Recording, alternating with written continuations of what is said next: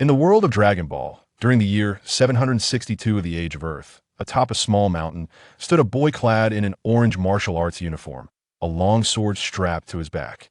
He gazed vacantly at the sky, embodying the character of Gohan, the son of Goku. However, this Gohan was not the one from the original narrative, but rather a transmigrator. Just moments ago, Su Xian was diligently working overtime at his company, programming away. As he neared completion, his vision suddenly darkened. Upon reopening his eyes, he found himself in this new realm, transformed into the 5-year-old Gohan. The timeline he inhabited was 6 months after the fateful clash between Goku and Raditz, indicating that in another 6 months, Vegeta and his companion would arrive on Earth. Ding! Confirming the host's bloodline, the recognition process is commencing. An electronic synthesized voice echoed in Su Xian's ears, interrupting his acclimatization to his newfound identity. System, he instinctively uttered, snapping back to reality. Before him appeared a blue progress bar adorned with a percentage. The bar ascended swiftly, reaching 90 in a matter of moments. Seconds later, it culminated at a full 100. The cultivation system recognition is complete. Now, the master need only perform a single push-up to enhance his combat power. One push-up to increase combat power? Su Xian was taken aback, as this bore a striking resemblance to the training regimen of Saitama from One Punch Man. Indeed, master. Then system, if I follow your training regimen, I won't end up bald, will I? What are you saying, master? I am a conscientious system. Conscientious? Typically, villains proclaim their goodness, while virtuous individuals refrain from self-proclamation. Never mind, survival is paramount. If worst comes to worst, I shall don a wig. Master, you do not trust me. The system retorted, a hint of indignation in its tone. I trust you. I certainly do. Fraud. Seeing the system's childlike pettiness, Su Xian could not help but tease it further. System, you aren't a female, are you? Absolutely not. This system is a true man. Very well, a true man. Now, system, typically upon recognition, other systems bestow a beginner's gift package.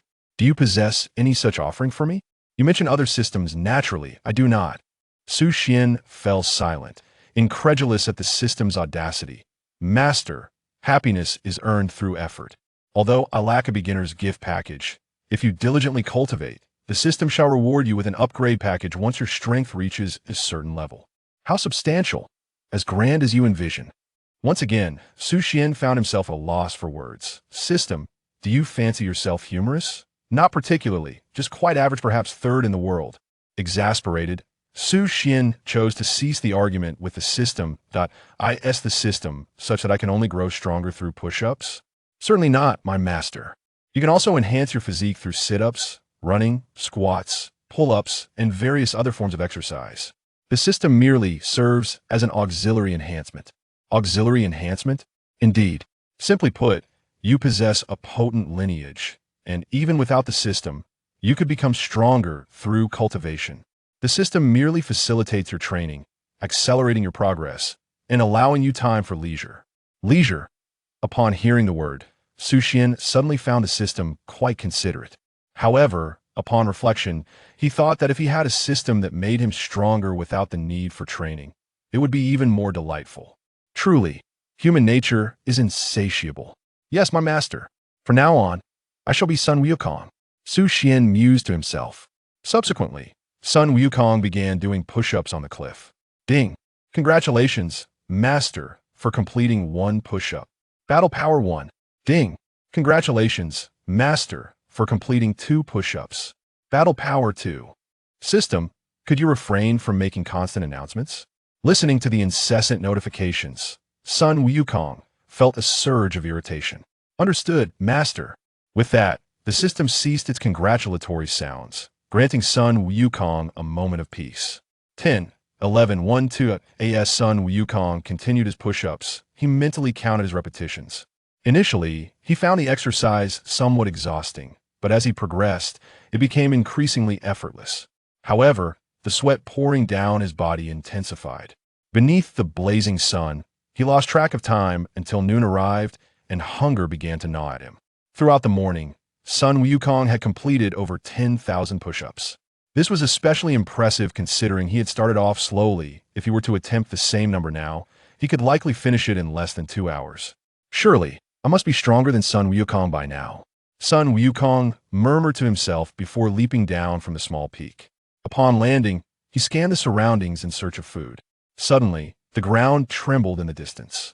Glancing back, he spotted a large, yellowish dinosaur. This creature bore a scar on its face, and its tail had been severed significantly. The one responsible for this amputation was none other than Sun Wukong himself. In the past, when Sun Wukong had not yet honed his skills, he had been pursued by the dinosaur, which mistook him for a meal. However, as Sun Wukong's strength grew, he would occasionally slice off a bit of the dinosaur's tail for sustenance. This brute had a remarkable talent for remembering food, but not the pain inflicted upon him, as he invariably pursued Sun Wukong with the same intent each time they crossed paths. "It's you, great dinosaur." Seeing the food presented to him, a smile spread across Sun Wukong's face that he swiftly drew his sword from his back, readying himself for the approaching dinosaur. Whooshed as the dinosaur approached Son Gohan, he suddenly leaped into the air, landing behind the creature. Before the dinosaur could react, Son Gohan struck down with his sword, severing its tail with precision. Ah! The dinosaur let out a pained cry, instinctively charging forward and colliding with a massive mountain ahead, rendering itself unconscious. "Thank you, dear dinosaur." Son Gohan smiled as he gathered some twigs from the surroundings and kindled a fire. When the flames grew sufficiently robust, he promptly began roasting the dinosaur meat with his sword. After a considerable time, the meat was ready, and Son Gohan, his stomach growling with hunger, eagerly picked up the roasted dinosaur flesh to feast upon. "Wow, it's so hot. Delicious.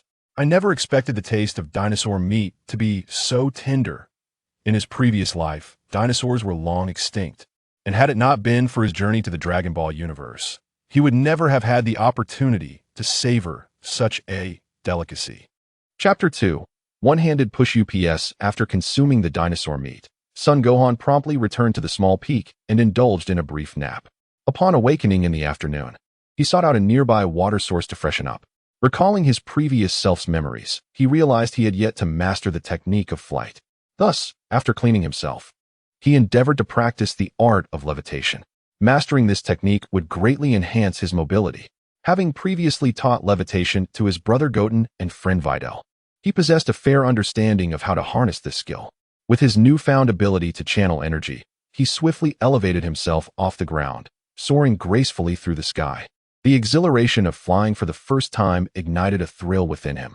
After practicing for an hour or two, he descended from the air and began performing push-ups. In the realm of Dragon Ball, levitation is merely a commonplace technique. He must prioritize enhancing his strength.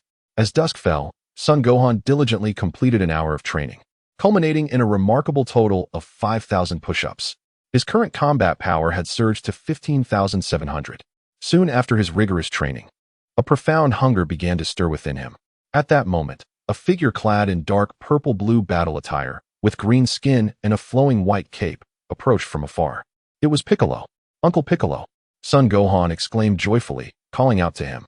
With a swift motion, Piccolo descended onto the small peak and presented a large fish he had just caught, tossing it before Son Gohan.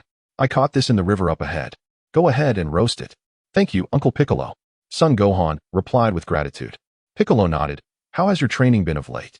"I've made a bit of progress," Son Gohan affirmed, eagerly leaping down the peak to gather some firewood for roasting the fish. Once he gathered enough, he concentrated energy in his hands to ignite a flame. As the fire blazed to an adequate intensity, he placed the fish upon the flames to cook. At that moment, Piccolo descended from the peak and took a seat beside Son Gohan. The two sat in silence around the fire. After a considerable time, the fish was finally ready. Son Gohan picked up the roasted fish and turned to Piccolo. "Uncle Piccolo, would you like some fish?" "There's no need. You should eat it," Piccolo replied. Taking his cue, Son Gohan promptly began devouring the fish. After a lengthy while, he finished the entire fish, letting out a contented burp as he reclined backward. "I am so full." Observing Son Gohan's satisfied demeanor, a faint smile appeared on Piccolo's face. Yet, it faded swiftly, reverting to his usual serious expression. Although he cherished Gohan, he was ultimately the son of Goku and not his own child. Just then, Son Gohan, lying on the ground, unknowingly drifted off to sleep. "He's asleep," Piccolo remarked. slightly taken aback. Subsequently, he remained by Son Gohan's side throughout the night. As dawn approached the following day, Piccolo took his leave. Uncle Piccolo, Gohan, upon awakening and noticing Piccolo's absence, tentatively called out, but no response echoed back. Has he departed? Gohan murmured to himself. Subsequently, he sought out a nearby stream to wash and refresh himself. After his ablutions, Gohan successfully hunted a wild boar, which he roasted as his breakfast. Once he finished his meal, he promptly returned to the small peak to continue his training. Let us aim for 2,000 today. He set a modest goal for himself and began his exercises, supporting himself with his hands on the ground. 1, 2, 3. The morning slipped by swiftly.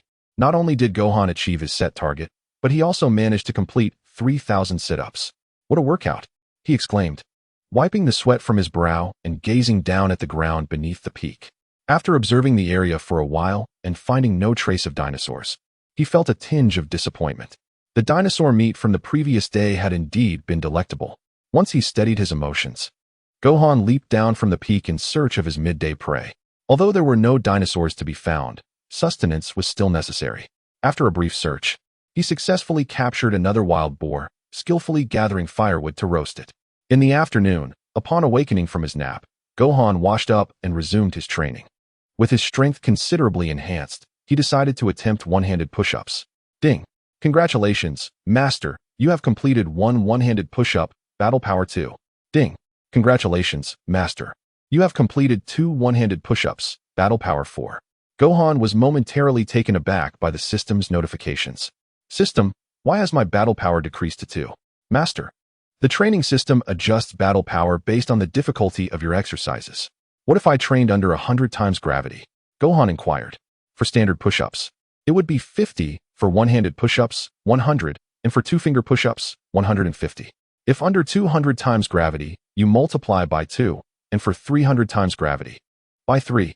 Moreover, the stronger the master becomes, the greater the increase in training benefits. After pondering this, Gohan recalled that the maximum gravity in the Dragon Ball gravity chamber was 800 times. If he were to perform two-finger push-ups under 800 times gravity, each push-up would yield 1,200, and 10,000 push-ups would equate to 12 million. Over the course of a year, comprising 365 days, he could potentially accumulate billions in battle power. Of course, this presupposed access to an 800 times gravity chamber. System, if I lack a gravity chamber, can I still enhance my battle power through weighted training? Absolutely. The system is quite adaptable. How adaptable? Gohan pressed. As adaptable as needed. Is that so? With that, Gohan commenced performing one-finger push-ups. With his battle power having reached 40,000, executing one-finger push-ups without additional weight proved to be quite effortless. The afternoon passed swiftly, and before he realized it, the sun had set. Son Gohan completed an astonishing 15,000 single-finger push-ups, each contributing 3 points to his combat power. In the span of one afternoon, he augmented his strength by an impressive 45,000 points. If he continues at this pace, he is likely to reach 3 million in combat power within a month. Moreover, with his enhanced abilities, Gohan has significantly increased his speed in performing push-ups. Chapter 3. Piccolo's test today was yet another fulfilling day. As Son Gohan gazed at the gradually dimming sky, he couldn't help but feel a wave of reflection wash over him. With a light-hearted tune on his lips, he set off in search of tonight's prey. Halfway through his cheerful melody, he suddenly sensed someone watching him from behind, prompting him to halt. Has he been discovered? Piccolo, hidden behind a small hill, was taken aback. He had come today with the intention of secretly observing Gohan. Though he appeared cold and aloof, Piccolo was genuinely concerned for Gohan's well-being. Previously, he had visited Gohan stealthily on several occasions. As for his reasons for being discreet, he wished for Gohan to develop self-sufficiency, and, being the Demon King, he feared being ridiculed by Krillin and others for caring for Gohan like a mother hen. Gohan chuckled softly and resumed his forward stride. Piccolo, witnessing this, let out a sigh of relief. It seems he hasn't noticed me. The following morning, upon awakening from his slumber, Gohan was startled to find Piccolo seated nearby, a freshly caught fish lying beside him. Uncle Piccolo, Gohan exclaimed, taken aback by his sudden presence. Despite his fondness for Piccolo, the green skin and face could be quite intimidating, especially upon waking. Moreover, having only recently traversed into this realm, he was still unaccustomed to Piccolo's appearance. You're awake. Piccolo remarked, glancing at Gohan with his usual calm demeanor. Yes. Gohan nodded eagerly. Uncle Piccolo, what brings you here so early today? I came to see how your martial arts training is progressing. My martial arts? Gohan inquired, intrigued. Indeed. After you finish breakfast, I will spar with you. Spar? Gohan echoed, a hint of nervousness creeping into his voice. Rest assured, I want to use my full strength. Gohan chuckled lightly. Even if you did, you wouldn't be able to defeat me. Then I shall wash my face and prepare to roast this fish. Gohan declared. Very well, Piccolo replied with a nod. After a considerable time, Gohan had grilled the fish to perfection and consumed it entirely. Gohan, are you ready? Piccolo asked. Please be patient, Uncle Piccolo. I just finished eating and need to sit for a moment to digest. Piccolo remained speechless. As a Namekian who required only water to sustain himself, he found it difficult to comprehend the human necessity of taking time to digest food. Moments later, Gohan stood up. Am I ready? He nodded affirmatively. Then come at me with your best attack. All right. As Son Wukong smiled with delight, Piccolo let out a dismissive grunt, seemingly indifferent. In his eyes, no matter how much Son Wukong's strength had improved, he could never be a match for him. Suddenly, a gust of wind brushed past him, startling Piccolo and causing a cold sweat to break out on his brow. He swiftly turned around to find Son Wukong grinning at him. Piccolo, when did you sneak up behind me? Just now. What's the matter, Piccolo? And nothing. Piccolo replied, his expression instantly turning serious. He never anticipated that Son Wukong could become so fast in just a few days. Oh, Piccolo, am I really going to fight now? Really going to fight? Yes. I was worried you weren't ready, so I just circled around you. Go ahead and make your move. If you manage to defeat me, I will allow you to return home for a day. Return home? Yes. Didn't you want to go home? Indeed, home is quite comfortable. But I know that once I return, Chi-Chi will surely have me studying. Well, Piccolo, I must admit, I'm not that eager to go back right now. Not eager to go back? Son Wukong nodded. Piccolo, if I defeat you, will you take me to meet Krillin? What's so special about that bald-headed fellow? Piccolo scoffed. Yet, after a few moments, he relented. Fine, if you defeat me, I will take you to see them. Son Wukong beamed and nodded. Then can we continue our battle? Of course, Piccolo replied. With a swift motion, Piccolo launched his fists towards Son Wukong. Son Wukong deftly sidestepped the attack with ease. Damn it, Piccolo exclaimed angrily, delivering a powerful kick forward. Son Wukong gracefully evaded once again. How is this possible? Piccolo gasped in disbelief. Initially, he hadn't exerted his full strength, but that last kick had been with all his might. At that moment, Son Wukong's figure suddenly appeared before him, raising his right foot and delivering a kick to his body. Piccolo let out a cry as he was sent plummeting off the cliff, crashing heavily onto the ground. After a brief moment, Piccolo, clutching his chest, slowly rose from the earth, panting heavily, his face flushed with embarrassment. Though Son Wukong had merely kicked him, it felt as if his very organs were displaced. When did this little brat's power become so formidable? Just then, Son Wukong soared from the small peak, landing before Piccolo. Piccolo, shall we continue our fight? Son Wukong inquired, hands in pockets. Upon hearing this, Piccolo gritted his teeth. Wukong, when did you become so strong? Just in these past few days. Piccolo had been secretly observing Son Wukong during his 6 months of training. If he were to lie, it would be effortlessly discerned by Piccolo. After listening, Piccolo fixed his gaze upon him, beginning to harbor doubts about Gohan's true identity. Although Gohan had trained for half a year and was no longer as timid as before, his current demeanor was exceedingly composed, starkly contrasting with the Gohan of yore. Nevertheless, Gohan still exhibited the same respect towards him as he always had. Could it be that his mind had been compromised? Piccolo mused inwardly. Gohan, during your training these past few days, have you sustained any injuries to your head? My head? No. Gohan shook his head. What's wrong, Uncle Piccolo? Oh, it's nothing. But Gohan, how did your strength suddenly increase so remarkably? By doing push-ups. Push-ups? Indeed. I did several tens of thousands yesterday. A bead of cold sweat formed on Piccolo's forehead. He often performed push-ups himself, and without a weighted suit, he could easily complete tens of thousands as well. However, such training didn't seem to significantly enhance one's power. Aside from push-ups, have you engaged in any other forms of training? I also did sit-ups. Piccolo was left speechless. These were merely commonplace exercises. Yet, he thought, as long as Gohan's strength had indeed increased, and he could handle the Saiyans in 6 months, then let him surpass him. So, Uncle Piccolo, Could you teach me the special beam cannon? Although Gohan had grown stronger, his skill set remained somewhat limited. Of course, Piccolo replied, momentarily taken aback. He hadn't anticipated Gohan wanting to learn his special beam cannon. It was his most formidable technique, albeit one that required a bit of time to execute. Uncle Piccolo, do you possess any other techniques you could teach me? Certainly. However, you must commit to diligent practice. Understood. Gohan nodded. Observing this, Piccolo immediately placed his fingers upon his forehead, a golden aura emanating from his fingertips.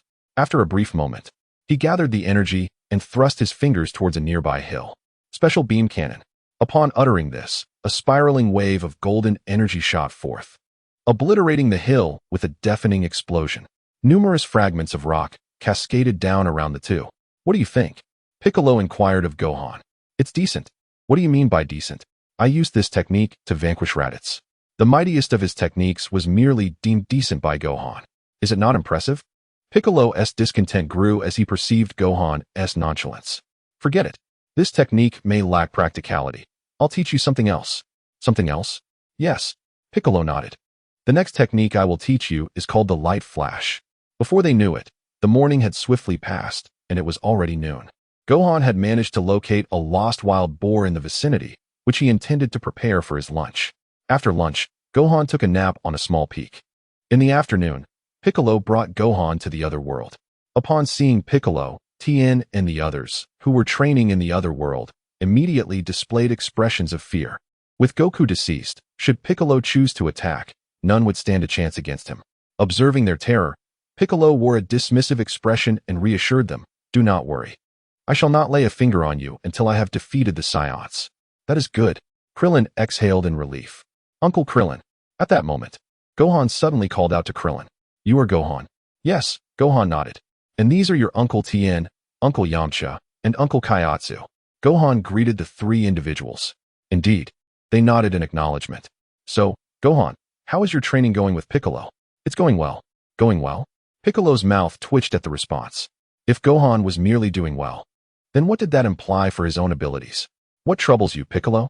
Krillin inquired, noticing Piccolo's change in demeanor. Nothing at all. Really?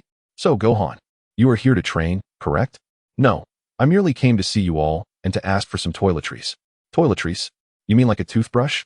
Yes, Gohan nodded again. Then I shall seek out Bobo and see if he has any toiletries. Bobo? Bobo is the attendant of the deity. Didn't your father mention him? Yamcha remarked. He did, but I momentarily forgot. Ah, I see. Just then, Piccolo's lips curled into a slight smile. Do you not wish to know the current strength of this little brat? Yamcha responded, Gohan's strength? Yes, I am curious to know just how powerful Goku's son has become. As Yamcha spoke, he turned his gaze to Gohan. So, Gohan, rest assured, I will go easy on you. Gohan remained silent, uncertain whether to regard Yamcha's confidence as commendable or arrogant. Go easy. Piccolo could not help but laugh. What are you laughing at? Yamcha shuddered at Piccolo's sudden mirth. I laugh at your foolishness. To be frank, not only can you not defeat him, but neither can I. You cannot defeat him. Yamcha exclaimed in shock. Tien and Kairatsu also displayed disbelief at this revelation. In just half a year, Gohan had surpassed Piccolo. Indeed, at that moment, Krillin emerged with Bobo. Observing the astonished expressions on Yamcha and the others, he asked, What is the matter with all of you? Krillin, Piccolo just stated that Gohan's strength has already surpassed his. Yamcha replied, What? Krillin gasped in astonishment. He had just heard that Son Gohan considered his own strength to be adequate, thinking that he was weaker than them. To his surprise, Gohan was able to defeat Piccolo, remaining remarkably humble about it. However, this turned out to be fortuitous for them, with Gohan present. They no longer had to fear Piccolo, and Gohan's formidable strength gave them hope of overcoming the Saiyans who would arrive on Earth in 6 months. With this thought, Krillin's face immediately lit up with excitement. That's wonderful, Gohan. I never imagined you had surpassed Piccolo. Piccolo, upon hearing this, let out a cold snort, feeling somewhat displeased. Gohan nodded. At this moment, everyone present was generally elated, with the sole exception of Yamcha. Gohan's current strength had eclipsed Piccolo's, and just moments ago, he had boasted about showing mercy. Well, Uncle Yamcha, shall we not compete after all? Not compete. Yamcha, do you wish to spar with Gohan? Krillin inquired. Indeed. It's fine, Gohan. Although my strength may not match yours, I am eager to discover just how powerful you truly are. Yamcha feigned indifference for the sake of his pride. Very well, Gohan replied. Yamcha nodded, and then both of them took a step back to create distance. Piccolo and the others quickly stepped aside to avoid interrupting the duel. All right, Uncle Yamcha, shall we begin? Okay. Yamcha agreed, his body darting forward like the wind towards Gohan. Chapter 5. The Heavenly Realm. Gohan slightly leaned to the side to evade the incoming attack. Yamcha, startled, swiftly lifted his right leg to kick at Gohan. Bang! Gohan raised his left arm, successfully blocking Yamcha's right foot. Damn it! Yamcha gritted his teeth, quickly retreating. Gohan regarded him with a calm expression. At that moment, the Earth's deity slowly emerged from a room in the Heavenly Realm, leaning on a cane. Is this Son Gohan, the son of Son Wukong? The Earth deity asked, observing Gohan. Yes, indeed, Divine One. Gohan replied. Just then, Yamcha suddenly let out a fierce shout and charged at Gohan like a wolf. In no time, Yamcha was upon Gohan, his hands clawing towards him like a multitude of talons. This move was called the New Wolf Fang Fist, an upgraded version of the Wolf Fang Fist. Whoosh! In response to Yamcha's assault, Gohan effortlessly dodged the attack. This won't do. Yamcha's strikes cannot land on Gohan at all. Tien Shinhan assessed the situation between the two. Krillin exclaimed, indeed. I never anticipated that Goku's son would be this powerful, especially at just 5 years old. Saiyans are truly an impressive warrior race. Indeed. Tien nodded. Just then, Gohan exerted his strength with his right hand, sending Yamcha flying hundreds of meters away. Bang! Yamcha braced himself against the ground, panting heavily, half-crouched and drenched in sweat. Son of Goku, I shall not concede so easily. As Yamcha spoke, he gradually rose from the ground. Piccolo, upon hearing this, wore an expression of utter disbelief. Had it not been for Gohan's restraint, he would have already been defeated and would have had no opportunity to battle Gohan. This young lad is far too lenient, Piccolo thought to himself. At that moment, Yamcha clasped his left wrist with his right hand, concentrating his energy into a blue energy sphere, which he hurled towards Gohan. Gohan swiftly swayed to evade it. Just then, Yamcha raised his right hand, redirecting the evaded blue energy sphere skyward. An energy blast, Gohan surmised, quickly deducing the technique Yamcha was employing. Suddenly, the blue energy sphere, under Yamcha's control, launched another attack towards Gohan. Gohan stood motionless in place. Soon, the blue energy sphere struck him, passing cleanly through his body. The afterimage technique, Krillin exclaimed, swiftly recognizing the technique Gohan had just utilized. How infuriating! Yamcha gritted his teeth, a sudden wave of helplessness washing over him. Gohan's strength was overwhelming, so formidable that he felt utterly incapable of challenging it. In that instant, Gohan abruptly appeared in front of Yamcha and delivered a powerful punch that sent him crashing to the ground. Yamcha, I am fine, Yamcha managed to say, struggling to rise. At that moment, Gohan mimicked Yamcha's previous stance, gathering energy to form a blue energy sphere. Is he using the energy blast too? Tien exclaimed in astonishment. He had not anticipated that Gohan would master Yamcha's technique with such ease. As soon as he finished speaking, Gohan launched the blue energy sphere, manipulating it swiftly with his right hand, causing it to dart about in the sky. Boom! With a light exclamation, the energy sphere exploded in the heavens, filling the sky with a colossal cloud of smoke and flames. The power of this energy blast is immense. Yamcha gasped, being the originator of the technique. He was well aware of its potency. Is it because his strength surpasses mine? Yamcha pondered. Just then, a petite figure, adorned with blue fur on its back and white fur on its face, chest, abdomen, inner ears, and the tip of its tail, flew in from a distance. This was Puar, Yamcha's loyal companion. He had been with Karin and Yajirobe, unaware of Piccolo and the others' arrival. Upon Puar's appearance, Yajirobe descended from Karin Tower as well. Master Yamcha. Puar, what happened? Are you alright? It's nothing, I was just sparring with Gohan. Gohan. Puar turned to gaze at Gohan, realizing, so, he is the son of Goku. Indeed, Yamcha affirmed. The son of Goku. Yajirobe approached upon hearing this. This kid does resemble Goku quite a bit when he was young. Uncle Krillin, who is he? He is your father's friend, Yajirobe. Uncle Yajirobe. Yajirobe nodded. By the way, who won the recent match? Gohan won. Krillin exclaimed. Gohan has become so formidable now. Yajirobe was taken aback. He and Yamcha possess similar strengths. If even Yamcha could not defeat him, he might not stand a chance against Son Gohan either. Indeed, Gohan is now the strongest among us. Even Piccolo cannot rival him. Upon hearing this, Piccolo cast a sharp glance at Krillin. Krillin, sensing the look, felt a shiver run down his spine. Even Piccolo cannot match him? Yachirobe gasped in astonishment. Krillin nodded. Uncle Krillin, may I ask you for a favor? What is it, Gohan? Could you arrange for Bulma to help me construct a gravity chamber with 100 times the gravity? 100 times the gravity. The crowd gasped in disbelief. Yes, Gohan. Do you realize how heavy 100 times gravity is? Krillin inquired. Of course, it is 100 times my body weight. If your current weight is 20, then 100 times gravity would equal 2 tons. Oh, Piccolo couldn't help but chuckle. Little bald head, just do as Gohan says. I am not a little bald head. My name is Krillin. Then I shall call you Krillin the little bald head. Piccolo laughed. How infuriating. Krillin clenched his fists, gritting his teeth. Uncle Piccolo, although Uncle Krillin is bald, I still hope you call him by his name. Hearing this, Krillin fell silent. He desperately wished to request the omission of the term bald. Well then, Piccolo glanced at Son Gohan and said, Gohan, if there is nothing else, shall we head back? All right. Son Gohan nodded. Uncle Krillin, if the gravity chamber is ready, please inform Uncle Piccolo. Piccolo. Upon hearing this, Krillin's expression shifted. If the gravity chamber is completed, I shall come to find you personally. That works. Here is this capsule. It contains toothpaste and a toothbrush, sufficient for half a year. Bobo tossed a multifunctional capsule to Son Gohan. Thank you. Son Gohan expressed his gratitude as he accepted the capsule. Piccolo, shall we return then? MHM. Son Gohan nodded. Farewell, Uncle Krillin and everyone. Goodbye. The group waved as Son Gohan and Piccolo departed from the other world. I never anticipated that Gohan would grow so rapidly.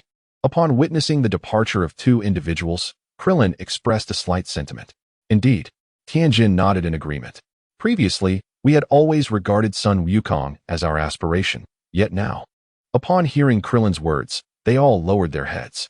Though they yearned to catch up with Sun Wukong, it was an insurmountable challenge. His innate talent and diligence in cultivation surpassed theirs. After a brief moment of silence, Yamcha suddenly lifted his gaze towards Krillin and inquired, So, Krillin, will you be the one to approach Bulma about the gravity room? Certainly. Krillin nodded in affirmation. After all, he was no longer the primary contender. With a decisive thud, Krillin promptly departed from the heavenly realm. Meanwhile, Son Gohan and Piccolo had returned to their training ground. Gohan, starting today, I shall train alongside you, Piccolo proposed. Train together? Indeed. Although your strength now eclipses mine, I can still serve as your sparring partner. Very well then. In West City, at Bulma's residence, Bulma sat idly by a table, perusing a magazine. Suddenly, a figure descended from the sky. It was Krillin. Bulma. Ah. Bulma, startled by Krillin's abrupt appearance, leapt to her feet. Once she recognized him, she playfully tapped Krillin's bald head and exclaimed, Krillin, do you intend to frighten me to death? What are you talking about, Bulma? I clearly called for you. You simply didn't hear me. Bulma huffed in response. Now, tell me, what brings you here today? Well, you see, Gohan came to me today and asked if you could assist him in constructing a gravity room with 100-fold increase. 100-fold gravity room? Bulma gasped. Indeed, Gohan is currently the strongest among us. The strongest? But isn't Gohan only 5 years old? Yes. However, Gohan is a scion, and his potential is extraordinarily potent. I see.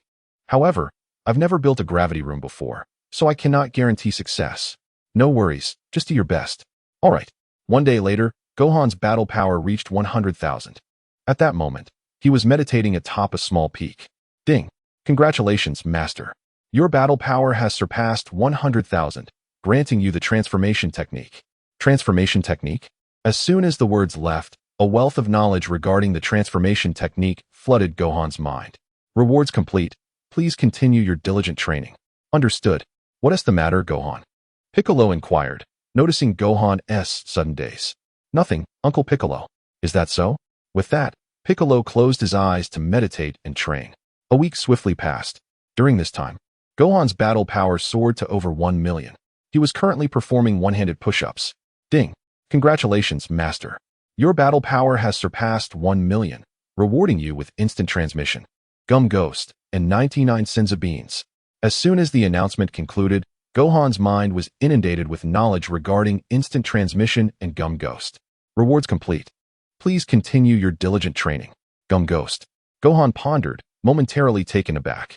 He recalled that this technique seemed reminiscent of Gotenks' moves. That system.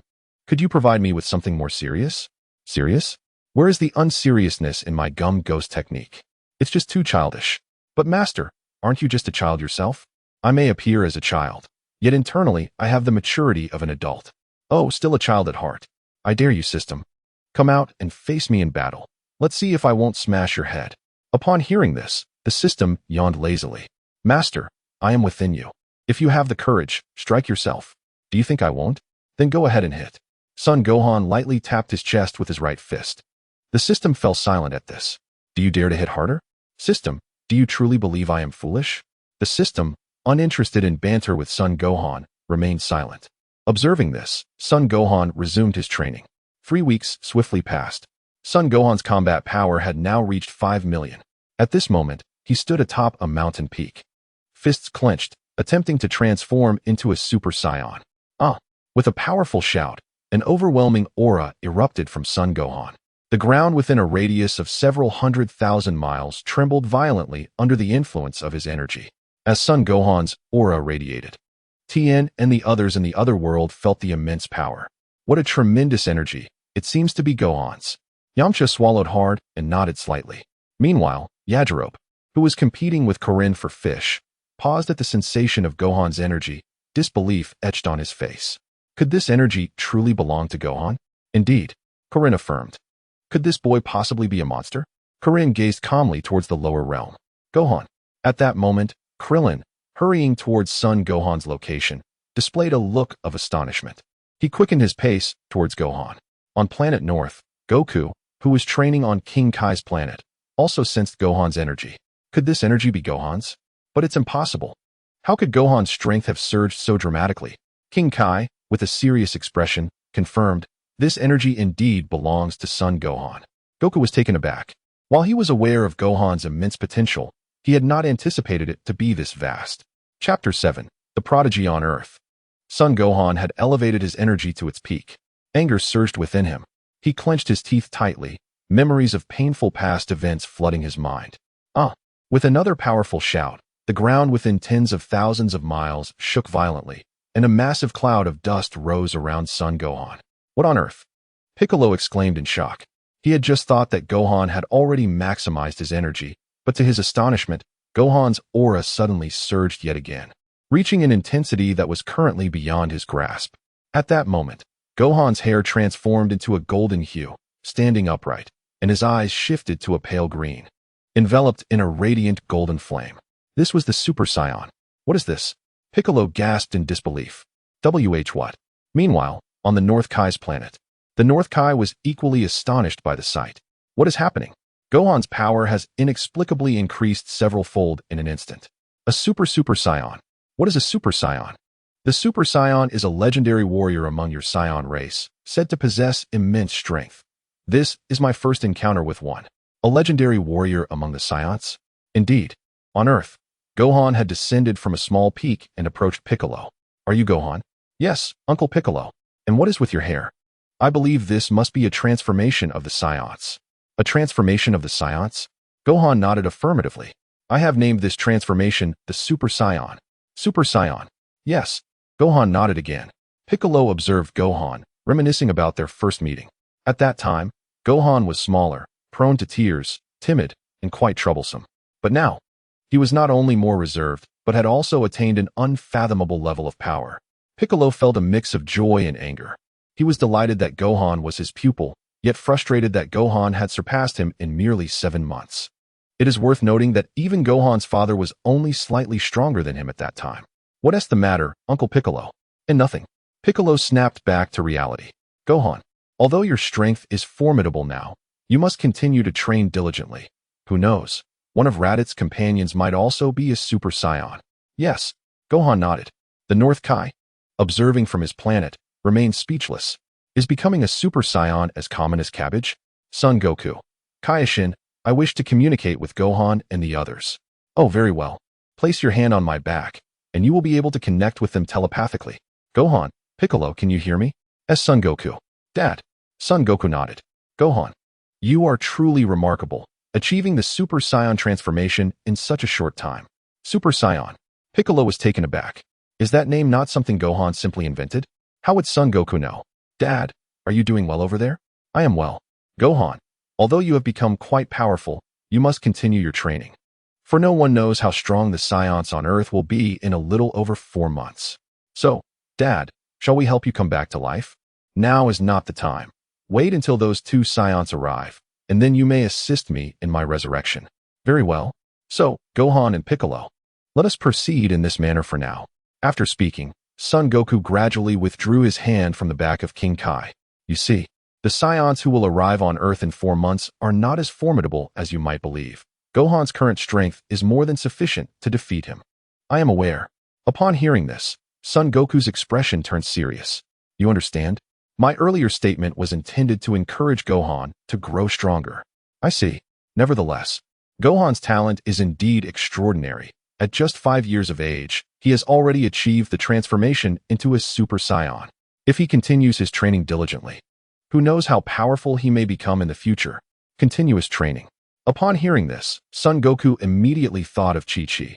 Chi-Chi has always opposed Gohan's training, wishing for him to focus on his studies and become a renowned scholar. On Earth, just as Son Goku and Gohan concluded their conversation, a figure descended from the sky. It was Krillin. Observing Gohan in his Super Saiyan form, Krillin hesitantly inquired, "Are you Gohan?" "Yes, Uncle Krillin," Gohan replied, instantly reverting to his normal state. Upon seeing Gohan return to his original form, a radiant smile spread across Krillin's face. "It truly is Gohan. I never anticipated your strength would reach such heights." Gohan nodded in acknowledgement. "By the way, Gohan, was that transformation you just performed?" "That was the Super Saiyan transformation." "The Super Saiyan transformation? I see, Uncle Krillin. Has the gravity chamber been completed?" "Yes, I've come to inform you today." "I see," Gohan said, turning to Piccolo. "Uncle Piccolo, would you care to join me at Aunt Bulma's house?" Piccolo glanced at Gohan and nodded.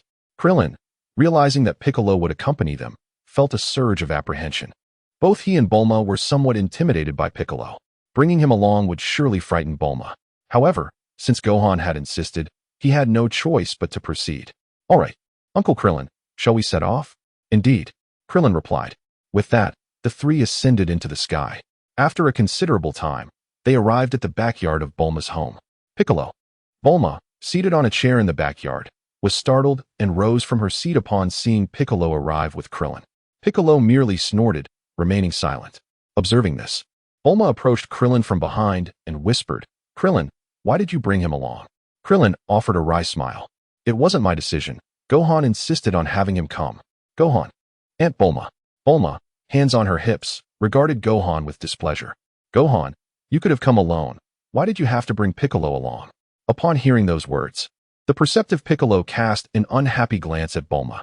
"Why am I not welcomed?" Chapter 8. The gravity room is ready. Bulma, sensing his displeasure, quickly forced a smile. "Oh, no. I merely meant that if you're coming, Gohan should have informed me sooner." "Humph." Piccolo scoffed. "Less chatter. Direct us to the gravity room."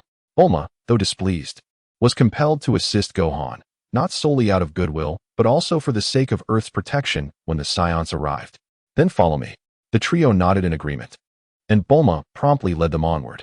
After a brief walk, she guided them to a spacious building. "Bulma, is this the gravity room or a living space?" "Of course. It serves as the gravity room, but one must eat and rest while training, right?" "That's true. Thus, I have converted a house into the gravity room. It's just ahead." "Oh," Bulma exclaimed, leading them into the gravity room. The interior was vast, slightly smaller than the exterior, with synthetic red brick flooring. At the center stood a large machine, the control for the 100-fold gravity room. "Gohan, this is the switch for the gravity room. Press the left one to increase gravity by 1 fold, the right one to decrease it by 1 fold, and the middle switch resets everything to 0. "Understood, Aunt Bulma." "Good." Bulma nodded. "So, Gohan, will you train here at my house or elsewhere?" "Elsewhere?" "Indeed. This gravity room can be stored in a capsule, making it quite convenient to transport." "I see." Gohan glanced at Piccolo beside him. "Uncle Piccolo, what do you think?" "Do as you wish. Then I shall remain at Aunt Bulma's house." Piccolo regarded Bulma silently. "Uncle Piccolo, Uncle Krillin, would you like to stay and train as well? Together?" Krillin pondered. "Never mind. I think I'll train with Tien and the others." Regardless of their efforts, they won't surpass Gohan. And you, Uncle Piccolo? I'll assess the situation. Well then, Gohan. You trained diligently here. I shall return to the other world. All right, Uncle Krillin, take care. Yes, Krillin replied with a nod. Bulma suggested, shall I step out as well? I don't intend to train. Yes, Gohan nodded. Once the two exited, Gohan promptly adjusted the gravity to tenfold.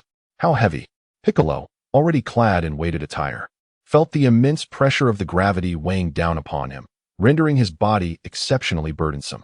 He glanced at Gohan, who appeared unfazed, as if nothing had transpired. Uncle Piccolo, are you all right? I'm fine. Since that's the case, I shall commence my training, exclaimed Son Gohan, as he began performing one-handed push-ups. 1, 2, 3, ding. Congratulations, Master. You have completed a push-up, increasing your battle power by 10. Observing this, Piccolo joined in as well. The morning passed swiftly, and before long, it was noon. Son Gohan managed to accomplish 10,000 one-handed push-ups and an equal number of sit-ups, resulting in a total increase of 200,000 in battle power. Beyond the system's rewards, the Saiyan blood coursing through him also contributed a few thousand to his strength, albeit the increase was modest due to the ease of his morning regimen. Gurgle. Son Gohan's stomach growled, signaling his hunger. At that moment, Bulma's voice echoed from outside the gravity chamber. Gohan, it's time for lunch. Upon hearing this, Son Gohan immediately ceased his training. Uncle Piccolo, it's time to eat. I don't need to eat. You go ahead, replied Piccolo. Son Gohan nodded in understanding. Then, Uncle Piccolo, if you get thirsty, there's water in the kitchen. All right, you go eat, Piccolo affirmed as Son Gohan exited the gravity chamber. Once Son Gohan departed, Piccolo promptly increased the gravity to 20 times. He knew that Son Gohan had raised it to 10 times this morning to train alongside him. Otherwise, Gohan could easily have set it to 100 times. The weight was immense. As the 20-fold gravity pressed down upon him, Piccolo felt an overwhelming heaviness that even made it difficult for him to breathe. However, thoughts of Son Gohan kept him persevering. In Bulma's backyard, Son Gohan was now seated at the dining table. Bulma's mother, Mrs. Brief, and her father, Dr. Brief, had also taken their places at the table. Bulma, this is Goku's son, Gohan. Mrs. Brief squinted her eyes, smiling warmly. Yes, Mom. He looks just like Goku did when he was little. Bulma replied. Indeed. Well then, Gohan, please eat. Make yourself at home. Dr. Brief encouraged. Upon hearing this, Son Gohan eagerly picked up his chopsticks and began to eat. Soon, the food on the table vanished as swiftly as a gust of wind. Bulma's eyes widened in astonishment. While she had anticipated that Gohan, being a Saiyan, would have a hearty appetite, she was taken aback to see that at merely 5 years of age, his consumption rivaled that of a young Goku. He was truly a miniature version of Goku. Mrs. Brief chuckled in delight, for the more Gohan ate, the more it affirmed her culinary skills. Burp. After a lengthy meal, Son Gohan let out a hearty belch. Bulma gazed at him, noting how he seemed like a completely different person from the Gohan she once knew. That Gohan. What has Piccolo been feeding you during your training over the past 6 months? She inquired. Apples, dinosaur meat, wild boar meat, anything found in the mountains. He replied. Dinosaur meat. Bulma exclaimed. Yes, why? Gohan asked, surprised. Oh, nothing, just a bit taken aback. She replied. Is that dinosaur meat from Piccolo, or did you hunt down a dinosaur? No, I was being chased by a dinosaur, and then I severed its tail. I see. I heard from Krillin that your strength is formidable now, and even Piccolo is no match for you. Is that true? Uh-huh, Gohan nodded. That's wonderful. Bulma exclaimed, jumping to her feet. With you around, I need not fear that guy Piccolo anymore. Speaking of which, his face does look rather intimidating. Bulma Auntie, Uncle Piccolo is quite nice. He just looks a bit fierce. Chapter 9. You within me, I within you, humph. Bulma snorted. Regardless, I still find it difficult to get used to that green face. Bulma Auntie, I'm full now. I think I'll take a nap. All right, we'll tidy up here. Noticing this, Gohan promptly returned to the gravity chamber, where he found Piccolo still training. Uncle Piccolo, you're still at it. Huff, huff. Piccolo nodded, breathing heavily. Would you like to take a break? Sure, Piccolo replied, releasing the gravity in the chamber. As the gravity returned to normal, Piccolo let out a sigh of relief. Subsequently, both retreated to their respective rooms for an afternoon nap. In the afternoon, after their rest, they resumed training in the gravity chamber. 3 days later, in order not to hinder Gohan's training, Piccolo ultimately decided to train outside. Although Gohan felt a tinge of reluctance, He agreed to let Piccolo train externally, knowing he could seek him out anytime. Once Piccolo left, Gohan immediately increased the gravity in the chamber by 100-fold for his training. Ding! Congratulations, Master, for completing one-handed push-up, 100 battle power. Ding! Congratulations, Master, for completing 2 one-handed push-ups, 200 battle power. 4 days later, Gohan's base battle power reached 10 million. Ding! Congratulations, Master, your battle power has reached 10 million. As a reward, you receive the Celestial Mirror, which allows you to traverse all universes without being detected by angels. You can journey to the past and future, witnessing everything you desire without being discovered, even by the Omni King. The mirror can seal enemies with power lower than yours, read minds, and merge. No sooner had the announcement concluded than an ancient mirror appeared in the system's inventory. Steal? What do you mean by steal? You must have misheard me. Never mind. I can't be bothered to argue with you. Gohan remarked as he retrieved the Celestial Mirror from the inventory. Is this the Celestial Mirror? Indeed, Master.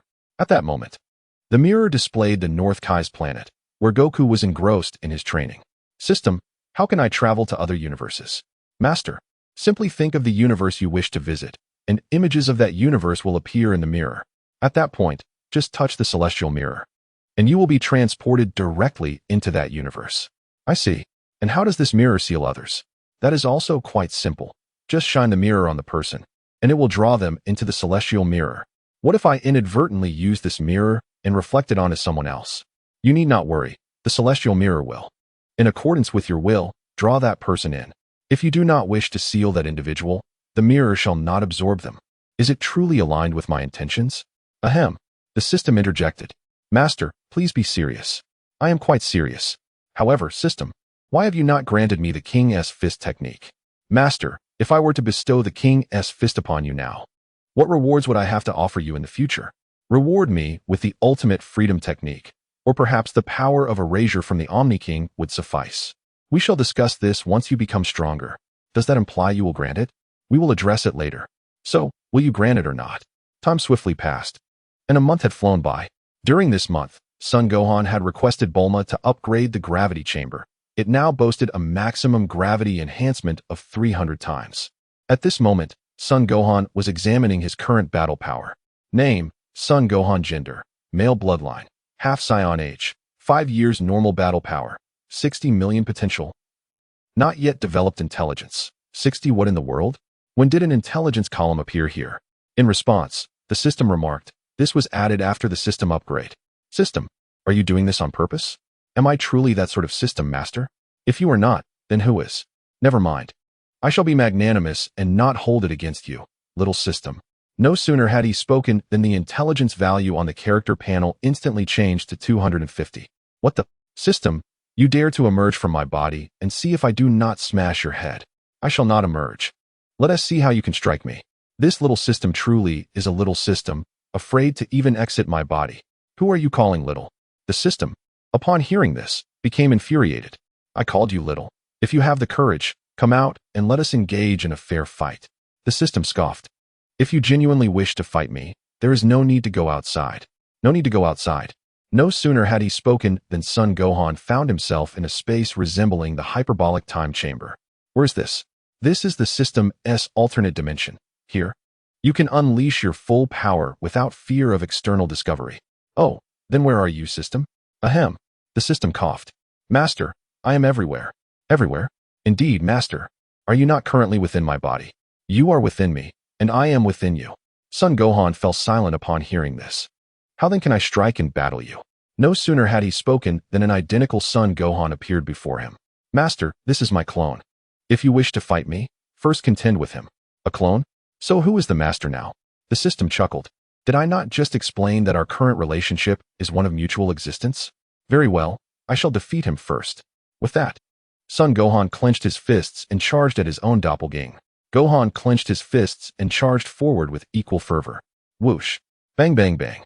In no time, the two confronted each other, their fists colliding with the force of a tempest. Boom! With a resounding crash, both of their right fists struck each other's faces simultaneously, sending them hurtling through the air. Whoosh! Thud! They both landed firmly on the ground, regaining their composure. Huh! With a mighty shout, Gohan surged towards his opponent once more. Observing this, Gohan mirrored his actions, launching himself at his adversary. Soon, they were once again locked in a flurry of blows, their fists and feet moving with the swiftness of the wind. Suddenly, Gohan crouched low, executing a sweeping kick aimed at his counterpart. Gohan leapt into the air, soaring gracefully. Not to be outdone, Gohan followed suit, ascending into the sky. Whoosh! Bam! Bam! Bam! The two figures danced like threads in the air, engaged in a fierce battle. Chapter 10, Namek Bang. With a powerful punch, their right fists collided, generating a whirlwind of energy. After a brief stalemate, they exerted their strength, propelling each other away. Are you imitating me? Gohan scrutinized himself, realizing that his moves were nearly identical to those of his opponent. This doppelganger of mine is you thus. You cannot triumph over him. Gohan scoffed, tightening his grip. Huh. With a thunderous roar, Gohan transformed into a Super Saiyan. A Super Saiyan, you say? Gohan, witnessing this transformation, also ascended to the same state. Gritting his teeth, Gohan dashed forward like a bolt of lightning. In response, Gohan charged toward him as well. Whoosh! Swish! Bang bang bang! They evaded and attacked each other with relentless vigor. Damn it! Gohan exclaimed in frustration, employing the recently acquired telepathy to discern Gohan's thoughts. Was it ineffective? Or did his mind truly harbor no thoughts at all? Master, aside from mimicking your techniques, he possesses no independent thought. Imitation. Indeed, Master. Since that is the case, let us see how you replicate my technique. Gohan declared, placing his hands to his forehead. Solar flare. No sooner had he spoken than a blinding light erupted from his hands. Gohan quickly shut his eyes. Moments later, as the brilliance began to wane, Gohan opened his eyes wide and charged at Gohan. Bam! Gohan's right fist struck Gohan's face with tremendous force, sending him flying. After soaring nearly 1,000 meters, Gohan landed firmly, stabilizing himself on the ground. With a mighty roar, Gohan dashed forward like a streak of lightning. Observing this, Gohan promptly placed his hands to his forehead. Solar flare. As his words echoed, a blinding radiance emanated from his hands once more. Upon witnessing this, Son Wukong hastily halted, shielding his eyes with his hand. Moments later, he slowly opened his eyes, only to see a diminutive fist hurtling towards him. Due to the proximity, Son Wukong was unable to react in time and was sent flying 1,000 meters away by the tiny punch. With determination, he firmly planted his feet on the ground, swiftly coming to a halt. How infuriating! I wonder if instant transmission will be of any use. Son Wukong muttered, placing his right index finger on his forehead. And in an instant, he reappeared behind himself. At that moment, he instantaneously transported himself above his own position. Observing this, he promptly lowered his finger and charged towards his counterpart in the sky. Huh! Before long, Son Wukong found himself face to face with his other self, delivering a powerful kick forward. Son Wukong's figure flickered as he rapidly ascended into the air. Witnessing this, Son Wukong immediately pursued him. Whoosh! Bang! Bang! Bang! Soon, the two were once again engaged in an intense battle. After a considerable duration, both of them collapsed onto the ground, exhausted from the exertion. Are you capable of anything? Master?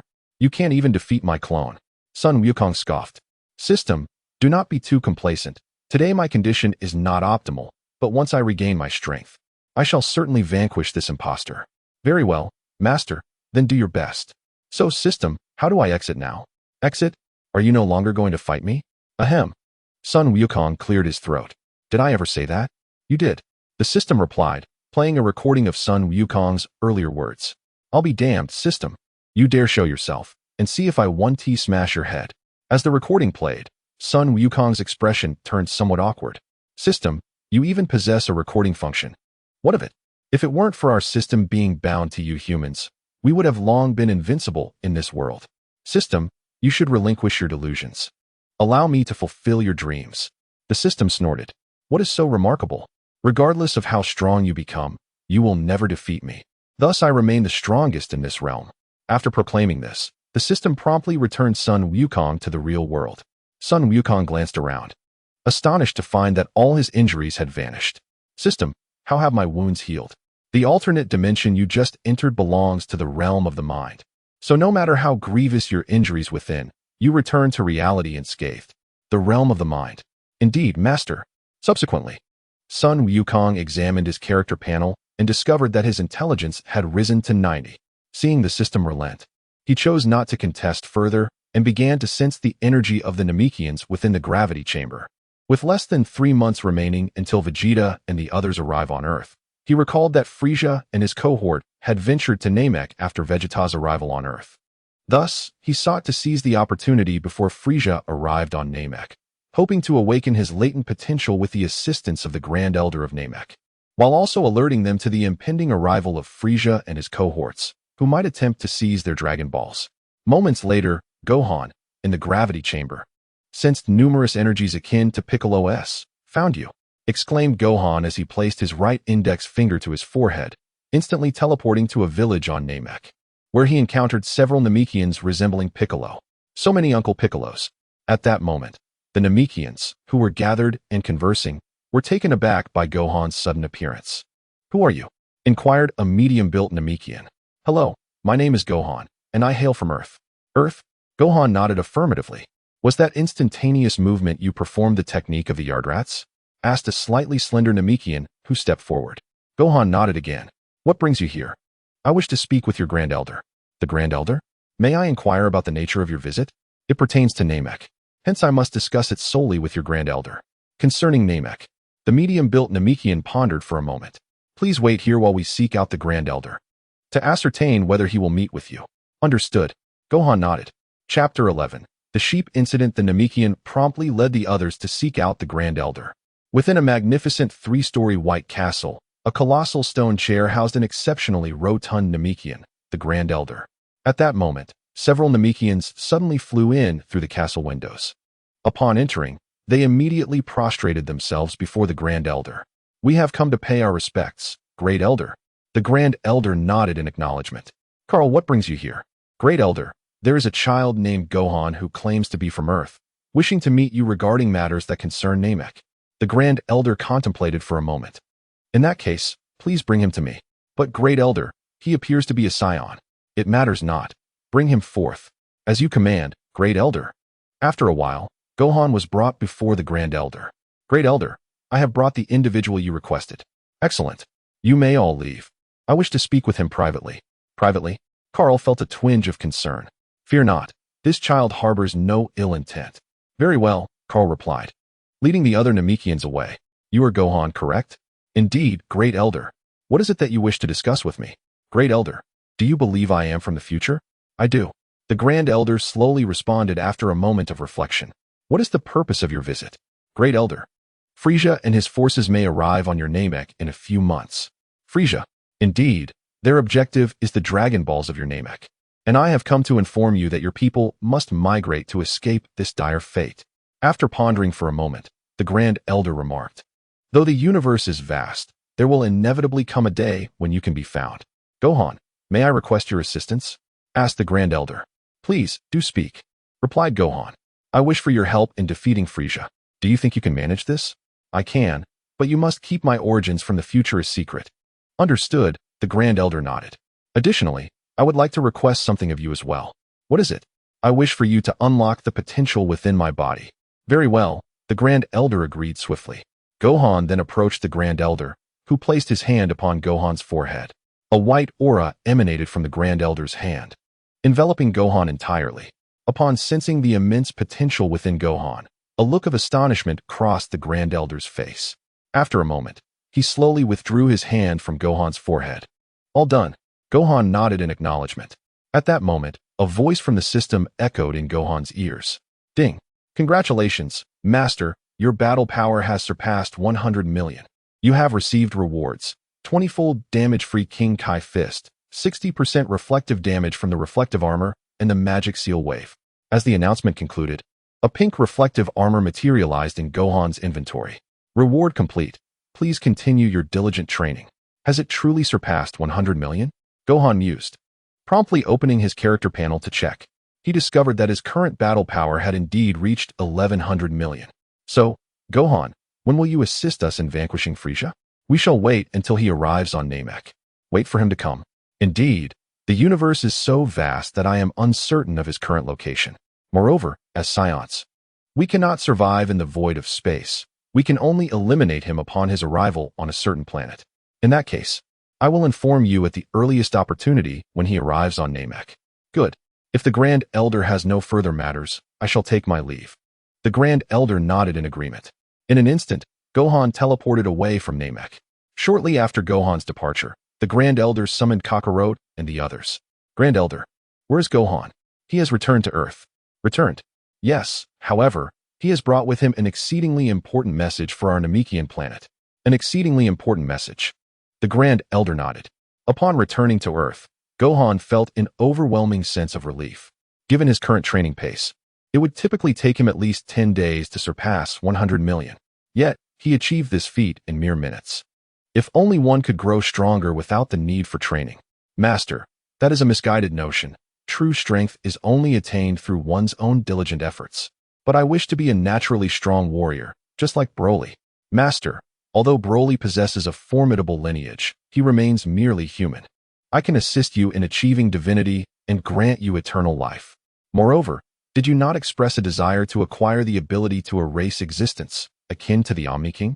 With diligent effort, not only can you erase universes, but the creation of time and space itself shall be within your grasp. Upon hearing this, Son Gohan thoughtfully stroked his chin. System, you are not attempting to deceive me, are you? Master, would I be that kind of individual? Indeed. Son Gohan nodded. Furthermore, System, it seems you are rather loquacious. Master, do you find my verbosity bothersome? Not at all. I merely believe it would be preferable for you to be a bit quieter. Recite a myth. Upon this, the System immediately began to play a tune. Master, I believe I am being quite silent now, am I not? Moments later, Son Gohan returned to his abode, within which lay a laptop. This computer was borrowed from Bulma for the purpose of learning. While he claimed to have borrowed it, he occasionally utilized it to write programs during his moments of ennui. Recently, he had been developing a game called Sheep's Adventure. This game had been immensely popular in his previous life. It bore some resemblance to Candy Crush, yet differed in that many cards were obscured beneath others, making it a challenge to discern what lay hidden below. To unveil the lower cards, one must first turn over the upper ones. Initially, the game offered only 2 levels, and many who attempted to conquer the second level found themselves toiling through the night in vain. Hence, numerous individuals, believing themselves to be more astute than others, sought to challenge the game as a means of showcasing their prowess. Son Gohan also had a financial motive for creating this game. Despite the wealth of the Son family, both he and Goku had insatiable appetites. Had they not lived in the mountains, replete with wild delicacies, they would have long since been impoverished by their consumption. This elucidates why Chi-Chi, in the original Dragon Ball series, persistently urged Gohan to study diligently and earn money. Chapter 12. Returning home, the past 3 months had swiftly elapsed, and the day to resurrect Goku had finally arrived.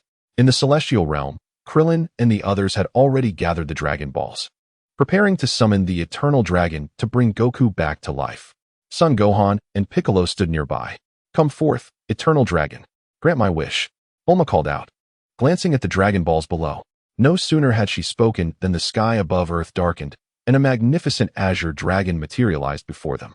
This dragon was none other than Shenron. State your wish. Any wish can be fulfilled, but only one. The dragon proclaimed. We wish to resurrect Son Goku. Very well. Shenron responded, his crimson eyes illuminating with brilliance. Meanwhile, on North Kai's planet, Goku felt a sudden absence of the halo surrounding him. Am I back to life? He remarked, scratching his head. Indeed. North Kai affirmed with a nod. Thank you, Lord Kai, for your care during this time, and I shall return to Earth now. Until we meet again. The other Kai beings expressed their reluctance to see him go. Though Sun Wukong may be somewhat impulsive, his heart is pure, and the trio has felt quite isolated on this planet. On Earth, the dragon said, I have successfully resurrected Sun Wukong. Until we meet again. With that, he transformed back into 7 Dragon Balls, scattering across the Earth. Dumpling, resurrected? The Earth deity nodded. Since Wukong's physical form is on North Kai's planet, he should be revived there as well. I see. But when will Wukong return to Earth? Dumpling inquired further. I do not know. However, I believe it should not take long.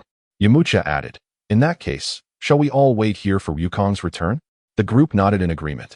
On the road to the Yellow Springs, Sun Wukong was filled with joy at the thought of reuniting with Krillin and the others. Yet, his greatest delight was in the prospect of seeing his son, Gohan. A few months prior, Gohan had already attained the form of a Super Saiyan, and his strength had surely increased since then. With this thought, Son Wukong hastened his flight forward. In the celestial realm, Krillin and the others had been waiting for quite some time. How strange. Why hasn't Wukong returned after being resurrected for so long? Krillin pondered aloud. Just as he spoke, a sudden sound of footsteps echoed from a room in the celestial realm. The group turned to see Son Wukong, donned in his orange martial arts uniform, alongside the fortune-telling elder seated upon a crystal ball. Wukong, father, it has been so long. Son Wukong greeted everyone with a warm smile. Upon hearing this, Krillin and the others approached him to chat. Wukong, how has your training with Lord Kai improved your strength? Not too shabby, just a tad stronger than you all. A tad, indeed. Gohan's strength is now the mightiest among us. Krillin nodded in agreement. As Son Wukong spoke, he turned his gaze towards Gohan, who stood behind Krillin and the others. For some reason, he found the Gohan before him somewhat unfamiliar. The previous Gohan was innocent and timid, often clinging to him. But now he exuded a remarkable composure, far beyond that of a mere child. Could it be due to Piccolo's influence? Son Wukong mused inwardly. The fortune-telling elder interjected. If Wukong has no other matters to attend to, I shall take my leave. Very well. Thank you for your assistance, elder. Not at all, the elder replied, then departed the celestial realm in her crystal ball. Once she had left, Son Wukong immediately embraced Gohan. Caught off guard by the sudden affection, Gohan felt a momentary discomfort. Though he still appeared a child, his past life had aged him comparably to Son Wukong. After a brief embrace, Son Wukong set Gohan back down. It seems you've grown quite a bit in the year we've been apart. Indeed, at 5 years old, he is bound to grow further. Son Wukong chuckled. So Wukong, do you feel confident in defeating the Saiyan who arrives on Earth tomorrow? Krillin asked. Uncertain, yet with Gohan by my side, even if I cannot prevail against him. Gohan remains. Krillin nodded in agreement. It was getting late, and I should be heading back. Back? Indeed. I have not seen Chi-Chi in quite some time. Gohan, shall we return? Son Gohan nodded affirmatively. Then, Uncle Piccolo, I shall take my leave. Very well. Subsequently, Son Gohan departed with Son Goku from the heavenly realm. At Baba's Mountain, Son Goku's residence. Chi-Chi, having not seen Son Goku or Son Gohan for an entire year, appeared quite haggard. At that moment, she sat in the house, sighing heavily. Ox King, Chi-Chi, Goku will be resurrected today. You needn't dwell in sorrow. Father, Gohan has been taken away by Piccolo for a year, and I cannot even fathom how much school he has missed. Am I not justified in my lamentation? Fear not, Chi-Chi, Gohan is quite intelligent. Simply find a tutor to assist him, and he shall swiftly catch up on his studies. But, father, that is not the same. Moreover, hiring a tutor incurs expenses.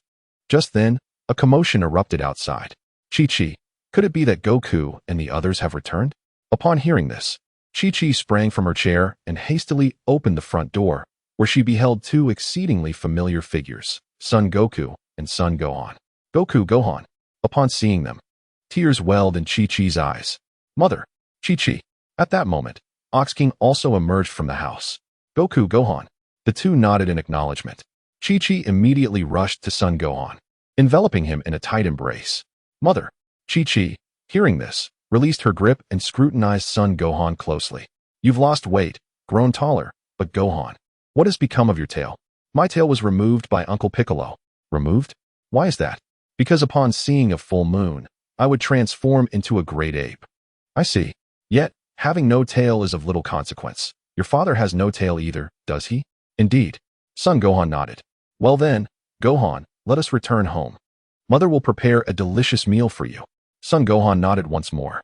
Seeing this, Chi-Chi promptly took Son Gohan's hand and led him back inside. Ox King, well then, Goku, shall we also go in? Ah yes. Upon returning home, Son Gohan surveyed his surroundings. Although their home was not as grand as Bulma's, it exuded a warm and inviting atmosphere. Chapter 13. The multiplication technique. What troubles you, Gohan? Chi-Chi inquired, noticing Son Gohan's dazed expression. Oh, it is nothing. I simply have not been back in a long while. Is that so? Then let mother prepare a feast for you right away. Yes. Son Gohan nodded. Chi-Chi, elated, dashed into the kitchen. Goku, I heard from the fortune teller that Gohan has surpassed you. Is that true?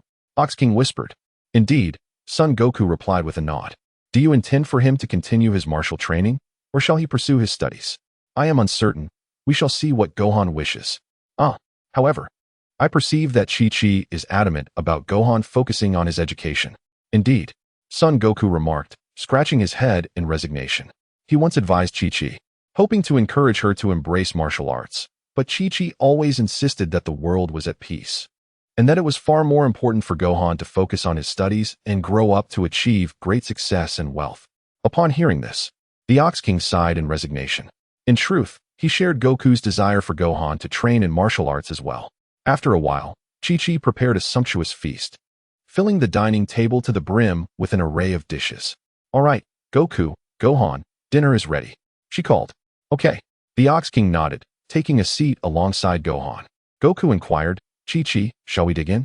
Chi-Chi nodded. Gohan and the Ox King immediately picked up their chopsticks and began to eat.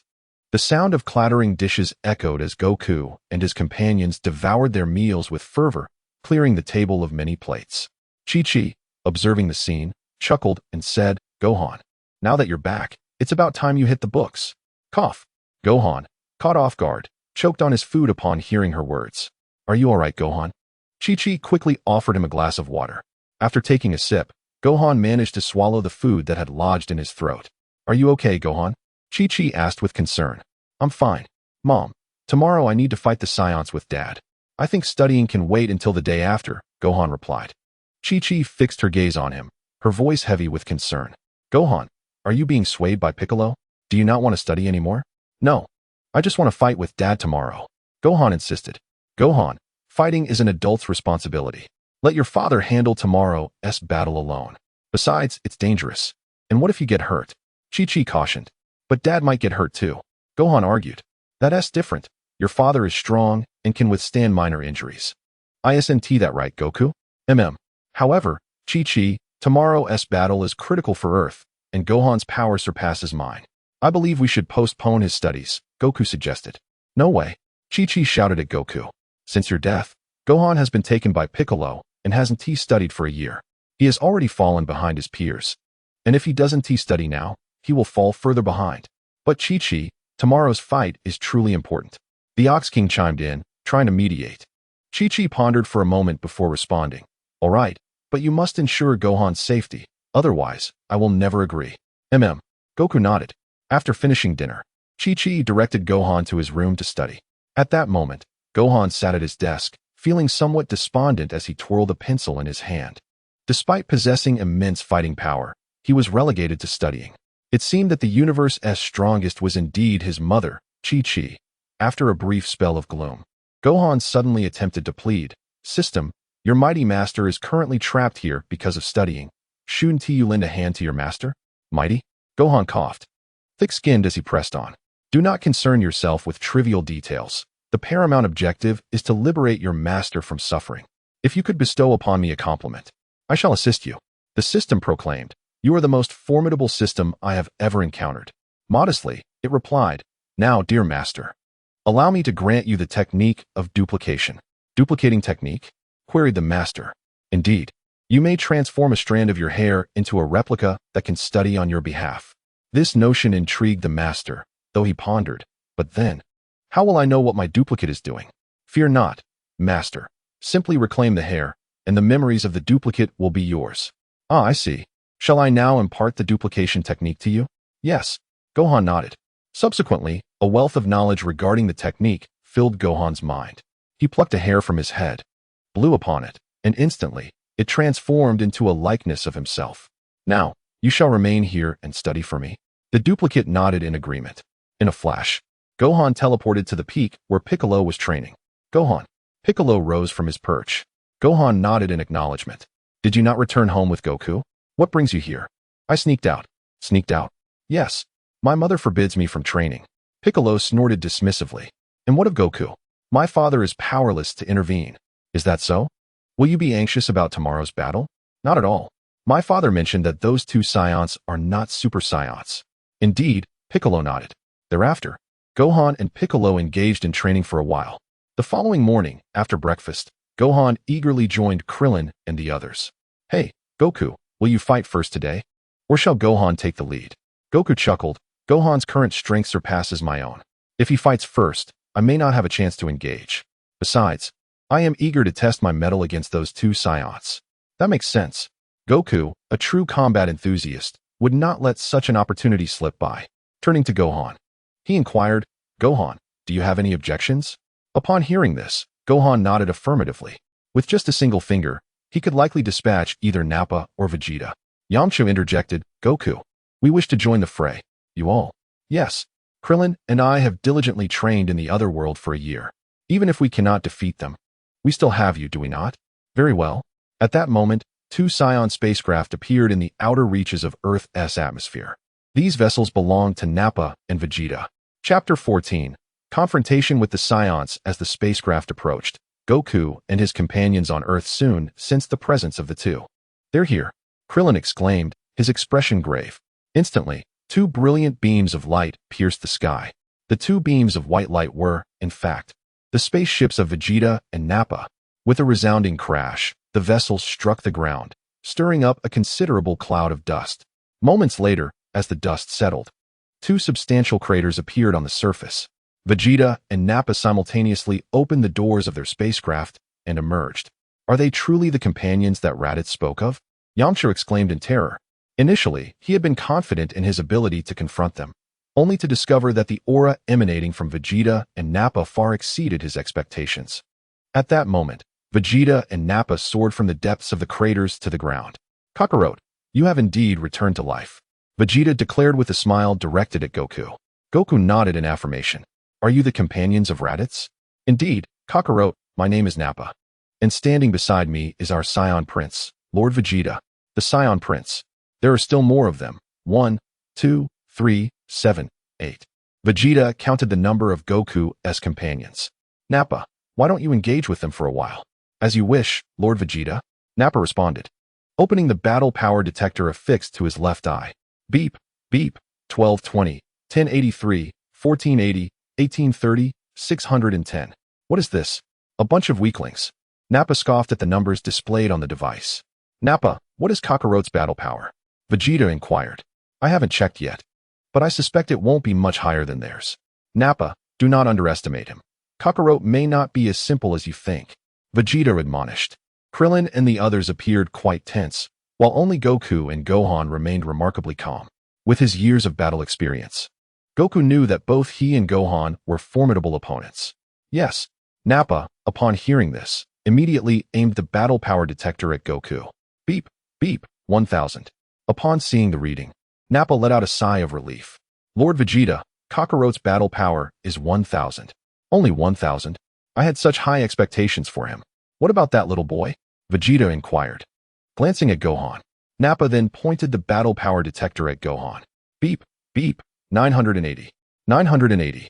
Nappa reported Gohan's battle power. Upon hearing this, Vegeta stroked his chin thoughtfully. Then, as if struck by a realization, he spoke. I see now, Kakarot and that little brat have concealed their true power, which is why they remain so composed. Concealed battle power? Nappa, have you forgotten?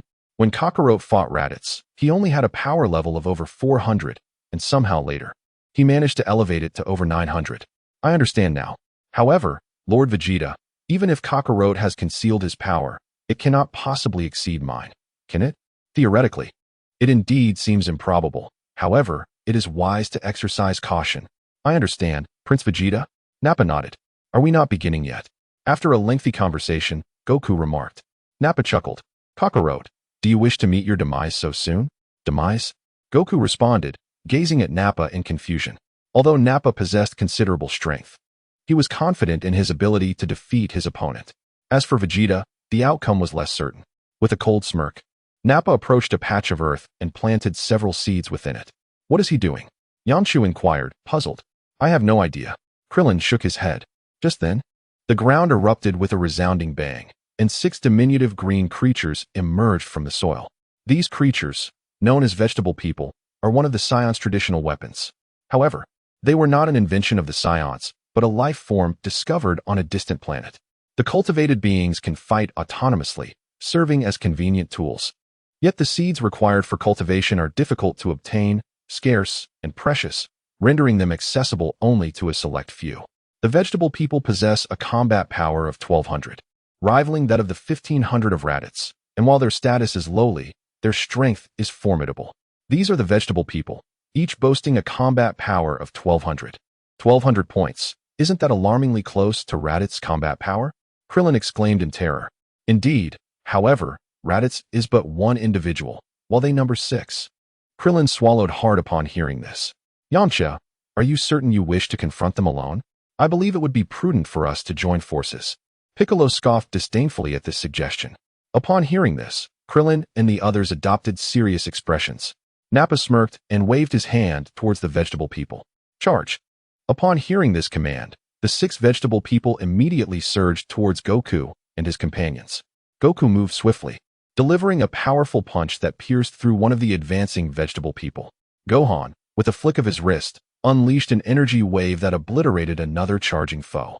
Observing this, Krillin raised his right hand, concentrating a rapidly spinning energy disc. Spirit Slash! He shouted, casting the disc towards the oncoming vegetable people. With a slicing sound, the creature was cleaved in two, collapsing to the ground. Excellent! Yamcha, filled with confidence, began to gather an energy sphere in his hands, targeting the vegetable people. At that moment, one of the vegetable people's heads split open, releasing a spray of corrosive liquid.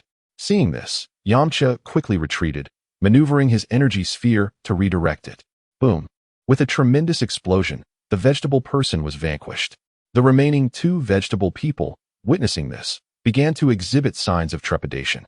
Do not retreat. Nappa bellowed at the sight of their hesitation. Huh! The vegetable people, compelled by his command, charged towards Piccolo and Tien Shinhan. With a cold snort, Piccolo struck fiercely at the abdomen of the approaching vegetable man with his right fist. Ah! A cry of agony escaped the vegetable man as he fell to the ground. His face contorted in pain. Piccolo unleashed an energy wave from his left hand, effectively annihilating the vegetable man. Chapter 15, Son Goku and Nappa at this moment. Tien Shinhan had also dealt with the vegetable man. Nappa was taken aback. He had initially believed the vegetable man could overpower them, but he was astonished by the prowess of Krillin and his companions. Since the vegetable man has been dispatched, it's your turn, he declared. Very well, Your Highness Vegeta, Nappa replied, clasping his fists with a sinister grin. Which one of you will be the first to meet your demise? Upon hearing this, Krillin and the others fell silent, casting their gazes toward Goku and his son. Nappa's aura was overwhelmingly powerful. Even if they all exerted their utmost strength, they might not stand a chance against him. Allow me to confront you, Goku said, taking a few steps forward. A gentle breeze tousled Goku's hair as Nappa chuckled. Fine, I shall eliminate you first. Then deal with those Earthlings. We shall see if you possess the ability. Goku replied calmly. Humph. Nappa scoffed derisively. Kakarot. Even your brother Raditz wouldn't dare to be so arrogant before me. Is that so? Goku chuckled softly, releasing the energy he had been concealing. The scouter on Nappa's left eye immediately began to beep. Beep beep, 2,000. 3,000. As the numbers surged rapidly, beads of cold sweat appeared on Nappa's forehead. Ultimately, Goku's battle power peaked at 5,000. 5,000. Nappa felt a chill run down his spine upon seeing the final number. Goku had remarkably ascended from over 400 to 5,000 in just 1 year. Vegeta, too, was astonished, though it was merely surprise. His own battle power had reached 14,000, rendering 5,000 insignificant in comparison. 5,000. Krillin and the others gasped in disbelief. While they knew Goku was stronger than them, they had not anticipated such a vast difference. I should be stronger than Raditz now, right? Nappa grunted. So what if you are? I am a warrior of noble lineage, while you are merely the son of a low-class soldier. You can never hope to defeat me. Goku smiled faintly in response. Is that so? Then shall we begin? Upon hearing this, Nappa immediately dropped his arms from across his chest, his expression turning grave. Huh. Suddenly, Nappa shouted, darting towards Goku like the wind, launching a fierce attack. Swish, swish, swish. Goku effortlessly dodged Nappa's onslaught, weaving left and right with ease. What? Nappa exclaimed, retreating hastily, and unleashed an energy wave towards Goku with his right hand. Son Wukong swiftly shifted his body to the left, evading the impending attack. A tremendous explosion reverberated, shattering the mountains behind him. Infuriated, Nappa unleashed a barrage of energy waves towards Son Wukong. Once more, Son Wukong adeptly sidestepped the onslaught. Observing this, Nappa charged at him again. In no time, Nappa reached Son Wukong, his right fist descending forcefully. Sun Wukong raised both hands, successfully blocking the blow, startling Nappa. Seizing the moment, Sun Wukong propelled Nappa backward with a powerful thrust of his arms. Enough of your relentless assault. It's my turn now. Upon hearing this, Nappa felt a surge of anxiety, yet with Vegeta at his back, he feigned composure. Kakarot, I shall witness your true strength. With determination, Nappa clenched his fists and surged forward once more. Sun Wukong shifted left again, delivering a fierce blow to Nappa's face with his right fist. The impact was resounding, causing two of Nappa's teeth to shatter, sending him hurtling back like a projectile into the mountains, raising a cloud of dust. As the dust settled, Nappa struggled to rise, wiping the blood from the corner of his mouth. TCH, what a useless fool. Vegeta scoffed, his disdain evident. Noticing Vegeta's derision, Nappa's expression grew serious. Being in Vegeta's shadow, he was well aware of the prince's ruthless nature. Should he fail to defeat Sun Wukong, he would surely face severe consequences. With this thought, Nappa resolved to risk everything to vanquish Sun Wukong. With a powerful shout, Nappa concentrated a wave of energy in his right hand, targeting Krillin. Sun Wukong was taken aback, not anticipating Nappa would strike Krillin. However, with his current speed, he could not reach Krillin in time to save him. Just then, Gohan sprang into action, appearing instantaneously in front of Krillin and deflecting Nappa's energy wave behind him. With a thunderous explosion, the energy wave detonated in the distance. Gohan! Krillin exclaimed, initially startled, then glancing at the aftermath of the explosion. Did you just save me? Gohan nodded affirmatively. Nappa was astonished. Who was that little brat who just shielded the bald one? At that moment, Vegeta's expression shifted to one of seriousness. He had presumed Sun Wukong was the strongest among them, but it appeared that Gohan's strength might rival his father's. Intriguing. Moments later, a faint smile crept onto Vegeta's face. Meanwhile, Nappa thrust his hands forward rapidly, unleashing a torrent of golden energy waves towards Tien and the others. They quickly retreated, evading the attack. Damn it! With a roar of fury, Sun Wukong clenched his fists tightly. King Kai Fist. With a mighty shout, he transformed into a streak of red light, charging towards Nappa. What? Vegeta exclaimed, lowering his arms in astonishment. Boom. At that moment, Sun Wukong appeared before Nappa and delivered a powerful blow to his abdomen. Nappa screamed in agony, his body hurtling like a projectile into the mountain behind him. With a thunderous crash, rocks tumbled down from the mountain, burying Nappa beneath their weight. The ground soon erupted in a cloud of dust.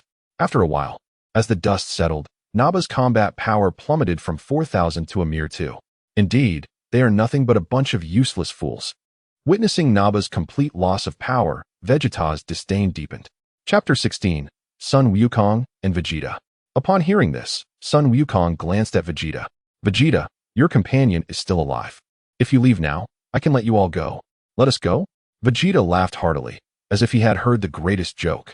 Kakarot, don't think that just because you possess some power, you can act arrogantly before me. To tell you the truth, my combat power is several times greater than that guy's. Several times greater. Krillin and the others exhibited expressions of surprise. Meanwhile, Sun Wukong's son, Gohan, observed Vegeta as if watching a spectacle. Had Gohan chosen to intervene, a single move would have obliterated Vegeta. His decision to refrain was merely to fulfill the desire of Sun Wukong and Vegeta to battle. Several times greater. Although Sun Wukong had retained some strength, his King Kai Fist could only double his power at most, unless he disregarded his physical limits and pushed the multiplier further. However, doing so would soon overwhelm his body. Ah, Kakarot, are you afraid? Sun Wukong chuckled. If I were truly afraid, I wouldn't be fighting you. That is true, Vegeta replied, raising his right hand to unleash a blue energy wave towards the boulder, crushing Nappa. Boom. With a massive explosion, Nappa and the boulder were obliterated. A cloud of dust and smoke billowed up from the ground. I, Vegeta, have no need for useless trash. Krillin and the others were struck with horror, never expecting Vegeta would eliminate one of his own. Sun Wukong clenched his fists tightly upon witnessing this. Vegeta chuckled lightly, soaring to a small peak behind him. Sun Wukong immediately followed, landing on the opposing peak. The distance between the two small hills was merely a few meters. A gentle breeze swept through, ruffling their hair. You should feel honored. It is rare for a warrior of my caliber to stoop to sparring with someone of your rank, Vegeta said, arms crossed, smiling at Sun Wukong. Upon their birth, Scions undergo an immediate assessment of their warrior potential. Should they be deemed insufficiently strong, they are dispatched to realms devoid of formidable adversaries. Much like your fate, you are universally acknowledged as a fool. In response, Son Goku did not display anger. Instead, a faint smile graced his features. Thanks to you, I have found my way to this earth, and for that, I am truly grateful. Moreover, the line separating genius from folly is exceedingly thin.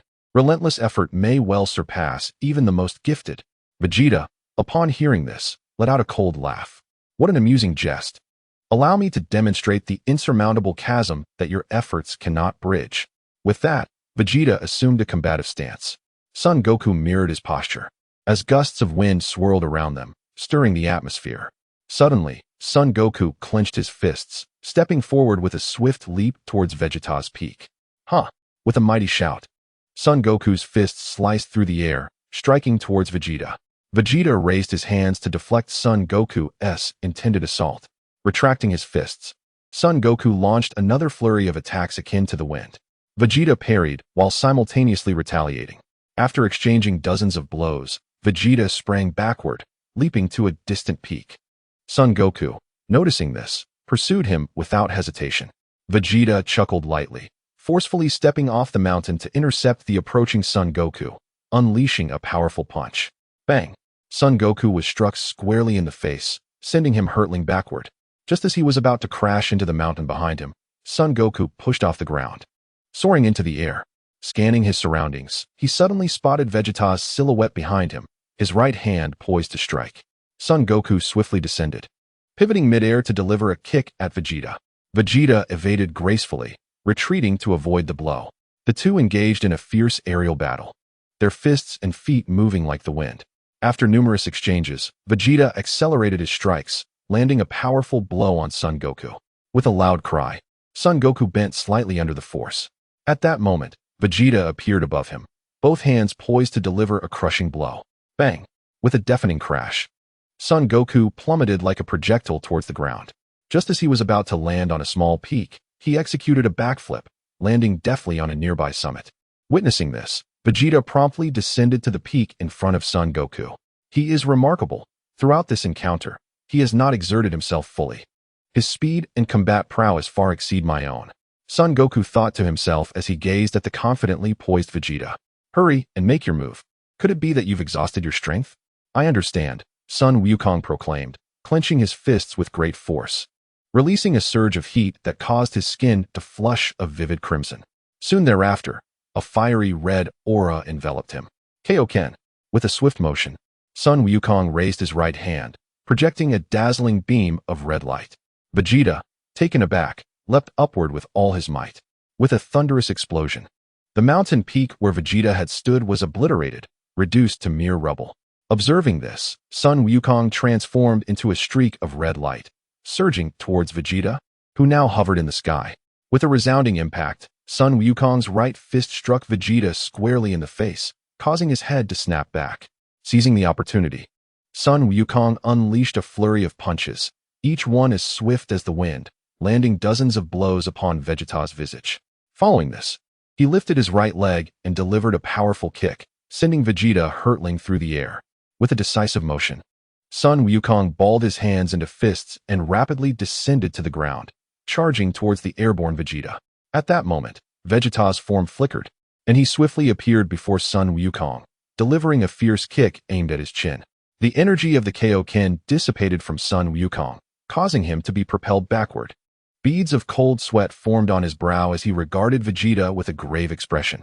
Vegeta, noticing his demeanor, smirked and remarked, "If this is your limit, it is rather disappointing." Chapter 17. The Triple Kaioken's Kamehameha. While the two engaged in their fierce battle, Gohan was attentively surveying their surroundings. In the original Dragon Ball narrative, Dr. Gero had mentioned dispatching miniature robots to collect data on the skirmishes between Son Wukong and Vegeta. After scanning the area, Gohan spotted a minuscule white robot, smaller than a fingernail. "Found it," he exclaimed, dashing forward to seize the tiny automaton. Sensing its capture, the robot began to resist. With a dismissive snort, Gohan stored it within his system's inventory. Gohan. At that moment, Piccolo and the others noticed Gohan's presence in the distance. Gohan nodded and swiftly flew to Piccolo's side. Gohan, has something occurred? Nothing much. I thought I saw a figure, but I must have been mistaken. I see. Piccolo, upon hearing this, turned his attention back to the battle. Initially, he had believed that even after a year of training on North Chao's planet, Sun Wukong would not surpass him by much. However, the gap between them now appeared insurmountable. Determined, Piccolo clenched his hands tightly. Once this battle concluded, he vowed to intensify his training to catch up with Sun Wukong. At that moment, Vegeta tightened his fists, emanating a formidable aura that surged powerfully upward. The ground trembled violently under the influence of his energy, sending clouds of sand and debris soaring into the air. Vegeta emanated an overwhelming golden radiance, as a colossal dark cloud loomed overhead, shrouding the sky. Such formidable energy. No sooner had the thought crossed his mind than a tempestuous wind surged forth from Vegeta's being. Goku, raising his right hand to shield himself from the gale, was forced to retreat a few paces. At that moment, Vegeta unleashed a powerful roar, radiating an utterly blinding brilliance. Moments later, as tranquility returned, Vegeta's battle power surged to an astonishing 18,000. The tremors of the earth ceased, and the dark clouds dissipated. Goku surveyed his surroundings and remarked. He then turned his gaze toward Vegeta, whose expression had grown remarkably composed with the increase in energy. Suddenly, Vegeta let out a fierce shout and, moving with the swiftness of lightning, charged at Goku.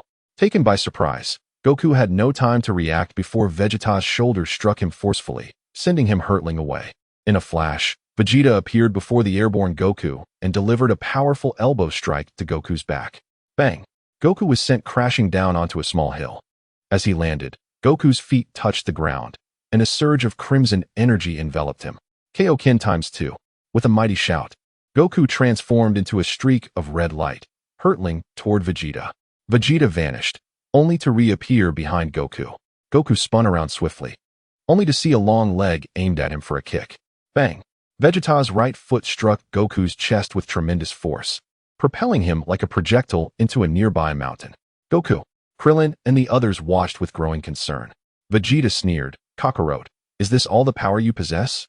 Upon hearing this, Goku soared from the mountain, landing on a small peak, gasping for breath.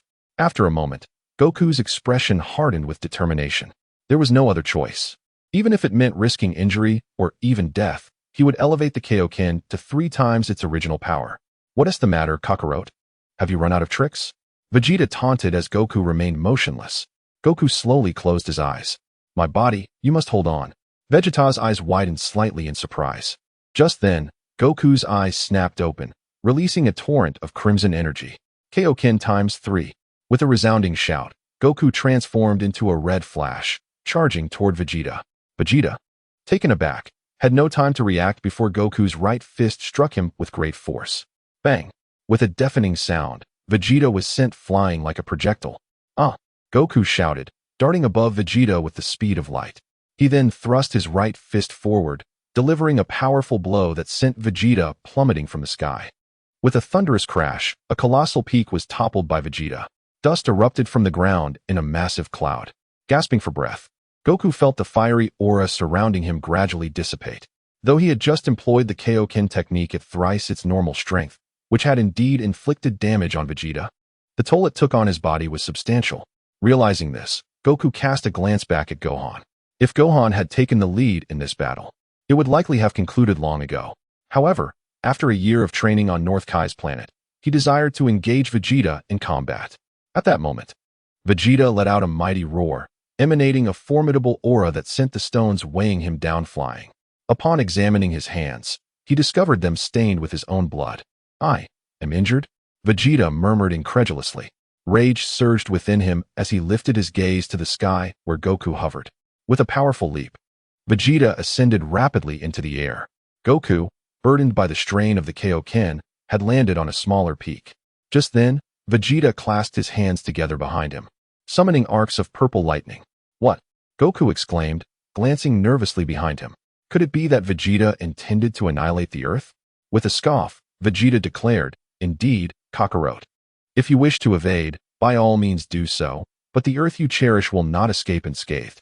Goku, clenching his fists resolutely, proclaimed, "I will not retreat." Instantly, A surge of crimson energy enveloped him as he began to concentrate. Kaioken at 3 times its power. At that moment, Vegeta completed his charge and thrust his hands forward. Final flash, he shouted, releasing a violet beam that hurtled towards Goku. Kaioken. Goku roared back, unleashing his own Kamehameha wave. With a resounding clash, the two attacks collided. The ground trembled violently beneath them. As Vegeta's strength exceeded Goku's, the final flash swiftly began to overpower the Kamehameha. Damn it! Goku growled, pushing upward with all his might, causing the Kamehameha to push back against the final flash momentarily. Witnessing this, Vegeta bellowed, forcing Goku's attack back. Goku cried out, his body beginning to falter. Gohan, witnessing this, turned to his companions, Krillin and the others. It was clear that only he could intervene to save the Earth. Gohan remained calm, and just then, Goku's trembling hands suddenly clenched tightly. Kaioken at 4 times its power. With a resounding shout, Son Wukong once again amplified the Kaioken, channeling an immense power into the Kamehameha wave, which instantly repelled Vegeta's final flash. What? Vegeta exclaimed in astonishment. Even as he attempted to evade, it was already too late. Boom. With an incredibly violent sound, Vegeta was struck by his own attack, letting out an astonishing cry of agony. After a brief moment, as the explosion subsided, Vegeta's figure had vanished from the sky. Krillin inquired, has he been eliminated? Not yet. Son Gohan shook his head. Really? Gohan nodded, swiftly appearing beside the severely injured Son Wukong. Wukong. Son Wukong called out weakly to Gohan. Gohan nodded and fed a Senzu bean to Wukong, who quickly swallowed it. Recovering from his injuries, once his body was restored, Son Wukong felt his strength had significantly increased compared to before. What? Vegeta, hiding among the clouds, felt a wave of shock wash over him. Every time a Saiyan survives the brink of death, their combat power amplifies several times. This meant that Son Wukong's current strength had surpassed his own. Damn it! Rage surged within him as he thought to himself. Had he known, he wouldn't have held back and could have dealt with Wukong sooner. At that moment, Son Wukong flew up from below, gritting his teeth. Vegeta concentrated and conjured an artificial moon, hurling it into the sky. Son Wukong gasped, preparing to intervene. Suddenly, Vegeta's eyes turned crimson, and a profusion of black first sprouted from his body. Roar! With a tremendous roar, Vegeta transformed into a gigantic ape. He is transformed. Krillin and the others widened their eyes in astonishment. Boom! Almost immediately, Vegeta leapt from the sky, crashing down onto the ground with tremendous force, sending clouds of dust into the air. Son Wukong's expression hardened at the sight. Just then, Vegeta bellowed, launching his fists at the surrounding mountains, which crumbled under the impact of his might. Has he lost control? Just as the thought crossed his mind, Vegeta suddenly spun around, swiftly reaching out with both hands. Son Wukong was taken aback and hastily retreated. Is he not out of control? He wondered, glancing at Vegeta. At that moment, Vegeta burst into laughter. Kakarot. We elite warriors do not lose control during our great ape transformation. Is that so? Son Wukong responded, tightening his grip as he surged forward like lightning towards Vegeta. Vegeta leaped high into the air. Kaioken. Son Wukong shouted, instantly transforming into a streak of red light as he circled behind Vegeta. Vegeta was taken aback. In that instant, Son Wukong delivered a powerful flying kick, striking Vegeta with force. Vegeta let out a loud scream, his body hurtling like a projectile and crashing into the mountain behind him. With a thunderous roar, a multitude of rocks tumbled down from the mountain, stirring up a vast cloud of dust upon impact with the ground. Observing this, Son Wukong immediately dispersed the crimson aura enveloping him and declared, Vegeta, you are no longer my match. I advise you to concede gracefully and depart from Earth. Krillin, witnessing the scene, appeared bewildered. What is happening? Wukong's strength was clearly inferior just moments ago. Yet, after consuming a magical bean, his power had surged dramatically. I have no idea, Tien Shinhan replied, shaking his head. Concede. Vegeta's fury ignited at the words. Had it not been for Son Wukong's consumption of the magical bean, restoring his injuries, he would have triumphed long ago, leaving no room for Wukong's arrogance. Clenching his fists tightly, Vegeta exclaimed, Kakarot, if it weren't for that bean, you would have been defeated by me already. True, without the bean, I would have lost. However, even so, you possess no chance of victory. What do you mean by that, Kakarot? To be frank, Gohan's current strength far surpasses mine. If he were to engage you, you would have been eliminated long ago. That little brat. Vegeta's gaze shifted to the distance, where Son Gohan stood. He had sensed Gohan's exceptional prowess from the very beginning, but never anticipated that he would be their trump card. Kakarot, if you claim that little brat's power exceeds yours, then why do you still battle me? Why? I suppose it is because I yearn to confront formidable foes and elevate my own strength. Formidable foes. A faint smile crossed Vegeta's lips. Although he found Son Wukong utterly detestable, this statement brought him a hint of joy. You just mentioned that little brat's strength far exceeds yours? Indeed.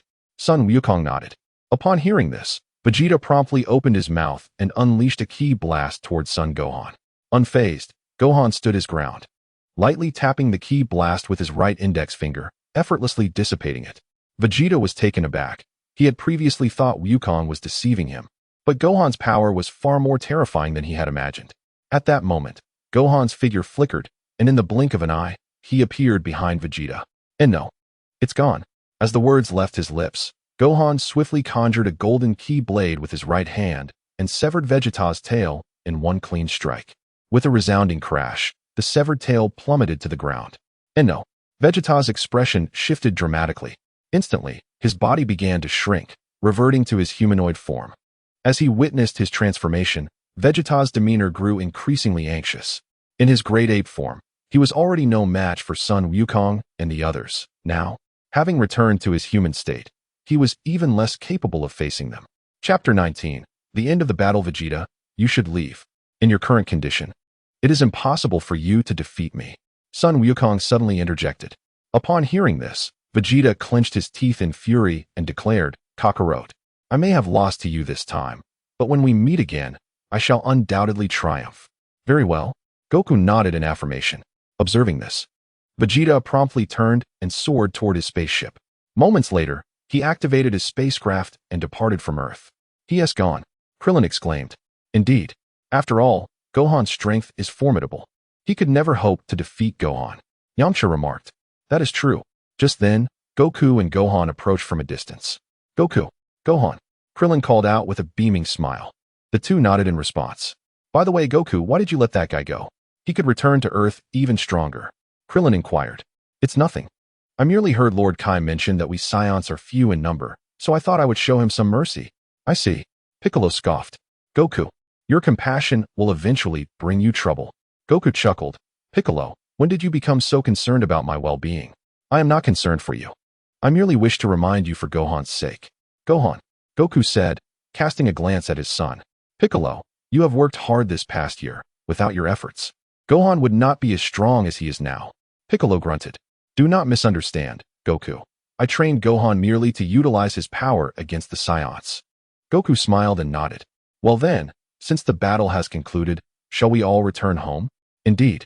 Meanwhile, having left Earth, Vegeta stood with clenched fists, gazing into the cosmos. Kakarot, Gohan, next time we meet, I will defeat you. Back on Earth, at Kame House, Goku and Gohan flew home to their doorstep. Knock, knock. Goku rapped on the door. Shortly after, Chi-Chi opened it. Gohan. Upon seeing Gohan safe and sound, Chi-Chi rushed forward to embrace him tightly. Gohan felt a bit overwhelmed by the affection. At that moment, Ox King emerged from the house and hoisted Gohan off the ground. Gohan felt somewhat helpless. He didn't particularly enjoy being carried, but being only 5 years old, it was a normal occurrence. So, Gohan, did you defeat the Saiyan, or was it Goku? After briefly holding Gohan, Ox King placed him back down. It was Dad who defeated him. Is that so? Then the Saiyan must not have been very strong. Gohan smiled but remained silent. Now, Gohan, since the battle is over, you should return to your room to study. Grandpa, Gohan exclaimed, looking up at Ox King. The Ox King appeared torn, caught between his daughter and his grandson. Regardless of whom he assists or neglects, the situation remains unsatisfactory. Kiki ought to allow Gohan to finish his lunch before he delves into his studies. Father. Upon hearing this, Kiki immediately shot an irritated glance at the Ox King. Father. We agreed yesterday that Gohan must study as soon as he returns today. Yet, you continue to indulge him. All right, I understand, Kiki. I shall instruct Gohan to study right away. Now that is more like it. Hearing this, Son Gohan glanced at Son Wukong beside him. Wukong remained silent, presumably harboring little hope. Thus, Gohan refrained from saying more and obediently returned to his room to study. Once back in his room, Son Gohan retrieved the computer Bulma had gifted him from the system's item inventory.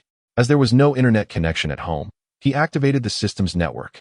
Once the computer booted up, he swiftly took out the miniature robot he had captured earlier and, through the system's scanning capabilities, located the robot's computer interface. By connecting to the computer, Gohan quickly accessed the data collected by the miniature robot. The information was scant, consisting solely of the battle data from Sun Wukong and Vegeta's skirmishes that day. Gohan deleted this data and, via the miniature robot, identified the supercomputer controlling it. Initially, Gohan intended to infiltrate the supercomputer, but its defenses proved formidable. Given Gohan's current skills, he found himself unable to breach its security. System, Dr. Gero's supercomputer is exceedingly difficult to penetrate. Do you possess any means to assist me in breaching this supercomputer? The system coughed lightly. Master, I am a training system, not an omnipotent one. Son Gohan chuckled. So, you too have limitations. It is not about inability. Rather, I am a legitimate system. Assisting in computer infiltration is decidedly not the path of righteousness. Oh, really? In that case, I shall embark on this endeavor alone, meticulously researching how to infiltrate this computer. If I cannot succeed in a day, I shall take 2. If not in 2, then a month, or even a year. The system remained silent, clearly aware that Gohan was issuing a threat. Master, upon further reflection, I realized that Dr. Gero is indeed a villain. Aiding you would be a service to justice. Gohan nodded. So, system, how can I infiltrate this supercomputer? Quite simply, I shall assist.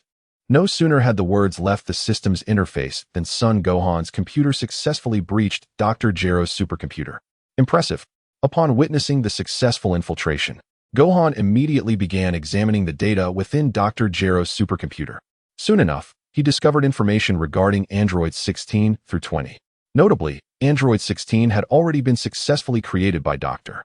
Gero, while androids 17 and 18 were still in the process of being developed. As for androids 19 and 20, only design schematics had been drafted.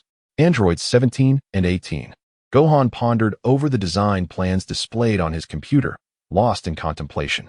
Android 17 and Android 18 were modifications of human beings, and Dr. Gero's control technology was not particularly sophisticated. Therefore, even if Gohan altered Dr. Gero's original programming, it would have little significance. However, he could attempt to modify the programs of androids 19 and 20. The uncertainty lay in whether Dr. Gero would, as in the original narrative, transform himself into android 20. In Chapter 20, Gohan's doppelganger Piccolo, after contemplating for a moment, exited Dr. Gero's supercomputer and retracted the microbots back into the system. The creation of androids 19 and 20 had yet to commence, rendering Gohan incapable of inputting any programs for them. Just then, he heard the sound of the doorknob turning. Startled, Gohan quickly stowed away the computer. Upon the door opening, a tall and robust man entered, the Ox King, Gohan's grandfather. Gohan, it's time for dinner. Okay, Gohan nodded. After lunch, Gohan took a nap at home. When it neared 2 o'clock, Chi-Chi knocked and entered Gohan's room to wake him from his slumber. Gohan, it's already 2 o'clock. It's time to study. Study? Gohan mumbled, still groggy. Go wash up and then start reading and doing your exercises. All right, Gohan replied, immediately getting up and rushing into the bathroom. Once inside, he quickly closed the door, took a strand of hair that had fallen out today, and transformed it into himself. You will read for me. Uh-huh, replied the doppelganger, nodding. Seeing this, Gohan teleported to the peak where Piccolo was training. As Piccolo was meditating, he immediately opened his eyes upon sensing Gohan's energy. Gohan, Uncle Piccolo. Gohan responded promptly. Gohan, didn't you go back? How did you end up here? My mother wants me to study, but I'm not too keen on it, so I came here. I see. But won't your mother worry? It's fine. Uncle Piccolo, I left a doppelganger at home. A doppelganger? Gohan then plucked another strand of hair from his head, transforming it into his replica. Look, this is my doppelganger. Piccolo was taken aback. Gohan's doppelganger bore the same aura and appearance as Gohan himself. Without careful examination, it was indeed difficult to distinguish between them. Gohan, how many of these doppelgangers can you create? I don't know, but a few thousand should be manageable. A few thousand. Yes. Can they fight? Of course. But they possess only 1,000th of my strength. 1,000th. Can they transform into Super Saiyans? If their combat power is sufficient, I believe it is possible. Upon hearing this, Piccolo immediately envisioned a scene filled with thousands of Super Saiyans in his mind. If, by that time, Son Gohan truly becomes so powerful, he might not even rival a single strand of his hair. Contemplating this, Piccolo's resolve to grow stronger immediately solidified. So, Gohan, could you perhaps allow your clone to engage in combat with me? He inquired. After all, could the diminished Son Gohan, weakened 1,000-fold, truly hold his own? Son Gohan paused. Uncle Piccolo, you wish to battle my clone? Indeed, is there an issue with that? Son Gohan chuckled lightly. No, I merely find it somewhat surprising. He couldn't voice the thought that Piccolo might not prevail against his clone. Piccolo, hearing this, felt a twinge of doubt. In that case, let us proceed with the match, shall we? Oh, certainly, replied Son Gohan, nodding.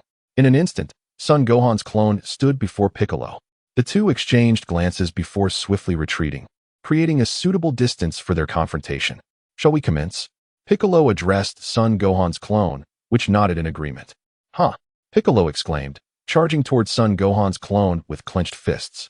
In no time, he positioned himself before the clone, delivering a flurry of punches with the swiftness of the wind.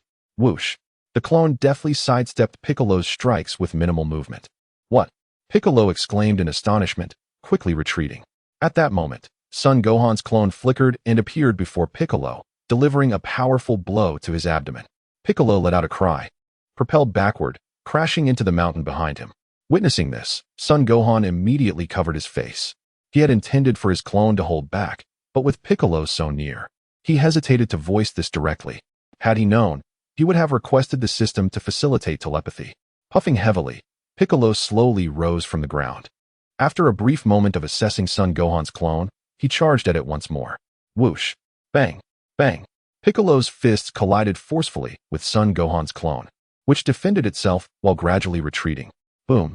Just as Piccolo cornered the clone against a mountain, the clone suddenly vanished, and Piccolo's right fist struck the mountain with great force. Damn it! Piccolo shouted in frustration, swiftly turning around. At that moment, Son Gohan's clone appeared in midair, executing a spinning kick aimed at Piccolo.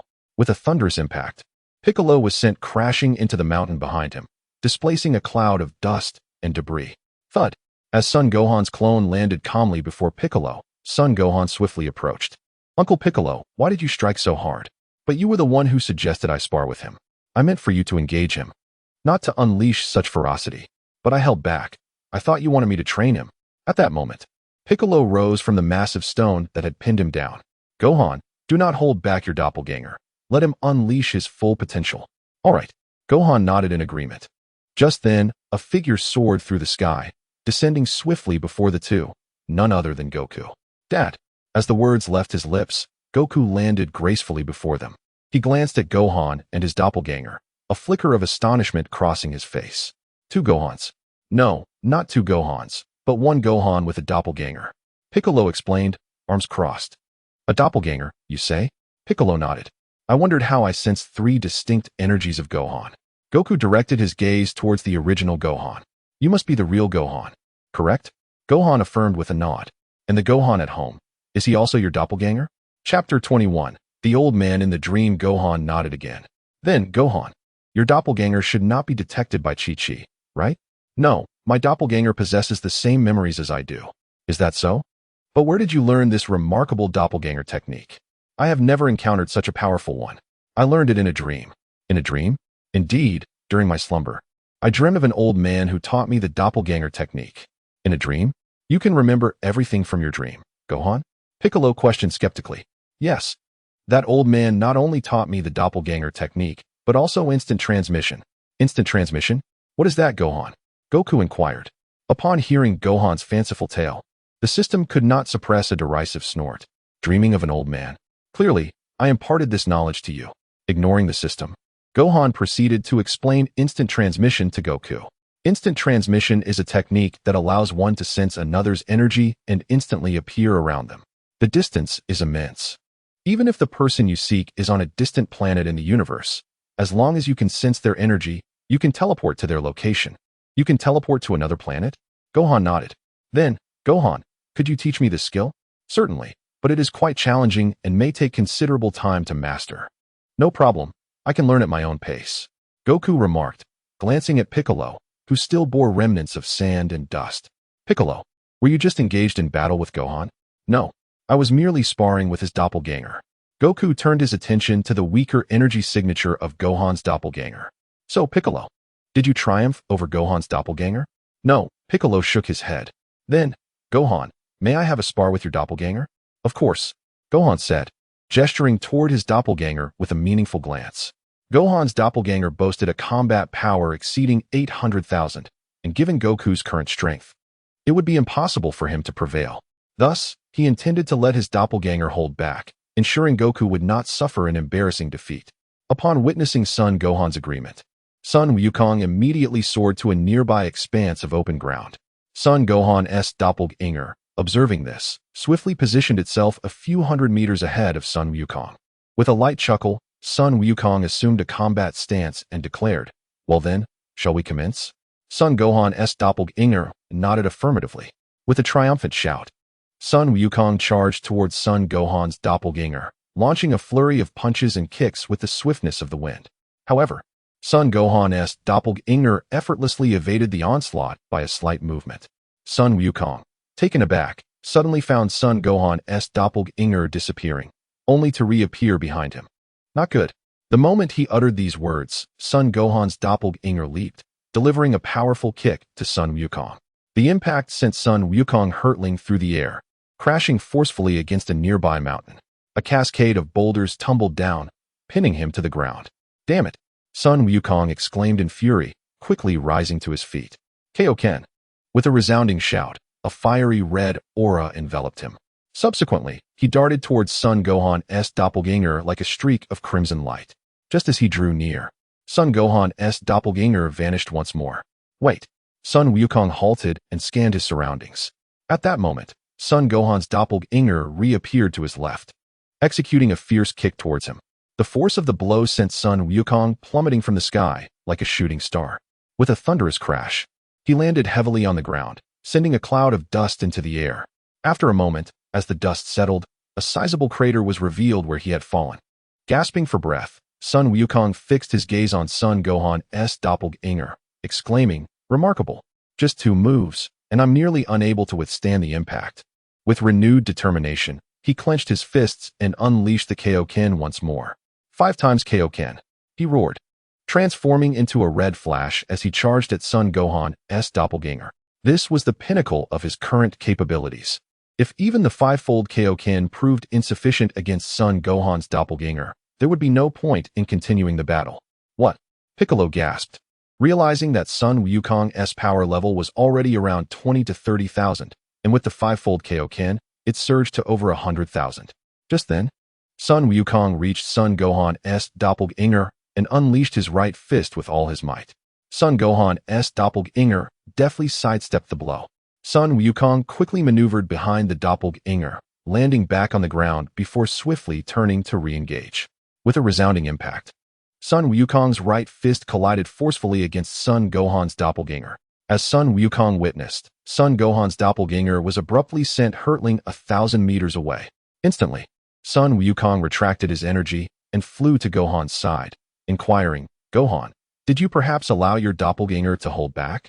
With extensive combat experience, Son Wukong could discern the strength of an opponent through battle. The primary concern, however, was that Gohan's doppelganger had indeed shown an alarming lack of seriousness. "Yes, I did let him ease up a bit," Gohan confessed, his tone subdued. Beside them, Piccolo, with an expression of displeasure, interjected, "Gohan, if you continue to have your doppelganger hold back against us, we will simply challenge you directly." "I understand, Uncle Piccolo," Gohan replied, bowing his head in acknowledgement. Witnessing Gohan's humility, Piccolo chose not to press the matter further. "So, Gohan, how much of your strength does your doppelganger possess?" 1,000th. Gohan stated. 1,000th. Son Wukong gasped in shock.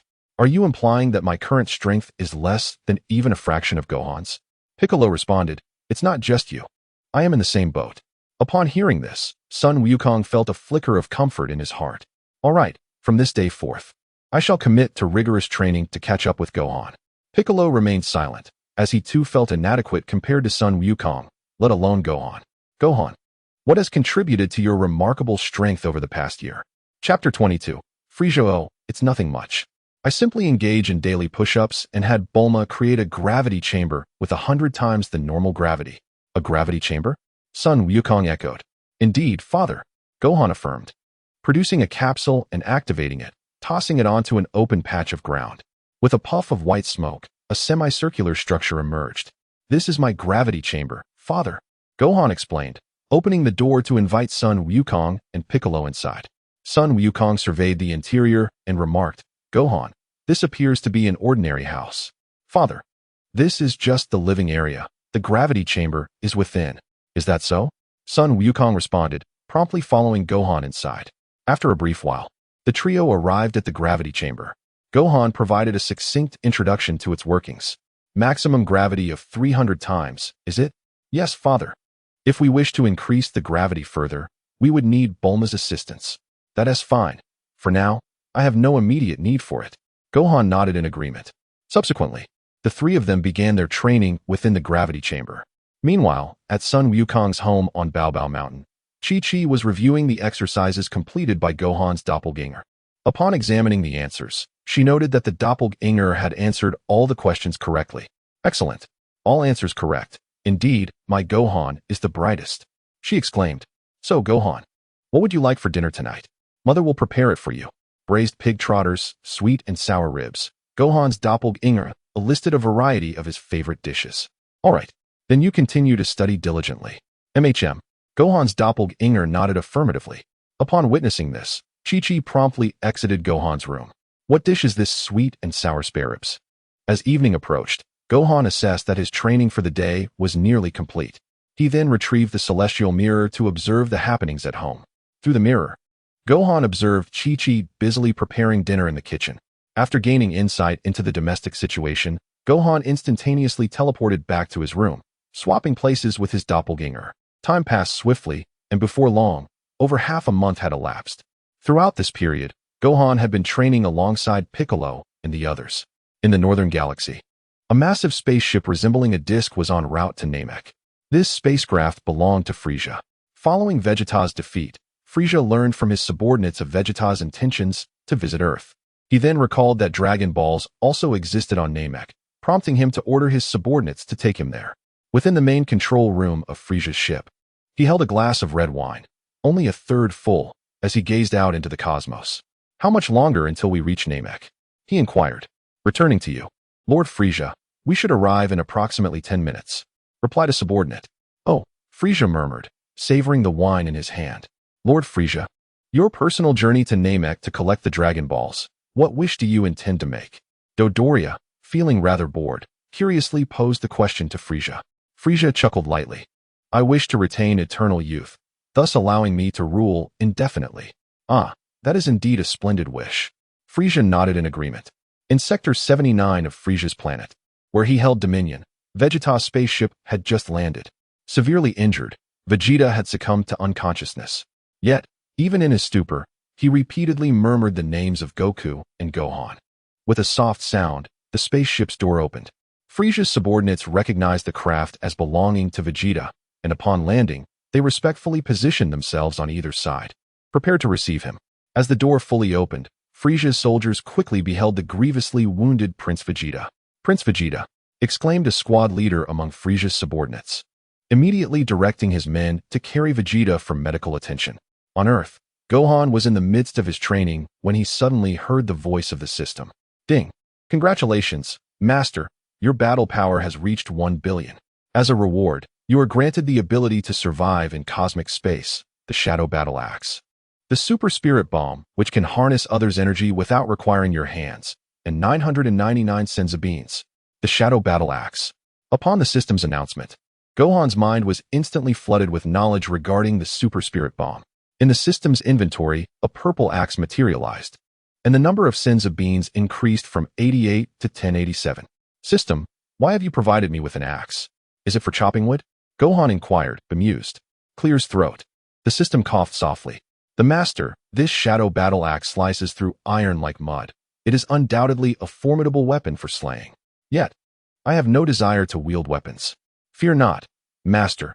Even without your direct control, this Shadow Battle Axe can assist you in vanquishing your foes. Without my guidance, Indeed. Master, this is the most advanced axe. It will slay whomever you command.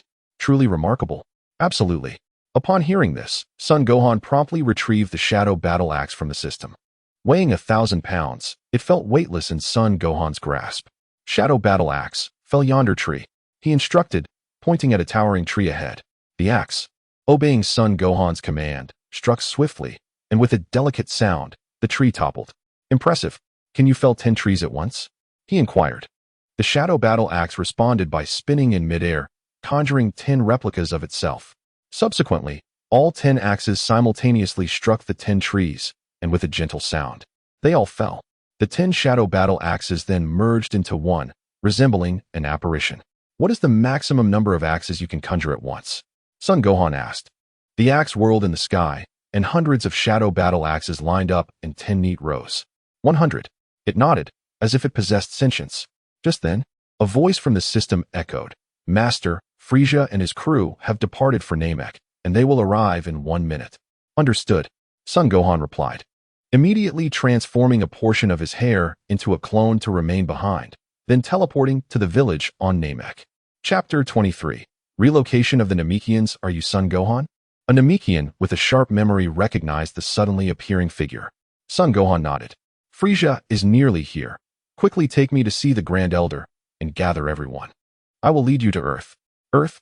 Yes. I will take you to see the Grand Elder now. Naru, summon the villagers. All right. Naru nodded. The Namekian promptly guided Son Gohan to the Grand Elder. Moments later, Son Gohan stood before the Grand Elder. Grand Elder, Son Gohan has arrived. The Namekian announced. The Grand Elder nodded. Gohan, have you come to assist us in eliminating Frieza? Indeed, but before confronting Frieza, I must first escort you to a safe location. A safe location, you mean Earth? Exactly. Understood. I will ensure they follow your instructions. Son Gohan nodded. Meanwhile, Frieza's spacecraft had landed on Namek. Through the ship's window, Frieza gazed upon the azure skies outside. Is this Namek? Yes, Lord Frieza, Dodoria replied. Since that is the case, you too shall assist me in locating the Dragon Balls of planet Namek. Indeed, Lord Frieza. Meanwhile, the Grand Elder has summoned all the Namekians on planet Namek to gather together. With a swift motion, Gohan teleported, and segments of Namek were transported to Earth. The duo of Dodoria and Zarbon, preparing to embark on their quest for the Dragon Balls, were taken aback when they noticed a significant number of powerful energy signatures vanishing from their scouters. Zarbon, I observed a considerable disappearance of power levels. Could it be that someone has reached the Namekians before us? There exists such a possibility, but who could it be? I am uncertain. However, if someone has indeed found the Namekians ahead of us, that individual's strength must surpass ours. Zarbon nodded in agreement. Despite their formidable prowess, they doubted their ability to eliminate such a multitude of Namekians within a brief time frame. Nevertheless, whoever it may be, I believe they would not dare to offend Lord Frieza. In a forest on Earth, a large assembly of Namekians convened. These Namekians were the ones Gohan had brought back from planet Namek. Their overwhelming energy soon attracted Krillin and the others on Earth. Goodness, so many Namekians! Krillin exclaimed, his legs trembling in fear as he stumbled back a few steps. Uncle Krillin. At that moment, Gohan emerged from the crowd of Namekians. Gohan. He smiled and nodded. Gohan, who are they? They are Namekians, and also relatives of Uncle Piccolo. Relatives of Piccolo? That explains their resemblance. Indeed, Gohan affirmed. So, Gohan, how did they come to be here? Frieza invaded their planet, so I brought them to Earth. You brought them? Krillin gasped in surprise. Yes. Just then, Goku and Piccolo descended from the sky. The Namekians, upon seeing Piccolo, displayed expressions of astonishment. Gohan, is this the Piccolo you spoke of? One Namekian named Nick inquired. Yes. Gohan nodded. Gohan, who are they? Uncle Piccolo, they are Namekians from planet Namek. Namekians? How did they come to be here? Upon hearing this, Gohan promptly informed Piccolo and the others about Frieza's intent to seize the Dragon Balls of planet Namek. Frieza? Gohan, how did you come to know about the Namekians? Gohan chuckled. These are tales imparted to me by an elder in my dreams. Is that so? Piccolo responded, somewhat skeptical. Gohan, is this Frieza truly that formidable? Goku asked. Very powerful. Is that so? If given the chance, I would indeed like to engage him in battle. Gohan pondered, as if suddenly struck by a thought. Father, Uncle Piccolo, shall we go to meet the Grand Elder? The Grand Elder? Son Gohan nodded and led the two towards the Grand Elder. Soon, he brought them before the Grand Elder. Grand Elder. The Grand Elder nodded in acknowledgement. Gohan. Who are they? This is my father, Son Goku, and this is Uncle Piccolo. Grand Elder. Piccolo respectfully addressed the Grand Elder. The Grand Elder nodded again. Are you a descendant of Kakarot? Kakarot? Indeed. Many years ago, during the upheaval on planet Namek, Kakarot departed alone and was never heard from again. It appears he came to Earth. Is that so? The Grand Elder nodded. You brought him here to unveil his lineage? Not at all. Son Gohan shook his head. Grand Elder, I wish for you to help them unlock their potential. Unlock their potential? Very well. The Grand Elder promptly agreed. Son Goku, please step forward. Oh. Son Goku immediately moved to stand before the Grand Elder. Piccolo followed closely to his left. Observing this, the Grand Elder placed his hand upon Son Goku's forehead, and a surge of white energy flowed into his body. All right, Son Goku, you may let Piccolo come forth now. The Grand Elder slowly raised his hand. Understood. Son Goku replied, stepping back. Piccolo then approached the Grand Elder. The Grand Elder raised his right hand, awakening Piccolo's latent potential. Done. Piccolo exclaimed, glancing at his hands. Astonished by the newfound strength he felt surging within him. Thank you, Grand Elder. The Grand Elder nodded in response. Son Gohan, witnessing this, promptly led them back to Krillin and the others. Goku, did you meet the Grand Elder? Krillin inquired. Indeed, the Grand Elder even helped us unlock our potential. Unlock your potential? Son Goku nodded. Then, Goku, could you ask the Grand Elder to help me unlock mine as well? You must ask Gohan. Gohan. Krillin turned his attention to Son Gohan. At that moment, Naru emerged from the crowd. The Grand Elder has little time left, and I hope you will not trouble him further. Little time left? Krillin's eyes widened. Yes, Naru confirmed with a nod. In that case, we won't impose on the Grand Elder any longer, Krillin said with a smile. Naru nodded in agreement. So, Gohan, when will you assist us in defeating Frieza? Defeat Frieza? Krillin and the others looked at Son Gohan in astonishment. Gohan, are you truly going to help them defeat Frieza? Yes, Son Gohan affirmed with a nod. I have promised the Grand Elder. Frieza will undoubtedly seek the Dragon Balls on Earth after failing to acquire them on planet Namek. Thus, rather than waiting for him to arrive, it is wiser to take the initiative. Then I shall accompany you, Gohan, exclaimed Son Goku.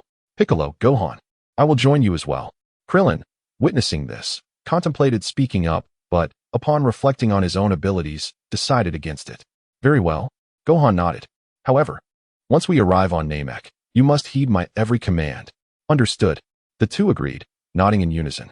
In an instant, Son Gohan teleported, bringing the two with him to the planet Namek. Prior to their departure, he had sensed Frieza's energy, allowing him to navigate back to Namek whenever he detected it. Upon their arrival on Namek, the trio soon beheld a colossal spaceship, Frieza's vessel. At that moment, Frieza was inside, reprimanding Dodoria and Zarbon upon their return. Suddenly, he caught sight of Piccolo and the others outside the ship. Dodoria, Zarbon, is that not a Namekian? Both Dodoria and Zarbon followed Frieza's gaze and spotted Son Goku and his companions. Namekians, and Scions too, Zarbon remarked, observing Son Goku's hairstyle. A Scion? Yet he seems to lack a tail. Perhaps it was removed, Dodoria suggested. But aside from Vegeta, aren't the only remaining Scions those from Earth? Indeed, Zarbon affirmed. Thus, he is likely one who hails from Earth. Earth. Frieza interjected. I care not from whence this Scion comes. My primary concern lies with the Dragon Balls of Namek. You too, capture that Namekian and inquire about the whereabouts of the Dragon Balls. Yes, Lord Frieza, they responded, hastily rushing outside. Before long, they emerged, confronting the trio. Who are you? Have you hidden the Namekians of this planet? Dodoria inquired, scrutinizing the three. Piccolo scoffed. We have not concealed any Namekians. They have merely ventured to another planet. Another planet? Which one? Dodoria pressed. Piccolo smirked. Do you truly believe I would divulge that information? How dare you mock me? Dodoria seethed, his fists clenched tightly. And what if I do? If you possess any sense of prudence, you will vacate this planet at once. Otherwise, you shall never leave. Is that so? Dodoria retorted, activating his scouter. Beep beep, 20,000, 220,000. Upon seeing the readings on the scouter, a look of astonishment crossed Dodoria's face. Initially, he had assumed Piccolo was merely brash, but he was taken aback by the true prowess displayed. However, With Piccolo's power level at merely 20,000 and his own at 22,000, he was confident that he could overpower him with full effort. 20,000 power level, is it? Upon hearing this, Sabo's expression grew somewhat grave. Doria nodded. What about the other two? Let me take a look. As Doria directed the combat power detector towards Goku and Gohan, it beeped, displaying 5,000, 5,000. Upon seeing their combat power readings, Doria immediately breathed a sigh of relief. 5,000, you say? Sabo scoffed disdainfully at the father and son duo. Doria, you handle that Namekian, while I take on these two. Doria looked at Sabo with evident displeasure. It seemed unfair that he was tasked with one formidable opponent while Sabo faced two weaker ones. One could not deny that Sabo was indeed being unreasonable. What's wrong? Sabo, you should deal with that Namekian, and I will take on those two Saiyans. Doria retorted. Are you afraid of that Namekian? Who fears that Namekian? I merely wish to switch opponents. Is that not permissible? Piccolo, observing the exchange, remained silently contemplative, feeling that he was, in fact, the weakest among them. Doria proposed. Let us settle this with a game of rock, paper, scissors. The winner shall fight the two Saiyans. Rock, paper, scissors it is. Just as they were about to play, Piccolo suddenly launched an energy wave at the two. They immediately dodged, and with a thunderous explosion, the energy wave detonated behind them. Damn it! Doria clenched his fists, his face a mask of fury as he glared at Piccolo. Sabo, equally incensed, shared his anger. Piccolo scoffed. You two should not underestimate me. Even together, you're no match for me. What did you say? Doria's rage ignited at Piccolo's words. Initially, he believed that dealing with Piccolo would be more troublesome, which was why he had been negotiating with Sabo. But now, spurred by Piccolo's taunt, he was determined to teach him a lesson. Sabo, we shan't play rock, paper, scissors anymore. I will take care of this guy. All right. Sabo nodded in agreement. With that, Doria turned his gaze towards Piccolo. With a mighty shout, Doria surged forward at lightning speed towards Piccolo. Piccolo, fists clenched, met him head-on.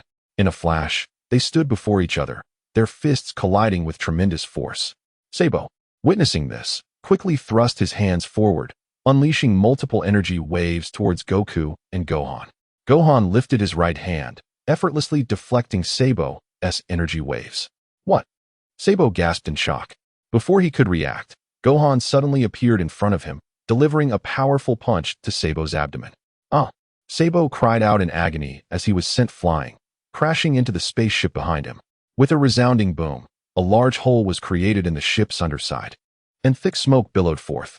Chapter 25. The Honest Doria Sabo. Sabo.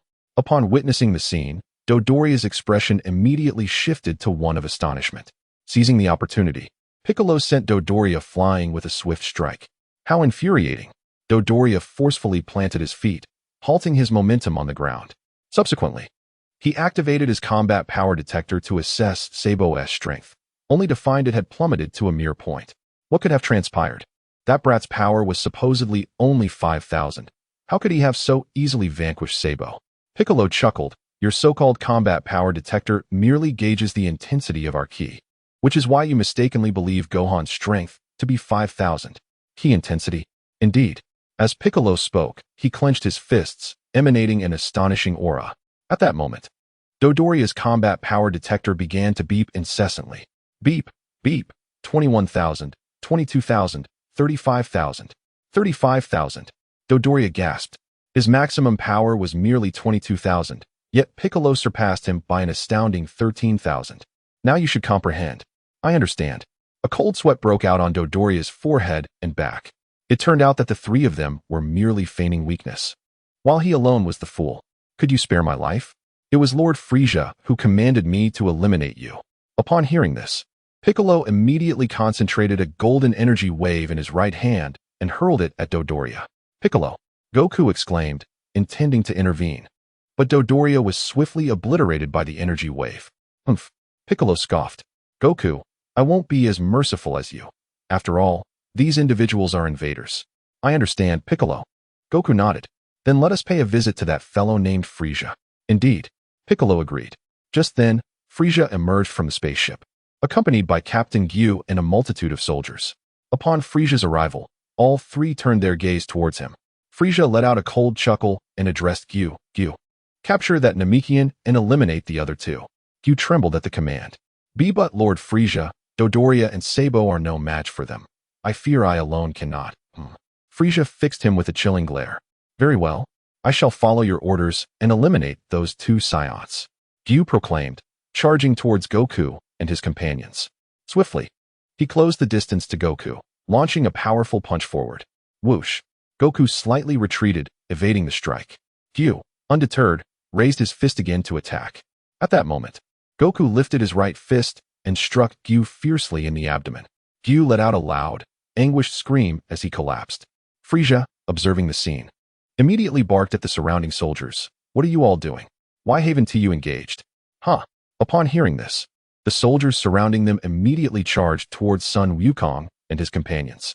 In response, Son Gohan swiftly retrieved the Shadow Battle Axe from his inventory. Shadow Battle Axe. Eradicate them all. Upon receiving Gohan's command, the axe transformed into a colossal weapon, cleaving through the advancing soldiers. With a thunderous roar, the ground was violently cleaved, creating a vast chasm into which numerous soldiers plummeted, victims of the seismic disturbance wrought by the Shadow Battle Axe. Subsequently, the axe danced through the air, unleashing a series of formidable strikes upon the soldiers. In no time, they were decimated by the onslaught of the axe's power. Piccolo, taken aback, turned to Gohan and inquired, Gohan, where did you acquire that axe? I found it on the ground. Gohan replied. Piccolo, momentarily speechless, reflected on how Gohan had previously concocted a tale involving a mysterious elder to explain his transformation technique. Yet now he simply declared that he had picked it up from the ground. From the ground? Where exactly did you find it? Son Wukong interjected. Right atop the Baozi Mountain. Gohan responded. Is that so? Son Wukong remarked, glancing at Frieza, who was seated in a baby carriage. Frieza, your subordinates have all been defeated by us. I advise you to leave Namek. Frieza sneered. It is the first time I've heard someone instruct me to vacate another's planet. Son Wukong retorted, this planet is not yours to begin with. Is it wrong to ask you to depart? With a chuckle, Frieza replied, how amusing. You are quite a unique character. Might I inquire your name? My name is Son Wukong. Son Wukong? Frieza mused, stroking his chin. That does not sound like a Scion name. Indeed, it is not a Scion name, for I am a Scion raised on Earth. Wukong declared. A Scion raised on Earth. So you have defeated Vegeta? Frieza continued. Yes, Wukong nodded affirmatively. You are named Son Wukong, but who are these two? And who is that little one? Wukong nodded again. His name is Son Gohan. And the Namekian? He is Piccolo. Now, Son Wukong, could you tell me where the Namekians on this planet have gone? If you are willing to share, I could offer you the position of Captain Xiaoyi. Son Wukong scoffed. Who would want to be your subordinate? Even if I knew. I would never divulge. Is that so? Frieza replied coldly with a smirk. In that case, I shall have to take matters into my own hands to extract the information from you. At that moment, Son Gohan suddenly pointed at Frieza's flying chair, exclaiming, Uncle Piccolo. Is that a baby carriage? A baby carriage? Frieza glared at Gohan with fury. Gohan's remark implied ridicule over his stature. I doubt that is the case. At that moment, Frieza unleashed a death beam from the index finger of his right hand, aimed at Son Gohan. Suddenly, the Shadow Battle Axe descended from the heavens, positioning itself in front of Son Gohan. The death beam struck the Shadow Battle Axe, absorbing the energy as effortlessly as raindrops are absorbed by a river. What? Frieza exclaimed in astonishment. His death beam possessed the capacity to obliterate a mountain, yet now, it had no effect on the Shadow Battle Axe. Chapter 26, Son Goku vs. Frieza observing this, Son Goku stepped forward and said, Gohan, would you allow me to engage this fellow first? Certainly. Son Gohan nodded, confident that he could easily handle Frieza. On North Kai's planet, the North Kai was taken aback upon hearing Son Goku's challenge to Frieza. As a notorious evil emperor of the universe, Frieza was far beyond the capabilities of the current Son Goku. Realizing this, the North Kai immediately communicated telepathically to Son Goku. Goku, can you hear me? This is Lord Kai. Lord Kai? Son Goku inquired. The North Kai nodded. Goku, Frieza's power is exceedingly formidable. I would advise against confronting him. Perhaps you should leave him to Gohan? Son Goku chuckled. It is precisely because of his strength that I am eager to face him. Nevertheless, if things go awry, you have Gohan to rely on, correct? After a moment's contemplation, the North Kai cautioned, just be careful. Understood. Son Goku affirmed. Are you talking to yourself, Goku? Have you already realized my power and gone mad with fear? Frieza laughed at the sight of Son Goku conversing with himself. Not at all. I was merely speaking with Lord Kai. Son Goku replied with a smile. Lord Kai? Frieza's laughter abruptly ceased. Indeed, though explaining it to you wouldn't yield clarity. With a scoff, Frieza's demeanor shifted to one of seriousness. Son Gohan then addressed the Shadow Battle Axe. Shadow Battle Axe. Could you enlarge yourself so that Uncle Piccolo and I can ride on you? The Shadow Battle Axe, feeling somewhat exasperated, complied and enlarged, landing on the ground. Seeing this, Son Gohan promptly climbed onto the axe's blade. Uncle Piccolo, come join me. I think I'll pass. Piccolo replied. Don't worry, Uncle Piccolo. While we watch the battle, the Shadow Battle Axe will keep us safe. Very well. Piccolo conceded after a moment's hesitation and flew onto the Shadow Battle Axe, standing upright rather than sitting like Son Gohan. At that moment, Frieza raised his index finger, emitting a purple beam directed at Son Goku. Without hesitation, Son Goku swatted the purple beam aside, sending it crashing into the ground, where it exploded. What? Frieza was taken aback, his right index finger repeatedly unleashing deadly beams towards Son Goku. Whoosh! Bang! Bang! Bang! Boom! Boom! Boom! Son Goku raised his right hand, effortlessly swatting away the deadly beams that Frieza had directed at him, sending them crashing into the surrounding ground. A cloud of dust quickly rose, obscuring Son Goku's figure. Believing Son Goku to be annihilated, a smug smile crept across Frieza's face. This is the fate of those who oppose me, Frieza, is it not? However, as the dust began to settle, Son Goku stood unharmed in his original position. How could this be possible? Frieza exclaimed in astonishment. The recent barrage of deadly beams would have been challenging for even Captain Ginyu to withstand. How could a mere scion emerge unscathed? Realizing this, Frieza promptly activated the power level scouter affixed to his left eye. Beep, beep, 5,000. As the scouter powered on, Frieza quickly observed the power level reading. Only 5,000. Could the scouter be malfunctioning? With that thought, Frieza removed the scouter and crushed it in his hand. He then descended slowly from his hovering chair and took a few steps forward. At that moment, a gentle breeze tousled Son Goku's hair. Frieza chuckled softly, stretching his limbs. Son Goku, it has been a long time since I personally executed someone, so you should consider yourself fortunate. However, with your current strength, you stand no chance against me. Upon hearing this, Frieza erupted into laughter. You truly are arrogant. To tell you the truth, I possess 3 transformation opportunities, and with each transformation, my power multiplies several times. Several times. Indeed, Frieza declared, clenching his fists tightly as an overwhelming aura radiated from him, rapidly soaring upward. Boom. The ground trembled violently in response. Son Goku remained still, patiently awaiting Frieza's transformation. Just then, a Scion spaceship suddenly descended from the sky. It was none other than Vegeta's spacecraft. After recovering from his injuries, Vegeta had learned of Frieza's intentions to seize the Dragon Balls on Namek and had hurriedly arrived.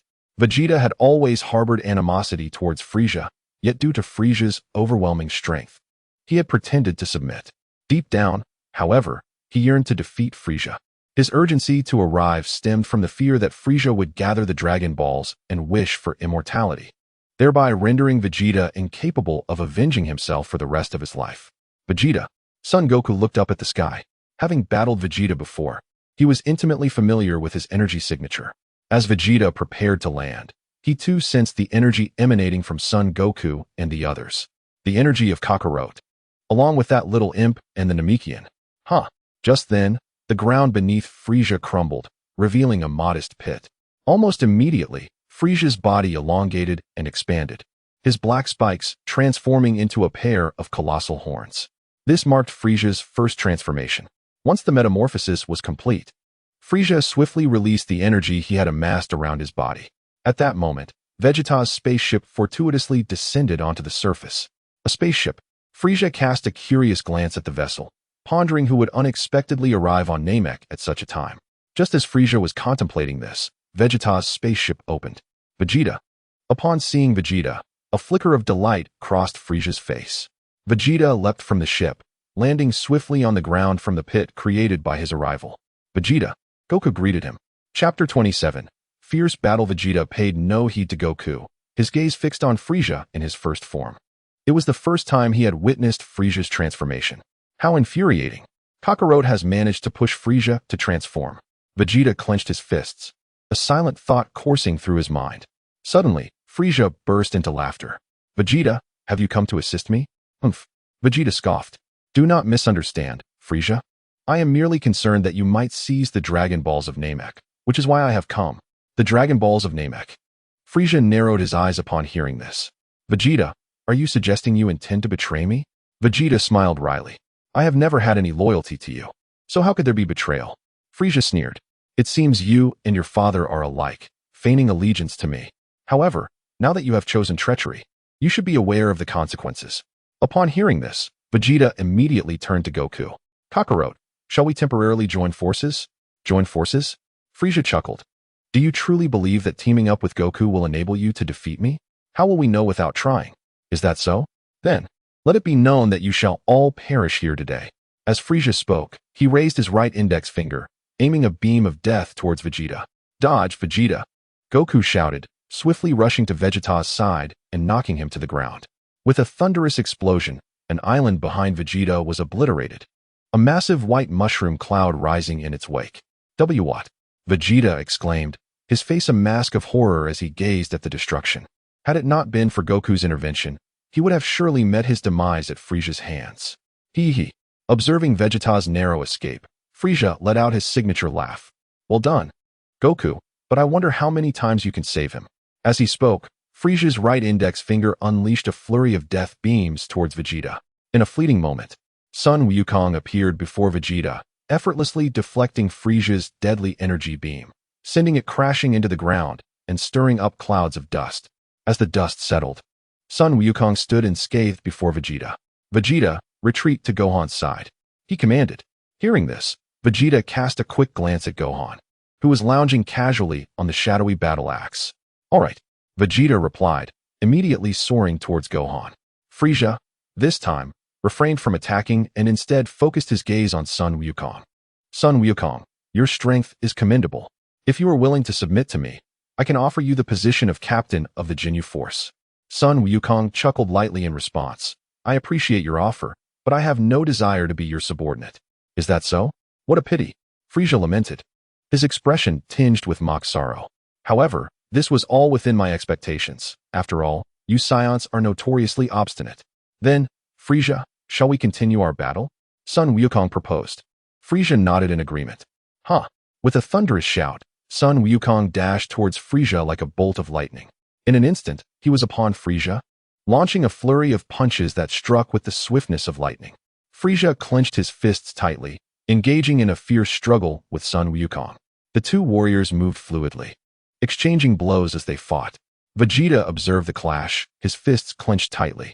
It had only been a short while since they last met. Yet Son Wukong's power had evidently surpassed his own. Despite Son Wukong's significant increase in strength, Vegeta realized that remaining here was perilous. Having betrayed Frieza, he knew that if Frieza eliminated Son Wukong, he would not spare him either. With this thought, Vegeta glanced at his spaceship, which was a considerable distance away. If he attempted to reach it now, he might very well fall victim to Frieza. At this moment, he had no choice but to rely on Son Wukong and his companions. Boom. Just then, Son Wukong's right fist connected with Frieza, sending him hurtling away. Damn it! Frieza bellowed in fury, unleashing a barrage of energy blasts from his fingertips towards Son Wukong. Son Wukong leaped back, deftly evading the onslaught of energy waves. Boom, boom, boom. The ground was ravaged by the relentless assault of energy blasts.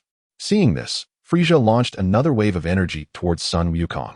With a powerful leap, Son Wukong ascended into the air. Bang!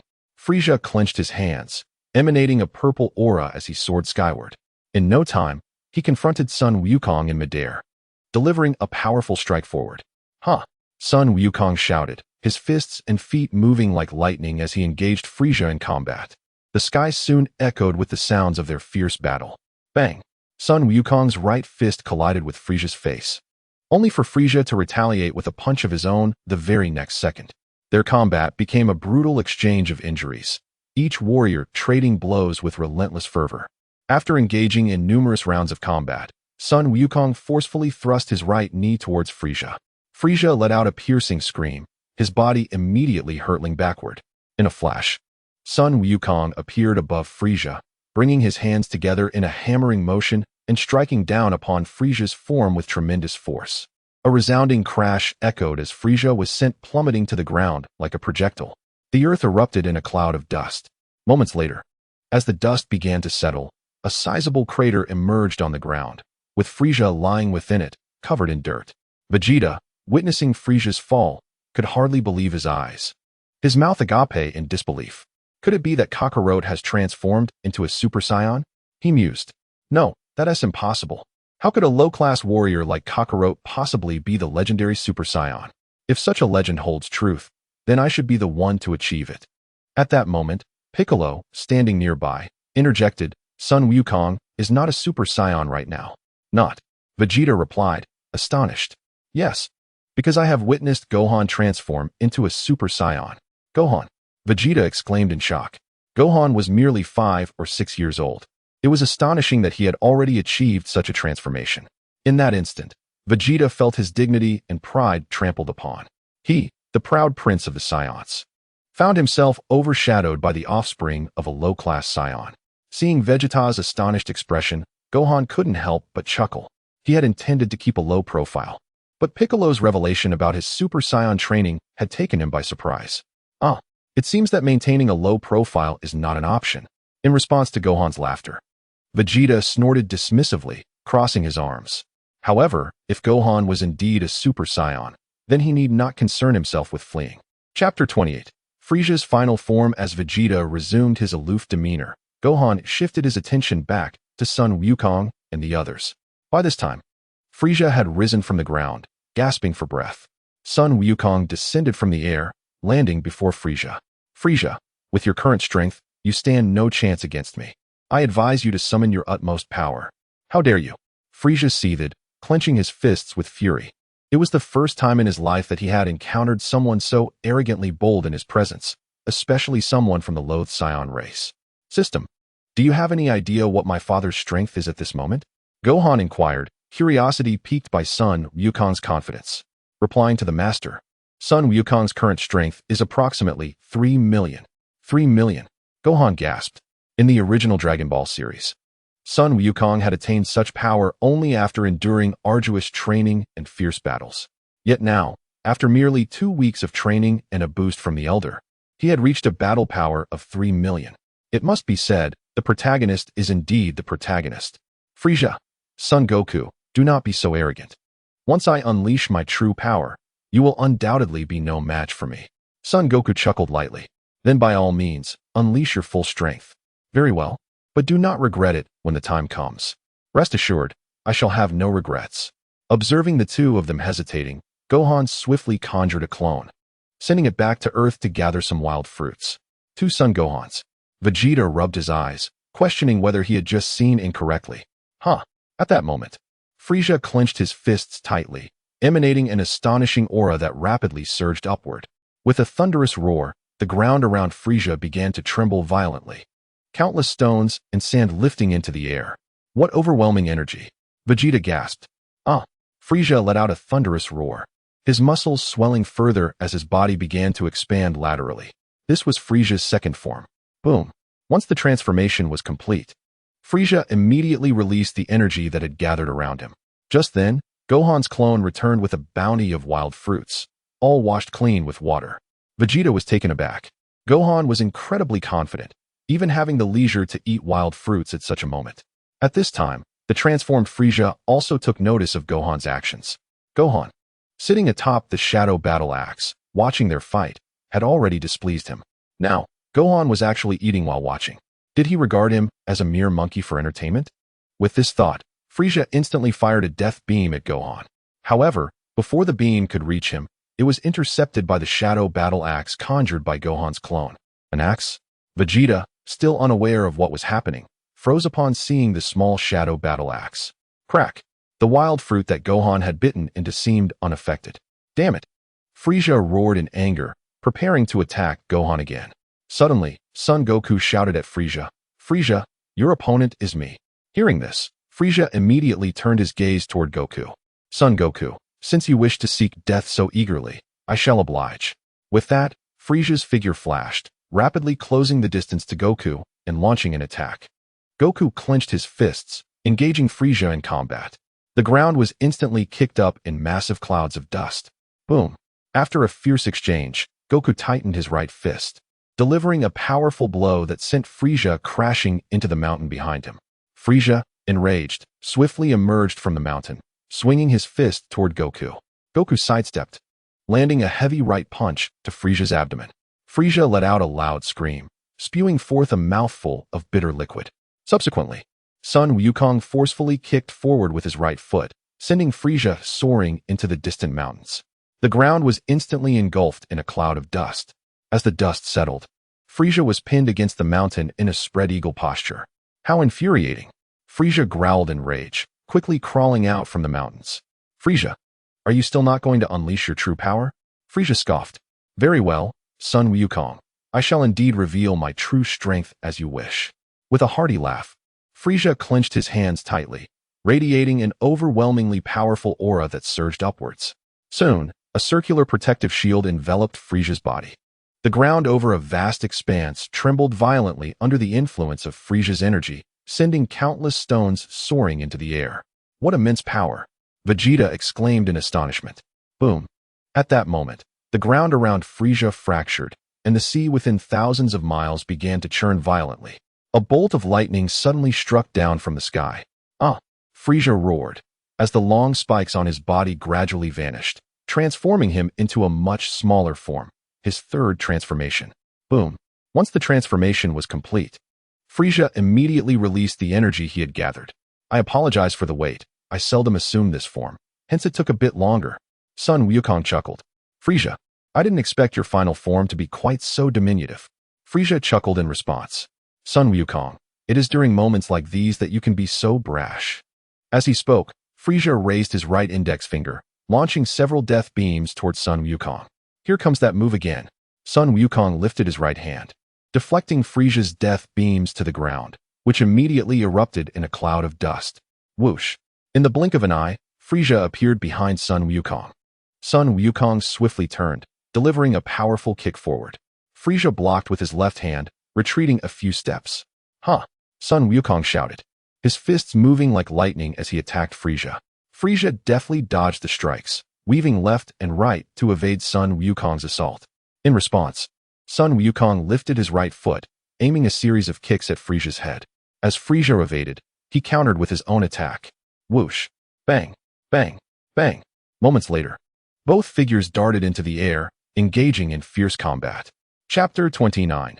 Tenfold King Kai Fist. Due to the incredible speed of both combatants, their movements created numerous afterimages in the sky. Bang! The two clasped their right fists together with great force, generating an astonishing gust of wind. They swiftly withdrew their fists, launching attacks at one another once more. The sky echoed with the sounds of their intense battle. Whoosh! Frieza's tail lashed forward, ensnaring Son Wukong's body. With a forceful exertion of his hands, Son Wukong attempted to break free from Frieza's tail. In response, Frieza swung his arms forward with great vigor, delivering a powerful blow to Son Wukong's face. A series of anguished cries erupted from Son Wukong. Frieza let out a cold chuckle, abruptly halting his assault. Just as Frieza reveled in his triumph, Son Wukong suddenly bit down hard on Frieza's tail. With a sharp crack, Frieza's tail was instantly stained red. Frieza let out a loud wail and quickly retracted his tail. Seizing the opportunity, Son Wukong unleashed a mighty punch towards Frieza's abdomen. With a resounding thud, Frieza was propelled to the ground like a projectile, raising a cloud of dust upon impact. Moments later, Frieza, his face twisted in fury, rose from the ground and charged at Son Wukong in the sky. The two resumed their fierce battle amongst the clouds. After a brief interval, they both descended to the ground, gasping for breath. Suddenly, a sly smile crept across Frieza's face. Son Wukong, it seems your strength is merely this much, he taunted.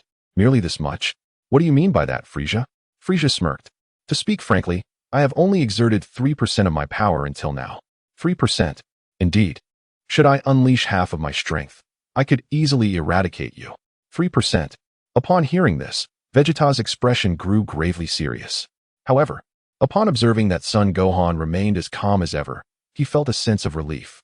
If Son Wukong, without transforming into a Super Saiyan, could compel Frieza to assume his final form, then Gohan, who could transform into a Super Saiyan, would undoubtedly be capable of defeating Frieza. If that is the case, then unleash half of your power.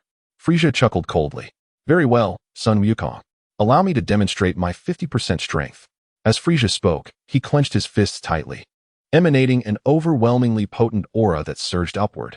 The ground beneath him trembled violently under the influence of Frieza's rising energy. 4%, 5%, 6%. Frieza continued to elevate his power while announcing the percentages. Vegeta and Piccolo clenched their hands tightly as they sensed the escalating aura of Frieza. Once adversaries of Son Wukong, their aspirations to surpass him now seemed futile in light of the vast disparity in strength. On North Kai's planet, the North Kai felt a twinge of concern for Son Wukong as he witnessed Frieza preparing to unleash half of his power.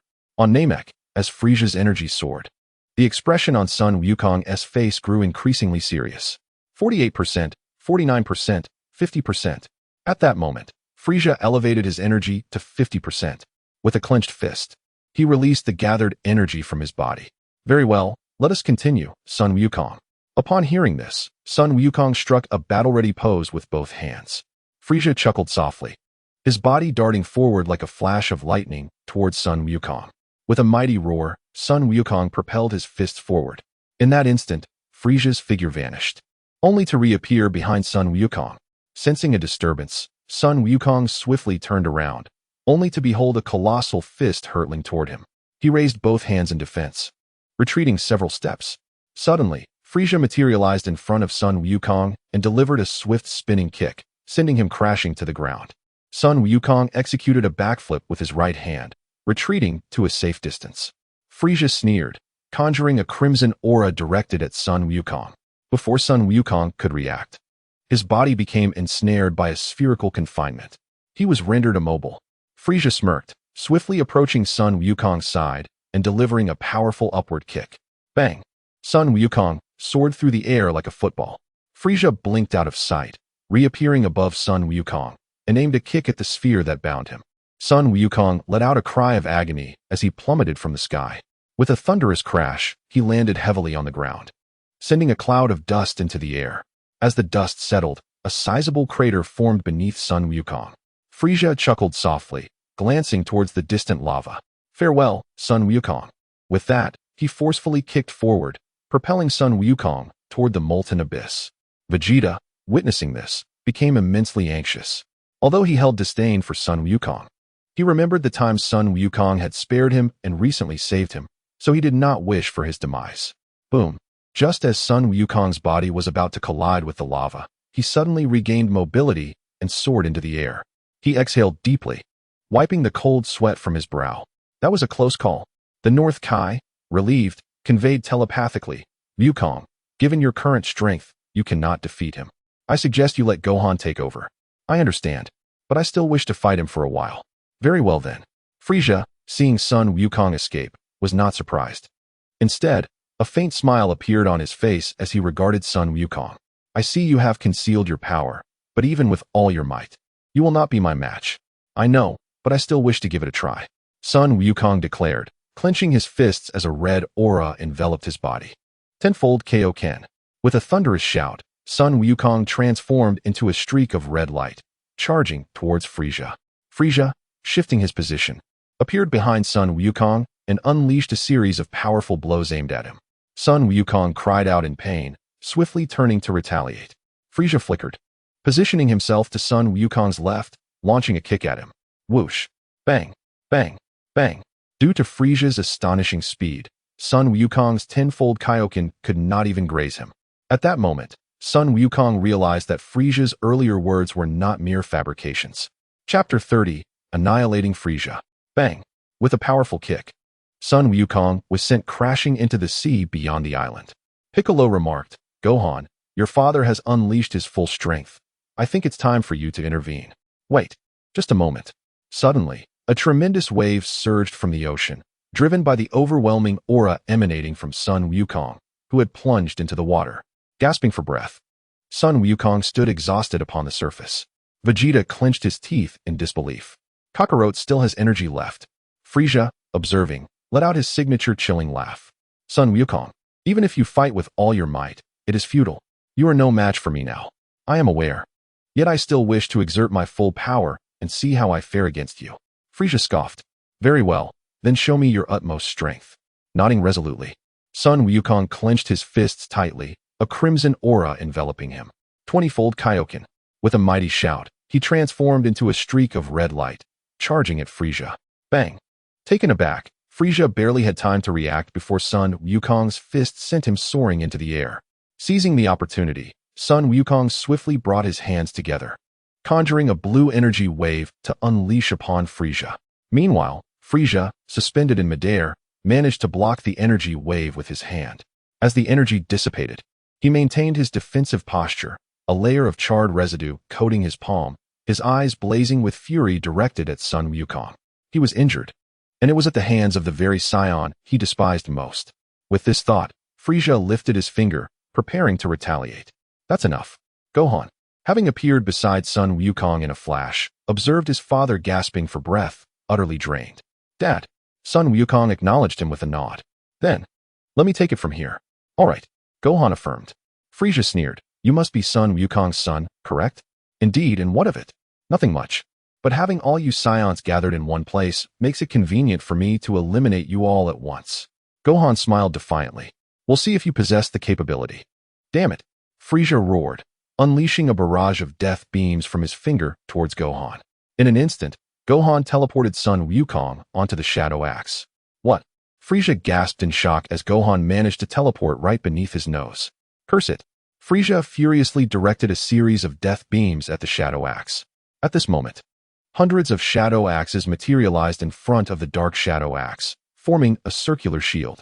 Frieza's death beams struck the shield, which was immediately absorbed by the conjured Shadow Axes. In an instant, Son Gohan teleported to stand before Frieza. Startled, Frieza's expression turned grave. Observing this, Son Gohan took a deep breath and summoned 3 identical white specters, known as the Gum Spirits. Son Goku, taken aback, exclaimed, Piccolo, what is this? I am equally uncertain. Piccolo replied. Frieza, astonished, beheld this unusual technique for the first time. Count off. Son Gohan commanded. The 3 Gum Spirits promptly arranged themselves in unison and began to count. 1, 2, 3. Although Frieza was unaware of Son Gohan's intentions, he was determined not to let Son Gohan succeed. Thus he concentrated energy into a ki blast and launched it at the Gum Spirits.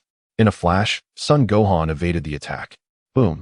The ki blast detonated upon impact with the ground, sending a billowing cloud of smoke into the air.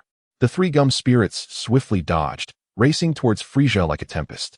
Frieza sneered as he vanished and reappeared before one of the Gum Spirits, delivering a powerful punch. Bang! At the moment Frieza's fist connected with the Gum Spirit, a smile appeared on the spirit's face. In an instant, the Gum Spirit erupted in a brilliant explosion. The other 2 Gum Spirits, undeterred, charged into the blast, colliding with Frieza's form. Boom! Boom! The 2 Gum Spirits detonated, prompting a piercing scream from Frieza. After a brief moment, as the smoke cleared, Frieza lay on the ground, battered and bloodied, seething with fury as he glared at Son Gohan. It was the first time since his birth that he had sustained such severe injuries, and the one responsible was merely a young scion. With this thought, Frieza rose from the ground. Frieza, you are no match for me. I advise you to leave this planet. Son Gohan declared. No match for me. Frieza erupted in rage. Leave.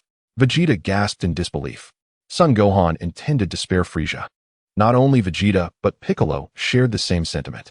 As Namek was his home planet, he harbored a deep-seated disdain for Frieza, who sought to seize the Dragon Balls. Moreover, Frieza's immense power posed a significant threat. If Son Gohan let him go, he would undoubtedly return with a vengeance. However, both Vegeta and Piccolo overthought the situation. Son Gohan's suggestion to spare Frieza stemmed from his desire to reflect the benevolence of Son Goku, hoping to be perceived as kind-hearted. Yet, as a devoted Dragon Ball fan, he understood that Frieza would not accept such goodwill. Like Vegeta, Frieza possessed an immensely strong sense of pride. Indeed, Son Gohan nodded. In that moment, Frieza clenched his hands tightly and charged towards Gohan. With a swift movement, Gohan vanished and reappeared behind Frieza, delivering a powerful kick that sent him soaring into the air. Instantly, Gohan clasped his hands together and proclaimed, Kamehameha. A deep azure energy wave coalesced from his palms, aimed at Frieza above. Bang! Frieza, taken aback, hastily raised his hands to counter the Kamehameha wave. Huh! Gohan shouted, thrusting his hands forward with all his might. With a resounding explosion, the Kamehameha wave detonated in the sky. No! Frieza screamed, his body torn apart by the overwhelming tempest generated by the explosion. After a brief moment, tranquility returned to the heavens. Vegeta gazed blankly at the sky, pondering, has he been obliterated? Chapter 31. Return to Earth. Piccolo observed in silence. Just moments ago, Gohan had insisted on sparing Frieza, yet now he had obliterated him without hesitation. What of your compassion? Goku felt a twinge of regret. Although Frieza was not a virtuous individual, he possessed immense power. Just then, Gohan flew over from a distance. Dad, Uncle Piccolo, shall we return? Indeed. Goku and Piccolo nodded in unison. Wait. Vegeta interjected suddenly. What is it, Vegeta? Goku inquired. Kakarot, are you returning to Earth? Yes. Goku affirmed. What of your spaceship? We have no spaceship. Gohan transported us here using instant transmission. Instant transmission? Yes. In simple terms, it is a technique that allows one to teleport by sensing ki. Kakarot, I heard from that Namekian that Gohan can transform into a Super Saiyan now? Indeed, what of it? I wish to witness the Super Saiyan transformation. You wish to battle Gohan? Vegeta fell silent at this suggestion. Gohan could dispatch him with a mere finger. Engaging in combat with Gohan would be sheer folly. Kakarot, what I mean is, I wish to see Gohan's transformation. Oh, so you do not wish to fight him? Goku chuckled. Gohan, why not transform for Vegeta? Gohan glanced at Vegeta and replied, I will transform for you, but I have a small condition. What condition? Quite simple. You must follow my lead and recite along. Recite? Yes. Gohan's expression suddenly grew serious. To prevent the world's destruction, come, Vegeta, recite after me. To prevent the world's destruction. Vegeta's voice was stiff. To protect the peace of the universe. To protect the peace of the universe. Vegeta's face flushed with embarrassment. It was his first time uttering such shameful lines. Yet for the sake of becoming a Super Saiyan, he persevered. To embody love and true evil. To embody love and true evil. Charming and endearing righteous characters. Charming and delightful protagonist. I am Son Gohan. I am Son Gohan. Vegeta, you should declare that you are Vegeta? I am Vegeta. Vegeta gritted his teeth. Upon witnessing this, Goku could not help but burst into laughter. Kakarot. Vegeta, in a fit of rage, glared at Kakarot. We are the rocket team traversing the galaxy. We are indeed the rocket team traversing the galaxy. A white hole, a bright tomorrow awaits us. A white hole, a radiant future lies ahead. That is how it is. Meow? Is that sufficient? At this moment, Vegeta's face had turned an intense shade of crimson. Had Raditz and the others been alive to hear his recent lines, they would surely have succumbed to laughter. Enough. Now, Son Gohan, can you transform into a Super Saiyan for me? Gohan nodded. Huh. With a mighty shout, a golden aura enveloped Gohan, his hair standing upright in golden spikes, his eyes shifting to a light green hue. This is indeed the Super Saiyan. Is this truly the Super Saiyan? Vegeta exclaimed in astonishment. Gohan's current aura was magnitudes more powerful than that of Frieza just moments ago. At this moment, he grasped why Gohan had remained so calm earlier. The two were on entirely different levels. Gohan, upon realizing this, reverted to his normal state.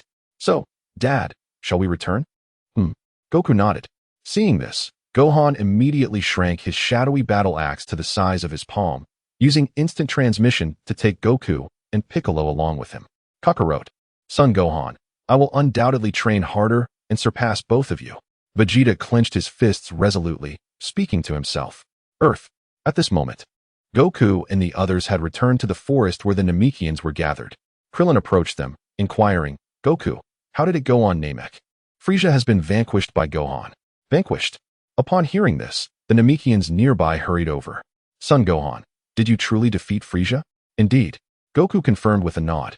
The Namekians encircled Gohan, exclaiming, Son Gohan, you are truly remarkable. Indeed, he defeated Frieza at the tender age of 6. He will undoubtedly grow even stronger. It's nothing. Gohan chuckled, scratching his head. Many younger Namekians also gathered around, including the character Tien from the original Dragon Ball. So, Goku, did you battle Frieza? Goku nodded. That fellow's power was incredibly formidable. Had it not been for Gohan, I might have perished at his hands.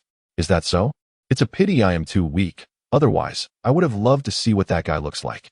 Gohan chuckled awkwardly in response. If Krillin were to know that in the original story he met his demise at the hands of Frieza's self-detonation, he might not have said that. Additionally, I encountered Vegeta on Namek. Vegeta? Indeed. That fellow, for reasons unknown, suddenly arrived on Namek. Did he engage in battle with you? No, and moreover, his strength was no match for ours. Indeed, after a brief conversation, Son Gohan went to meet with the Grand Elder. You have arrived, Son Gohan. The young warrior nodded. Grand Elder, I have vanquished Frieza for you, but he has many subordinates, and I fear they may seek revenge. Therefore, it would be prudent for you to use your Dragon Balls to relocate your planet to a safer location. Very well. The Grand Elder nodded in agreement. Then please gather all the Namekians together. I shall use instant transmission to escort you back. I appreciate your assistance. Shortly thereafter, all the Namekians assembled. Utilizing a clone he left on Namek, Son Gohan executed instant transmission, transporting them back to their planet. We have returned.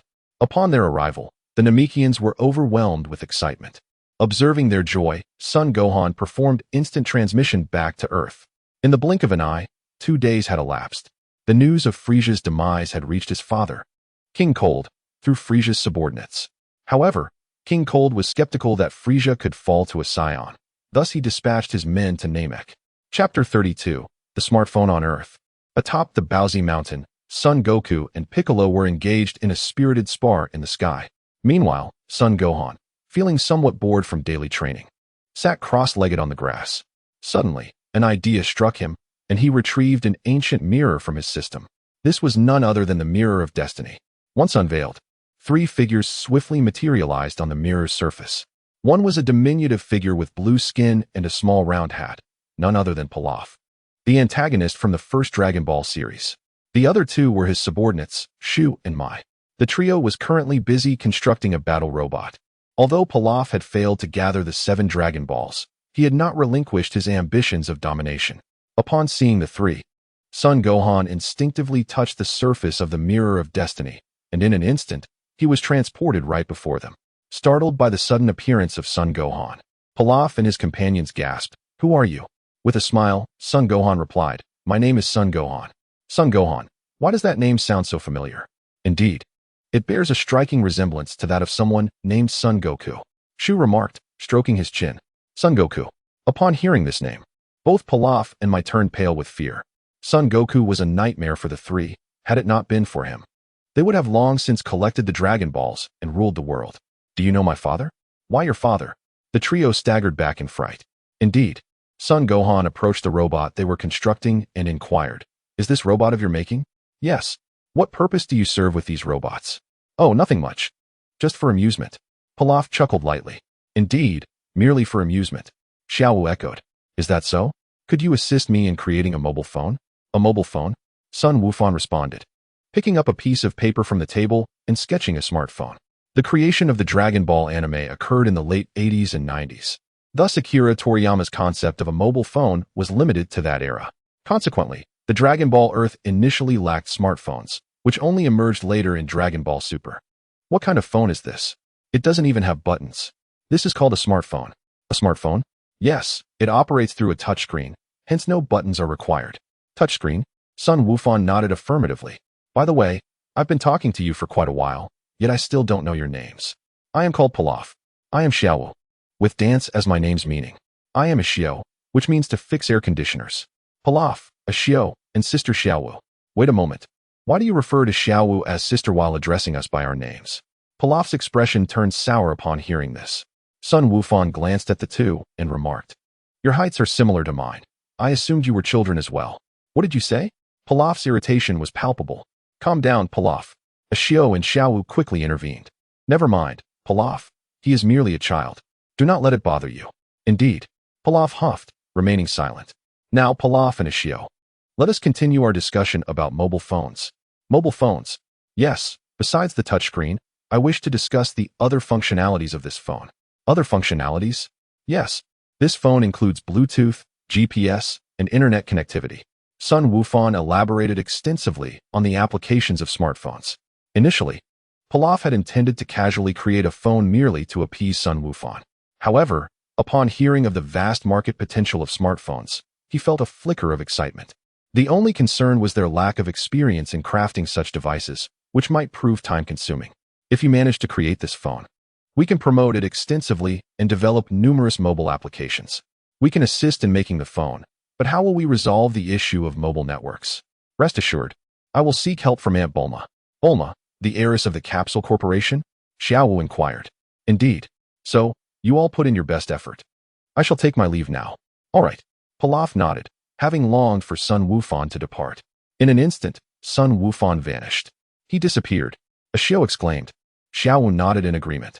So, Pilaf, do we truly intend to help that little rascal create a smartphone? Indeed. Pilaf affirmed. But, Pilaf, aren't we supposed to search for the Dragon Balls?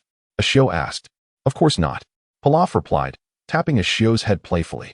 The young boy spoke of smartphones, suggesting that if we could profit immensely from them, we would acquire substantial funds to pursue the Dragon Balls. In West City, at Bulma's residence, she reclined leisurely in a chair in her backyard, engrossed in a newspaper, when a figure suddenly appeared before her. It was Gohan. Bulma aunt. Upon hearing Gohan's voice, Bulma promptly peered over the newspaper. Gohan. He nodded in acknowledgement. Gohan, what brings you here today? Bulma inquired. Gohan smiled and replied, Aunt Bulma, I would like your assistance in increasing the gravity in the gravity chamber to 500 times. 500 times. Bulma gasped. But Gohan, I just recently helped you raise it to 300 times. Not to worry, Aunt Bulma. I have fully adapted to the 300 times gravity. By the way, Gohan, didn't your mother want you to focus on your studies? Has she stopped insisting you do so? Upon hearing this, Gohan gave a dry chuckle. Oh dear. Why bring that up? No, I have a clone at home that is attending to my studies. A clone? Indeed, Gohan said, pulling a hair from his head and transforming it into his clone. 2 Gohans. Bulma exclaimed in surprise. Gohan chuckled. Aunt Bulma, the other one is my clone. So Gohan, can this clone do anything for you? Yes, it can, but it has one drawback. What drawback? It doesn't require food or rest like we do. Bulma was speechless. Is that really a drawback? That sounds like an advantage. However, she pondered that if Gohan's clone were fed by Chi-Chi while studying, it would surely be discovered. Chapter 33. Super Saiyan 2 Gohan. If you have your clone study for you, won't you be completely oblivious to what you are learning? Gohan smiled and replied, as long as the clone transforms back into my hair, I can access the memories of the day through it. That's impressive. Gohan, could you teach me this cloning technique? I can, but the technique requires energy. Aunt Bulma, since you have never trained in martial arts, you would need to start from the basics. I see. Then perhaps I will pass on that. Well, Aunt Bulma, you must keep the cloning technique a secret for me. Understood. Bulma nodded. Now, Aunt Bulma, about the gravity chamber? I'll be resting today. I can help you raise the gravity tomorrow. All right. Gohan nodded. Then I shall take my leave for now. Okay. Bulma nodded. With that, Gohan instantly teleported back to Korin Tower. Gohan. Piccolo, upon seeing Gohan return, flew over from a distance. Where did you go? I visited Aunt Bulma. I asked her to help me increase the gravity in the chamber. Piccolo did not inquire further. 2 weeks passed swiftly. After spending a fortnight, Bulma finally succeeded in raising the gravity in Gohan's chamber to 500 times. All right, Gohan, I have elevated the gravity chamber to 500 times. Gohan nodded appreciatively. Thank you, Aunt Bulma. However, the gravity in this gravity chamber becomes increasingly difficult to enhance as one ascends. So you must endure this 500 times gravity for a while. I understand, Aunt Bulma. If there is nothing else, I shall take my leave now. Bulma nodded. At that moment, Gohan instantaneously teleported back to the Capsule Corporation. In the cosmos, on a desolate and uninhabited planet, a solitary figure was performing one-finger push-ups. This individual was none other than Vegeta. 9999, 10,000. Vegeta declared, exerting pressure with his right index finger, lifting himself off the ground. This training alone will not suffice. Even if I train for a lifetime, I will never catch up to Kakarot and the others. Vegeta exclaimed, immediately turning his gaze towards his spaceship. Moments later, he departed the planet aboard his spacecraft. 2 months swiftly elapsed.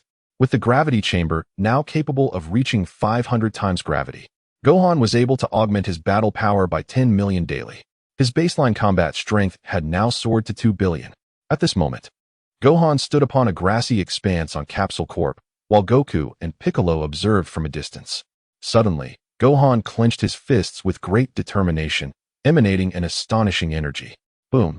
A golden aura erupted around him, his hair transforming into golden spikes, and his eyes shifting to a light green hue. This was the Super Saiyan transformation. As Gohan transformed, Krillin, who was on Earth, sensed his overwhelming energy. However, they assumed Gohan was merely training and did not pay it much mind. At that moment, Gohan tightened his grip once more, unleashing an immense energy that surged upwards. The ground of Capsule Corp trembled violently under the influence of Gohan's aura, and the grass beneath his feet was swept up, forming a whirlwind. What incredible power! Krillin, feeling Gohan's energy once again, displayed a look of astonishment. With a mighty roar, Gohan's energy exploded, his golden aura igniting like flames, his hair standing even more erect, and lightning crackling around him as he radiated energy. This was the Super Saiyan 2 transformation. Boom! Once the transformation was complete, Gohan released the energy that had gathered around him. Is this the transformation that surpasses the Super Saiyan? Piccolo remarked, glancing at Gohan. Yes, Gohan nodded. I have named this transformation Super Saiyan 2. Super Saiyan 2, Gohan confirmed, reverting to his normal state. At that moment, Goku and the others sensed an energy approaching Earth from beyond, which belonged to Vegeta. Vegeta, Piccolo nodded. It seems to be his energy. But why would he suddenly come to Earth? I do not know. Piccolo shook his head. Shall we go have a look? All right. With that, the trio swiftly made their way to the site where Vegeta's spaceship was about to land. Moments later, the spacecraft touched down on Earth. Vegeta emerged and flew before Goku and the others. It has been a while, Vegeta. Goku greeted him with a smile. Vegeta merely snorted, choosing not to respond. Goku, undeterred, continued, What brings you to Earth unexpectedly? Are you here to challenge me? Not at all. I have come to train on Earth. Training on Earth? So, you intend to reside here? Indeed, nodded Vegeta. And where will you be staying? I do not know. Kakarot, have you achieved Super Saiyan form yet? Yes, Goku affirmed. Upon hearing this, Vegeta clenched his fists, regretting not having come to Earth sooner to train. Kakarot, could you share how you attained Super Saiyan status in such a brief time? How did I train? Goku pondered for a moment. I trained in the gravity chamber with Gohan and the others. The gravity chamber? Yes, Bulma created it. It can now increase gravity up to 500 times. 500 times gravity. Where is this chamber located? Goku promptly pointed towards the nearby gravity chamber. That is the gravity chamber. And Kakarot, where is Bulma now? Bulma is in West City. West City? Could you take me to see her? I can, but what do you need her for? I would like her assistance in constructing a gravity chamber. All right, I will take you. But you must promise me that you will not harm Bulma. Okay, I promise. Without hesitation, Vegeta agreed, as his sole desire was to grow stronger and surpass Goku and the others. Goku then led Vegeta to Bulma's residence, with Gohan and Piccolo following closely behind. Chapter 34. The smartphone is ready in West City. At Bulma's home, she was lounging leisurely on a beach chair, perusing the latest fashion magazine. Suddenly, four figures descended from the sky: Goku, Piccolo, Gohan, and Vegeta. Goku, Bulma. Bulma nodded in acknowledgement. Goku, who is this? This is Vegeta. Vegeta. Bulma gasped. He is the Saiyan who intended to invade our Earth? Indeed. Vegeta scoffed disdainfully at the remark. Then why have you brought him here? He seeks your assistance in constructing a gravity chamber. A gravity chamber? Bulma's expression shifted to one of anger. Goku, I am not your family's handyman, and I have no obligation to assist you for free. Bulma, it is Vegeta who is requesting your help, not us. Is there a difference? I still refuse to do it. How infuriating. Vegeta felt a surge of frustration at her response. As the esteemed prince of the Saiyans, when has he ever been so humble? What are your intentions? Upon witnessing Vegeta's furious expression, Bulma immediately felt a pang of anxiety. Vegeta, upon hearing this, swiftly suppressed his inner wrath. Bulma, noticing his change in demeanor, exhaled in relief. By the way, Bulma, Vegeta possesses a spaceship. How about you persuade him to gift it to you? A spaceship. Bulma's interest was piqued at this revelation. Gohan chimed in, indeed. Bulma turned her gaze towards Vegeta. If you can assist me in constructing the gravity chamber, I shall bestow that spaceship upon you. A deal. Well then, Bulma, if there is nothing else, shall we take our leave? Goku inquired. Certainly.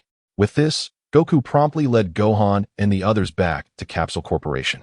Only Vegeta remained in Bulma's courtyard. Observing that Goku and the others had departed, Bulma began to feel uneasy about her earlier words. With Goku present, she felt secure, but now, as a delicate young woman alone, how could she possibly contend with him? What if he were to act inappropriately? Bulma pondered anxiously. At that moment, Vegeta suddenly addressed Bulma. Inferior Earth woman, how long will it take to complete the gravity chamber? Bulma, incensed, retorted, I am not an inferior Earth woman. My name is Bulma. With her right index finger pointed at Vegeta's chest, she asserted her identity. Vegeta, gritting his teeth in anger, replied, and if you dare to misbehave, I will immediately summon Goku and the others back. Humph. Vegeta scoffed. I care not what you are called. I simply wish to know how long it will take to complete the gravity chamber. Bulma shot back, if you desire my assistance in building the gravity chamber, you must treat me with respect. Otherwise, even if you were to kill me, I would not aid you. Vegeta clenched his jaw in frustration. Fine. I shall refer to you as Bulma. That is more acceptable. It will take approximately half a month to construct a new gravity chamber. Additionally, bring your spaceship to my residence, for I intend to convert it into the gravity chamber. Very well, I understand, Vegeta declared, and immediately soared into the sky. Thus, Vegeta made his residence on Earth. After half a month, the gravity chamber was completed, and Vegeta commenced his training. Time swiftly passed, and 3 months flew by. The Pilaf gang, after 6 months of diligent research, finally succeeded in creating the smartphone that Gohan had described. The lengthy duration was due to the design plans and a shortage of materials and funds. They were now exulting over their recent creation. King Pilaf, we have succeeded. Indeed. King Pilaf nodded. Next, we simply need to establish a factory, and we can produce smartphones in abundance, reaping significant profits. Should we inform Gohan of our achievement in manufacturing the smartphones? Upon hearing this, Pilaf immediately tapped Ash's head. You fool. This is the result of our relentless research. Why should we share it with Son Gohan? Ash, cradling his head, replied, Lord Pilaf, must you always strike my head? If I don't hit your thick skull, will you ever come to your senses? Just then, a figure suddenly appeared before the trio. It was Son Gohan. Son Gohan. The three were startled at his arrival. Son Gohan surveyed the surroundings and remarked, Pilaf, when did you relocate your workspace without informing me? Pilaf silently grumbled, I changed locations precisely to avoid you. Despite his thoughts, he maintained a cheerful facade. We were so engrossed in our research that we forgot to tell you. Oh, has the phone been completed? Not quite yet. Pilaf chuckled. Is that so? May I take a look at your nearly finished phone? At this, Pilaf felt a wave of guilt, but still handed the phone to Son Gohan. Here. Son Gohan activated the device and noted the responsive touchscreen and seamless performance. Pilaf, this phone is quite impressive. Are there any issues? The speaker isn't great. I wish to make further improvements. No problem. I'll take it to Aunt Bulma for assistance. Bulma, but this is the fruit of our tireless labor. Don't worry, Pilaf. I'm merely showing it to Aunt Bulma. You three will remain the true creators of this phone. All right, but you must return it to me. Of course. With that, Son Gohan vanished in an instant. Ash exclaimed, he disappeared again. Lord Pilaf, do you think Gohan will really return the phone? I don't know. In West City, at Bulma's residence, she was strolling in the yard when a figure suddenly appeared in the air. It was Son Gohan. Gohan. He nodded and descended gracefully. Gohan, what brings you here today? Aunt Bulma, I have something to show you. As he spoke, he revealed the smartphone. What is this? This is a smartphone. A smartphone? Son Gohan proceeded to demonstrate its features. Touchscreen? Yes. He affirmed. Where did you acquire this phone? I had someone help me create it. Who assisted you? His name is Pilaf. Pilaf? That name sounds somewhat familiar. To create such a device, he must possess some skill. Indeed, Son Gohan nodded. Where is he now? He is in a house on the outskirts of West City. On the outskirts, you say? Gohan, you're not merely letting me see this phone, are you? Son Gohan smiled. Certainly not. I wish to enlist Aunt Bulma's assistance in the mass production of this mobile phone. Are you suggesting that I aid in the manufacturing of this device? Son Gohan nodded. Bulma pondered for a moment and replied, It is indeed possible, but pray tell. Why do you wish to produce this phone? Isn't it obvious? It is for the sake of profit. Profit? Indeed. With money, my mother would no longer be troubled by financial woes, and perhaps I would not be pressured into becoming a scholar. I see. I can arrange for someone to aid in the production of the phone, but you must summon Pilaf so that I can understand the components and materials required. Very well. Furthermore, since I shall be facilitating the manufacturing of this phone, should it prove lucrative, I shall claim half of the profits. Agreed. Son Gohan chuckled awkwardly. Then, Aunt Bulma. I shall go fetch Pilaf at once. Excellent. In an instant, Son Gohan teleported to a house on the outskirts of West City. Son Gohan. He nodded in acknowledgement. Pilaf. Shoo. I have spoken with Aunt Bulma, and she has agreed to assist in the manufacturing of the phone. If it sells, the three of you shall receive 25%. 25%? On what grounds?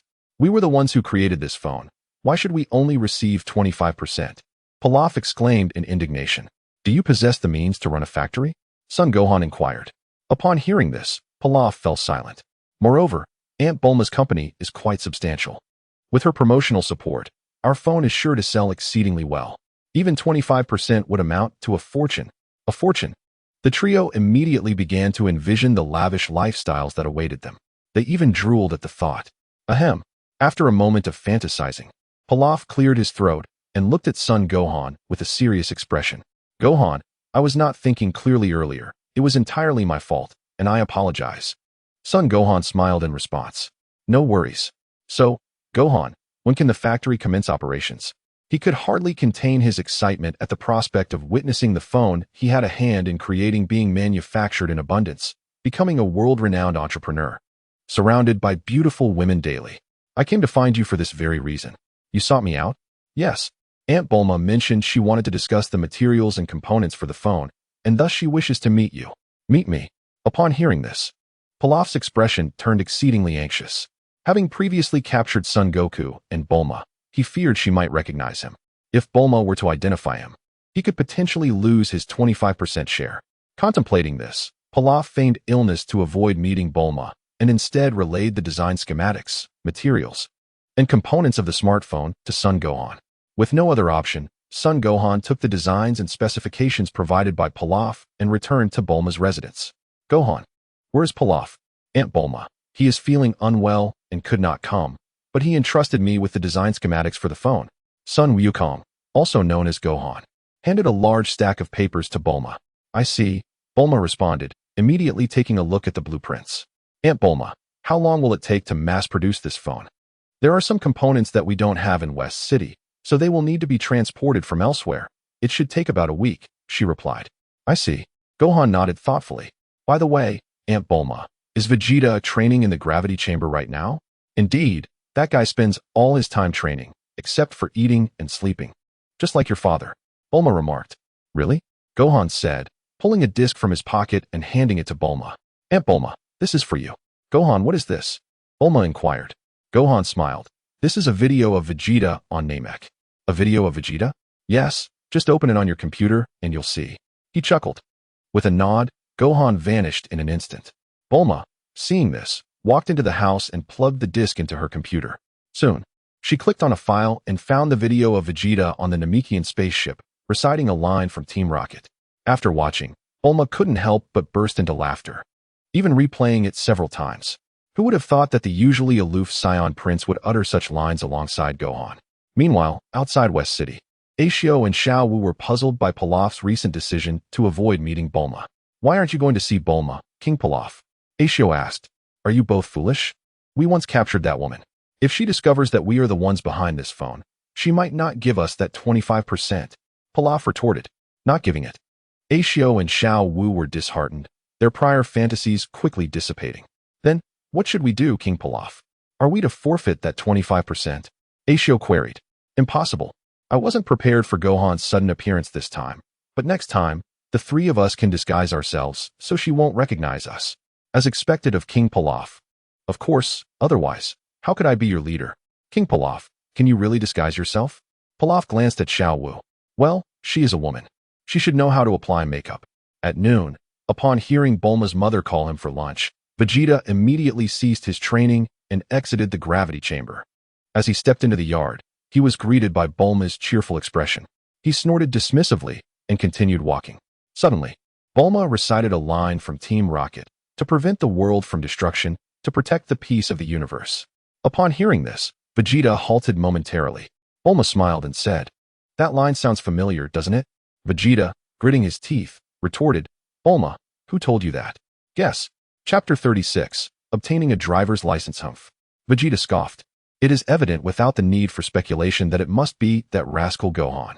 Indeed, he even provided me with a video. A video? The one you recorded on Namek. Upon hearing this, Vegeta clenched his teeth in fury. How dare that scoundrel record a video of me? Bulma, where is that video now? What for? Do you intend to delete it? Even if you erase my copy, Gohan surely possesses a backup. Vegeta, filled with rage, gritted his teeth once more. Bulma, you absolutely must not show that video to anyone else. Do you understand? Otherwise, I shall take drastic measures. But Mom has already seen it. I meant from this moment on. Vegeta exclaimed loudly. All right, I was merely jesting. Why are you so angry? Bulma smiled. Vegeta snorted coldly and turned to walk away. At that moment, he silently vowed that once his strength surpassed Gohan's, he would give him a thorough thrashing. At the home of Goku in Mount Payos. Achu. Gohan was having lunch at home when he suddenly felt an itch in his nose and sneezed. What's wrong, Gohan? Chi-Chi inquired with concern. It's nothing, Mom. Although Gohan said this, he was actually wondering if Vegeta was cursing him. The following day, after a day of training, Goku and Piccolo, as usual, stripped off their sweat-soaked garments for Chi-Chi to wash. Chi-Chi, upon seeing the discarded clothes, suddenly wore a displeased expression and looked at the two. Goku, you only know how to train, never considering how hard I work for this family. Do you know this morning, I was chased by a wild boar while grocery shopping, and I nearly lost my life. But Chi-Chi, aren't you skilled in martial arts? My hands were full of groceries. How could I possibly use my martial arts? All right, Chi-Chi, I understand you've worked hard. Tomorrow, I'll catch that wild boar to vent your frustrations. Is that really the crux of the matter? Then what is the crux? Goku, you should get a driver's license. A driver's license? Yes. Once you have your license, you can drive me to West City. There's a couple next door. The husband drives his wife to buy groceries. And Piccolo, you should come along too. Me? Piccolo was taken aback. Why am I being dragged into this? Yes, you eat at my house every day. Shouldn't you join us? Piccolo was at a loss for words. I only had a bit of water. In any case, you two will start pursuing your driver's licenses from tomorrow. But Chi-Chi, we have the flying Nimbus. You could let it take you grocery shopping. I'm afraid of heights. I'm not accustomed to riding the Nimbus. By the way, you could use Gohan's axe to go shopping. Gohan's axe? Yes, that axe can change size and will protect you from danger. Is there truly such an axe? Indeed. Goku nodded. Even so, I still want to ride it. Why not? You should ask Piccolo if he would ride out on an axe. I would. Piccolo nodded. Bick is not an ordinary person.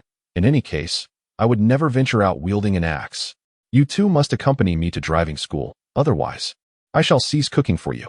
Very well. Son Wukong reluctantly acquiesced. Chi-Chi spoke as she turned and entered Son Gohan's room. Mother. Chi-Chi nodded. Gohan, I heard from Wukong that you possess an axe that can change size. Is that correct? Mother, are you referring to the Shadow Battle Axe? The Shadow Battle Axe? Indeed. Would you be able to lend it to me? I can, but what do you intend to do with it? To hunt wild boars. Upon hearing this, Son Gohan felt a bead of cold sweat form on his forehead. He then retrieved the Shadow Battle Axe from the system. Is this the Shadow Battle Axe?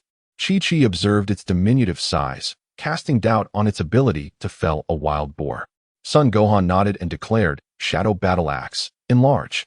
As the words left his mouth, the axe immediately grew significantly larger. Chi-Chi gasped, this axe truly can change size. Son Gohan affirmed, from this day forward, the Shadow Battle Axe shall accompany my mother, protecting her, but it must not take lives and must heed her commands. Upon hearing this, the axe seemed to nod as if it had a will of its own. Chi-Chi was taken aback. Gohan, this axe can understand human speech? Yes. Son Gohan confirmed. Then, Gohan, where did you acquire this axe? I found it. Where did you find it? On Dumpling Mountain. The following day, Chi-Chi took the Shadow Battle Axe out with her. On her way back, she encountered the wild boar once more. At that moment, the beast stared ferociously at Chi-Chi. Recognizing the threat, she steeled herself and addressed the floating Shadow Battle Axe. Shadow Battle Axe, slay that wild boar for me and provide today's meal. The axe responded instantly, emitting a beam of white light and swiftly severing the boar's head. Chi-Chi smiled slightly, placing the freshly slain boar atop the enlarged Shadow Battle Axe. The axe, witnessing this, felt a profound sense of irony. It was ostensibly a weapon of death, yet it had become a mere transport. What kind of master had it encountered? Time swiftly passed, and a week had gone by. The assembly line for the smartphones had been completed, and mass production had commenced. At Dumpling Mountain, in Son Gohan's home, he had remained indoors diligently studying. ever since Sun Wukong inadvertently revealed details of their morning sparring, arousing Chi-Chi's suspicions. Thus, for the past few days, Son Gohan had obediently stayed at home. At that moment, he was languidly situated in his room, idly twirling a pencil in his hand. Suddenly, a knocking echoed from outside the door. "Gohan, I'm coming in." Upon hearing the knock, Son Gohan straightened up, focusing on the exam papers before him.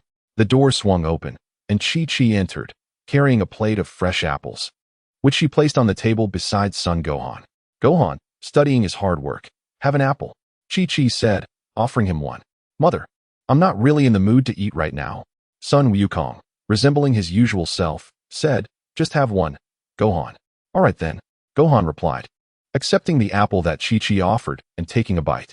"Could it be that I have been overly concerned?" Chi-Chi thought to herself, smiling as she looked at Gohan. "Well, Gohan, you should continue your studies. Mother will step out for a while." "Okay, Mom." Seeing this, Chi-Chi promptly exited Gohan's room. During this period, Gohan's doppelganger had scarcely touched water or fruit. Hence, Chi-Chi had used the apple to test him. Once Chi-Chi left, Gohan breathed a sigh of relief. Over the past few days, Chi-Chi had employed various methods to gauge his behavior. Fortunately, he possessed the ability to read minds, allowing him to discern her thoughts. It appeared that relying on the doppelganger was not a sustainable solution. It was time to confront her with the truth. Gohan mused inwardly. "By the way, system, do you possess the art of war?" "Master, I am a system, not a library." "I see. But why do you need the art of war?" "Oh, it's nothing." Chapter 37. The confrontation time swiftly passed, and a month had gone by in the blink of an eye.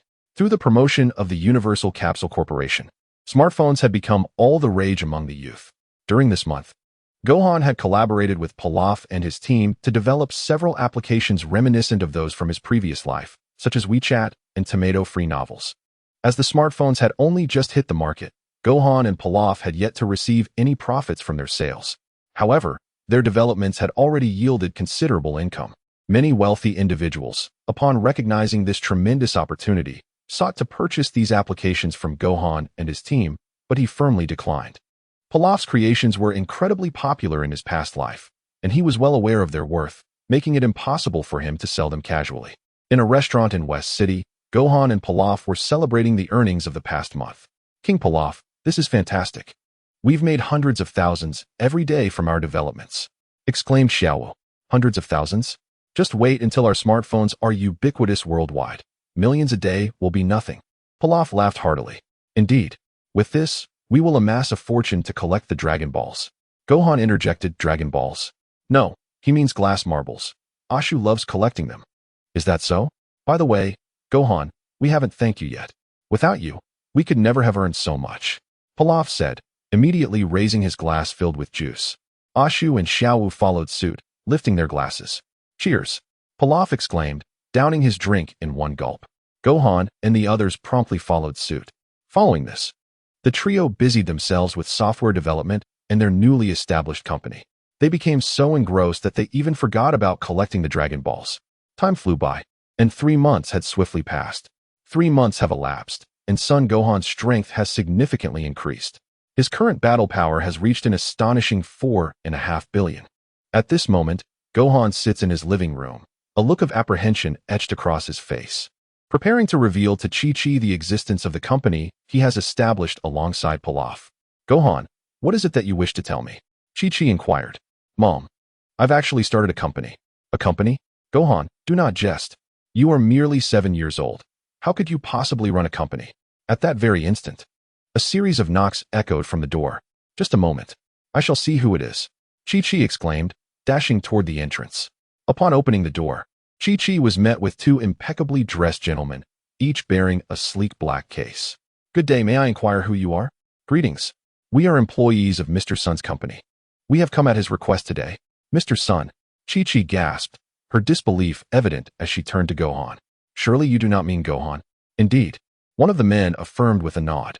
Still incredulous, Chi-Chi pinched her left hand. "Ouch, this is not a dream. You mentioned that Gohan summoned you. What exactly did he ask you to do?" "Mr. Sun instructed us to deliver a sum of money." "Money?" "Indeed," the man replied, placing the case on the ground and opening it to reveal an abundance of cash. "So much money. There is a total of 50 million here," the man stated. 50 million. Chi-Chi exclaimed in shock. She then raised her right hand and pinched her cheek. Ouch! It appears this is indeed no dream. Is all of this truly Gohan's? Yes, the man confirmed. Chi-Chi then turned her gaze to Gohan. Gohan, what on earth is going on? You haven't used the Dragon Balls, have you? No, Mom. I simply collaborated with someone to create some mobile phones and develop software, which has garnered me some earnings. Some 50 million is merely some money now.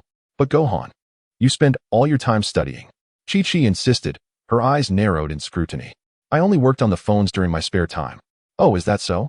You certainly seem to have ample free time. Chi-Chi replied, a smile creeping onto her face. Mom, about this 50 million, Chi-Chi interjected with a huff. Gohan, while we may not be affluent, we have never resorted to theft or deceit. Therefore, unless you clarify the origin of this money, I shall absolutely refuse to accept it. In resignation, Gohan retrieved his phone from his pocket and dialed Bulma. Before long, the call connected. Gohan, what is the matter? Aunt Bulma. My mother does not believe that I have started a company, so I wanted to ask you to explain it to her. I see. Please hand the phone to Chi-Chi. Upon hearing this, Gohan promptly passed the phone to Chi-Chi. Hello, it's me, Chi-Chi. Chi-Chi. Yes, everything concerning Gohan's company is indeed true. The newly launched smartphones by Capsule Corporation were developed by Gohan and his friends. Smartphones? Chi-Chi exclaimed, glancing at the device in her hand. Recently, there has been a noticeable influx of smartphones in West City. However, the exorbitant prices deterred Chi-Chi from making a purchase. To her astonishment, it turned out that the smartphones were developed by Son Gohan and his friends. Yet, considering that Gohan is merely a 7-year-old child, it seems implausible that he possesses the capability to manufacture such devices. Gohan, please be honest with me. Did you truly create this smartphone with your friends? No, he replied. I merely discussed the functions of smartphones with my friends. They, alongside their companions, were responsible for the research and development. Your friends? Chi-Chi inquired. Yes, they are all adults. After listening to my ideas, they expressed great admiration and subsequently produced the smartphones. Is that so? Chi-Chi pondered, her skepticism lingering. And what about the company? After my friends developed the smartphones, I collaborated with Aunt Bulma to mass-produce them, and together with my friends, we established a company. Chi-Chi remained unconvinced. Gohan, you mustn't deceive me. Be cautious of those unfamiliar friends. Don't worry, Mom. Gohan assured her. Indeed, Chi-Chi, Bulma chimed in, Gohan is quite intelligent. And I've visited his company. Everything is entirely legitimate and compliant. Is that true? Chi-Chi felt somewhat reassured. Now, Mom, you must believe me. Chi-Chi scoffed softly. Even if you truly own a company, you must not place your trust in strangers indiscriminately. Understood. Gohan nodded. Mom, may I not study so extensively? He asked, as Chi-Chi had assigned him a workload far exceeding that of his peers. You can reduce your studies, but you must still continue learning. Okay, Gohan agreed. Confident that as long as Chi-Chi was not overly stringent, he could manage with his doppelganger. Now, Mom, what about this 50 million? Coughing lightly, Chi-Chi fixed her gaze upon Gohan. Gohan, you are still a child. I will temporarily take care of this money for you. The man standing nearby chuckled awkwardly. Though Gohan was a child, he represented the lifelong aspirations of these workers. Well, Mr. Son, if there is nothing else, we shall take our leave? Gohan nodded. Upon seeing this, the two men promptly departed from the home of Son Goku. Gohan, go to your room and study. Okay, Gohan replied, retreating to his chamber. 50 million. Chi-Chi, upon seeing the money, immediately became engrossed in counting the stacks. With such wealth, I could purchase a house in West City and allow Gohan to attend school in the city. In the universe, at the location of planet Namek, a spaceship akin to Frisia's floated amidst the cosmos. This vessel belonged to King Cold, Frisia's father. At this moment, King Cold stood in the control room of the spacecraft, gazing out into the vastness of space. Suddenly, a staff member reported urgently, Your Majesty King Cold, planet Namek has vanished. Vanished? The staff member trembled as he spoke. According to our observations, the planet Namek has not exploded, for there are no remnants of a planetary explosion in the vicinity. I suspect it may have been relocated by the Dragon Balls of Namek to another place. Another place. Upon hearing this, King Cold narrowed his eyes slightly. Indeed. Where is the scion who defeated Frisia? It seems to be Earth, Your Majesty. Then let us set off for Earth. Yes, King Cold. Time swiftly passed, and a week flew by. Since Gohan revealed his true power, his life had vastly improved, and Chi-Chi had become considerably gentler towards them. At this moment, Gohan and his companions were training atop the sacred land of Korin when they suddenly sensed an overwhelmingly powerful energy. This energy emanated from King Cold. What an immense power, Piccolo remarked solemnly. Furthermore, this energy bears a striking resemblance to Frisia's. Goku noted. Indeed, Piccolo nodded. But shouldn't Frieza have been eliminated by Gohan? I do not know. Goku shook his head. Piccolo suggested, shall we investigate? Certainly, Goku replied, leading the two toward the location where King Cold was about to descend. Meanwhile, on Earth, Krillin and his companions also sensed King Cold's presence. Such formidable energy. Could it be that another formidable foe is approaching Earth? Indeed, Master Roshi nodded. Then you should go and check it out. All right, Master Roshi, Krillin said, departing from Kame House. On another front, Goku and Piccolo arrived at a towering mountain outside West City. The three looked up at the sky and beheld a disc-shaped spaceship. This vessel belonged to King Cold. At that moment, King Cold's spaceship breached the atmosphere, preparing to land on Earth. Just like Frisia's spaceship, Piccolo stated with a serious expression. Indeed, Goku agreed. Just then, Vegeta flew in from a distance. Thud. As his words fell, Vegeta landed beside Goku. Vegeta nodded and gazed at the descending spaceship of King Cold. Boom. A minute later, King Cold's spaceship successfully touched down on the ground. At this time, Krillin and the others also arrived. Krillin. Uncle Krillin. It's been a long time, Gohan. The two nodded in acknowledgement. Goku, who exactly is this visitor? I do not know, Goku replied, shaking his head. However, his spaceship appears identical to Frisia's, and his energy is strikingly similar as well.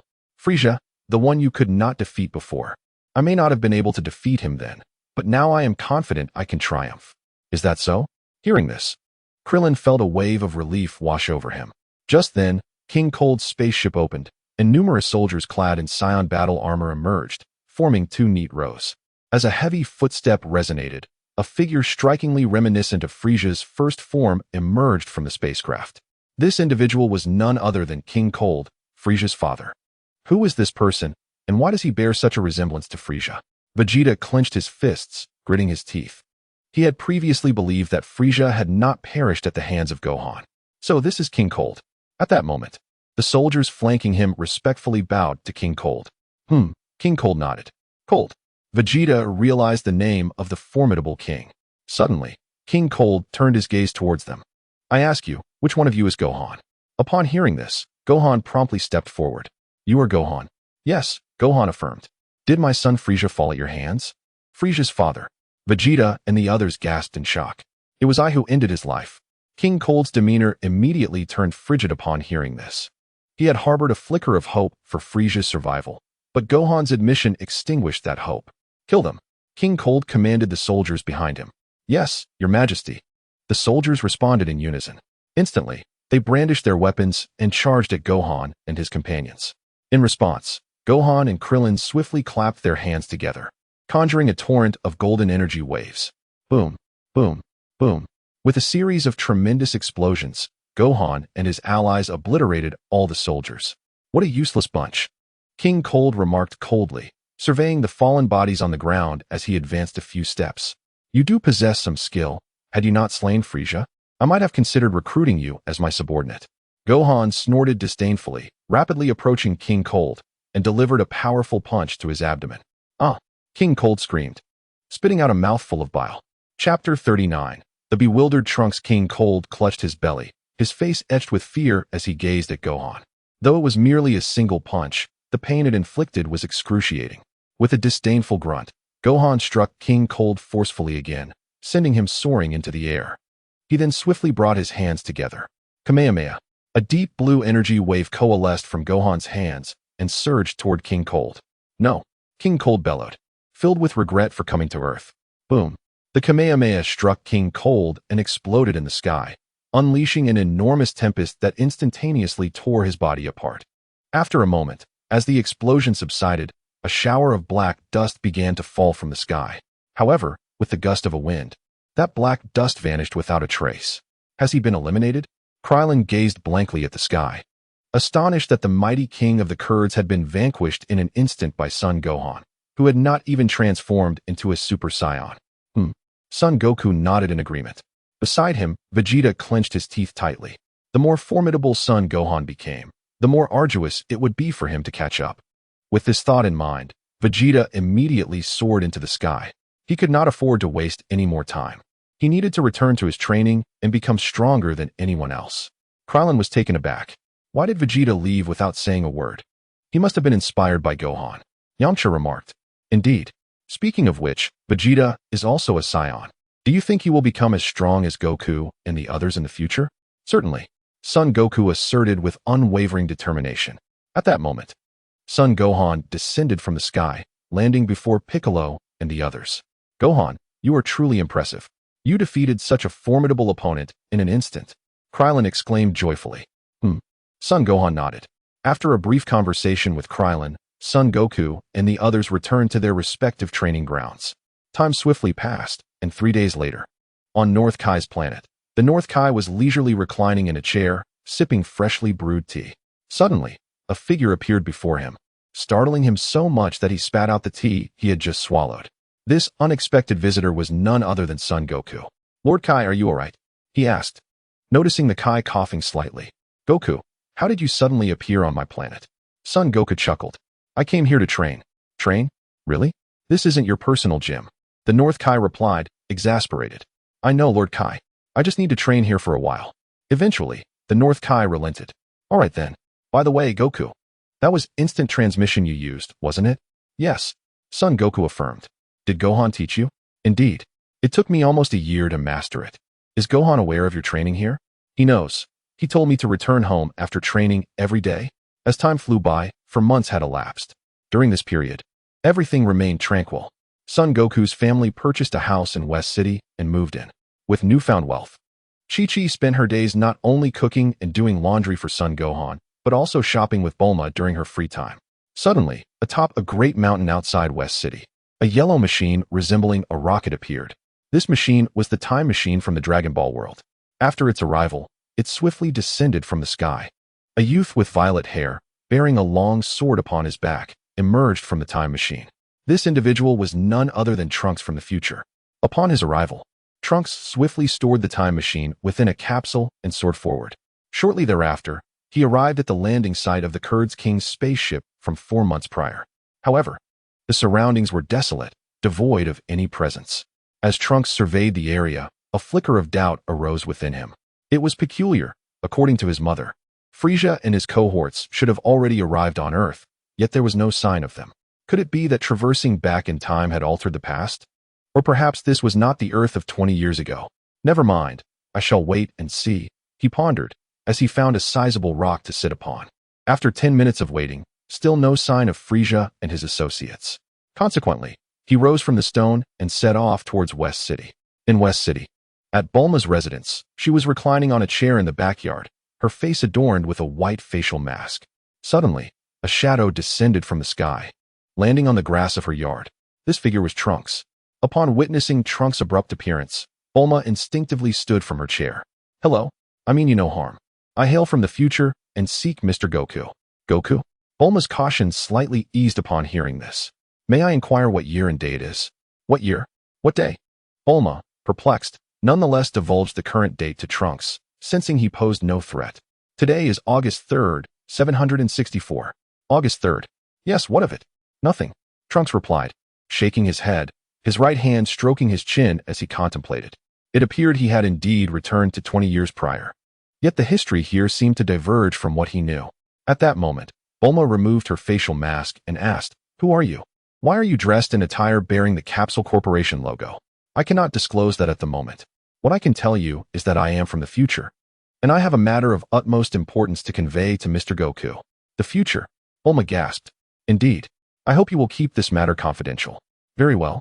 But what exactly do you need to discuss with Goku? I'm afraid I can only share this with Mr. Goku alone.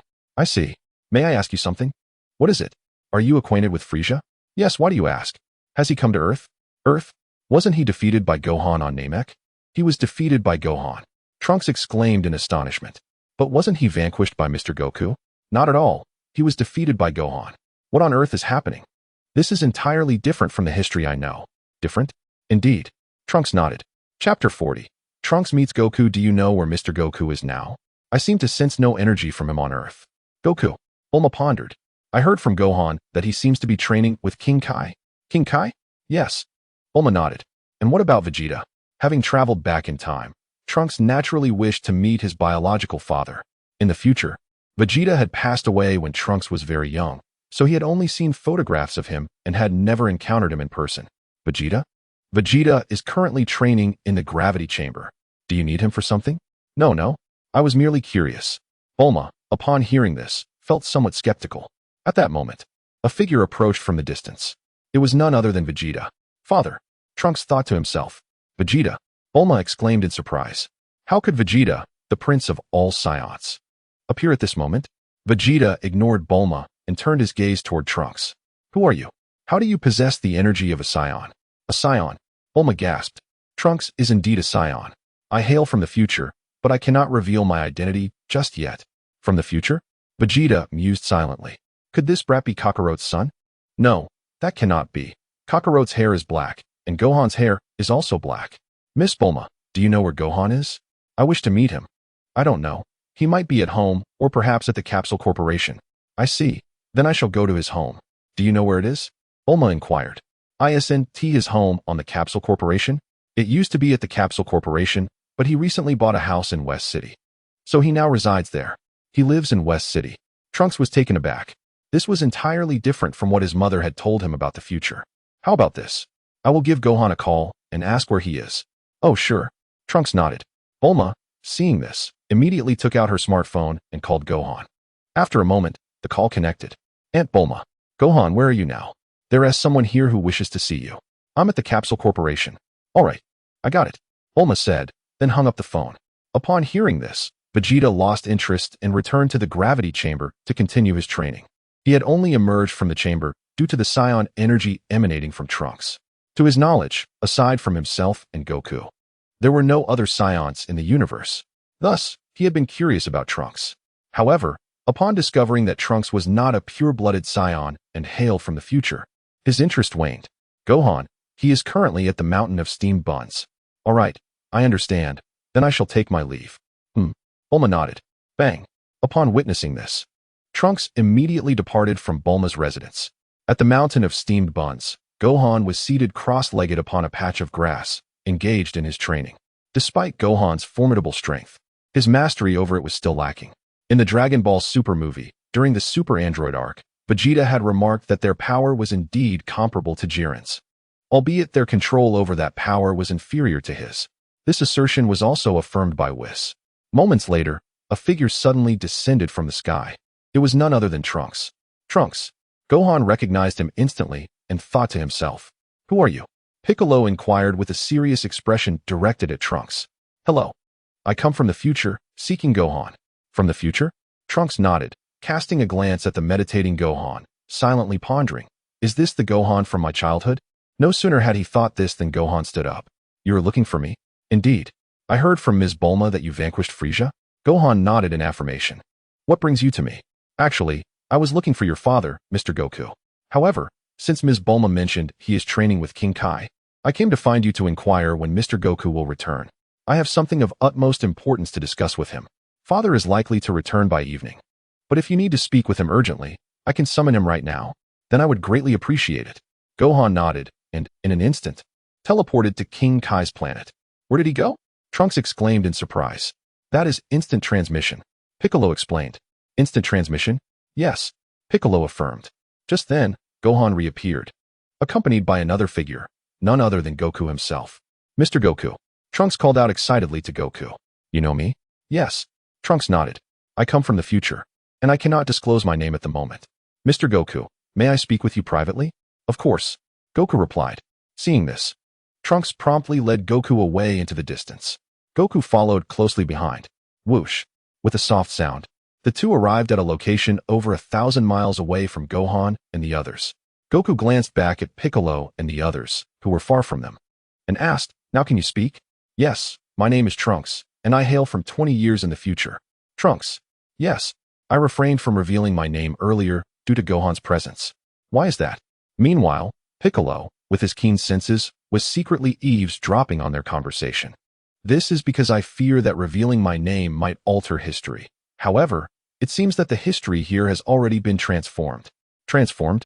Son Wukong expressed confusion at these words. Trunks, what do you mean by that? I hail from the future, hence I am aware of past events.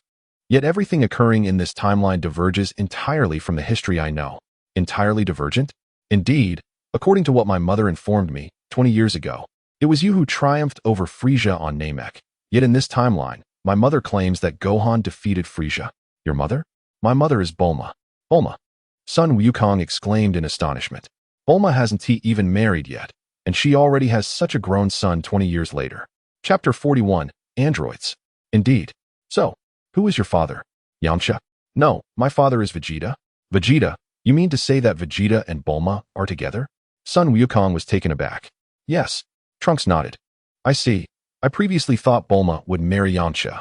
No, due to Yamcha's infidelity, my mother separated from him, and later, upon seeing my lonely father, she couldn't help but be with him, although my father never officially married my mother.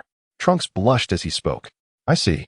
So, you came from the future to find me because in 3 years, 2 incredibly powerful androids will appear on Earth, both possessing infinite stamina.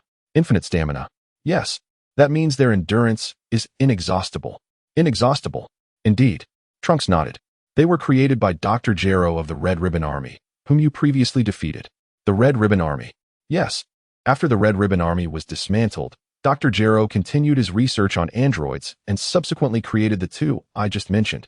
But Dr. Gero was also slain by those very androids. He was killed by his own creations? Yes, those androids are nothing short of machines of slaughter. Our future world has become a living hell because of them. As Trunks spoke, his anger surged. Thus, I came from the future in hopes that you, Mr. Son Wukong, could defeat them and alter the tragic fate of our future world. Very well. Son Wukong nodded. However, Trunks, why not seek Gohan? Gohan? Yes. Gohan's strength far surpasses mine at present. Gohan's strength exceeds yours? Indeed, what of it? Nothing. It's just that in our future world, Gohan only mastered Super Saiyan after your demise. After my demise? So did I fall to those androids? No, Mr. Son Wukong, you did not engage them. Rather, you succumbed to a viral heart disease. A viral heart disease? Yes, it is an ailment that cannot be treated in this era, but in 20 years. With advancements in medicine, a special drug has been developed to cure this disease. A special drug. Trunks, with a determined expression, produced a vial from his clothing. This is the miraculous medicine I brought from the future. Once you consume it, it will cure your viral heart disease. After uttering these words, he promptly handed the medicine to Son Wukong. Is that so? I truly thank you. Son Wukong replied, taking the vial with gratitude. Not at all. By the way, Mr. Son Wukong, I nearly forgot to inform you that, 3 years hence, those 2 androids will appear on a small island 9 kilometers south of West City at around 10 o'clock on May 12th. May 12th at 10 o'clock? Son Wukong nodded in acknowledgement. By the way, Mr. Son Wukong, are you familiar with Frieza's father, King Cold? Yes, I am. What of it? According to the original timeline, he should have arrived on Earth today with Frieza seeking revenge against you. However, I did not encounter him during my visit. Frieza? Wasn't he defeated by Gohan on Namek? Not quite. According to the original history, you allowed Frieza to escape on Namek, and later he was rescued by his father, King Cold. They then came to Earth to exact vengeance upon you. Mr. Son Wukong, could you recount the events that transpired in your world? Of course. Son Wukong nodded, and he began recounting his encounter with Bulma. After a considerable time, he concluded his narrative of personal growth. What you have mentioned, Mr. Son Wukong, aligns closely with my knowledge. However, everything changed when my father invaded Earth. Changed. Trunks nodded thoughtfully, casting a glance at Gohan in the distance. Then, shall we proceed? Oh. Yes. With that, the 2 swiftly soared toward Gohan and the others. Dad. Son Wukong acknowledged with a nod. Gohan, would you engage in a spar with me? Just then, Trunks suddenly addressed Gohan. A spar? Indeed. Trunks declared, clenching his fists tightly as he transformed into a Super Saiyan. A Super Saiyan? Piccolo exclaimed in surprise. Although aware that Trunks was the son of Vegeta, he had not anticipated that he too could assume this powerful form. As Trunks transformed, the Dragon Ball warriors stationed on Earth quickly sensed his overwhelming energy. What a formidable aura. This is the energy of a Super Saiyan. Vegeta, training in the gravity chamber. immediately ceased his workout upon sensing Trunks' power. Is that the boy from earlier? He remarked, promptly exiting the gravity chamber.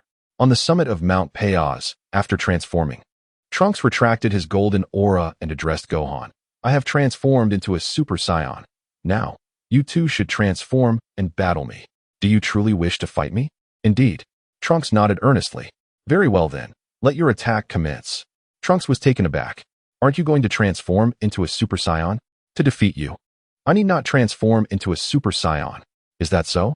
Then I shall make my move. Trunks declared, drawing his sword from behind him. Huh! With a resounding shout, Trunks wielded his long sword with lightning speed, striking forward. Gohan raised his right index finger, successfully parrying Trunks' fierce blow. Taken aback, Trunks swiftly lifted his sword again, launching another rapid attack. Clang, clang, clang. All of Trunks' assaults were thwarted by Gohan's singular finger. Observing this, Trunks sheathed his sword and returned to his normal state. Impressive. I never imagined your strength would surpass that of Mr. Goku. Gohan nodded in acknowledgement. Well, it's getting late. I should be heading back. Until we meet again.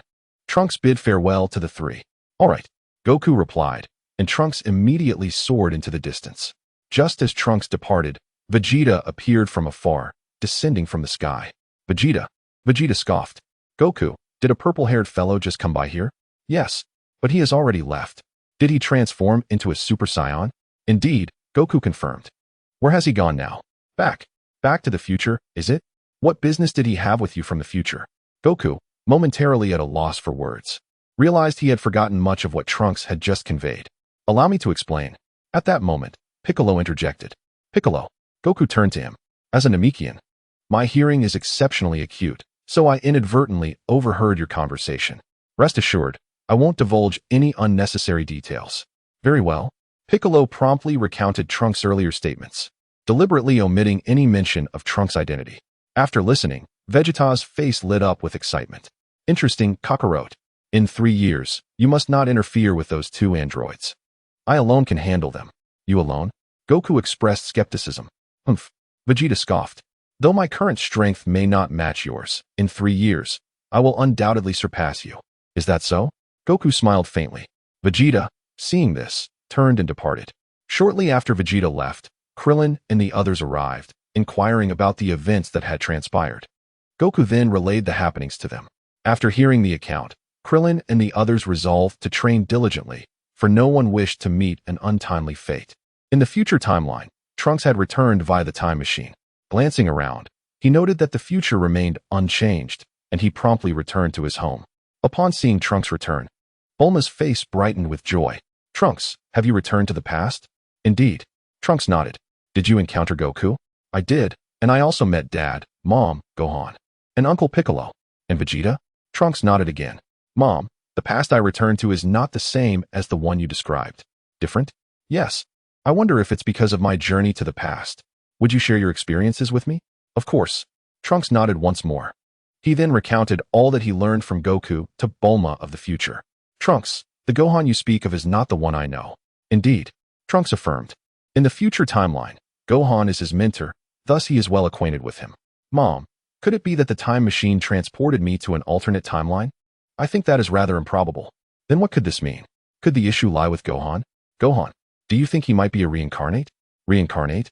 Isn't that how it's often portrayed in novels? Upon hearing this, Trunks chuckled awkwardly, momentarily unsure of how to respond. Mom, if the past changes, is it truly possible for our future to alter? I suspect it may not be. Future Bulma pondered for a moment.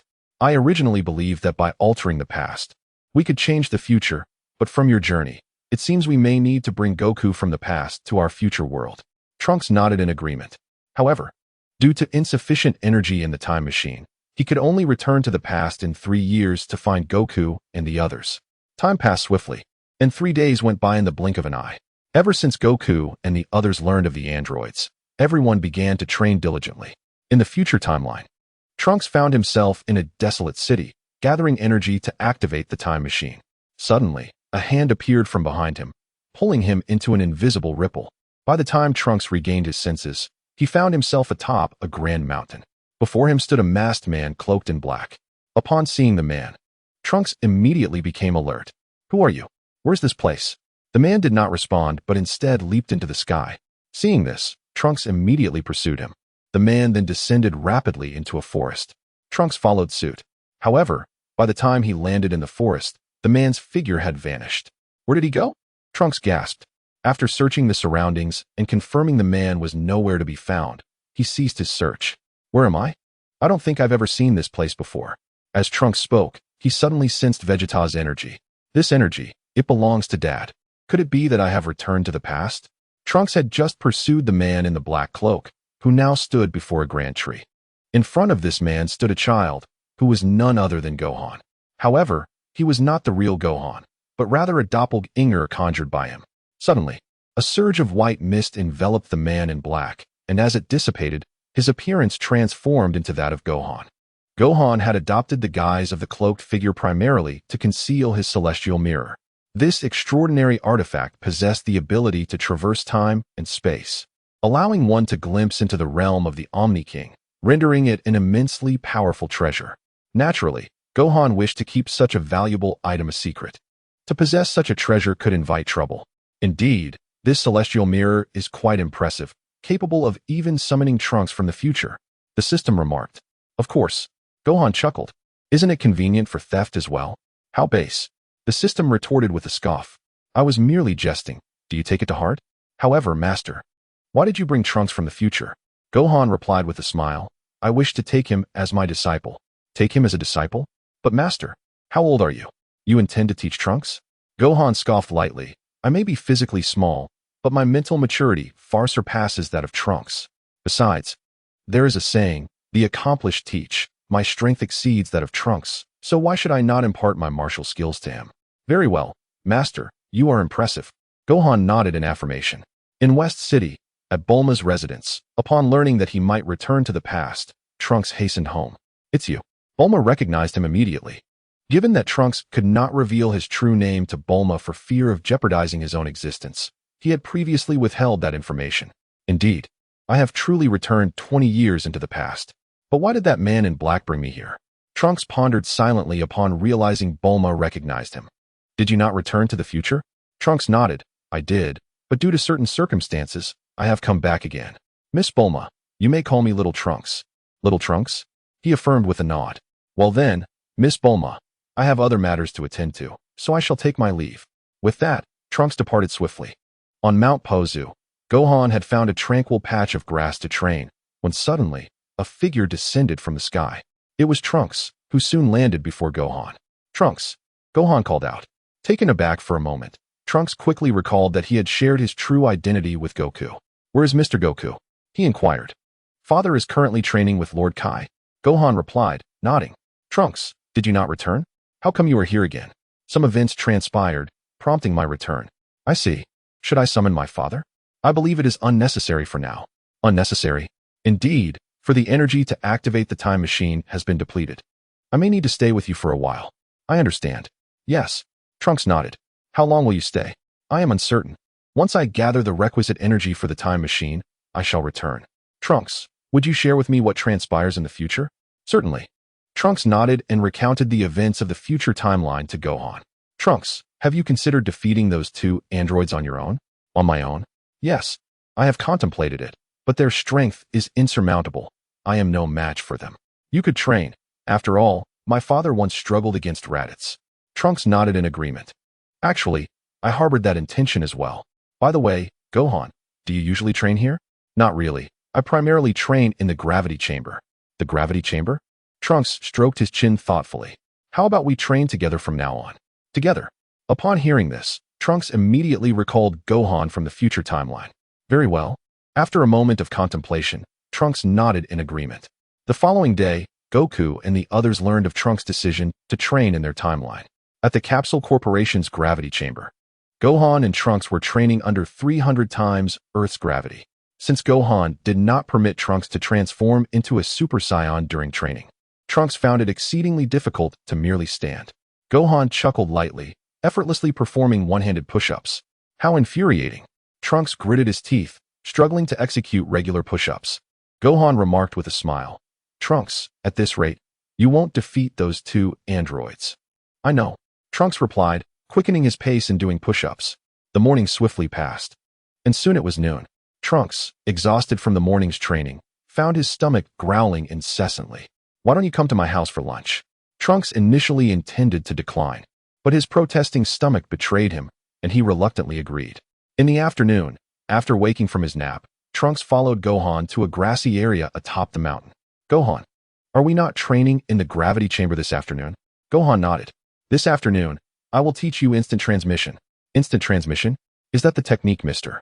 Goku used to travel to King Kai's place?" "Yes," Gohan affirmed. "Once you master this technique, you can use it to escape from formidable foes." "I see.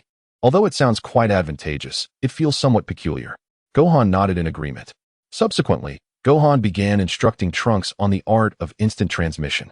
Under Gohan's guidance, Trunks learned to master his ki, for the essence of instant transmission lies in the control of one's energy.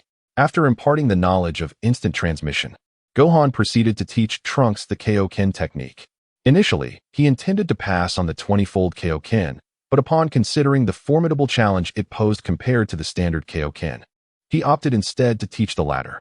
Thereafter, Trunks dedicated his days to training, honing his skills in both instant transmission and Kaioken. Time swiftly passed, and a year elapsed. Through Gohan's tutelage, Trunks had successfully mastered both instant transmission and Kaioken. However, having lingered too long in the main timeline, Trunks grew increasingly anxious about his mother in the future. Yet, as the energy for the time machine had yet to be fully gathered, his worries could only be set aside as he remained in the present. Upon learning of Trunks's concerns for Bulma in the future, Gohan promptly offered him reassurance, stating, "Do not worry, Trunks. Aunt Bulma will surely be safe." Trunks nodded in acknowledgement. At that moment, a voice resonated in Gohan's ear, announcing, "Ding! Congratulations. Your battle power has reached 10 billion. You are rewarded with the basic Ultra Instinct technique, the Seed of the Universe, an angel's staff containing a dimensional cube, the ability to become invisible, and 999 senzu beans." As the words echoed, Gohan's mind instantaneously filled with memories of the Ultra Instinct technique and the ability to become invisible. Once the rewards were bestowed, the voice urged him to continue his diligent training. "What's wrong, Gohan?" Trunks inquired, noticing Gohan's sudden distraction. "It's nothing," Gohan replied. "Well then, let us continue our training." "Agreed." Gohan nodded. 2 days swiftly passed. In West City, at Goku's residence, Gohan was engrossed in checking his computer to ascertain whether Android 17 and Android 18 had been created by Dr. Gero. Through the screen, Gohan discovered that the construction of Android 17 and Android 18 was nearing completion. "Are they almost finished?" Gohan murmured, suddenly recalling that Dr. Gero had mentioned that both androids had actually awakened long ago, but due to their disobedience, they were subjected to reprogramming. After a while, Gohan observed the initiation of Android 19's construction and then proceeded to modify the commands within Dr. Gero's supercomputer, altering the original directive for androids to obey Dr. Gero and eliminating Goku to instead follow Gohan's command to eliminate Dr. Gero. Dr. Gero could hardly fathom that the very creations he had engineered were destined to turn against him. Chapter 44. Super Saiyan 3rd Grade with the commands successfully altered. Gohan promptly exited Dr. Gero's supercomputer. Within a standalone villa in West City, a girl with twin ponytails was engrossed in playing the latest mobile game, Wyangle Go Wying. This girl was none other than Biddy. After a short while, Biddy faced a setback in her game, and now she harbored an intense desire to confront and chastise the creator of this game. In recent days, she has been engrossed in the game Sheep. Initially, she was brimming with confidence, believing she could conquer the second level. However, she soon discovered that the game was remarkably challenging. Not only were the images devoid of any discernible pattern, but it also consistently lured her into traps. In the afternoon, after training for a while, Gohan and Trunks suddenly found themselves on a grassy expanse atop the Baozi Mountain. "Gohan, what do you intend to do?" Trunks inquired. "I wish to attempt a new transformation," Gohan replied. "A new transformation?" Trunks echoed, watching as Gohan nodded and clenched his fists with determination. With a mighty shout, Gohan transformed into a Super Saiyan. "What an immense power!" Trunks exclaimed in astonishment. Although Trunks had witnessed Gohan's transformations during their training sessions months prior, he was taken aback by the evident increase in Gohan's strength since then. At that moment, Gohan, with his fists tightly clenched, emanated an extraordinarily potent aura. rapidly elevating his power. With a resounding crackle, he transformed into Super Saiyan 2. Trunks was utterly astonished. It was his first time witnessing Gohan's transformation into Super Saiyan 2. Gohan, is this what you referred to as Super Saiyan 2? He asked. Gohan nodded in affirmation. Meanwhile, in West City at Bulma's residence, Vegeta, who was training in the gravity room, felt Gohan's overwhelming energy and was struck with disbelief. Enraged, he gritted his teeth and exited the gravity room. On came House, Krillin, who was also training, sensed Gohan's formidable aura. Such an immense power. Even if I were to train my entire life, I doubt I could reach such strength. And Gohan, that kid, is only 8 years old and already this powerful. He lamented to himself, feeling a wave of discouragement wash over him. At that moment, he comprehended the significance of birth and talent. Some individuals are born at the pinnacle of the pyramid, while others toil their entire lives without ever ascending beyond the second tier. On North Kai's planet, both North Kai and Goku sensed Gohan's formidable energy. Although Gohan had merely transformed into Super Saiyan 2, his combat power had already reached an astonishing 100 billion. Consequently, upon transforming into Super Saiyan 2, his battle power soared to 1 trillion. It is noteworthy that in the original Dragon Ball series, Goku's initial transformation into Super Saiyan 3 only yielded a combat power of 900 billion. This implies that Gohan's battle power as a Super Saiyan 2 has already attained the level of Majin Buu. Do you believe those 2 androids that will appear in 2 years will be a match for Gohan? North Kai asked. No, but I am eager to face those 2 androids. Goku responded, to which North Kai nodded in agreement. In the Kaioshin realm, due to Gohan's overwhelming aura, both East Kaioshin and Kibito sensed his energy. Such an incredible power, and it emanates from Earth, which is quite distant from us. Kibito exclaimed in astonishment. East Kaioshin nodded in acknowledgement. Moreover, the individual exuding such an overwhelming aura is merely an 8-year-old Saiyan. A Saiyan? Is it not said that the Saiyan race was annihilated by Frieza? Perhaps, he is one of the few remaining Saiyans on Earth. After Gohan transformed into Super Saiyan 2, he did not cease his ascent, but continued to amplify his energy. Can he still increase it further? Trunks gasped in astonishment. Super Saiyan 2 was already enough to leave him in awe, yet Gohan's energy was still burgeoning. Boom. At that moment, the very ground of Earth trembled violently, and the clouds, which had previously drifted lazily, began to race across the sky.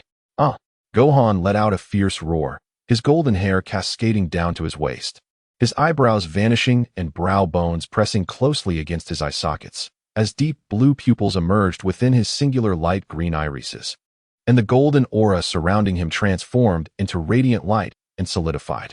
This was indeed the 3rd level of Super Saiyan. Bang! Upon completing his transformation, Gohan immediately released the energy he had amassed. Trunks, upon witnessing Gohan's 3rd level of Super Saiyan, was left speechless in sheer astonishment. Gohan, is this the new transformation you spoke of?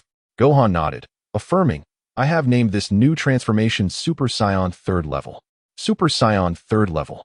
No sooner had he spoken than a figure suddenly materialized beside them. It was none other than Goku. Dad. Goku nodded and glanced at Gohan. Gohan, is this the new transformation you have mastered? Gohan nodded once more and replied, this is called Super Saiyan 3rd level. Super Saiyan 3rd level. At that moment, Vegeta and Piccolo arrived as well. Upon seeing Gohan, their faces were etched with astonishment. Gohan, is this your new Super Saiyan transformation? Tien Shinhan inquired. Gohan affirmed. This is Super Saiyan 3rd level. Super Saiyan 3rd level. Hearing this, Vegeta clenched his teeth. He had yet to fully grasp the Super Saiyan form, while Gohan had already mastered the 3rd level. Fortunately, Goku's strength had not surpassed his by a great margin. Otherwise, Vegeta feared he would lose all confidence in his training. With that thought, Vegeta turned to leave. Vegeta, Krillin exclaimed, surprised. Don't mind him. He must be unable to accept that Gohan is so much stronger than him. So he is going off to train. Is that so? In truth, Krillin felt similarly to Vegeta, struggling to accept that Gohan had surpassed him by such a degree. Yet, as Gohan's elder, he must remain steadfast. At that moment, Gohan exhaled softly and reverted to his normal state. After not having seen each other for a long time, Krillin and the others conversed with Goku for a while before departing. Once Krillin and the others had left, only Goku, Gohan, Piccolo, and Trunks remained atop the lookout. Gohan, it has been a while since we fought together. Shall we engage in battle today? All right. Gohan nodded. Having spoken, the two immediately soared into the sky. Chapter 45. System upgrade. Shall we begin? Son Goku inquired. Son Gohan nodded in agreement. Observing this, Son Goku let out a mighty roar and charged towards Son Gohan. Whoosh! Swiftly, Son Goku reached Son Gohan's front, launching a rapid-fire assault with his fists like bolts of lightning. Yet Son Gohan deftly evaded each strike. Gritting his teeth, Son Goku unleashed a full-force punch forward. Son Gohan sidestepped, delivering a powerful knee strike to Son Goku's abdomen. Son Goku cried out in agony, spitting out saliva in the process. In that moment, Son Gohan clenched his right fist tightly and landed a solid blow to Son Goku's face. Son Goku's body was sent hurtling backward. With a swift motion, Son Goku clenched his fists, stabilizing himself mid-air, and wiped the blood from his face. Subsequently, he tightened his grip. With a thunderous shout, Son Goku transformed into a Super Saiyan. Whoosh! After his transformation, he swiftly appeared before Son Gohan, launching another fierce attack. Boom! The two engaged in combat, their fists colliding, creating a tempest in the heavens. After a brief exchange, Son Goku suddenly yelled, delivering a powerful kick forward. Son Gohan evaded, seizing Son Goku's right leg and flinging him outward, his body following suit. Son Goku exclaimed, quickly halting in midair. At that moment, Son Gohan appeared behind him, executing a flying kick that sent Son Goku crashing to the ground. With a resounding crash, the earth was engulfed in a cloud of dust. Whoosh! Just then, a figure appeared behind Son Gohan, delivering a forceful punch forward. It was Son Goku. A sudden teleportation. Trunks gasped in surprise. Whoosh! In an instant, Son Goku's right fist passed through Son Gohan's body. Oh no! Son Goku seemed to sense something amiss and swiftly turned around. At that moment, he suddenly spotted a small fist hurtling toward him. Due to the proximity, Son Goku was sent flying into the mountain behind him. Piccolo frowned at the sight. He had intended to engage Son Gohan in battle, but given the current circumstances, it seemed that if he fought Son Gohan, he would be swiftly defeated. After a while, as the dust settled, Son Goku gasped for breath, slowly rising from the mountainside. Gohan, you are truly formidable now. I can barely compete with you even in my Super Saiyan form. Son Gohan nodded. Dad, how about you join forces with Trunks and Uncle Piccolo? Join forces? You mean the three of us will battle together against you? Yes. Son Gohan affirmed with a nod. Piccolo, Trunks. Son Goku called to the two. I have no objections.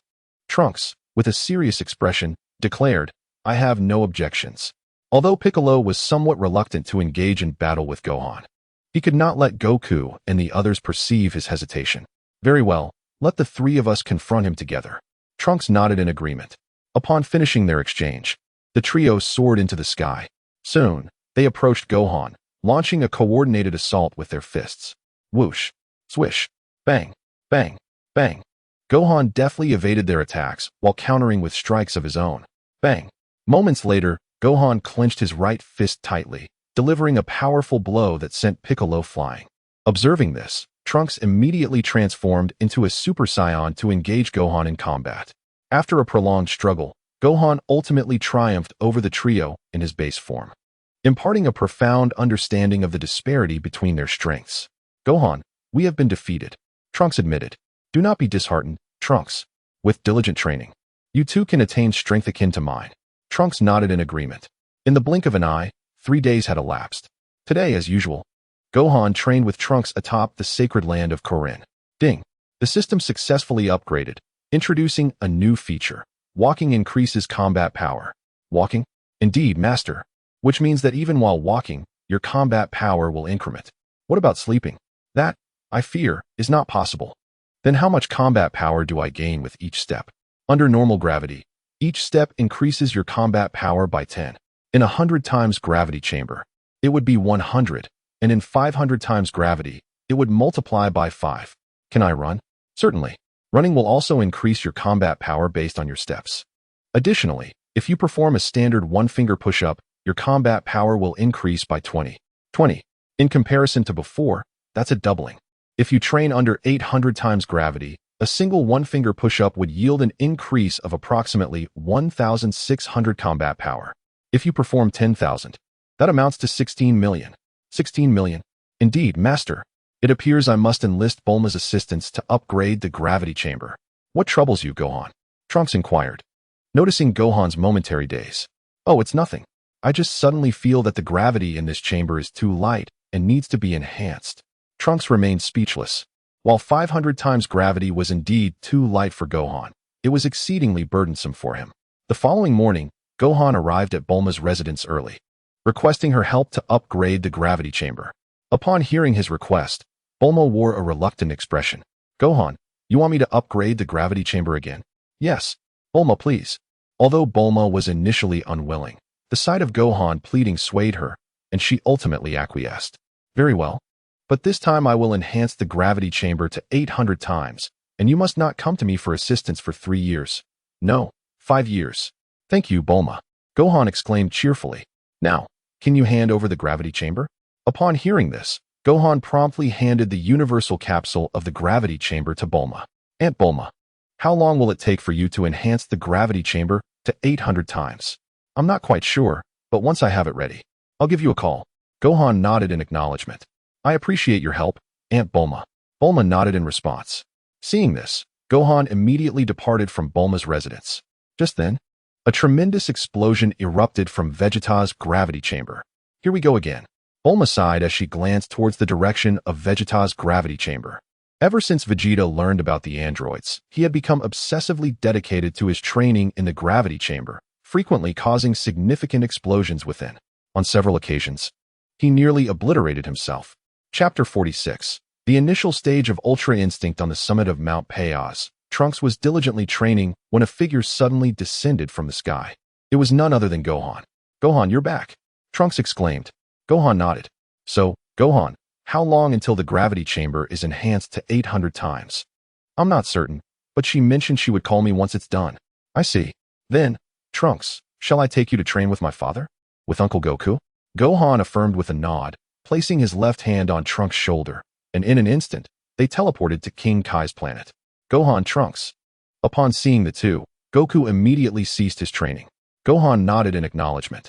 At that moment, King Kai, Bubbles, approached them. Are you the King Kai?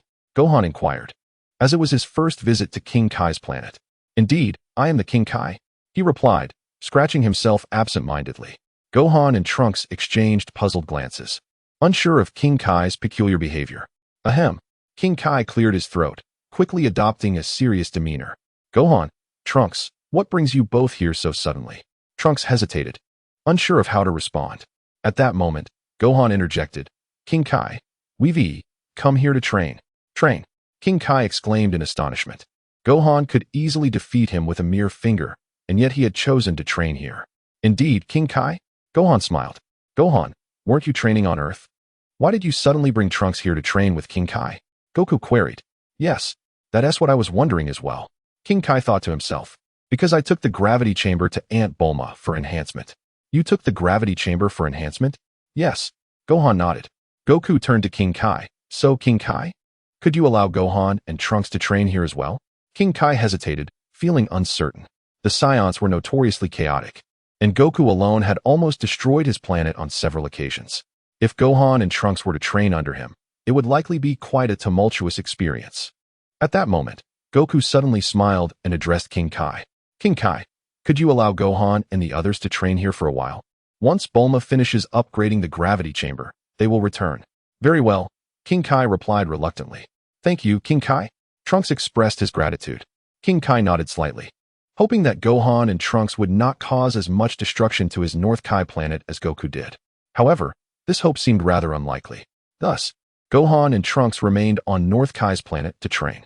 Time passed swiftly, and in the blink of an eye, 2 weeks had gone by. At last, Bulma had upgraded Gohan's gravity chamber to 800 times Earth's gravity. Gohan stood in the backyard of Bulma's home. All right, Gohan. I have increased the gravity to 800 times. Thank you, Bulma. Gohan replied. Not at all. If there's nothing else, I shall take my leave, Gohan said. All right. Bulma nodded. With that, Gohan instantly teleported back to the Capsule Corporation. Gohan, you're back. Trunks exclaimed with delight upon seeing him. Gohan nodded and opened the capsule he held, tossing it to the ground. With a loud bang, a house materialized on the ground, the gravity chamber. Let us go inside. Okay, soon. The two entered the revamped gravity chamber. It seems Bulma has even refurbished the chamber, Gohan noted. Yes. Shall we begin our training at 500 times gravity? Absolutely. Trunks agreed. Gohan promptly set the gravity chamber to 500 times. As the intense gravity pressed down upon them, Trunks found it difficult to breathe. Are you all right, Trunks? I'm fine. Trunks responded, clenching his fists and transforming into a Super Saiyan. Once transformed, he felt a significant relief in his body. At that moment, Gohan clenched his fists, and an overwhelming aura erupted from him, causing the entire gravity chamber to tremble violently. Trunks was taken aback. Gohan's hair suddenly turned purple and stood upright, his eyebrows vanished, and his brow became prominent against his eye sockets, while his irises transformed into a shade of purple. This was the initial form of Ultra Instinct. Unlike Beerus's divine technique, Gohan's initial Ultra Instinct could be utilized even by a mortal without divine energy within. Though its power could not rival that of the true Ultra Instinct, it was still formidable. Moreover, Gohan's initial Ultra Instinct possessed the potential to obliterate everything in existence, though using it could deplete a significant amount of stamina. What is this? Upon witnessing the appearance of Son Gohan, Trunks exclaimed in astonishment. This is called Ultra Instinct. Ultra Instinct? Son Gohan nodded in affirmation. Then, Gohan, can I also transform into this? Son Gohan smiled and replied, yes, but you must first cultivate to the Super Saiyan 3rd level. Super Saiyan 3rd level. Upon hearing this, Trunks immediately felt disheartened, as he had yet to master even the Super Saiyan 2nd level, let alone the 3rd. So, Gohan, which is more powerful? Ultra Instinct or Super Saiyan 3rd level? Ultra Instinct is not merely a transformation, it is a divine technique. Divine technique? Indeed. It can be layered upon the Super Saiyan 3rd level, but it is not necessary. The transformation into Super Saiyan 3rd level is exceedingly taxing on one's stamina. If you were to layer this state on top of it, you would likely exhaust your energy in no time. I see. So without layering, which is stronger? Ultra Instinct. In the state of Ultra Instinct, it can unleash all the power within you. I see. It's a pity my strength is too feeble right now. Otherwise, I would truly like to witness just how formidable Ultra Instinct can be. Son Gohan chuckled in response, remaining silent. Chapter 47. I guard the present. You guard the future on North Kai's planet. The North Kai sensed the aura emanating from Son Gohan as he utilized the rudimentary Ultra Instinct. What is happening? Why does Gohan's aura resemble that of Lord Beerus? Lord Beerus. Hearing this, the training Son Goku approached immediately. Lord Kai, who is Lord Beerus? Lord Beerus is the god of destruction, responsible for annihilating planets. God of destruction? The North Kai nodded. My planet was once not so small, but due to offending Lord Beerus, it has shrunk to its current size. Oh, is he very powerful? Without a doubt. Even Frieza would not dare to act recklessly in his presence. Is that so? Where is he now? Lord Beerus is currently in slumber. Slumber? How long will he sleep? How would I know? At least a few decades. A few decades? Lord Beerus truly can sleep for a long time. The North Kai, upon hearing this, could only shake his head. Lord Beerus is a deity, and deities have long lifespans. A mere few decades is nothing to him. Do you know how old Lord Beerus is now? How old? Son Goku inquired with curiosity. At least 1 or 200 million years. 1 or 200 million years. Indeed, while you Saiyans live for just over 100 years at most, that doesn't even amount to a fraction of Lord Beerus's age. Son Goku chuckled and asked, so? Lord Kai, where is Beerus now? I won't tell you. Please, don't be like that, Lord Kai. Son Goku replied with a charming grin. Nonetheless, I must inform you that you are unaware that location is exceedingly distant from us. Even if you possessed the ability to teleport, you would still be unable to reach it. In the 7th universe, within the realm of the destroyers, there stands a figure of towering stature. His skin a striking blue-green hue, adorned with cascading white curls and eyes and lips of a deep purple. This individual, wielding a staff, gazes towards the northern galaxy of the cosmos. He is none other than Whis, the angel of the 7th universe. Just moments ago, he sensed the energy emanating from Son Gohan as he tapped into the rudimentary form of Ultra Instinct. Although the aura Son Gohan exuded differed significantly from the true destructive essence of a destroyer, the fact that a mere human could emit a presence akin to that of a destroyer piqued Whis's curiosity. Son Gohan. Whis murmured the name as he withdrew his gaze from the northern galaxy. Time swiftly passed, and before long, another year had elapsed. During this time, Trunks finally completed the energy collection for the time machine. In West City, at Son Goku's residence, Trunks was bidding farewell to Goku and the others, preparing to return. Gohan, I truly appreciate your assistance over these past 2 years. Without you, my strength would not have developed so rapidly. It's nothing. Just remember, Trunks, as you return to the future to confront Android 17 and Android 18, do not neglect your training. I will safeguard the present, while you protect the future. I understand. Gohan. Trunks nodded earnestly, reminiscing about the fallen Gohan from his timeline. Uncle Goku, shall I be heading back now? Trunks inquired as he took his leave. Goku and the others nodded in affirmation. Then, Trunks, the future rests in your hands. Krillin declared. All right, Uncle Krillin. Trunks responded, boarding the time machine, his eyes brimming with tears as he waved goodbye. With a whoosh, the time machine activated, swiftly transporting Trunks back to the future. The Earth of his timeline remained as desolate as before, littered with ruins. Upon stepping out of the time machine, Trunks hurried home, where he found Bulma waiting. Trunks! Future Bulma exclaimed, tears of joy welling in her eyes as she rushed to embrace him tightly. Mom! Trunks replied, prompting Bulma to gradually release her hold. Where have you been these past 2 years? Bulma inquired. Trunks promptly recounted the events that led him to travel to the past. The man in black? Yes, Mom. It was thanks to this mysterious figure that I was able to train in the past. Now, my power has completely surpassed that of Android 17 and Android 18. Indeed. Future Bulma nodded. Now, I shall go and eliminate Android 17 and Android 18. Very well, but do exercise caution. Trunks nodded resolutely and swiftly departed from his home in search of Androids 17 and 18. The man in black. Future Bulma murmured to herself after Trunks had left. At the moment when Trunks had just vanished, she encountered the dark-clad man he had spoken of. This enigmatic figure assured her that Trunks was unharmed, merely taken to a place for training, and instructed her not to disclose their meeting to him. In a future timeline, within a city reduced to ruins, a pair of individuals were mercilessly slaughtering the survivors. These two were none other than Android 17 and Android 18 from that desolate future. With cries of terror echoing through the air, one human after another fell victim to their wrath. Suddenly, a figure emerged, a figure that was none other than Trunks. Trunks! Upon seeing him, Android 17's face broke into a cold smirk. Long time no see, Trunks. I thought you had lost the courage to confront us and would hide away for eternity. Humph. Trunks snorted dismissively. Today, I am here to eradicate you in honor of my father, Gohan, and all the innocent lives you have taken. Eradicate us? Android 17 laughed heartily, as if he had heard the grandest of jokes. After 2 years of absence, you have started to tell jokes. Trunks's expression hardened at his words. Whether it's a joke or not, you will soon find out. With that, Trunks clenched his fists and transformed into a Super Saiyan. He swiftly drew his sword and charged at the two androids.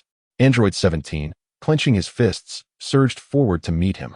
In that instant, Trunks vanished, reappearing behind Android 17. Look out! Android 18 exclaimed, alarmed as she warned her companion. What? Android 17 turned around just in time to face Trunks, whose right hand had coalesced a golden energy wave aimed directly at him. Boom! With a thunderous explosion, Android 17 was obliterated. 17. Android 18 gasped in shock, unable to comprehend how her partner had been dispatched in mere moments. Trunks regarded her with an icy stare. Now it is your turn. Horrified, Android 18 stammered, What? What is happening? How have you grown so powerful? I returned to the past and trained under Gohan's guidance for 2 years. Gohan, Son Gohan. Trunks nodded, swiftly charging towards Android 18. Startled, Android 18 raised her hand to unleash an energy wave. Whoosh! Trunks deftly maneuvered, appearing before her in an instant, thrusting his sword through her body. Ugh! Android 18 screamed, blood spilling from her lips. In that moment, Trunks withdrew his sword with his right hand, while his left gathered a golden energy wave aimed at Android 18. Boom! With a resounding explosion, Android 18 was obliterated. Trunks gazed at the fallen Android 18, and memories of his time travel flooded his mind, recalling the words spoken by Gohan. I safeguard the present, you guard the future. Gohan. Trunks lifted his gaze to the sky, as if he simultaneously beheld the past and future incarnations of Gohan materialize before him. Gohan, I vow to protect the future. In the blink of an eye, a month had elapsed. On a desolate island in the southern part of West City, There existed a research facility spanning several hundred square meters, concealed within this remote location. This establishment was none other than the laboratory of Dr. Gero. Androids 17 and 18 had been completed just the previous day. However, Dr. Gero hesitated to activate them, fearing he might lose control over their actions. Consequently, the two remained quietly nestled in their respective sleep chambers. Observing the dormant figures within the chambers, Dr. Gero grappled with indecision, contemplating whether to awaken them now. After an extended period of contemplation, he finally steeled himself and pressed the activation switch. As the chambers opened, the two androids slowly blinked awake and emerged from their slumber. Dr. Gero, upon seeing the scientist, Android 18's face contorted with intense hatred. Were it not for Dr. Gero, she would never have been transformed into an android. You wretched old man, not only did you capture us, but you also transformed us into androids, and now you expect us to obey your commands. Dr. Gero, sensing the hostility in Android 18's demeanor, felt a surge of anxiety. Indeed, I am Dr. Gero. I created both of you, and thus, you are bound to follow my orders. With a disdainful scoff, Android 18 replied, You truly believe you can control us? Dr. Gero, reflecting on her words, realized the challenge of controlling them would be more formidable than he had anticipated. Just then, Android 18 clenched her fists and charged at him. Reacting swiftly, Dr. Gero pressed the emergency stop button, immobilizing both androids 17 and 18. With a sigh of relief, he realized that transforming humans into obedient androids was far more complicated than he had envisioned. Meanwhile, in West City, at Goku's residence, Gohan found himself rather bored as he listened to Pilaf report on the company's current status. Gohan, our company is now among the top 10 in West City. Top 10, you say? Yet, many companies are beginning to imitate us. Gohan replied, No matter. We must simply focus on our own excellence. Pilaf nodded in agreement. Well then, if there is nothing else, I shall take my leave. All right, Gohan affirmed with a nod. Once Pilaf departed, Gohan suddenly recalled the cosmic seed he had stored in his inventory. The seed of the universe is a crystalline gem utilized in Dragon Ball Heroes to forge new universes. Once fully charged with energy, it can blossom into the tree of the universe, thereby creating an entirely new cosmos. Additionally, the seed of the universe grants individuals certain superpowers and allows for fusion with others. Contemplating this, Gohan promptly retrieved the seed from the system. A vibrant, multicolored cube soon materialized in his hand. System, how does one utilize this seed of the universe? To respond, Master. The seed is not yet activated and requires energy for activation. Energy? It necessitates the absorption of energy generated from the collision of two forces. Thus, combat is essential for its activation. Combat. Indeed. Upon hearing this, Gohan immediately sought out Piccolo.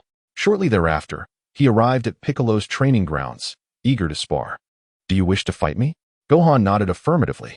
Rest assured, Uncle Piccolo, I shall not unleash my full power. Very well. Though reluctant, Piccolo consented. Then, shall we begin? Uncle Piccolo? Seeing Piccolo's agreement, Gohan promptly landed on the ground some distance away. All right, Piccolo nodded. Gohan then assumed a fighting stance and charged towards him. In no time, Gohan was face to face with Piccolo, engaged in combat. However, due to Gohan's overwhelming strength, Piccolo was primarily on the defensive. Bang! Moments later, Gohan brought Piccolo to the ground. Gohan glanced at the seed of the universe clutched in his hand and suddenly noticed it flicker. System, is this activation? Indeed, Master. The seed has now accumulated 0.01 of the required energy. 0.01. Is this the minuscule energy generated from my recent battle with Piccolo?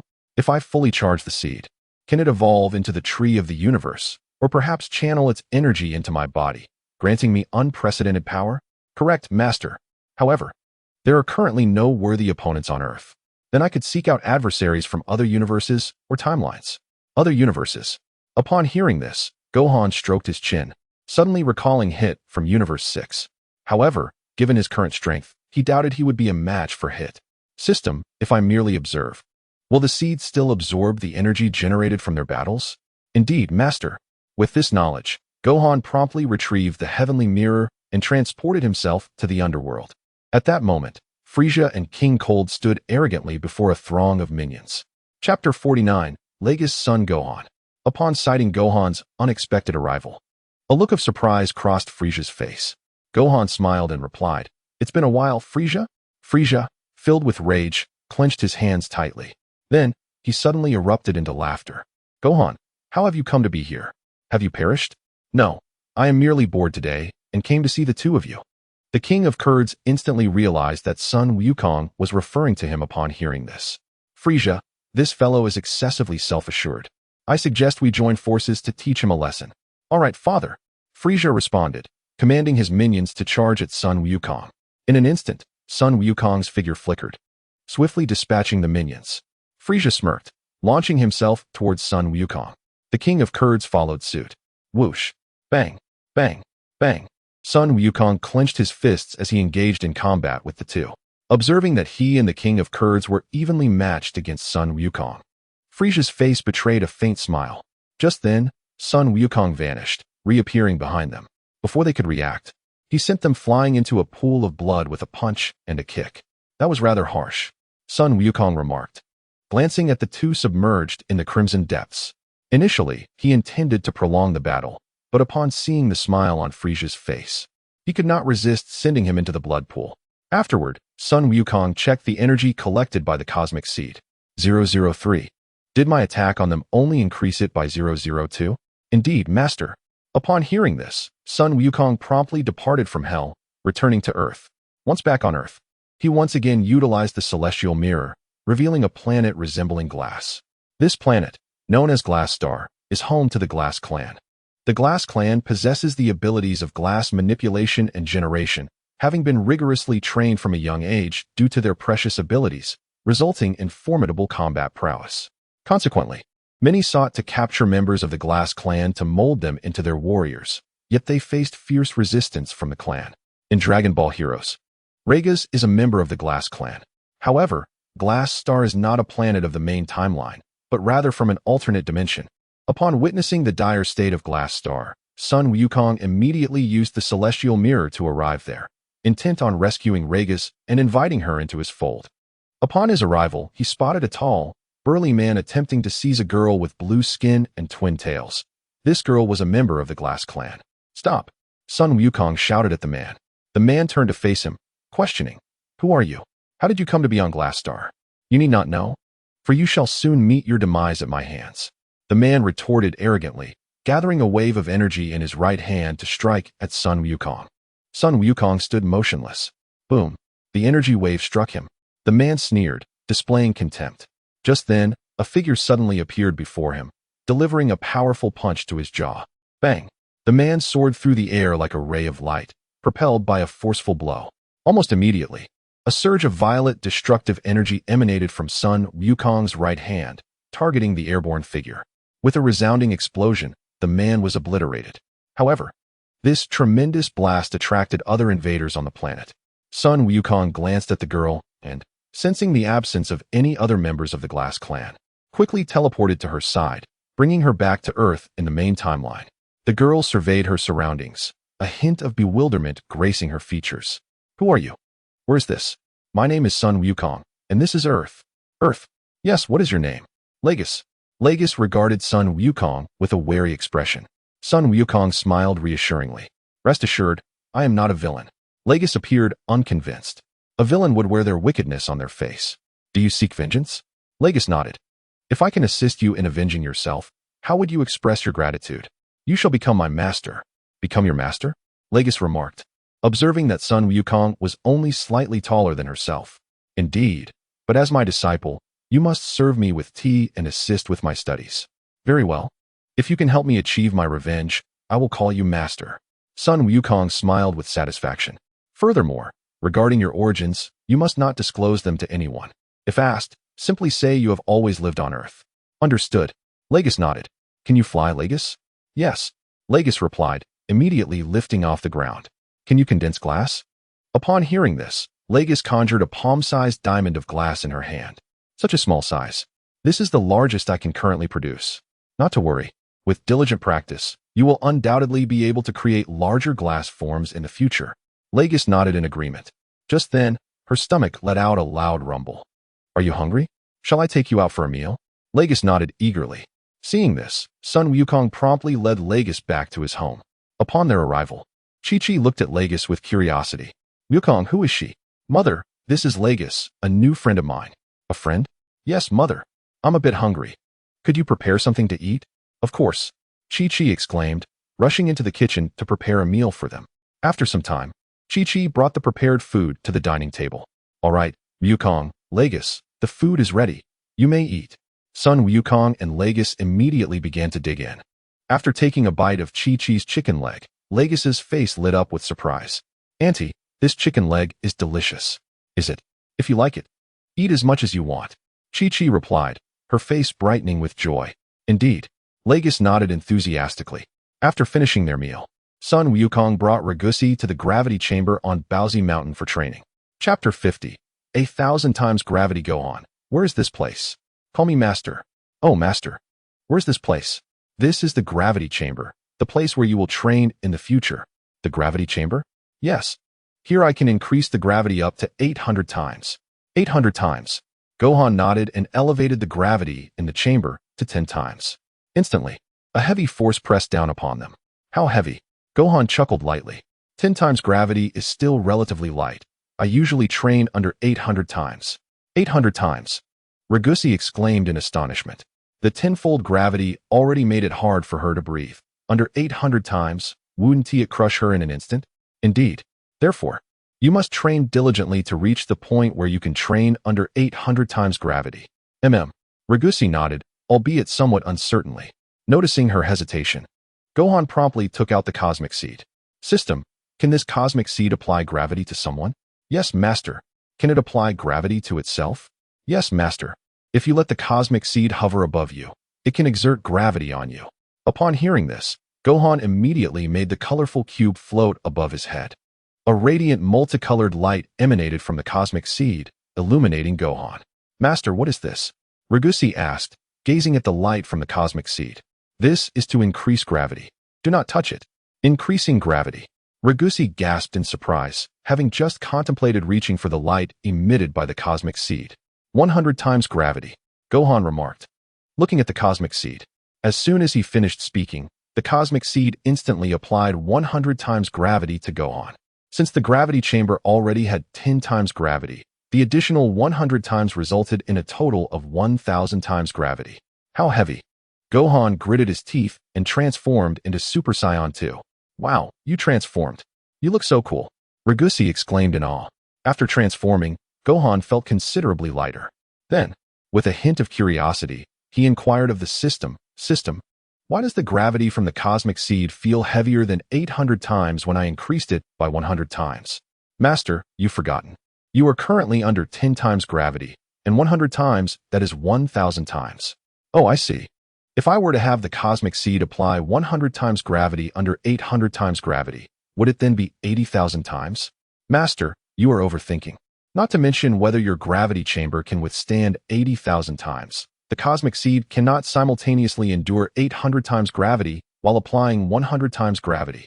That is true. So what is the maximum gravity the cosmic seed can apply? 1,000 times under normal gravity. However, if you gather enough energy, it can be elevated to 1,500 times gravity. Upon hearing the words, Son Wukong fell into a contemplative silence. It was only after defeating Frieza and his progeny that he had managed to accumulate an additional 002 energy. To fully harness the energy of the universe seed, he would likely need to attain the level of Super Saiyan 4 and engage in combat with others. At that moment, Ragusi approached and inquired, Master, what transformation is this? Son Wukong smiled and replied, this is known as Super Saiyan 2. Super Saiyan 2? Then why do you refer to this transformation as Super Saiyan 2 rather than Super Saiyan 1? Ragusi asked. Because it is the second transformation of the Super Saiyan. Son Wukong explained. Then what does the transformation of Super Saiyan 1 entail? It is simply called Super Saiyan, not Super Saiyan 1. As he spoke, Son Wukong reverted his form back to Super Saiyan. This is Super Saiyan. Ragusi nodded in understanding. Then Ragusi, you should begin your training. All right, Master. As evening fell, after concluding a day of rigorous training, Son Wukong bid farewell to Ragusi and prepared to return home for dinner. Master, are you leaving? Ragusi asked. Son Wukong nodded. There is food in the refrigerator. Just cook whatever you wish. Master, I'm afraid. Afraid of what? I'm afraid those people might come back during the day. Could you possibly stay here at night as well? Upon hearing this, Sun Wukong scratched his head thoughtfully. Ragusi, you need not fear. This place is very safe. Master. Ragusi gazed at him with a pitiful expression. How about this? I will leave a clone here with you. A clone? Sun Wukong nodded and plucked a strand of hair from his head, transforming it into his clone. 2 masters. Sun Wukong chuckled. Not 2 masters, but a clone. How impressive. Master, could you teach me this technique as well? Sun Wukong smiled and said, let's see you first overcome 100 times the gravity. Ragusi snorted defiantly. Tomorrow, I will train under 100 times the gravity. Sun Wukong chuckled. The cows on the ground will be blown away by you. Ragusi's face flushed with embarrassment. Master, is your clone really powerful? Not particularly. It possesses merely 1,000th of my strength. Just 1,000th? Ragusi's face fell in disappointment. Indeed, without transforming into a Super Saiyan, it only has a battle power of a few tens of millions. Tens of millions? Master, are you truly that strong? Ragusi was astonished. For Sun Wukong appeared to be of similar stature to her, yet possessed far greater strength. Moreover, she realized she lacked even 1,000th of Sun Wukong's power. Sun Wukong nodded. Well then, if there is nothing else, I shall take my leave. Ragusi nodded in agreement. In an instant, Sun Wukong teleported back home. Once he departed, Ragusi turned to the clone and asked, Master, can you cook? No. Oh, time flew by, and in the blink of an eye, a year had passed. After a year of intense training, Ragusi was now capable of training under 50 times the gravity. At that moment, Ragusi stood in a location surrounded entirely by glass. Glass. With a gentle command, a diamond-shaped glass, comparable in size to Ragus, materialized upon the ground. Such an abundance of glass could surely establish a glass factory, Son Gohan remarked, surveying the collection surrounding Ragus. Master, look. The glass I have gathered this time is significantly larger than before. Chapter 51. The Birth of Trunks Indeed. Son Gohan nodded. When will you teach me the technique of duplication, Master? Ahem. Son Gohan cleared his throat. Perhaps it would be prudent to wait until you have conquered 100 times the gravity. Ragus pouted in response. Master, I will inevitably overcome 100 times the gravity. You should teach me first. I shall indeed teach you, but only after you have triumphed over the 100-fold gravity. Wretched master. Ragus silently cursed inwardly upon hearing this. What did you say? Oh no, I forgot that master possesses telepathy. Ragus's expression changed instantly. I said nothing, master. At the laboratory of Dr. Gero, the scientist hastened the creation of Android 19, as Androids 17 and 18 refused to obey his commands. At that moment, he stood before the dormant pod of Android 19, nervously observing the figure within. Since venturing into the realm of android creation, he had produced a total of 19 androids, and with his own transformation, that made 20. Androids 1 through 7 had failed, and although Android 8 was a success, it proved to be benevolent and ultimately befriended Son Goku. Androids 9 through 12 also failed, while androids 13 through 15 were currently being constructed at another facility under a supercomputer's supervision. Though androids 16, 17, and 18 were successfully created, none complied with his orders. In fact, 17 and 18 had even attempted to eliminate him. This meant that apart from the ongoing constructions of androids 13, 14, and 15, none of the androids Dr. Gero had successfully created were obedient to his commands. Hence, he felt particularly anxious about the newly created Android 19. After contemplating for a considerable time, Dr. Gero ultimately activated Android 19. As the sleeping pod opened, Android 19 swiftly opened its eyes. Dr. Gero. Android 19 gazed expressionlessly at him before promptly emerging from the pod. Is it successful? Noticing no immediate abnormalities, Dr. Gero stepped forward. Just then, Android 19's figure flickered, and it suddenly launched an attack on Dr. Gero. Shocked, Dr. Gero had no time to react before being struck down to the ground by a punch from Android 19. You. Dr. Gero glared furiously at Android 19. He had previously believed he was on the verge of creating an obedient android, only to find yet another failure. After listening, Android 19 paid no heed to him, but once again raised his fist, aiming a strike at Dr. Gero. Upon witnessing this, Dr. Gero swiftly sprang to his feet and fled outside. Android 19, noticing this, immediately pursued him. Upon reaching the outdoors, Dr. Gero promptly retrieved an emergency stop button from his person, commanding Android 19 to cease its actions. With Android 19 immobilized, Dr. Jero exhaled a sigh of relief, his expression one of fury as he returned to the laboratory. How infuriating. Where did I go wrong? Why do the androids I created refuse to obey me? Time passed swiftly, and in the blink of an eye, 3 days had gone by. In West City, at Son Wukong's home, he and his son, Son Gohan, were seated on the living room sofa, enjoying fruit. Suddenly, Chi-Chi emerged from the kitchen, exclaiming, "Wukong, Gohan, I heard from Bulma that the World Martial Arts Tournament is being held tomorrow." The World Martial Arts Tournament, Son Wukong exclaimed. Indeed, ever since we got married. It has been quite a while since the tournament was last held. Why don't you two participate in it tomorrow? Participate in the World Martial Arts Tournament? Son Gohan asked. Yes, I heard the champion receives a substantial prize. Ah, Chi-Chi, isn't Gohan's earnings already sufficient? What do you know? Money is something one can never have too much of. Chi-Chi retorted. However, Chi-Chi, the tournament no longer features formidable opponents. No formidable opponents? You wouldn't suggest bringing Krillin and the others to participate, would you? Regardless, you two must take part in the tournament tomorrow. Very well. Son Wukong responded, resigned. Seeing this, Son Gohan nodded in agreement. Afterward, Son Wukong immediately sought out Krillin and the others to inquire if they wished to join the tournament. Initially, Krillin and the others were reluctant to participate. However, out of respect for Son Wukong, they ultimately consented. In the afternoon, at a hospital in West City, a baby with a tuft of purple hair was born. This infant was none other than Trunks. Dr. Brief and Mrs. Brief were beaming with joy as they gazed at their newly born grandson. Bulma, the child is adorable, a boy. A boy indeed. Mrs. Brief nodded in agreement. Bulma, have you thought of a name for this child? If not, I have a few suggestions for you to consider. Dr. Brief offered. No need. Dad, I have already decided on a name. This child shall be called Trunks. Bulma replied, dismissing her father's suggestion without hesitation. She was aware that Dr. Brief often lacked reliability and did not want him to bestow a ridiculous name upon her son. Trunks, Dr. Brief remarked, glancing at the baby. Bulma, while the name Trunks is quite nice, I think the name Butaro has a certain charm as well. Dad, Bulma glared at Dr. Brief in exasperation. All right, I understand. It shall be Trunks. The following morning arrived. After having breakfast, Son Wukong and his family arrived early at the venue of the world-renowned martial arts tournament. Chi-Chi gazed at the familiar surroundings of the tournament, suddenly feeling a wave of nostalgia. It was here that she and Son Wukong had announced their marriage years ago. Wukong, do you remember? You promised to marry me right here, and then we had Gohan. Indeed. Son Wukong replied with a smile, nodding his head. Just as he finished speaking, a green figure descended from the sky. It was Piccolo. Piccolo.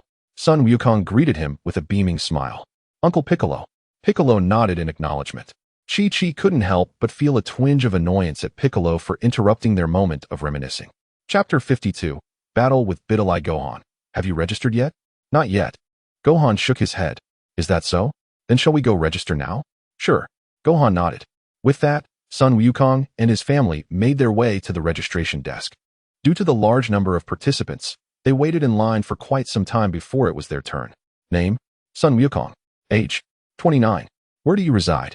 West City. Alright, next. Name? Son Gohan. Age? 10. Only 10? The staff member inquired. Yes.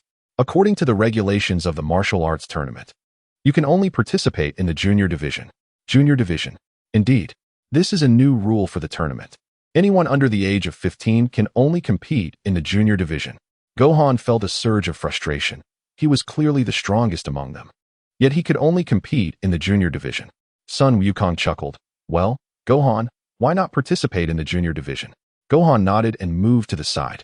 Although competing in the junior division seemed somewhat tedious, he had initially come just to enjoy the event. Since there were not many participants in the junior division, Gohan quickly completed his registration. Suddenly, Gohan spotted several familiar figures. It was Krillin and his companions. Krillin. Krillin smiled and replied, Long time no see, Gohan. At that moment, Son Wukong and Chi-Chi approached from a distance. Krillin, Tien, Yamcha, and Kaiatsu. Wukong. Son Wukong nodded. Did you all just arrive? Yes. Wukong, have you registered yet? We have. Is that so? Then we'll finish our registration and chat afterward. All right. Son Wukong nodded. After a while, Krillin and his friends completed their registration and rejoined Son Wukong's family. Just then, an announcement echoed through the venue. indicating that the junior division matches were about to begin. Junior division? Krillin recalled that there had never been a junior division in previous tournaments. Sun Wukong nodded, explaining, "This is a new addition to the tournament. Anyone under 15 can only compete in the junior division." At not yet 15 years of age, Gohan received a nod from Goku. "Father, Uncle Piccolo, I am going to participate in the competition," he stated. Goku nodded once more. "Gohan, you must put forth your utmost effort and secure the championship in the youth category," Kiki encouraged. Gohan chuckled awkwardly and nodded in response. The championship of the youth category? If not for his age, he would effortlessly claim the title in the adult category. Subsequently, Gohan arrived at the competition arena for the youth category. Given that his opponents were merely children, Gohan advanced to the finals with little effort. Accompanying him to the finals was a young girl, none other than Mr. Satan's daughter, Biddy.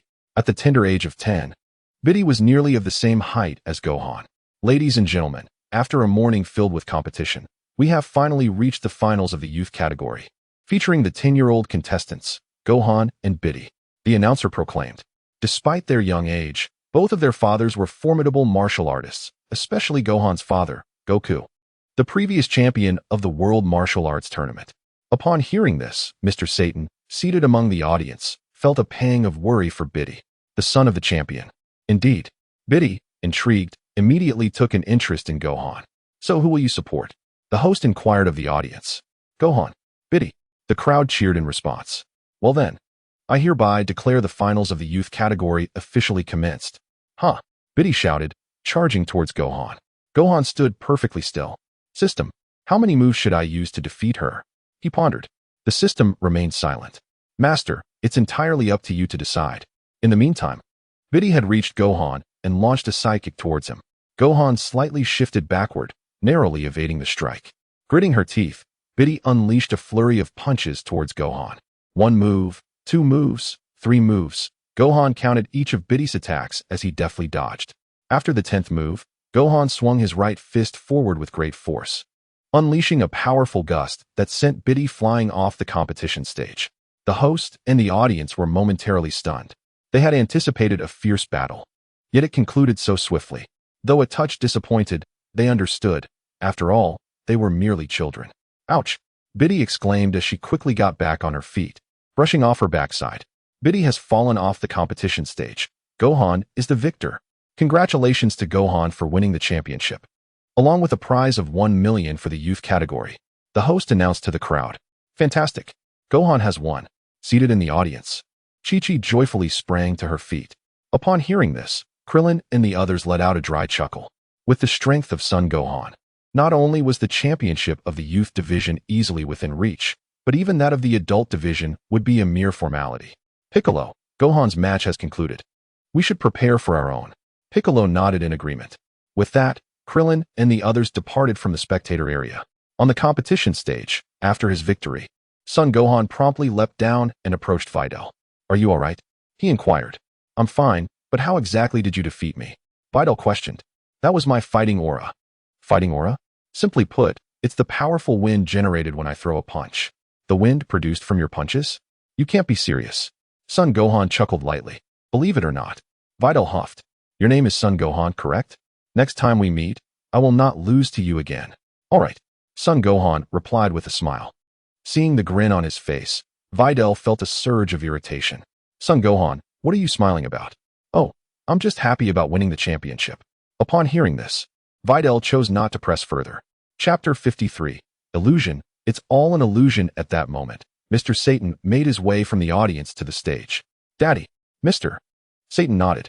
"Videl, although you didn't win the championship this time, do not be disheartened. I believe in you. You will surely claim victory next time." Videl nodded in response. "Daddy, soon it will be your turn to compete. You must give it your all." Mr. Satan smiled. "Do not worry, Videl. I will bring home the championship for you to see." Videl nodded. As Mr. Satan spoke, he glanced around and noticed that Son Gohan, who had been standing there moments ago, had mysteriously vanished. After a while, the adult division matches commenced. Goku and the others effortlessly advanced to the top 8, and Mr. Satan, by sheer luck, also made it to the top 8 without encountering Goku's group. In the first match of the top 8, Mr. Satan faced Spopovich and narrowly secured a victory. The second match featured Tien Shinhan against Yamcha, with Tien Shinhan easily defeating Yamcha. The third match saw Goku pitted against Kaiatsu, where Goku effortlessly emerged victorious. In the fourth match, Piccolo faced Krillin, decisively defeating him and advancing to the Final Four. In the first match of the Final Four, Piccolo confronted Mr. Satan, who predictably lost to Piccolo. Videl felt a twinge of surprise at her father's defeat, yet she quickly accepted the reality that competitions yield winners and losers. Following Piccolo's victory, Goku faced Tien Shinhan and, as expected, triumphed. Thus, Goku and Piccolo advanced to the grand finals. Ladies and gentlemen, after an afternoon filled with thrilling matches, we have finally arrived at the grand finale of this competition. Next, let us invite the esteemed contestants, Son Wukong and Piccolo, to the stage. The host exclaimed, a surge of excitement welling up within him. After 11 long years, he could scarcely believe that he was witnessing a match featuring Son Wukong once more. In his memories, the most exhilarating battles he had ever witnessed were those involving Son Wukong and his companions. Son Wukong, isn't he the father of Gohan? Biddy inquired, glancing towards Mr. Satan. Mr. Satan nodded in affirmation. At this, Biddy immediately turned her gaze to the arena. Since Son Wukong was indeed Gohan's father, it stood to reason that Gohan would also be present to watch the contest. Biddy, what are you looking for? I'm searching for Gohan. Gohan, isn't he the boy who just defeated you? Biddy, I hope you're not developing a fondness for that lad. Mr. Satan's heart raced with anxiety upon hearing this. With his wife gone, he had only his daughter by his side, and he certainly did not wish for her to be swept away by some boy at such a tender age. Father, what are you talking about? I'm merely checking if that guy is around. After scanning the crowd, Biddy found no sign of Gohan. It wasn't that Gohan wasn't present. Rather, the venue for the World Martial Arts Tournament was vast and overcrowded, and Gohan's short stature made it easy for him to be obscured from view. Not spotting Gohan left Biddy feeling a touch disappointed. Had she known, she would have inquired about Gohan's address earlier, so that she could challenge him to a friendly sparring session in the future. On the competition stage, the battle between Son Wukong and Piccolo had commenced. Their movements were so swift that the spectators below could barely discern the clash of their combat. The host, bewildered, struggled to comprehend the spectacle. Yet, despite his inability to see their conflict, he could unmistakably feel the powerful winds generated by their exchanges, as well as the thunderous sounds produced by their fists colliding. Father, what on earth is happening? Why can't I see either of them? It's an illusion. Everything is an illusion. An illusion? Yes. They must have stealthily prepared a cloth that matched the color of the arena's bricks. A cloth? Precisely. While we were distracted, they lifted the cloth to conceal their bodies, creating the effect of disappearing from our sight. Is that truly the case? Biddy pondered, her belief wavering. Suddenly, both figures appeared suspended in midair. They're in the sky. An excited spectator exclaimed to those around him. In the sky? Biddy looked up in astonishment. Father, what is happening now? It's a projection. They must be using some form of projection, or perhaps they are tethered with fishing lines. How else could ordinary people defy gravity and fly? An illusion. Everything is an illusion, Mr. Satan said, beads of cold sweat forming on his brow. In truth, even he found it hard to believe his own words. However, in order to maintain a formidable image before his daughter, he could do nothing but assert it. He could hardly claim ignorance, asserting that he knew nothing and had witnessed nothing. Should he venture such a statement, his formidable image in Bidalai's eyes would undoubtedly shatter in an instant. Projection? Fishing line. Bidalai cast her gaze toward the lofty heights of several hundred meters above the competition stage. To project at such an altitude seemed nearly impossible. As for fishing line, that was even less feasible. If they were indeed hoisting the two of them aloft with fishing line, it would necessitate the use of an aircraft. The noise of an aircraft in flight is considerable, and even from a few hundred meters above the ground, they ought to have heard some sound of the plane. Yet, from the moment she arrived until now, there had been no sound of jets. Suddenly, with a resounding crash, Piccolo plummeted from the sky as if shot from a cannon. Just before his body struck the ground, he executed a swift somersault, landing with force upon the competition stage. Instantly, the ground beneath him fractured like a spider's web. In that very moment, Son Wukong executed a sudden teleportation, appearing unexpectedly behind Piccolo. Sensing a shift, Piccolo moved forward a few steps, but was nonetheless sent flying out of the competition stage by Son Wukong's powerful right fist. Piccolo was eliminated, and Son Wukong emerged victorious, earning the title of champion of the World Martial Arts Tournament once again, along with a prize of 1 million. The host immediately announced this to the audience below. 1 million. Upon hearing this, Chi-Chi sprang to her feet in the audience, elated. Son Wukong, upon hearing the news, flew down to the stage. Piccolo, are you all right? I'm fine. Piccolo replied, brushing off the dust from his body. Is that so? Then let us find Gohan and the others. I'll treat you all to a meal. Piccolo was at a loss for words. As an Namekian, I only require water. No worries, you can still join us to chat. Very well, Piccolo conceded, having initially intended to refuse, but upon considering Gohan's likely agreement, he acquiesced. Chapter 54, An encounter at the restaurant. Seeing Piccolo's acceptance, Son Wukong promptly led him to find Krillin and the others. As twilight descended, Son Wukong guided Krillin and the others to a nearby restaurant for their meal. This establishment was the very same where Master Roshi had treated them during Son Wukong's first participation in the World Martial Arts Tournament. Krillin, do you remember this restaurant? Of course. This is the place where Master Roshi treated us. You ate up his entire prize money in one meal. Indeed. It's a pity Master Roshi isn't here with you this time, Son Wukong remarked with a hint of nostalgia. All right, Wukong, what dishes would you like? I can order for you, Chi-Chi inquired. Upon hearing this, Son Wukong immediately rattled off a long list of dishes. Just then, a father and daughter entered the restaurant. This pair was none other than Mr. Satan and Bidilai. Bidilai, what would you like to eat? Mr. Satan asked. Upon hearing this, Bidilai initially intended to express her favorite dish, but her gaze was suddenly drawn to Son Gohan, who was seated with Piccolo and the others. Moreover, she observed that all those who advanced to the top 8 were gathered around Son Gohan. Such a profound background. Father, isn't that the Piccolo who defeated you? Mr. Satan followed Bidilai's line of sight and indeed spotted Piccolo, as well as Krillin and the others. Son Gohan. Although Bidilai claimed not to have any fondness for Son Gohan, her father harbored a subtle concern that he might steal her away. Bidilai nodded and made her way towards Son Gohan's seat. Bidilai. Upon witnessing this, Mr. Satan immediately hurried after her. Bidilai. Son Gohan, noticing her approach, promptly spoke up. Krillin, upon hearing this, followed Son Gohan's gaze towards Bidilai. Gohan, do you know this girl? Son Gohan nodded. She is the runner-up in the junior division. Runner-up, so you defeated her? Yes, Son Gohan affirmed with a nod. At that moment, Bidilai had already reached Son Gohan. It's nice to see you again, Son Gohan. Son Gohan nodded in acknowledgement.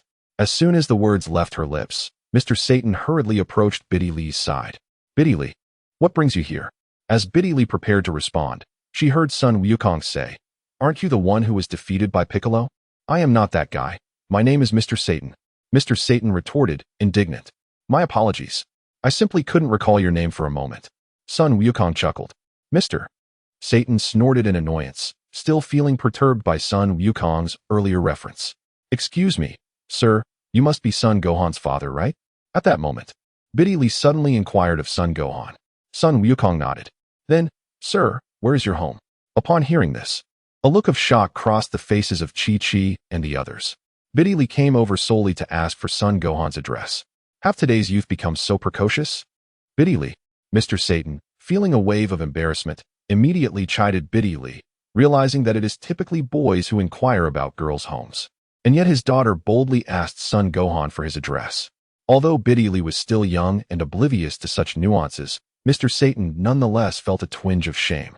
What's wrong, Dad? Mr. Satan, at a loss for words, hesitated to respond. Son Wukong, without a second thought, revealed his home address. We live in West City. Thank you, sir. Your name is Bidilai, right? Bidilai nodded. Then Bidilai, what do you want our address for? Krillin and the others exchanged bemused glances. Although Son Wukong was approaching 30, his demeanor remained as innocent as ever, casually divulging his home address. Because I want to spar with Son Gohan. Spar? Indeed. Today, having suffered a defeat against Gohan in the youth competition, I am resolute in my desire to conquer him in the next match. Defeat Gohan. Upon hearing this, Krillin and the others cast incredulous glances towards Videl. Gohan, with his current strength, stands as the mightiest among them. Even Videl, who pales in comparison to Mr. Satan, audaciously claims she will vanquish Gohan. Just then, Mr. Satan unexpectedly grasped Videl's hand, saying, All right, Videl, it's time for us to order. Videl was led away. and Goku and the others promptly sat down, awaiting their meal. After a while, a server arrived, presenting an array of dishes upon the table. "So, Chi-Chi, can we eat now?" Goku inquired, his stomach already growling with hunger as he gazed upon the roasted pig. "Yes." Chi-Chi nodded. Upon hearing this, Goku swiftly reached for the food on the table and began to eat voraciously. The noise of his consumption soon attracted the attention of other patrons in the establishment, including Mr. Satan and his daughter. Once Goku began, Gohan and the others soon followed suit. Although Gohan's dining manners were somewhat more refined than Goku's, his pace was still considerably quicker than that of an average person. The sight left Mr. Satan and the others momentarily dumbfounded. Are they truly human? "Boss, we're out of food." At that moment, Goku called out to the owner of the restaurant. Upon hearing this, the owner hurried over to clear the plates and replenish the dishes. After a significant duration, Goku let out a resounding belch. The owner and staff, visibly exhausted, had just served an astounding 6 tables worth of food. Due to their rapid consumption, they were not only tasked with delivering dishes, but also retrieving empty plates simultaneously. "Boss, it's time to settle the bill," Chi-Chi shouted towards the owner. "Certainly, please hold on a moment," the owner replied, picking up the lengthy bill that had fallen to the floor and began to tally the expenses. "Are they monsters?" Mr. Satan, who had been seated with Fidel, couldn't help but mutter this to himself. After a considerable time, the owner completed the calculations and presented the extensive bill to Chi-Chi, stating, "Dear patrons, your total expenditure amounts to 1,300,000. Is it truly that much? Could we perhaps receive a discount?" Chi-Chi inquired. "Unfortunately, no, but I can offer you a discount of 10,000. The owner replied, shaking his head. "Very well." Chi-Chi responded promptly, handing over her card to the owner. In an instant, half of the prize money was gone. Chapter 55, Vegeta challenges Goku. Goku chuckled, but there is still half of the prize left. Chi-Chi, uninterested in Goku's carefree attitude towards money, chose not to engage further. After settling the bill, Goku and the others departed from the restaurant. As the hour grew late, Krillin and the others decided to spend the night at Goku's home. Time flew by, and 5 days had swiftly passed. Today marked the arrival of the day when the androids would make their appearance. Early in the morning, Krillin and his companions arrived in West City, prepared to join Son Goku in the search for the androids. However, unbeknownst to them, Dr. Gero had no intention of appearing, as he could not control Android 19.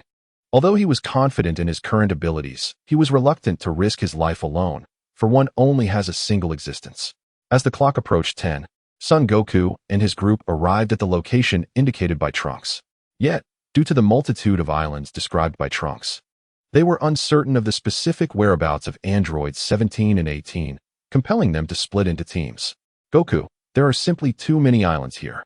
I think it would be best if we divided our efforts," Krillin suggested. "If any one of us locates the 2 androids, we should elevate our energy to the maximum to signal the others, and then you can swiftly come to our aid." Son Goku nodded in agreement. "However, for safety's sake, let us pair up. Krillin, you team with Yamcha, Tien and Kaiatsu can pair up. As for me, I'll team with Piccolo, while Gohan can operate solo." "All right," Krillin affirmed. With that, the 7 of them took to the skies, heading toward the nearby islands in search of the androids. After an extensive search, they reconvened. "Goku, did you find any androids?" "No," Son Goku replied, shaking his head. "Do you think Trunks' appearance altered the timeline, preventing the creation of those 2 androids?" Yamcha speculated. "I am uncertain," Krillin responded. "But even if those 2 were never created, Dr. Gero would likely produce other androids to seek revenge on Goku." "Indeed," Yamcha nodded. At that moment, a figure appeared in the distance, soaring toward them. It was Vegeta. Vegeta. As soon as the name was uttered, Vegeta halted right in front of Son Goku. "Kakarot, where are those 2 androids?" Son Goku scratched the back of his head. "We don't know where they are." "You don't know?" Vegeta retorted. "They haven't appeared here as Trunks indicated." Son Goku nodded. "In that case, how about we have a battle?" Vegeta proposed with a grin. "Battle with me?" "Indeed. In truth, I am far more eager to defeat you than those androids." Upon hearing this, Son Goku glanced at his son, Gohan, and then replied, "All right." Vegeta's face lit up with a subtle smile at Goku's agreement. Subsequently, he led Goku to an uninhabited island, with Gohan and the others following at a distance. "Kakarot, what do you think of this location for our battle?" Vegeta asked. "It seems adequate," Goku responded, smiling. "Kakarot, I have awaited this day for a long time. You've been waiting for this day for quite a while. Indeed, Kakarot, as a scion, I have been a prodigy since the moment of my birth. It can be said that before encountering you and Gohan, I possessed unwavering confidence in my own strength. However, upon arriving on Earth and being bested by the son of a lowly warrior like you, I felt as though I had utterly lost my dignity and pride, proving that I am superior to you. Is that not so? Upon hearing this, Goku merely smiled faintly. Unlike Vegeta, he did not dwell on these thoughts. In his heart, a loss was simply a loss, and a victory was merely a victory. Seeing the smile etched upon Goku's face, Vegeta could not contain his frustration. He detested that smile, for it seemed to taunt him, indicating his inability to prevail. Let us commence, Kakarot, he declared. Very well, Goku responded, assuming a combat stance with both hands. With a light chuckle, Vegeta charged at Goku. Goku clenched his fists and surged toward Vegeta in response. Whoosh! Bang! Bang! Bang! In no time, the two warriors stood before each other, engaging in a fierce battle. The ground erupted in a cloud of dust. Bang! With a powerful punch, Goku was sent crashing to the ground, and Vegeta seized the moment to raise his right foot and stomp down forcefully on Goku's body. Goku rolled aside, bracing himself against the ground to rise back to his feet. Vegeta let out a disdainful snort, suddenly clenching his hands with great intensity. Huh! With a resounding shout, an overwhelming aura emanated from Vegeta's body. Krillin and the others, sensing this energy, were immediately struck with astonishment. Suddenly, the entire island trembled violently, and a torrent of sand and stone was propelled into the air. Could it be? Krillin gasped. Before he could finish his thought, Vegeta's hair transformed into a golden hue, his eyes shifted to a light green, and a radiant golden aura enveloped him. This was indeed the Super Saiyan transformation. So, it truly is the Super Saiyan, Krillin exclaimed. Upon hearing this, Piccolo clenched his teeth, feeling a surge of frustration. Not long ago, he and Goku were nearly equals in strength, but now, with Goku and the others mastering the Super Saiyan form, he felt significantly outpaced. Though Piccolo was not a Saiyan, he had diligently trained every single day over the past 3 years. A Super Saiyan, you say? Goku remarked, clenching his fists as he too transformed into his Super Saiyan. Vegeta snorted derisively and, swift as lightning, charged toward Goku. Goku met him with a clenched fist. Whoosh! Bang! Bang! Bang! As the sounds of their intense combat echoed, their fists and feet moved with blinding speed, stirring up dust from the ground. Huh! With a mighty shout, Vegeta clenched his right fist, delivering a punch that sent Goku flying. Goku stomped down hard with his feet, gasping for breath. Observing Goku's disheveled state, Piccolo felt a flicker of concern arise within him. What is happening? Despite having expended little physical energy, why does Son Wukong appear to be gasping for breath so heavily? Chapter 56, The Search for Dr. Gero. Kakarot. At this moment, Vegeta also noticed Son Wukong's unusual condition and ceased his assault. Could it be the viral heart disease that Trunks mentioned? Son Gohan inquired. Viral heart disease. All eyes turned toward Son Gohan. But didn't Trunks give him the medicine? Krillin asked. However, father has always been in good health, so he never took the medication. Trunks. Upon hearing this, Vegeta quickly recalled his newborn son at home. They not only shared the same name, but also bore identical hair color. Could it be, Just then, Son Wukong suddenly writhed in pain on the ground, his body reverting to its normal state. Wukong. Krillin and the others rushed over upon witnessing this. Vegeta snorted coldly, transforming his body back to its usual form. You lot, why aren't you taking Kakarot back for treatment? Do you intend to watch him die? Oh right, Krillin exclaimed. Realizing the urgency, I'll take father back, Son Gohan declared. Piccolo nodded in agreement. Son Gohan's ability to instantaneously teleport would indeed be much swifter than theirs. What if the androids suddenly appear while Gohan is away? Yamcha pondered. Although they were numerous, Yamcha believed that only Son Wukong and Son Gohan could defeat the androids. Vegeta, hearing this, retorted angrily, without Kakarot and Son Gohan, am I not still here? I have completely surpassed Kakarot now. Observing Vegeta's furious demeanor, Yamcha instinctively took a few steps back. Though Vegeta was no longer an enemy, Yamcha still harbored a certain trepidation towards him. Uncle Yamcha, why not return with me? Son Gohan suggested. All right, Yamcha responded, glancing at Krillin and the others. Although it felt somewhat shameful to return with Son Gohan, he recognized that he and Krillin could not contend with the androids, so it was wiser to accompany Son Gohan for the sake of survival. Humph. Vegeta scoffed, his disdain for Yamcha intensifying. Observing this, Son Gohan instantaneously transported both Yamcha and Son Wukong back to his home. At that moment, Chi-Chi was preparing lunch, and upon hearing Son Wukong's cries of pain, she hurried out of the house. Wukong, Chi-Chi called out, then immediately turned to Son Gohan. Gohan, what has happened to your father? Dad is suffering from viral heart disease. Is that the illness that the boy from the future mentioned? Son Gohan nodded. Then, mother, where is the medicine to treat this ailment? It's inside. I'll fetch it right now. Chi-Chi replied, rushing back into the house to retrieve the medicine. Meanwhile, after Son Wukong and the others departed, Vegeta immediately questioned Krillin about the androids. Baldy, what did you mean when you said the androids would appear? I am not referred to as Little Bald. My name is Krillin. Upon hearing Vegeta's address, Krillin felt a surge of indignation. Why must they persist in calling him Bald? It was bad enough to be called Bald, but to add the diminutive little was a clear mockery of his stature. Well, Krillin, Vegeta interjected. What was that fellow saying about the androids? You should be aware that the two androids Trunks spoke of were created by Dr. Gero of the Red Ribbon Army, defeated by Son Goku, correct? Yes, I am aware. What of it? Krillin continued, since the androids were designed to exact vengeance upon Goku. It stands to reason that even if androids 17 and 18 do not appear today, they will certainly manifest in the future. Vegeta chuckled. Are you implying that those androids have yet to be created? I cannot say for certain. However, I am convinced that Dr. Gero will not relinquish his quest for revenge against Goku. Dr. Gero, do you have any means to locate him? Krillin inquired. What purpose would you have in seeking Dr. Gero? Is that not obvious? I intend to inquire whether the androids have been completed so that I may personally vanquish them. Personally vanquish? Indeed. Over the past 3 years, I have diligently trained to defeat Kakarot and those two androids. I had thought that today would finally be the day I could triumph over them. However, during my battle with Kakarot, he suddenly experienced a heart attack, and the two androids did not appear as Trunks had indicated. The more Vegeta spoke, the more his frustration grew. He longed to reclaim his pride, yet it seemed an insurmountable challenge. If one wishes to find Dr. Gero, there is a method, but it requires the power of the Dragon Balls. The Dragon Balls? Yes, if we make a wish to the Eternal Dragon, we should be able to ascertain Dr. Gero's whereabouts. However, is it not somewhat wasteful to use the Dragon Balls for this purpose? Perhaps we should simply wait for the androids to reveal themselves. After all, with Gohan's strength, he could undoubtedly defeat them. Vegeta scoffed. I must locate Dr. Gero immediately. Where are the Dragon Balls? The Dragon Balls are scattered across the earth, and we will need Bulma's Dragon Radar to locate all 7.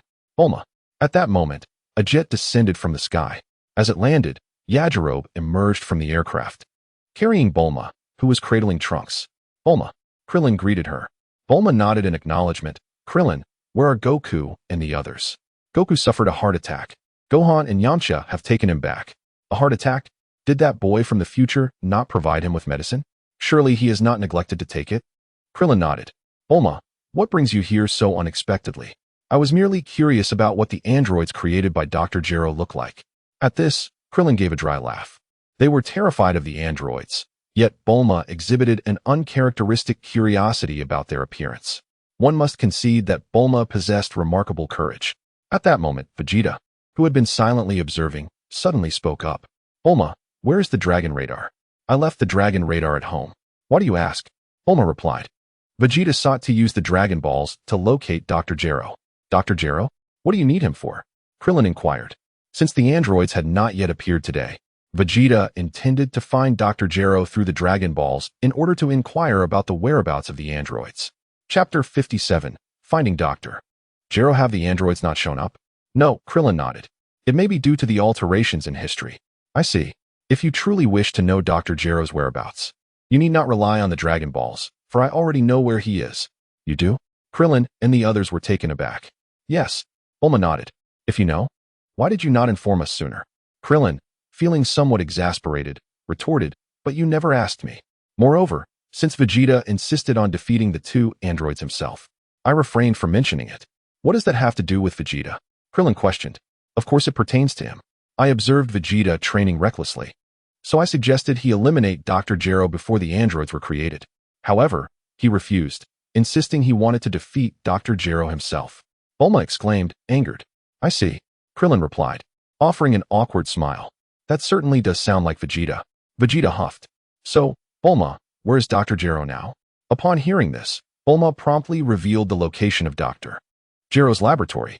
With a swift motion, Vegeta took off toward Dr. Gero's lab upon learning its whereabouts. Bulma, how did you come to know the location of Dr. Gero's lab?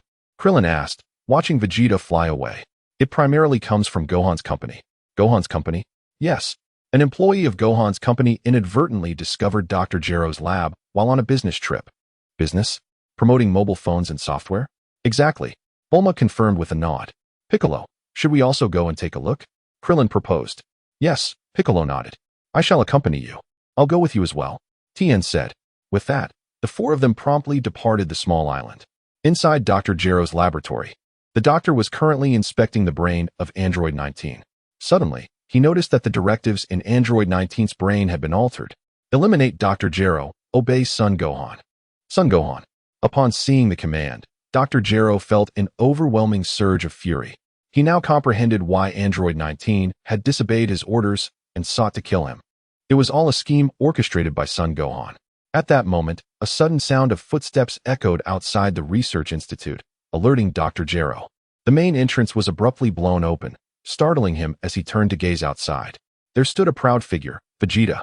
Upon recognizing Vegeta, a flicker of panic crossed Dr. Gero's face. It was not fear of Vegeta himself, but rather the realization that none of the androids he had created were obedient, nor could he dare to activate them. If Vegeta were to destroy his laboratory, all his years of effort would be in vain. Vegeta scoffed. So you are Dr. Gero? I am not Dr. Gero. I am Android 20, a creation of Dr. Gero. Oh, Vegeta replied nonchalantly. And where is Dr. Gero? I do not know. Dr. Gero shook his head. Do you know where Androids 17 and 18 are? Dr. Gero was taken aback, pondering in silence. How did Vegeta know about Androids 17 and 18? Had Gohan informed him?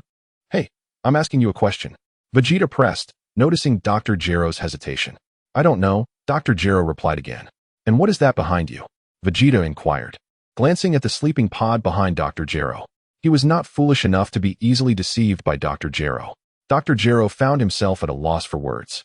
Just then, four individuals descended from the sky. It was Krillin and his companions. Noticing that Goku and Gohan were not with them, Dr. Gero felt a wave of suspicion rising within him. At that moment, Vegeta circled around Dr. Gero, eager to see if the sleeping pod contained androids 17 and 18. Realizing the threat, Dr. Gero immediately raised his hands to seize Vegeta, knowing he could not allow him to activate androids 17 and 18. If activated, his adversaries would extend beyond just Vegeta. Vegeta sensed Dr. Gero's attack, swiftly dodging and chuckling. Since you're an android too, I might as well have some fun with you. No, we cannot fight here. Dr. Gero thought anxiously. Very well, shall we battle outside? Agreed. You may choose the location. Vegeta responded with a grin. Dr. Gero, upon hearing this, swiftly flew out of the research institute. Krillin and the others made way as he exited. Piccolo, did Vegeta just claim to be an android? Krillin asked as soon as Dr. Gero left the premises. Yes, Piccolo nodded. He might be referring to another android created by Dr. Gero. Then, Piccolo, shall we go witness their battle? Indeed, Piccolo affirmed. With that, the four of them pursued the two combatants. Dr. Gero breathed a sigh of relief upon seeing Krillin and the others following closely behind.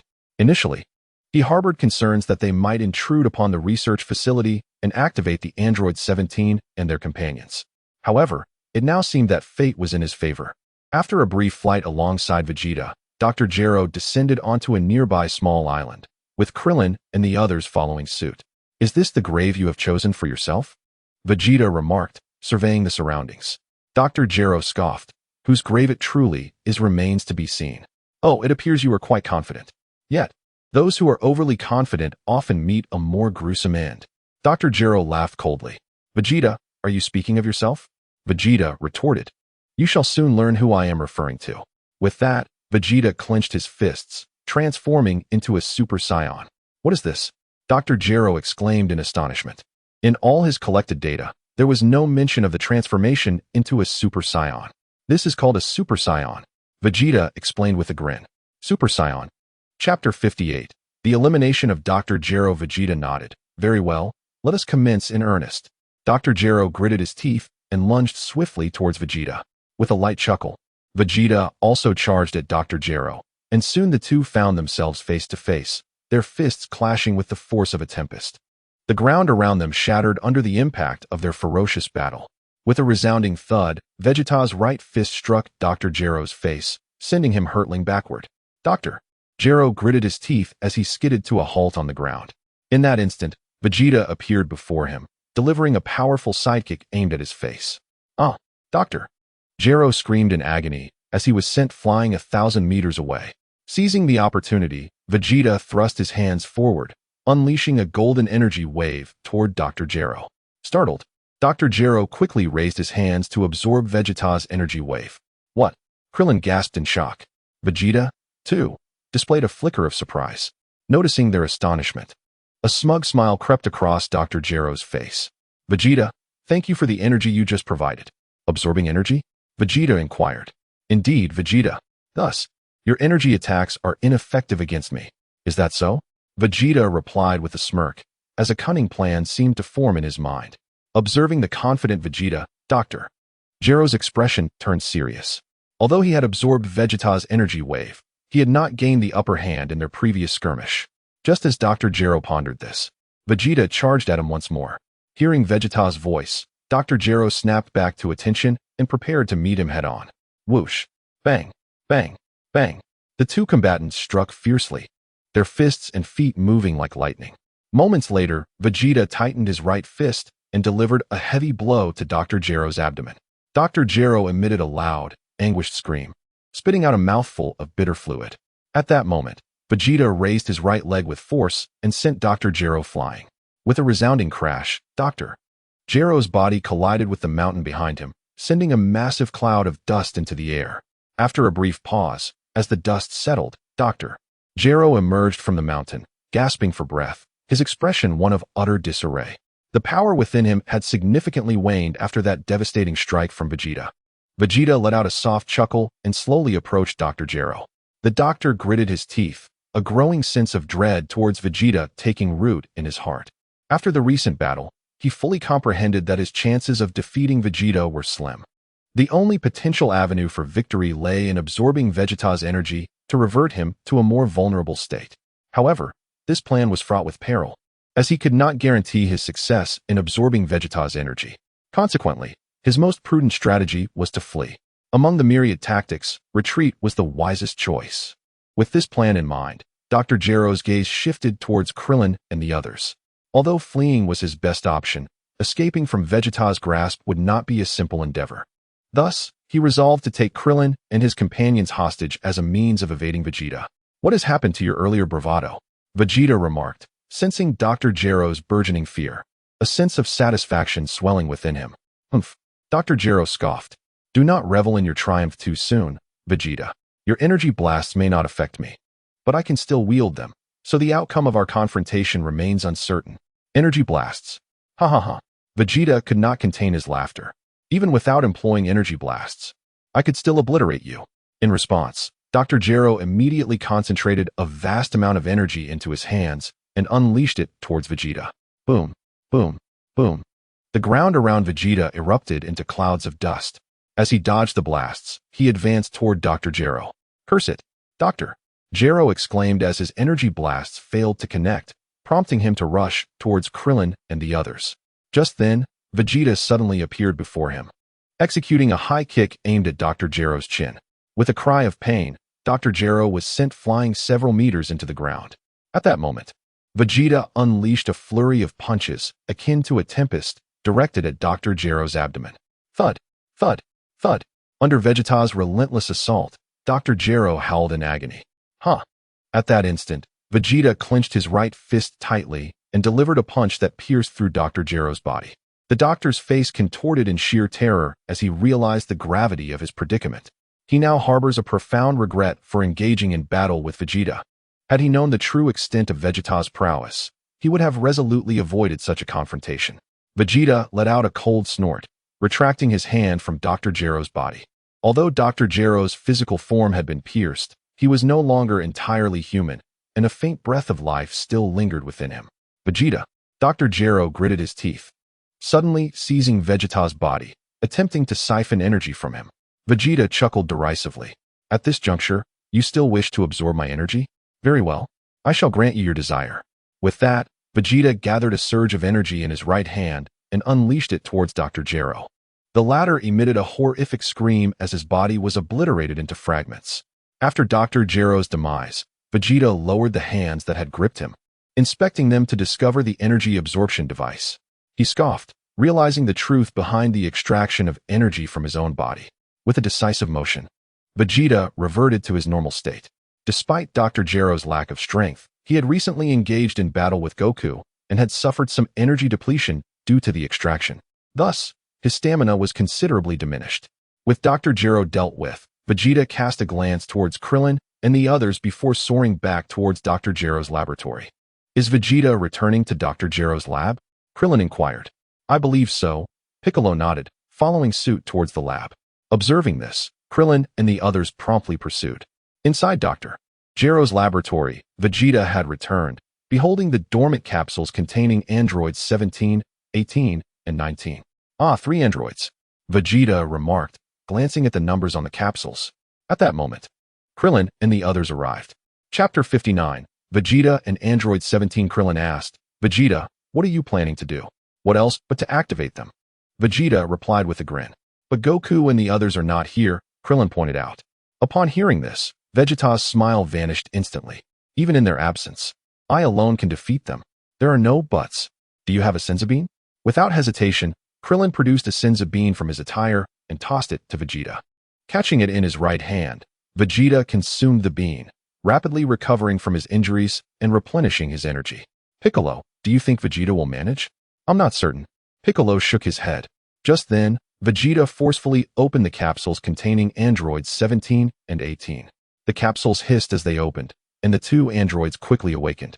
Gazing at Vegeta standing before them, Vegeta smiled lightly. You 2 are awake. Did you open the capsule? Android 18 inquired. Indeed. Yet do not presume that my intentions in awakening you are benevolent. My sole desire is to vanquish you and ultimately obliterate your existence. With a nonchalant tone, Android 17 surveyed his surroundings. Where is Dr. Gero? Has he been eliminated by your hands? I have not encountered Dr. Gero. However, I did eradicate one known as Android 20. Android 20? What does he resemble? An elderly man with a white beard. A white-bearded old man. Upon hearing this, Android 17 pondered briefly. Could it be that Dr. Gero has transformed himself into an android? Is that fellow Dr. Gero? Based on your description, it must be so. Android 17 affirmed. Is that so? No wonder his strength is so feeble. Vegeta chuckled. Although your intention was to awaken us for the purpose of defeating us, I must extend my gratitude to you, Vegeta, for without your intervention, we might have remained in slumber for an eternity. Furthermore, I appreciate your assistance in eliminating Dr. Gero. As a token of our gratitude, we shall refrain from ending your life. Refrain from killing me. Vegeta scoffed. Do you truly believe you could slay me? Android 17, disinterested in further debate, shifted the conversation. Where's Goku? Why hasn't he joined you? Vegeta grunted. Kakarot is preoccupied and unable to come. However, I have surpassed Kakarot in strength. Is that so? In that case, shall we proceed to battle? Very well. At that moment, Android 18 glanced at the slumber chamber of Android 19 beside her. Initially, she intended to open the chamber, but upon witnessing Android 19's terrifying appearance, she abandoned the notion. What is the matter, 18? There is another android here. I suspect he is a new creation of Dr. Gero. Yet his appearance is so grotesque that I shall leave him be. Android 17 nodded in agreement. Suddenly, Android 18 spotted another slumber chamber at a distance. This chamber belonged to Android 16. 16. Android 18 approached and quickly observed Android 16 through the glass of the chamber. Though not handsome, Android 16 was significantly more pleasant to behold than Android 19. After a moment of contemplation, Android 18 broke open the slumber chamber. Android 16 promptly awakened and emerged from the chamber. Yet another android. Krillin gasped. Vegeta sneered and took to the skies. After glancing at Android 16, Android 17 followed suit. What is your name? Android 18 inquired of Android 16. Android 16, were you also created to eliminate Goku? Indeed.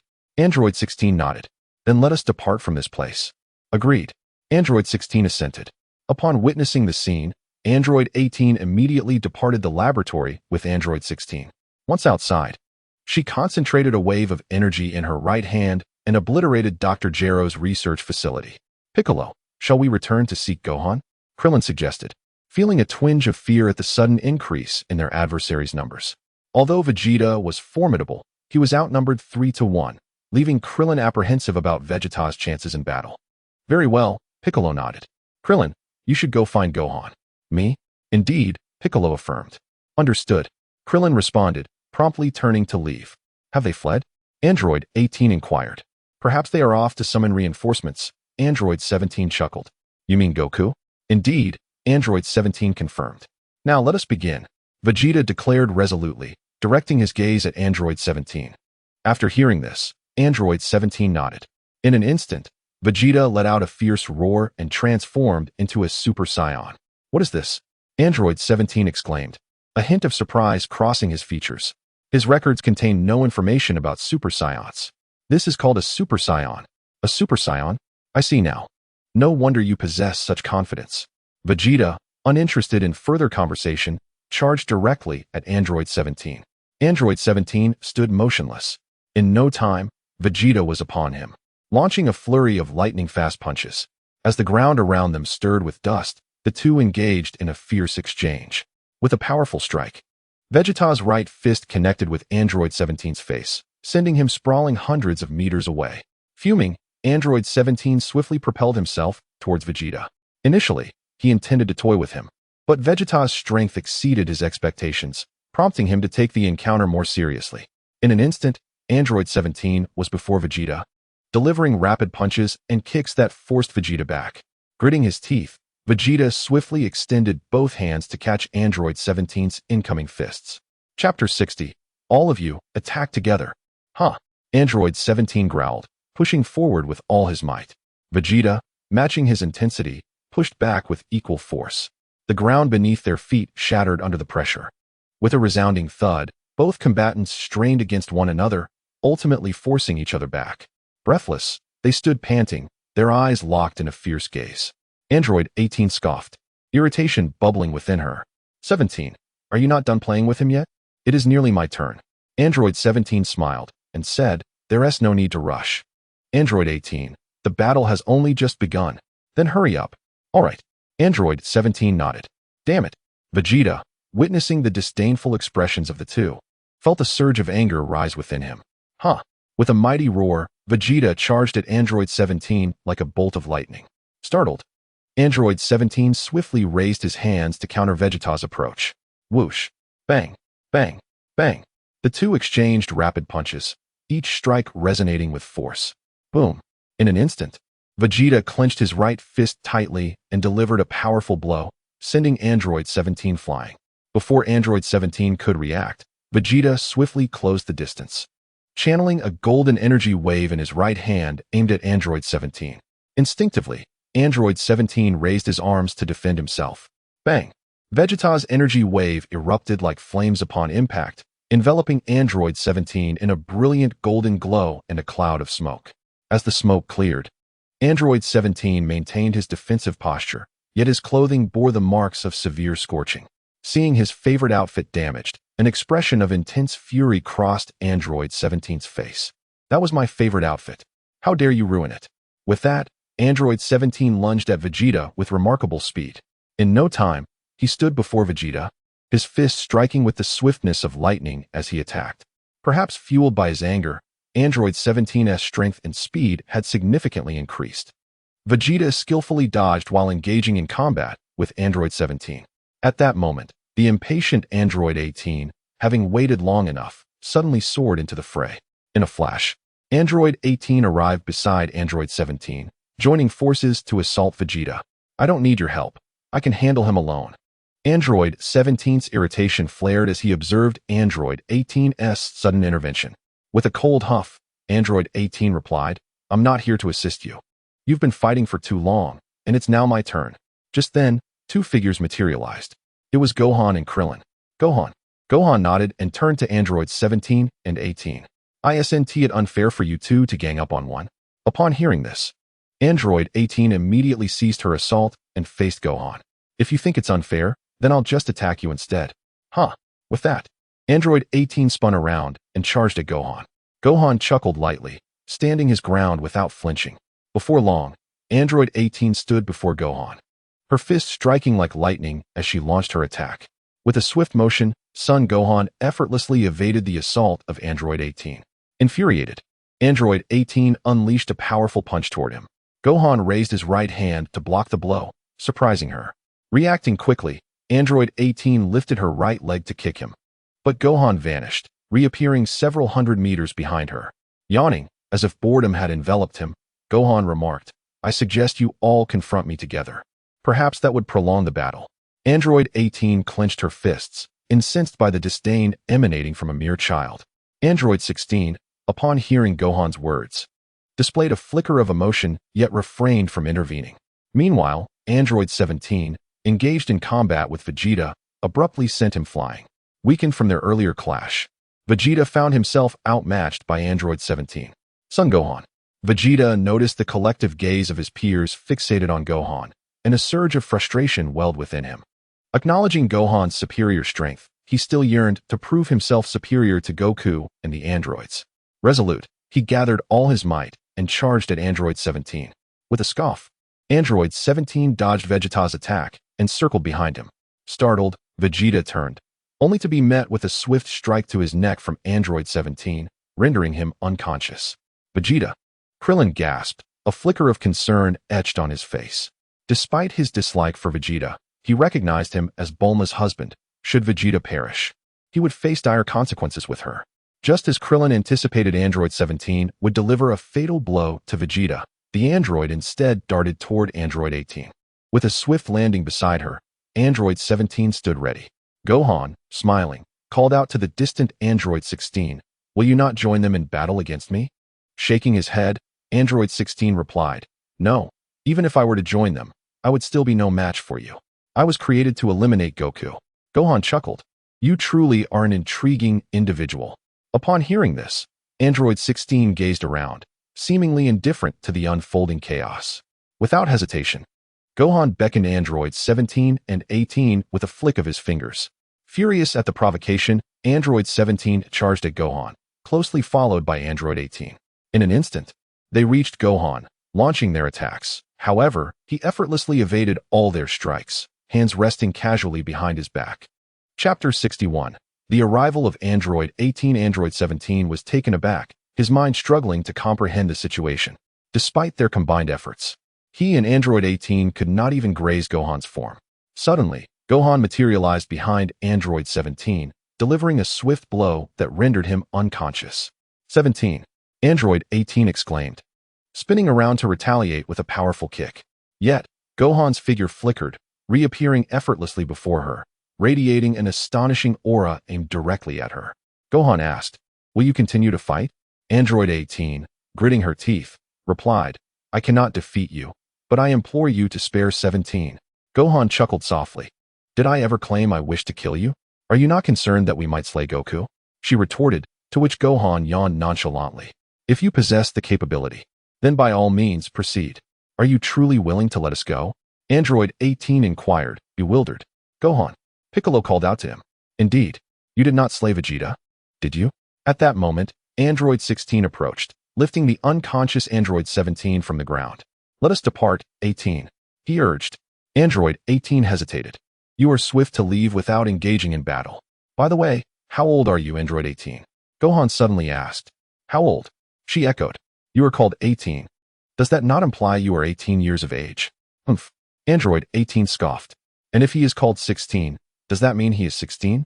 You should never inquire about a woman's age. Why? You will understand when you grow older. Grow older." With that, Android 18 departed alongside Android 16. Meanwhile, Piccolo and the others approached from the distance. "Gohan, why did you let them go?" Piccolo questioned. "Because I believe they are not as heartless as Trunks described," Gohan replied, glancing at the fallen Vegeta. "Krillin, do you have any senzu beans?"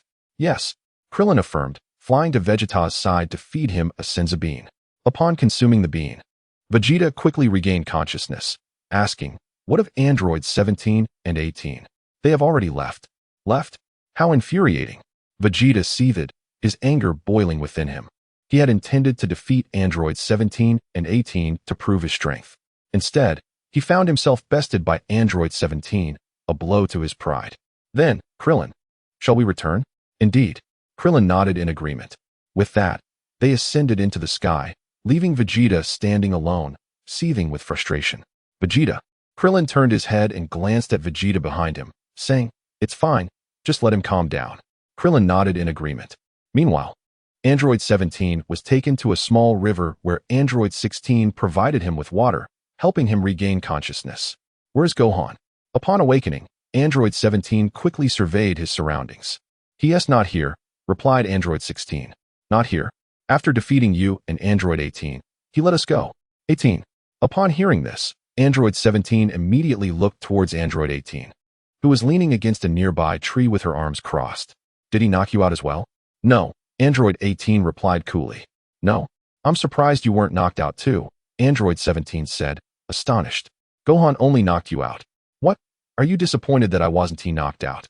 Android 18's gaze turned icy as she looked at him. No, I was just curious." Android 17 hastily shook his head. "So, 18, where do we go next?" "I don't know. Shall we explore the nearby town?" Android 17 nodded in agreement. Time passed, and 3 days went by in the blink of an eye. After battling a viral heart disease for 3 days, Goku finally began his recovery. During this time, Chi-Chi was almost inseparable from him, caring for him diligently. Chi-Chi. Goku looked at Chi-Chi, who was lying on his blanket, feeling a surge of emotion. Hearing Goku's voice, Chi-Chi immediately awoke. "Goku." Goku nodded slightly. "Chi-Chi, are you feeling better now?" "I should be almost fully recovered," Goku replied as he climbed out of bed. "You've worked so hard these past few days." "It's nothing. It's what I should do as your wife." "What about Gohan?" "He's in the living room." "Is that so?" Upon hearing this, Goku promptly walked out of the room. "Dad." Goku nodded in acknowledgement. "Gohan, have you found the androids?" "Yes." "Have you defeated them?" "No." "Why? Are they stronger than you?" "It seems they are different from the androids Trunks mentioned, so I let them go." "I see." Just then, the sound of a doorbell echoed through the house. Gohan opened the door to find a girl with twin ponytails standing there. This girl was none other than Biddy. "Biddy." She chuckled softly. "Gohan, this is truly your home." At that moment, Goku also walked into the living room. "Aren't you?" "Hello, Uncle. My name is Biddy. We met last time at the restaurant." "Oh, I remember now. What brings you here?" Biddy smiled and said, "I came to challenge Gohan to a friendly spar." "I see." Goku glanced at Gohan. Then Gohan, since Videl has come to find you, why not engage in a spar with her? "All right." Gohan nodded. "Thank you, Uncle," Videl exclaimed, her face lighting up with a cheerful smile as she turned to Gohan. "How about we practice in your yard?" Observing Videl's playful demeanor, Gohan felt as though he had encountered a mischievous girl. Sure, despite his lack of enthusiasm for sparring, he couldn't refuse Videl's earnest invitation. Chapter 62. Videl seeks Gohan as a mentor. Upon hearing this, Videl swiftly took hold of Gohan's arm and led him toward the yard. Once they arrived, Videl positioned herself a few meters ahead of Gohan, adopting a combative stance. "Gohan, shall we commence?" "All right." Gohan nodded in agreement. "Huh!" Videl shouted, charging toward Gohan with determination. In an instant, she reached him, her fists flying like the wind in an attempt to strike. Gohan effortlessly evaded her attacks with a slight movement of his body. To him, Videl's strikes appeared as sluggish as a snail, despite their speed to an ordinary observer. Darn it!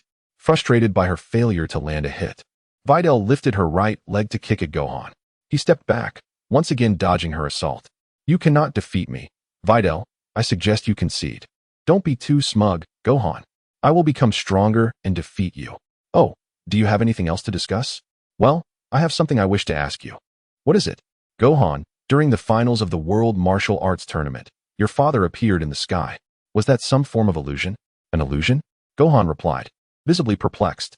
It was likely another one of her father's tall tales. Indeed, how could a normal person possibly fly? Just as the words left his mouth, Gohan ascended into the air, soaring above them. Videl froze. What happened to science and Newton's laws? Am I dreaming? Ouch! Videl pinched her cheek, quickly feeling a sharp sting. She dared not pinch too hard. Whoosh! Thud! At that moment, Gohan descended from the sky, landing gracefully before Videl. "Gohan, you can fly too?" "Indeed. Not only I, But Uncle Krillin and others can fly as well. Who is Uncle Krillin? Videl inquired. He asked the one in the restaurant who is about my height and has no hair. Oh, so Gohan, how do you all fly? To put it simply, we fly using the energy within us. The energy within us. Gohan nodded, raising his right hand, revealing a golden energy in his palm. This is the energy. He then allowed the energy to dissipate. Oh, Gohan, can you teach me how to fly? I cannot. Why not? There is no time. Do not be like this. Son Wukong. After all, we are friends. Friends? When did we become friends? Now. Beidili smiled. At that moment, a figure descended from the sky. It was Ragus. Master. Ragus. Ragus nodded and turned to Beidili, asking, Who is your master? Her name is Beidili, the runner-up in the youth division of the World Martial Arts Tournament. Ragus replied with a smile. My name is Ragus, and I am Son Wukong's disciple. Son Wukong's disciple. Beidili exclaimed in surprise. Son Wukong was only 10 years old. Yet he had already taken on a disciple. Indeed, my master is incredibly formidable. There is no one on earth who can compare. Before Ragus could finish, Son Wukong swiftly covered his mouth with his hand. There is no one on earth who can compare? Nothing. Son Wukong chuckled. Upon hearing this, a hint of skepticism crossed Beidili's face.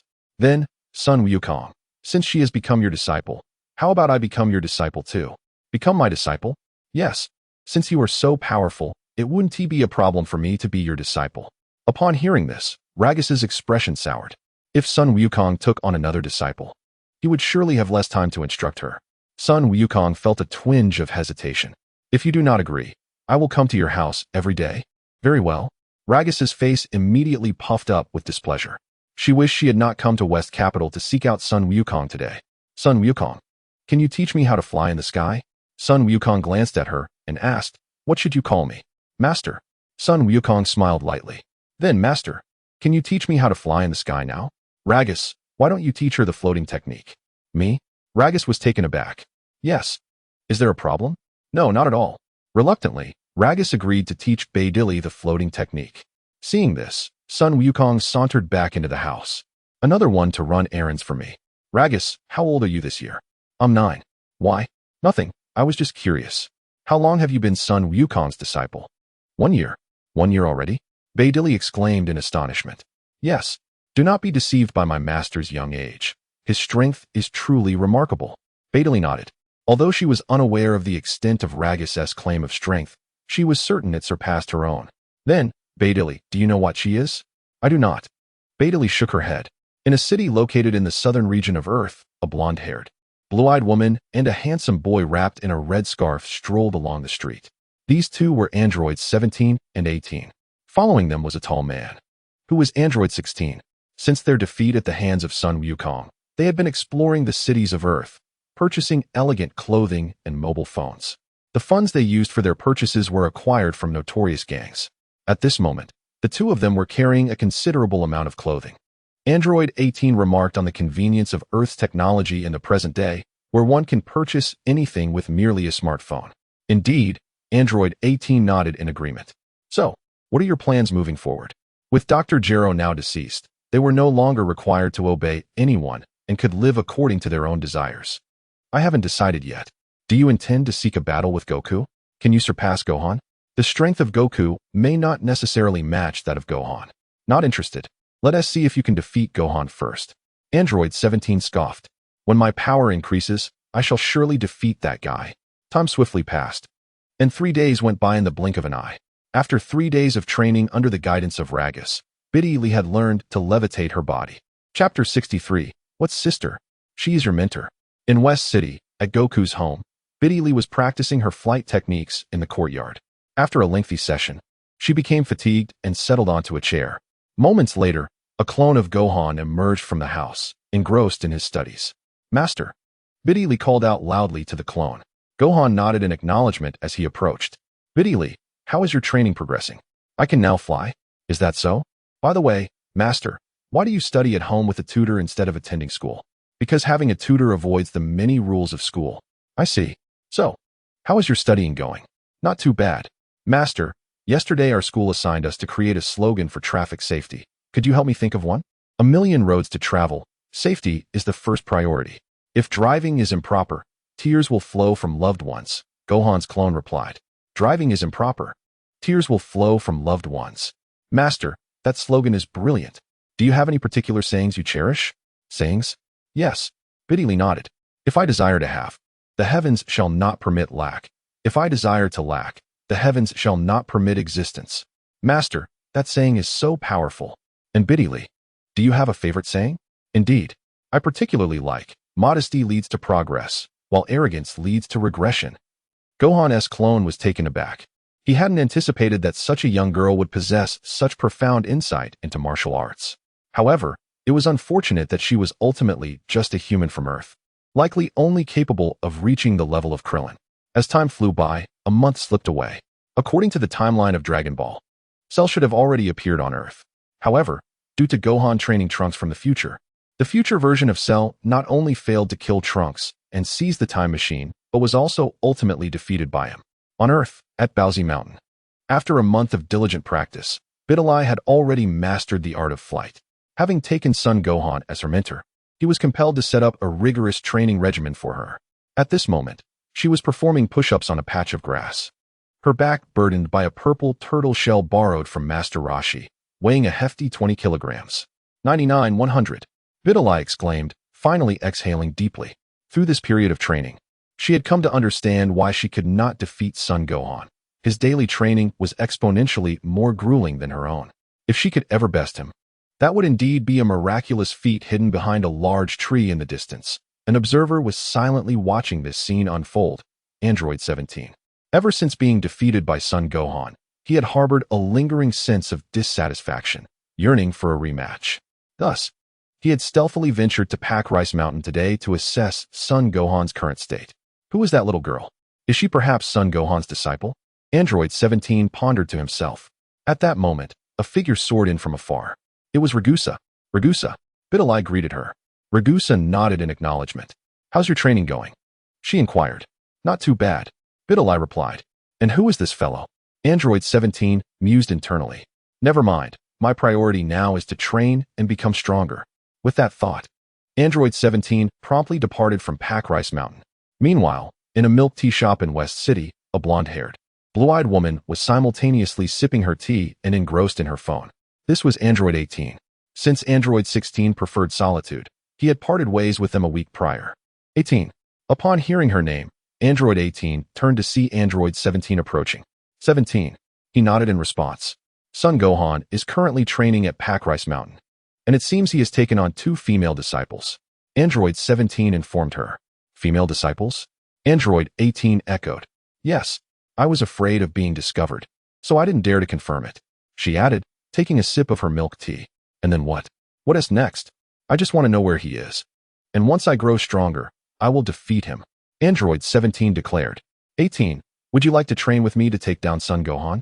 Not interested. You should focus on your own efforts. Android 18 replied, dismissing him with a cold huff as he turned to leave. After Android 17 departed, Android 18 savored her bubble tea with a slurp, then rose to exit the CAF. Back at Pack Rice Mountain, in the gravity chamber, Son Gohan was training under 1,000 times Earth's gravity, illuminated by the essence of the universe. Suddenly, Ragusa entered, announcing, Master, there's an older sister outside looking for you. Older sister? Upon hearing this, Son Gohan immediately stepped outside and spotted a very familiar figure. It was none other than Android 18. Android 18 nodded slightly. Why have you come here? Are you still unsatisfied with our last battle and wish to challenge me again? Son Gohan, I am not here to fight today. Rather, I have a request to make of you. A request? Indeed. Android 17 has been harboring resentment towards our previous encounter and wishes to challenge you again once he becomes stronger. I hope that when he comes to seek you out, you will show him some mercy. Very well, Son Gohan replied with a nod. Is there anything else you need? Nothing more. Android 18. Do you and Android 17 have explosive devices implanted within you? Android 18 was taken aback. How do you know that? I know everything. Would you like me to ask Bulma to help remove the explosive device from your body? Thank you for your kind offer, but I must decline. Android 18 shook her head. Then, may I inquire as to your current age? With a smile, Android 18 responded, I will tell you when we meet again. Having said this, she promptly turned and soared into the sky. Master, who exactly is that sister? What sister? That is your Master's wife. Master's wife. Ragusa was taken aback. Master, Do you prefer someone so much older? Why not? And remember, you must not speak of this to anyone, or I shall expel you from my tutelage. Chapter 64. Activating Androids 13, 14, and 15. Yes, Master. Upon hearing this, Son Gohan immediately glanced towards the distant training area where Videl was practicing. Time flew by, and in the blink of an eye, 6 months had passed. The past half-year had been quite peaceful. Ragusa, after rigorous training, finally began to endure a gravity level 100 times greater than normal. Videl also made considerable progress during this time, albeit limited due to her academic commitments. Master, I have now conquered 100 times the gravity. You should be able to teach me the multiplication technique now, right? In the gravity chamber atop Mount Payos, Ragusa was tugging at Son Gohan's hands. I can teach you, but you must promise me not to share this knowledge with anyone, not even Videl. Son Gohan nodded in affirmation. All right, Master, I promise. Son Gohan then proceeded to impart the multiplication technique to Ragusa. Must I really pull out my hair? Ragusa inquired, glancing at her long tresses cascading down to her waist. Yes, if you are unwilling, you need not learn it. No, I want to learn. It's just one strand of hair, and I have over 3,000. How do you know you have over 3,000? Doesn't the book say 3,000 strands of worries? That book also claims there are golden houses within its pages and beauties like jade. Do you believe that as well? Isn't it true? Of course not. Son Gohan was left speechless. Well, if it's not possible, then so be it, the master said. I have now plucked a hair from my head. Teach me how to transform it into my clone. All right. Son Gohan nodded. The morning swiftly passed, and Son Gohan imparted the essence of the cloning technique to Ragas. Now, it was up to Ragas to comprehend and master the art of cloning. As time pressed on, he realized it was nearly time to return home for a meal. All right, Master, if I manage to master the cloning technique, will you teach me instantaneous movement? Let's discuss that once you have learned the cloning technique. Understood, Master. I shall endeavor earnestly. With that, Son Gohan executed an instantaneous movement and returned home. In the afternoon, after awakening from his nap, Son Gohan opened his computer to check on the 3 androids at Dr. Gero's other research facility. Although Dr. Gero had been eliminated, the supercomputer at the alternate facility continued its operations uninterrupted. The completion of androids 13, 14, and 15 was imminent. However, their original directives had been altered by Son Gohan, transforming them into obedient guardians of Earth. Dr. Gero could hardly have anticipated that the androids he designed to eliminate Goku would ultimately become defenders of the planet. The appearances of the 3 were reminiscent of those from the Dragon Ball movies. Android 13 was a robust, white-haired man. Android 14 was a tall figure with white skin and a long braid, and Android 15 was a short individual with purple skin. Is it almost done? Son Gohan inquired. Just as he spoke, the screen displayed the message completed. It's finished, Son Gohan exclaimed, retrieving the heavenly mirror to access Dr. Gero's other research facility. Inside, androids 13, 14, and 15 lay peacefully within their sleep pods. After casting a glance at the trio, Son Gohan pressed the activation switch. The 3 soon awakened and emerged from their pods. Son Gohan. They greeted in unison. Son Gohan nodded in acknowledgement. What brings you here? Android 13 inquired. Oh, nothing much. I just came to activate you. I see. The Earth is peaceful at present. You 3 can engage in some good deeds. Indeed. Android 13 replied affirmatively. Son Gohan regarded Android 13 with his villainous visage, and found himself feeling somewhat uneasy about his unwavering obedience. You are now a force for good, not evil. Son Gohan silently reassured himself before departing the research facility. After his departure, the trio swiftly exited as well. 2 days passed in the blink of an eye. Despite 2 days of rigorous training, Ragas had yet to succeed in transforming his hair into a clone. Although the cloning technique was not particularly formidable, mastering it proved to be a challenge. Son Gohan's ability to grasp it instantaneously was solely due to the system's assistance. In West City, at Goku's residence, Sun Wukong was practicing in his courtyard when he suddenly noticed a multitude of dark energies appearing in the azure sky. What could this be? No sooner had he spoken than the voice of the North King echoed in his ears. Wukong, trouble is afoot. A vast amount of death energy has been unleashed upon Earth. Death energy? Indeed. This death energy poses a grave threat to both humans and plants. Earth can only endure it for a maximum of 100 days. If you cannot resolve this within that time, all life on Earth will perish. Do you know where this death energy originates, Lord King? Not yet, but I shall investigate it for you.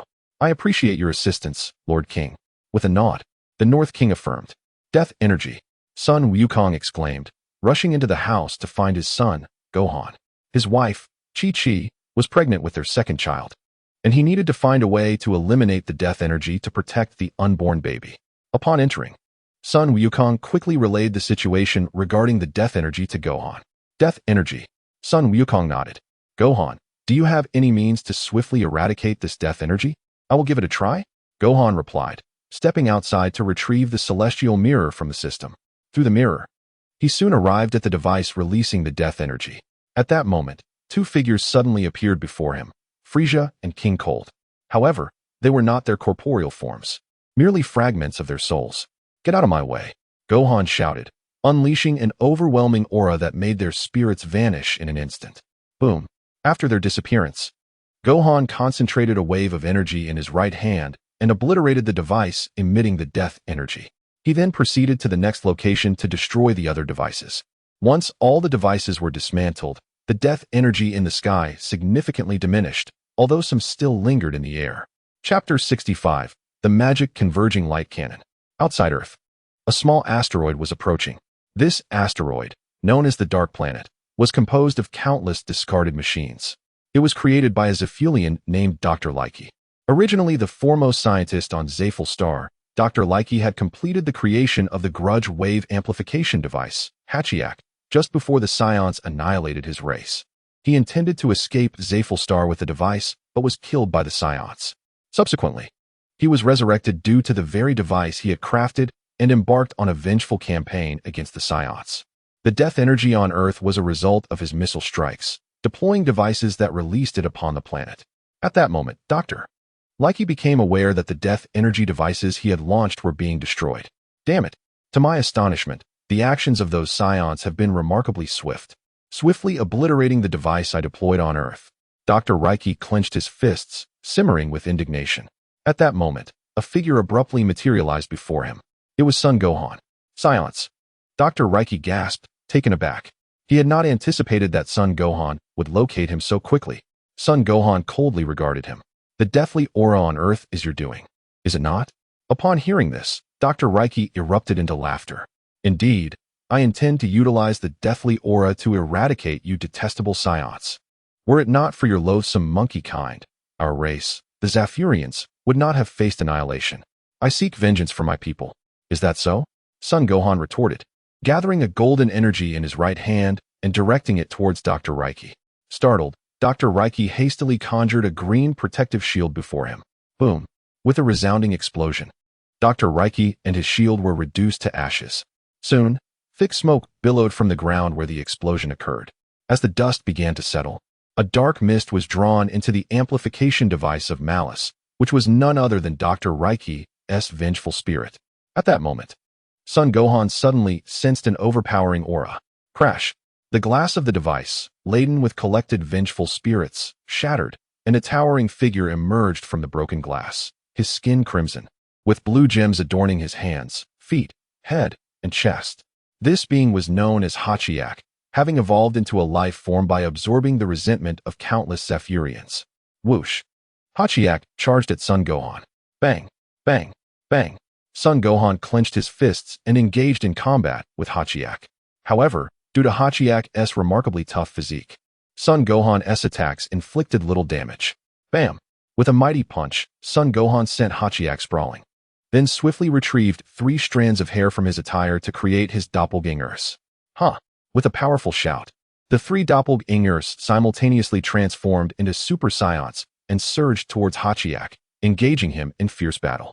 Seizing the opportunity, Son Gohan placed his index fingers on his forehead, gathering energy.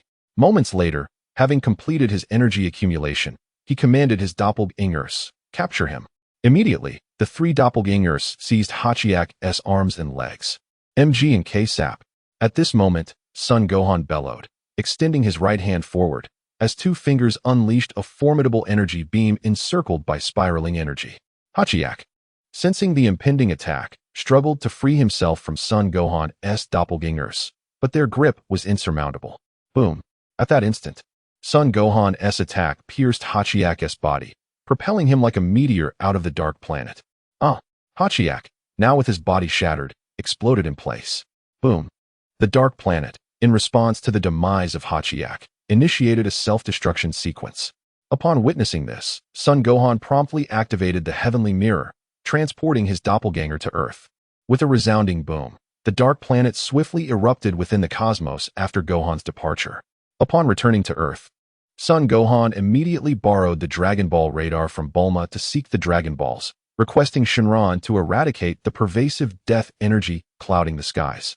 Time swiftly passed, and in the blink of an eye, 6 months had elapsed. Today marked the birth of Son Gohan's younger brother, Son Goten. Thanks to Gohan's possession of the Angel's Staff, Chi-Chi experienced little pain during childbirth, allowing for a smooth delivery. In West City, at Son Goku's residence, Bulma was visiting the newly born son Goten with Trunks. Upon learning that Chi-Chi had endured minimal discomfort, she turned to Gohan with a beaming smile. "Gohan, where did you acquire that staff your mother mentioned? Why didn't you assist me during my childbirth?" "Aunt Bulma, I received this staff from an elderly gentleman in my dreams." Bulma, somewhat skeptical, replied, "Next time, you must help me deliver." "All right." Gohan nodded in agreement. "Trunks, this is your brother Goten." "Goten brother?" Trunks, at 2 years old, did not fully grasp Bulma's words, merely repeating them. "Yes," Bulma affirmed. "You must take good care of your brother. By the way, Aunt Bulma, how is Uncle Vegeta faring lately?" "What else?" "He is still training daily, insisting he will defeat you and Goku." "I see." After a brief conversation between Bulma and Chi-Chi, they departed with Trunks. "Goten." Gohan glanced at his brother, suddenly noticing that Goten had soiled his pants. "Dad, Goten has wet his pants. Hurry and help change him." "All right. I will fetch him some clean pants." As time passed, a month flew by. Son Goten had begun to walk after a month of growth. With Chi-Chi occupied with household chores and cooking, she entrusted the responsibility of caring for the child to Son Gohan. Since Gohan was focused on training, he delegated this duty to Videl. This notion of nurturing a soldier for 1,000 days to utilize him in a single moment was indeed applicable now. However, this came with a condition. Son Gohan would teach her the Kamehameha technique. On Earth, atop the Baozi Mountain, Son Gohan sat upon a patch of grass, assessing his combat strength. Name, Son Gohan. Age, 11. Gender, male. Combat power, 70 billion, only 30 billion more to go. According to the system's assessment, it was improbable for Son Gohan to reach 70 billion combat power so swiftly.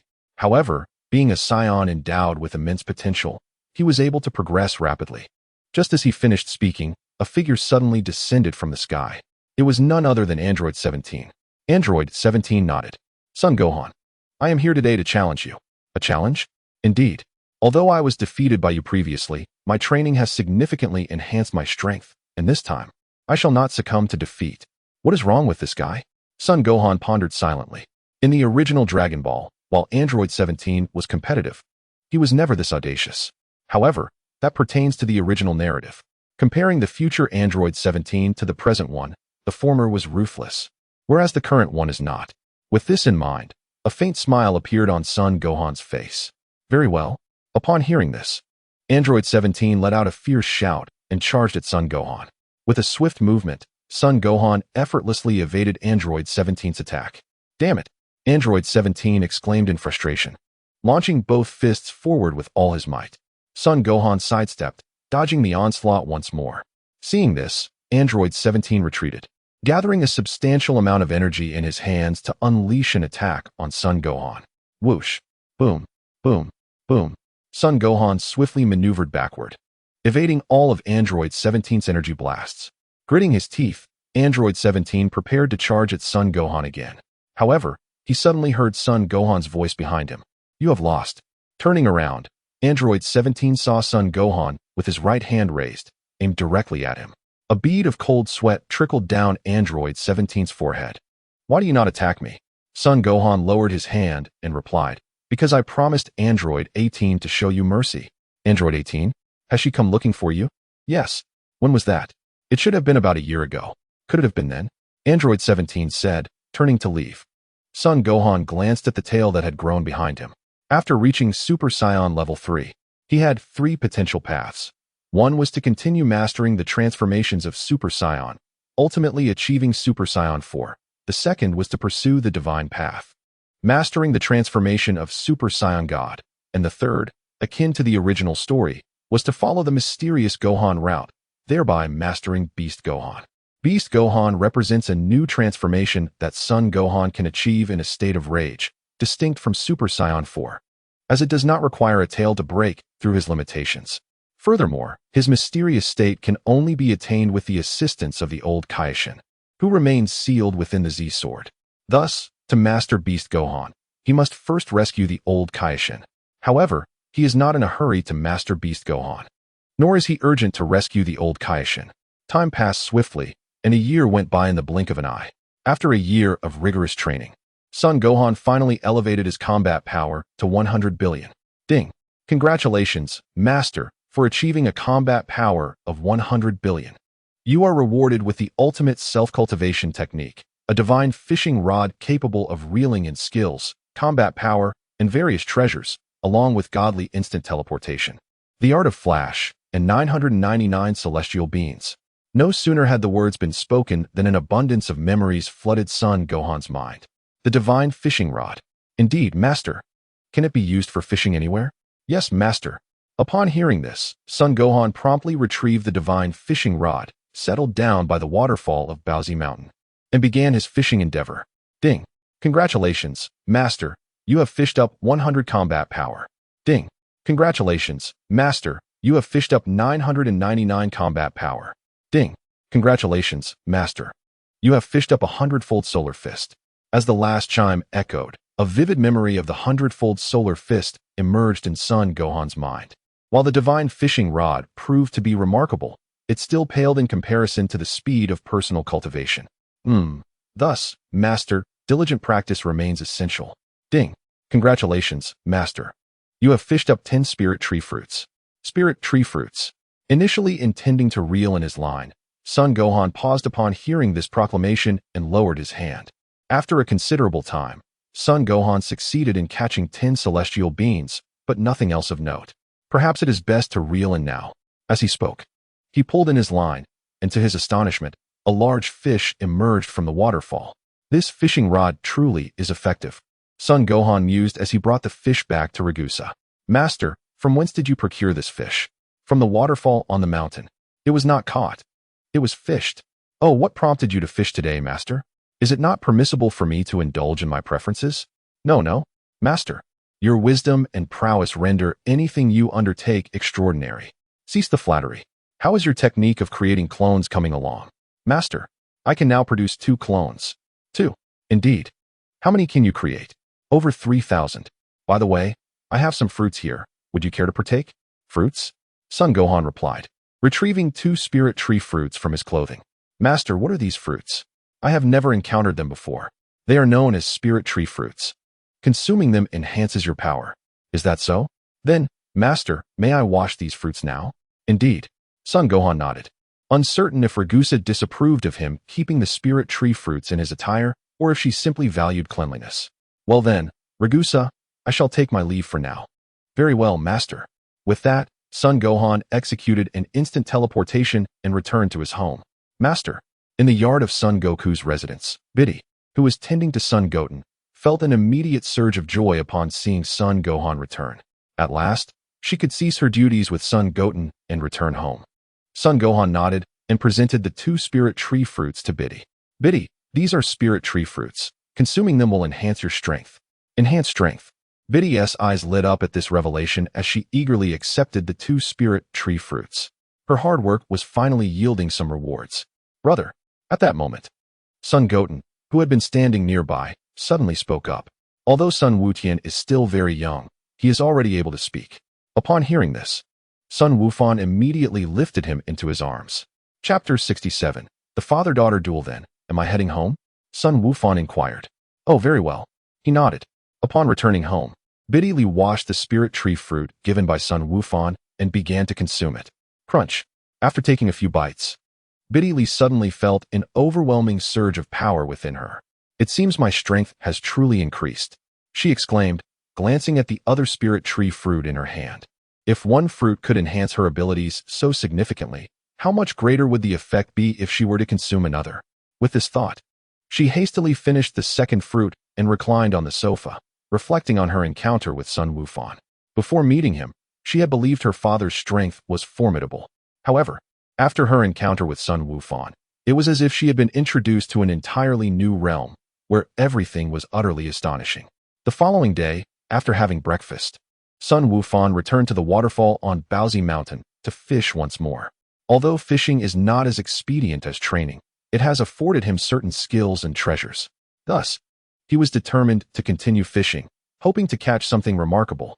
The day passed swiftly, and before he realized it, evening had arrived. Today, Sun Wufan had caught a diamond crown, over 20 sins of beans, and a small spacecraft. How frustrating. I refuse to believe I cannot catch something extraordinary.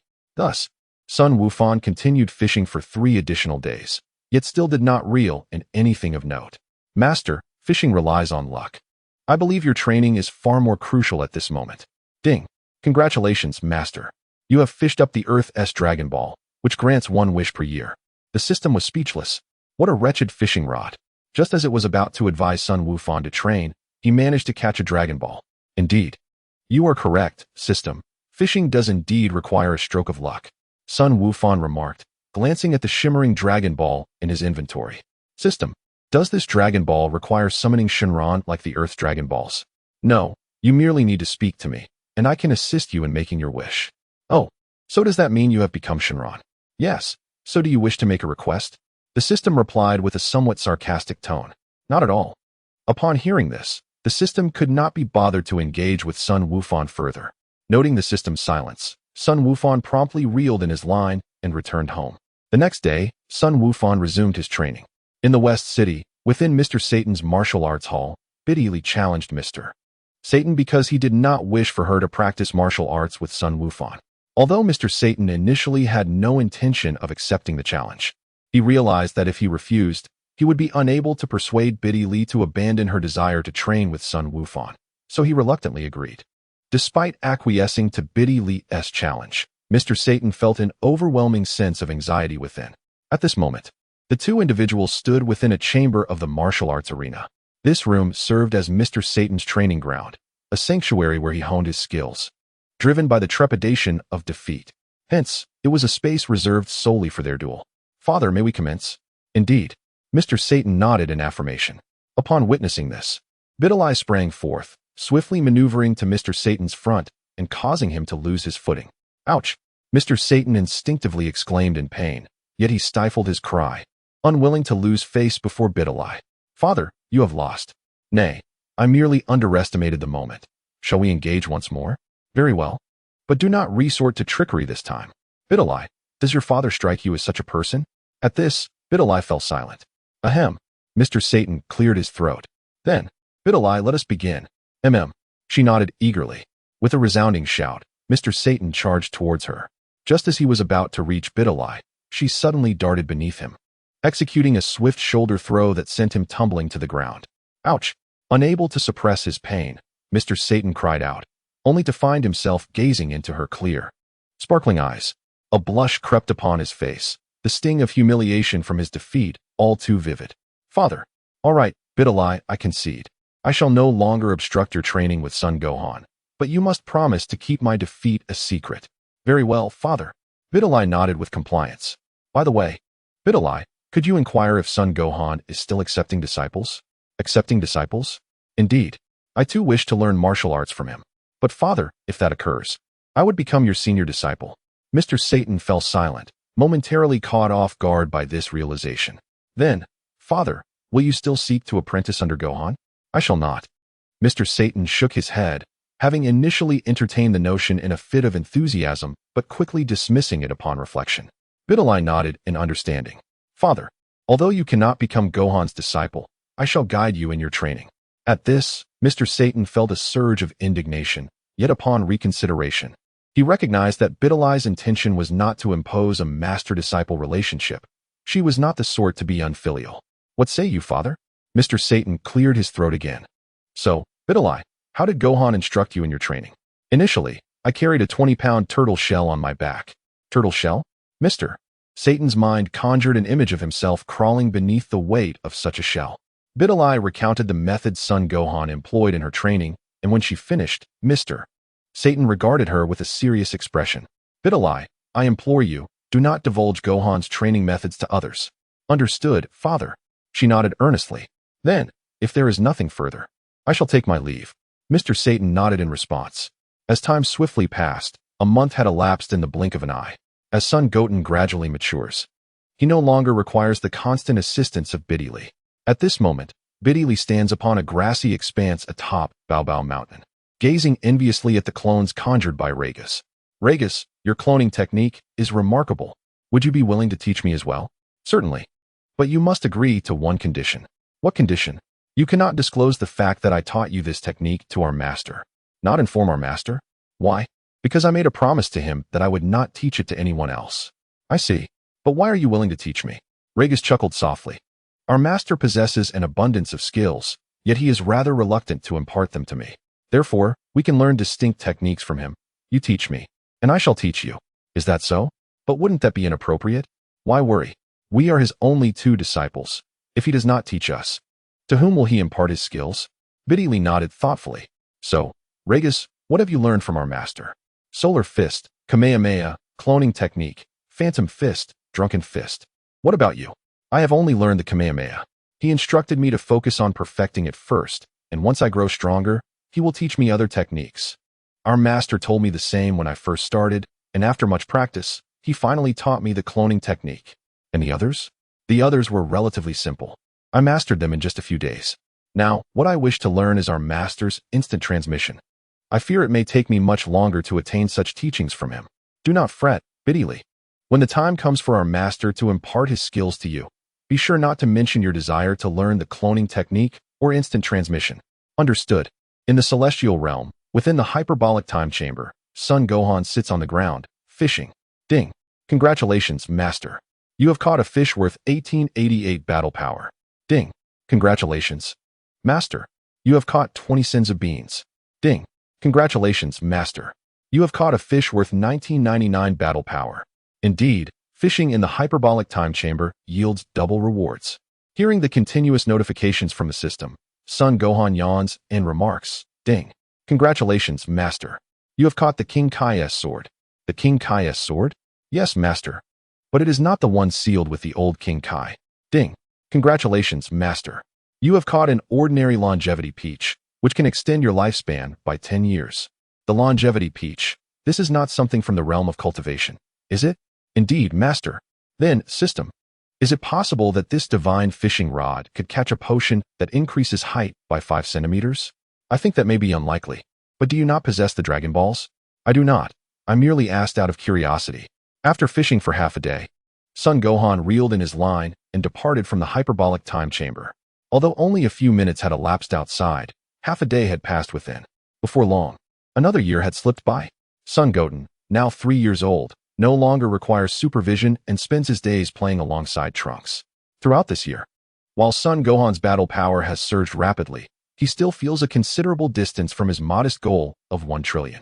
At this moment, Son Gohan was instructing Son Goten in his training atop the Baozi Mountain. With a series of puffs, Son Goten expelled several white specters from his mouth, transforming them into his likeness. This technique was known as the Gum Spirit. Count off. Son Goten declared after releasing all the Gum Spirits. 1, 2, 3, 4. Excellent. Number 1. Your target is the large boulder ahead. Yes, responded the first Gum Spirit, immediately charging towards the massive stone. With a resounding boom, the boulder was obliterated into fragments. Number 2. Your target is the pond ahead. Yes, the second Gum Spirit exclaimed, swiftly darting towards the water. With another explosive sound, a towering wave erupted from the sea, along with a multitude of fish. So many fish. Brother, we can have fish for dinner today, Son Goten exclaimed, gazing at the fish scattered across the water. Son Gohan chuckled at this. Indeed, the fish were unfortunate. They were either caught by him or blasted by Son Goten. Number 3 and number 4. Your targets are the wild boars ahead. Yes, the 2 Gum Spirits raced towards the 2 wild boars that had suddenly appeared. Boom, boom. With 2 thunderous explosions, the wild boars were reduced to a bloody mess. Goten, let's refrain from blowing up the wild boars. Oh, then shall we collect the fish? All right. Son Gohan nodded in agreement. Upon returning home, Son Gohan and Son Goten presented the explosive catch to Chi-Chi. Gohan, where did you get these fish? Goten blew them up. Blew them up? Yes, after all, Goten is a scion. That's true, but you must keep an eye on Goten. We wouldn't want him to harm anyone. Understood. Son Gohan nodded. Just then, a voice from the system echoed in his ear. Ding. System upgrade complete. Master's training efficiency has doubled. Doubled? This means Master can now increase his battle power by 60 with a single finger push-up. Under 1,000 times gravity. That amounts to 60,000. 60,000? That means in one day, 10,000 equals 600 million, and 20,000 equals 2 billion, totaling 36 billion in a month. Indeed, Master. In 3 months. That would be 100 billion, and in a year, 400 billion. We're taking off. Yes, Master. Thus, you must train twice as hard. With 9 years remaining until Beerus awakens. I estimate I can attain around 40 trillion in battle power. The multiplier for Super Saiyan 4 ranges from 8,000 to 20,000, which would place my battle power at approximately 8 quadrillion. The units beyond billion are trillion, quadrillion, and quintillion. 1 trillion equals 1 quadrillion. 1 quadrillion equals 1 quintillion. Beyond quintillion are sextillion, septillion, octillion, and so forth, with each unit differing by a factor of 10,000. In the afternoon, Son Gohan, having taken a brief nap, arrived at the gravity training on Baozi Mountain. Master, why are you here so early today? Asked Ragusi, curious about the unusual timing. Typically, Son Gohan arrived at 2 o'clock, but today he had come at 1:30. Oh, I just felt a sudden urge to train harder today. Is that so? At 2 o'clock in the afternoon, the training continued. Bidalai also arrived at Baozi Mountain to cultivate. A year has passed, and her strength has significantly increased, having consumed the fruit of the spirit tree. Her combat power has now surpassed 1,500. Though she still lags far behind Ragus, she has become quite formidable. Bidalai, you're here? She nodded in acknowledgement. Bidalai, Master seems a bit unusual today, arriving for training at 1:30. 1:30? Indeed. Master usually comes at 2. Perhaps he didn't train this morning. By the way, Bidalai, has Master taught you any powerful techniques recently? No, Bidalai shook her head. In truth, Gohan had wished to impart some potent techniques to Bidalai, but her combat power was too low. She wouldn't be able to grasp them even if he tried to teach her. Time swiftly passed, and 10 months flew by. After a decade of rigorous training, Gohan's combat power had reached an astounding 5 trillion. Chapter 69. The Old Kaioshin on Baozi Mountain. Gohan stood on a patch of grass, instructing Goten on the 20-fold Kaioken. Although the 20-fold Kaioken was more challenging to master than the basic Kaioken, Gohan was eager to teach his younger brother without reservation. Kaioken. With a sharp exclamation, a crimson aura enveloped Goten. Good job, Goten, just like that. At that moment, Ragus and Bidalai flew in from the distance. Ragus, Bidalai. Ragus smiled and nodded. Master, what technique is this? Can you teach me as well? Ragus, instead of always seeking powerful techniques, you should dedicate more time to your training. But Master, why have you learned so many techniques? I haven't learned them. They are all of my own creation. Ragus looked at him with skepticism. All right. I will teach you. Thank you, Master. Ragus beamed. If I had known, I wouldn't have taken on disciples. It seems I have taught my students only to starve their master. Gohan sighed. Master, I won't let you starve. I'll gather wild fruits for you. Just wild fruits? Well, Master, whatever you wish to eat, I will buy for you. That is more like it. Can you also teach me? Bidalai chuckled. Having spent considerable time with Ragus, Bidalai had become just as cunning. Perhaps this is the effect of close association. Very well, but you must enhance your strength a bit more first. Enhance my strength a bit more? Yes, starting today, you will train in the gravity chamber. The gravity chamber? Bidalai gasped. She couldn't withstand the immense gravity. You need not train with us. Just start with 10 times gravity. Oh, I see. Bidalai sighed in relief. However, upon reflection, 10 times gravity didn't seem so light either. In the afternoon, after awakening from his nap, Gohan retrieved the heavenly mirror from the system and ascended to the Kaioshin realm. With his combat power now at 5 trillion, he had to contemplate the path he would pursue moving forward. His contemplation led him to desire mastery over Super Saiyan 4, Super Saiyan God, and Beast Gohan. Just as Ultraman Tiga possesses 3 distinct forms, why should he not command 3 transformations? Super Saiyan 4 requires the aid of a full moon. while Super Saiyan God necessitates rigorous training to reach the divine realm. As for Beast Gohan, Gohan must rely on the Elder Kai's assistance to unlock the latent potential within him, transforming into the enigmatic Mystic Gohan. The first two transformations may seem relatively straightforward, yet Mystic Gohan presents a more intricate challenge. However, should the Elder Kai be able to awaken Gohan's inner potential, he may subsequently master the first two transformations, significantly enhancing his power. Upon Gohan's arrival, the East Kai and Jebet, residing in the Kai realm, quickly became aware of his presence. Gohan. The East Kai's attention was piqued due to the considerable commotion caused by Gohan's prior transformation into a Super Saiyan at the third level. Do you recognize me? The East Kai nodded. Gohan, how did you arrive here? Instant transmission. Instant transmission. Jebet exclaimed, astonished. How can you perform instant transmission? And to our Kai realm no less. A Kai from another universe taught me. Another universe? Are there other universes with Kais? I am not entirely certain. I see. Then, Gohan, what brings you here? Jebet inquired. I am here to withdraw the Kai sword. The Kai sword? Gohan affirmed. What? Do you intend to stop me? The Kai sword is a treasure of our Kai realm. Upon hearing this, Jebet immediately sought to intervene, but was halted by the East Kai's voice. Jebet, if he wishes to withdraw the Kai sword, let him do so. But, my Lord Kai, that is a treasure of our realm. Legend has it that whoever can withdraw the Kai sword will gain unparalleled power in the universe. Unparalleled power. Gohan chuckled softly and swiftly ascended to a stone pillar above a water pond, where the Kai sword was embedded. The sword was nearly buried in the earth, with only the hilt visible. Gohan took a deep breath and forcefully pulled at the Kai sword.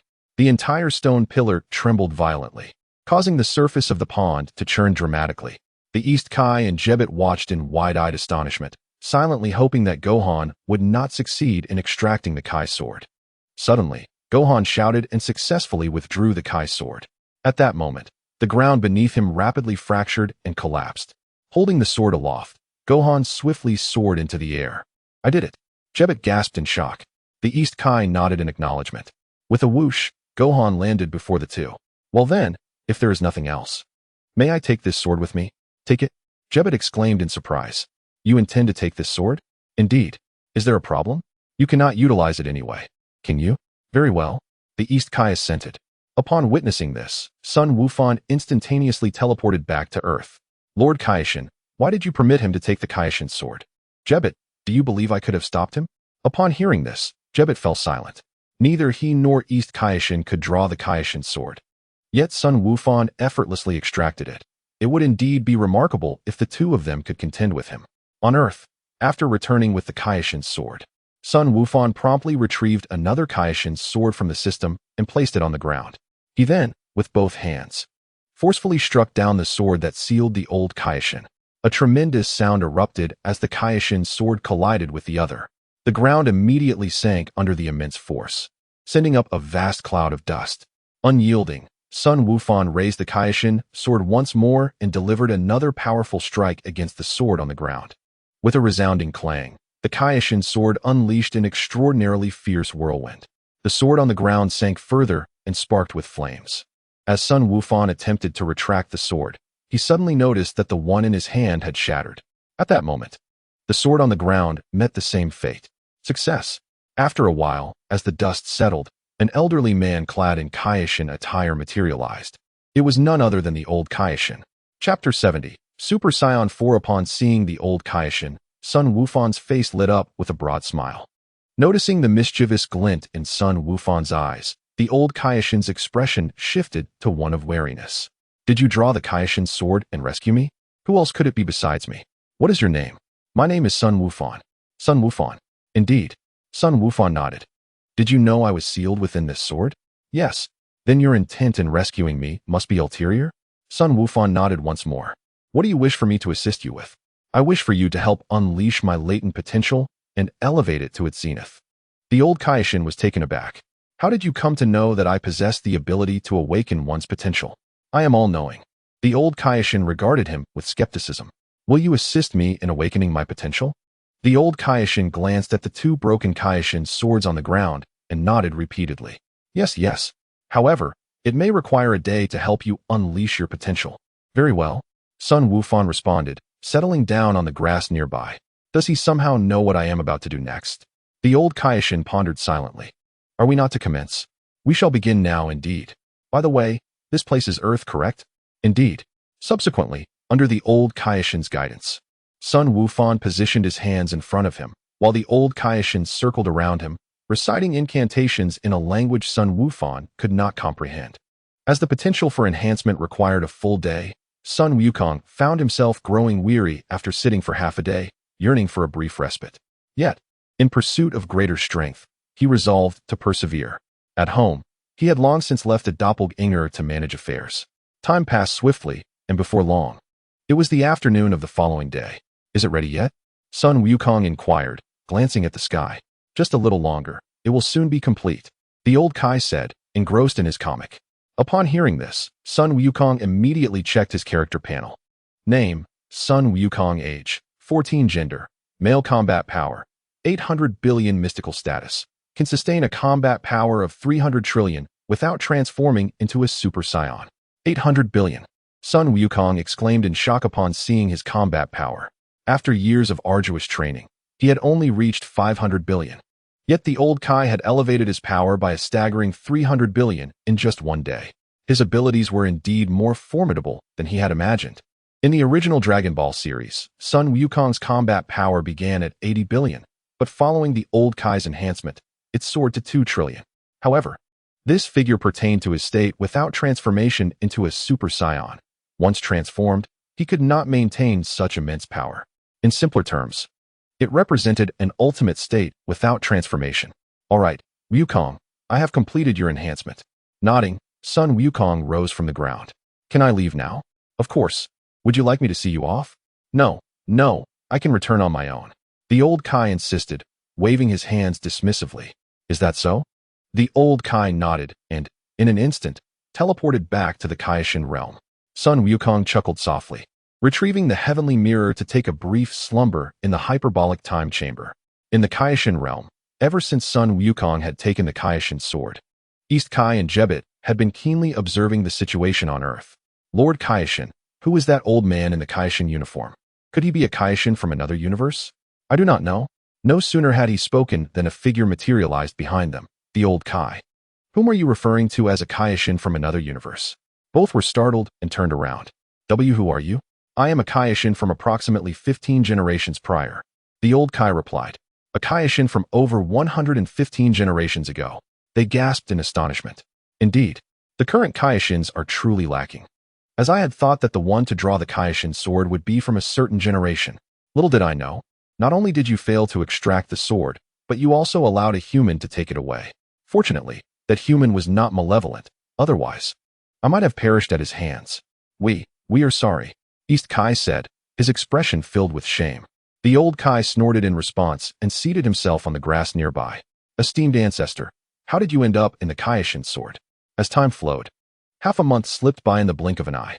After 2 weeks of rigorous training, Son Gohan significantly enhanced his strength.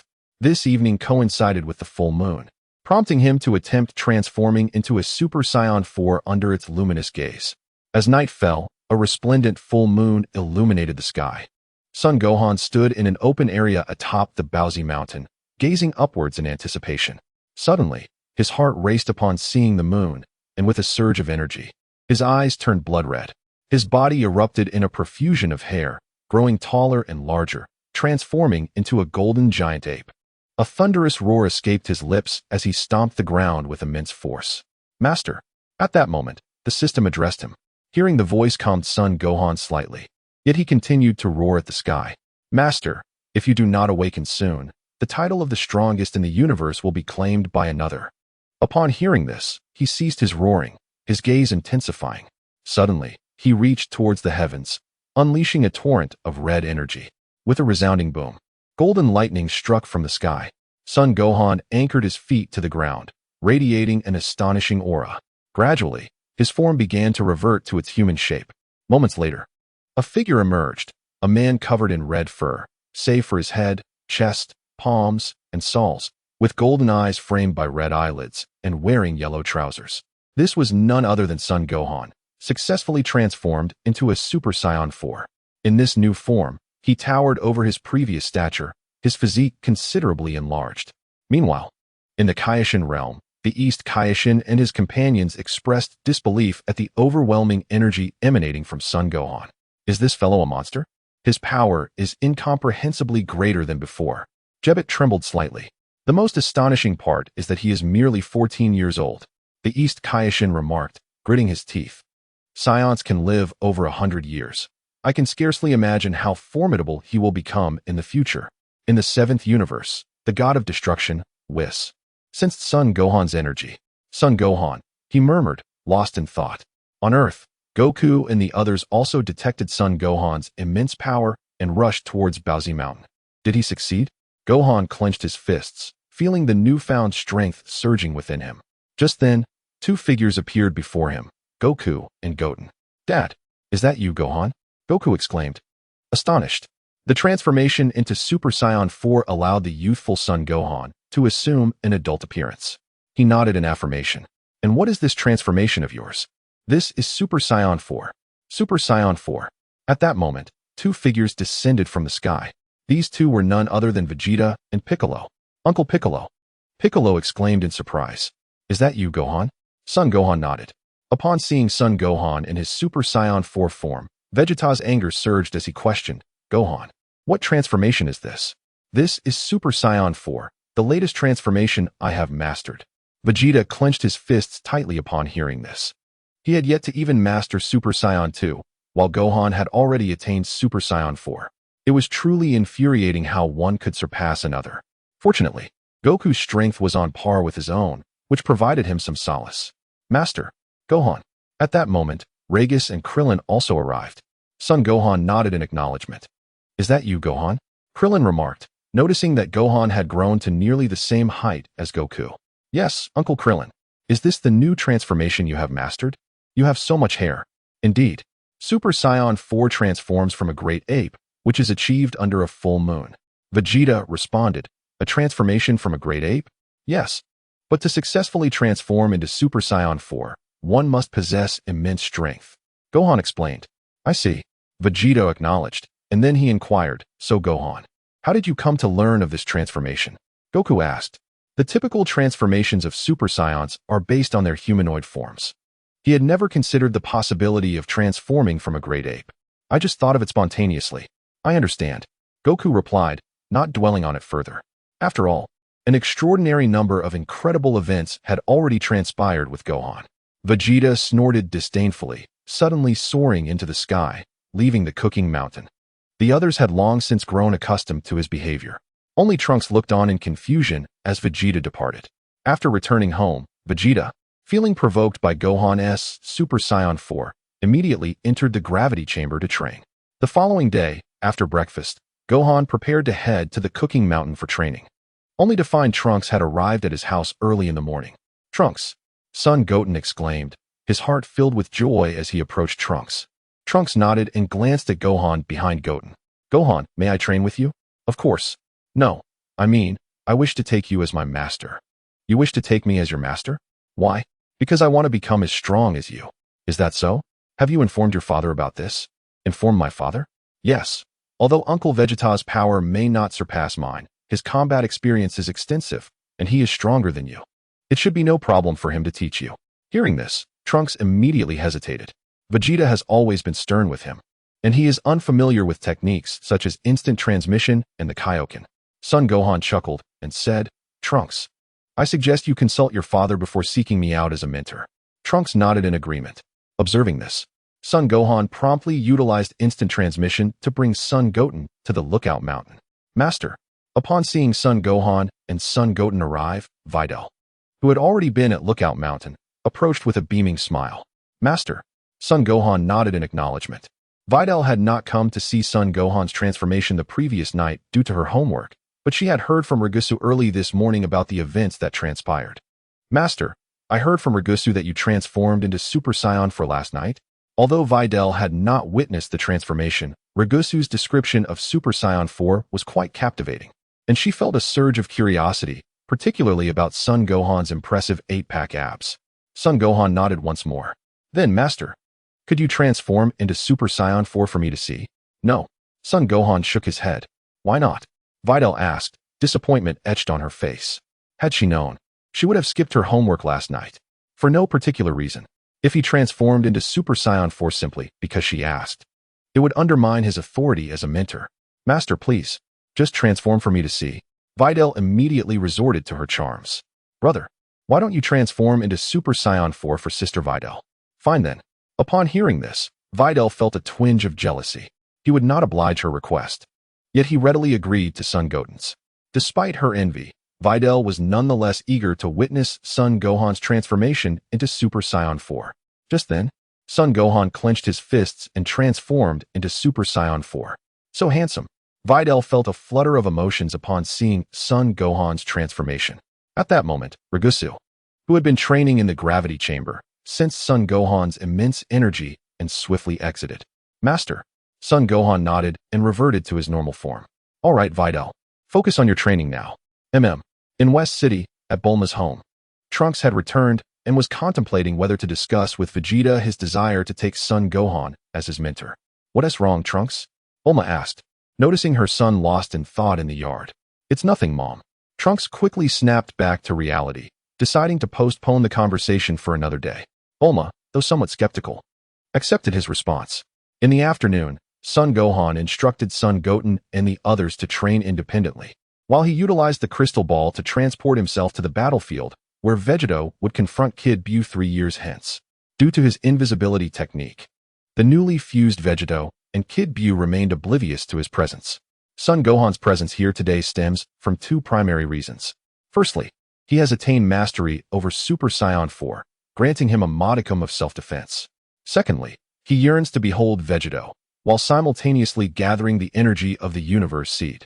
As the reigning king of the Dragon Ball realm, Vegito's prowess is undeniable, yet his flamboyance is undoubtedly unparalleled within this universe. As a fervent admirer of Dragon Ball who has traversed into its world, Son Gohan naturally wishes to encounter this legendary monarch. In the Kaishin realm, the East Kaishin is currently observing Vegito's emergence with palpable anxiety. Meanwhile, on Earth, Vegito is stretching his limbs, exclaiming, "This is simply marvelous, surpassing even my expectations." Majin Buu, who had been concentrating on gathering energy, immediately dissipates his energy wave upon hearing this. It seems you are feeling a bit apprehensive as well, Vegito remarks, swiftly gesturing forward with his right hand, unleashing a fierce gust of wind. Majin Buu, caught off guard, receives a cut across his face. What is the matter? You have nothing to fear. Majin Buu scoffs, healing the wound on his face. Since you are a fusion of Kakarot and Vegeta, I shall refer to you as Vegito. I was just concerned about the outcome, yet it appears to be quite favorable. Let us continue our battle. Majin Buu retorts, is that so? But do you believe that your fusion grants you victory over me? Upon hearing this, Vegito smiles and waves at Majin Buu, who, incensed by the provocation, grits his teeth in fury. Vegito, still smiling, beckons to Majin Buu. You dare to toy with me? Majin Buu bellows, charging at Vegito with great speed. Just as Majin Buu is about to reach Vegito, Vegito leaps, soaring behind him, swiftly turning to deliver a powerful kick. At that moment, Majin Buu spins around, only to be met by Vegito's foot striking his face. Ah! Majin Buu cries out, spitting saliva as he falls forward. With a decisive kick, Vegito sends Majin Buu plummeting downward. As Majin Buu nears the ground, he clenches his fists, halting midair, before charging at Vegito once more. Soon, Majin Buu stands before Vegito, unleashing a flurry of punches aimed at Vegito's face. Thud, thud, thud. Majin Buu relentlessly attacks Vegito's visage. Then, he swiftly maneuvers behind Vegito to deliver a forceful kick to his back. With a thunderous explosion, the ground erupts in a cloud of dust. Majin Buu gathers a massive energy wave in his hands and hurls it toward the earth. With another resounding explosion, a deep crater is formed in the ground. Vegito stands within the crater, grinning up at Majin Buu, who, upon witnessing this, grits his teeth in frustration. Son Gohan observes the fierce clash between the two, his heart filled with awe. The king is indeed the king. These lines alone suffice for my learning. That system, have you been recording for me? It has already commenced recording, Master. That last blow was indeed painful, Vegeta remarked while rubbing his right shoulder with his left hand. Is that so? However, I intentionally held back during that last strike. Upon hearing this, Majin Buu feigned innocence. Ah! Majin Buu exclaimed, extending his hands downward, reaching for Vegeta. With a leap, Vegeta charged towards Majin Buu. In response, Majin Buu flicked his antenna forward, ensnaring Vegeta's right leg. Vegeta was taken aback. At that moment, Majin Buu swung his head, spinning Vegeta downward several times before hurling him forcefully toward the ground. Boom! Vegeta's body crashed heavily into the mountain before him, causing a massive cloud of dust to erupt. What? You won't perish from such a trivial force, will you? Majin Buu thought to himself, feeling a sense of pride. As his words faded, the ground suddenly radiated with beams of golden light, obliterating the boulders that had pinned Vegeta down. Vegeta emerged, pressing his hand against his shoulder. I've sufficiently warmed up. Majin Buu snorted, a glimmer of anticipation crossing his face. Although Vegeta's strength was formidable, which irked him, he, like Goku and the others, had an affinity for battle. However, he could only allow himself to win against others, as he could not bear the thought of anyone being stronger than him. My apologies. I was not yet accustomed to this body, but rest assured, I will now fight you earnestly. That would be splendid. It would be a disservice to my expectations if you were to perish so easily. Majin Buu chuckled. The grand show is about to commence, Vegeta proclaimed confidently. Upon finishing his words, the two immediately assumed their battle stances. Boom! Vegeta forcefully stomped his feet, launching himself into the sky. Whoosh! Just as Vegeta soared to a modest height, his figure suddenly flickered, appearing directly in front of Majin Buu. Majin Buu was startled, unable to react before a colossal fist struck him. Bang! Vegeta's right fist landed heavily on Majin Buu's face, causing him to spit out a mouthful of saliva, his head snapping to the left. Seizing the opportunity, Vegeta unleashed a flurry of punches towards Majin Buu's face. Bang, bang, bang. As Majin Buu's face was struck, his body was pushed backward. Bang! At that moment, Vegeta delivered a powerful kick forward, sending Majin Buu flying away. Whoosh! Vegeta gathered a blue energy wave in his hands, directing it towards the retreating Majin Buu. Boom! With a resounding explosion, the energy wave detonated in the sky, emitting an exceedingly brilliant light. The heavens were immediately shrouded in thick smoke. Majin Buu's body fell from the smoke. One of his arms and the lower half of his body obliterated, his appearance utterly disheveled. Well done, you little rascal. Majin Buu growled in fury. The esteemed old Supreme Kai was indeed correct. The power attained upon fusion is astonishingly immense. Chapter 73, Broly and Reg. Upon hearing this, Majin Buu immediately restored his form. That is precisely how it should be. Vegeta chuckled. Subsequently, the two commenced their battle, mirroring the original storyline.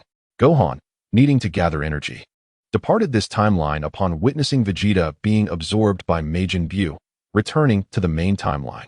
This time, a mere 0.5 of energy was collected for the universe seed. This implies that even a being of Majin Buu's caliber could only yield 0.5 of energy. It seems that to swiftly amass the energy required for the universe seed, one must observe battles at the Super Saiyan 4 level. As Gohan pondered, his thoughts immediately turned to Broly. Broly, the legendary Super Saiyan, possessed formidable combat prowess from the moment of his birth. In the Dragon Ball Super movie, despite not having undergone rigorous training, Broly effortlessly overpowered Goku and Vegeta. Although there remain approximately 10 years until Broly's appearance in the Dragon Ball films, one cannot dismiss the possibility that Broly currently possesses Super Saiyan 4 caliber strength. However, as night had already fallen, Gohan resolved to seek out Broly the following day. On the morning of the next day, Gohan, citing urgent matters, instructed Goten and the others to train independently. In the cosmos, upon a planet with an exceedingly harsh environment, a 13 or 14-year-old boy traversed the wind-lashed terrain. This individual was Gohan. The planet, known as Planet Vampa, was the very place where Broly had been exiled. It seems that Broly's formidable fighting ability may indeed be partially attributed to the planet's harsh conditions. Gohan surveyed his surroundings and remarked. He then produced the heavenly mirror. Through it, Gohan beheld a man resembling Vegeta. This man, named Reg, is a character from the Dragon Ball fan work Dragon Ball New Era, and is the elder brother of Vegeta, possessing a combat power of 50,000 from birth. Fearing that Reg might one day threaten his position, King Vegeta banished him to Planet Bemp. The Reg that Gohan observed was the one from this timeline, while the Reg from Dragon Ball New Era emerged after its conclusion. The two are separated by at least 20 years in age. Nevertheless, despite his youth, Reg possesses a remarkably potent scion lineage akin to Broly. Otherwise, it would be improbable for Reg to transform into Super Saiyan 5 without undergoing rigorous training. Initially, Gohan had intended to engage in battle with Broly himself, but upon further reflection, he deemed it wiser to enlist someone to test the waters. Broly's father, Paragus, harbors a deep-seated hatred for King Vegeta. Had it not been for King Vegeta, they would not have languished on planet Vampa for decades. Thus, Gohan thought of Vegeta's brother, Reg. At first, Gohan was uncertain whether Reg existed in this world, considering he was merely a character from a fan creation. Fortunately, he possesses the Celestial Mirror, which allows him to locate any individual he desires with but a glance. Should the mirror fail to reveal a person, it signifies that such a being does not exist in this realm. One wonders who among them is the stronger. Son Gohan gazed into the mirror at Reg, employing an invisibility technique to cloak his form. He then reached out towards Reg within the mirror's depths. Unbeknownst to Reg, as Gohan's hands remained concealed, he was swiftly drawn to planet Wampa. When Reg became aware of his surroundings, confusion washed over him. Where am I? He pondered, surveying the tumultuous landscape. Just moments ago, he had been admiring the scenery, only to find himself in this tempestuous locale. After a brief contemplation, he took to the skies, discovering that not only was survival precarious here, but the region was also inhabited by numerous fearsome creatures. Nevertheless, these entities posed no threat to him.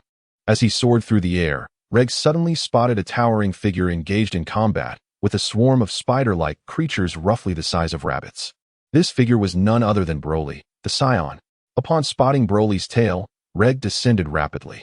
At that moment, Broly had just concluded his battle and turned to regard the descending Reg. Who are you? Broly inquired. Greetings, I am Reg. Might you enlighten me as to where I am? You are on planet Wampa. Broly replied. Isn't that a planet with an extremely harsh environment? Broly nodded in affirmation. And your name? Reg continued. How is it that you find yourself on this planet? I am Broly. Just as Broly was about to elaborate, a distant shout pierced the air. Broly. Following the sound, Reg beheld a somewhat limping middle-aged man. This man was none other than Broly's father, Paragus. Vegeta. Paragus, upon seeing Reg, mistakenly identified him as Vegeta. Vegeta. Unbeknownst to Paragus, Reg had been exiled to planet Benbi long before Vegeta's birth, leaving him oblivious to the existence of a brother.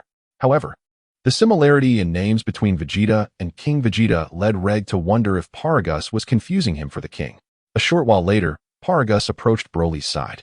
Father. Broly acknowledged him with a nod, and then turned to Reg. Who is he? He claims to be Reg, a being I encountered moments ago.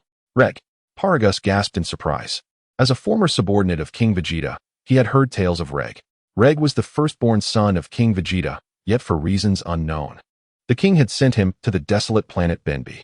Though devoid of human life, Benbi provided a relatively hospitable environment. Moreover, King Vegeta had also exiled a female scion to that planet, allowing Reg the opportunity to procreate. This female scion was none other than Reg's wife, Sapari. You know of me? Reg remarked, observing the astonishment etched upon Paragus's face. Paragus nodded. I was once a subordinate of your father. Is that so? How did you both end up here? All of this is thanks to your father. Paragus exclaimed, filled with fury. Thanks to my father? Indeed, when Broly was born, his combat power reached 10,000. Your father, King Vegeta, feared that Broly would pose a threat as he grew, so he banished him to this planet. I too was trapped here alongside Broly to save him. A combat power of 10,000? Paragus nodded. Chapter 74, Reg. Reg. Though I know not why your father exiled you to planet Benbi, since we've crossed paths today, you shall not escape. Reg sneered. What? Do you intend to attack me? To be frank, King Vegeta exiled me to planet Benbi because my combat power reached 50,000 at birth. 50,000. Paragus gasped, still harboring some skepticism. Why doubt me? Humph. Paragus scoffed. Even if your combat power was indeed 50,000 at birth, Broly is the legendary Super Saiyan. A Super Saiyan. Reg burst into laughter. And you think I am not one as well? You are also a Super Saiyan. Indeed, if Broly could be a Super Saiyan with a mere 10,000 at birth, why could I not be one? Paragus's expression changed dramatically at this revelation. At that moment, Reg smirked slightly. Broly possesses impressive strength. If you are willing to serve me, I might spare your lives. Spare us? Paragus felt an overwhelming rage. He had once served King Vegeta diligently, only to have Broly banished due to his superior combat power. Now, King Vegeta's son, Reg, demanded their service. He could never acquiesce to such a request.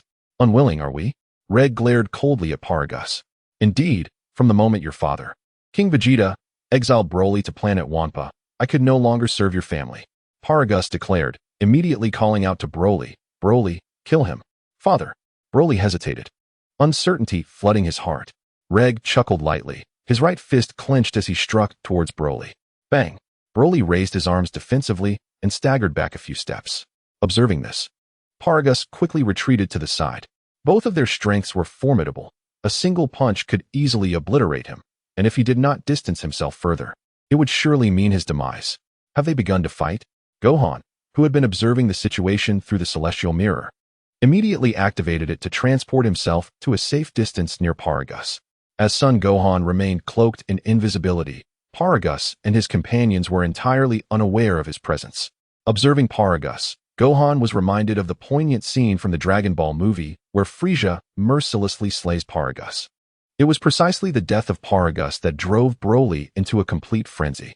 Consequently, upon seeing Paragus, Gohan felt an unsettling urge to eliminate him. However, recalling his allegiance to righteousness quelled this dark thought, redirecting his gaze toward Reg and Broly. At that moment, both warriors were locked in a serious exchange of glances. Having tested Paragus' claims, Reg was now convinced of their veracity. Though he had merely thrown a simple punch earlier, its power was sufficient to annihilate a high-ranking warrior. Suddenly, a grin spread across Reg's face. How intriguing. Since my birth, I have yet to engage in combat with anyone. I never anticipated that upon leaving planet Bim, I would encounter a Super Saiyan. Huh. As he spoke, Reg clenched his fists tightly, transforming into a Super Saiyan. A Super Saiyan. Paragus gasped in astonishment. He had witnessed Broly's transformation into a Super Saiyan, albeit during his uncontrollable state. Yet, Reg appeared capable of maintaining composure while in this form. However, the nature of Reg's Super Saiyan transformation seemed distinct from Broly's. While Broly's hair turned golden, his aura radiated green. Boom. Just as Paragus pondered this, Reg charged at Broly with a powerful punch. In an instant, he was upon Broly, his fists and feet striking like lightning. Boom, boom, boom. Caught unprepared, Broly was forced to retreat under Reg's relentless assault. Broly, Paragus exclaimed, a wave of concern washing over him. Bang. At that moment, Reg delivered a powerful punch that sent Broly flying hundreds of meters away. Reg then gathered a golden energy wave in his hands and hurled it toward Broly. Reacting swiftly, Broly raised his arms in defense. Boom. With a thunderous explosion, the energy wave detonated upon impact with the ground, sending a cloud of dust and smoke billowing into the air. Broly, Paragus cried out. Huh. Amidst the thick smoke, a beast-like roar echoed. A green aura surged forth, dispersing the surrounding haze. Reg was taken aback. At that moment, a massive crater formed in the ground as Broly, moving with incredible speed, charged at Reg. So rapid was Broly that Reg had no time to react as Broly's right fist struck him fiercely, causing him to spit out a mouthful of blood. Ah! Broly roared, his fists raining down upon Reg's face in a flurry of strikes. Boom, boom, boom. Broly landed more than 10 punches in swift succession. Well done, Broly. Paragus exclaimed with delight. Boom. At that moment, Broly clenched his right fist with great force, delivering a heavy blow to Reg's abdomen. Reg let out a loud, anguished scream as his body was propelled backward, crashing into a massive mountain behind him. Well done, Broly. What a so-called prodigy with a battle power of 50,000 at birth. His strength is merely mediocre. How infuriating. Just then, Reg clenched his fists, emanating an incredibly powerful aura. The mountain behind him crumbled under the influence of Reg's energy. What is this? The previously elated Paragus' expression immediately shifted upon witnessing this. At that moment, Reg transformed into a Super Saiyan 4. Super Saiyan 4.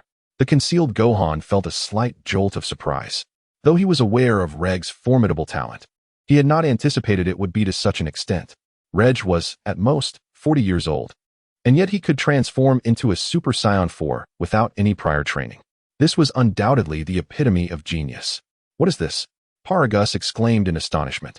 This is called Super Saiyan 4. Indeed, I just transformed into a Super Saiyan to test Broly's strength, but I did not expect Broly's power to exceed my expectations. However, it is only somewhat surprising. If you change your minds now, I might spare your lives.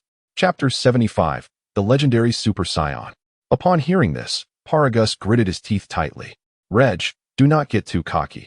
Broly has yet to transform into a Super Saiyan. You speak the truth. Reg glanced at Broly. The Super Saiyan has always been a legend among us Saiyans, so I, too, wish to see which of us, the legendary Super Saiyans, is stronger. Paragus immediately turned to Broly. Broly, unleash your full power. Otherwise, we shall both perish at his hands. I understand, father. Broly nodded. Reg sneered, his body swiftly appearing before Broly, launching a barrage of punches and kicks at him with the swiftness of light. Whoosh! Bang! Bang! Bang! Due to the incredible speed of Reg's assault, Broly barely had time to register Reg's movements before he was struck. Bang! After a series of attacks, Reg forcefully struck Broly's abdomen. Broly let out a loud cry, spitting out a mouthful of bitter liquid. At that moment, Reg lifted his right leg and kicked Broly away. With a resounding crash, Broly's body slammed into a mountain behind him. The ground surrounding the mountain was immediately engulfed in a cloud of dust and debris. Reg coldly snorted, channeling a golden energy wave in his right hand, directing it toward the mountain. Boom! With a tremendous explosion, the mountain was obliterated, and the ground was engulfed in a massive cloud of dust and smoke. As the dust settled, a vast crater emerged on the ground. Broly gasped heavily, standing in the deep pit with an intense fury within. Reg, with a derisive smile, prepared to launch another attack on Broly. Suddenly, Broly clenched his hands tightly and roared. Instantly, an incredibly powerful aura emanated from his body, causing the ground around him to tremble violently. The earth beneath Broly's feet shattered immediately. Green energy. Reg's expression shifted to one of surprise as he observed the green flames rising from Broly. Just then, Broly's muscles swelled. His eyes transformed into a golden hue, and his hair stood on end. This form was Broly's Great Ape transformation, a manifestation of the Great Ape's power stored in human form. Once he assumed this state, Broly halted the escalation of his energy. This was the most potent form he could control. Isn't he going to become a Super Saiyan? Reg felt a twinge of disappointment upon witnessing Broly's Great Ape form, as he had anticipated a Super Saiyan transformation for their battle. Does he look down on me? With this thought, Reg charged at Broly with great displeasure. Broly, with his fists clenched, met him head-on. In an instant, they collided, engaging in fierce combat. The ground was engulfed in swirling dust, and the massive stones around them were shattered to pieces.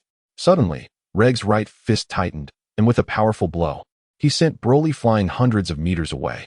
Broly, planting his feet firmly, regained his balance and charged at Reg like a ferocious beast.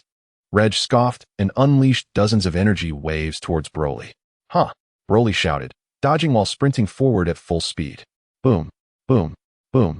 The energy waves struck around Broly, exploding one after another, enveloping the ground in thick smoke. In that moment, Broly reached Reg and attacked with punches and kicks as swift as lightning. Reg retaliated, clenching his fists and countering Broly's strikes. Once again, the two engaged in a fierce battle on the ground. Boom! Reg's right fist, tightened with force, sent Broly crashing into the mountains behind him. Broly! Paragus exclaimed, a wave of concern surging within him. Just then, Reg raised his right hand, condensing a massive energy wave aimed at Broly. Broly! Paragus shouted urgently. Broly's face revealed a flicker of fear as he beheld the incoming energy wave. With a thunderous explosion, the mountain crumbled under the immense power of the energy wave, propelling Broly away. Broly! Paragus cried out in desperation. As the energy wave teetered on the brink of explosion, Broly gazed at the phenomenon before him, his mind suddenly erupting in a primal scream as if ignited by some unseen force. With a resounding boom, a formidable aura emanated from Broly's body, his hair and eyebrows transforming to a brilliant gold, his pupils vanishing, and reason slipping away. This was the legendary Super Saiyan. Had he finally transformed? Reg's eyes narrowed slightly at this sight. At that moment, Broly let out a mighty roar, radiating an overwhelming energy that dissipated the approaching wave. Reg scoffed, instantly appearing before Broly. Unrestrained, Broly, upon seeing Reg's sudden appearance, clenched his fist and lunged to attack. Reg reciprocated, fists poised, launching his own assault. With thunderous sounds reverberating through the air, The two engaged in a fierce aerial battle, their forms darting like arrows. The sky was soon adorned with numerous golden and green circles, manifestations of their clashing auras. As Broly had succumbed to a loss of control, he felt no concept of pain, enabling him to retaliate powerfully against Reg's every strike. Infuriated, Reg soared into the sky, unleashing a barrage of arrow-like energy waves toward Broly. Transformed, Broly's strength matched Reg's, and with a strategy of trading blows, even a victory for Reg would be a Pyrrhic one. Broly, while evading the incoming energy waves, charged toward Reg, firing energy blasts from his right hand. Explosions erupted in the sky as their energies collided, engulfing the atmosphere in thick smoke. Reg gritted his teeth, halting his energy assault, and charged at Broly. The battle raged on in the heavens. Broly proved to be immensely powerful, possessing strength rivaling that of a Super Saiyan 4 at merely 30 years of age. Fortunately, Reg had the foresight to gauge his strength first. Meanwhile, Gohan observed, contemplating silently. With a sudden forceful grip, Reg struck Broly, sending him crashing toward the ground with a resounding thud. The impact stirred a cloud of dust from the earth below. Reg, panting heavily, looked down at Broly, who lay in the newly formed crater, gasping for breath. At that moment, Gohan opened his right hand, inspecting the energy of the universe seed he had gathered, realizing he was nearing 5%. If he could witness 20 such battles, he might fully accumulate the energy of the universe seed. As the dust settled, a sizable crater was revealed, with Broly panting heavily within its confines. Subsequently, Broly let out a thunderous roar and charged towards Reg in the sky. Whoosh! Bang! Bang! Bang! The two soon engaged in a fierce battle among the clouds. Observing this, Gohan stroked his chin thoughtfully. Although Broly was undeniably powerful, he appeared to be beginning to show signs of fatigue. In the Dragon Ball movie, the uncontrollable Broly had effortlessly defeated Super Saiyan Blue Goku and Vegeta, even overpowering Golden Frieza for an entire hour. If the current Broly possessed the same strength as in the film, he should still have ample stamina remaining. This indicated that Broly's current power might not be as formidable as it seemed. Bang! Just as Gohan contemplated this, the two seized each other's hands, straining against one another in the sky. As they grappled for strength, their bodies began to descend. Boom! Just as they were about to hit the ground, Broly exerted a powerful push, sending Reg flying away. Reg forcefully planted his feet against the ground and charged back towards Broly.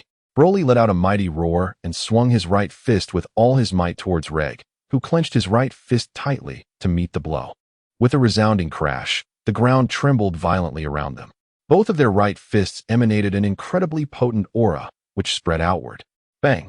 After a brief standoff, they both pushed with all their strength, forcing each other back. Gasping for breath, Reg prepared to charge at Broly once more. At that moment, his body unexpectedly reverted to its normal state. What? Reg gasped in astonishment. He had not anticipated that he would exhaust so much energy fighting Broly. He reverted. Paragus observed this with a slight smile. Reg's transformation back meant that he could no longer sustain the battle against Broly. This fight was clearly a victory for Broly. Damn it! Reg gritted his teeth and charged at Broly again. Broly clenched his right fist tightly and delivered a powerful blow, knocking Reg to the ground, where he immediately fell unconscious. Broly glanced at the fallen Reg, and suddenly, he too reverted to his normal state and succumbed to unconsciousness. A stalemate? Paragus, witnessing the two unconscious fighters, swiftly flew towards Reg. Whoosh! Thud! Paragus landed before Reg, preparing to deliver the final blow. Bang! Suddenly, he felt an intense pain and collapsed, losing consciousness.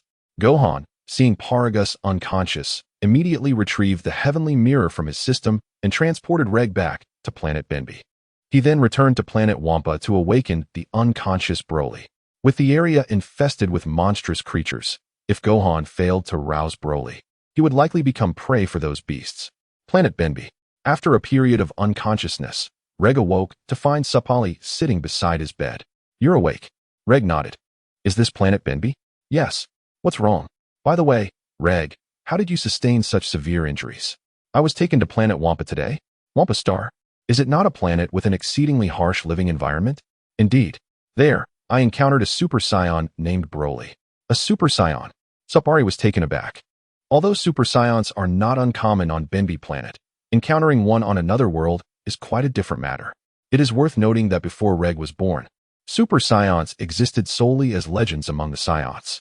It was only upon Reg's arrival on Binbi planet that Supari first laid eyes upon the fabled Super Saiyan.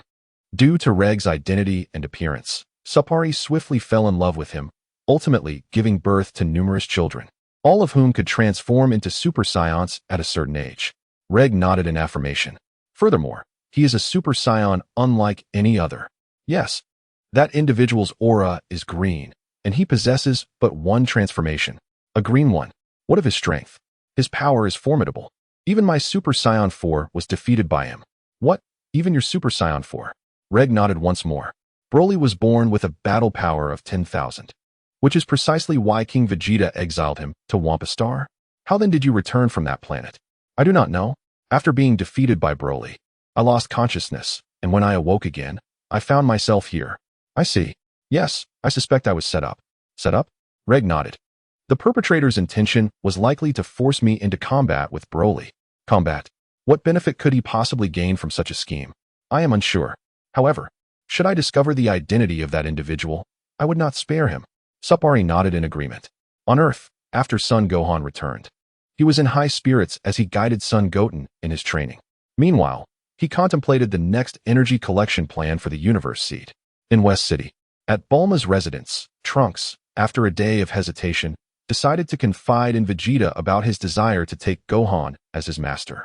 At that moment, Vegeta was training in the gravity chamber. Trunks opened the chamber door and approached. Vegeta glanced at Trunks but continued his training. Dad, what is it? Vegeta persisted with his one-finger push-ups. I wish to take Goten's brother as my master. Goten's brother. Upon hearing this, Vegeta's index finger immediately halted. Indeed, Trunks replied with a hint of nervousness. If you wish to train, why not do so with me? Vegeta inquired, his expression somewhat fierce. It was one thing for his son not to train alongside him, but now he sought to take Son Gohan as his master. Was this not infuriating? Chapter 77. 1 trillion battle power father. Primarily, I do not wish to lose to Goten. Not wanting to lose to Goten? Yes, father. Gohan is currently teaching Goten the 20-fold, injury-free Kaioken. If I do not train diligently, I shall soon find myself unable to even compete with Goten. The 20-fold, injury-free Kaioken? Indeed, father, Goten informed me that this technique can be utilized even in Super Saiyan form. Vegeta was taken aback.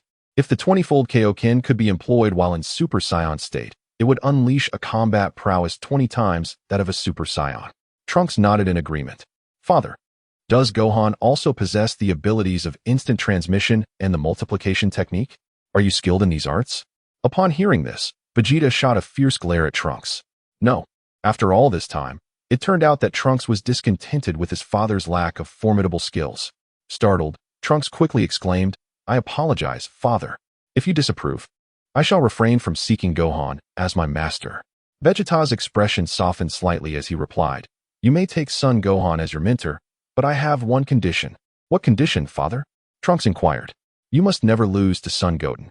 Vegeta, ever the perfectionist, could not bear the thought of Trunks being outmatched by his younger brother. Understood. Father, may I go to Goten now? Yes, Vegeta nodded. Elated, Trunks hastily departed the gravity chamber. Meanwhile, atop the Buns Mountain, Goten and Ragusa were diligently practicing the 20-fold Kaioken. However, they were still grappling with mastering the standard Kaioken, far from attaining the 20-fold variant. As they trained, a figure soared toward them from the distance, none other than Trunks. Trunks, he called out, as Trunks swiftly descended onto the grassy ground before them. Goten, where's your brother? My brother is currently training in the gravity chamber. Is that so? What brings you here, Trunks? Goten asked. My father has permitted me to take Gohan as my master. Trunks announced. Really? That's wonderful news. Trunks nodded in affirmation. I shall seek out Gohan now and return shortly. All right, Goten responded. With that, Trunks soared away toward the gravity chamber. Another disciple to add? Ragusa remarked, watching Trunks disappear into the distance. Disciple? That means a student of the same master. But one who enters the path later than I. I see. So, Ragusa, am I your disciple? Not quite. Gohan is your brother, and he teaches you martial arts because you are his sibling. Ah, understood. Inside the gravity chamber, Gohan was engaged in one-handed push-ups when the heavy door swung open. Turning his head, he spotted Trunks. Trunks, he greeted, as Trunks nodded in response. Gohan, my father has agreed to allow me to become your student. With a swift motion, Gohan pushed himself off the ground and stood upright. Indeed, Trunks was about to step into the gravity chamber when Gohan stopped him. Trunks, do not enter. The gravity here is 800 times normal. 800 times. Upon hearing this, Trunks shuddered and quickly withdrew his raised right foot. His father typically trained under 500 times Earth's gravity, and that was only in his Super Saiyan form.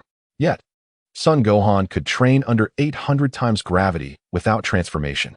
Observing this, Son Gohan immediately adjusted the gravity chamber back to normal and approached Trunks. Trunks, do you truly wish to take me as your master? Trunks nodded earnestly. If that is the case, go outside and train with Goten. All right, Gohan. By the way, could you teach me the multiplication technique? First, train with Goten, and afterward I will have Ragus teach you. Okay, Gohan, not master. It's fine. You can still call me Gohan. Although Trunks and Son Gohan were not blood relatives, Gohan regarded Trunks as a younger brother in his heart. All right, Master Gohan. I will head out now. Gohan nodded. In the evening, after a day of training, Trunks returned home. Not long after he settled down, Vegeta suddenly emerged from the gravity chamber. Dad. Trunks greeted Vegeta. Vegeta nodded and approached Trunks. How was your training today? It was okay. Is that so? Would you like to train with your father for a while? Train with you, Dad? Yes. Are you unwilling? No. I'm just a bit tired from training.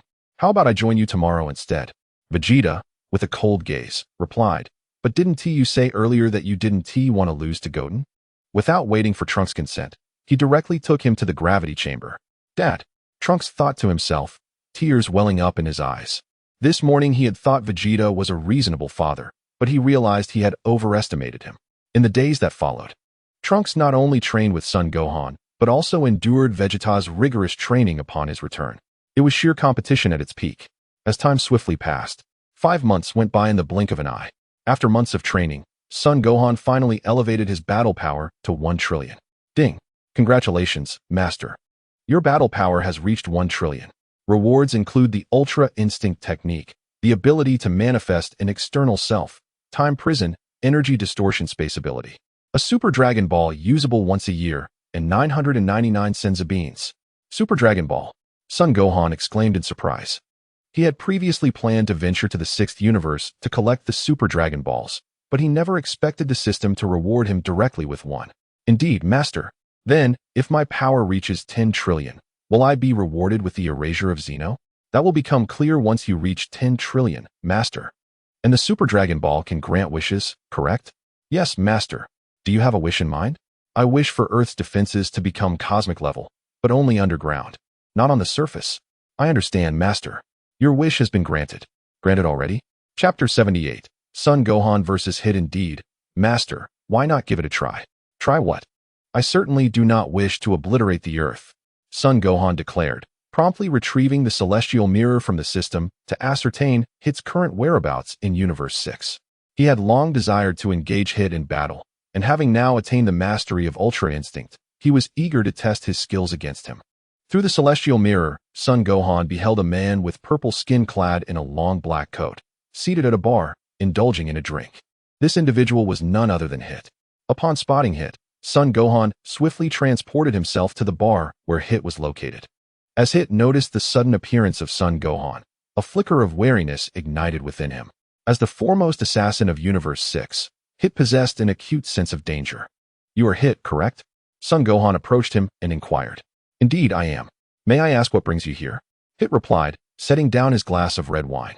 I seek to engage you in combat. Son Gohan asserted. Combat? You mean a fight? Precisely. My apologies, but as an assassin, I have little interest in matters outside of my assignments.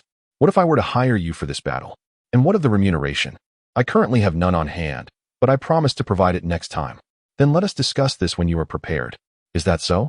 In that case, I must regrettably offend you. With that, Son Gohan transformed into Super Saiyan 4. Hit was taken aback. Son Gohan clenched his fists tightly and launched an assault toward Hit. Hit swiftly rose from his seat, evading the attack. Son Gohan's fists tightened again as he continued his onslaught. In an instant, Hit vanished from the bar. Witnessing this, Son Gohan pursued him. Shortly thereafter, Hit led Son Gohan to a desolate mountain and came to a halt. Have you reconsidered and wish to fight me? Son Gohan surveyed the surroundings and remarked. Not at all. I simply wish to avoid unnecessary trouble. Hit replied. Regardless, I am delighted that you are willing to battle. Upon hearing this, Hit activated his time skip technique and charged towards Son Gohan. Son Gohan raised his fists in response, unleashing a surge of red energy that teleported his fists directly before Hit. This was Son Gohan's latest ability, the power of spatial distortion. Bang, bang, bang. Caught off guard by the sudden appearance of Son Gohan's fists, Hit was struck in the face and staggered backward, rubbing his injured face. Hit's expression shifted to one of seriousness. Son Gohan chuckled, preparing to employ the power of spatial distortion once more to assault Hit. In a flash, Hit reappeared before Son Gohan and attacked. Son Gohan lifted his arms defensively but was knocked back. At that moment, Hit activated his time skip again, rushing towards Son Gohan. In response, Son Gohan also employed his time skip. Bang! Son Gohan's right fist landed forcefully against Hit's abdomen. Hit let out a loud cry, clutching his midsection. Time skip. Who are you? How do you also possess the time skip technique? Hit questioned, gazing at Son Gohan. My name is Son Wukong, and as for my ability to utilize the instant transmission technique, I must remain reticent about it. Upon hearing this, Hit, suppressing the pain in his abdomen, lowered his hand. Son Wukong, your instant transmission must be faster than mine by 0.2 of a second, correct? Son Wukong nodded. Indeed. He had enhanced his instant transmission to leap across a distance in 0.3 of a second, while Hit's current ability could only manage a 1/10 leap. Witnessing this, a purple aura enveloped Hit, and his expression turned serious. Observing this, Son Wukong clenched his fists, a crimson flame igniting around him. Kaioken, as the words left his lips. The ground trembled violently. Hit, startled, charged towards Son Wukong. Tenfold Kaioken, Son Wukong shouted, transforming into a red flash that in the blink of an eye reached Hit's front. Bam! Son Wukong's right fist struck Hit's abdomen with tremendous force, sending him flying. Boom! Hit's body soared like a projectile, crashing into the mountain behind him, which immediately erupted in a cloud of dust. Huh! Son Wukong roared, unleashing a barrage of energy waves toward the mountain. Whoosh! Boom! Boom!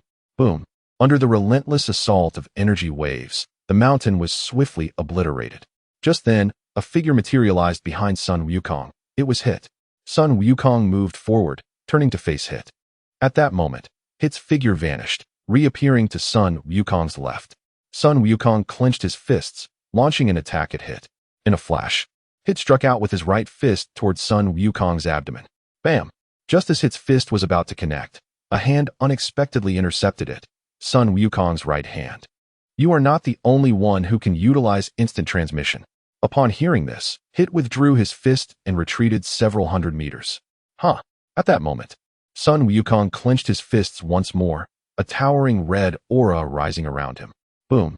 The ground within tens of thousands of miles began to tremble violently. 20-fold Kaioken. Son Wukong bellowed, transforming into a red flash as he charged at Hit. Startled, Hit summoned a purple aura to meet him. Whoosh!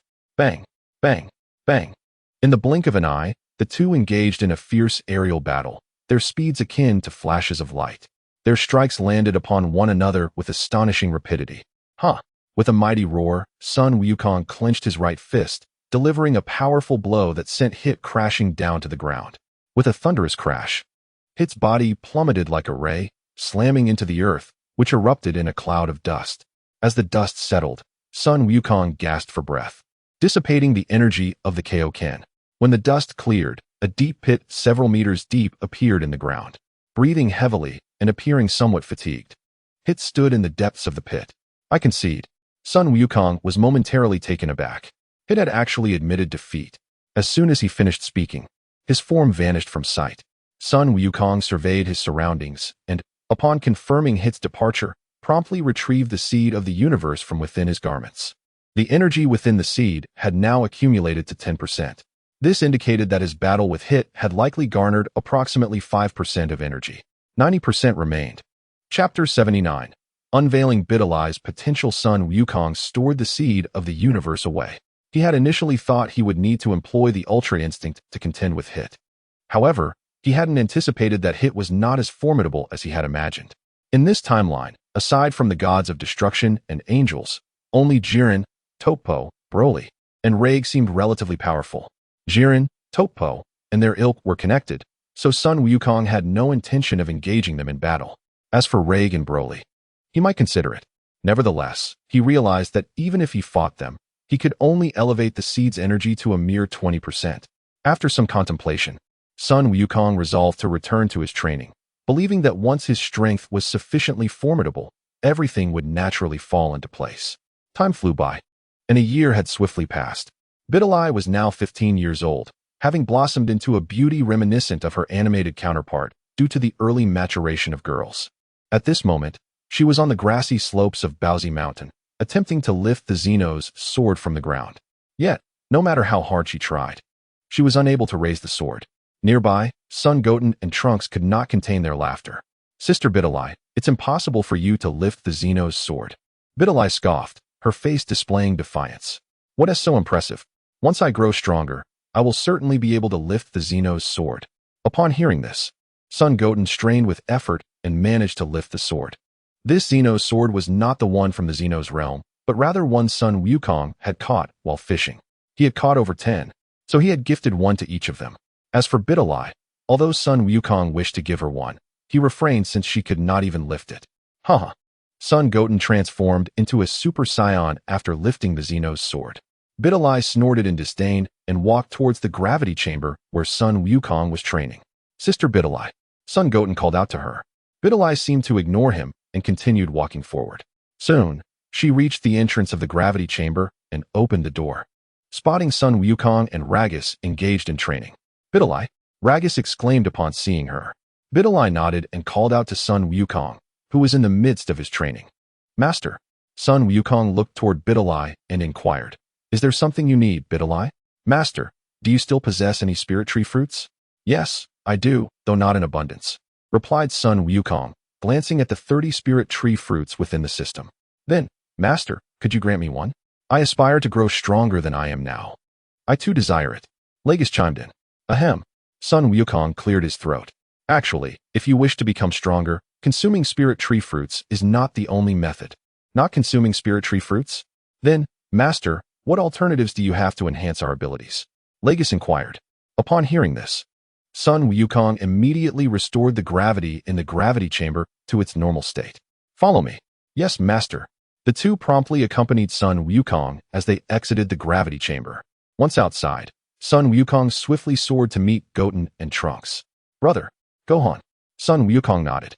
"Gohan, Trunks, do you wish to become stronger than you currently are?" "Yes, of course. Do you have a way for us to become stronger instantly?" Sun Wukong nodded. Whoosh. Thud. At that moment, Legus and Biddy Lee also landed beside Sun Wukong. "Everyone, place your hands on my back. I shall take you to Namek." "Namek?" Biddy Lee exclaimed. "Indeed," Sun Wukong affirmed. Upon hearing this, they promptly placed their hands on his back. In an instant, Sun Wukong teleported the four to a village on Namek. This village was inhabited by the Namekians. Wow, so many Piccolo uncles. Gohan and Trunks were startled to see an abundance of Namekians surrounding them. Although Biddy Lee and Legus remained silent, they too were taken aback by the numerous Namekians. Only Sun Wukong remained composed. "You are Gohan." Upon their arrival, several Namekians immediately recognized Sun Wukong.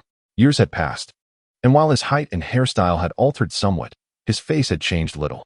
"Yes," Sun Wukong nodded. "Who are these individuals with you?" Nairu asked. "These two are my disciples, and this is my brother, Gohan. He is Trunks." "Oh, what brings you here?" "I wish to see the new Grand Elder and request his assistance." "Very well, I shall retrieve the Grand Elder." Sun Wukong nodded in acknowledgement. "Brother, where are we?" Gohan inquired. "This is Namek, the homeland of Uncle Piccolo." "Ah, that explains why there are so many people who resemble Uncle Piccolo." After a while, the new Grand Elder arrived. Upon seeing Sun Wukong, he greeted him warmly. "Long time no see, Gohan." "Long time no see. Gohan, what brings you here?" "Well, these are my disciples, and I wish to ask you to help unlock their potential." "Unlock potential, you say?" The Grand Elder's forehead immediately glistened with a bead of cold sweat. "Yes, what is the matter?" "Not much. It's just that although I have succeeded the position of the Elder, I am unable to assist others in unlocking the latent potential within them as the former Elder did." "Is there truly no way?" "Indeed. The former Elder was the oldest among all Namekians, and his ability required time to master. I currently lack such capability." "I see. However, While I may not be able to help them awaken their inner potential, the Dragon Balls of Namek can indeed do so. The Dragon Balls. Would that not be too much trouble for you? Not at all. You have saved our Namek, so a mere wish upon the Dragon Balls is of little consequence. In that case, allow me to express my gratitude on their behalf. The elder nodded in acknowledgement. Moments later, Nehru and the others retrieved the Dragon Balls of Namek and summoned the eternal dragon, Purunga. Speak your wish. Any wish can be fulfilled. But only 3 wishes may be granted. Purunga, my wish is to help these 4 unlock their inner potential. The elder gestured towards Goten and the others. Very well. I understand. Purunga replied, his eyes flashing crimson as the latent potential within the 4 was unleashed. Instantly, they felt their strength surge significantly. Your wish has been granted. Do you have any other wishes? Not at the moment. The elder responded. Very well, until we meet again. With that, Purunga transformed back into the Dragon Balls of Namek. Chapter 8. The East Supreme Kai arrives on Earth Master. Has our potential been unlocked? Biddy asked. Yes. Gohan nodded. So, Elder, shall we return? Oh, very well. The elder agreed. Upon witnessing this, Gohan instantly teleported the 4 back to Earth. Once back on Earth, the 4 were filled with joy. They had experienced a significant boost in power without the need for training. So, Biddy, shall I continue my training? Gohan glanced at Biddy and inquired. Yes. Biddy nodded. The following morning, as Ragus had mastered the 20-fold Kaioken, he was to teach her the instant transmission of the Yardrat people from this day forward. However, it would not be taught by him directly, but rather by his clone. Since instant transmission imposes no restrictions on strength, Biddy could learn it as well. At this moment, Gohan's clone stood in a field, instructing the 4. To learn instant transmission, the most crucial aspect is to develop the ability to sense ki. So you should start with that. Biddy, sensing ki? Yes. You can try to sense your father's ki, and then attempt to sense ki from a greater distance. All right, I will give it a try, Biddy said, focusing intently. Given the abundance of ki on Earth, it took her a while to pinpoint Mr. Satan's ki. I found it. Gohan's clone nodded in approval. Now, endeavor to sense the distant energy around you and ascertain just how far your perception can reach. And you too, Legus. Very well. The 4 nodded in agreement. Time swiftly passed, and in the blink of an eye, 6 months had elapsed. During this period, Gohan had grown considerably taller, now resembling the stature of Majin Buu's Gohan. At that moment, Gohan's avatar was atop the Kiowa's mountain, instructing Goten and the others in the art of instant transmission. Under Gohan's tutelage over the past 6 months, Goten and his companions had begun to master instant transmission, though their proficiency remained inconsistent, often leading them to misplace their destinations due to their imprecise energy perception. Thus, during their practice, Gohan's avatar accompanied them to prevent any unfortunate mishaps. As Gohan's avatar was engaged in teaching, 2 figures suddenly materialized on the mountain. They were none other than East Kaioshin and Kibito. Lord Kaioshin, Gohan's avatar remarked, recognizing the newcomers with a calm demeanor. It has been a while, Gohan. East Kaioshin responded, feigning composure. Brother, do you know them? Goten inquired. He is Lord Kaioshin. Lord Kaioshin, a deity 2 ranks above the Grand Kai. Is that so? And the other one? That is his attendant. Attendant? So he is like a subordinate? Kibito's face flushed at this implication. More or less. Now, tell me, what brings you to Earth today? Gohan's avatar inquired, turning his attention to the 2 deities. Gohan, it is of grave concern. A dangerously formidable individual has arrived on your planet. A dangerously formidable individual? Indeed, he is known as Babidi, a sorcerer of great malevolence. A sorcerer? Biddy exclaimed. Yes, long ago, when humanity first took its steps, there existed 5 Kaioshins in the universe, the 4 cardinal Kaioshins and their overseer, the Grand Kai. The cosmos was once tranquil, until one day, an evil sorcerer named Babidi created a creature known as Majin Buu. Babidi sought to dominate the universe, unleashing Majin Buu to ravage planets indiscriminately. Majin Buu possessed overwhelming power, annihilating countless celestial bodies in mere days. The valiant South Kaioshin, upon learning of this, rushed to confront him, only to be absorbed by Majin Buu. Subsequently, the North Kaioshin met a similar fate, falling victim to Buu's might. Upon hearing of these events, the West Kaioshin joined me in battle against Majin Buu, yet, in a bid to protect me, he too perished at Buu's hands. Finally, the Grand Kai intervened. Initially, he held the upper hand, but realizing he could not best Majin Buu, he was ultimately absorbed as well. Upon hearing this, Gohan's avatar stroked his chin thoughtfully. Then why did the five Kaioshins not confront him together? Indeed, we never anticipated the formidable strength of Majin Buu, the East Kaioshin exclaimed, gritting his teeth. And what transpired subsequently? Ragusa inquired. Later, Bibidi, for reasons unknown, sealed Majin Buu and imprisoned him on your Earth. Earth? Yes, taking advantage of Majin Buu's confinement. I located Bibidi's lair and vanquished him. I initially believed that would conclude the matter, but recently, a terrifying incident has occurred. A terrifying incident? Goten questioned. Bibidi had a son named Babidi, who, like his father, is a malevolent sorcerer and possesses the ability to unseal Majin Buu. Not long ago, Babidi arrived on Earth. I fear he may resurrect Majin Buu, which is why I specifically sought out Gohan. Master. Ragusa and Videl immediately turned their gaze toward Gohan's doppelganger. So, Master, shall we pursue this Babidi? No need. Should Majin Buu truly re-emerge, I will take action myself. The East Kaioshin was taken aback. Gohan, I acknowledge your formidable prowess. Yet Majin Buu is not as straightforward as you envision. Understood. When Majin Buu appears, I shall personally eliminate him. No, Gohan. Majin Buu is indeed more complex than you believe. You must trust me. All right, I will see when I am free to assist you in dealing with that fiend. Gohan's doppelganger responded with a hint of impatience. Observing this, the East Kaioshin deemed it best to refrain from further commentary and departed with Jebet. In the Kaioshin realm, the old Kaioshin sat leisurely upon the grass. Two figures suddenly materialized. They were the East Kaioshin and Jebet. How did it go? The old Kaioshin inquired, glancing at them. He did not comply, merely stating he would help us deal with Majin Buu when he has the time. The East Kaioshin replied, lowering his head. I see. He is likely just brushing you off. Nonetheless, there is no need for excessive worry. Gohan's strength is considerable. And that Majin Buu you mentioned may not truly be a match for him. Chapter 81. The Search for Babidi Esteemed Ancestor. Is Gohan truly that powerful? Absolutely. On the day he transformed into Super Saiyan 4, did you not sense the overwhelming aura he emanated? I did feel it, but Gohan's aura has always been formidable. I had no idea he had reached such heights. Never mind. You need not concern yourself with matters on Earth. With Gohan present, it is unlikely any issues will arise.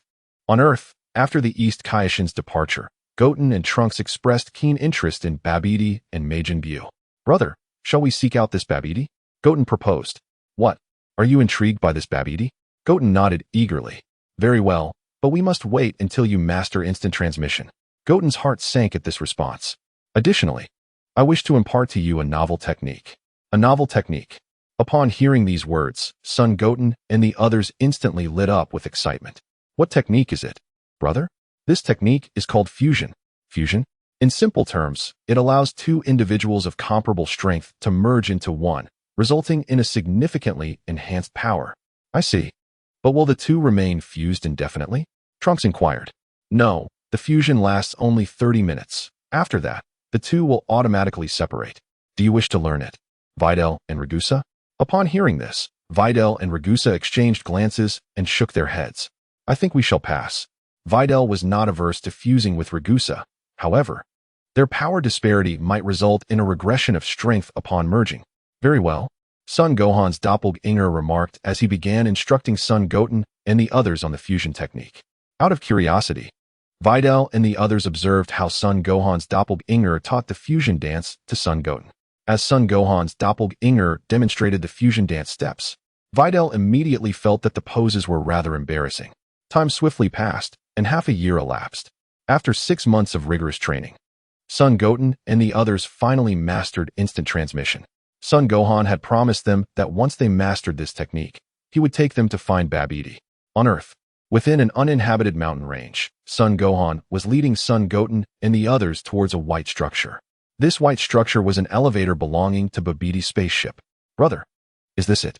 Son Goten asked, gazing at the elevator door before him. Indeed. Inside Babidi's spaceship, Babidi was observing Son Gohan and the others through a crystal ball. Beside Babidi stood a tall man clad in blue attire, who was none other than Beerus, the king of the demon realm. Who were these individuals? How did they manage to find their way here? I do not know, Beerus replied, shaking his head. However, it appears they possess an immense energy within them.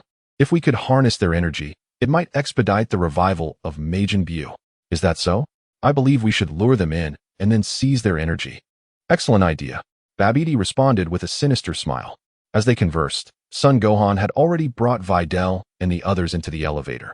Arriving at the third level of the spaceship, they have entered on their own. Isn't that even better? It saves me the trouble of luring them in. Babidi nodded. Then I shall contact Pui Pui to deal with them. Yes, Dabura agreed. On the third level of Babidi's spaceship, Son Goten and Trunks were surveying their surroundings. Brother, is Babidi truly hiding here? There isn't a soul in sight. Just as these words left his mouth, a large door suddenly swung open, revealing a man with black skin and white armor, save for his head. The man before them was none other than Pei Pei, as mentioned by Babidi. Upon Pei Pei's appearance, Sun Wukong and his companions quickly turned their attention towards him. Who are you? Pei Pei chuckled. My name is Pei Pei, a subordinate of Lord Babidi. Lord Babidi? Sun Wukong inquired. Indeed. And who might you be to dare intrude upon Lord Babidi's domain? My name is Sun Wukong. Sun Wukong replied innocently. Pei Pei snorted disdainfully. I care not who you are. Since you are here, do not even think of escaping. Hearing this, Sun Wukong immediately looked to Trunks beside him. Trunks, how about I take care of this guy? No, let us decide through a game of rock, paper, scissors. The winner gets to face him. Very well. They promptly began their game. Rock, paper, scissors. Pei Pei fumed as he realized they were completely disregarding him. Enraged, he prepared to strike when he suddenly heard Sun Wukong's joyous exclamation. I won. I won. Then you shall go first. Trunks feigned calmness, internally pondering how he had lost. Sun Wukong nodded and turned to Pei Pei. I shall be your opponent. Pei Pei scoffed. You little brat. You will soon regret this. You will battle me. Why? Sun Wukong asked innocently. Because I will kill you. Pei Pei replied coldly. Oh, forget it. I shall not waste words with you. I will kill you now. With that, Pei Pei clenched his fist and charged at Sun Wukong. In an instant, he was before Sun Wukong, fists flying like the wind, attacking relentlessly. Sun Wukong deftly dodged all of Pei Pei's strikes with ease. Curse you! Pei Pei shouted angrily, launching his right fist forward with all his might. Bang! Sun Wukong raised his left hand effortlessly to block Pei Pei's punch. Is this all the strength you possess? Pei Pei, taken aback, withdrew his fist and stepped back. Observing the battle through a crystal ball, Babidi turned to Dabura. Dabura, what advantages does Pei Pei possess in this fight? I believe it must be the high-gravity planet of his birth. High-gravity planet. Indeed. Dabura nodded. Upon witnessing this, Babidi immediately cast a spell, transforming the environment around them into a high-gravity planet. The gravity seems to have intensified, Biddy remarked as she glanced around. Pei Pei chuckled lightly, picking up a stone from the ground. This is a high-gravity planet, my birthplace, with a gravity 10 times that of Earth. Chapter 82, The Clash. Upon hearing this, Sun Wukong turned to look behind him. Brother, can I defeat him? Yes. Sun Wukong nodded affirmatively. You bastard. Pei Pei seethed, rapidly charging towards Sun Wukong. In a flash, Sun Wukong vanished from sight, appearing behind Pei Pei, unleashing a golden aura from his right hand towards him. Ah! With a loud, anguished cry, Pei Pei's body was reduced to ashes. Pei Pei. Babidi's eyes widened in disbelief.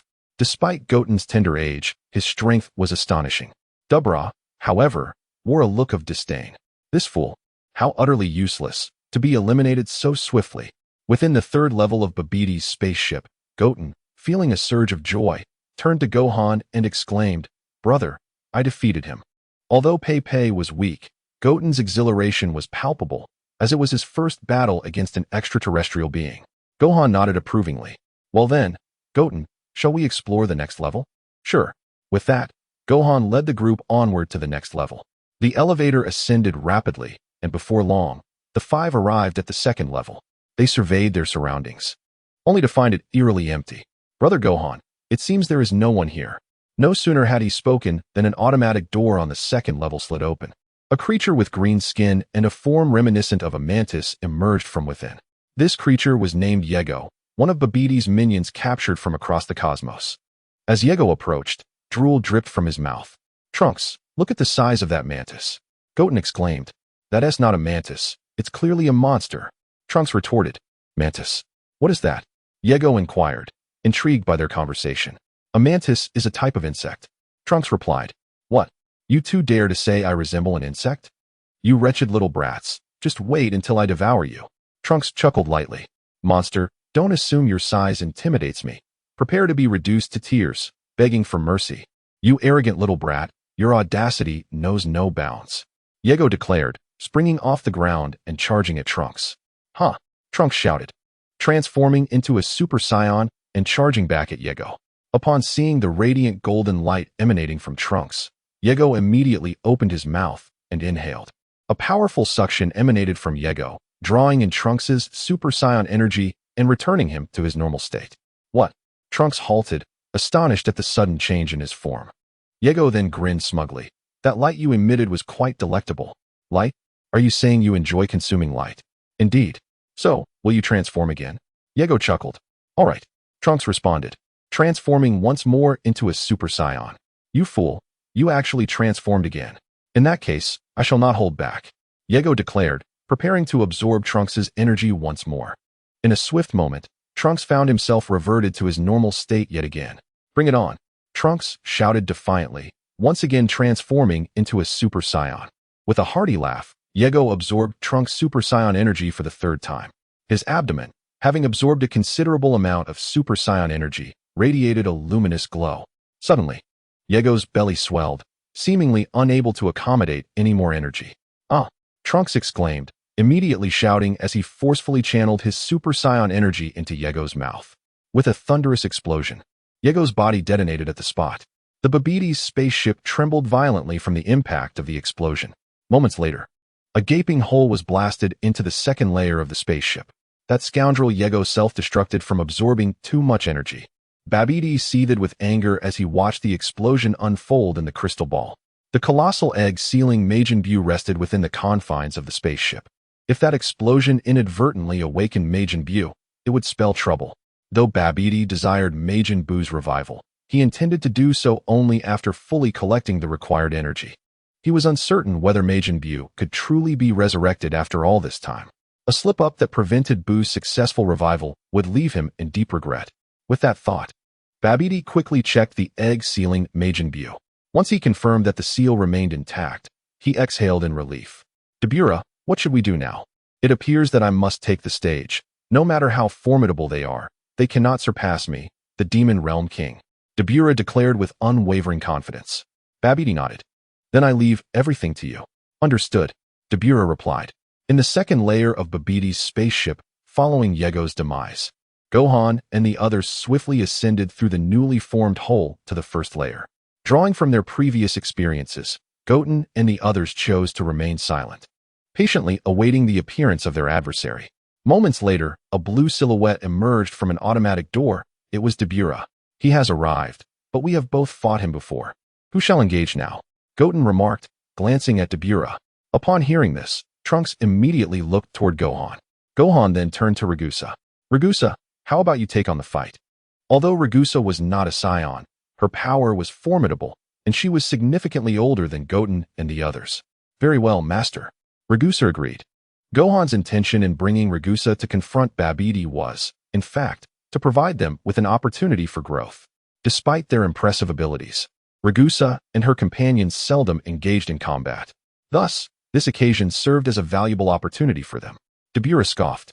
You underestimate me by sending a mere girl to combat? Do you think you're so formidable? Allow me to introduce myself. I am the Demon Realm King, Dabura. Oh, I haven't heard of you. You scoundrel. Dabura's temper flared at these words. Glass. At that moment, Legus let out a soft cry, and a multitude of diamond-shaped glass shards swiftly materialized around her. Dabura was taken aback. In an instant, the glass surrounding Legus launched itself towards Dabura like a rain of arrows. Chapter 83. The Resurrection of Majin Buu. Dabura swiftly sidestepped to evade the barrage. Numerous shards of glass soon littered the ground around him.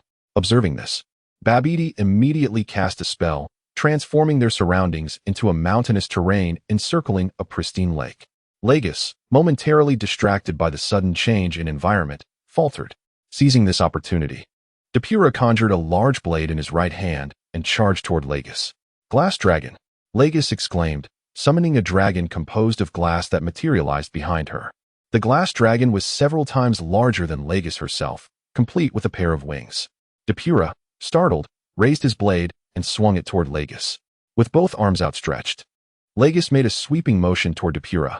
Unaware of her intention, Depura watched as the glass dragon mimicked her movement, flapping its wings vigorously in Depura's direction. A powerful gust, akin to a tornado, erupted from the dragon's wings, sweeping toward Depura. Realizing the impending force, Depura hastily halted, raising his arms to shield himself against the wind. Huh! At that moment, Legus shouted, and the glass dragon unleashed a torrent of glass shards towards Depura. Depura, startled, quickly raised his blade to defend himself. Clang, clang, clang. A multitude of shards were deflected by his sword, yet a few still grazed his body, leaving cuts. Damn it! Depura growled in fury as he instantaneously vanished and reappeared behind Legus, raising his blade to deliver a fierce strike against the glass dragon. With a resounding crash, the dragon's back was cleaved, shattering a significant portion of its crystalline form. Legus pivoted, directing an energy wave toward the dragon's left wing. Boom! Depura, caught off guard by Legus's assault from the dragon's wing, was struck directly on his right leg by the energy wave, letting out a pained scream. As Legus prepared to maneuver the glass dragon, Depura unexpectedly spat at it. The saliva hit the glass dragon, causing it to visibly transform into a stone dragon. The sudden increase in weight rendered Legus unable to control it, and she let the stone dragon crash heavily onto the ground. With a thunderous boom, the earth trembled, sending up a cloud of dust. The glass dragon has turned to stone, Trunks exclaimed in terror. Indeed, Gohan nodded in agreement. It's due to the saliva Depura just spat. Saliva? Yes, exclaimed Videl, who was standing nearby. Legus, be careful. You must not let him spit on you. Saliva. Legus, upon hearing this, fixed a serious gaze upon Depura. Depura let out a cold snort and swiftly charged towards Ragusi. Glass. Ragusi exclaimed, and in an instant, shards of glass enveloped him, launching an assault towards Depura. As he evaded the onslaught, Depura raised his massive blade, shattering the incoming glass. In the blink of an eye, he reached Ragusi, lifting his sword to strike. Just then, Ragusi executed a sudden teleportation, appearing behind Depura, causing Depura's strike to miss entirely. No, he vanished. Depura exclaimed in shock. Before he could react, Ragusi propelled his right foot upward, delivering a powerful kick that sent Depura soaring like a projectile. Seizing the moment, Ragusi directed the gathered glass around them towards Depura. Soon, a barrage of glass shards pierced Depura's body like bullets, eliciting a pained scream as he became akin to a porcupine. Observing this, Ragusi swiftly brought his hands together. Kamehameha. A deep blue energy wave coalesced beneath Ragusi's hands and surged toward Depura. With a resounding explosion, the Kamehameha erupted in the sky, unleashing an immense storm. Depura, Babidi, witnessing the scene, felt an overwhelming sense of dread. Depura was his formidable lieutenant. If he were to be defeated, Babidi knew he would stand no chance against them. As the smoke cleared, Depura's figure had vanished from the sky. Has he been defeated? Trunks gasped. Indeed. Gohan nodded. The glass tribe is indeed formidable. At that moment, Ragusi descended from the heavens and landed beside Gohan, who acknowledged him with a nod. Meanwhile, Babidi, observing from the control room, became increasingly agitated upon realizing Depura's demise. This is bad. If even Depura has been vanquished, I am certainly doomed when they find me. Babidi exclaimed, glancing at the colossal egg sealing Majin Buu. Under normal circumstances, Majin Buu would need to gather sufficient energy for resurrection, yet the current situation left him no opportunity to do so. Although it was technically feasible for Majin Buu to break free from his seal without full energy, Babidi feared that if he did not allow Buu to accumulate enough energy, the resurrection could fail due to the prolonged sealing. However, if he did not unseal Majin Buu, his death would mean there would be no one left to break the seal. Contemplating this, Babidi resolved, very well, I shall unseal Majin Buu. Otherwise, once those individuals arrive, I will truly have no path to survival. In the first level of Babidi's spaceship, after Depura's defeat, Gohan immediately took Goten and the others to search for Babidi.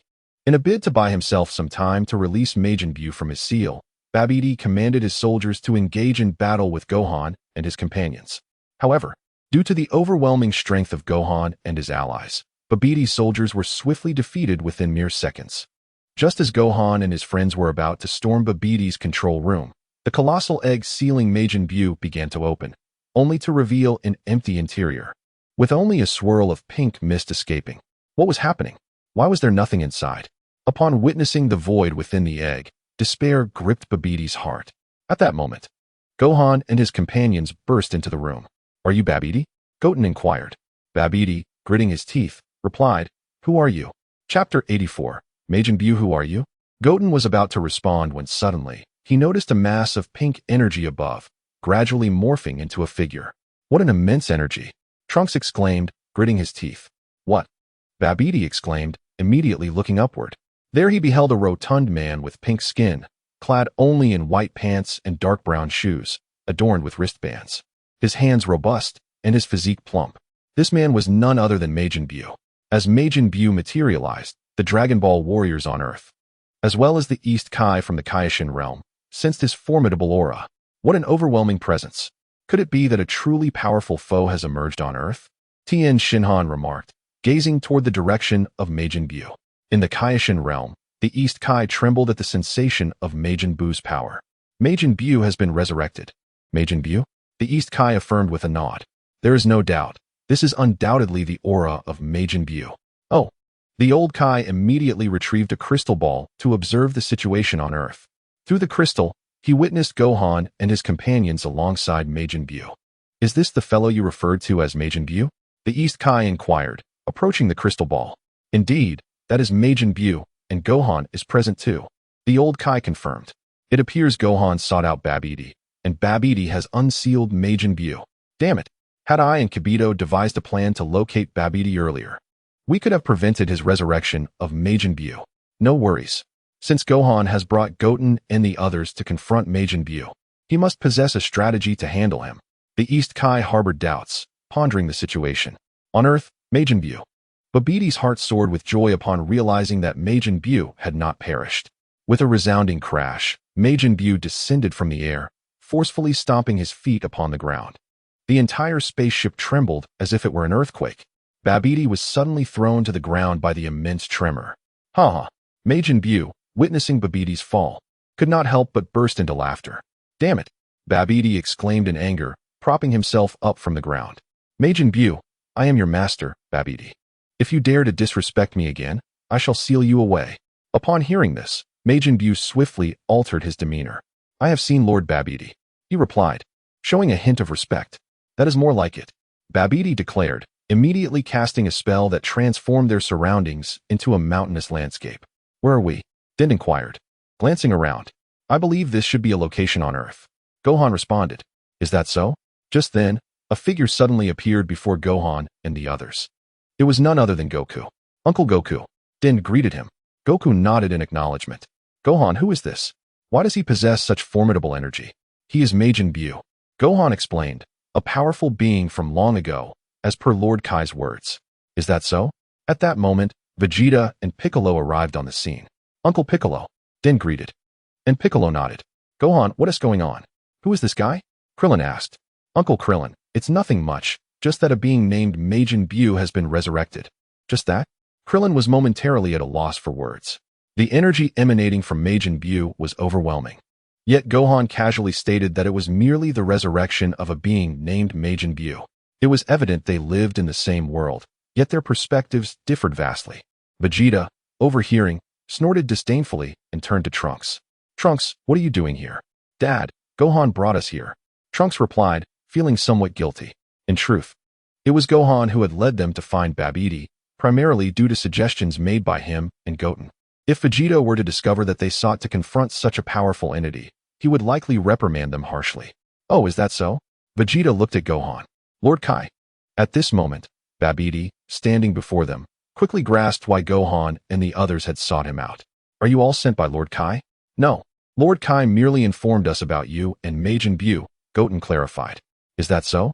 I never thought that timid Lord Kai would have such formidable allies." "Timid?" Goten continued. "That guy didn't dare to confront my father until Majin Buu was sealed away." In the Kaioshin realm, the East Kaioshin glared furiously at Babidi. Although Babidi's words held truth, publicly labeling him as timid was a significant affront to his pride. Babidi commanded, while the formidable Majin Buu stood by. "Majin Buu, eliminate these individuals." "As you wish, Master Babidi," Majin Buu exclaimed, bounding towards Gohan and his companions. Upon witnessing this, Gohan immediately urged Krillin and Videl behind him. Videl, Goku, and Uncle Krillin, retreat at once. This adversary possesses incredible strength. Understood. Krillin and the others promptly turned to withdraw, not wishing to hinder Gohan in any way. Goku then addressed Vegeta. Vegeta, do you intend to engage this foe? His power is extraordinary. Vegeta snorted disdainfully, precisely because his power is formidable. I am eager to discover just how strong he truly is. Is that so? With a decisive grunt, Vegeta clenched his fists tightly and transformed into a Super Saiyan. Oh! Majin Buu halted in his tracks at this display. Huh! Vegeta, with a renewed surge of power, transformed again into a Super Saiyan 2. Father! Trunks exclaimed. Nevertheless, Majin Buu pressed forward. With the speed of lightning, Vegeta appeared before Majin Buu, unleashing a barrage of lightning-fast punches aimed squarely at Buu's face. Chapter 85. The axe approaches. Whoosh. Bang. Bang. Bang. Vegeta's fists collided with Majin Buu's face, causing it to cave in almost immediately. Majin Buu. Babidi gasped in disbelief, taken aback that his long-awaited warrior was so easily bested. With a scoff, Vegeta swiftly lifted his right leg, delivering a powerful kick to Majin Buu. Bang! Majin Buu was propelled like a projectile, crashing into a nearby mountain. With a resounding explosion, the ground around the mountain was engulfed in a cloud of dust, resembling a mushroom cloud from an explosion. After a brief moment, Majin Buu emerged from the mountain, his face still dented from the earlier assault. Vegeta, observing this, snorted in derision. At that moment, Majin Buu placed his fingers into the holes on either side of his head. With a soft pop, his face instantly returned to its original form. Simultaneously, his previously dented abdomen restored itself as well. Excellent, Majin Buu. Babidi sighed in relief, as Majin Buu was his lifeline. Should Buu perish, so too would Babidi's chances of survival. I am enraged, Majin Buu declared, his eyes blazing as white energy erupted from the holes in his head. Boom. Without hesitation, Majin Buu lunged towards Vegeta, swiftly closing the distance and launching a fierce assault of punches aimed at Vegeta's face. Whoosh. Bang. Bang. Bang. Due to the astonishing speed of Majin Buu's attacks, Vegeta had not yet reacted when he was struck repeatedly by Buu's fists, causing him to stagger backward. Father! Trunks cried out, attempting to charge at Majin Buu, but was halted by Gohan, who interjected, Trunks, if you wish to assist your father, you must fuse with Goten. Goten. Upon hearing this, Trunks immediately glanced at Goten beside him. Boom. At that moment, Majin Buu sent Vegeta flying into a nearby mountain with a powerful kick. Goten. Let us fuse. Trunks exclaimed anxiously.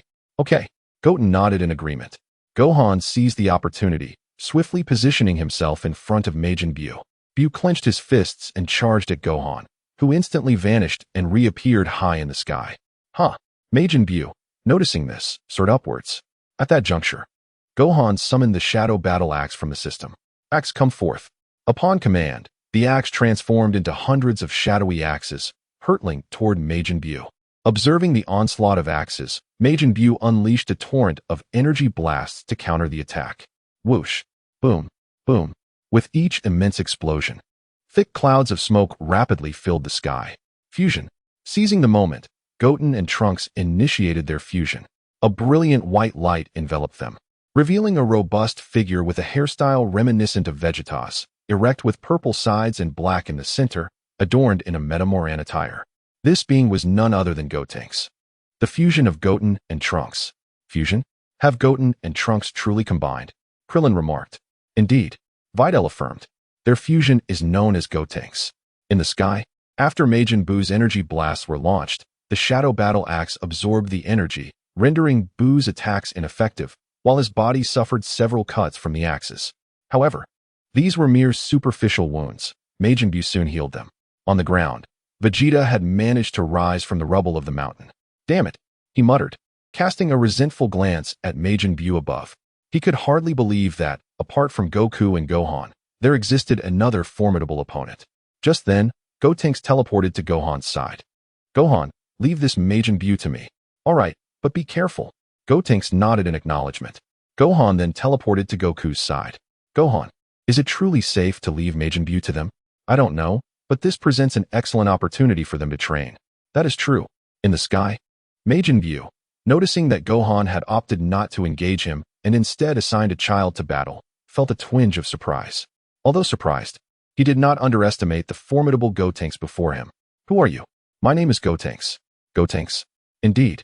I shall be the one to defeat you. Oh, is that so? I am eager to witness the extent of your abilities. Gotenks scoffed. You will soon find out.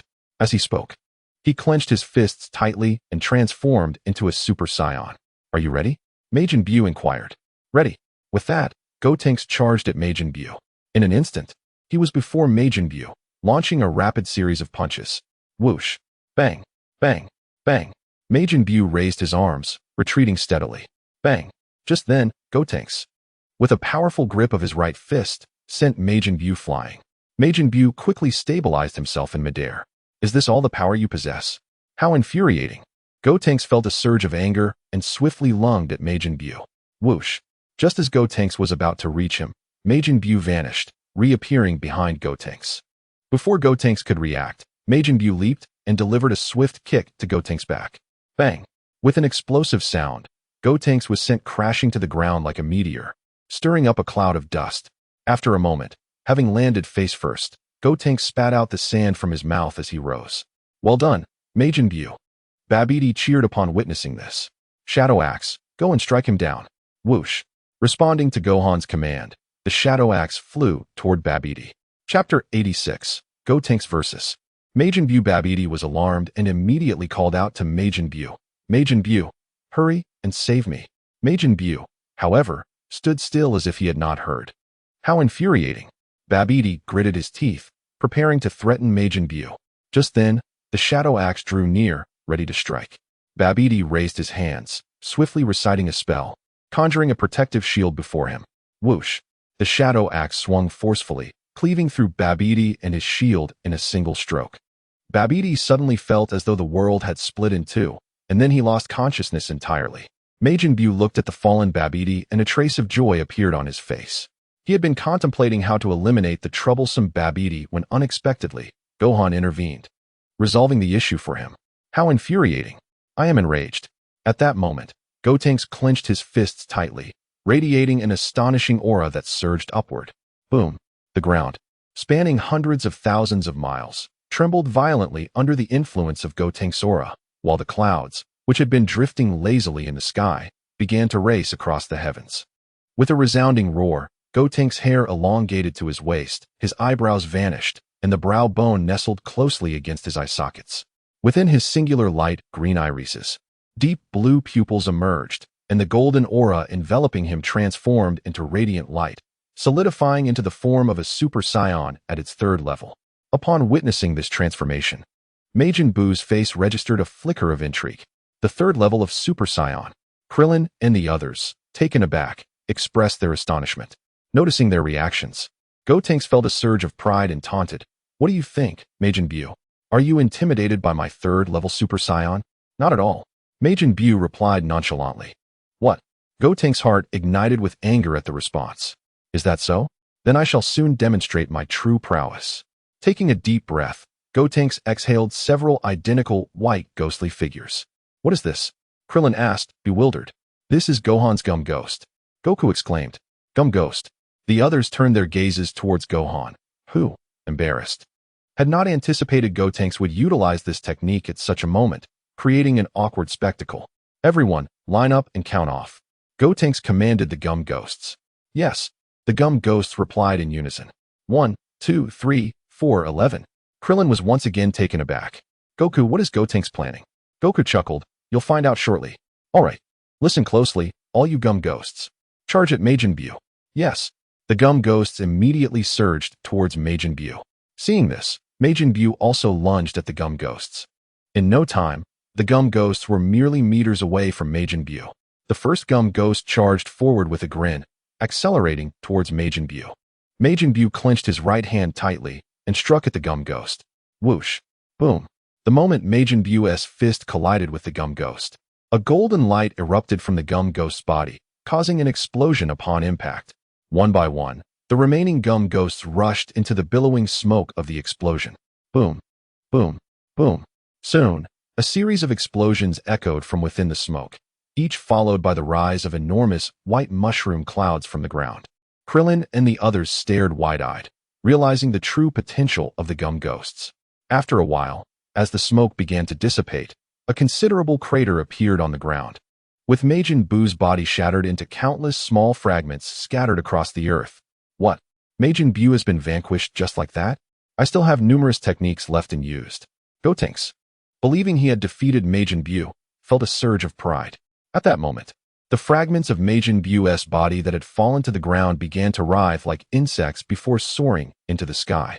Soon, all the pieces of Majin Buu coalesced in the air, reconstituting his form. Majin Buu has returned. Jebbet, in the realm of the Kai, observed this with a look of sheer terror. On Earth, once Majin Buu had restored himself, his face contorted with rage as he glared at Gotenks. What the heck? So you're not dead after all. I thought you had perished. Gotenks laughed. I am furious. Majin Buu bellowed, a torrent of white energy erupting from the hole atop his head. With that, Majin Buu charged at Gotenks with full speed. Gotenks chuckled lightly and similarly rushed toward Majin Buu at full pace. Whoosh! Bang! Bang! Bang! In no time, the two clashed fiercely in the sky. Whoosh! Majin Buu flicked the antenna on his head forward, ensnaring Gotenks' neck like a lasso. Seeing this, Gotenks opened his mouth and bit down hard on the antenna. Crack! With a sharp sound, Majin Buu's antenna was bitten forcefully. Majin Buu let out a pained cry and retracted his antenna immediately. Gotenks then drove his right knee powerfully into Majin Buu's abdomen. Majin Buu screamed in agony as he was sent flying backward. Gotenks propelled himself forward, swiftly closing the distance to Majin Buu and unleashing a barrage of punches. Caught off guard, Majin Buu was mercilessly hammered by Gotenks' fists, retreating uncontrollably. At that moment, Gotenks halted his assault, delivering a powerful kick to Majin Buu's body. Bang! Majin Buu was sent hurtling away by the kick. Gotenks clasped his hands, condensing a golden energy wave, which he hurled toward Majin Buu. Boom! With a tremendous explosion, the energy wave detonated in the sky, creating a massive storm of wind and smoke. After a while, as the smoke gradually dissipated, Majin Buu stood in midair, seething with rage. Gotenks chuckled lightly, his form flashing before Majin Buu, delivering a kick aimed at his head. Chapter 87. The Evil Majin Buu. Bang! Majin Buu raised his right hand to block the kick. Gotenks shouted, his fists moving like lightning as he attacked Majin Buu. Majin Buu lifted both hands to parry Gotenks' strikes while retreating. Bang! After a moment, Gotenks aimed a kick at Majin Buu's face. Majin Buu let out a loud cry, spewing a mouthful of saliva. Gotenks shouted again, bringing both hands down like a hammer toward Majin Buu's head. With a resounding crash, the malevolent Majin Buu plummeted to the ground like a shooting star, stirring up a vast cloud of dust and debris. Gotenks bellowed, unleashing a torrent of energy waves directed at Majin Buu. Whoosh! Boom! Boom! Boom! As Gotenks unleashed his relentless assault, massive white mushroom clouds erupted from the ground. After a moment, Gotenks ceased his energy barrage, and as the thick smoke dissipated, a colossal crater emerged. Above this immense pit floated a pink aura, the remnants of Majin Buu, whose body had been reduced to ashes. In an instant, this pink essence transformed in the sky into the form of Majin Buu. Initially, as he began to regenerate from Gotenks' previous attack, his entire body was charred black. However, after a brief interval, he fully restored himself. Is he truly indestructible? Piccolo inquired, his expression grave. No, it's possible he wasn't completely annihilated. Gohan replied, not entirely obliterated? Yes, there could be cellular remnants. Cells. Gohan, should you not intervene to eliminate him? Not yet, let Gotenks engage him for now. Very well. Upon fully restoring his form, Majin Buu glared at Gotenks, his face contorted with indignation. It was the first time since his inception that he had endured such a profound humiliation.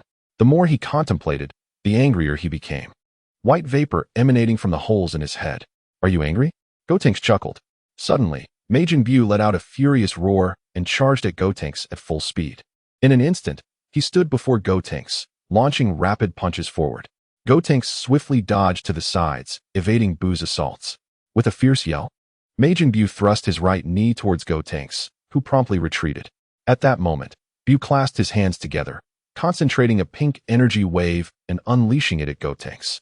With a mighty shout, Gotenks executed a powerful kick, sending Majin Buu's energy wave hurtling back. Bu, taken aback by Gotenks' unexpected counter, was struck by the returning energy wave. With a thunderous explosion, the wave detonated in the sky, obliterating Majin Buu's form into fragments. Oh, Gotenks observed, patiently awaiting Buu's regeneration. After a while, as the smoke cleared, Buu's silhouette was not among the dissipating haze, but had mysteriously reappeared behind Gotenks. With a swift horizontal kick, Majin Buu aimed for Gotenks. Just as Buu's foot was about to make contact, Gotenks suddenly vanished, reappearing behind Majin Buu. Huh! With a fierce shout, Gotenks lifted his right foot and, resembling a soccer kick, struck at the body of Majin Buu. Bang! Majin Buu was sent flying forward. Seizing the opportunity, Gotenks swiftly brought his hands together behind him. Kamehameha! A deep azure energy wave coalesced from his palms, aimed directly at Majin Buu.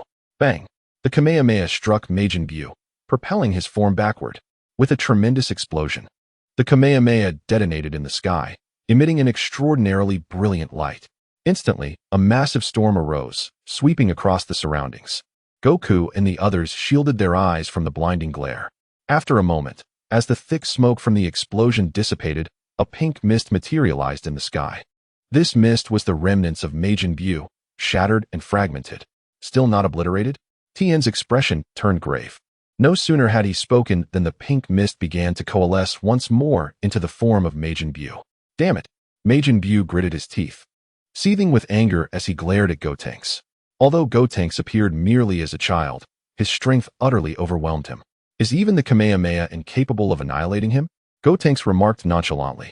Regardless, with Gohan by his side, even if he could not defeat Majin Buu, Gohan would surely find a way to vanquish him. Whoosh!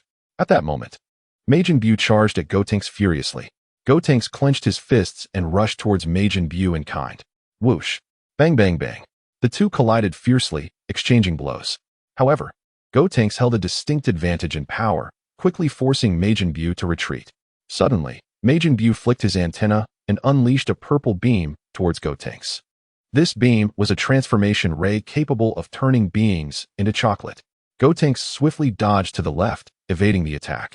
Majin Buu, do you have no other tricks up your sleeve? Seeing his transformation ray miss, despair began to creep into Majin Buu's heart. His only remaining option was to absorb Gotenks, a method he loathed. Yet, in this dire moment, he found no alternatives. Just as the thought crossed his mind, a malevolent force surged within his brain, attempting to seize control. The intensity of this dark presence made Majin Buu feel as though a battle raged within his mind. Ah! Majin Buu cried out in agony, expelling a mass of black energy from his mouth. What is happening? Krillin exclaimed in shock. At that moment, the black mass slowly morphed in the sky into the shape of Majin Buu.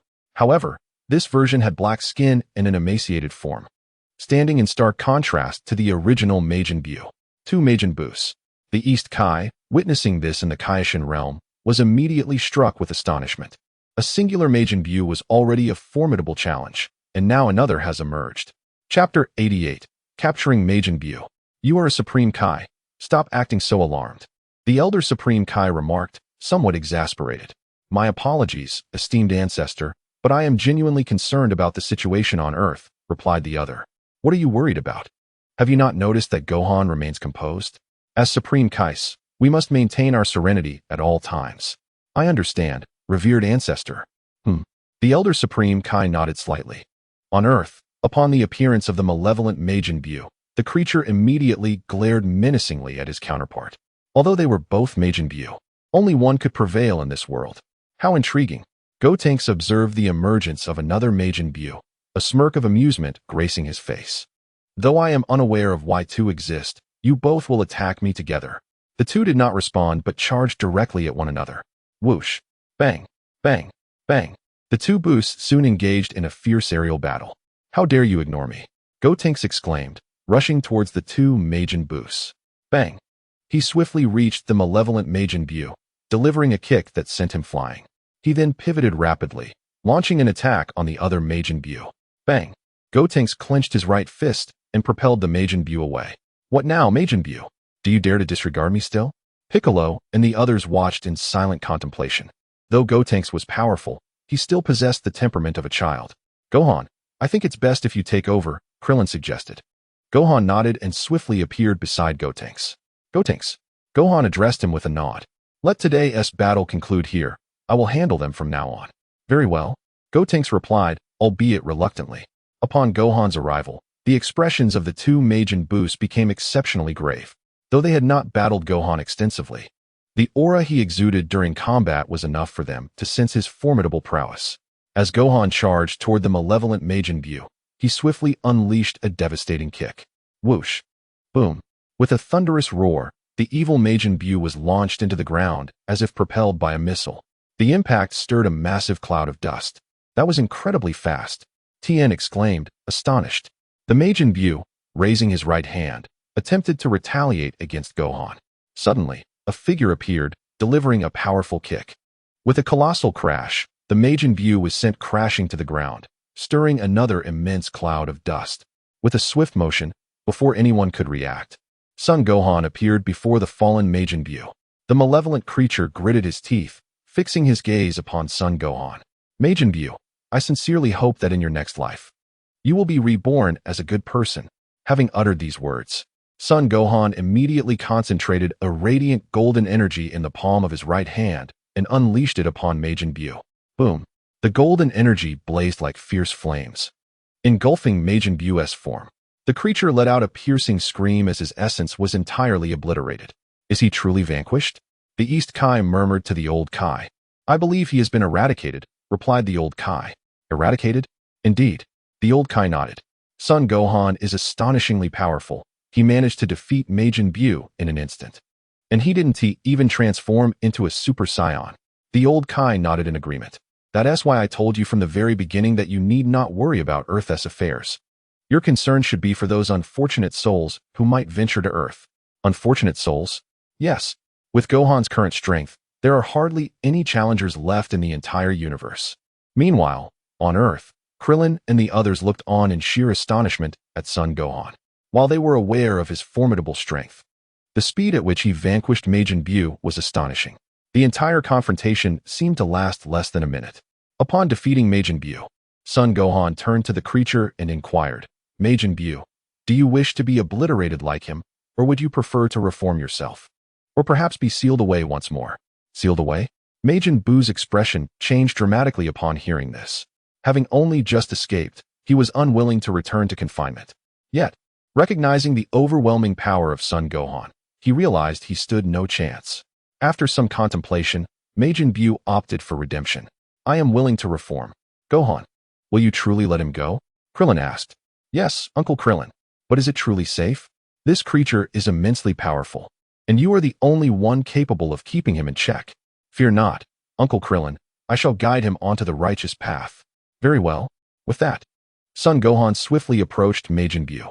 Greetings, my name is Son Gohan. Son Gohan. Majin Buu replied, his stomach audibly rumbling. Are you hungry? Let me take you for a meal, and afterward, we can discuss your transformation. A meal? Does it include candies and cakes? Whatever you desire, there will be plenty. Son Gohan smiled. Vegeta, observing this, scoffed and turned away. Subsequently, Son Gohan led Majin Buu to West City for a meal. After dining, Son Gohan imparted some basic rules to Majin Buu. Due to Chi-Chi's objections regarding him staying at home, Son Gohan arranged for Majin Buu to acquire another residence in West City. Curious about Majin Buu, Goten and the others accompanied Son Gohan to the new house. Sun Wutien and Trunks seemed to have forgotten their previous battles with Majin Buu, engaging in lighthearted conversations with him. Due to Majin Buu's tendency to become irritable over trivial matters, Son Gohan decided it was best for him to remain in his residence and work on his temperament. Time flew by, and half a year had passed. During this period, Majin Buu had stayed mostly indoors, and although his temper remained fiery, he had improved significantly compared to before. At this moment, Majin Buu was being guided by Sun Wutien and Trunks to the bustling streets of West City. Chapter 89. High school outside a cake shop in West City, Majin Buu was fixated on the cakes displayed inside, drooling with anticipation. Majin Buu, do you want to eat some cake? Sun Wutien inquired. Yes. Majin Buu nodded vigorously. Then let us go buy some cake right now. MHM. With that, the trio entered the shop. Welcome. May I assist you with your selection? A cheerful female clerk greeted them. I would like to purchase every cake in your store. Sun Wutian declared. Every single one. The clerk was taken aback. Is there a problem, little brother? Are you joking? She smiled. No, I am quite serious. Sun Wutian replied, producing a gold card. Upon seeing this, the clerk immediately summoned the store manager. Initially, the manager thought Sun Wutian was jesting, but she became convinced when he indeed paid for all the cakes. Who are your parents, little brother? The manager inquired, curiosity piqued. My father is Sun Wukong, and my mother is Chi-Chi. Sun Wutian responded with a smile. Sun Wukong and Chi-Chi. The manager pondered, seemingly unfamiliar with the names. And what about you, little brother? She asked Trunks. My father is Vegeta, and my mother is Bulma. Bulma. The manager exclaimed in surprise. Is your mother the current president of Capsule Corporation? Yes. Trunks nodded affirmatively. The female clerk, overhearing, also expressed astonishment. At that moment, Majin Buu began to feast within the shop. With his enormous appetite, it wasn't too long before half of the store's cakes had vanished into his belly. The manager and the clerk were taken aback by the sight. Although the shop was modest, the amount consumed was considerable. Eventually, Majin Buu finished devouring all the cakes. Are you full now? Sun Wutian asked. Not yet. I've only eaten to about 40 capacity, Trunks replied, dumbfounded. If Majin Buu entered an eating contest, he would undoubtedly secure the championship. Shall we take our leave? Trunks and Majin Buu? Oh, very well. The two nodded in agreement as they followed Sun Wutian out of the shop. Am I dreaming? The shop manager wondered in disbelief. After the two departed, the female clerk stood there in a daze. Upon noticing this, the store manager playfully pinched her cheek and asked, Does it hurt? It does. She exclaimed. In West City, at the home of Sun Wukong, Son Gohan had now reached the age of 17, the appropriate time to enroll in high school. Consequently, Chi-Chi wished for him to attend. Initially, she was indifferent to whether Gohan pursued high school, but her neighbor, who constantly boasted about her son's academic achievements, ignited this desire in her. Reluctantly, Gohan agreed to attend high school, but naturally, he intended to send a clone in his stead. In West City, at Orange Star High School, Gohan's clone donned the same uniform as depicted in the Dragon Ball series and made his way to class, accompanied by a lively girl named Videl. Master, I never imagined you would join me at school one day. I wonder what our teacher will think upon discovering her student is the strongest man on earth. Upon hearing this, Gohan's clone glanced at Videl and remarked, It seems I have not assigned you enough training recently, if you dare to jest with your master. Videl's expression shifted at his words. I apologize, master. I was merely joking. Please overlook my folly. With a contemptuous snort, Gohan's clone fell silent. Shortly thereafter, they arrived at their classroom. As a new transfer student, the teacher provided a brief introduction. Class, this is Son Gohan, who excelled with perfect scores in 3 subjects to gain admission to our school. 3 perfect scores? He must be exceptionally bright. A golden-haired girl named Eliza remarked, who was a close friend of Videl's. Being smart just makes him a bookworm. Interjected a golden-haired boy named Sharp, who was a suitor of Videl. Not necessarily. Videl replied with a smile. Not necessarily? Videl, do you know him? Sharp inquired. Due to the agreement between Gohan and Videl to keep their master-student relationship a secret, Videl refrained from disclosing that Gohan was her master. Nodding, Videl stated, Gohan is the champion of the previous World Martial Arts Tournament's youth division. Upon hearing this, Sharp was taken aback and no longer underestimated Gohan. The World Martial Arts Tournament was renowned globally, and for Gohan to emerge victorious was undeniably impressive. So, does that mean Videl stole your championship? Eliza remarked, well aware of Videl's participation in the tournament 7 years prior. Indeed, Videl nodded in affirmation. On the podium, after a brief introduction of Gohan, the teacher turned to him and suggested, perhaps you would like to introduce yourself to the class? Hello everyone, my name is Son Gohan. I am 17 years old, and I reside in West City. The teacher was momentarily taken aback. Is that all? Yes. Gohan's clone nodded. Very well, classmate Gohan. Look at where you are seated. Here, over here. Upon hearing this, Eliza immediately shouted towards the Gohan clone on stage. Gohan, possessing both charm and prowess, would surely evoke interest. To assert otherwise would be disingenuous. So, classmate Gohan, why not take a seat where there is space below?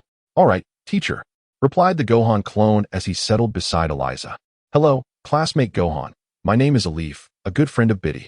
I heard from Biddy that you two are acquainted. The Gohan clone nodded slightly. Classmate Gohan, are your martial arts skills formidable? They're decent. No need for such modesty, classmate Gohan. Biddy has told me that you are the champion of the youth division at the World Martial Arts Tournament. Seated nearby, Sharp felt a twinge of jealousy at Gohan's popularity. In the afternoon, the first class was physical education, prompting Gohan's clone and Biddy to make their way to the school playground. Chapter 90. The challenge from Sharp. Upon noticing Biddy trailing closely behind Gohan's clone, Sharp's jealousy intensified. He resolved to compete with Gohan, believing that while he may not excel academically, he could certainly outpace him in sports. Just as these thoughts crossed Sharp's mind, the physical education teacher blew a whistle, calling everyone to gather. The students quickly lined up in formation. "Ah, we have a new student," the teacher remarked, noticing the unfamiliar face of Gohan's clone. "Indeed, Mr. Liu. His name is Gohan, and he just transferred today?" A bespectacled classmate chimed in. "Moreover, classmate Gohan is the champion of the youth division at the World Martial Arts Tournament." Sharp added, "Is that so?" Mr. Liu's face displayed a hint of surprise. Though the youth division championship may be easier compared to the adult division, it was still an achievement not easily attained. Gohan's clone remained silent. "Very well. As usual, we shall begin by running 2 laps around the playground." "Oh no, more running," grumbled some of the less athletically inclined students. "What is the big deal? I run 20 laps daily." 20 laps. The complaining students fell silent upon hearing this. At that moment, Sharp, standing behind Gohan's clone, suddenly addressed him. "Classmate Gohan, as the champion of the youth division at the World Martial Arts Tournament, you must be quite swift at running, right? How about we have a race?" "A race?" "Yes. Let's see who can complete the 2 laps first." "All right." Gohan's clone nodded. "All right, students, when I blow the whistle, you shall commence running," Mr. Liu instructed. "Understood." The students nodded in agreement. With that, Mr. Liu blew the whistle. Immediately, Sharp sprinted forward, determined to showcase his strength to everyone in the class. Before long, Sharp had surged ahead of the pack. "Sharp!" Eliza and the others exclaimed in surprise. Then, he cast his gaze towards the avatar of Son Gohan. At that moment, the avatar was leisurely running, seemingly indifferent to Sharp's challenge, whether intentionally or not. Before long, Sharp completed a full lap. Noticing that Son Gohan's avatar lingered at the back of the group, a flicker of irritation surged within him. He could hardly believe that someone who had triumphed in the junior division of the World Martial Arts Tournament could possess such feeble strength. Therefore, he was convinced that Son Gohan was merely toying with him. "Son Gohan, whether you truly possess strength or not, this time, victory is mine." "Son Gohan, did you not just promise Sharp that you would compete with him?" inquired Eliza, who was slightly ahead of Son Gohan's avatar. "Indeed, but if that is the case, why are you running so slowly?" Son Gohan's avatar replied with a smile. "Since it is a competition, it is far more interesting to prolong it. If one wins immediately, the opponent lacks that sense of struggle." "Sensation of struggle?"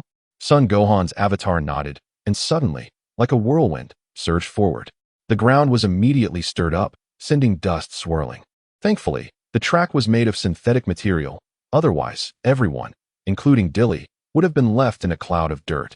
Due to the astonishing speed of Son Gohan's avatar, many spectators failed to catch a glimpse of him, merely sensing a gust of wind rushing past. This included Sharp. "What?" Sharp looked ahead and discovered a figure standing before him. It was none other than Son Gohan's avatar. "Son Gohan!" Sharp exclaimed, his face a mask of disbelief. Just moments ago, he had clearly been ahead by a full lap, yet now his opponent had effortlessly surpassed him. Seeing this, Teacher Liu was equally astonished. Although he often engaged in physical training, he knew that such speed was beyond his capabilities. "Son Gohan is truly remarkable.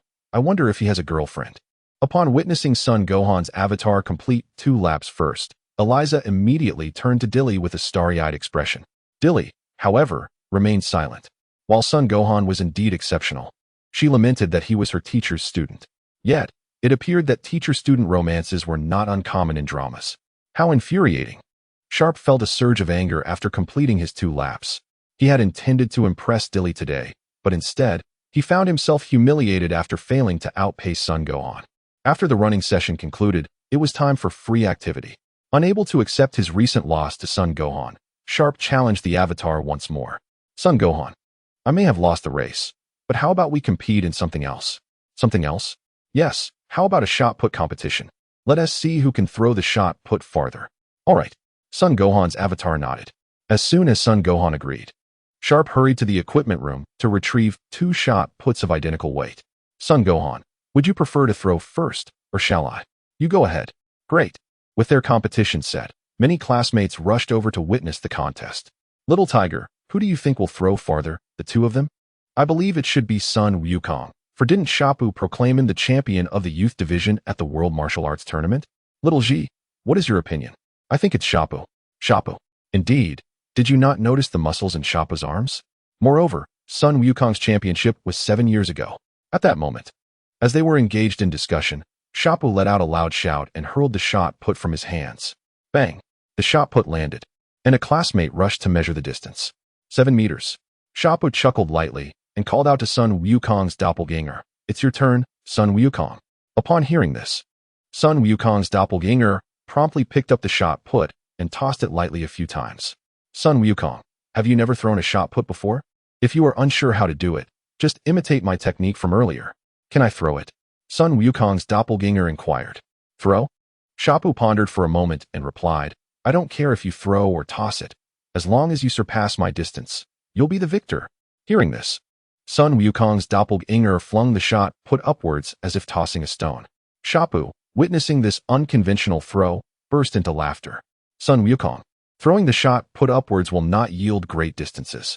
Just then, a classmate in the class exclaimed loudly, the shot put has soared into the clouds. What? Shapu exclaimed in astonishment, quickly looking up at the sky. However, the shot put had already penetrated the cloud cover, and he could see nothing. There's nothing up there. Shapu insisted. I truly saw the shot put. The classmate, appearing sincere, prompted Shapu to gaze skyward once more, but still, nothing was visible. Son Wukong, it seems your shot put has vanished into thin air. Perhaps you should attempt another throw? Son Wukong's doppelganger chuckled. No need. The shot put will come back down shortly. Shortly? Are you suggesting that the shot put is still in the sky? Yes, Son Wukong's doppelganger nodded. Very well.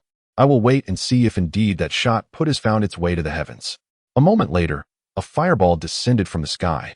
The very shot put Son Wukong's doppelganger had just launched aloft. Fireball! Shapu exclaimed in shock. Moments later, the shot put crashed to the ground like a meteor, landing heavily on the grass of the playground. How far? Son Wukong's doppelganger asked Shapu. Shapu dashed over to check. 330 meters.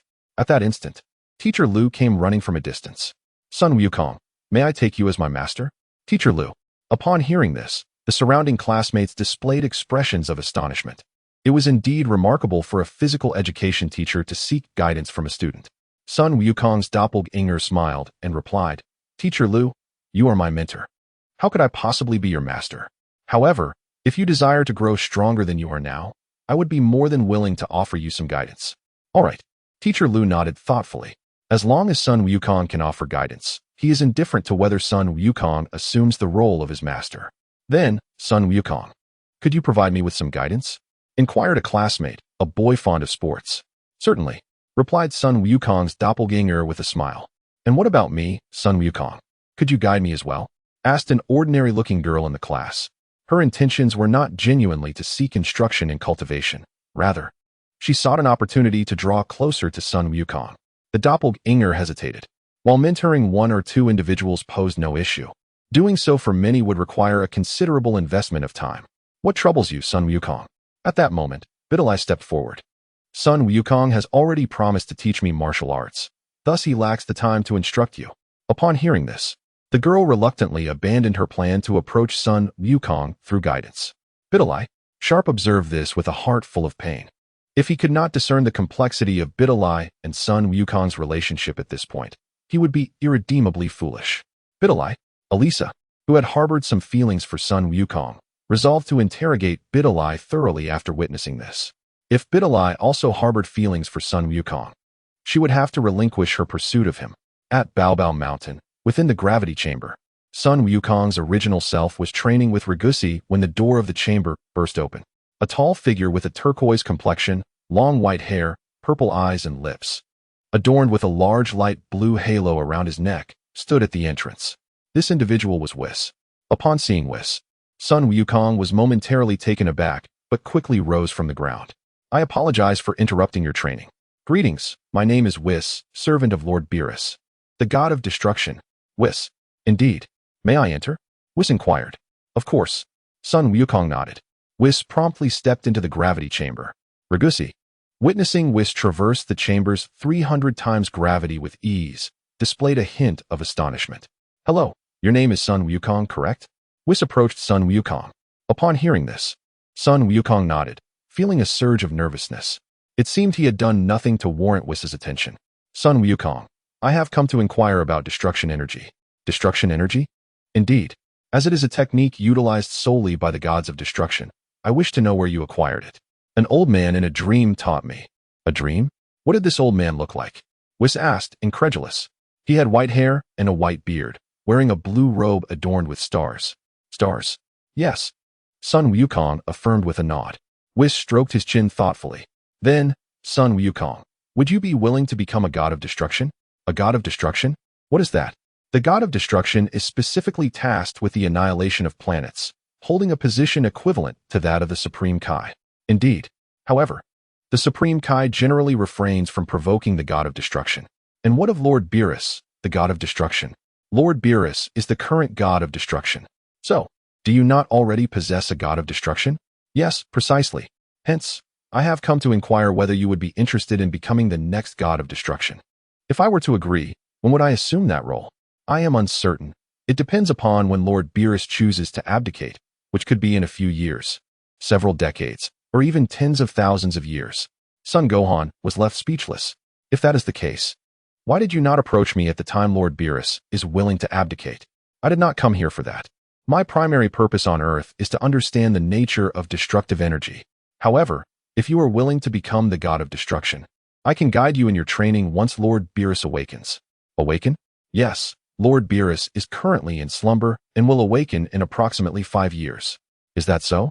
Vados, do you know how to transform one's inner energy into divine energy? Transform into divine energy? Indeed. Son Gohan nodded. The transformation into divine energy is quite simple. First, you must enhance your inner energy and then elevate it to the realm of the divine. Elevate. Yes. Unlike the Super Saiyan transformation, to reach the divine realm, you must first calm your mind. Calm my mind. Indeed. Vados nodded. So, Son Gohan, do you wish to become the next god of destruction? Son Gohan chuckled and replied, let us discuss this when Lord Beerus is ready to abdicate. Very well. In that case, I shall take my leave. With that, Vados promptly exited the gravity chamber. Before departing, he cast a glance at Ragusa. While he was generally familiar with most races in the universe, he had never encountered Ragusa. Nevertheless, Vados did not dwell on it. The universe is vast, and it is entirely possible that Ragusa is a newly emerged race. Chapter 92. Love Letter Calm Your Mind. Once Vados departed, Son Gohan immediately attempted to follow Vados' advice to calm his mind and transform. With a powerful shout, Son Gohan transformed into Super Saiyan 4. Master. Ragusa was taken aback, unsure of Son Gohan's intentions. No, wait. At that moment, Son Gohan reverted to his normal state, heightened his inner energy, and began to convert it into divine energy. After a while, Son Gohan clenched his fists, his hair turning a brilliant red, his physique becoming leaner, enveloped in an aura reminiscent of solar flames. His eyes enlarged, revealing pupils, his skin became fairer, and his appearance youthful, resembling that of a young man. This was the transformation into Super Saiyan God. In the 7th universe, Vados, who was en route back to the God of Destruction realm, sensed the aura of the Super Saiyan God and immediately halted in the vastness of space. Utilizing his staff, he observed the situation on Earth. Through the crystal orb of the staff, Vados quickly beheld Son Gohan transformed into Super Saiyan God. Uncertainly, one wonders what level of power Son Gohan will attain upon the awakening of Lord Beerus. Should his strength rival that of Lord Beerus, a spectacle indeed awaits. With that said, Whis lowered his raised staff and continued to soar forward. On Earth, upon witnessing Son Gohan's transformation into a Super Saiyan God, Ragusa's face lit up with a smile. Master, you have mastered a new transformation. Son Gohan nodded slightly. What is this transformation? Why can I sense none of your energy? This is the Super Saiyan God. Super Saiyan God. In simpler terms, it is the divine transformation of a Super Saiyan. Mortals cannot perceive the energy of the divine, which is why you cannot sense mine. I see. So, Master, is your Super Saiyan God transformation more powerful than Super Saiyan 4? Not at all. It merely represents a different path than Super Saiyan 4. I understand, but I still prefer Super Saiyan 4. Of course, I also admire your other transformations, Master. Hearing this, Son Gohan let out a long sigh and reverted to his normal state. The following morning, due to Son Gohan's outstanding performance in physical education, Sharp had entirely abandoned any thoughts of Bidalai. Eliza, unwilling to easily relinquish her pursuit of Son Gohan, took the opportunity during a break to lead Bidalai outside the classroom. Eliza, is there something you wish to discuss with me? Indeed, Bidalai, I have a matter of utmost importance to inquire. Of utmost importance? Yes. Bidalai, do you harbor feelings for Son Gohan? Son Gohan. At this, Bidalai's face flushed crimson. So it is true. No, I do not. Bidalai hastily shook her head. Is that so? In that case, I can pursue Son Gohan without concern. Pursue Son Gohan. Bidalai was momentarily taken aback. If Eliza were to be with Son Gohan, she would then become her teacher's wife. Indeed, Son Gohan is both academically and athletically gifted, handsome, and comes from a good family, truly the Prince Charming in every girl's heart. But Eliza, Son Gohan has many flaws. Flaws? Eliza turned her gaze toward Bidalai. Bidalai, do you know Son Gohan well? Realizing she had misspoken, Bidalai quickly corrected herself. No, Bidalai, you wouldn't happen to have feelings for Son Gohan, would you? No. Is that so? Well, from today onward, I shall pursue Son Gohan. Just then, the school bell rang. Class has begun. Bidalai, shall we return to the classroom? Oh yes. Bidalai nodded. The morning passed swiftly, and soon it was noon. Bidalai had been preoccupied with thoughts of Eliza pursuing Son Gohan. Thus, she spent the morning closely observing Eliza's movements. According to her observations, Eliza had yet to take any action. In the afternoon, although Eliza engaged in cheerful conversation with Gohan's doppelganger, she refrained from confessing her feelings. Observing that Videl was gazing at him intently, Gohan's doppelganger sensed something amiss. Subsequently, he discreetly employed his telepathy to discern Videl's thoughts. Upon uncovering her sentiments, he could not help but chuckle. As evening fell, after tidying his backpack, Gohan's doppelganger prepared to leave when Eliza placed a letter in his hand and swiftly turned away. Videl, seated nearby, crushed her pen in frustration upon witnessing this. Gohan's doppelganger glanced at Videl, then stowed the letter in his backpack and departed. Videl hurriedly packed her belongings and exited the classroom as well. Upon returning home, Gohan's doppelganger opened the letter from Eliza, discovering it to be a love letter filled with her affections for him. After reading it, he promptly sought out Goku at Bowsy Mountain to present the letter. Goku, upon recalling his doppelganger, quickly grasped the events of the day. Master, what is this? He inquired, noting that Ragusa was also present and had witnessed the love letter exchange. Nothing of consequence, Goku replied, placing the letter into the system's inventory. The system expressed mild disdain upon seeing the letter stored. Master, could you refrain from placing scrap paper in the inventory? Scrap paper? This is a love letter, full of sentimental value. It represents my youth. Do you understand? Oh, so you mean to say you'll only live to be 100? Coughing lightly, Goku responded. For ordinary humans, 100 is indeed old, but your master is exceptional. Do you think I can only live for a century? Or do you wish to live only 100 years? Not what I meant.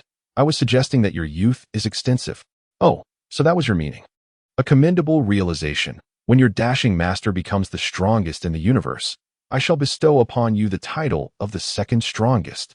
Bah, I am the strongest in the universe. Goku, weary of the debate with the system, turned to Ragusa. It is getting late.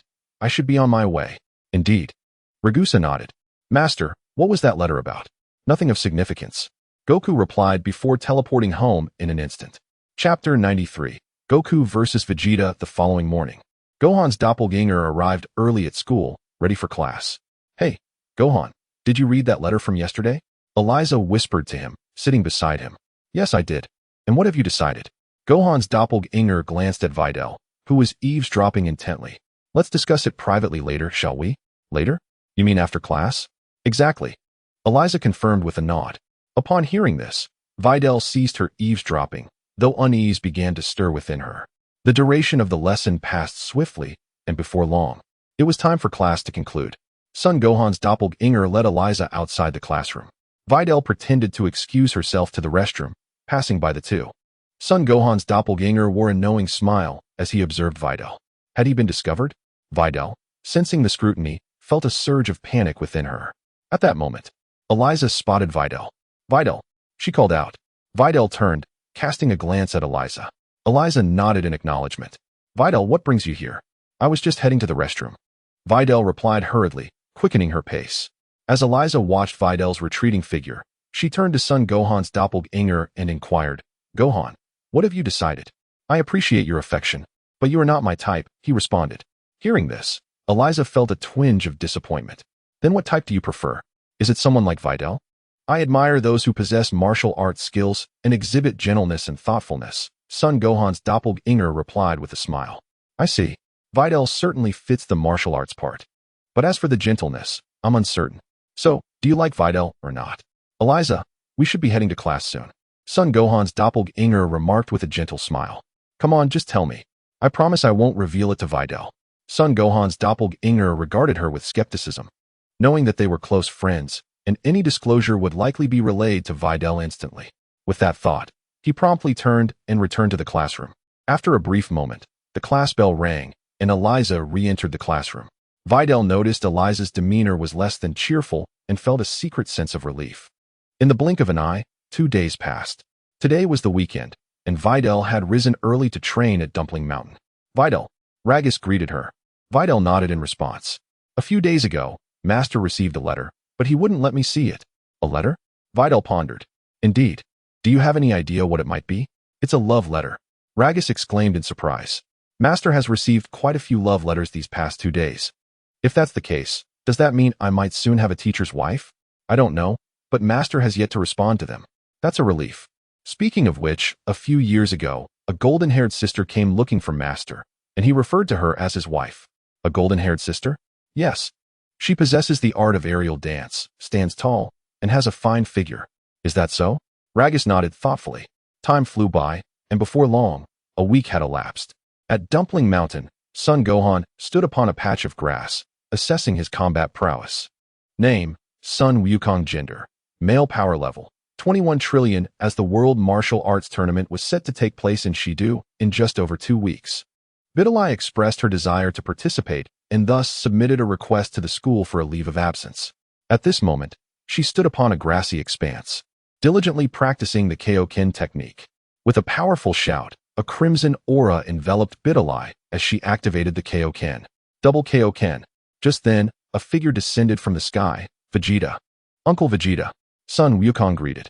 Vegeta nodded in acknowledgement. Where is your father? My father is currently on North Kai's planet. Again on North Kai's planet? Yes. Uncle Vegeta. When will he return? I believe he will be back by evening. In that case, could you call him back now? I wish to have a match with him. A match? Vegeta recalled how, 7 years prior, he had intended to battle Kakarot. But their fight was abruptly halted due to Kakarot's sudden heart condition. Thus, I have come to challenge Kakarot once more today. I will ask my father. Son Wukong declared, instantly teleporting to North Kai's planet. Wukong. Son Wukong nodded. Father, Uncle Vegeta wishes to challenge you. A challenge? But I am currently training. Perhaps another day? Father, you must tell him yourself. With a resolute nod, Son Wukong teleported back to Earth. Son Wukong followed suit, returning to Earth. Kakarot. Son Wukong nodded. Vegeta has informed me of his desire to battle. However, I am in the midst of my training. Shall we postpone it? Humph. Vegeta scoffed. Training can be done at any time, and today is the day I must determine our victor. Very well. Son Wukong pondered briefly before nodding in agreement. Ready for battle? Upon hearing the impending clash, Bidalai and the others halted their training. Huh. Vegeta clenched his fists, emanating an astonishing aura that surged upward. In no time, he transformed into a Super Saiyan and proceeded to ascend to Super Saiyan 2. With a resounding crackle, Vegeta's formidable energy intensified as he achieved Super Saiyan 2. Son Wukong let out a fierce shout, transforming into Super Saiyan 2 as well. Vegeta smiled. Well then, Kakarot, shall we commence? Absolutely. Son Wukong affirmed. With that, Vegeta charged at Son Wukong in an instant. Son Wukong stood firm, prepared for the onslaught. In a flurry of motion, Vegeta unleashed a barrage of punches with lightning speed. While Son Wukong deftly dodged and countered, their fists colliding with tremendous force, sending dust and debris swirling around them. Boom. At that moment, Vegeta clenched his right fist with great force and struck Goku, sending him reeling backward. Chapter 94. Encounter with Android 18. Huh? Goku shouted, rapidly charging towards Vegeta and delivering a powerful kick with his right leg. Bang! Vegeta raised his left hand to block, taking several steps back. Quickly, Vegeta lifted both fists to attack Goku. Goku's figure flickered, appearing in the sky above. Vegeta's form also vanished, reappearing in midair. In unison, both warriors ascended, enveloped in a golden aura, and surged towards each other. Soon, they clashed in a fierce struggle amidst the heavens. Whoosh! Bang! Bang! Bang! Their incredible speed rendered Dilly completely unable to discern the fierce battle unfolding between them. Whoosh! Bang! Boom! Boom! Boom! At that moment, both fighters concentrated vast amounts of energy in their hands, unleashing powerful waves towards one another. The sky was soon filled with explosions and the fiery aftermath. Huh! Vegeta roared, dashing full speed towards Goku. In response, Goku also charged at Vegeta with equal fervor. Whoosh! Bang! Bang! In the blink of an eye, they stood before each other, engaged in intense combat. Bang! With a resounding impact, Goku delivered a heavy blow to Vegeta's abdomen. Vegeta let out a pained cry, enduring the agony as he retaliated with a punch to Goku's midsection. Goku yelped in pain, retaliating with a powerful strike towards Vegeta. Bang! Goku's fist landed forcefully on Vegeta's face.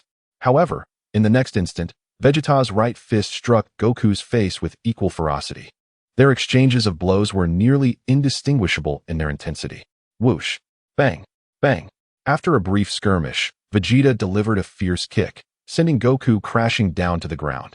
The earth instantly erupted in a cloud of dust. Vegeta gasped for breath, his gaze fixed on the ground. Huh! At that moment, a golden aura surged forth from the dust, dispersing the surrounding debris. With a light chuckle, Vegeta instantaneously appeared before Goku, launching an attack. Goku raised his arms defensively while retreating. Bang! Vegeta clenched his right fist tightly, striking Goku back. Before Goku could react, Vegeta conjured a golden energy sphere in his right hand and hurled it towards him. Boom! A tremendous explosion ensued, sending a thick cloud of smoke billowing into the air. A slight smirk graced Vegeta's lips, revealing a hint of arrogance. Just then, a figure suddenly materialized behind Vegeta, swiftly raising a leg to kick him. Boom! Vegeta was propelled forward, crashing into a formidable mountain, which was immediately engulfed in dust. Goku sighed deeply upon witnessing this. Damn it! Vegeta, filled with fury, swiftly emerged from the mountain, channeling an immense surge of energy in his hands to launch an assault on Goku. This technique was none other than the renowned Prince's strategy from the Dragon Ball universe. Whoosh! Boom! Boom! Boom! In response to Vegeta's energy wave onslaught, Goku adeptly evaded to the sides. Gritting his teeth, Vegeta propelled himself towards Goku at full speed. In no time, he closed the distance, launching a direct attack. As Goku dodged, he engaged in a fierce exchange with Vegeta. Bang! With a sound akin to a tempest, their right knees collided with tremendous force. Subsequently, both seized each other's hands, straining against one another on the ground. Boom! The surrounding earth trembled under the weight of their combined energies. At this moment, Videl was rendered speechless, awestruck by the intensity of their battle. Although she could not discern the specifics of their clash, the cacophony and the destruction of the ground were undeniable. Bang! After a brief stalemate, both warriors exerted equal force, sending each other staggering back. Exhausted from the exertion, they paused, gasping for breath. Kakarot. After a moment, Vegeta suddenly smiled at Goku. Despite the arduous nature of the battle, it confirmed that his strength was now on par with Goku's, perhaps even surpassing it. Vegeta.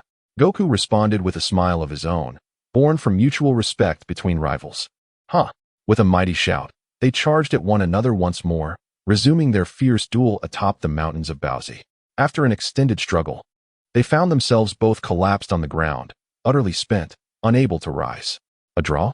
Videl exclaimed, her eyes wide with disbelief. Gohan nodded and quickly ascended, feeding them each a senzu bean. As they consumed the beans, their injuries and stamina rapidly replenished. Kakarot, this battle ended in a stalemate, but next time, when I train harder, I will surely defeat you. All right, Goku replied with a nod. Observing this, Vegeta immediately turned and flew westward. Dad. Goten rushed to stand before Goku. Goku nodded and glanced at Gohan and Goten. Well then, Gohan, Goten, I will return to King Kai's planet to train. They both nodded in agreement. In an instant, Goku teleported back to King Kai's planet. King Kai was taken aback by Goku's sudden appearance. Goku, after your battle with Vegeta, you don't even take a moment to rest before training? Is there a problem, King Kai? Goku replied. Isn't Vegeta also returning to train? King Kai fell silent, exasperated. Forget it. I just don't understand you Saiyans. It seems the only things that matter to you are fighting and growing stronger. King Kai, isn't they're also eating and sleeping? Goku countered, leaving King Kai speechless once more. He felt that there was truly no way to converse on that day. Time passed swiftly, and in the blink of an eye, more than 2 weeks had gone by. Today marked the day of the illustrious World Martial Arts Tournament. Apart from Son Gohan, Trunks, Videl, and Android 18, others did not participate in this event. Son Gohan merely came to enjoy the spectacle. Given that the tournament was divided into youth and adult categories, the younger Son Gohan and Trunks could only compete in the youth division. Once the four had registered, Son Gohan took them for a stroll outside. Suddenly, he spotted a figure that seemed exceedingly familiar. It was none other than Android 18. Chapter 95, Videl and Android 18. Android 18. Son Gohan called out. Son Gohan. Upon hearing his voice, Android 18 quickly recognized Son Gohan and his companions. He nodded in acknowledgement. Are you here to participate in this tournament? Android 18 nodded in response. What about your father and the others? Are they not participating? No, she replied. Do you intend to compete in this tournament? Android 18 continued to inquire. If Son Gohan were to participate, her chances of victory would undoubtedly diminish.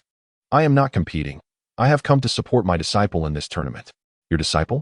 Android 18 glanced at Ragusa and the others. Son Gohan nodded. If there is nothing else, I shall take my leave. Very well. Son Gohan smiled. After saying this, Android 18 promptly walked away. Ragusa watched her depart, remaining outwardly silent. Yet her heart was a tempest of emotions. Previously, she had thought Son Gohan's jest about having Android 18 as a master was merely a joke. Now, with their fortuitous encounter at the World Martial Arts Tournament and Son Gohan's demeanor towards Android 18, it seemed that such a possibility might indeed hold truth. Soon after, the youth division of the World Martial Arts Tournament commenced. As the adult competition was scheduled to begin only after the youth matches concluded, Ragusa and the others joined Son Gohan in watching Son Goten's match. Son Goten and Trunks demonstrated remarkable strength, easily advancing to the finals. Congratulations to contestants Son Goten and Trunks for reaching the finals. Now, let us welcome both competitors to the stage for the championship match of the youth division. With a swift leap, the two ascended to the competition platform. Do either of you have anything to say? The announcer asked. If not, I shall officially declare the match to commence. Both shook their heads in response. The referee, seeing this, shouted loudly to the audience below, Now, I declare the finals of the 25th World Martial Arts Tournament, Youth Division, officially begun. Upon hearing this, Son Goten and Trunks assumed their fighting stances. With a loud shout, Son Goten charged at Trunks. In response, Trunks surged forward as well. Whoosh! Bang! Bang! Bang! Before long, the two individuals found themselves face to face, engaging in a fierce battle. Their movements were so swift that the spectators could scarcely perceive them. Even when visible, it was merely the moment they abruptly halted. With a flurry of thunderous sounds, the ground beneath them cracked with each powerful step. Moments later, both combatants soared into the air, continuing their conflict. As Son Gohan forbade the use of energy waves, they were compelled to rely solely on their physical prowess. After an extended exchange, Trunks clenched his right fist tightly and delivered a forceful blow that sent Son Goten hurtling away. He swiftly maneuvered behind Son Goten, bringing both hands down in a heavy strike towards his opponent. With a resounding crash, Son Goten plummeted towards the arena like a meteor. Just as he was about to collide with the ground, he miraculously halted mid-air, employing his flight technique to gracefully land on the arena floor. At that moment, Trunks descended from the sky, standing before Son Goten. With a cheerful grin, Son Goten once again clenched his fists and charged at Trunks. In a flash, Son Goten reached Trunks, who raised his arms defensively while retreating. After a brief retreat, Trunks executed a sweeping maneuver, causing Son Goten to lose his balance. Son Goten quickly supported himself with his right hand, propelling his body backward to regain footing. Trunks chuckled softly and, with a swift step, surged forward to confront Son Goten once more. In no time, Trunks was before Son Goten, relentlessly pushing him back.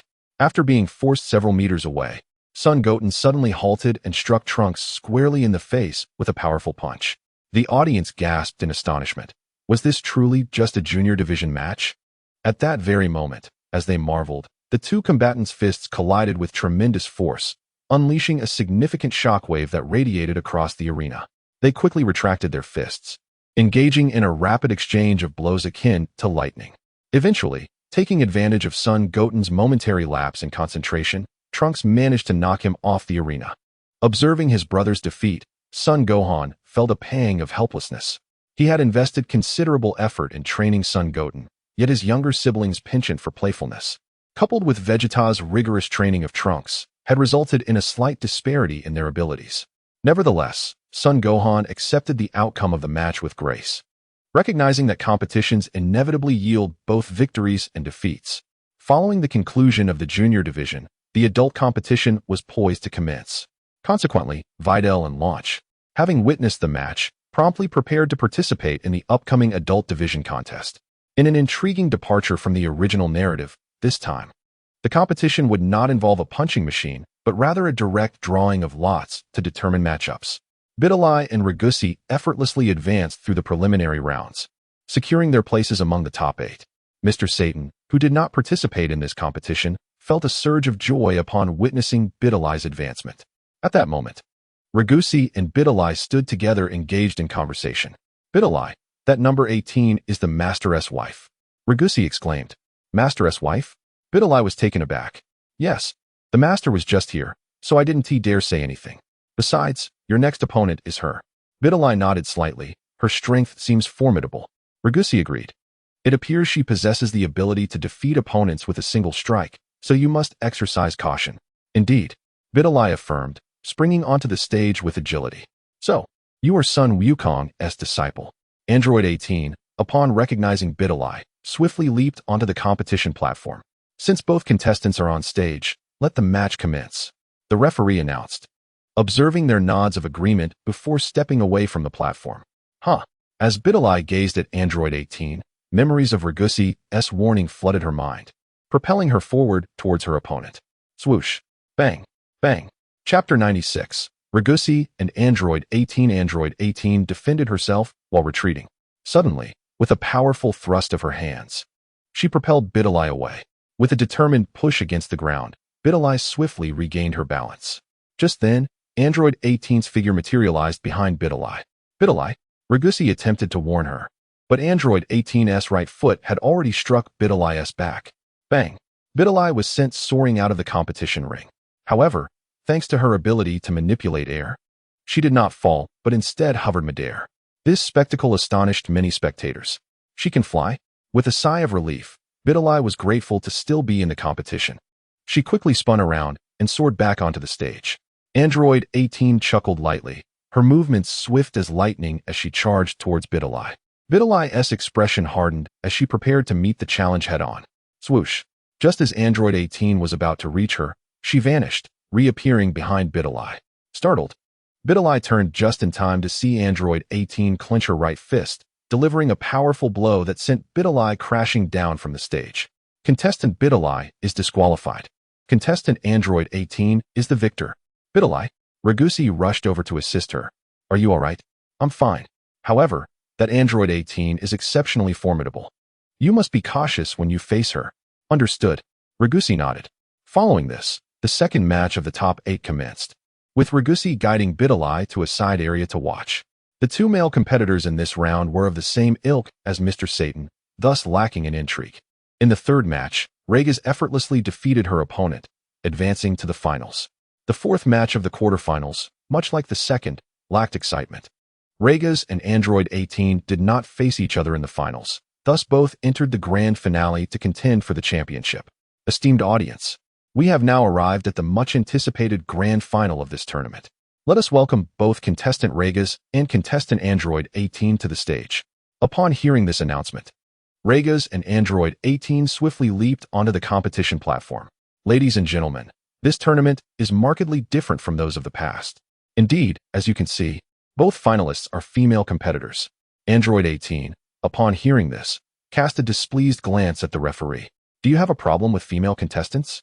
She inquired. No. It's just that it is rather rare for female fighters to reach the finals, so I wanted to make a special introduction. The referee explained. Enough chatter. Just announce the start of the match. She urged. Yes. The referee nodded in compliance. Well then, esteemed audience, I shall refrain from further remarks. I hereby officially declare the commencement of the 25th World Martial Arts Tournament Finals. As the referee concluded, he swiftly descended from the competition stage. Observing this, Android 18 immediately assumed a fighting stance, fixing her gaze upon Ragus. Suddenly, with a swift motion, Android 18 charged towards Ragus. In response, Ragus mirrored her movement, rushing towards Android 18. Soon, they found themselves face to face, launching a flurry of punches and kicks at one another. As they dodged and countered, it became apparent that, due to Gohan's restrictions against Ragus utilizing glass and energy blasts, she could only rely on her physical prowess to vanquish Android 18. With a forceful grip, Ragus delivered a powerful punch, sending Android 18 reeling backward. Gritting her teeth, Android 18 quickly regained her composure and charged back at Ragus. In an instant, Ragus' figure flickered and appeared behind Android 18. Startled, Android 18 swiftly turned around, only to find a fist hurtling towards her.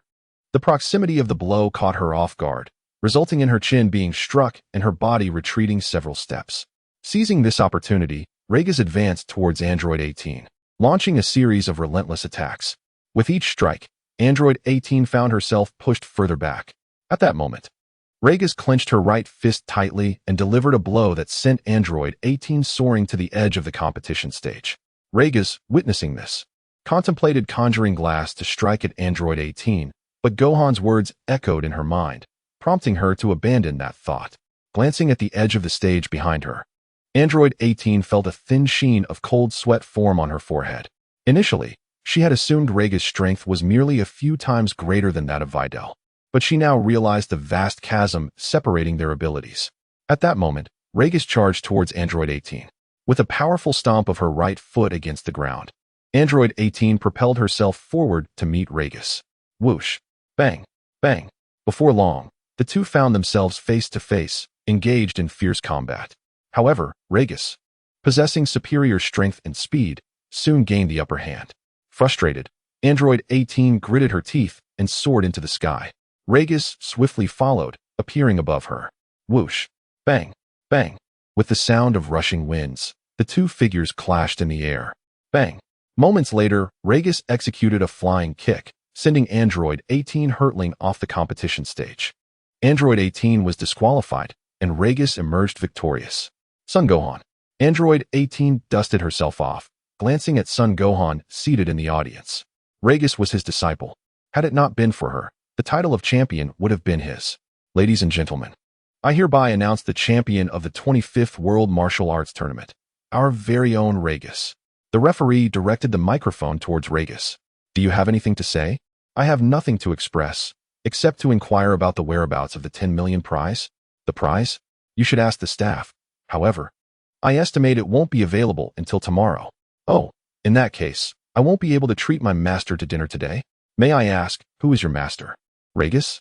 My master is Son Gohan. Son Gohan. The referee was taken aback. Are you referring to the champion of the previous tournament's junior division, Son Gohan? Ragus nodded. In the audience, Sharp and others who had come to support Videl were astonished upon hearing Ragus's revelation. So Son Gohan is the master of this tournament's champion. Indeed. Eliza nodded. While I knew Son Gohan was formidable, I had no idea he was this accomplished. Meanwhile, Son Gohan, seated in the audience, felt momentarily speechless. Before the match, he had specifically asked Ragus not to mention his name. He never anticipated that she would forget after her victory. He was already well known at school, and now with Ragus's announcement, he expected many more to seek him as a mentor. However, at this point, it was futile to address Ragus. Oh no, my master seems to have told me not to reveal his name. On the competition stage, moments after mentioning Son Gohan's name, Ragus suddenly regained her memory. She hurriedly descended and took Videl to find Son Gohan. Master, I am sorry. I forgot I wasn't supposed to say your name. Ragus apologized to Son Gohan. That's all right. As long as you focus on your training when you return. Son Gohan smiled. Focus on my training? Yes. Starting tomorrow, I will double my training. Please, no, master. In a moment of forgetfulness, I implore you, Bidalai, to join me in beseeching master. Master, Ragus may have merely experienced a temporary lapse in memory. Would you kindly forgive her this once? Yes, yes. Ragus nodded repeatedly. Very well, half a month. Master. Ragus gazed at Sun Wukong with a pitiful expression. 1 month it is. Master, half a month, as you just stated, a gentleman's word is his bond, and even 10 horses cannot reclaim it. Indeed, even 4 horses cannot pursue it. Bidalai interjected. 4 horses cannot pursue it. Ragus smiled. Very well then. Master, upon winning the championship, I will receive a prize of 10 million. Once the funds are in my possession tomorrow, I shall treat you to a meal. Sun Wukong nodded in acknowledgement. The following day, Ragus returned to the venue of the World Martial Arts Tournament, where she received the substantial sum of 10 million. 10 million. As she beheld the cash in her hands, she could not help but break into a joyous smile. Since her arrival on Earth, all her needs had been provided by Sun Wukong, and this marked her first occasion to earn money that truly belonged to her. She intended to use this fortune to purchase several exquisite outfits and a mobile phone. After determining how to allocate her newfound wealth, Ragus promptly sought out Sun Wukong and the others, and the 4 of them indulged in a lavish feast at a restaurant. When it came time to settle the bill, she was astounded to see over 1 million on the receipt, her jaw dropping in disbelief. Both she and Bidalai had consumed little, implying that Sun Wukong, Trunks, and Son Gohan had collectively spent over 1 million on their meal. This meant her 10 million prize money would only suffice for 10 such meals for Sun Wukong and his companions. Thankfully, she had not invited Sun Wukong to join them. Otherwise, she estimated she would have needed to spend nearly 2 million on his portion alone. Astonished as she was, Ragus nonetheless paid the bill. After the meal, since Sun Wukong and the others showed little interest in shopping for clothes, Bidalai accompanied Ragus on her shopping excursion, while Sun Wukong and Son Gohan returned home. Upon arriving home, Sun Wukong retrieved the celestial mirror from the system to observe the state of the world. The timelines of this universe and that of Dragon Ball Super differed by more than a decade. Consequently, in this timeline, Baby had already emerged and possessed Vegeta, utilizing the black Dragon Balls collected by Sun Wukong from the temporal rift to create the planet Zuver. The significant temporal disparity between the 2 timelines arose primarily because, after the conclusion of Dragon Ball, Akira Toriyama intended to end the series. Subsequently, Toei Animation obtained authorization from Shueisha to produce a sequel to the Dragon Ball universe, known simply as Dragon Ball. Although the overarching narrative was not crafted by Toriyama, he did partake in the character designs and some related illustrations. Dragon Ball Super, on the other hand, was produced long after the conclusion of Dragon Ball, resulting in a considerable gap in the timelines. Through the celestial mirror, Sun Wukong observed the alternate timeline version of himself transforming into a golden great ape triggered by the energy from Earth. Is it about to begin?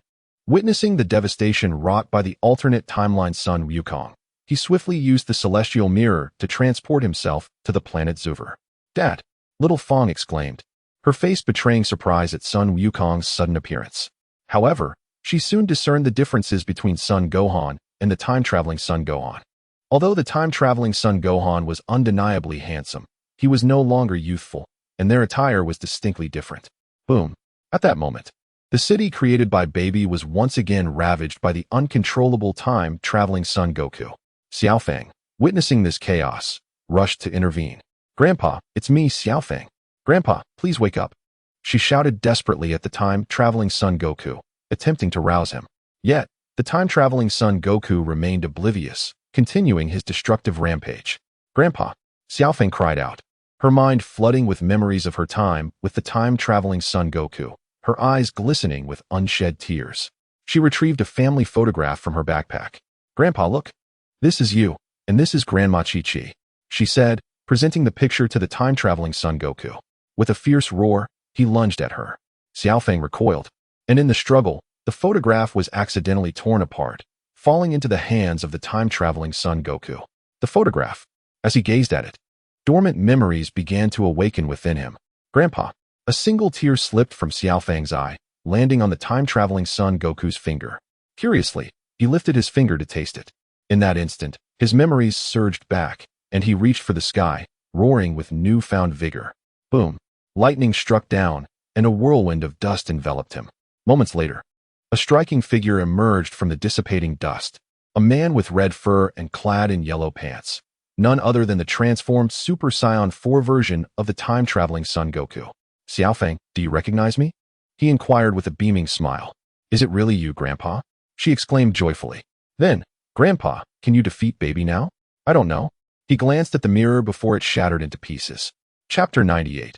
Baby transforms into a great ape. By the way, Grandpa, I just saw someone who looks very much like Dad. Upon hearing this, the time-traveling Son Goku immediately turned to Son Gohan. Who are you? I am Son Gohan from another timeline. Another timeline? What brings you here? Oh, nothing much. I just came to observe the battle. Observing a battle? You wouldn't harm Xiaofeng, would you? The time-traveling Son Gohan remained cautious, knowing that he was under Baby's control. Son Gohan smiled reassuringly. If I wanted to harm Xiaofeng, I could have easily done so while you were out of control.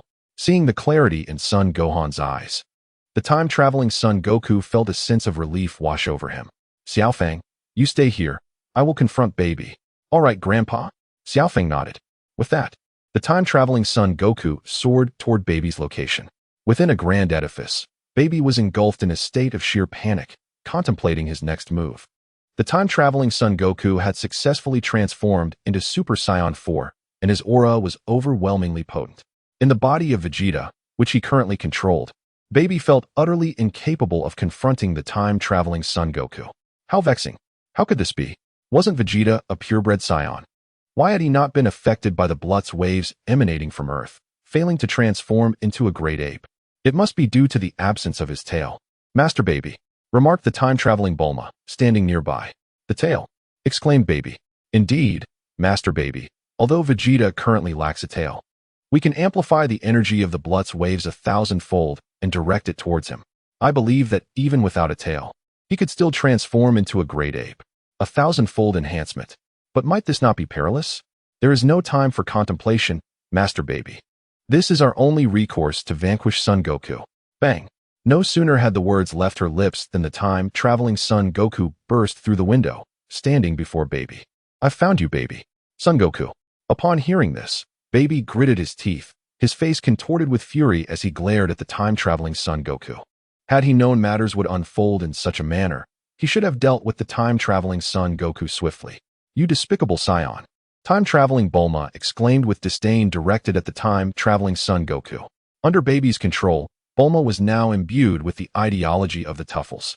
Bulma, the time-traveling Son Goku, seeing Bulma's demeanor, swiftly turned his gaze towards Baby. Baby, it seems we are nearing a conclusion. Upon hearing this, Baby immediately turned and soared outward. Conclusion, my foot. This is clearly a losing battle. With a light chuckle, the time-traveling Son Goku quickly positioned himself in front of Baby. How infuriating. I shall fight you, Baby declared, channeling energy into his hands and launching an attack towards the time-traveling Son Goku. The time-traveling Son Goku deftly evaded Baby's energy wave with ease, moving left and right. What? Baby gasped. Is that all you can muster, Baby? How detestable. Baby gritted his teeth and raised his hands towards the heavens. All Tuffles, raise your hands and lend me your power to obliterate this loathsome Saiyan. Master Baby. The inhabitants of planet Tuffle immediately raised their hands, channeling their strength to Baby. In a matter of moments, a colossal sphere of dark energy coalesced in Baby's hands. This dark energy sphere was the very Revenge Death Ball that had nearly annihilated the time-traveling Son Goku.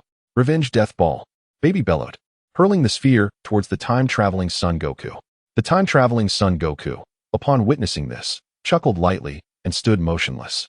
Just as the Revenge Death Ball was about to make contact, he suddenly shouted, delivering a powerful kick that sent the sphere soaring away from planet Tuffle. Boom!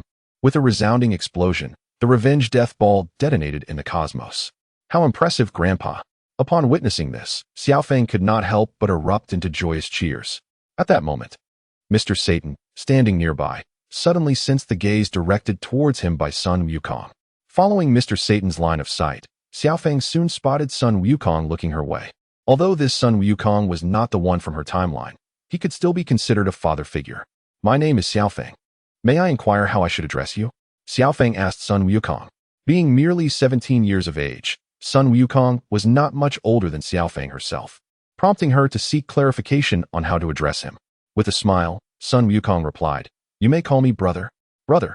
Xiaofeng gazed at Sun Wukong's face, finding it difficult to refer to him as such. His visage bore an uncanny resemblance to that of her father. "And how old are you?" 17. 17, like my father. Xiaofang pondered inwardly. If Sun Wukong truly was only 17, then calling him brother seemed entirely appropriate. Moreover, she recalled that her parents had met when they were both 17. "How did you arrive in our timeline? Did you also come through a time machine like Trunks?" "No," Sun Wukong shook his head. "Then how did you get here?" "It's a secret," he replied with a smile. Xiaofang, sensing the playful nature of his response, decided not to press further. Suddenly, a loud crash echoed as Baby was forcefully struck to the ground by the time-traveling Sun Wukong. The ground swiftly erupted into a cloud of dust. As the dust settled, the time-traveling Sun Wukong landed before Baby. At that moment, the time-traveling Bulma arrived, operating the completed Bulma's light device, and aimed it at Baby. "Lord Baby, I have come to assist you." "No, Bulma," Baby exclaimed, intending to stop her, but Bulma had already pressed the launch button. A brilliant beam of light emanated from the Bulma's light device, casting its glow upon Baby. The time-traveling Sun Wukong gasped. "Ah!" Baby let out a piercing scream, and his body transformed into a golden great ape, just like the previous time-traveling Sun Wukong. "Ah!" Upon transforming, Baby immediately began wreaking havoc around him. "Lord Baby." The expression on Bulma's face shifted to one of terror as she witnessed the chaos unfold. Her intention had been to help Baby, yet she inadvertently triggered his loss of control. Enraged, the time-traveling Sun Wukong flew in front of Baby to intervene. Chapter 99. Sun Wukong takes action with a swift movement. A fiery energy blast coalesced in Baby's mouth and shot towards the airborne time-traveling Sun Wukong. Startled, Sun Wukong quickly evaded the attack. Boom! The energy blast missed its target and exploded in the sky. In that instant, the time-traveling Sun Wukong seemed to have an epiphany, his eyes widening in realization. "You haven't lost control." "Ha!" Baby laughed heartily. "Indeed, Sun Wukong, I have not lost control. It was Vegeta who transformed into the gorilla, not I. How could I possibly lose control alongside him?" "Damn it!" the time-traveling Sun Wukong retorted angrily. Baby sneered in response. "Very well, Sun Wukong. Did you not say you wished to settle matters with me? Let us conclude this now." "Indeed." The time-space Sun Wukong nodded. With a light chuckle, Baby's figure suddenly flickered behind the time-space Sun Wukong. "Grandfather, be cautious of your rear," Xiaofang shouted at the time-space Sun Wukong. "Huh!" Baby bellowed, launching a powerful punch forward. The time-space Sun Wukong swiftly evaded the strike. With a cold snort, Baby accelerated towards him. Boom! Bang! Bang! As the air erupted with violent sounds, the two figures wove through the sky in a fierce battle. Moments later, Baby seized the time-space Sun Wukong with both hands, tightening his grip. A pained scream escaped the time-space Sun Wukong. "Ha ha! Sun Wukong, were you not quite pleased moments ago?" Baby laughed triumphantly. "Indeed." The time-space Sun Wukong ceased his cries, a faint smile gracing his lips. "What?" Baby gasped in astonishment. Suddenly, the time-space Sun Wukong let out a thunderous roar, breaking free from Baby's grasp. "Damn it!" Baby fumed, now realizing he had been toyed with. Witnessing this, Son Gohan stroked his chin thoughtfully. Previously, he had perceived Vegito as quite the showman, a king in his own right. However, after observing the battle between the time-space Sun Wukong and Baby, he gained a deeper understanding. Vegito was indeed a king, but Sun Wukong also excelled in the art of theatrics. And since Vegito was a fusion of Sun Wukong and Vegeta, it was primarily Sun Wukong who controlled him.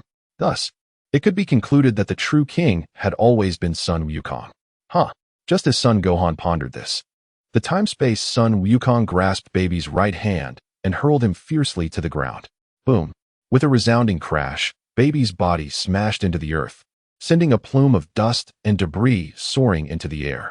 After a brief moment, Baby rose from the ground and soared into the sky over the city. "How do you fare now, Baby?" the time-space Sun Wukong inquired with a smile. Baby snorted coldly. "Do not revel in your triumph, Sun Wukong. Our contest has only just begun. Is that so?" The time-space Sun Wukong's figure flickered as he charged towards Baby. In an instant, the time-space Sun Wukong stood before Baby. Launching an attack, Baby shouted loudly, retaliating with a dual-handed strike. Boom! Bang! Bang! Due to the time-space Sun Wukong's smaller stature and greater speed, Baby found himself on the receiving end of the blows. With a tremendous crash, Baby plummeted to the ground like a shooting star. causing a massive cloud of dust to rise. As the dust settled, Baby lay in a deep pit, looking quite disheveled. Clenching his teeth, Baby quickly rose from the ground. The time-space Son Wukong flew before Baby once more. Seeing this, Baby raised his right index finger, launching a pink energy wave at the time-space Son Wukong. The time-space Son Wukong deftly moved to the left, evading the energy wave.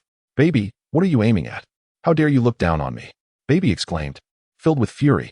In that moment, he caught sight of Chi-Chi and Biddy behind the time-traveling Son Wukong. "Son Wukong, I recall they are your family. Are they not?" Upon hearing this, the time-traveling Son Wukong turned to glance behind him, spotting Chi-Chi and Baby. "What are you scheming, Baby?" he demanded. With a hearty laugh, Baby gathered a pink energy wave in his right index finger and launched an attack towards the two. "You despicable fiend," the time-traveling Son Wukong retorted, immediately pivoting to rescue them. At that moment, a figure suddenly appeared and, in an instant, whisked the two away. It was Son Gohan. Boom. The energy wave exploded against the ground. Son Gohan. Baby's expression shifted to one of surprise upon seeing him.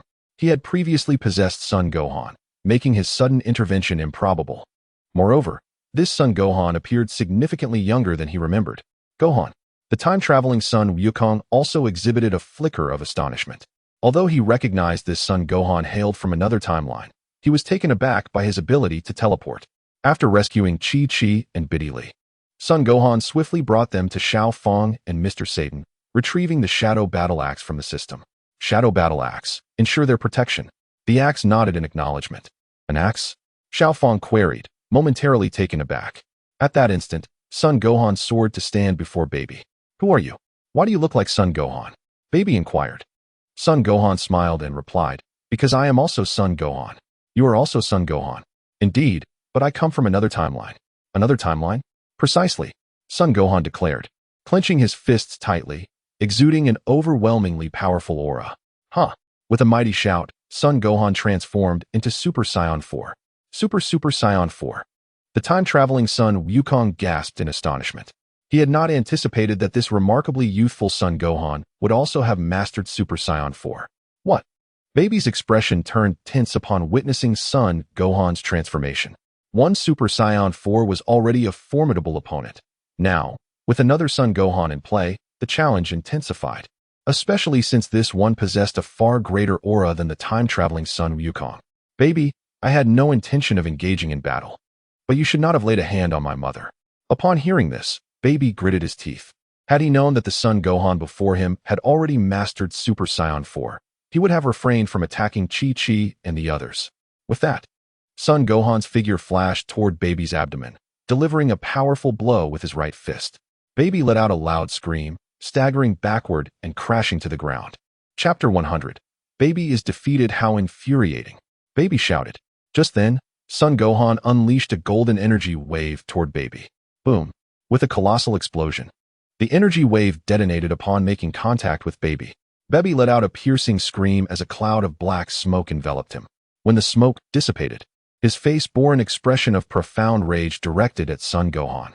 Previously, he had deemed Son Goku despicable, but now, after enduring a relentless barrage of attacks from Son Gohan, he found that the level of his contempt for Son Gohan was rivaled only by that for Son Goku. "Is this all the strength you possess?" Son Gohan inquired, his demeanor exuding confidence. Baby scoffed, swiftly rising from the ground. "Do not be too arrogant, Son Gohan. Those who are overly proud often meet a grim fate." Son Gohan chuckled in response. "Are you referring to yourself, Baby? Despicable." Baby seethed, suddenly channeling a deep blue energy behind him. Observing this, Son Gohan raised his right hand towards Baby. Gravity pressure. No sooner had he spoken than Baby felt an immense gravitational force bearing down upon him. Before Baby could react, Son Gohan's figure materialized beside him, delivering a swift kick that sent the energy wave he had conjured soaring into the air. The resulting explosion echoed across the sky. Enraged, Baby swung his fists forward with all his might. Son Gohan deftly dodged to the left and right, evading Baby's onslaught with ease. With a fierce shout, Baby unleashed a powerful strike with his right fist. Bang! Son Gohan raised his left hand, effortlessly blocking the blow. "What?" Baby exclaimed in shock. His full-force attack had been easily thwarted by Son Gohan. Remarkable. I never expected the strength of my father from another timeline to surpass that of my grandfather. Xiao Fang exclaimed with excitement. In her mind, the Son Gohan from the alternate timeline had always been an intellectual figure. To her surprise, this version of Son Gohan was fierce, flamboyant, and utterly captivating, truly her idol.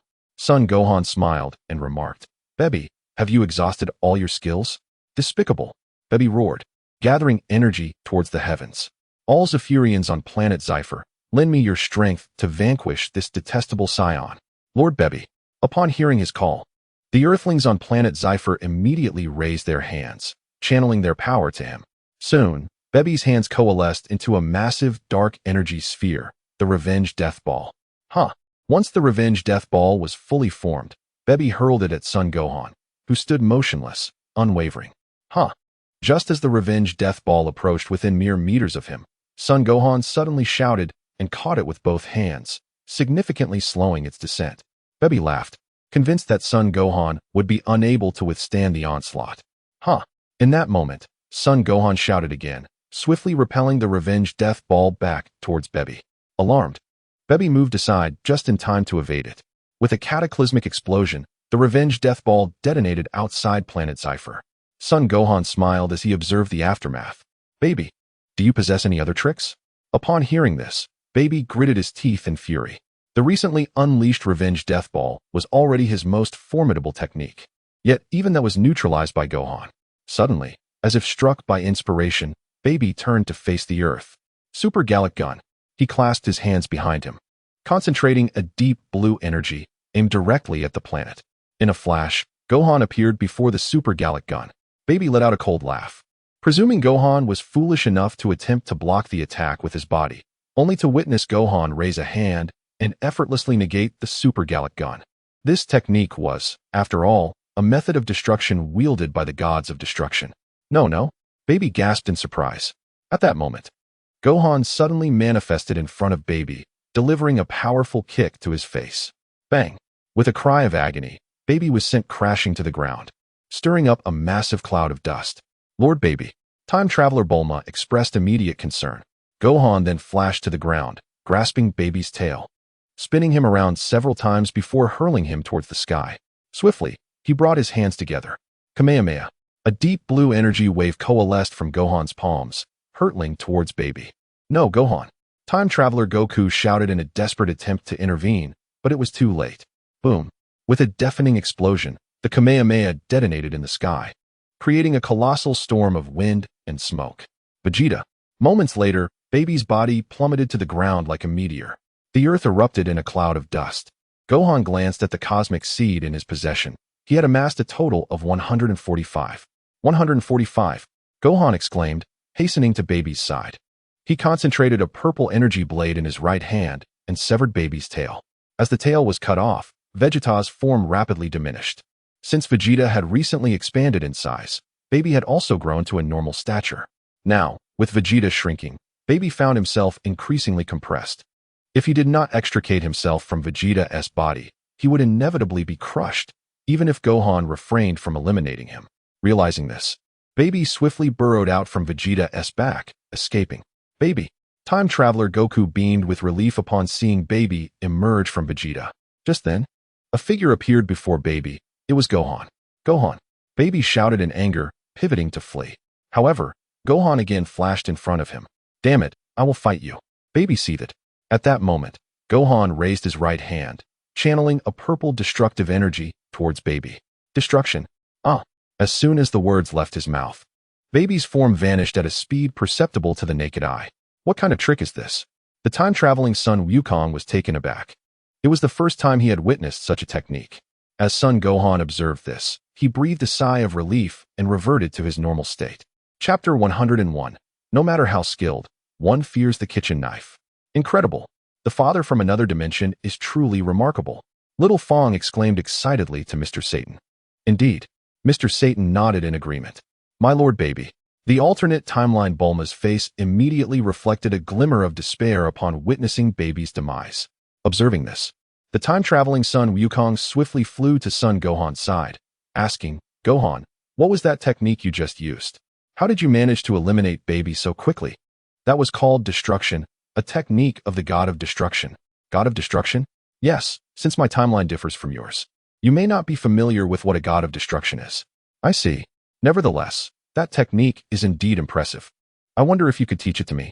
This technique requires time to learn, so I cannot teach it to you immediately. I understand. Just then, Jebet, accompanied by the time-traveling Son Gohan and others, flew in from a distance. The god of the East Kaioshin and Jebet, having fused using the Patera earrings, had not separated through the Dragon Balls of Namek, so they remained in their fused state. Lord Kaioshin, Jebet nodded. Goku, I have used the super divine water to awaken them. I see. The time-traveling Trunks immediately flew to the side of the alternate timeline Vegeta. Father. Upon hearing Trunks' voice, the time-traveling Vegeta awakened, looking at Son Wukong and Trunks. Kakarot, Trunks. Son Wukong nodded. Vegeta, are you alright? I'm fine, but what about baby? The alternate Vegeta asked weakly. He has been eliminated by Gohan. Gohan. The time-traveling Vegeta turned his gaze to Son Gohan. Yes, but he is not the Gohan from our timeline. He hails from another time. I see. After hearing this, Son Gohan glanced at everyone and said, Alright everyone. It is time for me to return. We shall meet again. Are you really leaving? Little Fong looked at Son Gohan with a hint of reluctance. She had hoped to hear more stories from another dimension, but he was leaving so soon. Indeed. Son Gohan smiled and nodded. Work hard on your training. Perhaps we will have another opportunity to meet. Yes. Little Fong nodded earnestly. I will become stronger and protect everyone. Good. After saying this, Son Gohan immediately took out the celestial mirror and returned to the main timeline. Upon his return, Videl and Ragusa had finished shopping and arrived at his home. Master, what do you think of this outfit? Ragusa asked as she walked in front of Son Gohan, wearing a blue qipao. It's quite nice. Just quite nice? Indeed. Son Gohan replied, casting a glance at Videl. Beidili, have you not purchased a single garment after such an extensive shopping spree? Upon hearing Son Wukong's unexpected concern, Beidili felt her heart race slightly. Without a master, I have quite a number of clothes at home. I see. Afterward, Ragusi and Son Wukong engaged in conversation for a while before returning to Baozi Mountain, while Beidili made her way back to her own residence.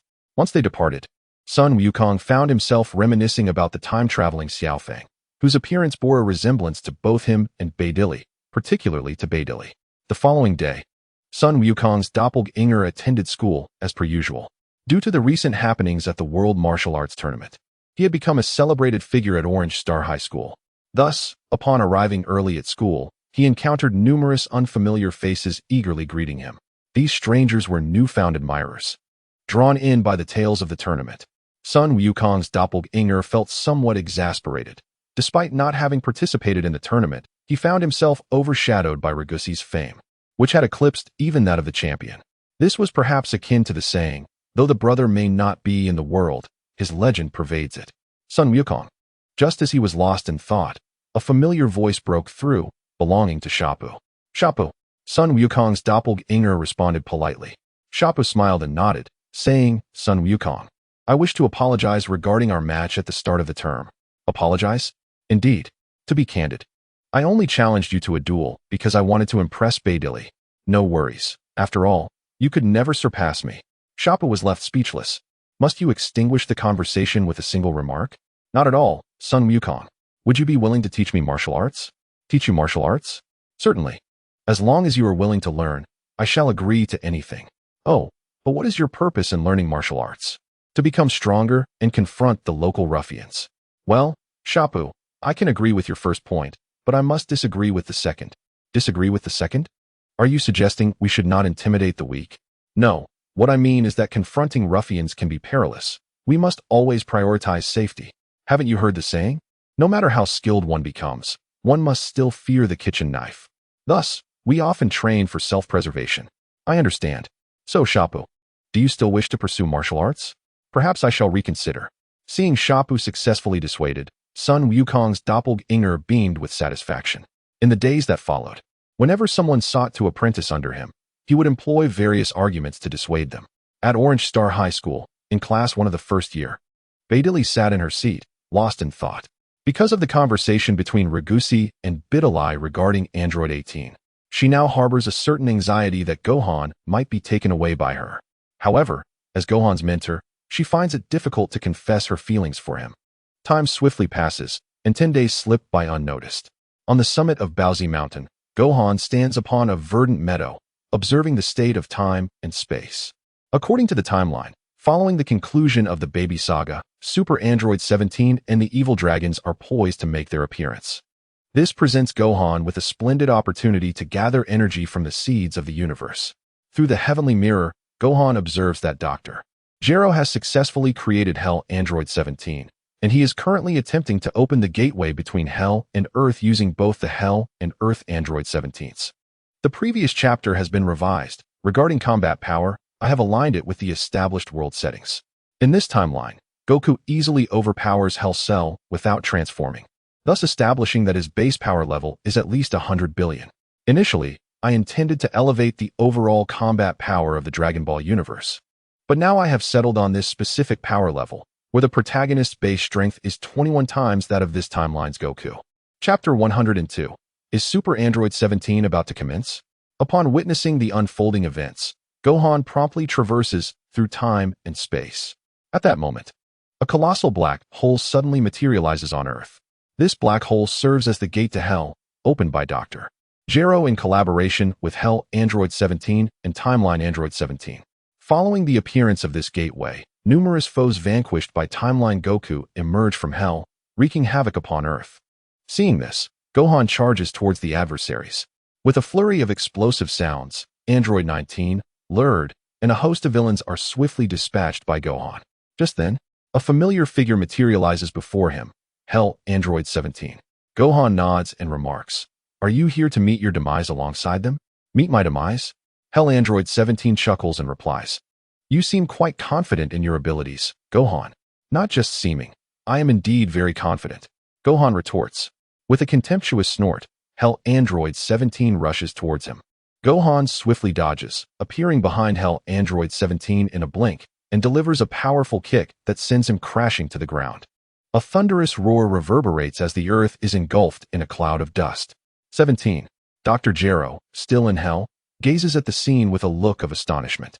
He knows Gohan, but when did his strength become so formidable? Damn it!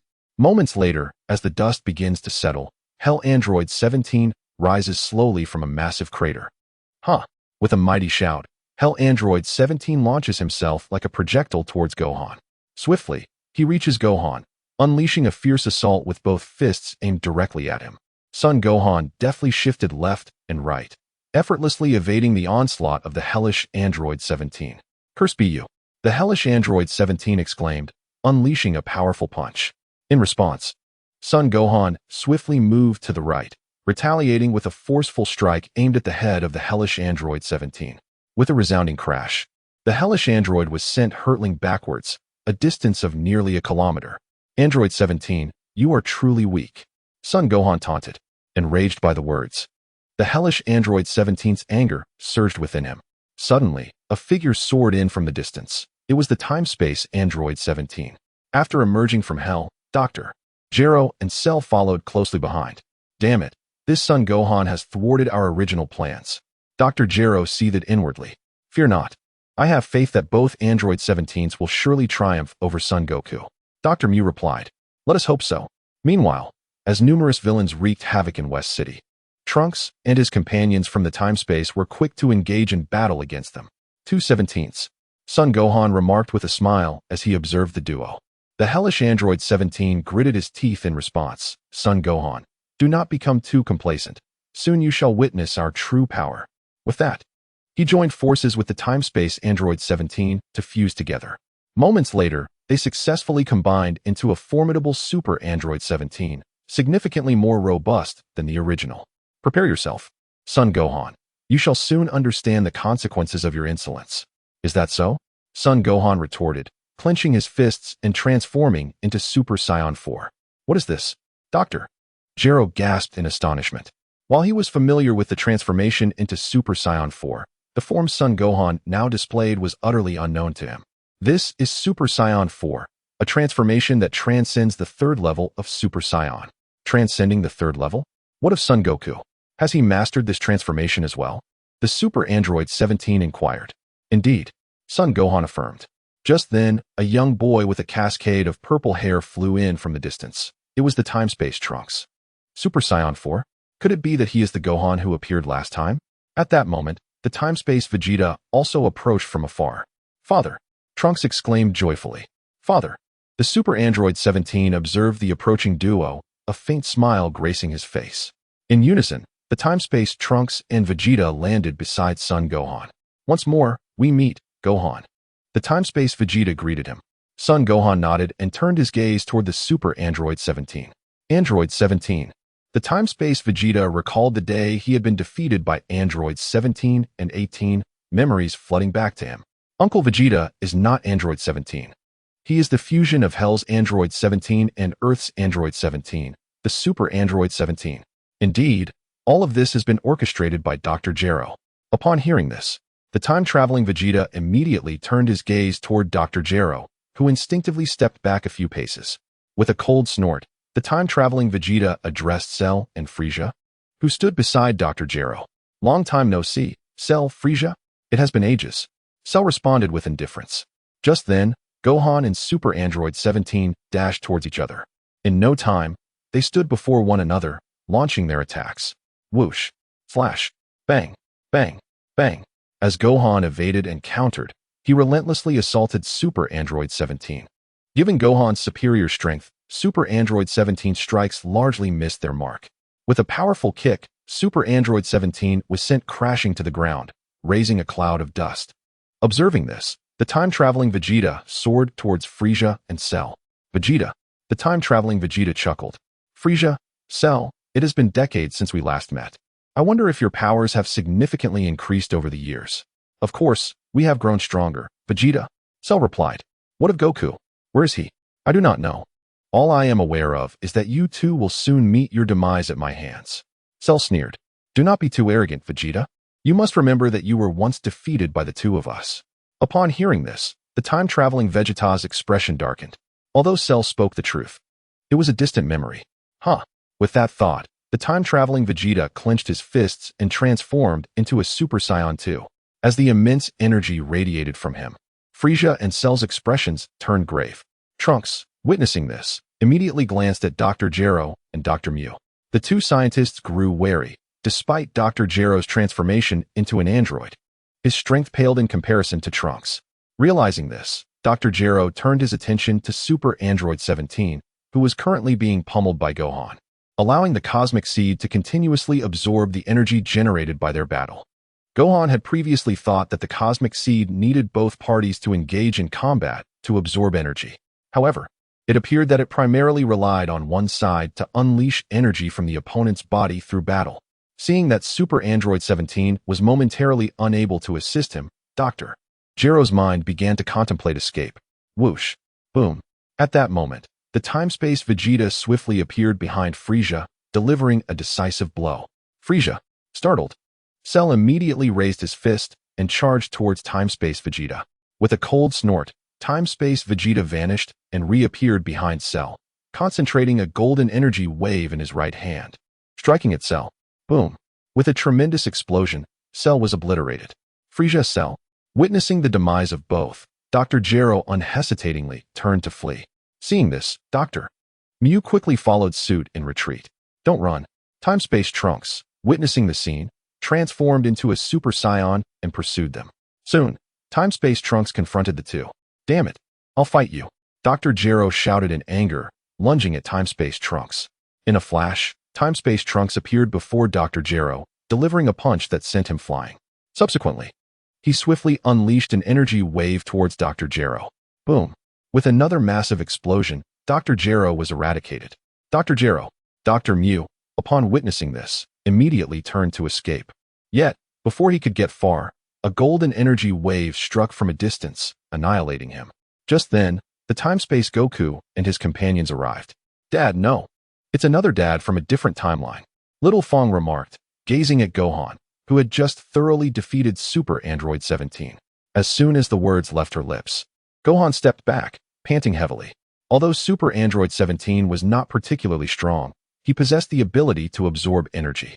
During Gohan's earlier assault, he had absorbed a significant amount of energy. Super Android 17, having endured Gohan's relentless blows, appeared disheveled, with his clothes tattered. Gohan. Super Android 17 roared angrily at Gohan. What's wrong, 17? Gohan replied with a smile. I will kill you. Super Android 17 declared, launching himself at Gohan with full speed.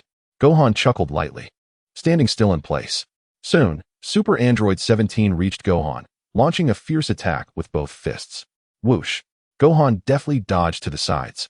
Gritting his teeth, Super Android 17 unleashed energy waves towards Gohan. In response, Gohan gathered a substantial amount of energy waves in his hands and countered Super Android 17's attack. With a grin, Super Android 17 spread his arms wide, absorbing all of Gohan's energy waves. All the energy has been absorbed. Time-Space Goku exclaimed in surprise. Seeing this, Gohan did not cease his energy wave assault, but intensified it further. After absorbing the energy Gohan sent, Super Android 17's muscles in his arms swelled significantly. Observing this, Time-Space Goku shouted urgently at Gohan. Gohan, he is absorbing your energy, so do not attack him with energy waves. I know, Gohan replied. You know? Upon hearing this, the time-traveling Son Wukong was filled with perplexity, unsure of what Son Gohan was scheming. Just then, Son Gohan abruptly ceased his energy wave assault. What? No more energy blasts. The Super Android 17 laughed. No more. Son Gohan replied, retrieving a Senza bean from the system and consuming it. A Senza bean. The Super Android 17 was taken aback. He had wondered how Son Gohan could provide him with energy. It turned out he possessed Senza beans. However, what could be the purpose behind offering him energy? As these thoughts swirled in the Super Android 17's mind, Son Gohan, having restored his strength, suddenly exuded a formidable aura. 17. Are you prepared for the second round of punishment? The second round of punishment. The Super Android 17, enraged, clenched his teeth and charged swiftly at Son Gohan. Realizing that Son Gohan clearly regarded him as a mere punching bag, Son Gohan's figure flickered, and in an instant, he appeared before the Super Android 17. Launching an attack. Whoosh! Bang! Bang! Bang! After absorbing Son Gohan's energy, the Super Android 17 had significantly increased his power and could now exchange a few blows with him. Boom! After a short while, Son Gohan sent the Super Android 17 flying, noticing that the energy of the cosmic seed was nearing 20%. Nearly 20%. Son Gohan exclaimed, clenching his hands tightly as a powerful aura radiated from his entire being. Dragon Fist. Clenching his right fist, a golden dragon materialized around Son Gohan, charging towards the Super Android 17 alongside him. Roar.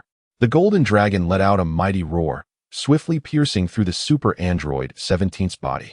What? The Super Android 17 found it hard to believe as he gazed at his perforated form. Dragon Fist. The time-traveling Vegeta gasped in astonishment. The Dragon Fist technique belonged to Son Wukong. He never anticipated that Son Gohan could wield it as well. At that moment, Son Gohan swiftly pivoted, gathering several energy waves in his right hand and unleashing them at the Super Android 17. Chapter 104, The Evil Dragon. Boom, boom, boom. With a series of explosive sounds, the Super Android 17 was obliterated. Phew. Son Gohan sighed in relief, reverting to his normal state. The time-traveling Son Wukong and the others immediately flew over. Father, we meet again. Xiao Fang exclaimed joyfully to Son Gohan. Son Gohan nodded. Gohan, what brings you here so suddenly? The time-traveling Son Wukong inquired. It's nothing. I just came for a stroll and happened to see Dr. Gero and the others. Is that so? The time-traveling Son Wukong thought with a hint of skepticism. Then, Father, could you tell me about the events of your timeline? Xiao Fang asked Son Gohan with a bright smile. Certainly. Son Gohan replied with a grin. Uncle Wukong, many people perished on Earth this time due to the connection between Hell and the mortal realm. I think we should seek the Dragon Balls to revive those souls. Don't you think? The time-traveling Son Gohan nodded. Seeking the Dragon Balls, is it? I wish to join you. Upon hearing this, a flicker of interest illuminated Xiaofang's face. Time-Space Trunks chuckled and replied, No need, Xiaofang. The Dragon Balls on Earth are not the Black Dragon Balls. Uncle Goku and I will swiftly locate them. Very well then, Xiaofang responded, turning her gaze once more to Son Gohan beside her. Father, do tell me about your world. Certainly. Son Gohan nodded and began to recount tales of the main timeline. After a considerable time, Son Gohan and Xiaofang arrived at Bulma's residence in this timeline. At that moment, the Son Goku of this realm had already gathered the Dragon Balls, placing them upon the grassy expanse of Bulma's yard. Come forth, Shenron, and grant my wish. Bulma called out to the Dragon Balls. As soon as her words echoed, the sky above Earth darkened abruptly, and a plume of black smoke emerged from the Dragon Balls, transforming into a nefarious blue dragon with wings. The malevolent dragon puffed on a cigar. Xiaofang was taken aback by the dragon's fearsome appearance. Aunt Bulma, is this really Shenron? I'm not sure, but he certainly didn't look like this before. However, since he has emerged from the Dragon Balls, it must be Shenron. Bulma replied, addressing the sinister dragon. Shenron, we implore you to resurrect those who perished due to the chaos in the afterlife. Upon hearing this, the evil dragon exhaled a series of ascending rings. I am not Shenron. I am the evil dragon. The evil dragon? Indeed, from this day forth, I shall no longer heed human commands. No longer heed human commands? Do you mean the Dragon Balls will be unusable from now on? Bulma inquired. Correct, and I shall also bring about the destruction of your planet. Destroy the Earth. Bulma gasped in shock. At that moment, the evil dragon suddenly reverted to the 7 Dragon Balls, scattering them across the Earth. The Dragon Balls have dispersed once again. Son Gohan's expression grew grave. Although he was unaware of the reason behind this sudden transformation, he could sense it was a dire omen. In the Kaishin realm, the old Kaishin observed this development and immediately contacted Son Goku through telepathy. Goku, can you hear me? This is the old Kaishin. Old Kaishin. Goku acknowledged with a nod. Did you hear what the evil dragon just said? I did, old Kaishin. Is it true that he intends to destroy the Earth? The old Kaishin nodded again. The Dragon Balls inherently defy the laws of nature, yet you have persistently ignored my warnings, particularly Bulma. Me? Of course it is you. Typically, it takes considerable time to gather the Dragon Balls, but you devised the Dragon Radar, hastening their collection. Each wish made with the Dragon Balls generates a bit of negative energy. Originally, the Dragon Balls would purify this negative energy over time. Yet you further upgraded them to grant 3 wishes. Now the malevolent dragon has emerged. Who else can you blame but yourself? The old Supreme Kai exclaimed, filled with wrath.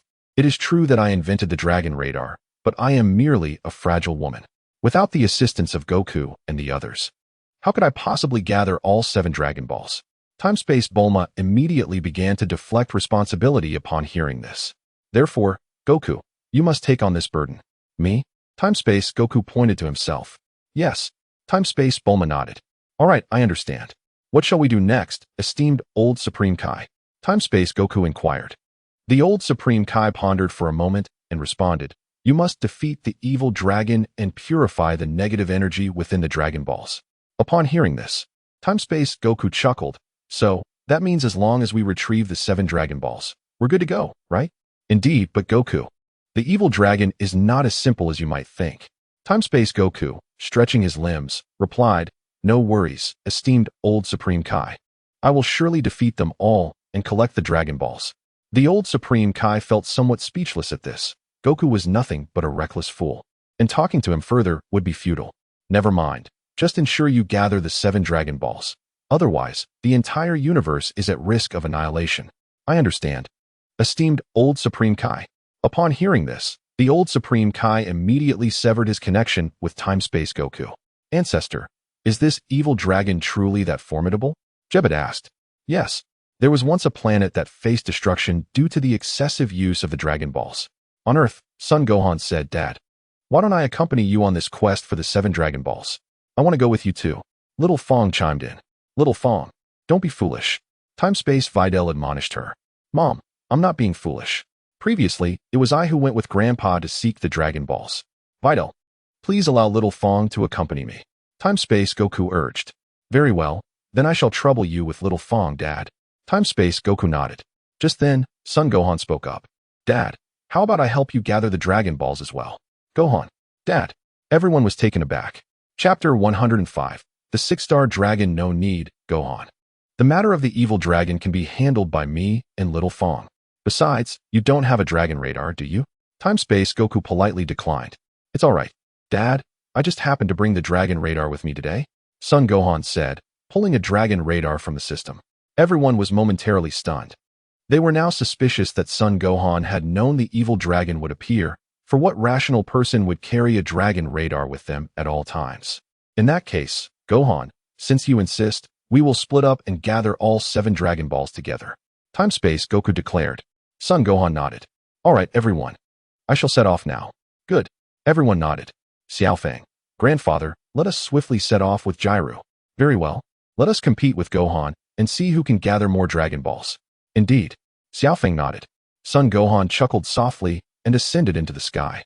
In the King Kai's realm, the old Kai, who had been observing the events on Earth, felt a sense of bewilderment upon witnessing this.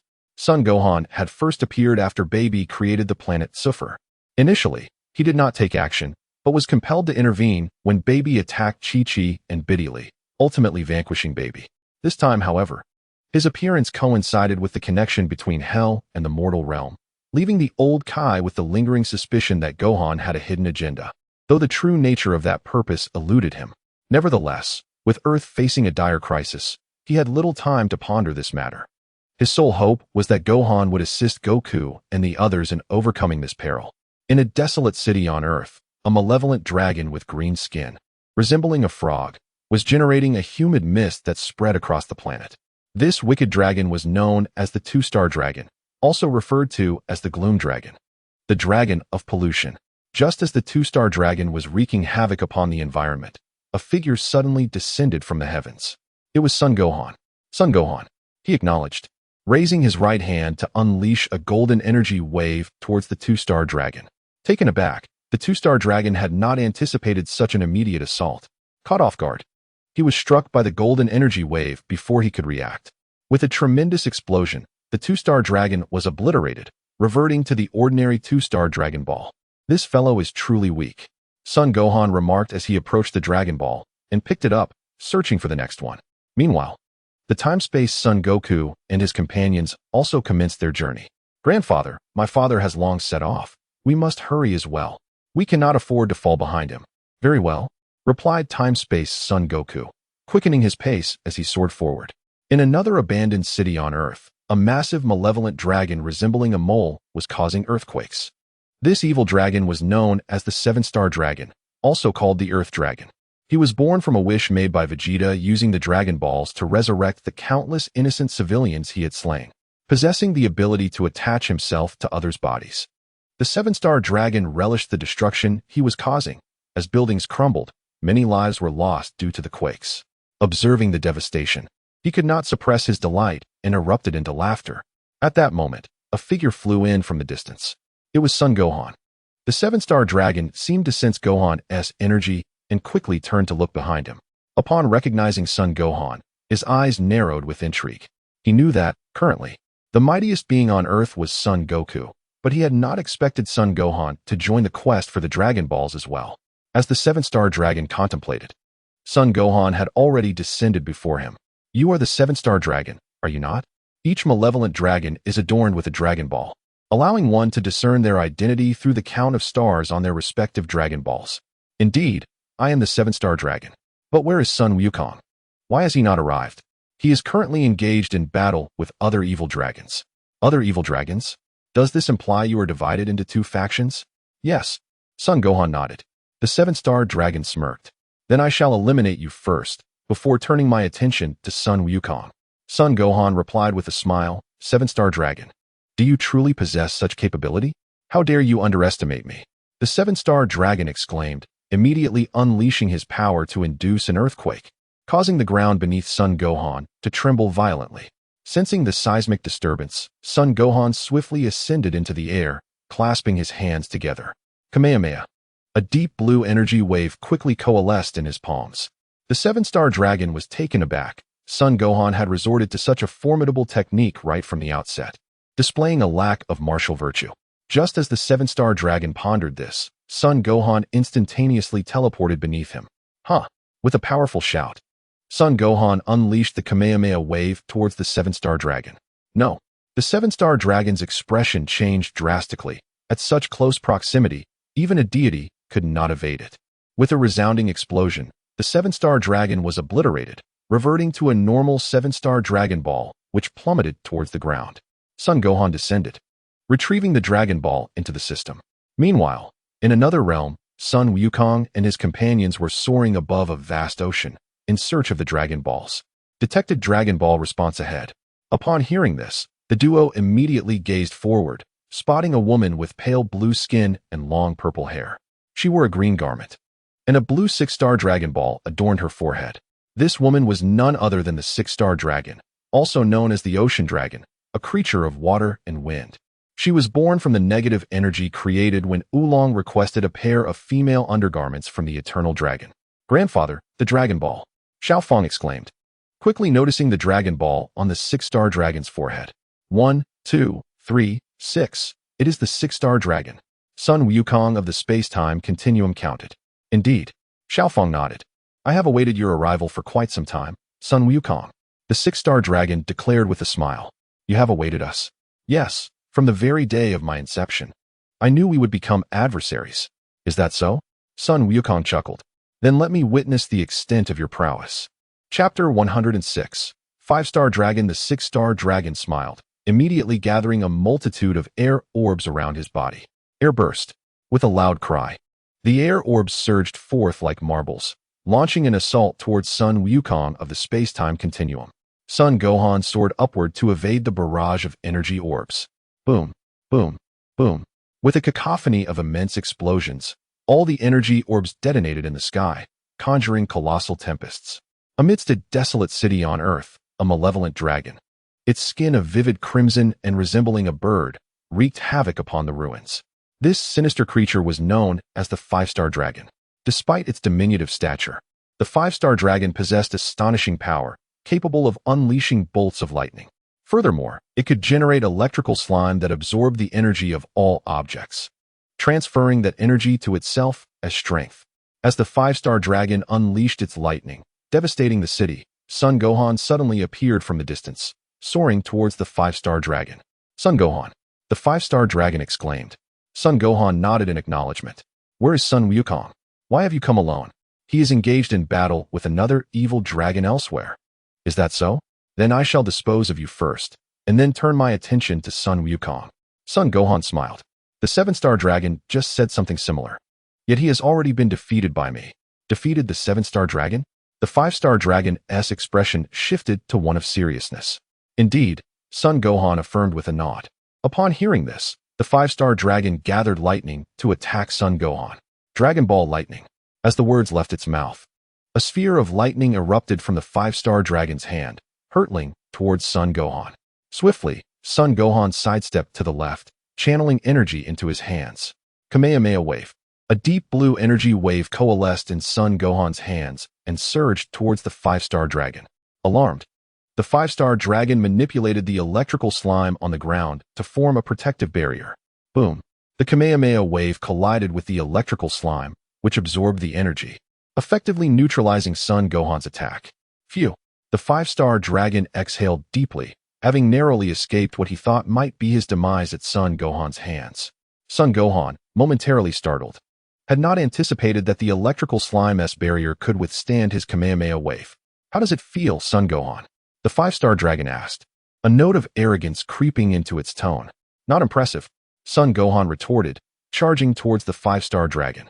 In response, the five-star dragon harnessed the surrounding electrical slime to create a gigantic replica of itself, positioning itself within the belly of this colossal form to control it. At that moment, Son Gohan closed in on the five-star dragon. Electroshock. The five-star dragon bellowed, launching an electric assault at Son Gohan. Just then, Son Gohan executed a sudden instantaneous move, transporting the five-star dragon above a vast ocean. Behold the great sea. The five-star dragon's expression shifted to one of panic upon seeing the ocean. Though its electrical slime was formidable, it harbored a critical weakness, a fear of water. In that instant, Son Gohan transformed into Super Saiyan 4, wrapping his arms around the five-star dragon and plunging towards the ocean. With a resounding splash, both individuals plunged into the water. Upon entering the ocean, the five-star dragon immediately unleashed a torrent of lightning, some of which even struck Son Gohan. However, due to his transformation into Super Saiyan 4, the lightning posed no threat to him. Unfortunately, a multitude of fish and shrimp in the water succumbed to the electric onslaught. After making contact with the abundant seawater, the five-star dragon swiftly self-destructed, creating towering waves that surged hundreds of feet high. Following its self-detonation, the five-star dragon was swiftly vanquished, reverting to the ordinary five-star Dragon Ball. Son Gohan dove down and quickly retrieved the Dragon Ball, swimming back to the surface. Instantaneous movement. In the realm of the Kaioshin, the elder Kaioshin observed this spectacle with a flicker of astonishment upon his face.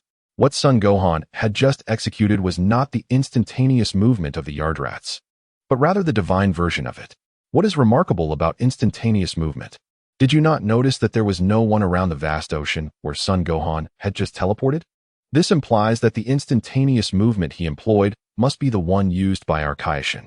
Indeed, this Son Gohan is shrouded in mystery. It is unclear whether he is foe or ally. Foe or ally. Ancestor, do you imply that he could potentially be our adversary? I cannot say. But this Son Gohan is undeniably formidable in both age and power. The deity Jebit nodded in agreement. On Earth, the time-space Son Goku, after a fierce battle with the six-star dragon, finally triumphed and acquired the first Dragon Ball. Wonderful, Grandpa. We have finally obtained a Dragon Ball. The time-space Son Goku exclaimed, nodding in affirmation. Jiru, 3 Dragon Balls have vanished. At that moment, Jiru suddenly interjected.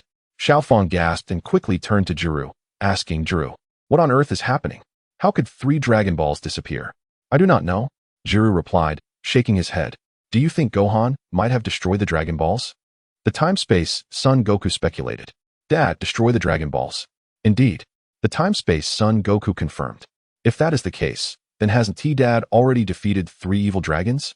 Grandpa, we must hasten to find the remaining Dragon Balls. Otherwise, we shall surely lose to Dad. The time-space Son Goku fell silent. Xiaofang, our priority should not be the competition, but rather the missing Dragon Balls, correct? So, Grandpa, do you think the other timeline's dad truly destroyed 3 Dragon Balls? I cannot say. Let us first seek out Gohan, he replied. All right. Xiaofang nodded. In the ruins of a city on Earth, a figure clad in green, with a pair of wings sprouting from his back, was advancing forward. With each step he took, the ground ahead would freeze over. This individual was known as the 3-star dragon, also referred to as the ice dragon, capable of wielding freezing powers to create ice that could not melt. Suddenly, a silhouette appeared in the sky above this desolate city. It was none other than Son Gohan. The 3-star dragon, sensing a presence, turned and beheld Son Gohan in the sky. Son Gohan. Chapter 107. The 4-star dragon. Upon hearing this, Sun Wukong chuckled softly as he swiftly descended before the 3-star dragon. Where is Sun Wukong? Why hasn't he come with you? He inquired with a smile. It seems that all you evil dragons are quite concerned about Sun Wukong. Your first question upon seeing me is about him. The 3-star dragon responded with a grin. The reason we evil dragons exist is thanks to your father, and since Sun Wukong is the strongest among you, we naturally have an interest in him. I see. Sun Wukong replied with a smile. However, you may not get the chance to meet my father, for I shall deal with you. Is that so? The 3-star dragon exclaimed, suddenly unleashing a freezing beam from his eyes. Sun Wukong was taken aback and quickly dodged to the left. In that instant, a large portion of the ground behind him was frozen by the icy beam. Glancing at the frozen expanse, Sun Wukong charged towards the 3-star dragon with determination. Seeing this, the 3-star dragon raised his hand to launch a blast of ice. In a flash, Sun Wukong appeared before the 3-star dragon and delivered a powerful blow with his right fist to the dragon's face. Bang! With a single punch, Sun Wukong sent the 3-star dragon flying, crashing through several buildings like a projectile. Dust and debris erupted from the ground. Moments later, as the dust settled, the 3-star dragon emerged from the ruins, his face contorted with fury as he glared at Sun Wukong. With a light chuckle, Sun Wukong suddenly unleashed a torrent of energy waves towards the 3-star dragon. Whoosh! Boom! Boom! Boom! The 3-star dragon, witnessing the fiery barrage of energy waves, immediately attempted to evade. However, due to the incredible speed of Sun Wukong's attacks, one of the energy waves struck the dragon's right shoulder, inadvertently hitting its mark. Seeing this, Sun Wukong ceased his energy wave assault and charged at the 3-star dragon. Gritting his teeth, the 3-star dragon summoned a freezing wave from his wings, launching an attack towards Sun Wukong. In a swift motion, Sun Wukong appeared before the 3-star dragon once more, delivering a forceful uppercut to its chin. The 3-star dragon let out a pained scream, hurtling skyward. Seizing the opportunity, Sun Wukong swiftly brought his hands together. Kamehameha. A deep blue energy wave rapidly coalesced in his hands and surged towards the 3-star dragon. No, the 3-star dragon, still reeling from its ascent, was taken aback. its expression shifting dramatically. Boom! The Kamehameha struck the three-star dragon. With a deafening explosion, the energy wave detonated in the sky, creating an immense shockwave. The three-star dragon was obliterated in the wake of this tremendous explosion, reverting back to its original Dragon Ball form. In a flash, Sun Wukong moved forward to catch the fallen three-star Dragon Ball. Just then, two figures soared through the distant sky, approaching rapidly. It was the time-traveling Sun Wukong and Xiaofang. Soon, they descended from the heavens. Xiaofang, she greeted with a cheerful nod. "Father, how many Dragon Balls have you collected?" "4," he replied. "And you?" "Just one." After hearing this, Xiaofang found it somewhat difficult to express herself. Had she known that Sun Wukong would locate the Dragon Balls so swiftly, she would have joined him in the search. "Father, did you destroy the collected Dragon Balls?" No. Then how could Jilu claim that 3 Dragon Balls have vanished? Upon hearing this, Sun Wukong promptly retrieved the 3 Dragon Balls stored in the system. "Look, the Dragon Balls are all right here." "Indeed," exclaimed Xiaofang, her exasperation evident as she lightly tapped Jilu on the head. "Jilu, is your Dragon Ball radar malfunctioning? The Dragon Balls are clearly here, yet you made us worry unnecessarily." No, Jilu's Dragon Ball radar is definitely not broken," Jilu protested, feeling quite wronged. Time and Space Sun Wukong, witnessing this, quickly came to Jilu's defense. "All right, Xiaofang, since the Dragon Balls are present, let us not blame Jilu." Nodded Xiaofang. 1, 2, 3, 4, 5. 5 Dragon Balls. "Grandfather, we only need to find 2 more to gather them all." "Indeed." Time and Space Sun Wukong agreed with a smile. Just then, Jilu's radar suddenly beeped. "There are Dragon Balls approaching us. Dragon Balls are drawing near." "Dragon Balls."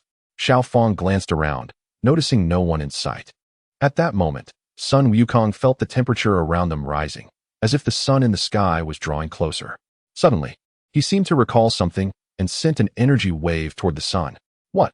Time and Space Sun Wukong and Xiaofang exclaimed in unison.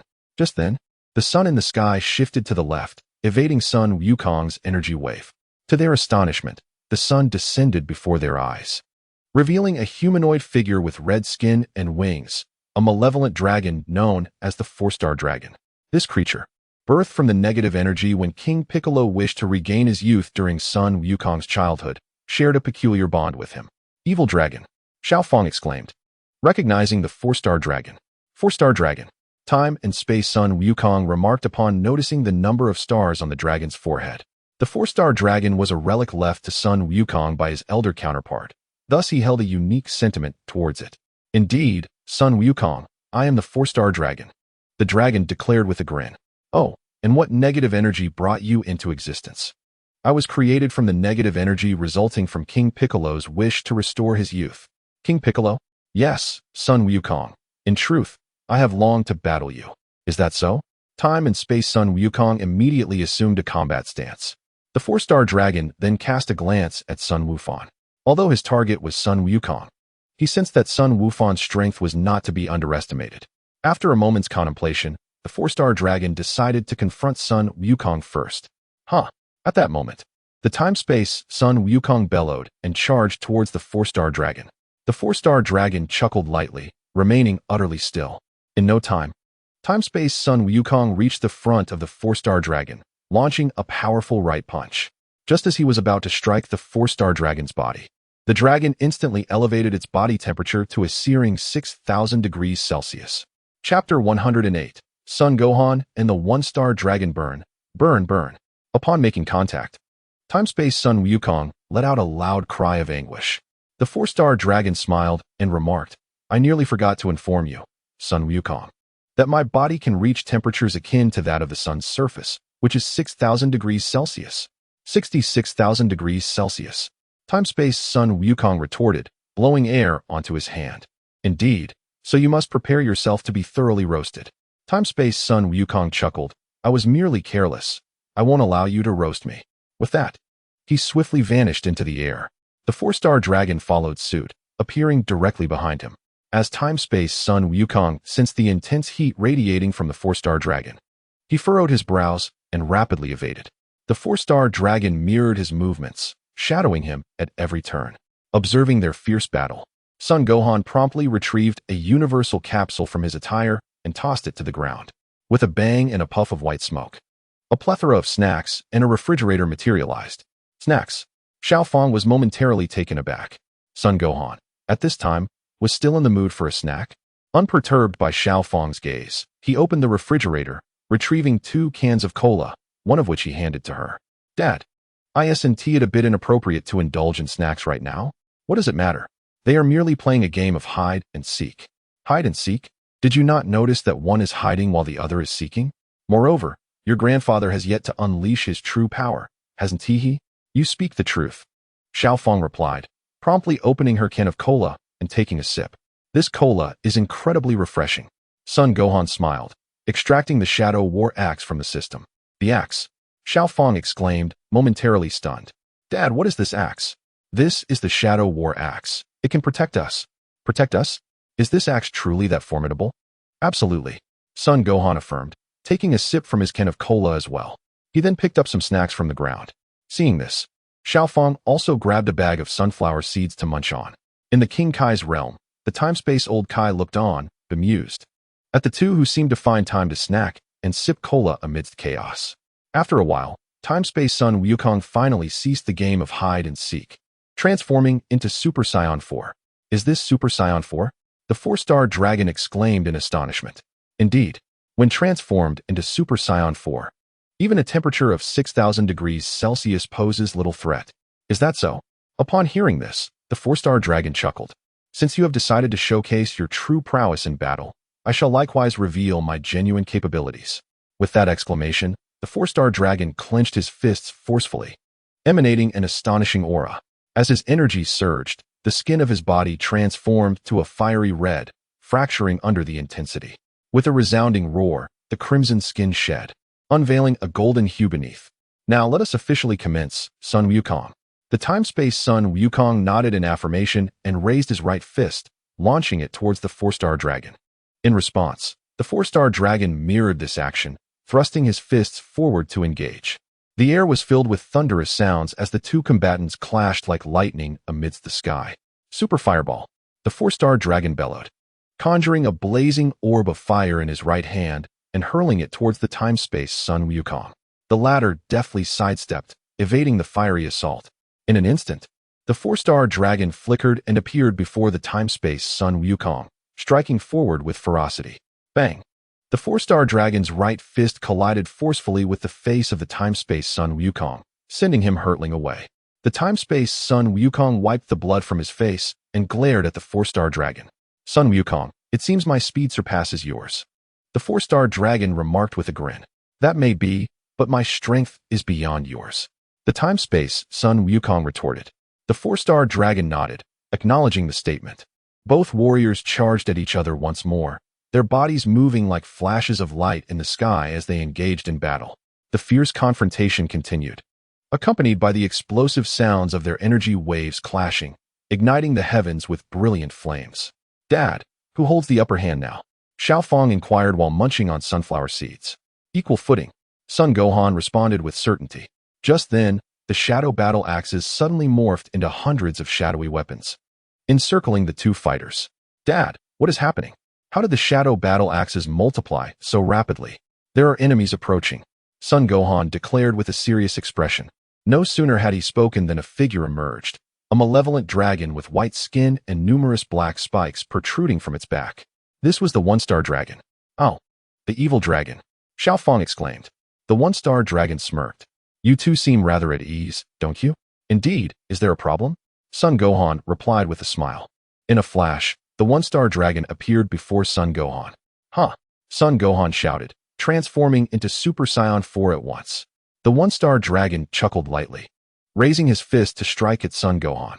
Swiftly, Son Gohan's figure flickered, ascending into the air.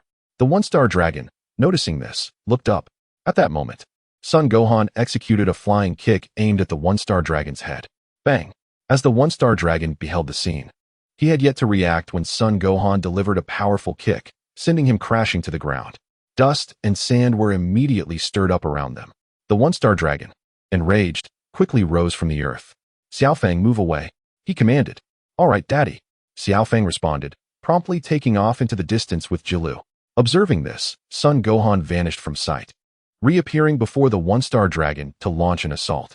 Startled, the one-star dragon swiftly raised his arms to defend himself. Whoosh! Bang! Bang! Bang! Son Gohan's fist struck forcefully against the one-star dragon, repeatedly forcing him back. With a final, powerful clench of his right fist, Son Gohan sent the one-star dragon reeling. Damn it! The one-star dragon roared, charging swiftly towards Son Gohan. In no time, he stood before Son Gohan, initiating an attack. Chapter 109, Super One-Star Dragon Whoosh. With a slight sidestep, Son Gohan evaded the one-star dragon's strike. As their battle progressed, the four-star dragon quickly took notice of the one-star dragon. Bang! Seizing the opportunity while the four-star dragon was distracted, the time-space Sun Wukong delivered a punch that sent him flying. Regaining his focus, the four-star dragon resumed combat with time-space Sun Wukong. Whoosh! Bam! On Son Gohan's side, due to his overwhelming strength, the one-star dragon's attacks barely grazed him, leaving the latter in a state of utter disarray from Gohan's energy waves. Is this all you can do, one-star dragon? Son Gohan chuckled at the pitiful sight before him. Clenching his teeth, the one-star dragon retorted, "Don't get too cocky, Son Gohan. I was merely careless." Is that so? As he spoke, the one-star dragon suddenly inhaled deeply. A tremendous force of suction erupted from his mouth. Xiaofang's backpack lifted into the air, and the 5 Dragon Balls within swiftly flew out. "The Dragon Balls!" Xiaofang exclaimed, attempting to retrieve them, but they soared into the one-star dragon's mouth before she could react.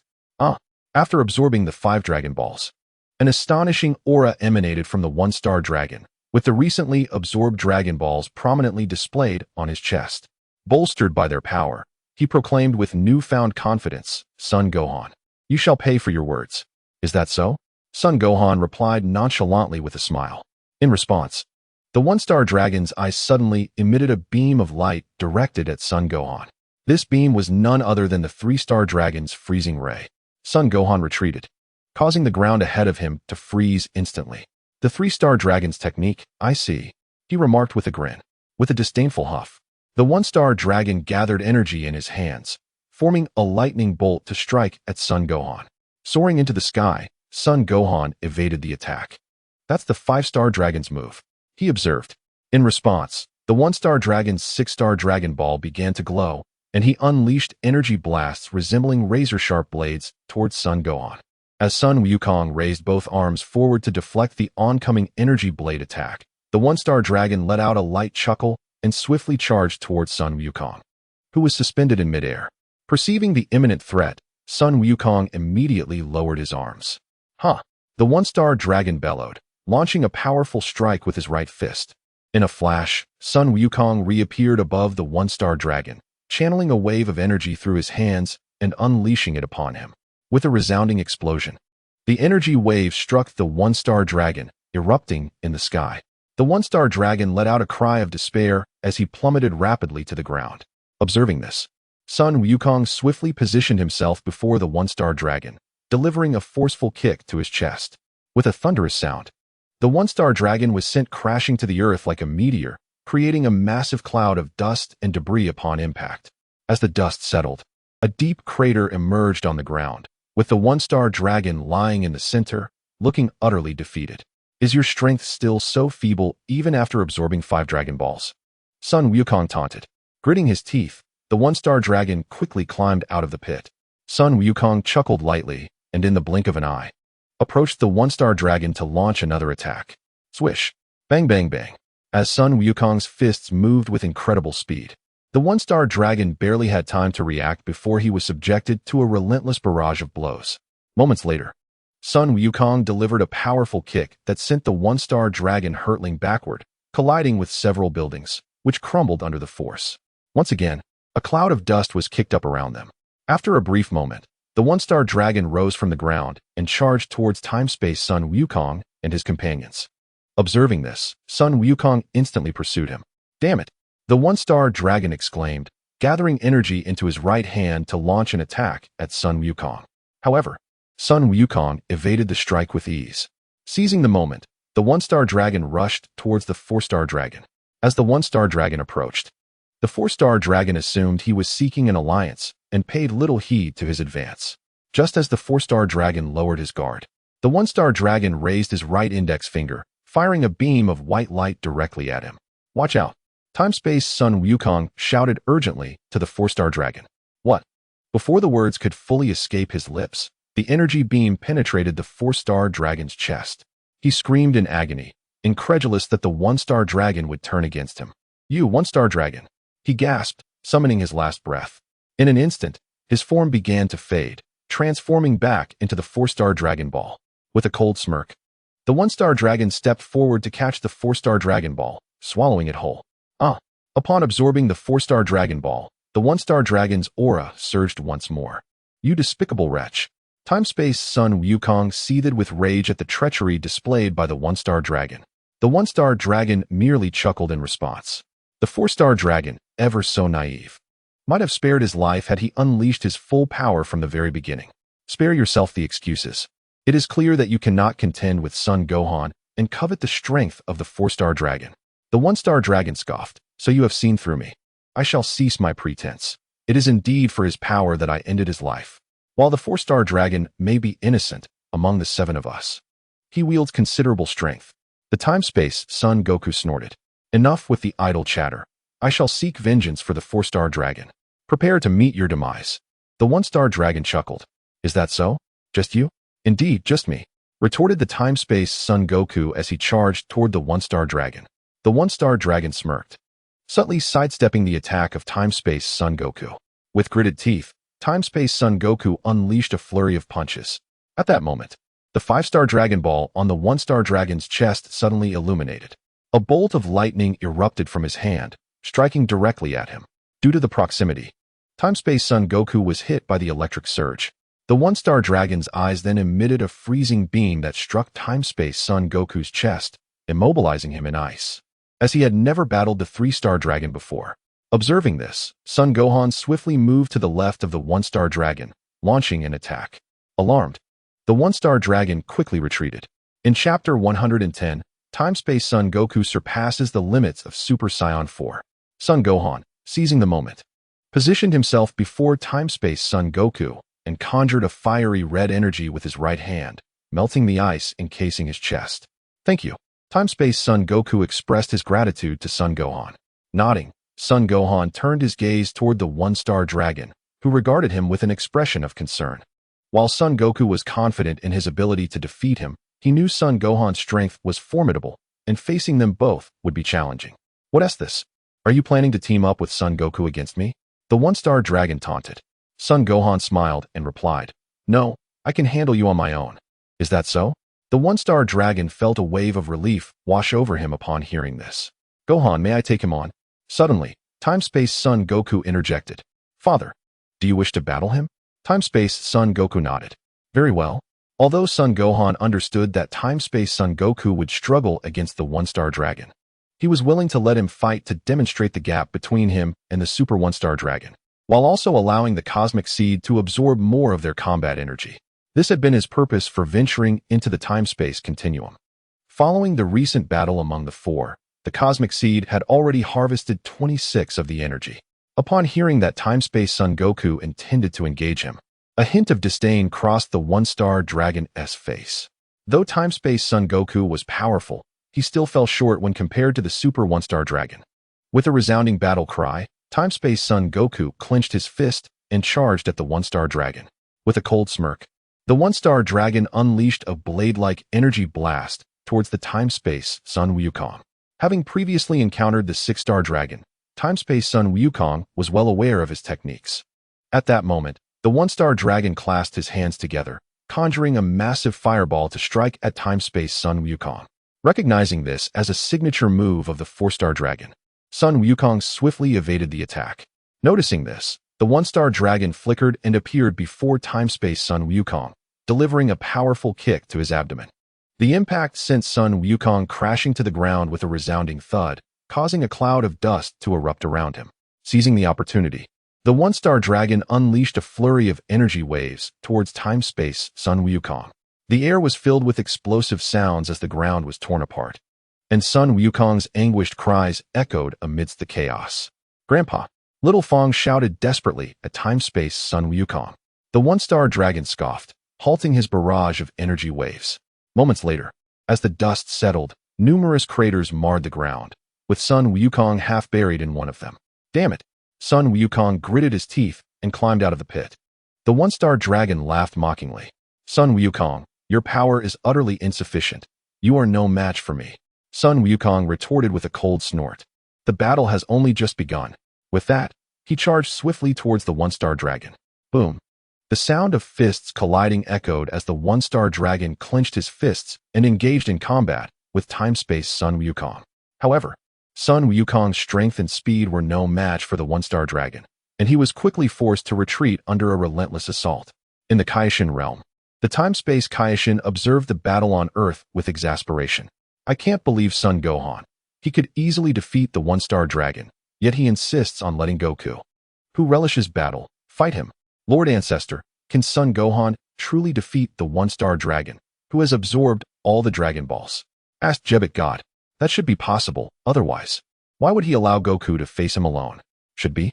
Well, I'm not Son Gohan. How could I possibly know if he can defeat the one-star dragon? But you just said that was a conjecture. Do you understand conjecture? Oh, Jebit God lowered his head in silence, hesitant to speak further. Back on Earth, with a tremendous crash, time-space Sun Wukong was sent flying like a projectile, crashing into a building behind him. Grandpa, Little Fong called out, immediately seeking help from Son Gohan. Dad, are you really not going to help Grandpa? Son Gohan smiled reassuringly.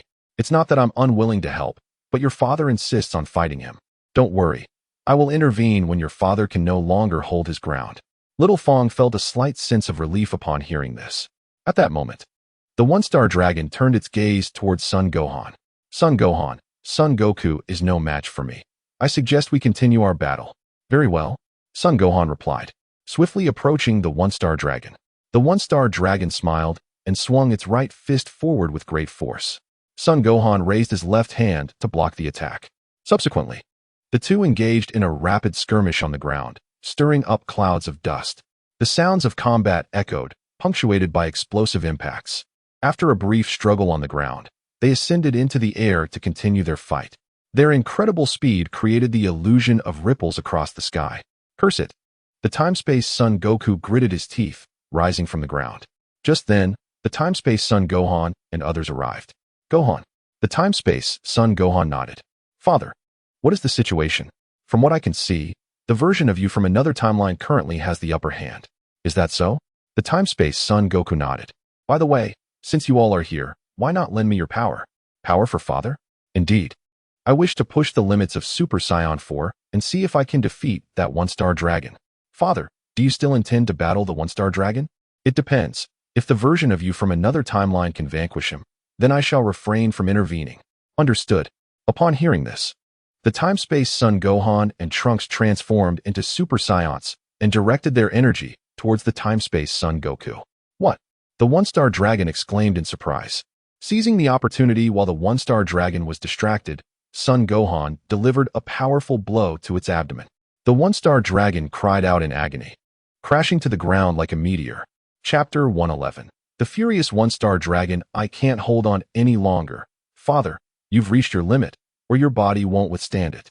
The time-space Son Gohan cautioned. It's fine. Continue to channel your energy to me. Very well. The time-space Son Gohan, albeit reluctantly, continued to lend his energy to the time-space Son Goku. Moments later, the time-space Son Goku clenched his fists tightly, emanating an astonishing aura that sent the time-space Son Gohan and others flying. Meanwhile, the one-star dragon rose from the ground, filled with resentment as it gazed at Son Gohan from afar. Despite having absorbed all the Dragon Balls, it still found itself outmatched by Son Gohan. Observing this, Son Gohan smirked. One-star dragon, have you exhausted all your tricks? The one-star dragon snorted disdainfully. Son Gohan, do not be too conceited. You have pushed me to this point. The one-star dragon proclaimed, suddenly unleashing a powerful roar as the 7 Dragon Balls on its chest illuminated simultaneously, coalescing into a massive red energy sphere. This red energy sphere was a negative energy blast. The one-star dragon hoisted the negative energy blast with its right hand and ascended to several hundred meters in the air. If you wish to evade, feel free. However, I cannot predict what will become of the Earth. Upon hearing this, Son Gohan smiled and declared, "I shall not evade. I will triumph over you with honor." Glaring with determination, One-Star Dragon hurled the negative energy sphere towards the ground. Son Gohan stood resolutely, unmoving. Soon, the sphere descended to a mere few dozen meters from the earth. Just then, Son Gohan sprang into action, swiftly positioning himself beneath the negative energy sphere and delivering a powerful kick forward. With a resounding thud, the sphere soared upward like a bouncing ball, ultimately being propelled from the earth. With a tremendous explosion, the negative energy sphere detonated beyond the planet, unleashing an immense storm that swept across the globe. The dark clouds that had blanketed the sky swiftly dissipated under the fury of the tempest. Once more, the earth regained its azure brilliance. The old Kai of Time, filled with joy, turned to the god Jebet and said, "Look, the earth has returned to its former beauty." Indeed, Jebet nodded in agreement. On earth, One-Star Dragon gazed at the now resplendent sky, his face betraying astonishment. "What is happening?"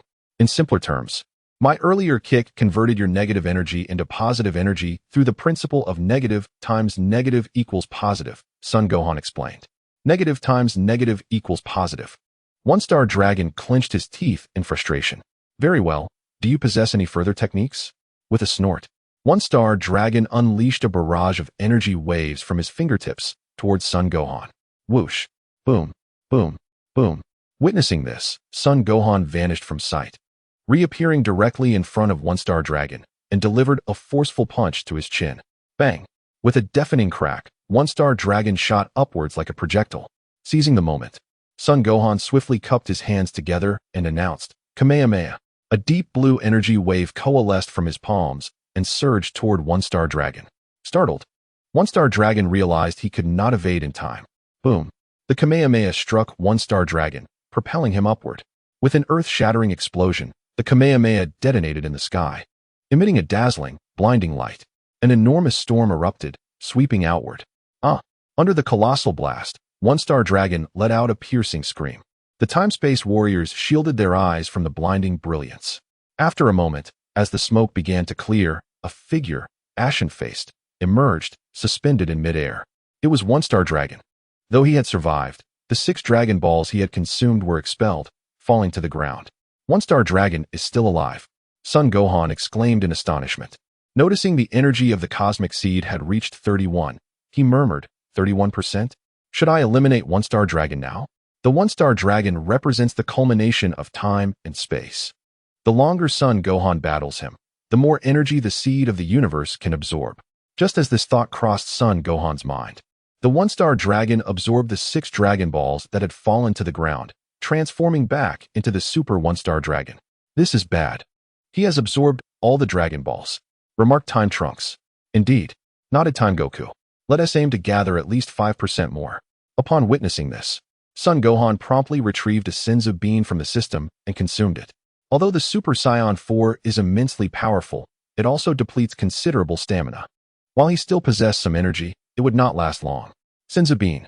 Time Goku and the others were taken aback at Son Gohan's consumption of the bean. In their era, Senzu beans had become exceedingly rare, yet the youthful Son Gohan must have hailed from a time when they were still somewhat available.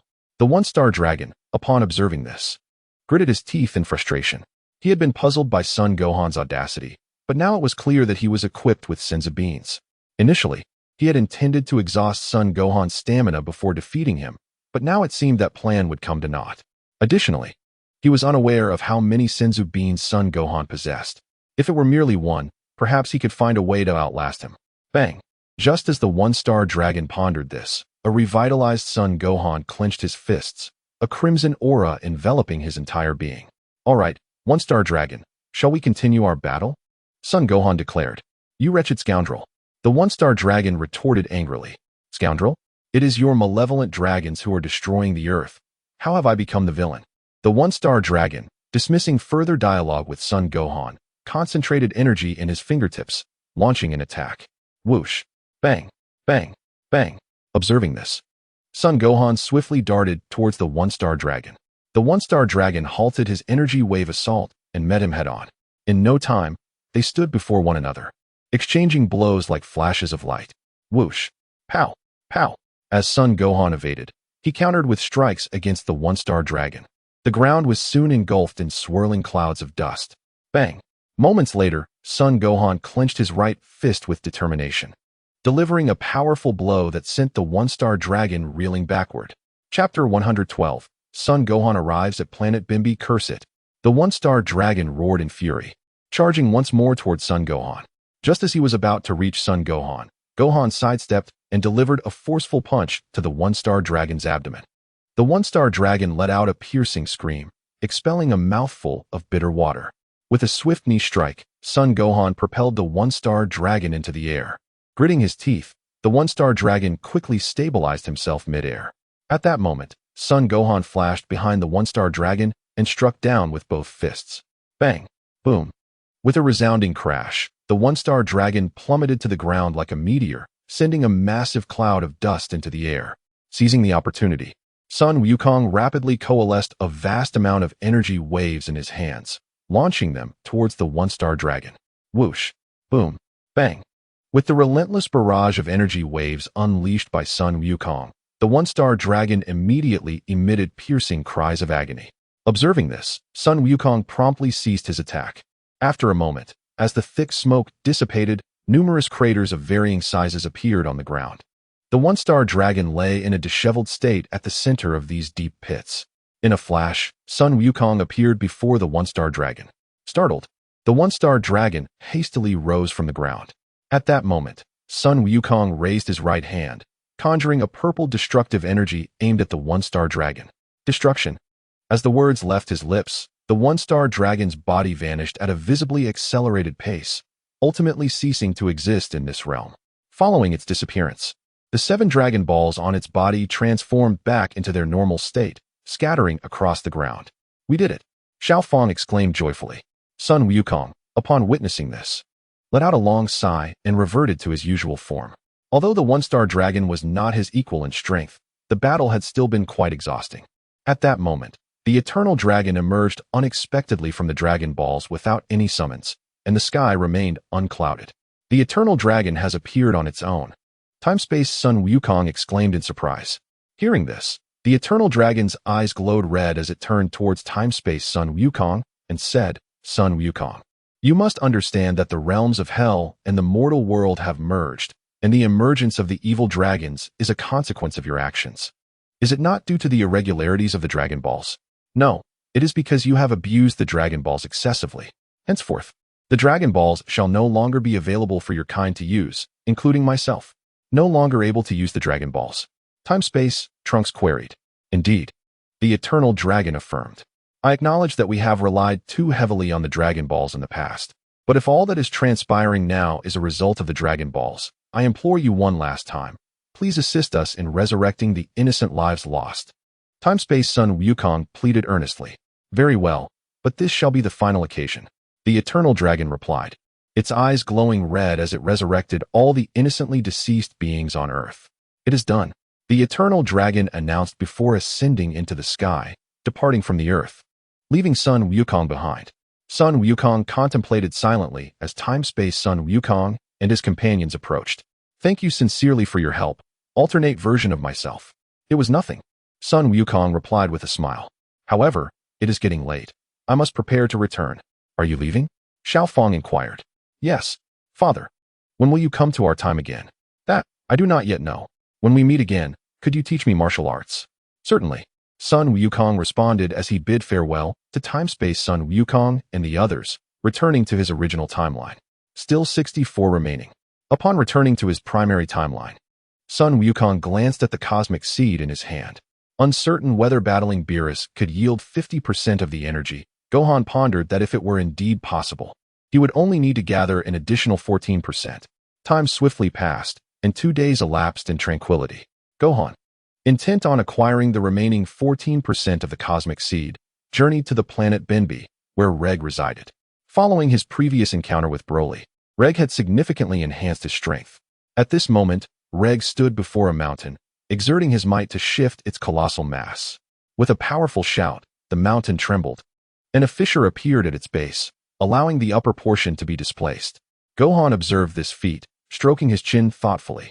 If the legendary figure, Yugong, possessed such strength, he might have effortlessly relocated the mountain. Just then, Reg turned to Gohan and inquired, "Who are you?" "My name is Gohan," he replied. "Gohan? That does not sound like a Scion name." "Indeed, it is not a Scion name. It is a name of Earth." "Earthling? So you were raised on Earth?" "Yes, I have lived there since childhood." "Does that imply you are not a pure-blooded Scion?" Coughing lightly, Gohan responded, "Reg, is that truly your main concern?" Reg was taken aback. "How do you know my name?" "I am all-knowing." Reg, skeptical, questioned, "Then what brings you to the planet Benbi?" "I have come to challenge you to battle." Reg chuckled. "Gohan, this is the first time I have heard such an amusing jest." "Amusing? Let me be candid. I am the legendary Super Saiyan." "Oh, nowadays. There are Super Saiyans everywhere on Earth. Are all Saiyans migrating there?" "Not at all. I refer to the few who have miraculously survived." "Survived?" "Yes. Planet Vegeta was destroyed by Frieza over 30 years ago." "Frieza?" Reg clenched his fists in anger. Though he bore animosity toward King Vegeta, he did not harbor hatred for Saiyans. The news of planet Vegeta's destruction stoked his fury. He had once envisioned returning to overthrow King Vegeta and claim the throne for himself, but that opportunity now seemed lost. "What of King Vegeta?" Reg inquired. "He was annihilated during a rebellion against Frieza." "Annihilated by Frieza? And what of Vegeta? He still lives on Earth." "That wretch is still alive." Reg felt a surge of indignation. Chapter 113. Reg, we shall battle again next time. Do you wish for his demise? After all, he is your brother. Reg scoffed. By the time I was sent to Benbi, our brotherly bond had already been severed. Yet, this planet Benbi is quite pleasant, with ample food and drink. And you have a wife and children. Reg let out a cold huff once more. Enough of your chatter, Son Gohan. If you wish to engage in battle with me, then come at me with all your might. Very well, replied Son Gohan, gripping his hands tightly and transforming into Super Saiyan 4. Super Saiyan 4, Reg exclaimed in astonishment. He had previously wondered how Gohan could possess such confidence in facing him. It turned out he too had mastered this formidable form. After a moment's contemplation, Reg swiftly transformed into Super Saiyan 4 as well. Son Gohan chuckled lightly and rapidly charged towards Reg. Reg's figure flickered as he too lunged at Gohan. Swish! Bam! Bam! In no time, the two stood before one another, fists and feet flying like lightning, colliding with tremendous force. The ground immediately erupted in clouds of dust. Bam! With a deafening crash, their right fists met with incredible power, exuding an overwhelming aura. Boom! A moment later, Son Gohan tightened his right fist and delivered a powerful blow that sent Reg staggering backward. Reg, filled with fury, quickly charged at Gohan once more. Before long, Reg stood before Gohan, attacking with fists and feet that moved like flashes of light.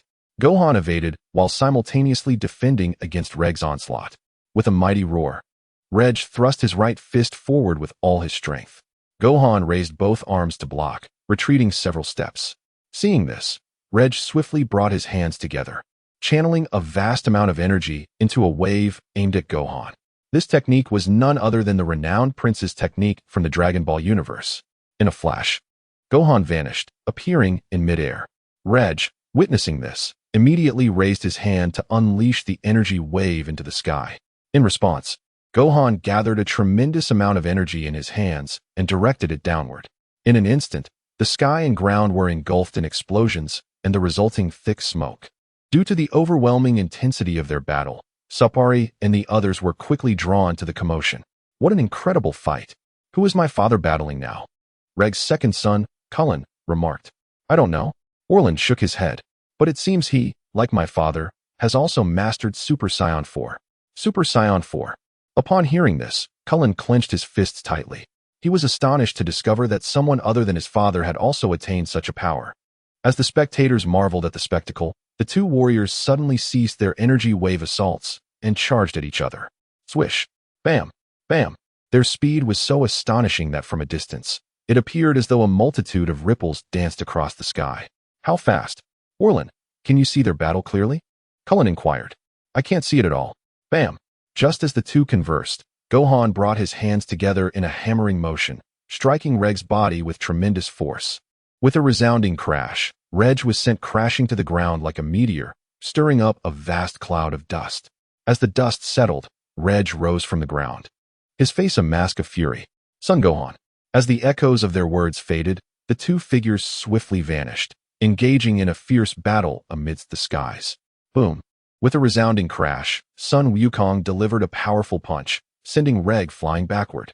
Enraged, Reg swiftly maneuvered behind Sun Wukong, launching an attack. Whoosh! In that instant, Sun Wukong's form flickered, evading Reg's strike with ease. Startled, Reg quickly looked up to see Sun Wukong's right hand gathering a formidable energy wave aimed directly at him. This is bad. Before the thought could fully form, Sun Wukong unleashed the energy wave toward Reg. Given the proximity, Reg had no choice but to raise his arms in defense. Boom! A tremendous explosion erupted as the energy wave struck Reg, enveloping the area in thick smoke. Father, Orin and the others watched anxiously. After a moment, as the smoke began to dissipate, Reg maintained his defensive stance, appearing unscathed. As the haze cleared, he lowered his arms, his eyes burning with fury directed at Sun Wukong. Ever since his previous defeat to Broly, he had vowed silently never to lose again. To his shock, he now faced an equally matched opponent in Sun Wukong. With this thought, Reg clenched his fists tightly, an astonishing aura radiating from him as he ascended rapidly. Boom! The very ground beneath them trembled violently under the pressure of Reg's energy. Father, Orin and the others gasped in astonishment. At that moment, Reg maximized his aura. Upon sensing the overwhelming energy emanating from Reg, Sun Wukong's expression shifted to one of seriousness. Just then, Reg let out a fierce shout, propelling himself swiftly above Sun Wukong and delivering a powerful kick. Sun Wukong raised his arms to block, staggering backward from the force. So fast. As soon as the thought crossed his mind, Reg appeared behind him, launching another kick. Sun Wukong swiftly sidestepped to evade. Reg, taken aback, unleashed a flurry of punches towards Sun Wukong. While dodging, Sun Wukong retreated. Observing this, Reg clapped his hands together, condensing a massive energy wave to strike Sun Wukong. Sun Wukong planted his feet firmly and soared into the air. At that moment, Reg suddenly vanished, reappearing behind Sun Wukong. Quickly, Sun Wukong pivoted, throwing a powerful punch forward. Reg, startled, swiftly moved aside to evade. Seizing the opportunity, Sun Wukong raised his fists and charged forward. Reg defended while retreating. Suddenly, Sun Wukong let out a fierce roar, delivering a crushing kick to Reg's abdomen. Boom! With a thunderous sound, Reg was sent crashing to the ground like a projectile, stirring up a massive cloud of dust. After a while, as the dust settled, a considerable pit emerged on the ground, revealing Reg, battered and lying within its depths. Father, Reg! Sapali exclaimed, rushing over. Upon witnessing this, Son Gohan immediately reverted to his normal state. Reg, we shall engage in battle again next time. With that, Son Gohan vanished from the planet Bimbi. Chapter 114. Bitterly confesses to Son Gohan, how infuriating. Reg muttered with indignation. Are you alright, Reg? Sapali inquired with concern. I'm fine, Sapali. I have come to understand why I found myself on planet Wampa. Why were you on planet Wampa? Indeed. I believe it was all orchestrated by that Son Gohan. Son Gohan. Reg nodded. Moreover, I learned from him that planet Vegeta has been destroyed. Planet Vegeta has been destroyed. Sapali gasped in shock. This was monumental news for them. Yes, Reg affirmed. It was obliterated by Frieza. Frieza. Indeed. However, my brother Vegeta seems to have survived. He is currently on Earth. Earth? Isn't that a rather obscure planet in the North Galaxy? Yes, he also mentioned that the surviving Scions are on Earth. And all of them have become Super Scions. All of them. Sapali was taken aback. Has the era of Super Scions already commenced? Upon reflection, she realized that apart from herself, who could not transform into a Super Saiyan, it appeared that everyone else on planet Bimbi could. Then, who is Son Gohan? Orin inquired. Among all of Reg's offspring, he was the strongest and bore the closest resemblance to Reg. As one who possessed the royal Saiyan bloodline, he had always believed that, apart from his father and Broly, no other Saiyan could surpass his might. However, the recent encounter with Son Gohan had dealt him a significant blow. I do not know. Reg shook his head. It is unfortunate that we lack a spaceship. Otherwise, we could depart from this planet. By the way, father, it seemed that Son Gohan mentioned wanting to challenge you again next time. Reg's only daughter, Selali, remarked. At 15 years of age, Selali bore a resemblance to Sapali. Yet her lineage from Reg imbued her with a combative spirit, rendering her demeanor quite valiant. Upon hearing this, Reg snorted disdainfully, his expression one of displeasure. Prior to encountering Broly, He had always considered himself the strongest scion. However, after being defeated by Broly and now by Son Gohan, his mood was understandably foul. On Earth, atop the mountain of buns, Son Gohan returned to find that he had amassed 41 of the energy from the cosmic seed. At that moment, he was struck by a realization. Did he not possess the Super Dragon Balls? Perhaps if he made a wish, he could directly gather the full energy of the cosmic seed. Yet, having already collected 41, utilizing the Super Dragon Balls now seemed somewhat wasteful. In that system, may I utilize the Super Dragon Balls to fully gather the energy of the cosmic seed? To answer, the cosmic seed is a reward from the system. Thus, energy must be collected through observation and combat. I see. Then, system, I wish to use the Super Dragon Balls to obtain infinite stamina. Very well, Master. Your wish has been granted. Has it truly been realized? I feel nothing. Master, you may now train and discover that you are as resilient as an indomitable ox. Son Gohan was left speechless. System, what a ludicrous metaphor. In Orange Star City, at Orange Star High School, Class 1. Ever since Son Gohan's doppelganger gained fame from the World Martial Arts Tournament, he has been surrounded by girls eager to converse with him. This often ignited feelings of jealousy in Videl, who sat beside him, inwardly chastising Son Gohan for being a flirt. At noon, after school, Videl unexpectedly invited Son Gohan's doppelganger to accompany her home. Master, you know the woman who lost to Ragusa, don't you? The woman who lost to Ragusa. Do you mean Android 18? Son Gohan's doppelganger replied. Yes. Videl nodded. Do you know her well? Quite a while. Are you close to her? Not really. Is that so? Upon hearing this, Videl instantly felt relieved. After walking for some time, they parted ways due to differing paths home. How wonderful it is that their relationship is not close. Videl thought joyfully after separating from Son Gohan's doppelganger. As time passed, a month flew by. With his newfound infinite stamina, Son Gohan now trains longer each day than before.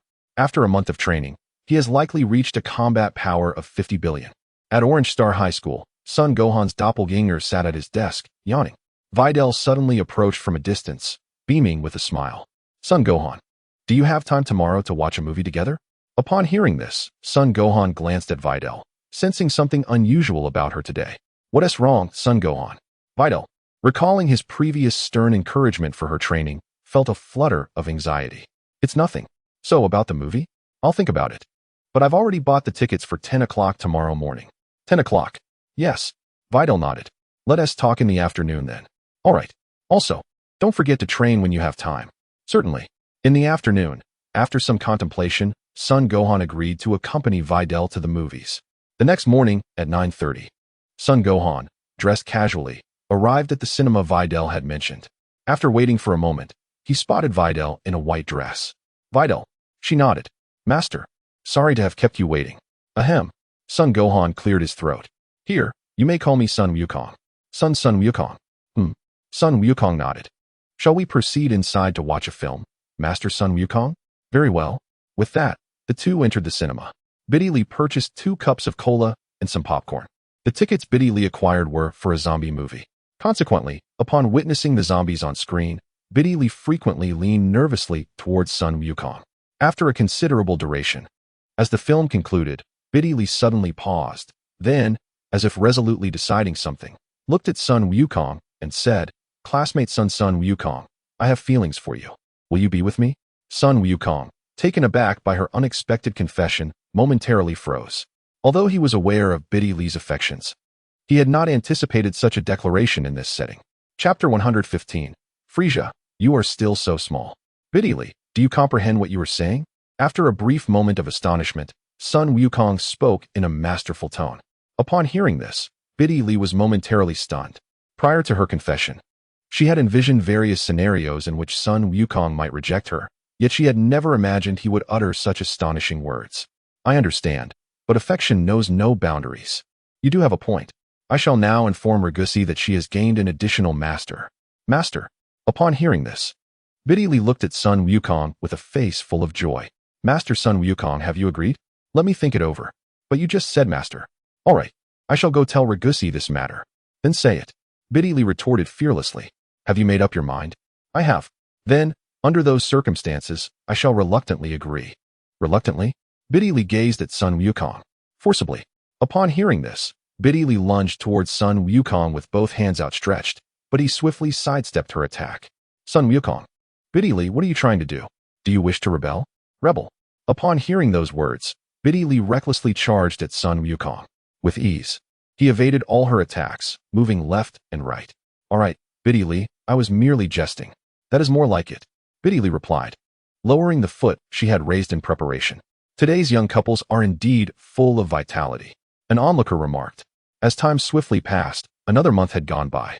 With Sun Wukong and Biddy officially in a relationship, she, like him, had arranged for her doppelganger to attend school while she trained alongside Sun Wukong on Baozi Mountain. However, she had not yet disclosed their relationship to Rigusi. She intended to find an opportune moment to reveal the news. Although they had not openly acknowledged their relationship, Rigusi had noticeably sensed a deepening closeness between the two over the past month. However, Ragus did not contemplate in that direction. She merely believed that her beloved apprentice had fallen from grace. Consequently, throughout the past month, she endeavored in every conceivable manner to win Gohan's favor. Yet, her efforts proved largely futile. Even on the rare occasions when she succeeded in pleasing him, it amounted to little more than a solitary compliment, followed by an abrupt silence. During this month, Gohan had bestowed upon Biddy a considerable number of spiritual tree fruits, significantly enhancing her strength in a mere 30 days. Nevertheless, due to her excessive consumption of these fruits, their efficacy had diminished considerably for her. At this moment, Biddy stood upon a patch of grass atop the Baozi Mountain, striving to lift the god of destruction's sword, which lay heavily on the ground. Alas, the sword was far too weighty, and she ultimately could not raise it. Just then, an unusual phenomenon occurred in the sky. An aperture resembling a black hole materialized above. Following this, numerous haloed figures emerged from the void. These beings were none other than the souls of those who had committed heinous acts and were condemned to hell, including Frieza himself. What is that? Biddy inquired, pointing towards the sky and addressing Ragus. I do not know, but we should hasten to inform our master. Ragus replied. Indeed. Biddy nodded in agreement. Moments later, Gohan emerged from the gravity chamber, witnessing the souls pouring forth from the black hole. Ragus, Biddy, join me in vanquishing those spirits, he commanded. Understood. The two responded. And soon the trio arrived in West City, where they dispatched the attacking souls with great efficiency. After eliminating the multitude of spirits, Gohan's gaze fell upon a figure he recognized all too well, Frieza. Long time no see, Frieza, he proclaimed. Who are you? Frieza retorted. I am Gohan, came the reply. You are Gohan. Frieza snarled, his teeth clenched. Had it not been for Gohan, he would not have been reduced to such a state. Indeed, it has been a decade, and you still appear so diminutive, Gohan remarked, inciting Frieza's ire. This comment was clearly a mockery of his stature. Enraged, Frieza gestured to his subordinates, commanding, attack. At his command, the soldiers surged towards Gohan. With a light chuckle, Gohan swiftly appeared before Frieza, delivering a punch that pierced through the villain's form. Frieza let out a pained scream, his body dissipating like wisps of smoke. Witnessing this, Frieza's soldiers turned and fled in terror.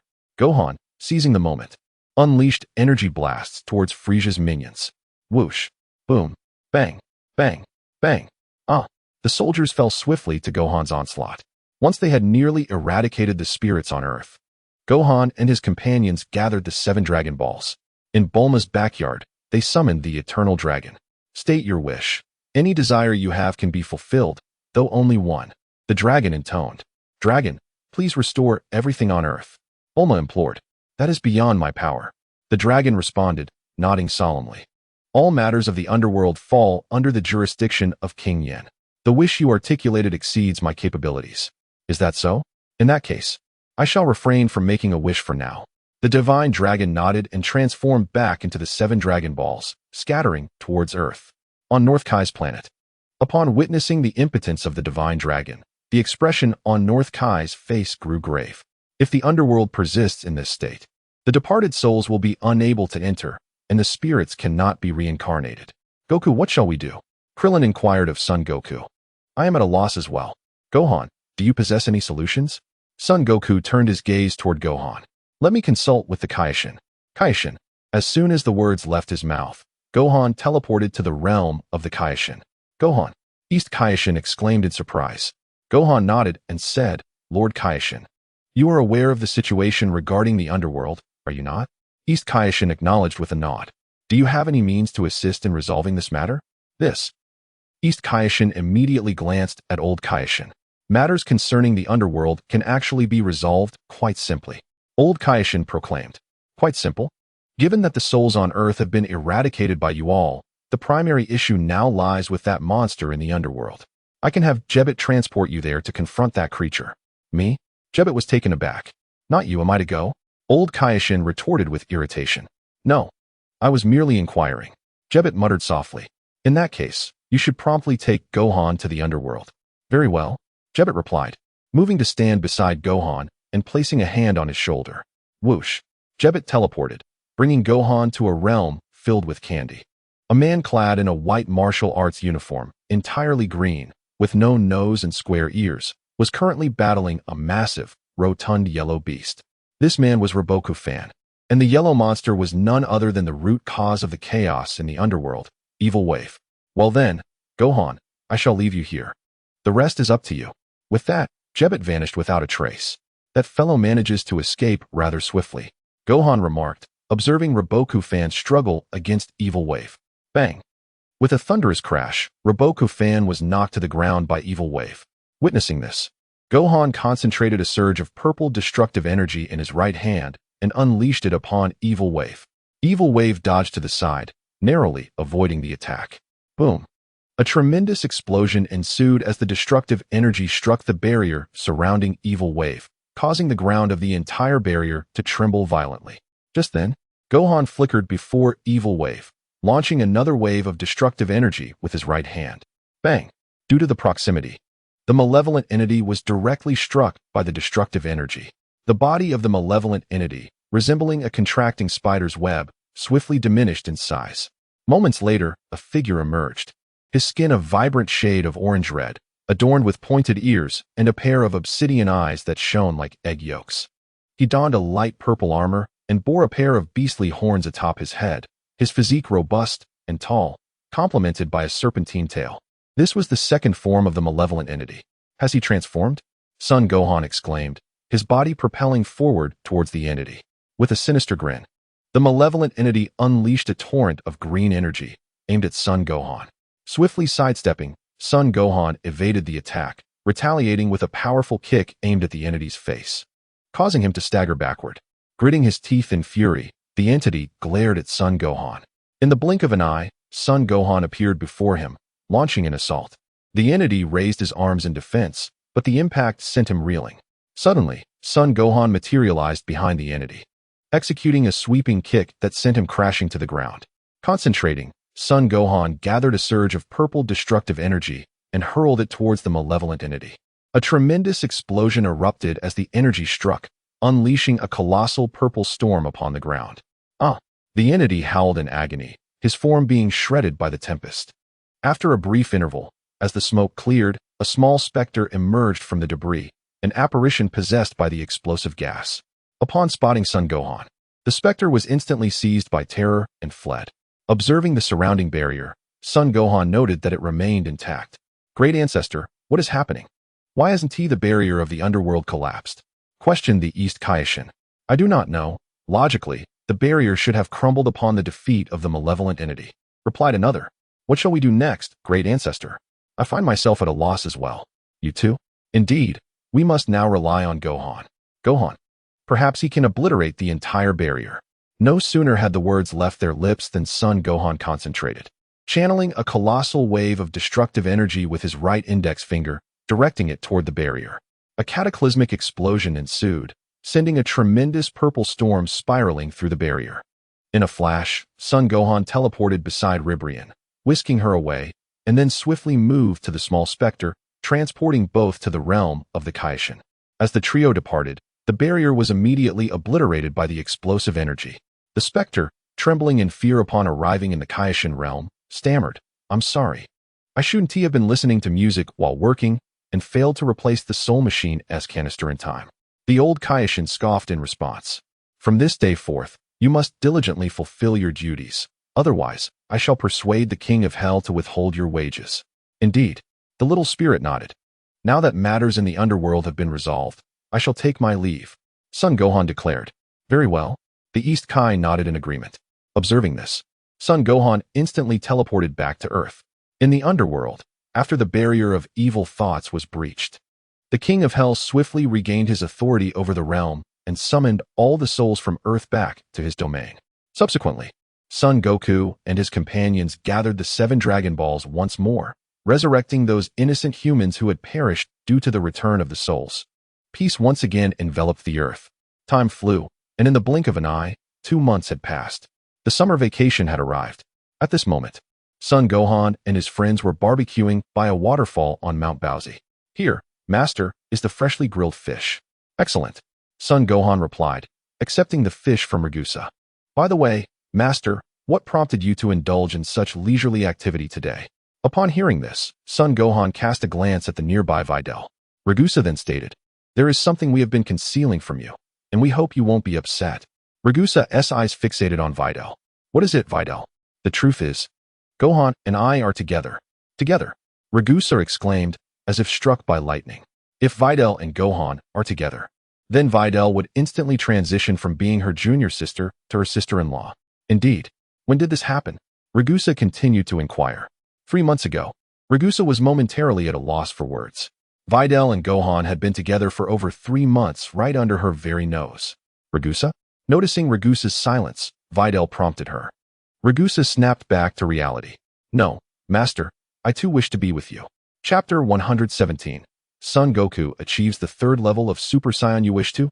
Both Son Gohan and Videl were taken aback. Yes, if Videl can, why can't I? Ragusa asserted. However, Ragusa, our arrangement here is 1 husband and 1 wife. Videl replied. No worries, I can be the junior. Be the junior. Videl was once again taken aback.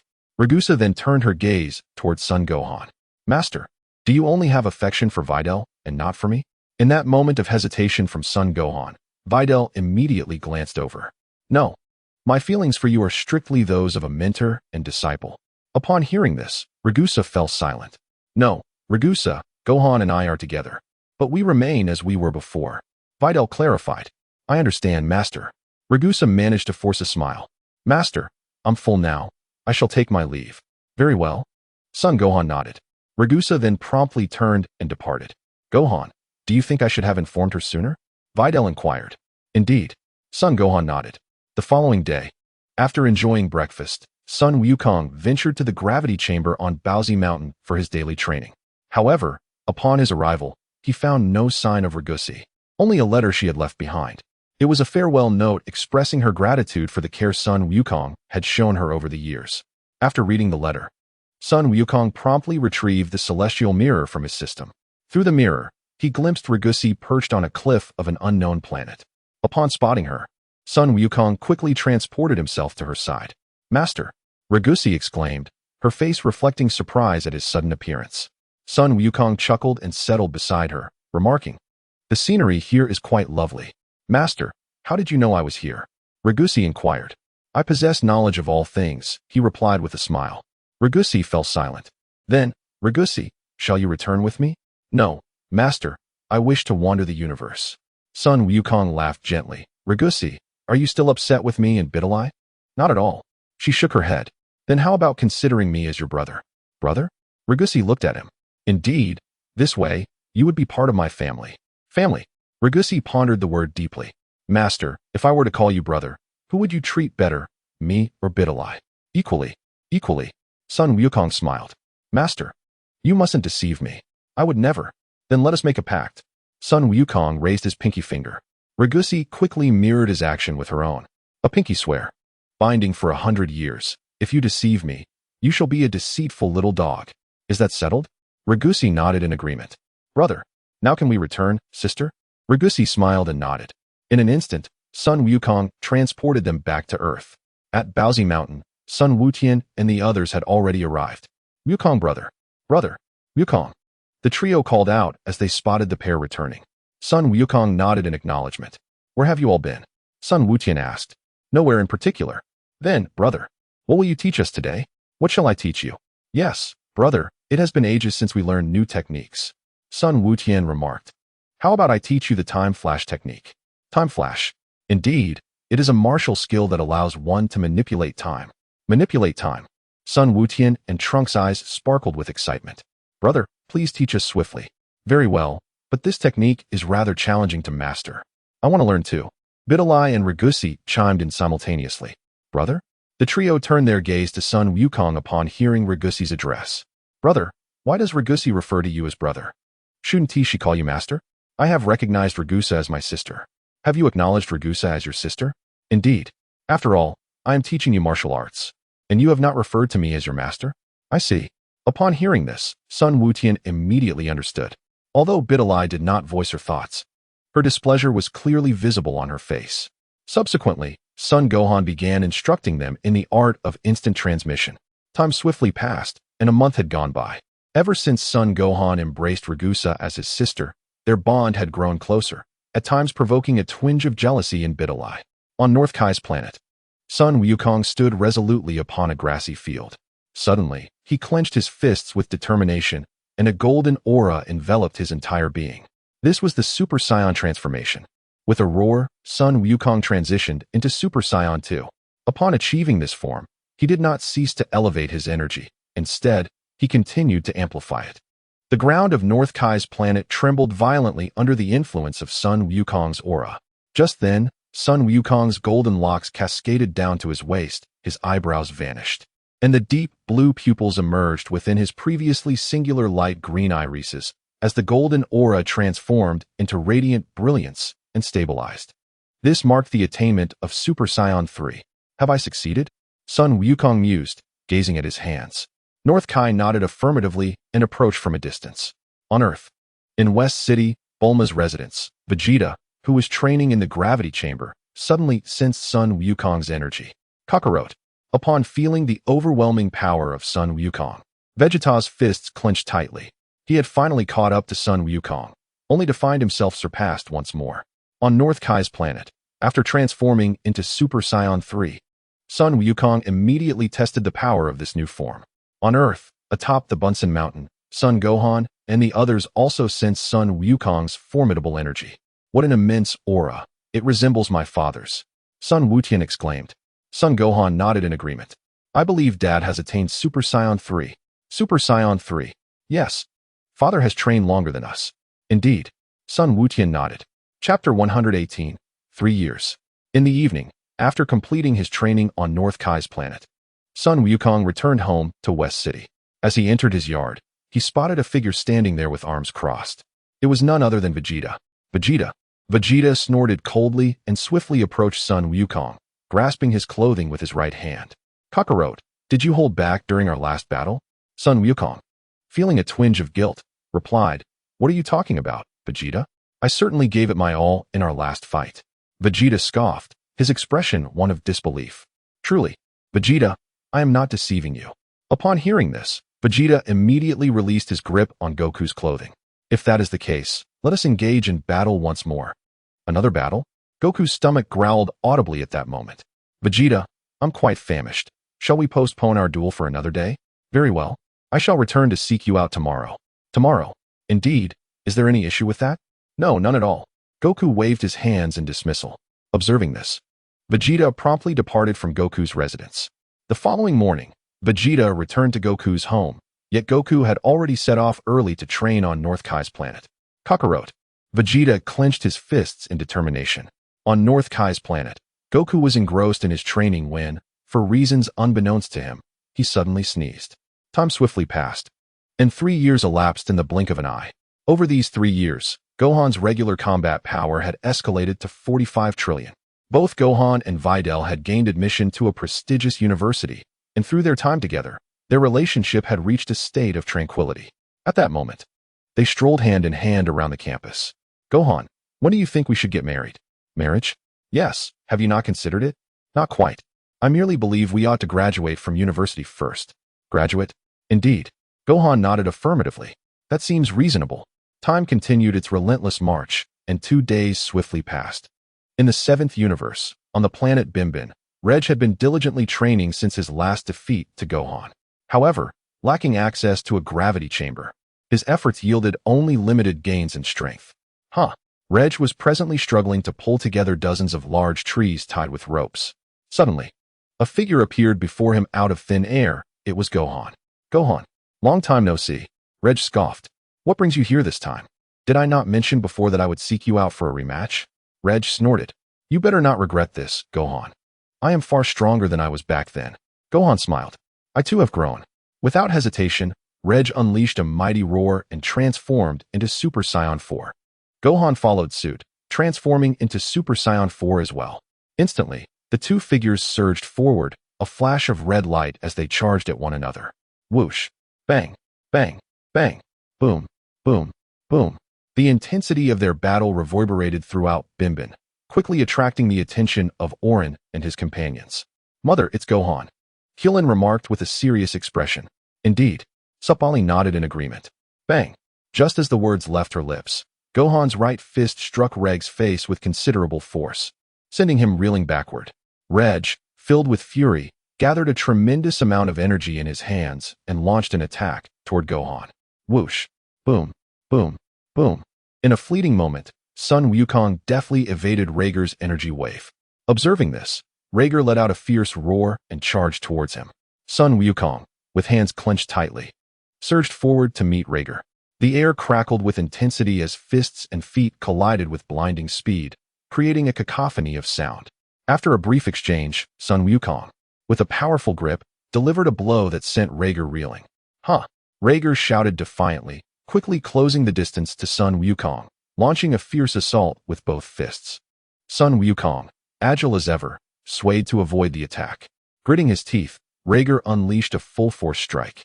With a swift motion, Son Wukong raised his left hand and caught Rhaegar's right fist, surprising him. In that instant, Son Wukong delivered a swift kick, sending Rhaegar crashing to the ground. The ground erupted in a cloud of dust with a thunderous roar. Rhaegar, Dad, Sapari, and the others watched with growing concern. As the dust settled, a sizable crater emerged, revealing a disheveled Rhaegar, seething with fury as he glared at Son Wukong. Son Wukong glanced at the cosmic seed in his hand, noting that its energy had accumulated to 47. Already 47, he mused, turning his gaze back to Rhaegar.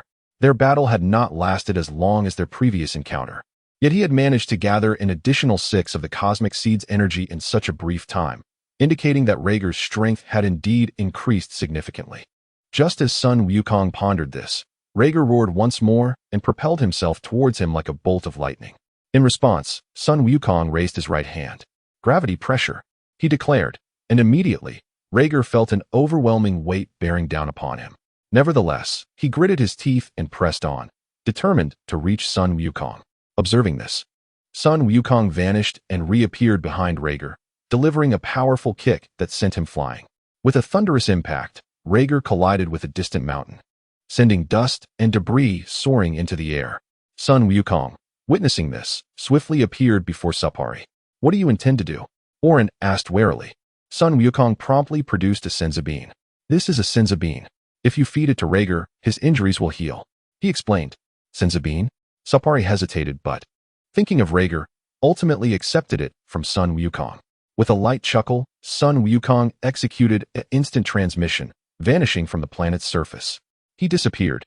Colleen gasped. Sapari nodded and turned to Rhaegar, while Orin and the others hastened towards him. Sapari examined the senzu bean in his hand, uncertain if he should administer it to Rhaegar. Chapter 119, Alaki. How infuriating. At this moment, Reg was filled with resentment after being defeated once more. After a moment of hesitation, Sapari approached him and said, Reg, Son Gohan just left you a bean, stating that consuming it would heal your wounds. A bean?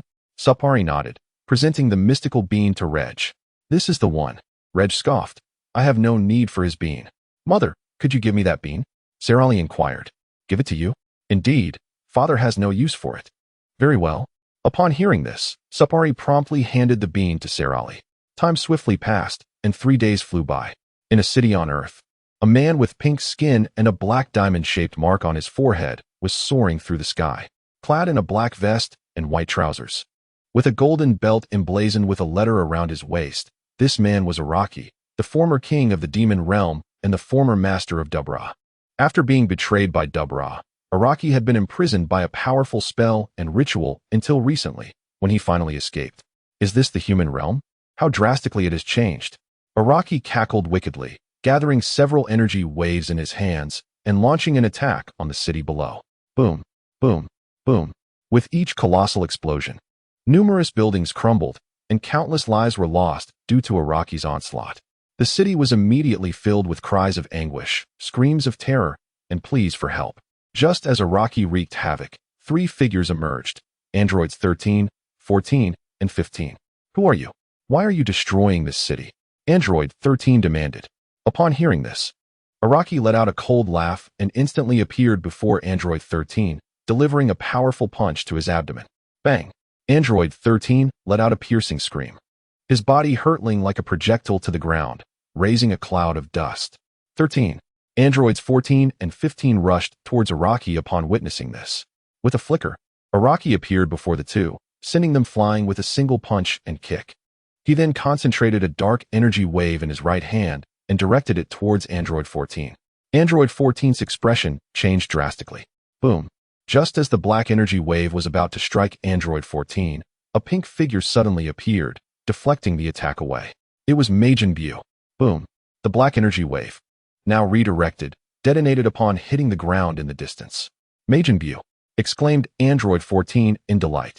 Majin Buu nodded and turned to Araki, asking, "Who are you? Why are you destroying this city?" Araki smiled and replied, "My name is Araki." Araki? Araki nodded. "Then why do you seek to destroy this city?"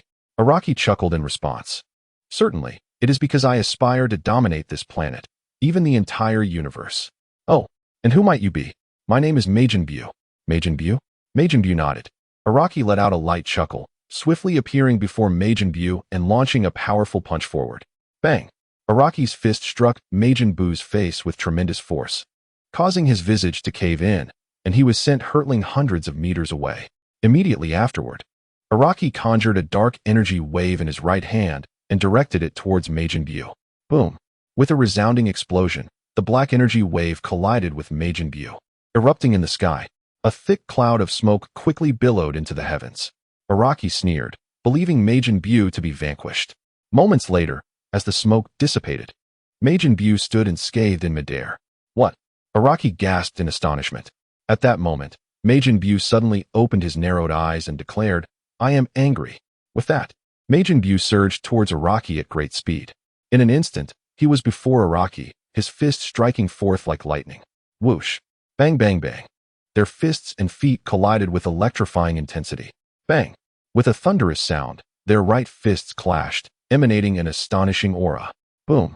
After a brief stalemate, Majin Buu tightened his right fist and delivered a punch that sent Araki reeling.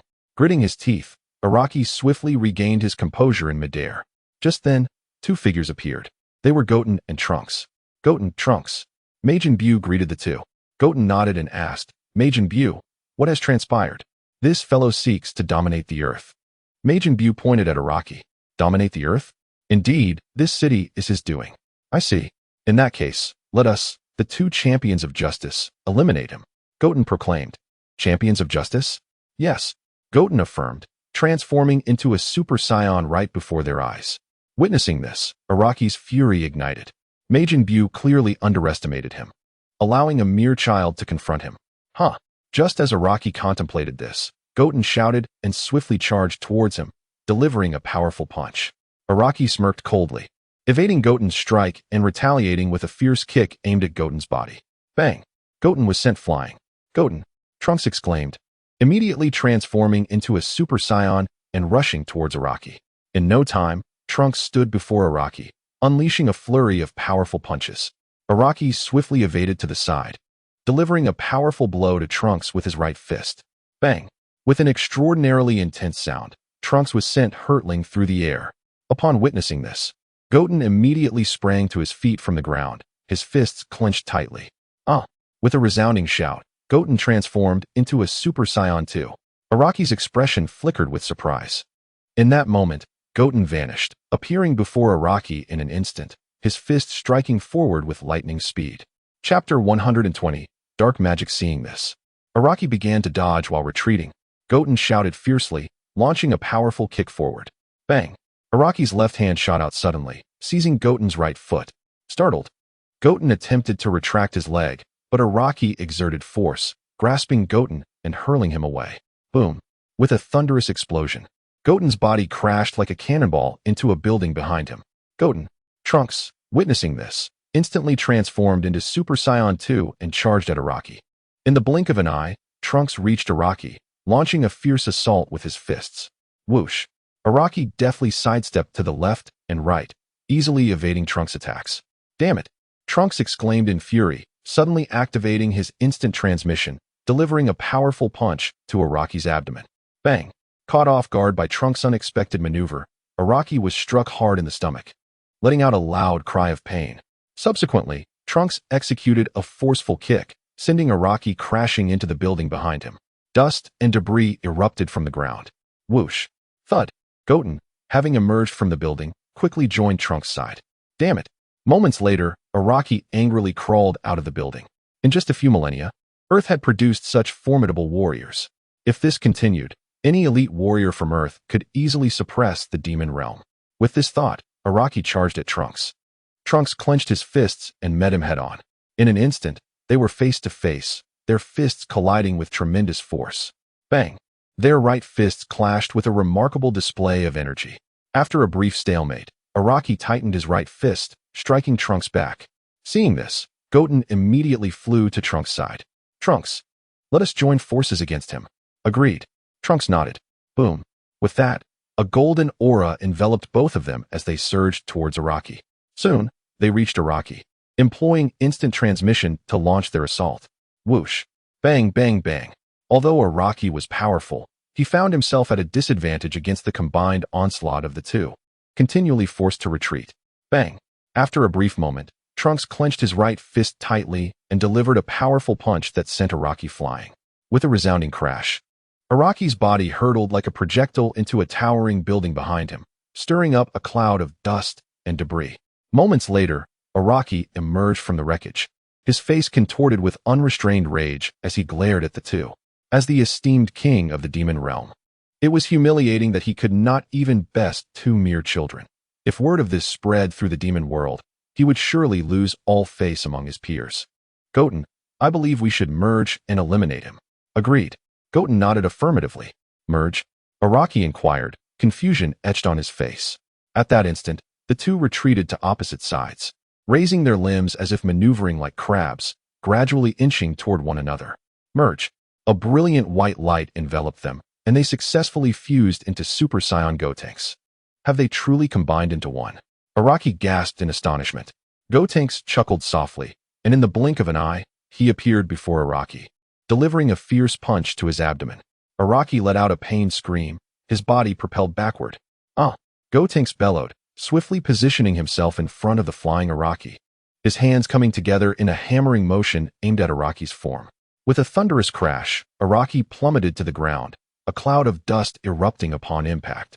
Gotenks, seizing the moment, stepped into the dust cloud, grasping Araki's foot and hurling him skyward. Then, with a rapid motion, he brought his hands together. Kamehameha. A deep blue energy wave coalesced between Gotenks' palms and surged toward Araki. Whoosh. Boom. With an ear-splitting explosion, the Kamehameha struck Araki, erupting in a massive detonation in the sky. A colossal storm formed amidst the chaos. Moments later, as the smoke began to clear, a disheveled figure hovered in the air. It was Araki. Gasping for breath, Araki was filled with a mixture of fury and terror directed at Gotenks. Had he not exerted every ounce of his strength to fend off that Kamehameha, he would surely have met his demise at Gotenks' hands. With this thought, Araki suddenly radiated an overwhelming dark aura. Dark demon flame barrage, Araki shouted, conjuring a torrential rain of black energy with both hands, unleashing it toward Gotenks. In response, Gotenks retreated, gathering an immense amount of energy in his palms to counterattack. Whoosh. Bang. Boom. Boom. Boom. The air erupted with catastrophic explosions as their energy waves collided in the sky. For a time, the heavens and earth reverberated with the sound of their fierce confrontation. Soon, Gotenks abruptly ceased his energy assault and charged at Araki. Araki smirked coldly, reciting a dark incantation. Just as Gotenks was about to reach him, a colossal shadow loomed, poised to engulf Gotenks. Gotenks instinctively raised his arm in defense, yet his body was still engulfed by the imposing black shadow. Ah! Gotenks screamed in agony, suddenly becoming motionless, rooted to the spot. Gotenks! Babidi exclaimed, swiftly flying towards him. What have you done to Gotenks? Oh, nothing much, merely employing a bit of dark magic. Dark magic. Indeed. He is now ensnared within my illusion. Babidi gritted his teeth upon hearing this. Then quickly break the illusion, or I shall end your life. Upon hearing this, Alaki transformed into a plume of black smoke and entered Gotenks' body. It seems I must seek out Gohan. Babidi snarled, pivoting to soar towards the direction of West City. Where am I? Gotenks pondered, finding himself in a realm of illusions, amidst the ruins of a once great city. Just moments ago, he had been battling Alaki. How had he suddenly arrived here? As Gotenks contemplated this, he suddenly spotted Alaki, mercilessly slaughtering the inhabitants of this desolate city. Chapter 121, Sealing Alaki. Upon seeing Alaki, Gotenks charged forward. Alaki smirked wickedly and vanished into thin air. Where did he go? Gotenks gasped in surprise. At that moment, the lifeless bodies of Goku and Vegeta appeared before him. Dad! Gotenks' expression morphed into one of profound fury upon witnessing the corpses of his comrades. No, this can't be. My father couldn't have fallen to Alaki. This must be an illusion. It must be. Though he uttered these words, his eyes began to redden with sorrow and rage. At that instant, a shadowy figure resembling Gotenks emerged. Who are you? How do you look exactly like me? I am you. Gotenks replied with a smile. You are me? No, you are not me. I am myself. Gotenks scoffed, abruptly launching an attack with his right hand. Startled, Gotenks quickly raised his arm to block the assault. Who are you really? Gotenks demanded, yet his doppelganger offered no response, continuing to press the attack. Meanwhile, atop West City, Gohan was instructing Ragusa and Biddy Lee in their training when suddenly, a figure soared in from the distance. It was Babidi. Babidi! Biddy Lee exclaimed. Babidi nodded solemnly. Gohan, we have a grave situation. Gotenks has been possessed by Alaki. Alaki? Yes, Babidi affirmed. Then Gohan, let us hasten to rescue Gotenks. Biddy Lee urged. Agreed. Gohan replied, placing his right index finger to his forehead to sense Gotenks' energy. Have you found him? Biddy Lee inquired. Yes. Gohan confirmed with a nod. Upon hearing this, Biddy Lee placed her hand on Gohan's shoulder, and Ragusa followed suit. In an instant, Gohan teleported, bringing both of them before Gotenks. At this moment, Gotenks emanated a dark aura, his pupils turned black, and a black diamond symbol appeared on his forehead. Gotenks! Videl called out. Gotenks responded with a smile. I am not Gotenks. I am the great demon King Araki. The great demon King Araki? Indeed, this body now belongs to me. Araki chuckled. Araki, you better vacate Gotenks' body immediately, or I shall not hold back. Gohan threatened. Araki snorted dismissively. Gohan, if you possess the capability, then come at me. In that case, I shall not be courteous. Gohan declared, charging at Araki. With a mighty roar, Araki rushed toward Gohan as well. Whoosh! Bang! Bang! Bang! Soon, the two stood before each other, their fists clashing with lightning speed, raising a cloud of dust from the ground. Bang! After a brief skirmish, Gohan accelerated, delivering a swift kick that sent Araki flying. Damn it! Araki seethed, quickly propelling himself back toward Gohan. Gohan's figure flickered, appearing before Araki in an instant, delivering powerful blows. Bang! Bang! Bang! Under Gohan's fierce assault, Araki emitted a series of agonized cries. Still not coming out? Gohan halted his strikes. I will not come out. Araki gasped for breath. Bang! Hearing this, Gohan delivered a forceful kick, sending Araki soaring once more. With a resounding crash, Araki smashed into a nearby building, sending debris flying. Moments later, as the dust settled, Araki crawled out from the wreckage, sneering. Gohan, your strength is indeed formidable, but do you dare to kill Gotenks? Gohan narrowed his eyes and retrieved the celestial mirror from the system. A mirror? Gohan chuckled lightly, directing it at Araki, unleashing a tremendous suction force from the celestial mirror. The pull felt as though hands were grasping Araki's body. No. Araki's expression turned stark with fear as he realized he was being drawn out. Before long, Araki was sealed within the celestial mirror.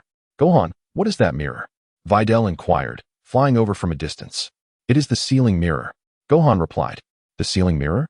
Ragus also approached from afar. Indeed. But why didn't you use the sealing mirror from the start? Videl questioned. I momentarily forgot. and using this mirror requires immense power. I see. Where did you obtain this mirror? Videl continued to ask. The sealing mirror, like the shadow battle axe, can also change size. Is that so? Videl responded, her mind filled with doubt. At that moment, Gotenks awakened. Gohan, Videl, and Ericus. The three nodded in acknowledgement. No sooner had he spoken than Gotenks disintegrated, reverting back to Goten and Trunks. Brother, where is Ericus? Goten inquired, surveying the surroundings. I have sealed him within the sealing mirror. Sealing mirror? Just then, a figure flew in from the distance. It was Majin Buu. Majin Buu, what splendid news. Goten, you are safe. Majin Buu exclaimed joyfully. Goten nodded in response. So, Gohan, could you recount the events that just transpired? Trunks asked. Certainly, Gohan affirmed, recounting everything that had occurred. Then, brother, do you wish to release Ericus and eliminate him? No. For now, he still serves another purpose. Another purpose? Indeed, we must first gather the Dragon Balls to resurrect those who were unjustly slain. Understood. Goten nodded. Subsequently, they went to Bulma's house to borrow the Dragon Radar in search of the Dragon Balls. Out of curiosity regarding the Dragon Balls, Videl and the others accompanied them on their quest.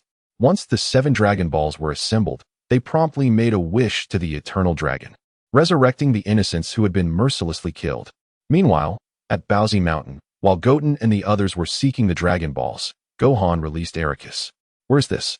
Ericus looked around and questioned. This is Earth. Earth? Yes, Gohan affirmed. Chapter 122, Subduing Ericus. Are you going to kill me? Ericus asked with trepidation. That depends on your behavior. My behavior? If you are willing to acknowledge me as your master, I may spare your life. Acknowledge you as my master? Gohan nodded. No. I am the king of the demon realm. How could I serve a mere human? Ericus shook his head. Upon hearing this, Gohan raised his right hand, channeling a purple destructive energy toward Ericus.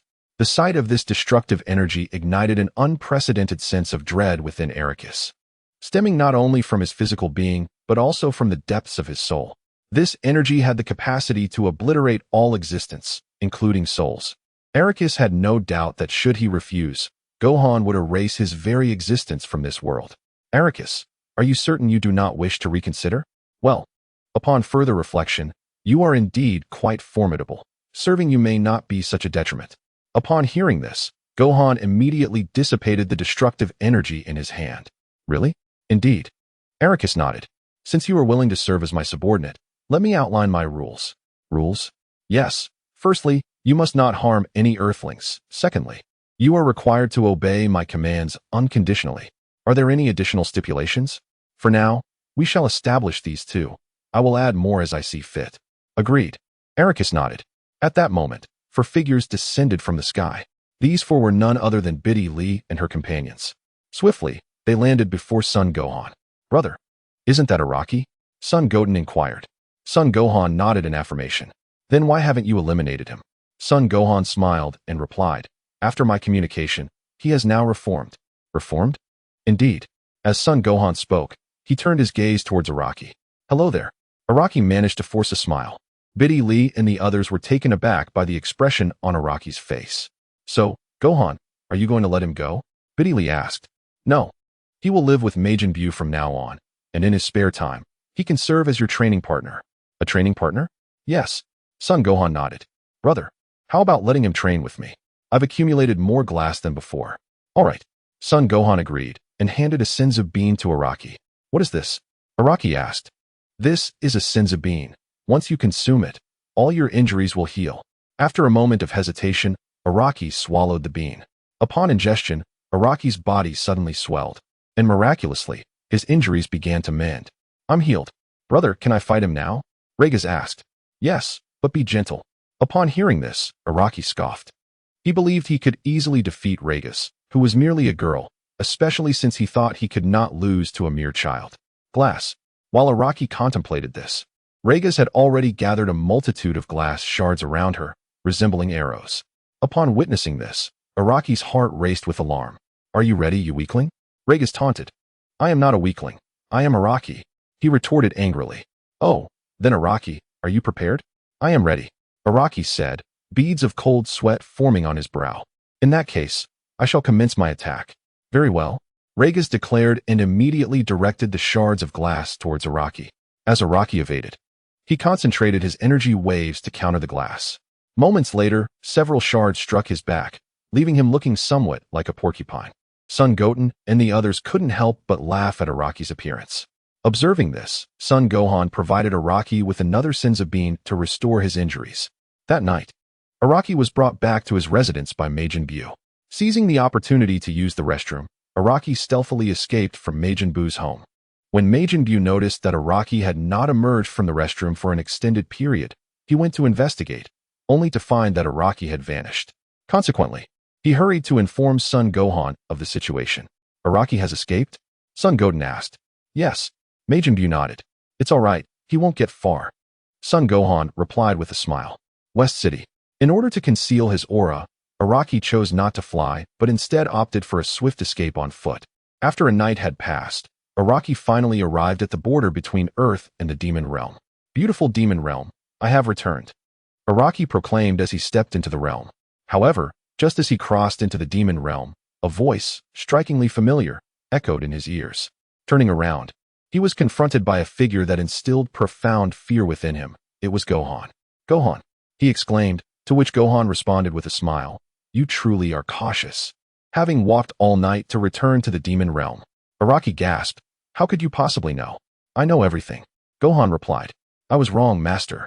I shall never attempt to escape again. I promise there will be no next time. And if there is? Gohan retorted coldly. Then you may kill me. Araki responded, trembling. Gohan, seeing his fear, instantaneously transported Araki back to the home of Majin Buu. Araki, Majin Buu exclaimed as he rushed towards him. Majin Buu, Araki replied. Buu snorted. Where did you run off to last night? I apologize, Majin Buu. I should not have sneaked back to the Demon Realm alone. Back to the Demon Realm? Buu pressed. I promise I will never return. Really? Indeed. Then, Majin Buu, I entrust him to you? Buu nodded. With that, Gohan vanished in an instant from Majin Buu's residence. Time passed swiftly, and in the blink of an eye, 3 days had gone by. In the 9th universe, on the planet Tianlan, a werewolf named Bezel, draped in a black cloak with red fur, was engaged in training. Known as Bezel the Strong Kicker, he was the third member of the dangerous trio, possessing specialized leg techniques. Suddenly, 2 figures materialized before him, Gohan and Araki. Bezel, eyeing the newcomers with wariness, asked, Who are you? Good people, Gohan replied, gesturing to Araki beside him. Araki, surely you can control this fellow? Yes, Araki confirmed. Control me?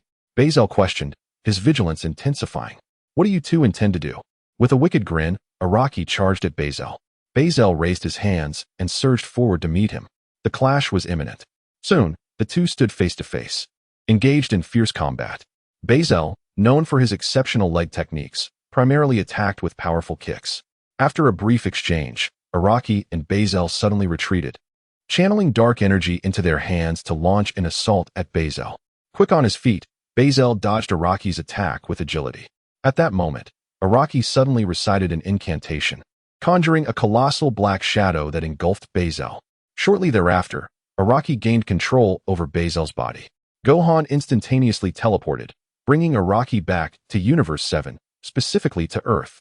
On the mountain of Bowsy, Goten and the others were engaged in their training when 2 figures abruptly appeared before them, none other than Gohan and Araki. Brother. Gohan nodded in acknowledgement. Who is he? This is Bezel, the human that Araki has recently taken control of. A human under Araki's control? Indeed, he is a villain, which is why I allowed Araki to possess his body, to serve as a sparring partner for you. Originally, Gohan intended for Araki to control Frost's body for Goten and the others to practice against. However, Frost's power was deemed too feeble.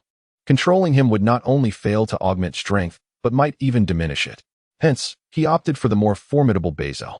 Although Bezel was not as treacherous as Frost, he still presented a facade of righteousness. But brother, is this truly appropriate? Goten inquired.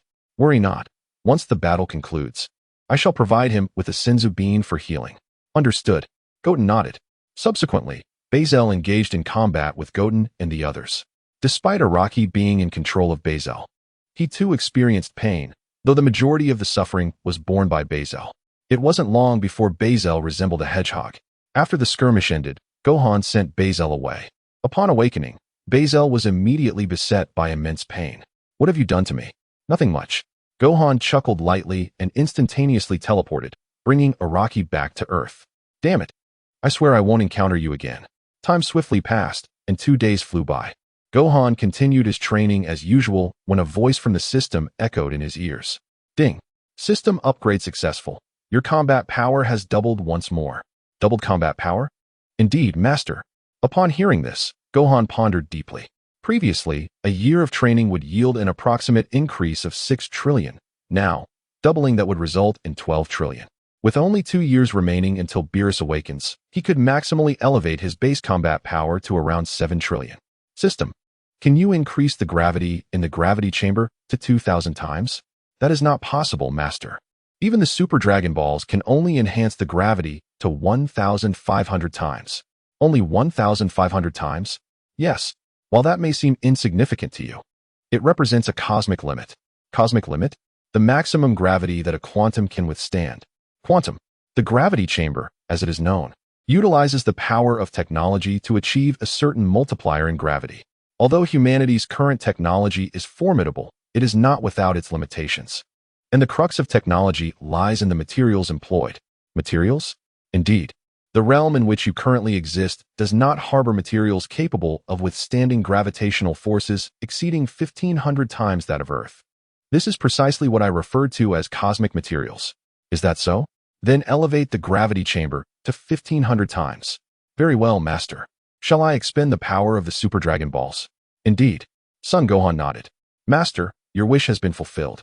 Please continue your rigorous training. No sooner had he spoken than the gravity chamber transformed into a pristine state. Observing this, Son Gohan promptly approached the control panel to initiate a gravity training session set at 1,100 times. In the afternoon, Regis and his companions were astonished to see the newly refurbished gravity chamber. Brother, how has the gravity chamber become so revitalized? I had it renovated. Renovated? By whom? A mysterious scientist who wishes to remain anonymous. A mysterious scientist? Indeed. He also assisted us in elevating the chamber's maximum gravity to 1,500 times. 1,500 times. Regis gasped in surprise. Son Gohan nodded affirmatively. So, brother, could that mysterious scientist be you? Upon hearing this, Son Gohan feigned an air of profundity. Regis, I never anticipated that my secret would be uncovered after all these years. Regis and Videl exchanged exasperated glances at Son Gohan. The following day, Son Gohan summoned all the Dragon Ball warriors to his residence. Gohan, have you called us for a specific reason? Krillin inquired. Well, I wish to convey an important message.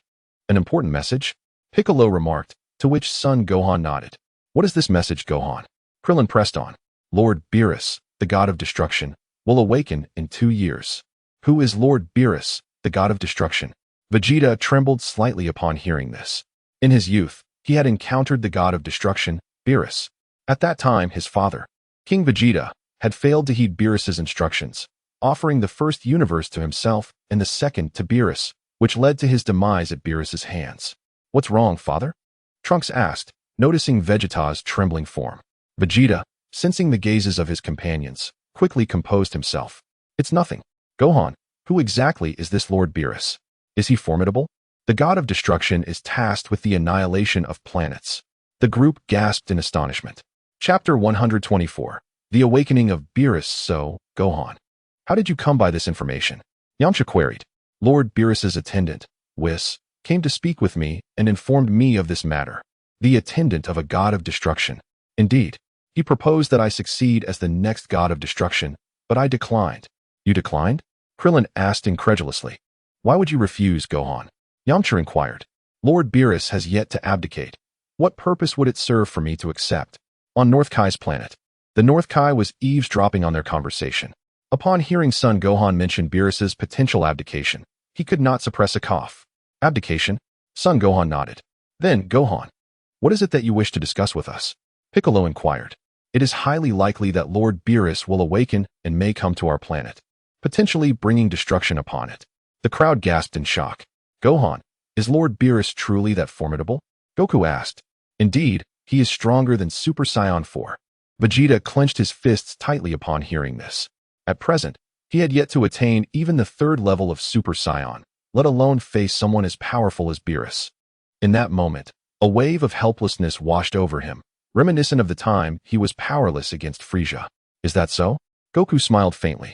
If that is the case, I must train diligently to reach Super Saiyan 4 within the next 2 years. Goku, Krillin, and the others turned to him, knowing all too well Goku's optimistic nature when confronted with formidable foes. This unwavering spirit was the reason he continuously grew stronger. A true warrior not only possesses great strength, but also harbors a resilient heart. If one refrains from battling a powerful enemy out of fear, they shall never become a true champion. Hearing this, Vegeta felt a surge of determination. Kakarot, I shall undoubtedly achieve Super Saiyan 4 before you. Goku nodded in response. Then I shall train as well. Krillin and the others chuckled, remaining silent. Despite their best efforts, they knew they could never catch up to Goku. Subsequently, they bid farewell to Goku and departed from his home.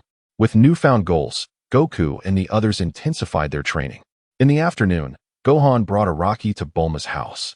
Gohan. Bulma greeted him warmly. Where's Uncle Vegeta? He is training in the gravity chamber. I will fetch him for you. All right. A short while later, Vegeta emerged from the gravity chamber. Gohan, what brings you here? I am here to help you enhance your strength. Enhance my strength? Vegeta questioned. Yes. I will have Araki use black magic to unleash your hidden potential. Araki's black magic not only allowed him to possess others, but also to awaken latent abilities within individuals. Black magic? Gohan nodded and turned to Araki. Then Araki, please proceed with your magic. As you wish, Master. Araki responded, gathering a dark energy in his hands. He then recited an incantation, directing the energy into Vegeta's body. With a cry of agony, Vegeta was plunged into a realm of illusion. Within this illusion, he encountered an evil version of himself and engaged in a fierce battle. Upon hearing Vegeta's cries, Bulma hurried over. Gohan, what is happening? It's nothing, Aunt Bulma. I'm merely assisting Uncle Vegeta in enhancing his strength. Enhancing strength? There shouldn't be any issues with that, right? Do not worry, Aunt Bulma. You can rest assured. Gohan smiled. All right. After a moment, Vegeta succumbed to his evil self, who exerted control over him, and his body suddenly radiated an overwhelming energy. Has he lost control? Gohan inquired. Araki nodded. I shall break the dark magic. Araki proclaimed, immediately reciting an incantation. Upon hearing the spell, Vegeta swiftly regained his senses. Gohan. Gohan nodded in acknowledgement. Then, Uncle Vegeta, if there is nothing else, I shall take my leave. Wait, what is it, Uncle Vegeta? I just lost to that guy. Could you allow me to battle him once more? Upon hearing this, Gohan turned to Araki beside him. Is that permissible, Araki? Absolutely, Master. Araki replied, once more employing dark magic. With a scream, Vegeta was thrust back into the illusion. After a while, he was defeated again. Again, Vegeta gritted his teeth. Gohan glanced at Araki, who nodded in agreement. After entering the illusion 3 times, Vegeta finally vanquished his evil counterpart. As time flew by, 2 years had swiftly passed. During this period, Gohan's combat power had reached an astonishing 85 trillion. Gohan and Videl had graduated from university and had already obtained their marriage certificate. On the serene slopes of Mount Pozu, Gohan was seated on the grass, engaged in meditation and training. Suddenly, a figure descended from the sky. It was Piccolo. Sensing Piccolo's energy, Gohan immediately opened his eyes. Uncle Piccolo. Piccolo nodded in response. In the realm of the god of destruction of Universe 7, within a purple palace resembling a giant tree, a fully purple cat was sleeping atop a floating stone. This cat was Beerus. Beside this stone, several stone bells stood. Boom. Suddenly, one of the stone bells exploded. A minute later, the others followed suit in a cacophony of blasts. Beerus rolled over, resembling a caterpillar, and began to tumble toward another floating stone. After rolling over several stones, Beerus finally reached one less than half a meter from the ground. At that moment, a tall figure entered the room. It was Whis. All right, Lord Beerus, it is about time for you to awaken. Upon hearing this, Beerus immediately opened his eyes and rolled off the stone, landing on the ground. He yawned and stood up groggily. Lord Beerus, if you are tired, why must you wake at this hour? Beerus yawned again in response. Because of a prophetic dream.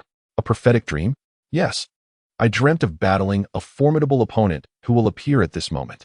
Chapter 125. The prophetic dream of formidable opponent. Whis immediately thought of Gohan. By the way, Whis, is the hot water ready? Lord Beerus, everything is prepared. That is good, Beerus replied, yawning as he exited the room. Shortly after, Beerus found himself in the palace's hot springs. "How is the water temperature, Lord Beerus?" "It's acceptable, but do not increase the heat any further. It would become too scalding." Whis nodded in acknowledgement. "By the way, Whis, did Frieza carry out my command to eliminate the Scions?" "Indeed, Lord Beerus. Planet Vegeta has been obliterated by Frieza. Aside from a few surviving Scions, the majority have been eradicated. That is satisfactory. That King Vegeta.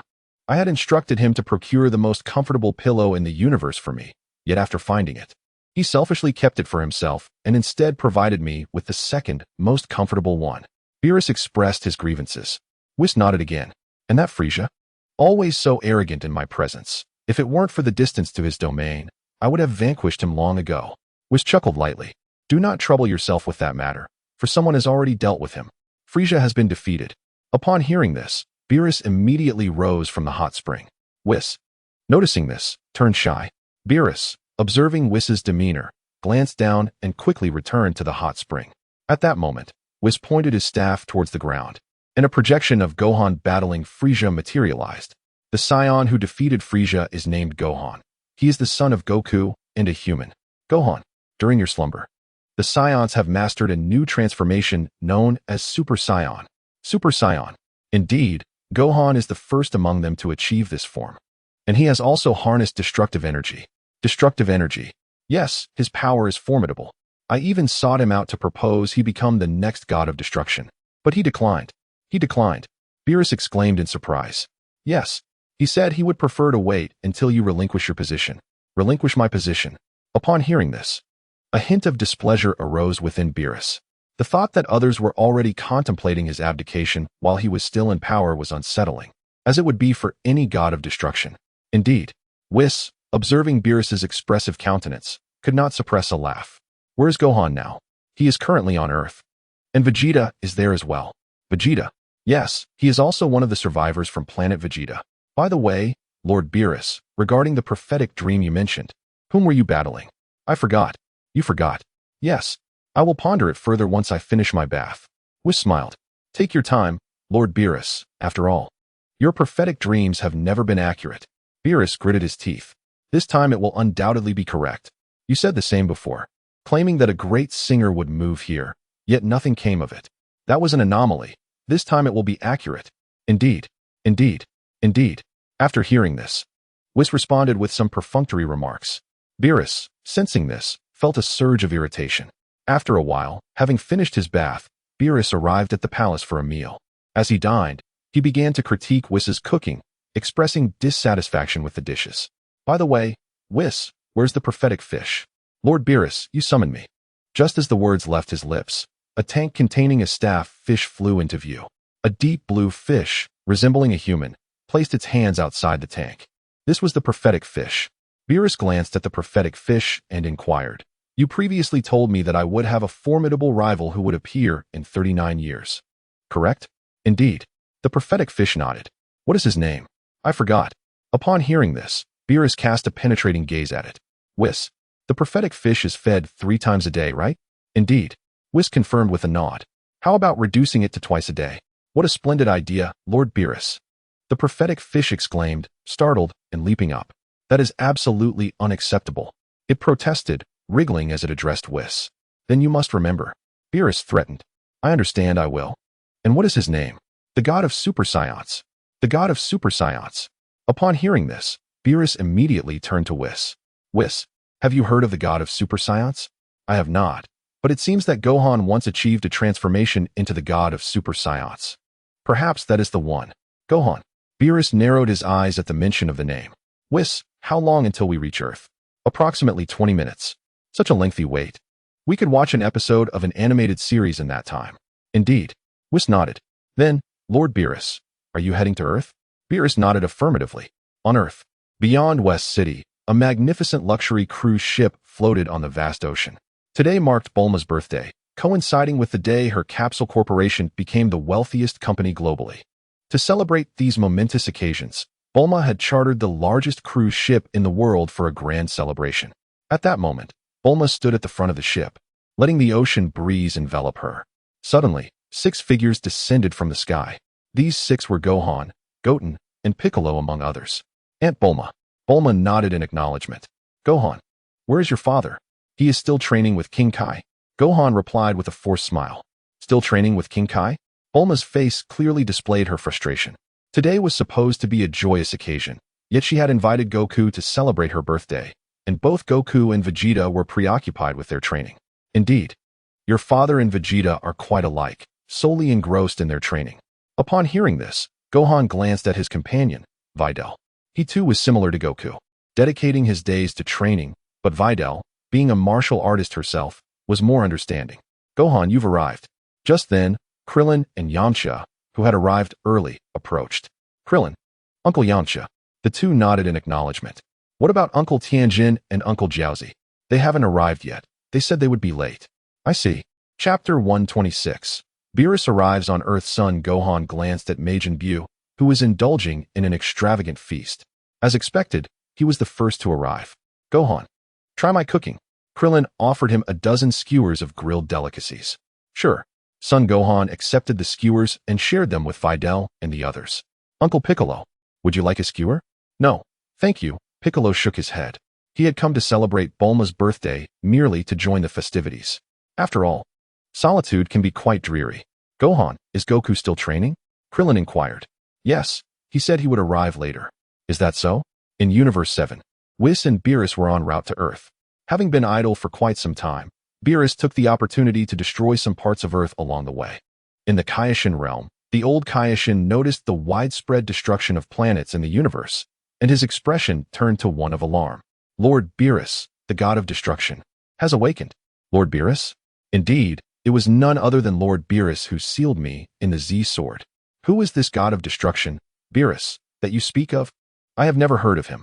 The old Kaioshin looked at the East Kaioshin with a bemused expression. I cannot comprehend how you, as a Kaioshin, do not even know about Lord Beerus. The East Kaioshin's face flushed with embarrassment. At one time, there were 5 Kaioshins in the universe, and he was the least among them. Were it not for the deaths of the other 4, he would likely only manage the Eastern Galaxy. This universe has Kaioshins responsible for the creation of planets, and naturally, there exist deities tasked with their destruction. Lord Beerus is the one who specializes in annihilating planets. I see. The old Kaioshin nodded. I wonder how many more planets Lord Beerus will obliterate after such a long slumber. Is Lord Beerus truly that terrifying? Certainly. Even that Majin Buu you mentioned is merely a minor threat in his presence. The East Kaioshin broke into a cold sweat. That is indeed frightening. Therefore, you must never provoke Lord Beerus. The East Kaioshin nodded vigorously. He would have to be seeking death to challenge Beerus. In the North Kaioshin star, Son Goku was engaged in his training when he noticed the North Kaioshin frowning from a distance. Kaioshin, what troubles you? Nothing at all. The North Kaioshin smiled and shook his head. Son Goku felt a tinge of doubt. On Earth, Son Gohan stood on the deck, admiring the scenic ocean view, while Videl occasionally fed him some of her favorite pastries. This kid, Gohan, standing alongside Yamcha, Krillin gazed on with envy. Just as he finished speaking, 2 figures descended from the sky, Tianjin Han and Chaos. Tianjin Han, Chaos, he exclaimed, nodding in acknowledgement. Where's Goku? Goku is still training with Lord Kai, Krillin replied. Is that so? At that moment, Gohan suddenly sensed an ominous aura, unmistakably that of Beerus. Has he arrived? What has arrived? Asked Videl. The god of destruction, Beerus. Gohan affirmed. Indeed. Krillin nodded. Upon hearing this, Piccolo approached from a distance. Gohan, has Lord Beerus awakened? Gohan nodded once more. Krillin and the others hastily made their way over. Lord Beerus has awakened? Yes. He is quite close to us now. Meanwhile, in the Kaioshin realm, the Elder Kai and the others observed Beerus and his companions flying towards the North Galaxy, their expressions turning grave. What troubles you, Elder? Lord Beerus and his entourage are heading towards the North Galaxy. The North Galaxy? Yes, I fear their target may be Gohan. Gohan, exclaimed East Kaioshin in shock. If Beerus were to reach Earth, he could only imagine the catastrophic battle that would ensue between himself and Gohan. Indeed, if they were to confront one another, the entire universe could be in peril. The whole universe. Back on Earth, Gohan and the others had gathered to discuss their strategy against Beerus. How much longer until Lord Beerus arrives? I don't know. He should be here in a few minutes. A few minutes. Gohan, do you have confidence in defeating Lord Beerus? Piccolo inquired. No. Gohan shook his head. Defeating Beerus, a pinnacle of universal combat prowess, would not be an easy feat. Noticing the gathering, Bulma approached from a distance. Gohan, what are you all doing here? Gohan smiled and said, Aunt Bulma, I have some rather unsettling news to share. Unsettling news? Is it that your father isn't coming? No. No. Gohan quickly shook his head. What is it then?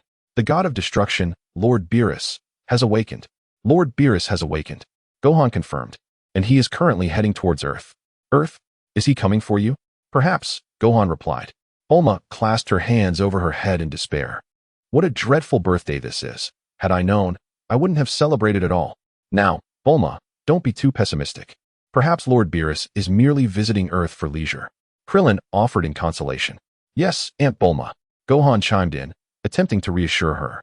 Bulma, though still skeptical, could only comfort herself internally, hoping that Beerus would not wreak havoc at her birthday celebration. 7 minutes later, a radiant cascade of colorful light descended from the heavens, landing upon the deck. As the brilliance faded, two silhouettes emerged. These figures were none other than Beerus and Whis. Upon seeing them, the expressions of the gathered crowd transformed into profound reverence. Once again, we meet Son Gohan. Whis greeted him with a beaming smile. Son Gohan nodded in acknowledgement. Greetings, everyone. My name is Whis, and beside me stands the esteemed god of destruction, Lord Beerus. Whis introduced Beerus to the assembly. Lord Beerus. The crowd responded in unison. Lord Beerus. This is the Son Gohan I mentioned to you. Upon hearing this, Beerus nodded and gradually approached Son Gohan. Soon, he stood before Son Gohan, smiling as he addressed him. I hear from Whis that you wish to inherit my position? Inherit your position? Son Gohan echoed, taken aback. No, Lord Beerus, from where did such a rumor arise? Beerus narrowed his eyes at the response. Have you not spoken of abdication? Abdication? Son Gohan chuckled awkwardly. No, Lord Beerus, I was merely jesting with Whis. Jesting? Son Gohan nodded. Then who taught you to wield destructive energy? An old man from a dream. Son Gohan replied. A dream? Son Gohan nodded once more. You are not deceiving me, are you? Certainly not. Upon hearing this, Beerus immediately turned his gaze to Whis. Whis, do you know of whom he speaks? I do not. Whis shook his head. Beerus then turned back to Son Gohan. So, Son Gohan, are you familiar with the Super Saiyan God? I am. You are? How delightful. Beerus exclaimed. Whis, see? My prophetic dream was not in vain. Prophetic dream? Krillin and the others looked on, puzzled. Whis nodded, but was soon distracted by the enticing aroma of takoyaki. Boss, what is this? This is takoyaki. Would you care to sample some? Indeed. Whis eagerly nodded. And where is the Super Saiyan God now? Beerus inquired further. The Super Saiyan God is the transformation of a Super Saiyan. I can achieve that transformation too. Transformation? Yes. Then how about you transform into a Super Saiyan God and have a spar with me? A spar? Indeed. Beerus nodded. Very well. After a moment of hesitation, Son Gohan finally agreed. Witnessing this, Beerus immediately took to the skies. Son Gohan swiftly followed suit. Ultimately, a battle between the two seemed inevitable. The North Kai side. What battle? No sooner had he spoken than Goku suddenly appeared behind him. Goku. The North Kai was startled. Lord Kai, what did you just say about an unavoidable battle? And nothing. The North Kai quickly shook his head. Goku regarded him with a mixture of curiosity and skepticism. On Earth, at this moment, Son Gohan and Beerus had ascended to the lofty heights above the ocean, pausing in midair. Then Son Gohan, transform into a Super Saiyan God and battle me, Beerus suggested. Gohan nodded, preparing to undergo his transformation when a figure suddenly materialized. It was none other than Son Goku. Dad. Son Goku acknowledged with a nod. And you are? Greetings. Lord Beerus. My name is Son Goku. Son Goku? He reiterated, nodding again. May I have the honor of sparring with you? Spar? Beerus chuckled heartily. In all my long existence, I have never encountered someone as amusing as you. Amusing? Goku inquired. Indeed. Are you not aware of my identity? I know. You are the god of destruction, Lord Beerus, Goku replied. Precisely. Thus, I find you intriguing. Do you not realize that gods of destruction are quite formidable? Beerus asserted, his expression growing serious. Is that so? Goku responded with a casual smile. By the way, Lord Beerus, you just mentioned that Gohan should transform into a Super Saiyan God. Correct? Indeed, Beerus confirmed with a nod. Can you also transform into a Super Saiyan God? Goku nodded. Goku, he too has mastered the Super Saiyan God form? Yamcha and the others were taken aback. Is that so? In that case, I shall engage in a spar with you, Beerus declared. Thank you, Lord Beerus, Goku said, clenching his fists as an overwhelming aura emanated from him. Huh.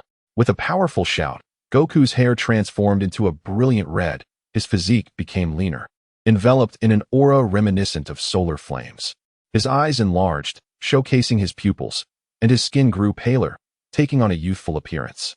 Whis, savoring takoyaki, immediately sensed Goku's Super Saiyan God energy and looked up. Beerus narrowed his eyes, acknowledging, indeed, it truly possesses divine energy. At that moment, a figure soared toward them from afar. It was Vegeta. Bulma, Vegeta. Trunks, Dad. Vegeta, ignoring their calls, focused on the airborne Goku and Beerus. Is that Kakarot? He thought, feeling a surge of irritation. Over the past 2 years, he had dedicated himself to intense training, yet Son Goku had once again surpassed him. Goku, whose strength is greater. You or Gohan? Beerus inquired. Gohan. Goku replied. Is that so? Well then, shall we begin? Upon hearing this, Goku nodded and assumed a combat stance. Seeing this, Beerus chuckled softly, and in the blink of an eye, he appeared before Goku, delivering a powerful kick. Startled, Goku quickly raised his hands to block Beerus's attack. Bang! Goku was sent flying by the kick. Immediately, Beerus closed the distance, launching a flurry of punches at Goku. Swish, bang, bang, bang. SNWKang's visage and form endured a ferocious beating at the hands of BLS. Bang. Moments later, BLS clenched his right fist with great force, propelling SNWKang hundreds of meters away. Suspended in the sky, SNWKang gasped for breath. BLS let out a cold chuckle, gathering a surge of purple destructive energy in his right hand, aiming it at SNWKang. Perceiving this, SNWKang swiftly evaded to the side. Boom. With a thunderous explosion, the destructive energy detonated mid-air. At that moment, SNWKang suddenly roared, charging towards BLS. Unmoved, BLS stood his ground. In no time, SNWKang reached BLS, launching a powerful assault with both fists. BLS deftly dodged while retaliating with a kick aimed at SNWKang. A series of pained cries erupted from SNWKang. Moments later, he retreated, breathing heavily. BLS scoffed. Is this all the strength of the Super Saiyan God, SNWKang? Without BLS-sama, I merely wish to gauge your prowess. Upon hearing this, BLS could not contain his laughter. And how is that trial faring for you now? Indeed formidable. BLS-sama's strength is no mere boast. Then unleash your full power and let me witness the might of the Super Saiyan God. Very well, BLS-sama. As SNWKang spoke, he clenched his fists tightly, a crimson aura enveloping his entire being. Chapter 128, SNWKang versus BLS-2. An astonishing presence immediately radiated outward. Moments later, SNWKang ceased augmenting his aura. BLS smiled and inquired, Are you ready? SNWKang nodded, transforming into a streak of red light as he surged toward BLS. Whoosh. Bang, bang, bang. With the acceleration of his speed, SNWKang struck BLS. A light chuckle escaped SNWKang, feeling a sense of pride. BLS scoffed, increasing his speed to counterattack. Whoosh. Bang, bang, bang. Soon, SNWKang found himself repeatedly forced back by BLS. Bang. Moments later, BLS delivered a sweeping kick, sending SNWKang flying to the left. Clenching his fists, SNWKang quickly stabilized himself. At that juncture, BLS conjured several clones, encircling SNWKang. Whoosh. BLS and his clones simultaneously coalesced destructive energy aimed at SNWKang. SNWKang's expression grew serious. Whoosh. BLS and his clones unleashed their assembled destructive energy towards SNWKang. Boom. The combined forces of the destructive energy created a massive cloud of smoke. It is done. BLS laughed heartily as all clones merged back into his form. Not yet. SNWKang emerged from the smoke, charging at BLS. BLS's demeanor shifted, focusing intently on SNWKang. At that moment, SNWKang closed in on BLS, his right fist swinging towards him. BLS raised his left hand, seizing SNWK Aang's right fist. With a resounding roar, Sun Wukong propelled himself forward, causing Beerus to stagger backward a few paces. Once Beerus regained his footing, he swiftly raised his fist to strike at Sun Wukong. In a flash, Sun Wukong sidestepped, retracting his right fist. Subsequently, the two engaged in a flurry of punches and kicks, their movements as swift as lightning, filling the air with the sounds of their intense battle. Due to their extraordinary speed, Krillin and the others could hardly discern the clash of combat. Suddenly, with a swift flick of his tail, Beerus ensnared himself like a rope, immobilizing Sun Wukong. Seizing the opportunity, Beerus unleashed a barrage of punches upon Sun Wukong, whose anguished cries echoed in the air. Infuriated, Sun Wukong, after enduring a series of blows, suddenly attempted to bite Beerus's tail. With a sharp crack, he sank his teeth into Beerus, who let out a tremendous howl of pain and withdrew his tail. Gasping for breath, Sun Wukong quickly retreated. In a fit of rage, Beerus blew on the reddened spot of his tail, casting a furious glare at Sun Wukong. This was the first time he had encountered such a savage fighting style. Moments later, Beerus lowered his tail and charged at Sun Wukong with great fury. In the blink of an eye, he was before Sun Wukong, his fists striking like beams of light. Taken aback by Beerus's sudden speed, Sun Wukong raised his hands to defend against the onslaught. With each blow from Beerus, Sun Wukong was forced further back.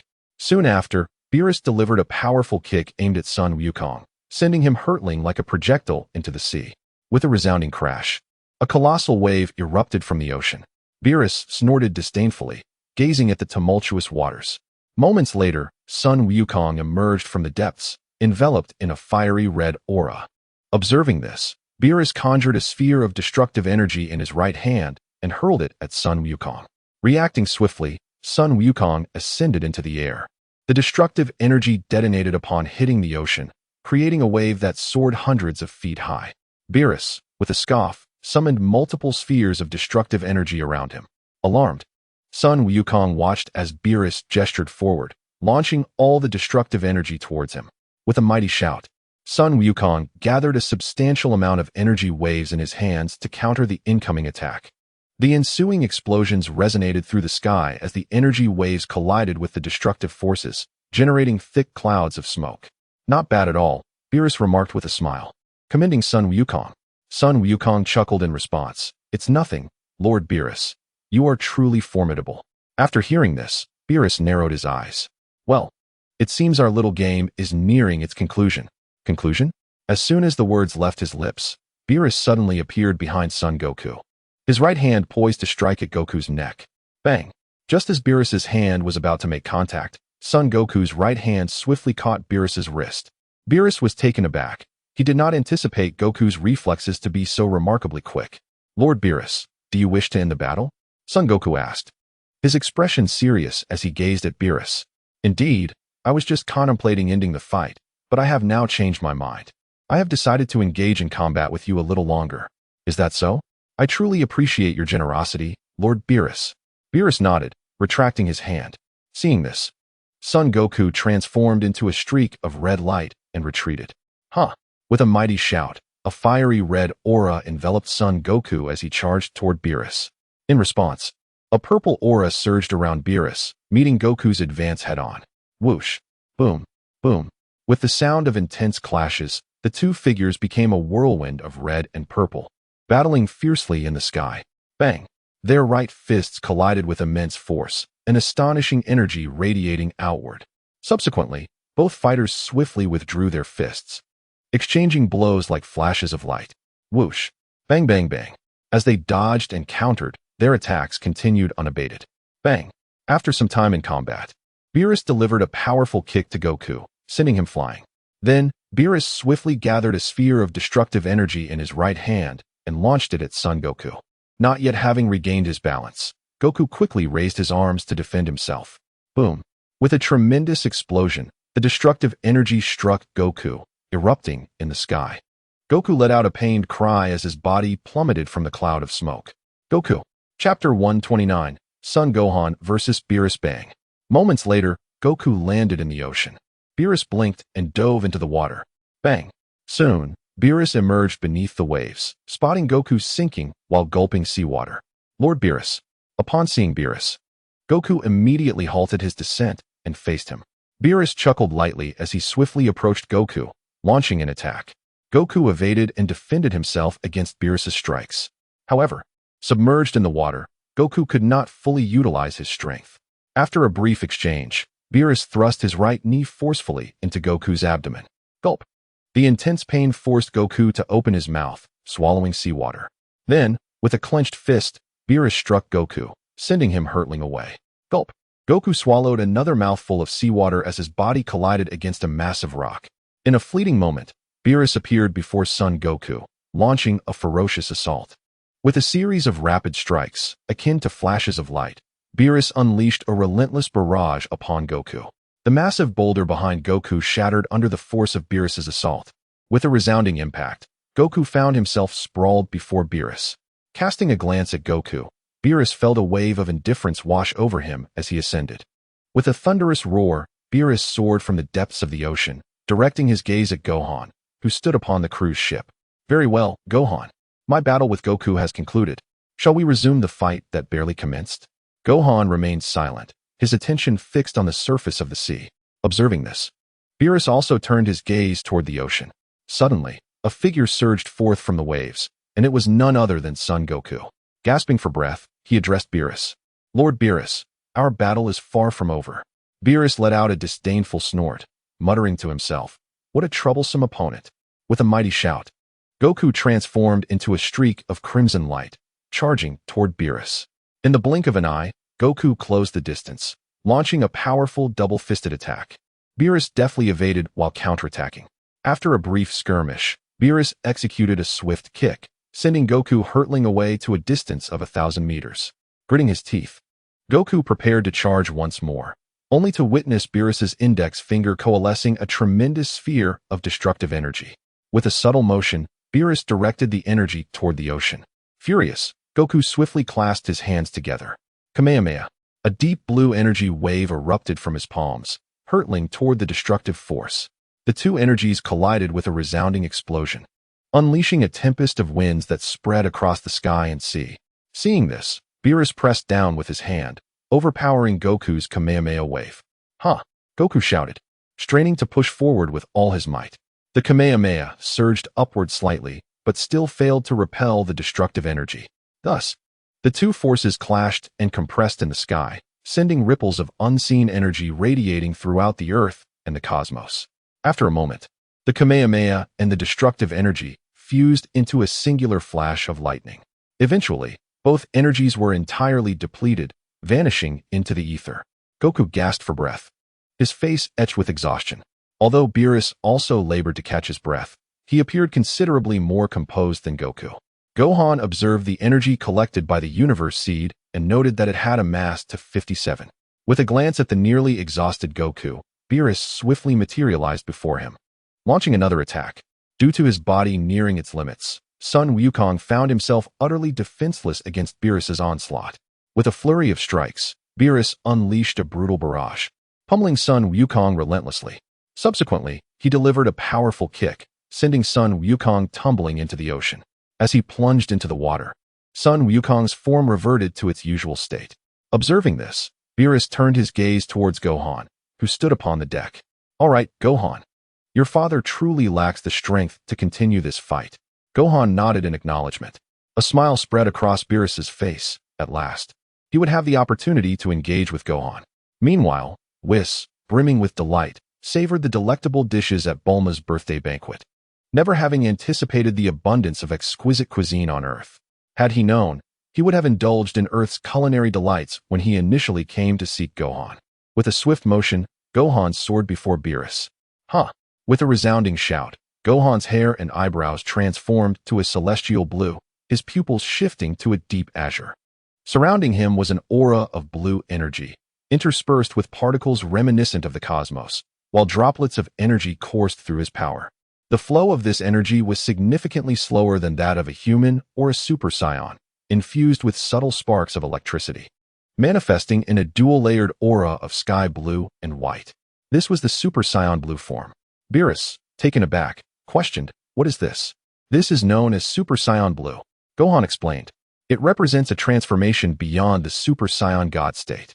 Beerus realized the implication. It must indeed surpass the power of the Super Saiyan God. Gohan affirmed. Beerus chuckled. Is that so? Then allow me to witness just how much stronger your Super Saiyan Blue is compared to the Super Saiyan God.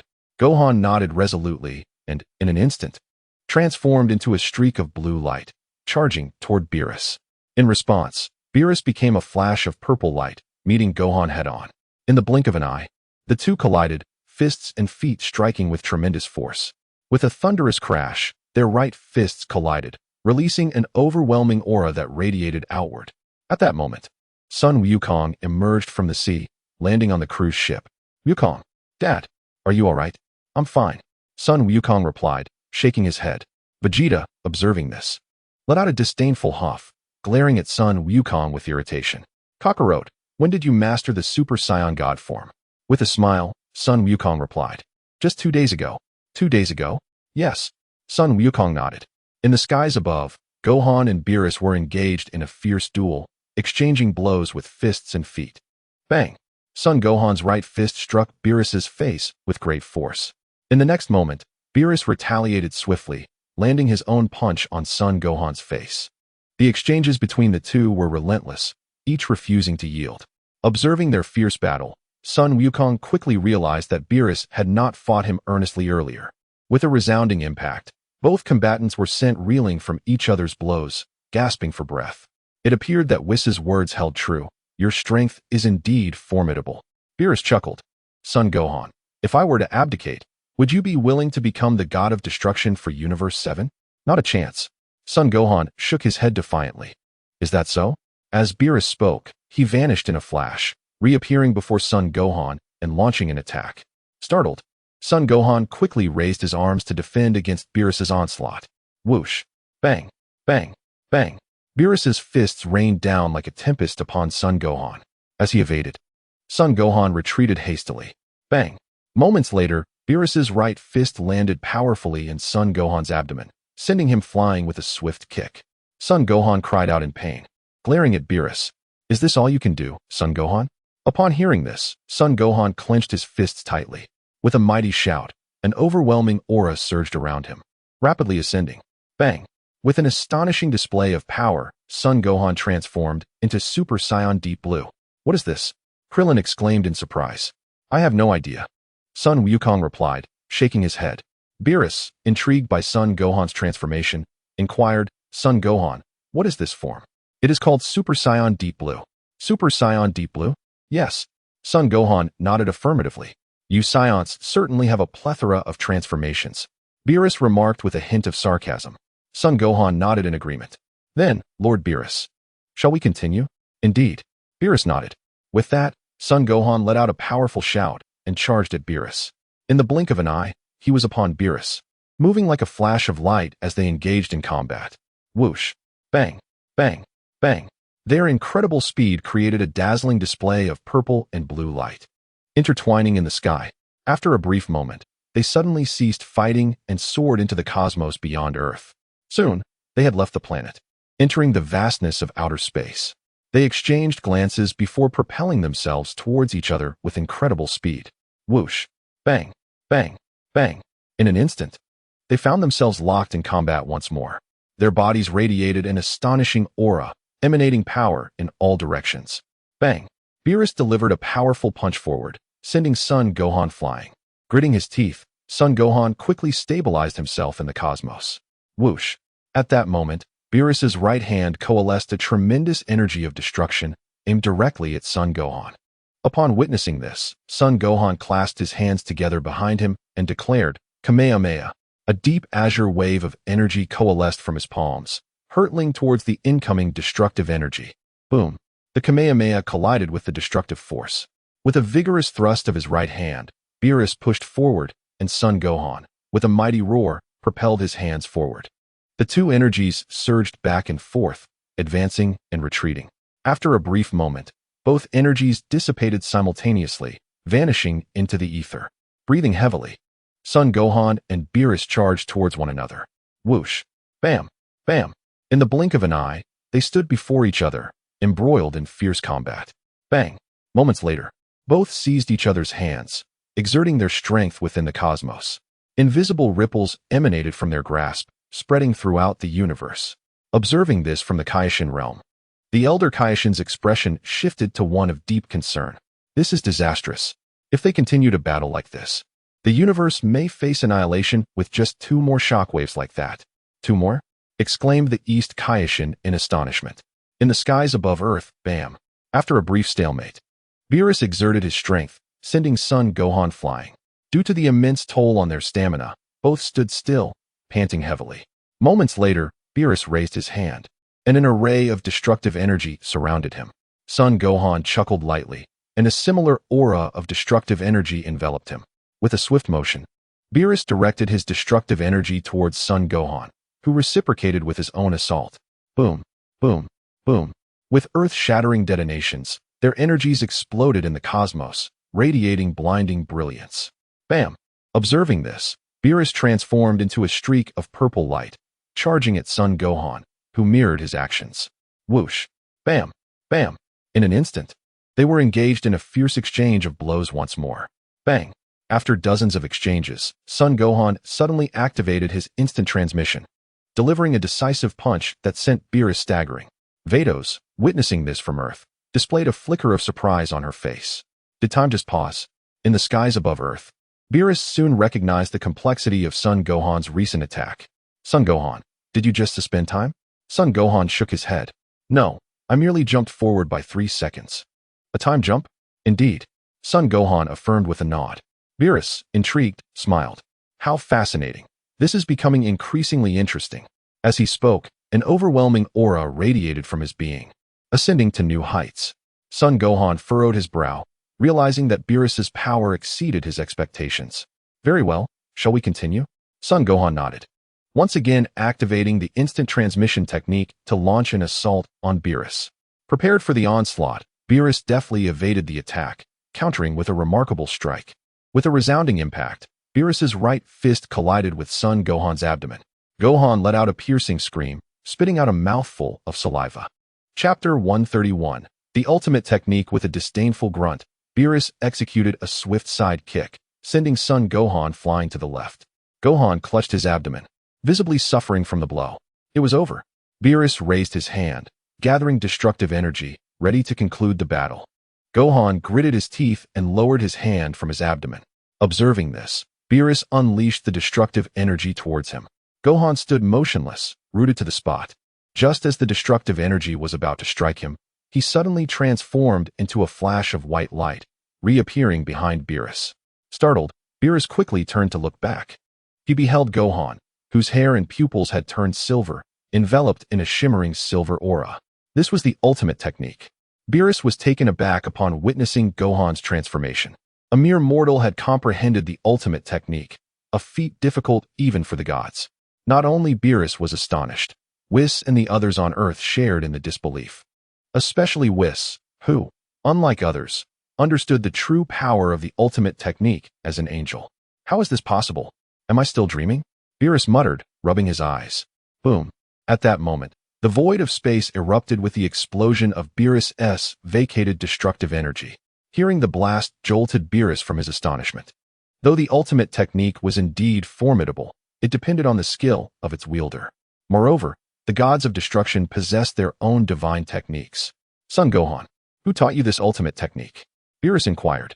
The ultimate technique was a skill reserved for angels, implying that Gohan could only have mastered it under angelic guidance. Lord Beerus, would you believe me if I said it was taught to me by a grandfather in my dreams? Don't give me that nonsense. I don't believe it. Then, as it stands, I am simply gifted and self-taught. Beerus scoffed. Regardless, this matter does not concern me. Whis will come to find you shortly. Whis. Indeed. The angels have regulations against the indiscriminate transmission of the ultimate technique. I see. Let him investigate at his leisure. Upon hearing this, Beerus immediately clenched his fist and charged at Son Gohan. Whoosh. Bang. Bang. Bang. With thunderous sounds of combat, the two engaged in a battle at light speed across the cosmos. Due to the sheer power of the ultimate technique, Beerus was compelled to employ his divine techniques to contend with Son Gohan. Whoosh. Bang. Boom. Boom. Boom. Soon, the skies above Earth were filled with numerous explosions. A series of brilliant white lights flicker incessantly across the sky of Earth. Suddenly, with a resounding crash, the right fists of two combatants collide with immense force, emanating an overwhelming aura from their hands. Instantly, invisible ripples radiate from their contact, spreading throughout the cosmos. With a thunderous impact, Beerus clenches his right fist, sending Gohan flying backward. Both warriors take deep, labored breaths in the vastness of space. Beerus gazes at Gohan, a twinge of regret surfacing in his heart for having engaged in battle with Goku initially.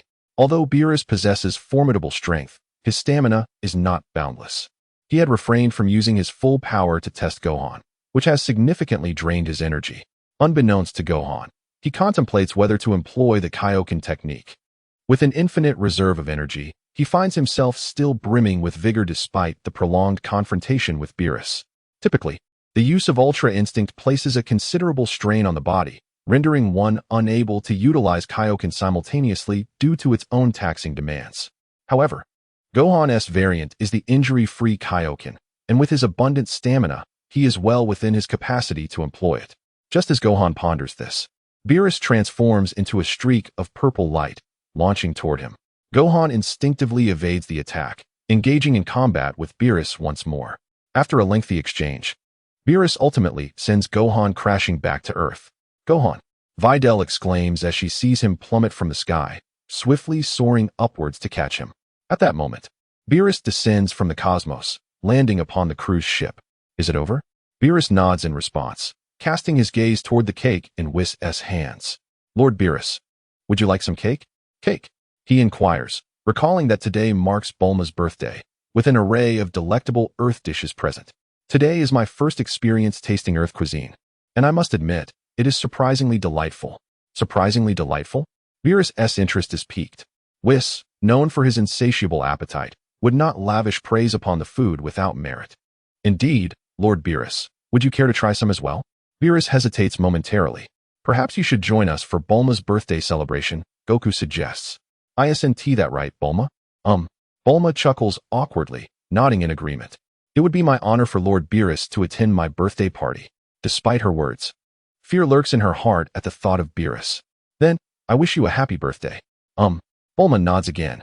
Observing this, Beerus strides over to Whis, sampling the delicacies in his hand. How is it, Lord Beerus? It's rather good. Lord Beerus, beyond the cake, there are many other delightful dishes for you to savor. Upon hearing this, Beerus let out a cold snort. You seem rather carefree. I've just battled those two for an extended period, while you leisurely indulge in your meal. Whis smiled and replied, Lord Beerus, was it not your intention to fight them? No, I initially only wished to engage Gohan, but unexpectedly, Goku appeared. However, while that fellow may not possess Gohan's strength, he certainly is an intriguing character. Is that so? Indeed. On the deck of a cruise ship, Gohan and Videl were seated at a table. Gohan, are your injuries all right? I'm fine. Gohan responded, taking out a senzu bean and consuming it. After ingesting the bean, his wounds swiftly healed. Videl observed this in silence. Why didn't you use a senzu bean sooner? Just then, Whis approached from a distance. Chapter 132, Investigation Whis. Whis nodded in acknowledgement. I wish to inquire about the Zai Zai Ji Gong. Whis. The Zai Zai Ji Gong was truly taught to me by an elderly man. Upon hearing this, Whis cast a doubtful glance at him. Gohan, even if you do not divulge the identity of your teacher, I have ways to discover who instructed you. With that, Whis promptly turned and departed. Gohan, what exactly is this Zai Zai Ji Gong? It is a realm of mastery. A realm? Yes. The Zai Zai Ji Gong differs from our previous combat techniques that rely on sensing energy. It employs reflexive movements of the body, eliminating the need for cognitive thought, thus maximizing speed and reaction time. It separates the body from the mind, allowing each part to instinctively perceive surrounding dangers without requiring the brain to deliberate before action. In simpler terms, it relies on automatic bodily responses. Quite close. Then Gohan, could you teach me the Zai Zai Ji Gong? As I mentioned, the Zai Zai Ji Gong is a realm, and thus, one must comprehend it independently. I see. Meanwhile, Beerus was voraciously savoring various delicacies. Following the recent battle, his stomach had grown quite empty. Lord Beerus, mind your image. Whis reminded him as he returned. Upon hearing Whis' words, Beerus immediately slowed his eating pace. So Whis, what did you discover? Whis shook his head. He has yet to reveal anything? Do you think it's possible that the elder from his dream truly taught him? I'm unsure. I shall investigate further. Beerus nodded. By the way, Whis, what is this food called? It is referred to as cheese. Cheese. Yes. Goku. I assume Lord Beerus will finish and return soon? Bulma remarked, observing Beerus feasting alongside Whis. I don't know, but I believe he will return, Goku replied. Bulma sighed. Today has truly been a dreadful birthday. I suppose I shall consider this birthday non-existent, and my age shall remain unchanged. Krillin chuckled and asked, So Bulma, how old are you today? Upon hearing this, Bulma shot a glare at Krillin. She loathed being asked about her age, although she maintained a youthful appearance. She was not as young as she once was. Krillin, has no one informed you that a woman's age is a taboo subject? Krillin was taken aback. He seemed to recall having heard this phrase before, but the memory was long faded. Bulma scoffed, turning her gaze towards Vegeta. At that moment, Vegeta stood with his arms crossed, observing Beerus and Whis. Vegeta, Bulma called out. What is it? Vegeta turned to glance at her. Is there nothing you wish to say about your beautiful wife's birthday? No. Vegeta replied curtly. You insufferable man. Bulma felt a surge of irritation. How had she ever chosen Vegeta? After a moment of anger, she looked towards Trunks, who was currently engaged in a water gun fight with Goten. Well, it seems today is destined to be rather unpleasant, Bulma consoled herself internally. Just then, Vegeta unexpectedly approached Beerus. Vegeta, Dad. Krillin and the others exchanged astonished glances at the direction Vegeta was heading. Beerus, who was savoring cheese, also noticed Vegeta's approach but continued to eat nonchalantly. Greetings, Lord Beerus. My name is Vegeta. Is there something you need? Beerus replied indifferently. Lord Beerus, would you consider taking me as your disciple? Take you as a disciple? Indeed. Do you wish to become a god of destruction? Not at all. Vegeta shook his head. Then why would you seek me as a mentor? I only accept gods of destruction as disciples. I wish to surpass Kakarot. Kakarot? Lord Beerus, Kakarot is the scion name of Goku. Whis interjected. Oh, I have no interest in your rivalry. If you do not wish to become a god of destruction, please refrain from interrupting my meal. Very well. Vegeta retorted before turning to leave. Beerus resumed his cheese consumption. After a considerable time, once Beerus was satiated, he and Whis bid farewell to Bulma. Miss Bulma, thank you for your hospitality. Whis expressed. It was nothing. Bulma smiled. If you ever have time, please visit Earth again. All right, it's getting late. We shall take our leave now, Miss Bulma. Bulma nodded. Whis then pointed his staff at the ground, and together with Beerus, they departed from Earth. Sighing in relief, Krillin and the others relaxed as they watched Beerus leave. At that moment, Goku approached Vegeta. Vegeta, do you wish to take Lord Beerus as your master? That is none of your concern. The following day, Whis arrived on Zuno's planet to inquire where Gohan had learned the Ultra Instinct technique. However, Zuno was equally uninformed. You don't know either? Indeed. Zuno nodded. This Son Gohan is quite enigmatic, were it not for his prolonged existence in the 7th universe. I would suspect that he hails from another dimension or universe. I see. With that, Whis promptly departed from Zuno's palace to report this matter to the Grand Minister. The Ultra Instinct. Indeed, Father, among the 12 universes, it seems only we angels possess the Ultra Instinct, does it not? The Grand Minister nodded. Please, conduct further investigations. Whis acquiesced with a nod. In the 7th universe, the realm of destruction. At this moment, Beerus was seated on a chair in his palace, awaiting Whis's return. After indulging in a plethora of delectable Earth cuisines the previous day, he found himself utterly disinterested in the dishes prepared by Whis. He intended to feast heartily on Earth's culinary delights upon Whis's return. My Lord Beerus, is it true that the food on Earth is truly exquisite? Whis, upon his return yesterday, had elaborated on Earth's gastronomic pleasures, leaving Beerus salivating. Beerus nodded. So, when might you return to Earth, my Lord Beerus? Wait a moment. Is that so? How splendid. You truly are a greedy fish. As they conversed, Whis had already returned. Whis. Upon sighting Whis, Beerus immediately soared out of the palace. My Lord Beerus. Beerus acknowledged with a nod. Whis, may we now journey to Earth? Chapter 133. The Wedding on Earth, atop Bowsy Mountain. Son Gohan was seated in meditation, gazing at the universe seed in his hands, now brimming with energy. Once fully charged, the universe seed could grow into the universe tree. However, Son Gohan had no intention of altering the universe, so he naturally would not allow the universe seed to develop into the universe tree. Just as he pondered this, Videl approached from a distance. Videl. Videl nodded in acknowledgement. Gohan, there is something I have long wished to share with you. Something? Yes, I am expecting. Expecting? When did this happen? Son Gohan exclaimed with delight. About a month ago. I see. Then our baby will be born in 9 months. Videl nodded. By the way, we have yet to hold a wedding. I shall return home now and ask my mother to assist in organizing it. As Son Gohan spoke, he took Videl's hand and led her home. Upon arriving, Son Gohan immediately relayed the news of Videl's pregnancy to Chi-Chi. Upon hearing this, Chi-Chi was instantly overwhelmed with excitement. How wonderful! I am to be a grandmother. Gohan, you must quickly take Videl to discuss the wedding arrangements with her father. Oh, very well. Son Gohan nodded. With that, he promptly took Videl to Mr. Satan's residence. Mr. Satan, upon learning that the couple was expecting a child, was equally exhilarated. Videl, you are having a baby? Yes, father. Videl affirmed with a nod. Then that means I shall soon be a grandfather? Videl nodded once again. Have you decided on a name for the child? If you have not yet settled on a name, I have a few suggestions for your consideration. Mark, Matt, and Biddy. Listening to Mr. Satan as he names his child, Biddy felt a wave of frustration. Father, we are here to discuss the wedding. A wedding? Mr. Satan immediately regained his focus. Though Son Wukong and Biddy had already obtained their marriage certificate, they had yet to hold a ceremony. Indeed, since it is a marriage, a grand wedding is certainly in order. Wouldn't you agree, Wukong? Son Wukong nodded with a smile. In West City, at Bulma's residence, she was leisurely reclining on a chair in the backyard, engrossed in her phone.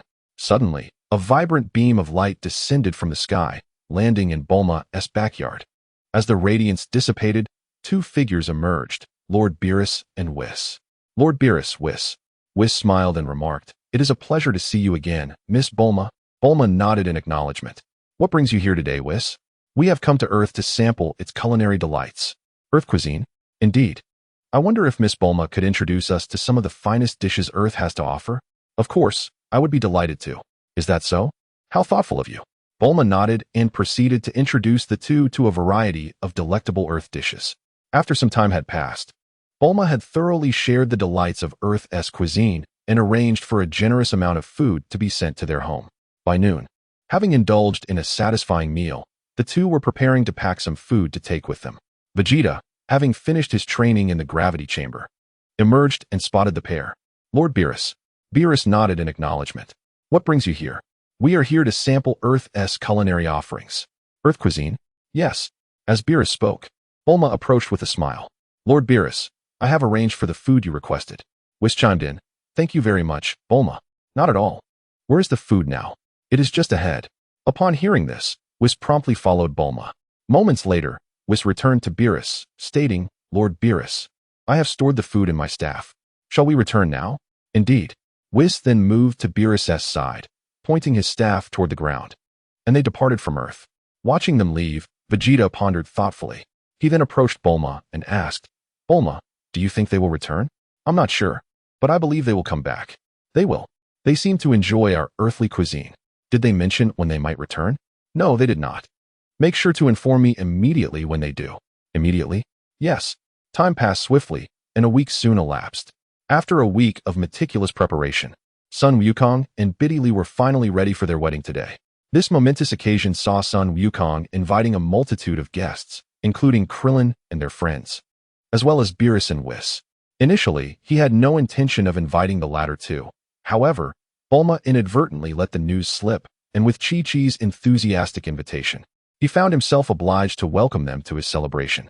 At that moment, Son Wukong and Biddy Lee had arrived at the hotel venue, clad in a striking blue suit. Son Wukong stood before Piccolo. "Wukong, you look quite dashing in that outfit," Piccolo remarked. "Thank you, Uncle Piccolo," Son Wukong replied with a smile. Just then, Krillin and the others approached from a distance. "Congratulations, Wukong," they cheered. Son Wukong nodded appreciatively. Once all the guests had gathered, the officiant stepped onto the stage to commence the ceremony. "Esteemed guests, dear friends, ladies and gentlemen, good morning. Now, let us invite the groom and bride to the stage." Upon hearing this, Son Wukong promptly took Biddy Lee's hand and ascended the stage.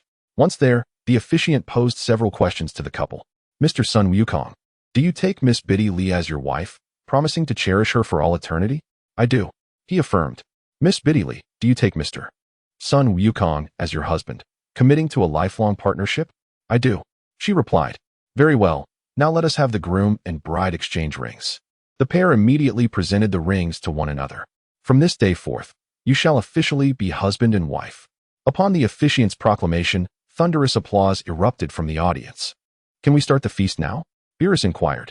It should be soon, Mr. Satan responded, promptly taking the stage to announce the commencement of the banquet. With a resounding crash, Son Wukong began to indulge in the feast. Wukong, Chi-Chi remarked, feeling somewhat exasperated by the sight. Chapter 134. Son Wukong and Vegeta seek Whis as a mentor indeed. Son Wukong was truly the foremost culinary enthusiast.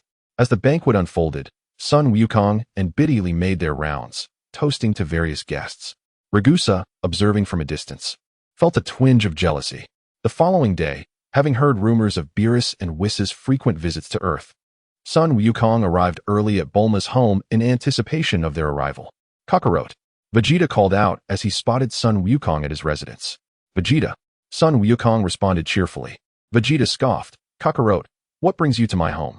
I heard from Chi-Chi that Lord Beerus often visits you, so I thought I'd come by to see if I might encounter him. Son Wukong replied with a grin.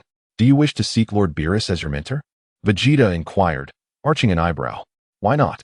If you can, so can I. Son Wukong retorted, determination evident in his voice. Then let us see whom Lord Beerus chooses as his disciple, Vegeta declared, their gazes locking in mutual resolve. After a considerable time, a radiant beam of multicolored light descended from the heavens, landing in the backyard. As the brilliance faded, a figure emerged, none other than Whis. Whis, he acknowledged with a nod. Wukong, what brings you here? Son Wukong chuckled. I came to find you. Find me? Or perhaps seek Whis. Indeed, I wish to request your guidance in my training. Whis smiled gently. I only accept gods of destruction as my disciples. Oh, come now. Whis, everything is negotiable. Son Wukong replied with a grin. Vegeta, witnessing this exchange, appeared utterly bewildered. Isn't Wukong trying to become a disciple of Beerus? How did he shift to Whis instead? At that moment, Vegeta suddenly realized that Whis might be quite extraordinary. Whis, who exactly are you? Did Bulma not inform you? I am the master of Lord Beerus. Vegeta gasped in astonishment. So the true powerhouse is Whis. Indeed. Whis nodded. Then, Whis, might you consider taking me as your disciple? Vegeta inquired eagerly. That is not possible. Whis shook his head. Then how about this? I invite you to savor Earth's culinary delights that you have never experienced before. Earthly delicacies I've never tasted? Whis mused. Yes, Vegeta affirmed. Whis, I too extend the invitation for you to relish the Earth's cuisine. Son Wukong added. Very well, since you both are so enthusiastic. Does that mean you accept? As long as you can treat me to dishes I have never enjoyed, I shall agree. Whis replied. Really? Son Wukong's eyes sparkled with excitement. Indeed. Whis nodded. The two immediately took Whis to West City to indulge in exquisite cuisine. However, as Bulma had already escorted Whis to sample a myriad of dishes, they quickly realized that Whis had already tasted everything they offered. How can this be? I refuse to believe that Bulma allowed you to sample every delicacy in West City. Whis chuckled. In truth, not all were from Bulma. Some I enjoyed at Gohan's wedding banquet. Kakarot. Vegeta turned to Son Wukong. Do you two have any other culinary treasures to introduce? Vegeta found himself at a loss for words in response. Wait. Son Wukong suddenly exclaimed. What is it, Kakarot? I know of a dish that Whis has surely never tasted. Oh, what is it? Follow me, and you shall see. All right. Whis nodded. Shortly thereafter, Son Wukong led them to his home. Kakarot, is this not your residence? Indeed. Could it be that you harbor some hidden culinary treasure? You shall soon find out. With that, Son Wukong dashed inside and emerged with 3 bowls of instant noodles. Once the noodles were prepared, he promptly opened the container, releasing an enticing aroma. What is this? It smells delightful. This is instant noodles. Vegeta explained. Instant noodles? Surely Bulma has never offered you any? No. Whis shook his head. Upon hearing this, Vegeta felt a surge of delight within him. All right, Whis, do give it a try. Very well, I shall indulge. Whis declared as he picked up his chopsticks to sample the dish. Upon tasting a bite, a look of astonishment spread across Whis' face. He never anticipated that such a simple bucket of instant noodles could be so delectable. Son Wukong and Vegeta exchanged knowing smiles at this revelation. Shortly thereafter, Whis swiftly finished the entire bucket. How was it, Whis? Son Wukong inquired with a grin. Quite delightful. I must say, you have both met my standards. So when can we commence our training under Lord Beerus? Today, as a matter of fact. You two should return home to gather your belongings, and shortly, we shall proceed to Lord Beerus' planet. Excellent. Son Wukong nodded in agreement. Following this, Vegeta departed from Son Wukong's residence to prepare his attire. As Son Wukong was already at home, he quickly readied his own garments. Given Whis' fondness for instant noodles, Son Wukong packed several large boxes of them. In the realm of the 7th universe, Lord Beerus was yawning, awaiting Whis' return with provisions. Why is Whis taking so long? Had I known, I would have accompanied him to Earth. No sooner had he uttered these words than Whis appeared, accompanied by Son Wukong and Vegeta. Son Wukong, Vegeta. Lord Beerus expressed mild surprise upon seeing them return with Whis. He promptly exited his palace to greet Whis. Lord Beerus. Son Wukong and Vegeta respectfully saluted him. Lord Beerus nodded in acknowledgement. Whis, why have you brought them here? They both wish to become my disciples, and I have consented. Whis replied with a smile. Upon hearing this, Lord Beerus fixed his gaze intently upon him. And what about my food? He was evidently more concerned about his meal than the newcomers. Whis promptly retrieved the instant noodles from his staff. Here are the noodles. Instant noodles? Indeed, these noodles are exceptionally delicious when prepared with hot water and seasoning. It was for this reason that I agreed to take them on as students. Hot water, you say? Then quickly fetch some to prepare them. At once, Lord Beerus. Shortly thereafter, Whis emerged from the palace with hot water, pouring it into the open bucket of noodles. Once the seasoning was added, Lord Beerus found himself impatiently awaiting the results. Can we eat now? Not yet. We must wait 3 minutes. More waiting. Yes, but for the sake of savoring exquisite flavors. A little patience is required, wouldn't you agree? Very well. After 3 minutes had elapsed, Whis opened the bucket of noodles. All done. As the tantalizing aroma wafted through the air, Lord Beerus clumsily grasped his chopsticks and began to eat. Chapter 135. The resurrection of Frieza. Slurping sounds filled the air as Lord Beerus took his first bite of noodles, a look of astonishment crossing his face. He quickly devoured the remainder of the noodles, finishing the entire bucket in no time. With a look of yearning, he turned to Whis. Whis, how many more buckets do we have? A few boxes, I believe. In that case, prepare me several more buckets. Certainly, Whis said, retrieving additional buckets of noodles from his staff. By the way, where will the two of us be staying? At this moment, Son Wukong, who had been silent for a while, inquired. Whis glanced at the two of them and replied, Shall I take them to their accommodations, Lord Beerus? Yes, do hurry back. Beerus waved his hand dismissively. Upon witnessing this, Whis promptly escorted the two individuals to their accommodations. Their lodging was a modest room furnished with a single bed. Here you are. This is your place of residence. If there is nothing else, I shall return to Lord Beerus, he stated. All right. Goku nodded in response. Whis then exited their room. As soon as Whis departed, Goku hastily set down his belongings and quickly made his bed before lying down. So comfortable, Vegeta scoffed, also arranging his own bed. Meanwhile, Whis had returned to the side of Beerus.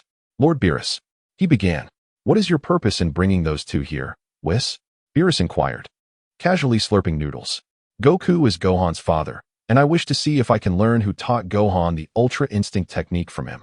Is that all? Of course, it is not entirely so. Whis smiled. Is there another reason? Whis chuckled softly and remained silent. In the vast expanse of the 7th universe, aboard a colossal spaceship, a man with purple skin and a pair of double spikes atop his head was conferring with Frieza's commander, Sorbet, regarding the resurrection of Frieza. This man was none other than Jinyu. Since Frieza's demise, his army had lost its morale, leading to the disintegration of the once feared Frieza force. Sorbet, have you still been unable to locate Namek? No, I haven't. Sorbet shook his head. The only option left is to obtain the Dragon Balls on Earth. Earth? Yes. As long as we proceed with caution and avoid detection by the Scions, we can still resurrect King Frieza. Jinyu nodded in agreement. Then I shall accompany you. Sorbet nodded back. 2 days later, Jinyu, Sorbet, and Tagoma stealthily arrived on Earth. Utilizing their custom Dragon Ball radar aboard their spaceship, they successfully gathered all 7 Dragon Balls. Sorbet, how do we use these Dragon Balls? I'm not sure. Perhaps we should take them with us for now? All right. Jinyu agreed. With that, the trio departed Earth with the Dragon Balls in hand. Time swiftly passed, and a week later, Sorbet learned the incantation to summon the eternal dragon by consulting Zuno. At that moment, they were on a nearby planet to Earth, ready to summon the dragon. "Come forth, eternal dragon, and grant my wish," Sorbet declared. Immediately, the sky of the planet darkened, and a magnificent azure dragon emerged. This dragon was the eternal dragon of Earth. "State your wish. Any wish can be granted. But only one. Please, revive King Frisia for us." "Very well. However, since Frisia perished on Namek, he will be resurrected at the original location of Namek." "Original Namek?" "Yes. It is now a desolate expanse of cosmic void." "That's fine. King Frisia can survive in the vacuum of space. Please, bring him back." "Understood." The Earth Dragon spoke, its eyes gleaming with a crimson light. "Your wish has been granted. Has it truly been fulfilled?" The Earth Dragon nodded. "Then, until we meet again." With that, the dragon transformed back into the 7 Dragon Balls and soared towards Earth. "It has departed. It must be returning to Earth. Shall we go to retrieve Lord Frisia?" Salb suggested. Jinyu nodded in agreement. On the original location of planet Namek, Frisia was at a loss, gazing in disbelief at his own body. He had indeed been resurrected. Gohan. After a moment of elation, Frisia quickly remembered his nemesis, Gohan. If not for him, he would not have suffered in the depths of hell. His army would have long since dominated the universe. But where am I? Frisia pondered as he flew forward, attempting to discern his current location. In the 7th universe, within the realm of the god of destruction, Goku and Vegeta had begun their training under Whis. The regimen Whis had devised was similar to that in the original narrative. With one distinction, the training assigned to Vegeta paled in comparison to Goku's. After all, there remained a notable disparity in their strengths. Initially, Vegeta had reservations about Whis' plan. However, upon attempting the same training as Goku, he swiftly realized that Goku's current regimen was beyond his capacity. Thus, in a bid to catch up to Goku, Vegeta secretly rose each night to train while Goku slept. Time passed swiftly, and a day had gone by. Frisia had now located his formidable army and encountered Salb and the others. "I have seen Frisia," Jinyu acknowledged with a nod. "At last, I stand before you again."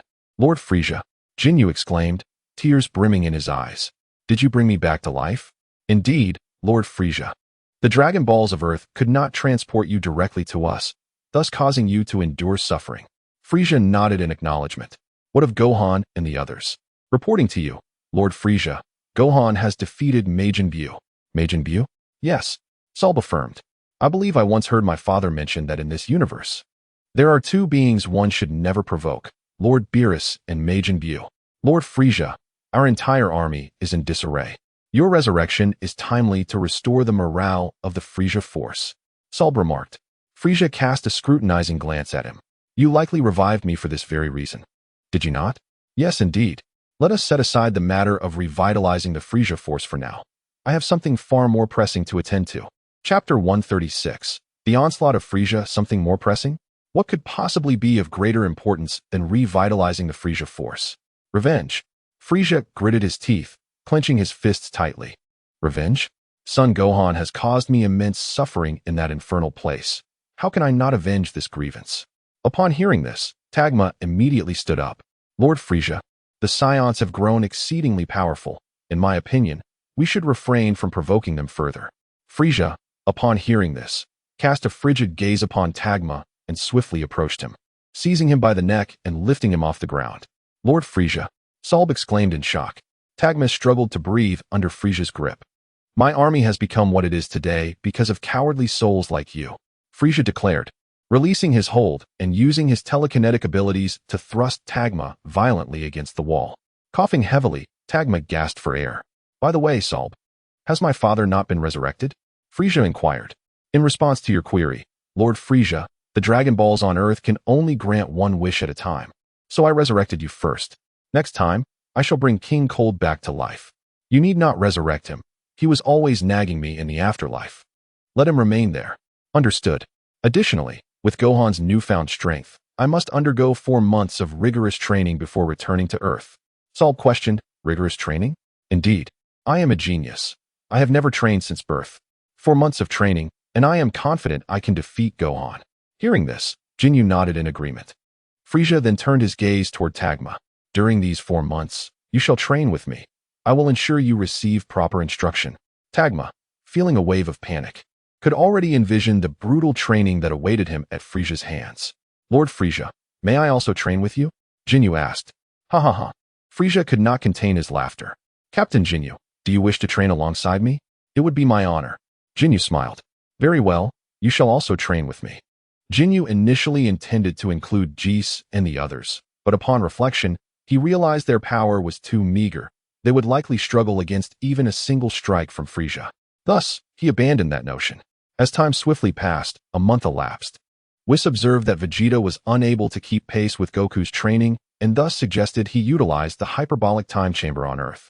Whis initially intended for Vegeta to train there for an entire year, but Vegeta's desire to surpass Goku drove him to emerge after nearly 2 days. Upon his exit, Vegeta, having neglected personal hygiene for an extended period, not only reeked but also sported a beard resembling that of a wild man. Upon returning home, he was immediately scolded by Bulma, who insisted he take a proper bath. In West City, at Goku's residence, Gohan spent the past month primarily training at home due to Vidal's pregnancy. The seed of the universe had accumulated sufficient energy, allowing Gohan to train anywhere, even without a gravity chamber. Only 13 million more to go. Son Gohan glanced at his combat power, realizing that he was merely 13 trillion points away from reaching 10 trillion. With his current training pace, he anticipated achieving this milestone in just over 8 months, thus earning the system's rewards. Time flew by, and before he knew it, 4 months had elapsed. On Earth, in West City, at Bulma's residence, Son Goten and Trunks were playing in the yard when a small spacecraft descended from the sky. Intrigued by the spacecraft, Trunks beckoned Son Goten to follow him closer. As the spacecraft opened, a figure emerged, a man with purple skin, a blue face, and eyes resembling salted egg yolks. Dressed in a white uniform, he introduced himself as Gak, a galactic patrol officer. An alien, exclaimed Son Goten upon seeing Gak's appearance. Trunks nodded in agreement. Gak remained silent, finding nothing remarkable about aliens, as he encountered them daily. In his eyes, Son Goten and Trunks were also extraterrestrials. Is this Bulma's house? Gak inquired of the 2 boys. Yes. Who are you? What do you want with my mom? Trunks asked. Clearing his throat, Gak replied, My name is Gak, an elite member of the Galactic Patrol. I have an important matter to discuss with your mother. She's at home right now. Trunks pointed ahead. Is that so? Gak responded, promptly moving forward. Shortly after, he encountered Bulma, who had just stepped into the yard. Long time no see, Bulma. Gak, is that really you? She exclaimed. Indeed. Gak nodded. I come on behalf of your sister to inform you that Frisia has been resurrected and is now leading his army towards Earth. Frisia has returned. Bulma gasped in shock. By the way, do you know Son Gohan, the one who defeated Frisia? Of course, his home is not far from mine. Noticing Son Goten and Trunks climbing onto his spacecraft, Gak exclaimed, Hey, you too. Don't play on my ship. Upon hearing Gak's admonition, Trunks promptly opened the spacecraft's hatch and climbed inside. Gak rushed over to stop him. Trunks, get down right now. Bulma scolded. Obeying Bulma's reprimand, Trunks quickly scrambled out of the spacecraft, causing Gak to exhale in relief. By the way, Bulma, I heard you got married. Who's your husband? My husband is Vegeta. A scion. Vegeta. Gak exclaimed. What about your child? He is also a scion, the child of Goku, making him a scion too. They are all scions. Indeed. Gak remarked. Now regarding the 2 boys with a friendly expression. You may explore my spacecraft as you wish. Really? Son Goten exclaimed joyfully. Gak nodded in affirmation. Now, Bulma, please inform Son Gohan about Frisia's impending arrival on Earth. Absolutely. Bulma, speaking earnestly, retrieved her mobile phone and dialed Son Gohan. The call was promptly answered. Hello, Gohan. It's Aunt Bulma. Aunt Bulma. Gohan replied, What's the matter? It's urgent. Frisia has been resurrected. Chapter 137. The Jinyu Force Frisia? How did you come by this news? It was Gak who informed me. Gak. He is a friend of my sister. Your sister? Yes, my biological sister. She ventured into the cosmos when I was very young. I see. What about Frisia? Leave Frisia's affairs to me. All right. Bulma concluded the call. Bulma, what did Gohan say? He said he would handle it. Is that so? That's a relief. By the way, how is my sister doing? Bulma inquired. She is quite well. And how is her novel coming along? Meanwhile, on planet Bimp, Reggie was training atop a great mountain when a figure suddenly appeared before him. It was Son Gohan. Gohan. He exclaimed with a smile. It has been a long time, Reggie. Humph. Reggie scoffed. Gohan, what brings you to planet Bimp? Are you here to challenge me to a duel? No, not today. I have come to propose a trade. A trade? Frieza is on his way to Earth. If you assist me in defeating him, I shall take you away from planet Bimp. Reggie and his companions had been stranded on planet Bimp, unable to leave due to the absence of a spacecraft. Frieza? Gohan nodded. Then why not eliminate him yourself? Is he truly formidable? Not at all. But if you vanquish him, you will become his sworn enemy. Reggie chuckled. You are mistaken. A dead enemy is not a nemesis, but merely a corpse. It seems you possess great confidence in your abilities. A mere Frieza. I hardly regard him as a threat. So, does that mean you accept? Yes, Reggie nodded. By the way, is Vegeta currently on Earth? No, he is not. Not there. He is training on Lord Beerus's planet. Lord Beerus? He is the deity responsible for the destruction of planets. Is that so? That bears resemblance to us Scions. Upon hearing this, Gohan cast a glance at Reggie. We Scions no longer destroy planets. Then are you not concerned that I might leave planet Bimp and wreak havoc on other worlds? I believe you have little interest in destruction at this moment. Reggie snorted dismissively. Enough idle chatter. Take me to Earth. Very well. Gohan nodded. And with a swift, instant transmission, he transported Reggie to Earth. Upon their arrival, as Frieza and his cohorts were still some time away from Earth, Gohan led Reggie to a tranquil seaside where they settled down. Where is Frieza? He should arrive in about half an hour. Half an hour? Then why have you brought me here? I wish to have a conversation with you. There is little for us to discuss. Reg, are you aware that besides Vegeta, you have another brother? Yes, his name is Tarbell. Tarbell? He was exiled to a distant planet by your father due to his insufficient combat power. Reg let out a cold snort. What does that have to do with me? Meanwhile, Krillin and the others received news that Frieza was coming to Earth and hurried to find Gohan. Although their strength was lacking, they wished to contribute to the protection of the planet. Gohan, who is he? Krillin glanced at Reg and said, his name is Reg. He is Vegeta's brother. Vegeta's brother. Krillin exclaimed in astonishment. I thought he looked remarkably like Vegeta. Upon hearing this, Reg shot a cold glare at Krillin. Not only do we look alike, our personalities are similar as well. Reg retorted angrily. I am nothing like my brother. Krillin, taken aback, asked, Gohan, what is wrong with him? It's nothing. He simply does not get along with Uncle Vegeta. I see. But how did he end up on Earth? I brought him here. You? Gohan nodded and began to explain to Krillin and the others. Has Frieza not arrived yet? Reg asked impatiently. He has arrived, Krillin said with a serious expression. Upon hearing this, Reg looked up and saw a massive spaceship descending upon Earth. This spaceship belonged to Frieza. Has he finally come?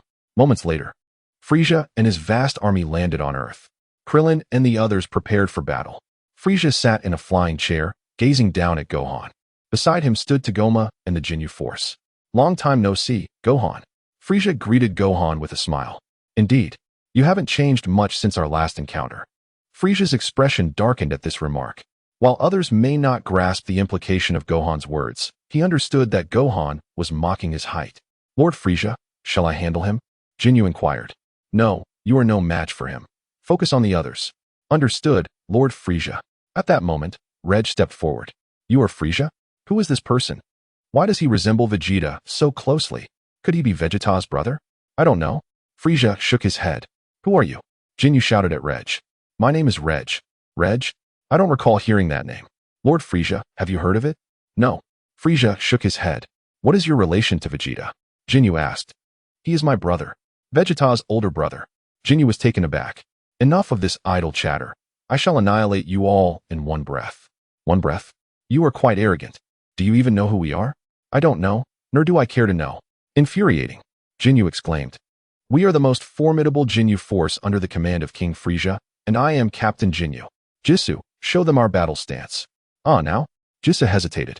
With so many onlookers present, he felt a twinge of embarrassment. Of course now, our Ginyu Force's battle stance is meant for this very moment. Very well, Ginyu Force. Battle stance. Upon hearing this, Jisoo and the others promptly lined up in unison. Just then, a golden beam pierced through Jisoo's body. Frieza and his minions gazed in astonishment towards the source of the ray, Reg. Ah! Jisoo let out a piercing scream as he was impaled. Ginyu roared in fury. At that moment, Reg thrust his hands upward, unleashing a torrent of energy waves that surged towards Frieza and his entourage. Boom, boom, boom. Under Reg's relentless assault, aside from Tagoma, Shirsami, and the 4 members of the Ginyu Force, Everyone else was obliterated. The Frieza army had been entirely annihilated. Sure, Sammy was taken aback. Frieza's expression darkened upon witnessing this. Ginyu Force, Tagoma, Sure Sammy, all of you, attack together. Yes, King Frieza. The six nodded in unison and charged towards Reg. Seeing this, Reg concentrated his energy waves and retaliated against the six. Boom, boom, boom. With a series of explosions, the energy waves dispatched the six without mercy. Gohan shook his head at the sight. If one does not court disaster, one shall not meet it. King Frieza.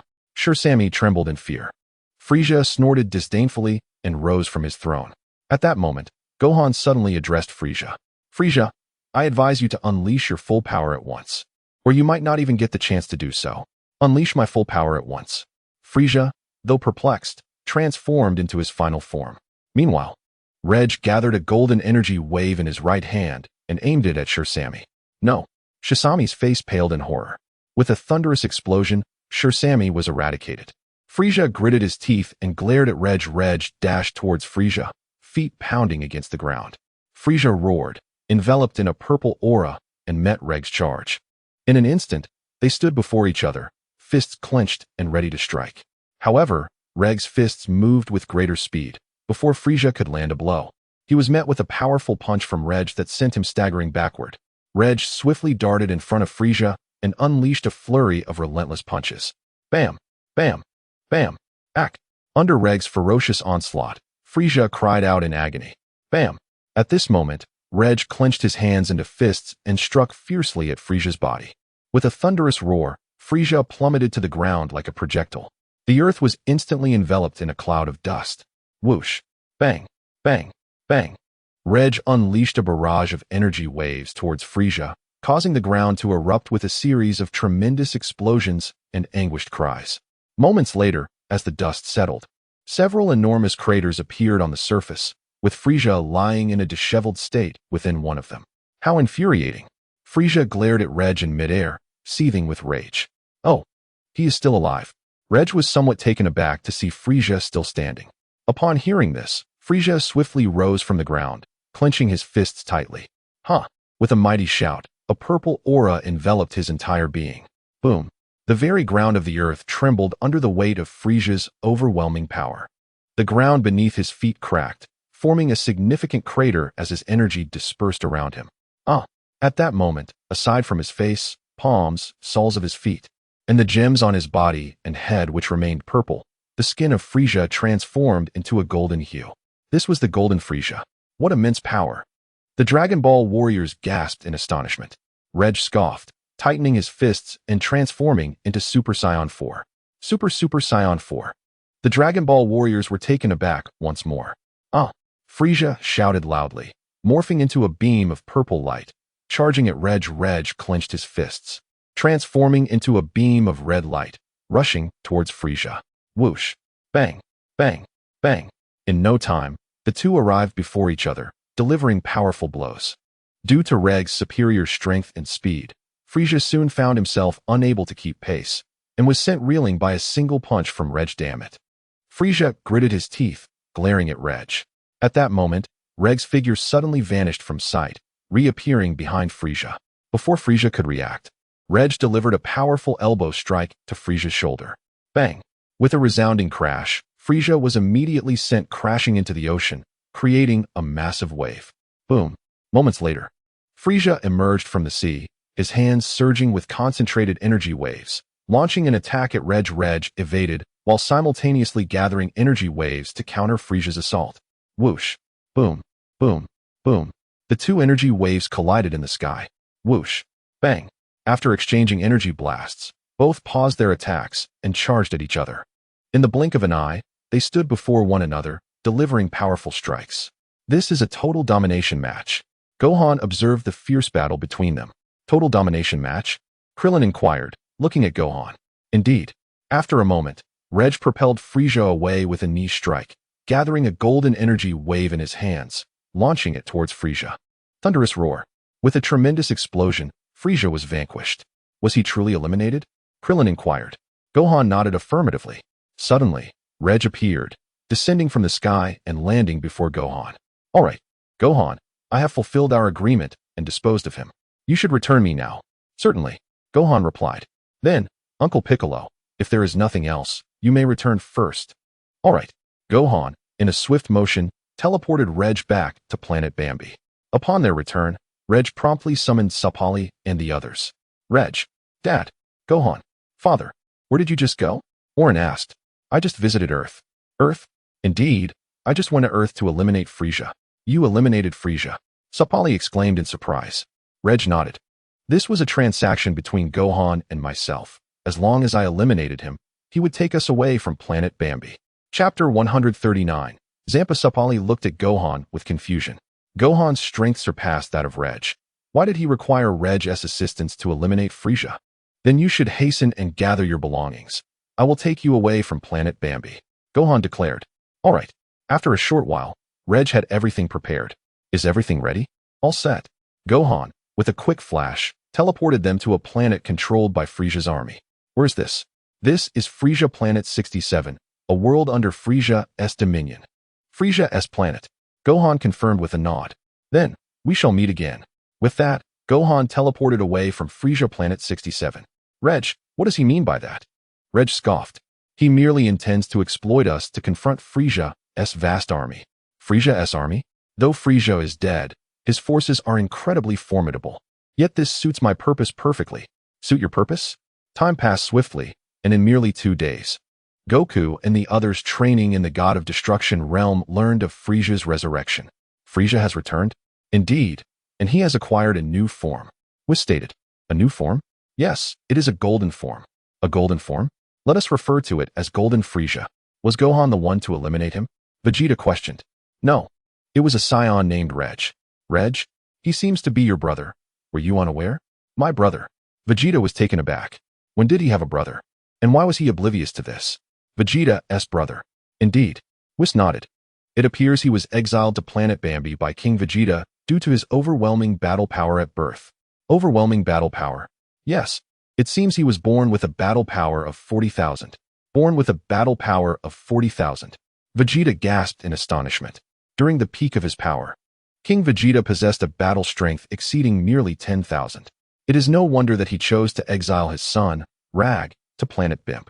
As the sovereign of the Scions, King Vegeta felt compelled to eliminate any uncontrollable variables that could threaten his reign, even if it meant taking drastic measures against his own offspring. Is Rag truly formidable? Inquired Goku. Whis nodded and replied, his strength may surpass yours. Upon hearing this, Vegeta clenched his fists tightly. Initially, his targets were Goku and Gohan. Now he had another contender to consider. At that moment, Whis' staff suddenly glowed with a radiant light. He glanced at the staff and beheld a tall woman adorned in blue-green skin. She wore a flowing green robe complemented by a black armor embellished with 3 circles, 2 white and 1 orange. A large, light blue halo encircled her neck, and she donned white high-heeled shoes with black soles. This individual was none other than Vados from Universe 6. Beside her stood a rotund figure, Beerus, the God of Destruction of Universe 6. Sister, what brings you here? Whis inquired. Oh, it's nothing. The gods of destruction from other universes have arrived, Vados responded. Gods of destruction from other universes? Indeed, are you not aware? Our universe comprises 12 in total, with Lord Beerus reigning as the God of Destruction of Universe 7. 12? So, there are 12 gods of destruction? Vegeta remarked. Whis nodded in affirmation. No sooner had he spoken than Kampa and Vados descended upon Beerus's planet. Beerus. As Kampa approached the palace, he bellowed with a mighty roar. Whis, upon hearing this, promptly went to rouse Beerus. Lord Beerus, Lord Kampa has arrived. Kampa? Beerus yawned, yes. I'm aware. With that, Beerus donned his attire and exited the palace. Moments later, Kampa and Vados entered the grand hall of the palace. Kampa and Beerus took their seats at a stone table, while the others stood behind them. Whis, who is that? He resembles Lord Beerus, Goku whispered to Whis. Whis chuckled. This is Lord Kampa, the God of Destruction of Universe 6. Lord Kampa? That's because he is Beerus's twin brother. Twins. Goku and Vegeta exclaimed in surprise. Moreover, Universe 6 and Universe 7 are twin universes. Vados added. Twin universes? For instance, your universe has the Yardrats, and we do too, with identical coordinates. Identical? Does Universe 6 have scions? Vegeta queried. Certainly. Vados replied with a smile. Beerus, Are these two your new disciples? Kampa inquired. Sort of, Beerus said reluctantly. Sort of? Beerus yawned again. What brings you here, Kampa? You seldom visit without a purpose. Kampa chuckled lightly. Beerus, I have come today to inform you that our sixth universe is indeed the culinary universe. The culinary universe? Indeed. Batticus, present it. Yes, Lord Kampa, Batticus declared, waving his staff forward, causing an egg-shaped lunchbox to materialize and open automatically. As the box revealed several green, patterned eggs, Goku inquired, what are these? These are the boiled eggs of the Dong bird. They will leave you speechless with their deliciousness. Kampa boasted, directing his prideful gaze towards Beerus. Upon hearing this, Beerus, with a calm demeanor, peeled open a Dong bird egg and took a bite. Yuck! After sampling a few bites, Beerus turned to Whis. Whis, bring that thing over here. That thing. Very well, Lord Beerus. Whis replied with a smile. A short while later, Whis placed 2 bowls of instant noodles before the pair. What is this?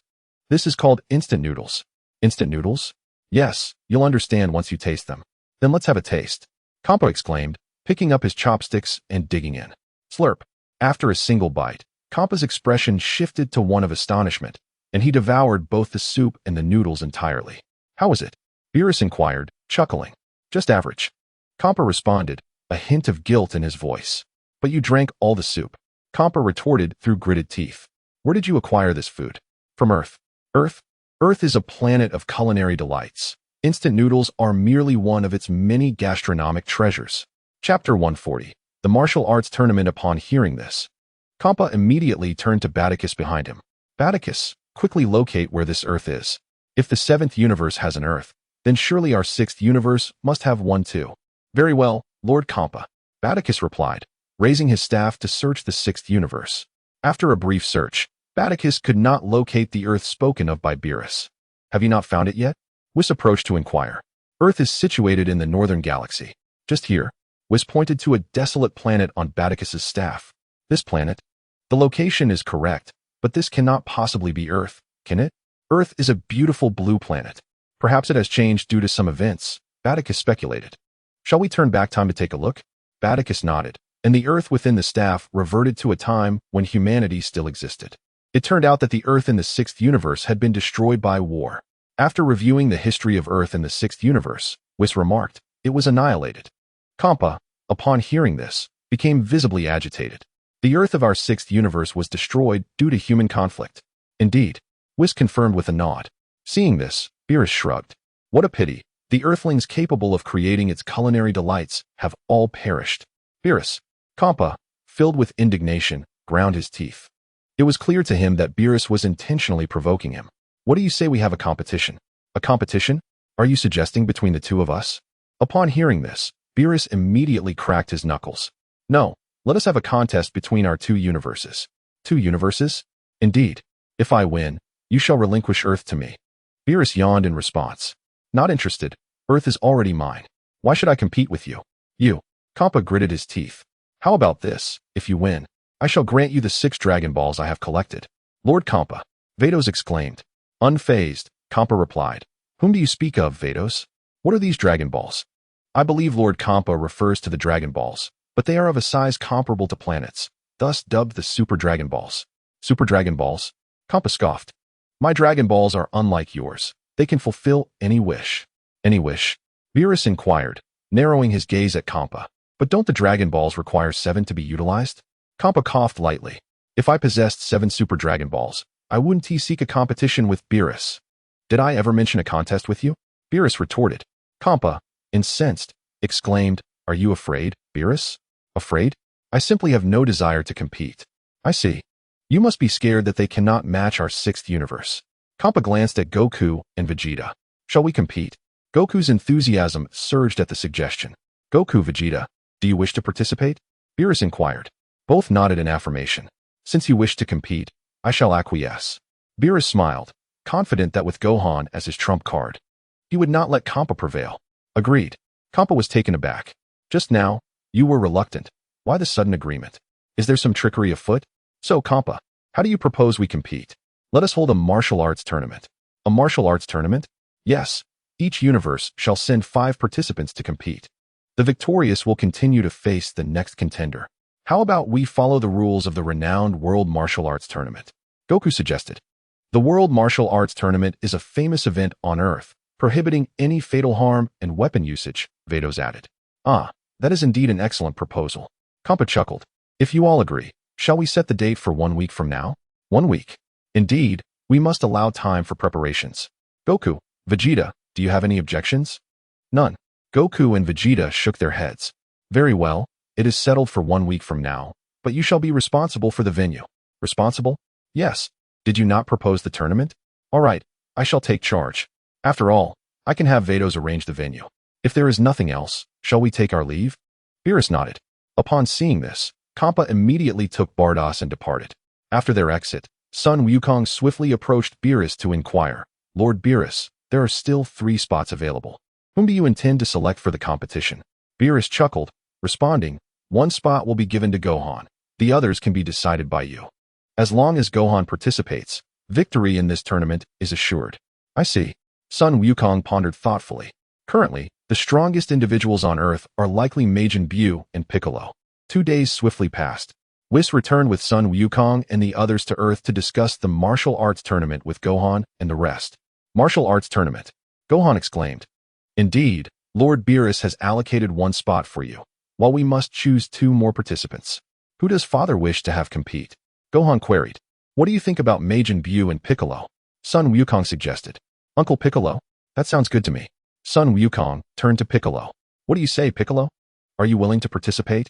I have no objections. Piccolo replied. Then, Gohan, please inform Majin Buu. Understood. Gohan nodded. Time flew by, and 5 days passed in the blink of an eye. At last, the day of the tournament arrived. Whis arrived early on Earth to escort Krillin and the others to the Nameless Planet for the match. On the Nameless Planet, Kampa had already prepared the arena. As the planet lacked oxygen, the competition area was enclosed within a glass dome. The floor of the dome featured a spacious competition stage, with 2 spectator stands located at the back, one for the 6th universe and the other for the 7th universe. The competitors from the 6th universe were already seated in the audience. Have Beerus and the others not arrived yet? Bardos inquired. They should be here shortly, Kampa replied, just as a crowded shuttle pod approached them. Lord Kampa, they have arrived, Bardos announced. Kampa nodded in acknowledgement. At that moment, Whis's shuttle pod passed through the glass dome and came to a halt in a vacant area outside the competition stage. Beerus, Kampa greeted. Beerus nodded in return and soared towards the spectator stands with Son Wukong and the others. Meanwhile, the referee, whom Kampa had summoned, ascended to the competition stage. Greetings, everyone. I am the referee for this martial arts tournament. It is a tremendous honor to be invited by Lord Kampa to officiate this event. I shall uphold the principles of fairness and impartiality throughout the competition. He then briefly outlined the rules of the tournament. If both parties have no objections, let each side send a representative to the stage. Upon hearing this, Beerus glanced at the 5 competitors and asked, who will go first? I will take the lead, Piccolo declared as he stood up. Beerus nodded in approval, and Piccolo immediately soared onto the competition stage. With a swift motion, the rotund yellow bear known as Boda Mo clambered onto the competition stage. His skin was smooth and elastic, adorned with a red vest, sporting athletic wristbands on his hands, and donning a pair of red boots. His nose was brown, and he possessed a notably short tail. Boda Mo was one of the contenders in this match.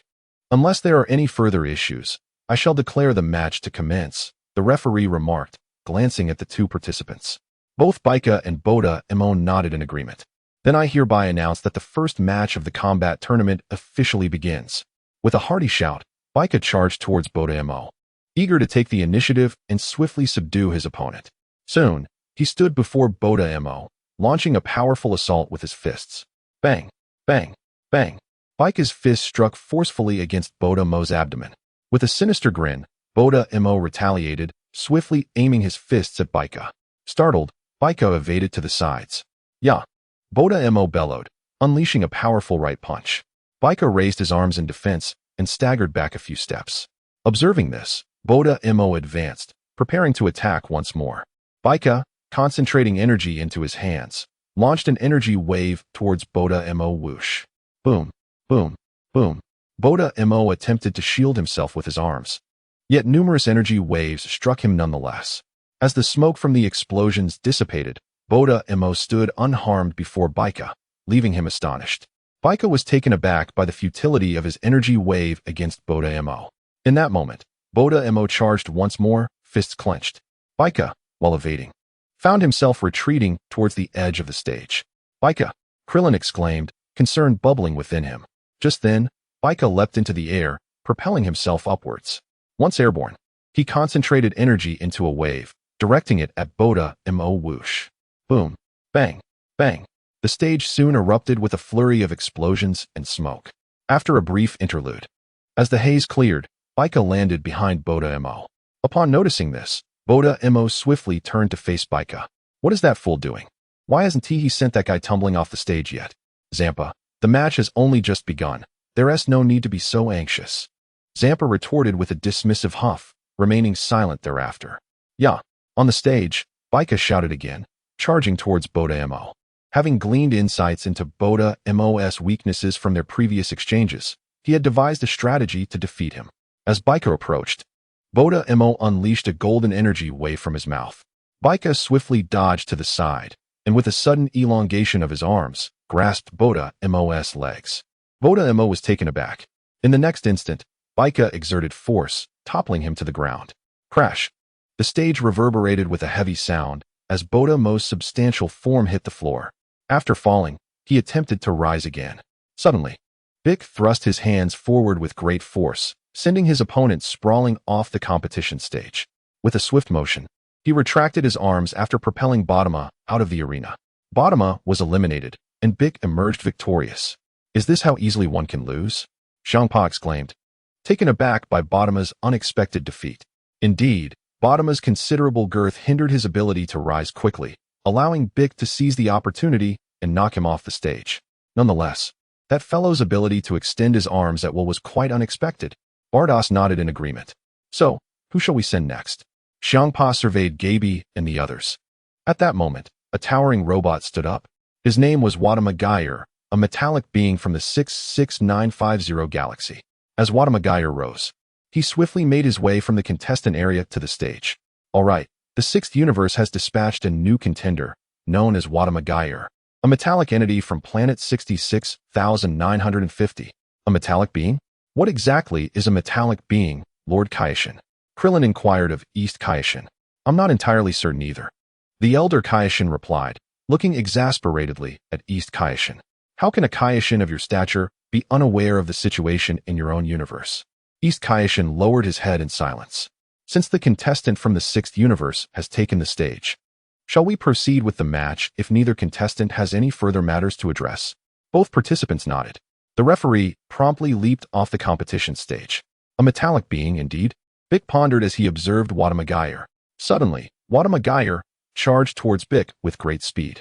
With a cold snort, Bick gathered and concentrated energy waves in his hands, launching them forward. Boom. Crash. The energy waves struck, but Wadama Geyer continued his advance, seemingly unfazed by the impacts, sustaining only minor superficial injuries. Before long, Wadama Geyer stood directly before Bick, delivering a powerful punch. This guy? Bick swiftly retreated to evade the blow. Upon seeing Bick dodge, Wadama Geyer unleashed a torrent of molten lava in his direction. Bick narrowly sidestepped again. Undeterred, Wadama Geyer swung his fists while continuing to spew molten lava towards Bick. Struggling to find a strategy against Wadama Geyer, Bick was compelled to keep retreating. Chapter 142, Frost. As Wadama Geyer relentlessly emitted molten lava, the temperature surrounding the competition stage soared. The arena, encased in a protective glass dome, also featured a barrier, resulting in a diminished supply of oxygen in the vicinity. The rising heat further depleted the already scarce oxygen. Panting heavily, beads of sweat dripped from Bick's forehead. Damn it, he growled, gathering a vast amount of energy waves in his hands to retaliate against Wadama Geyer. Wotamajul raised both arms forward to counteract Piccolo's energy wave. Whoosh. Boom. Boom. Boom. With the sound of tremendous explosions, thick smoke engulfed the arena. Seeing this, Son Gohan immediately shouted towards Piccolo, Uncle Piccolo, attack the glass. The glass. Upon hearing this, Piccolo swiftly raised his hand to strike the glass dome. Whoosh. Boom. Boom. Boom. With a series of explosive sounds, Piccolo's energy wave struck the glass of the arena. However, the glass did not shatter. Xiangpa chuckled, This glass is not so easily broken. Is that so? Piccolo retorted with a light laugh, forcefully launching another energy wave at the glass dome. Boom! With a resounding explosion, the energy wave collided with the dome. Crack! With a crisp sound. The glass of the dome spiderwebbed from top to bottom, ultimately shattering completely and scattering outside the arena. Whis raised his right hand, conjuring a protective shield in front of Beerus, while others either dodged or deflected the flying shards. Foul play. This is a foul. Upon witnessing the glass dome being shattered, Xiangpa's heart raced with anxiety. Lord Xiangpa, it seems the rules did not state that breaking the glass is prohibited. Bardos smiled. No, indeed. Bardos nodded with a smile. Then why didn't you make the glass more resilient? Bardos continued with a grin. Lord Xiangpa, you forgot that you said to just do it casually. Damn it. Xiangpa gritted his teeth. Had he known, he would have asked Bardos to take it more seriously from the start. With the glass dome shattered, Piccolo exhaled a long breath, the previous sensation of heat and suffocation dissipating. Wotamajal, seeing this, dashed towards Piccolo. Piccolo leaped into the air. Wotamajal opened his mouth and spat molten magma upwards.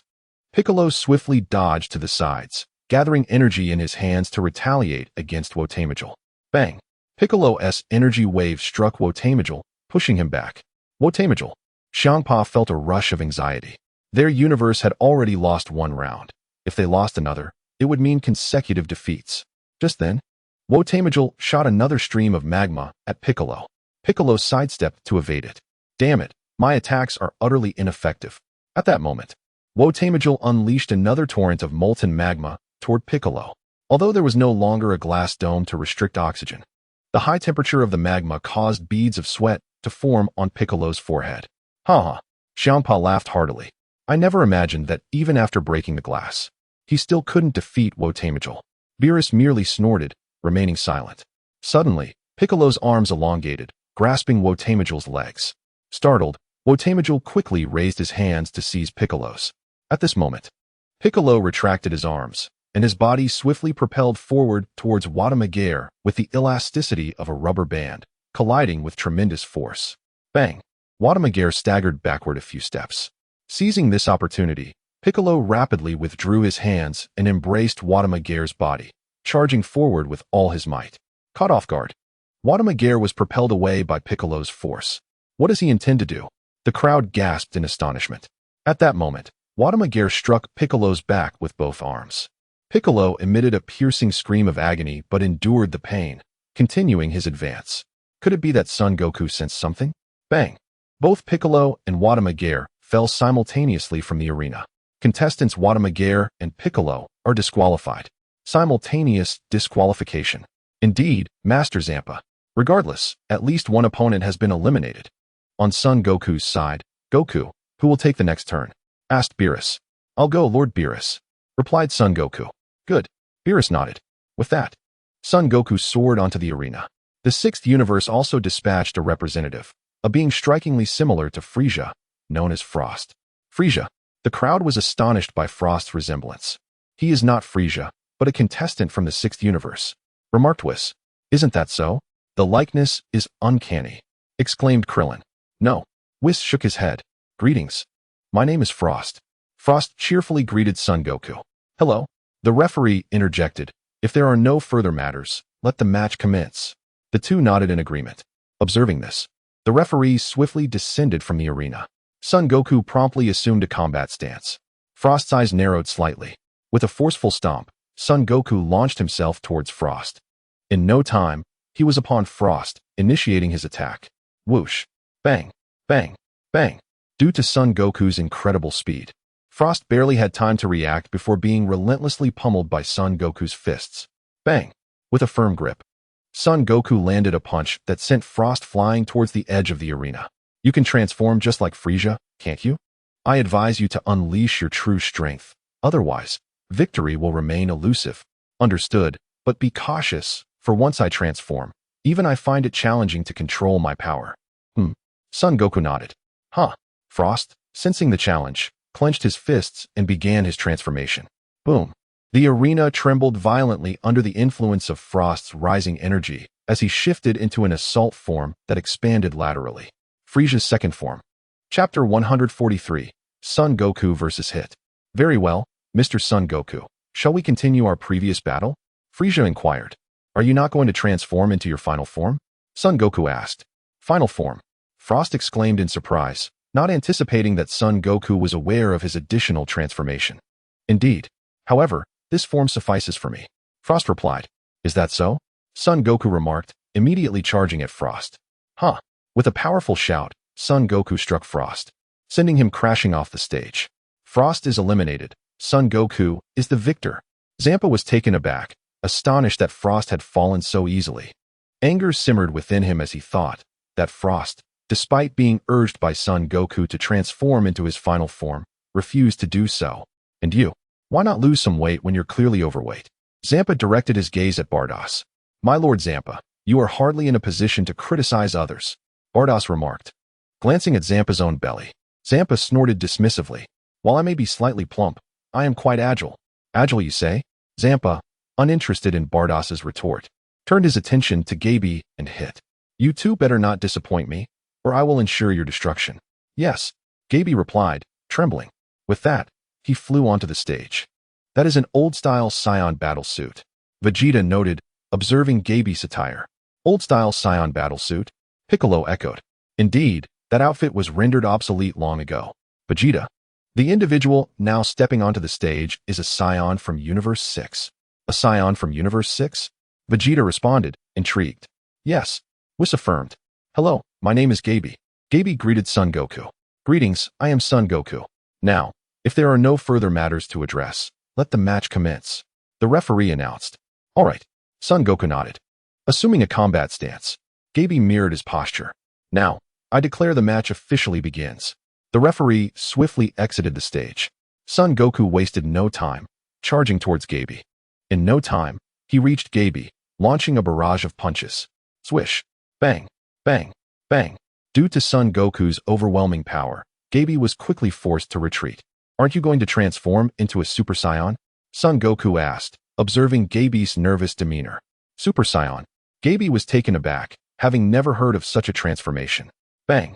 Son Goku clenched his right fist, delivering a forceful blow that sent Gaby reeling. You are unaware of what a Super Saiyan is? Unaware. Gaby shook his head. Huh.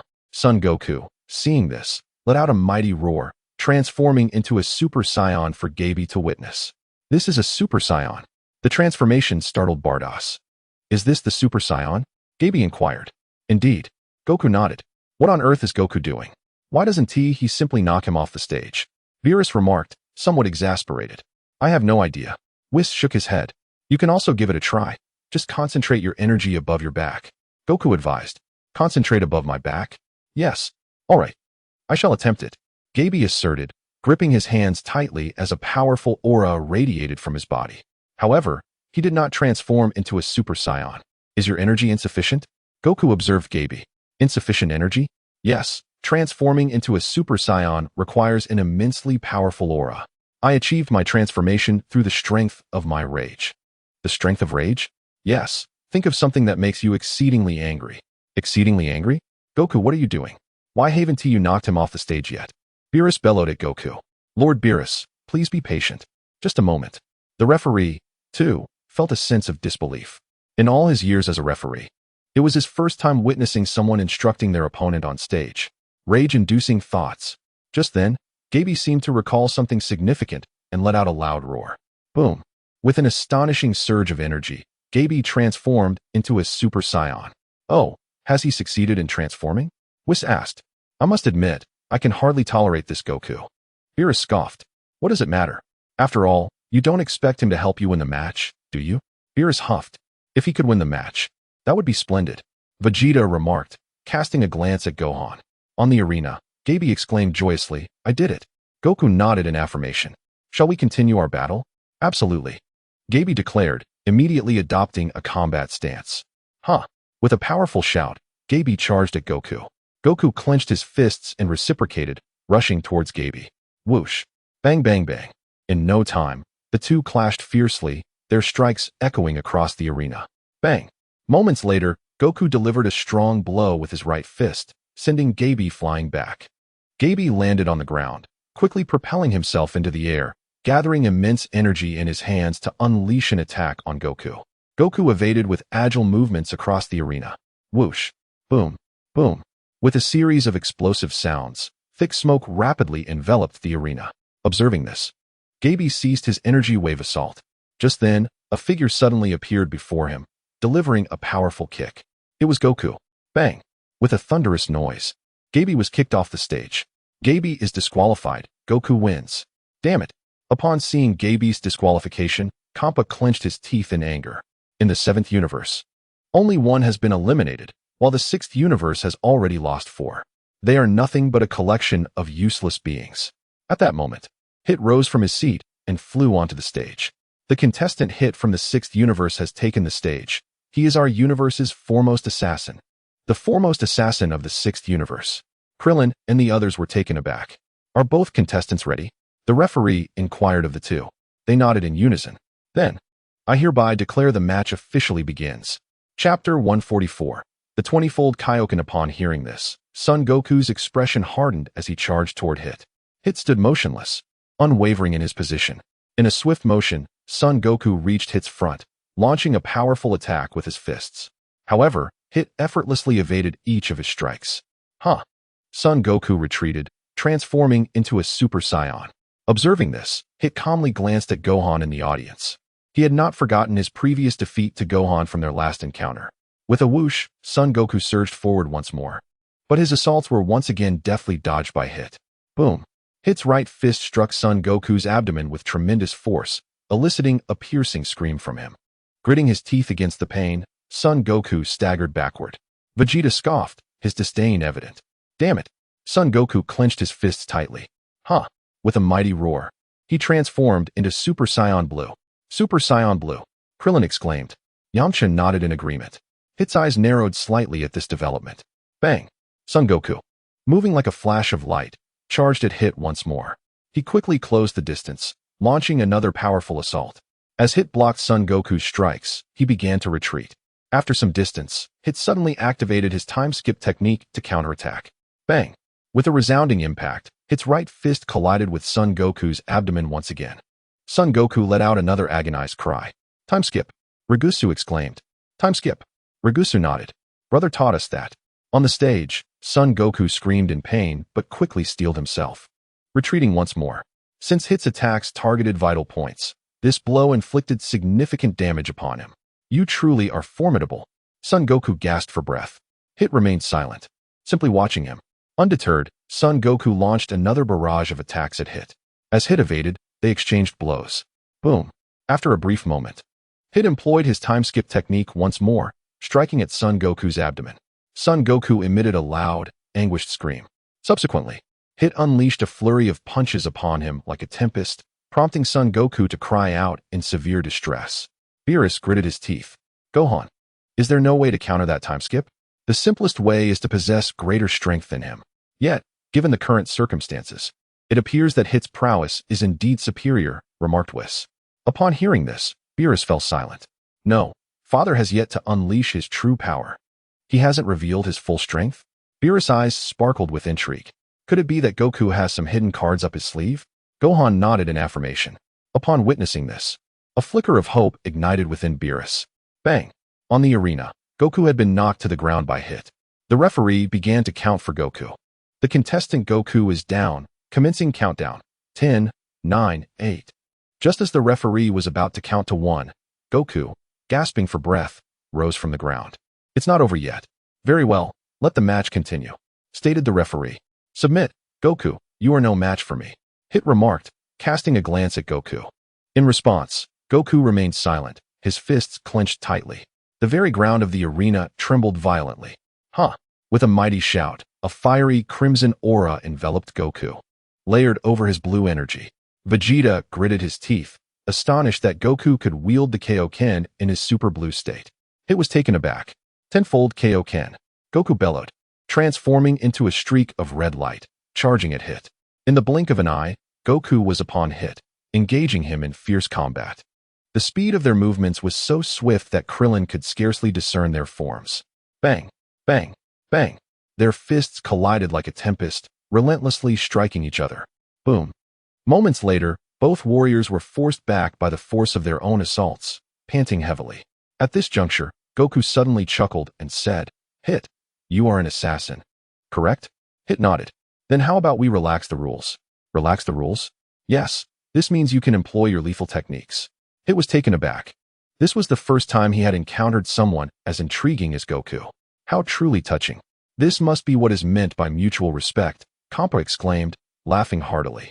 "I wholeheartedly agree with what Goku proposed." Beerus glared at Kampa in anger. "Kampa, you are undermining the rules of the match." Others may not understand Kampa, but Beerus was well aware of his cunning ways.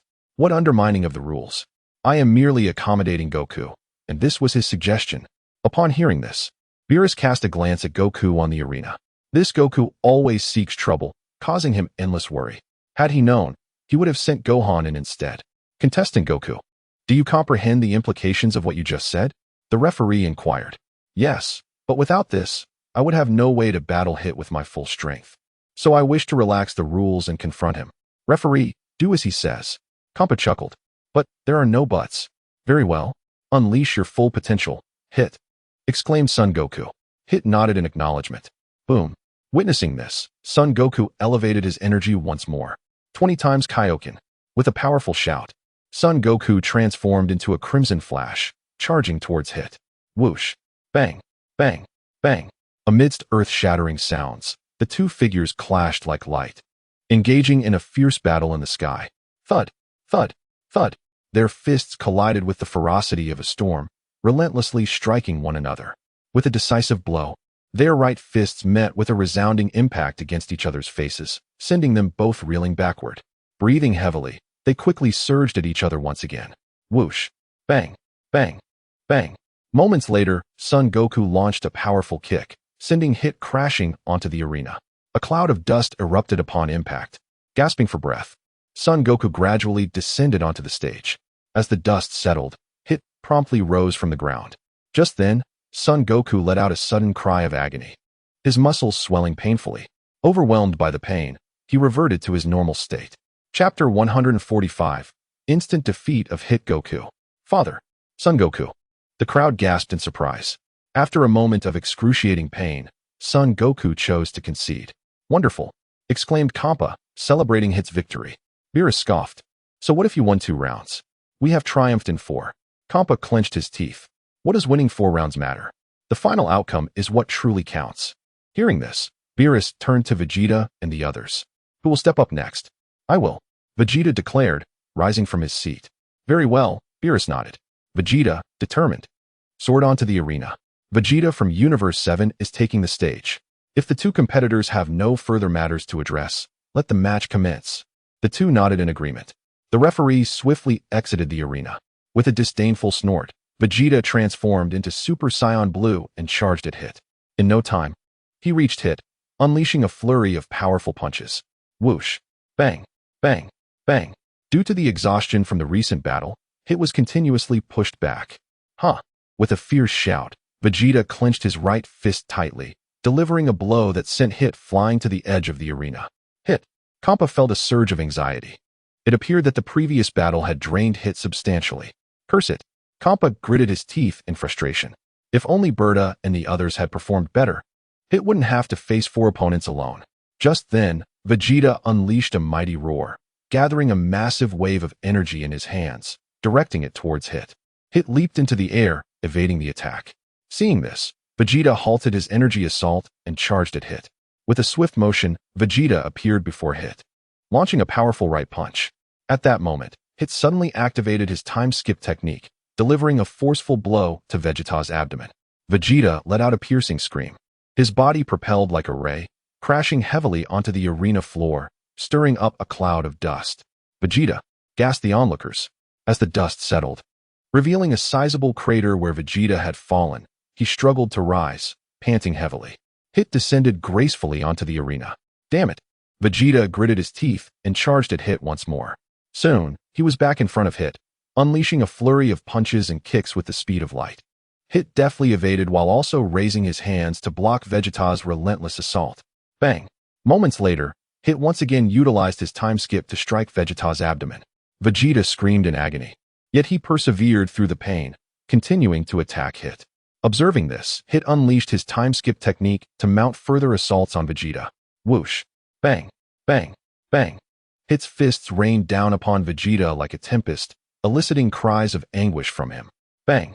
With a heavy punch, Vegeta collapsed to the ground. Vegeta! Beerus shouted in alarm. He had not anticipated such a disparity in strength between Vegeta and Goku. Are you alright, contestant Vegeta? The referee inquired. I'm fine. Vegeta gritted his teeth, laboriously rising to his feet. Very well, the match continues. You are no match for me, Hit declared, gazing at Vegeta. Enraged, Vegeta lunged at Hit once again. As Vegeta pressed forward, pushing Hit towards the edge of the arena, Hit unexpectedly activated his time skip to counterattack. Bang! Bang! Bang! Hit's fist struck Vegeta with blinding speed, eliciting more anguished cries. Bang! Vegeta fell to the ground once again. Vegeta! Contestant Vegeta! The announcer called out. With Vegeta down, the countdown began. 10, 9, 8, 0. Hit is victorious. Wonderful.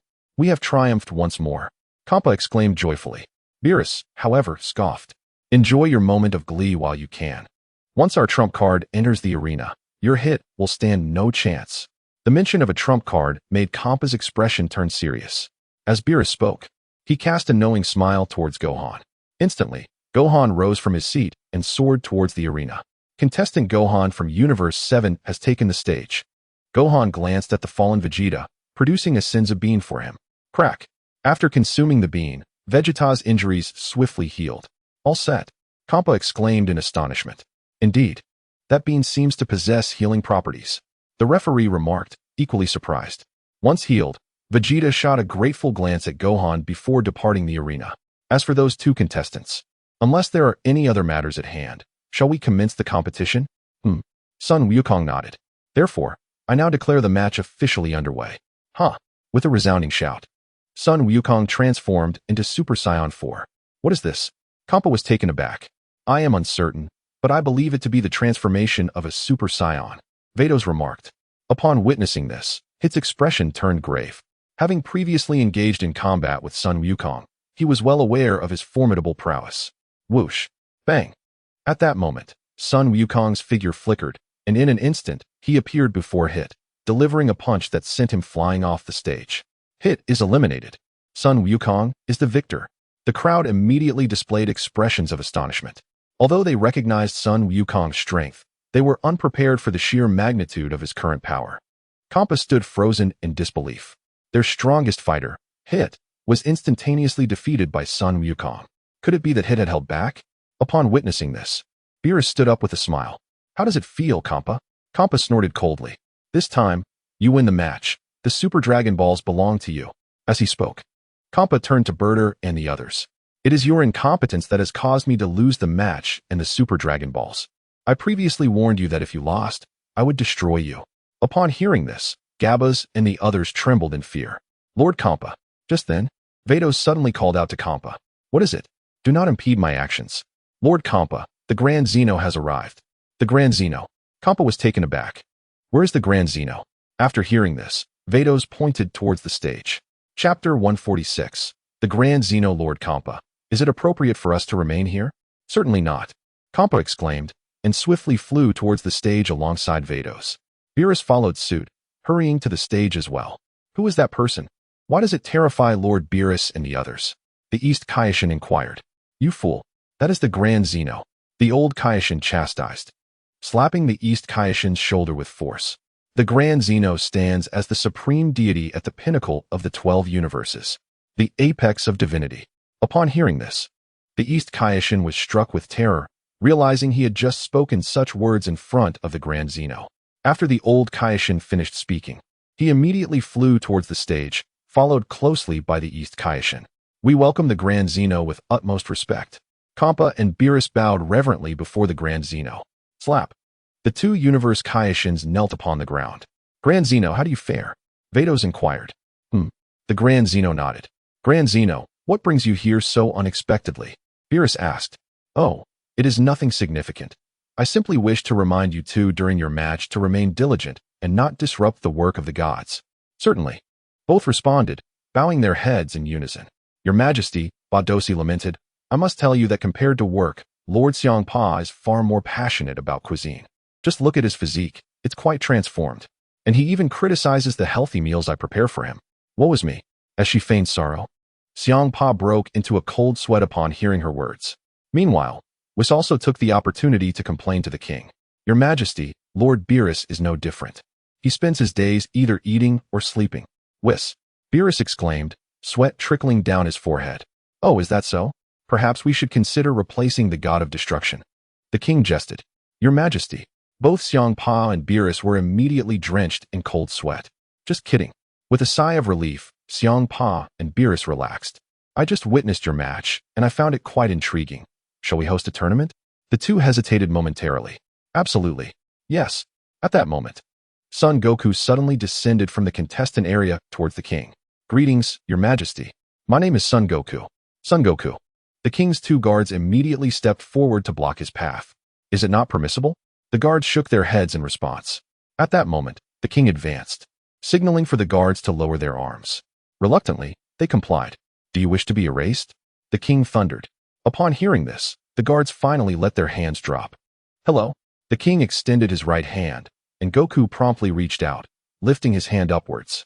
The king then effortlessly floated upwards. See, nothing to worry about. The king soared back to the ground. The old Kai and the others watched, their faces etched with concern. They had never seen a mortal so close to the king. Goku, do you also think my proposal was agreeable? The king inquired. Indeed. Goku nodded in response. Then let us summon all the universes to host such a tournament. The king turned his gaze towards Xiang Pa and Beerus. Yes. Both Xiang Pa and Beerus affirmed with a nod. Your Majesty, do you have any further instructions? The Grand Priest asked. You two should focus on your duties. The king advised them. Certainly. Then, Your Majesty, if there is nothing else, shall we take our leave? Yes. The king replied with a nod. With that, the Grand Priest pointed his staff towards the ground, and together with the three of them, they departed from the nameless star. Once the king was gone, Xiang Pa and Beerus exhaled deeply. After a moment of relaxation, Xiang Pa took Badosi back to the contestant area to address Gabe and the others. You are fortunate this time. Consider this match a practice session. In the next tournament, do not let the king down. Yes, Gabe proclaimed loudly. Seeing this, Xiang Pa led Gabe and the others away. Once they had left, Son Goku and the others immediately began to tackle the issue of the Super Dragon Balls. Bulma, didn't you create the Super Dragon Ball radar? Can you check where the last Super Dragon Ball is? Oh, certainly. Bulma exclaimed as she retrieved the Super Dragon Ball radar. Beeping. She activated the device and swiftly detected 6 Super Dragon Balls. However, upon expanding the radar's map, she still could not locate the 7th Dragon Ball. What is the matter? Asked Whis. Is there no 7th Dragon Ball on the radar? None. Could it possibly be in the 6th universe? Just then, Gohan approached and pointed at the Dragon Balls displayed on the radar. 1, 2, 3, 7, 7. Bulma was taken aback. But Gohan, there are only 6 Dragon Balls in front of us.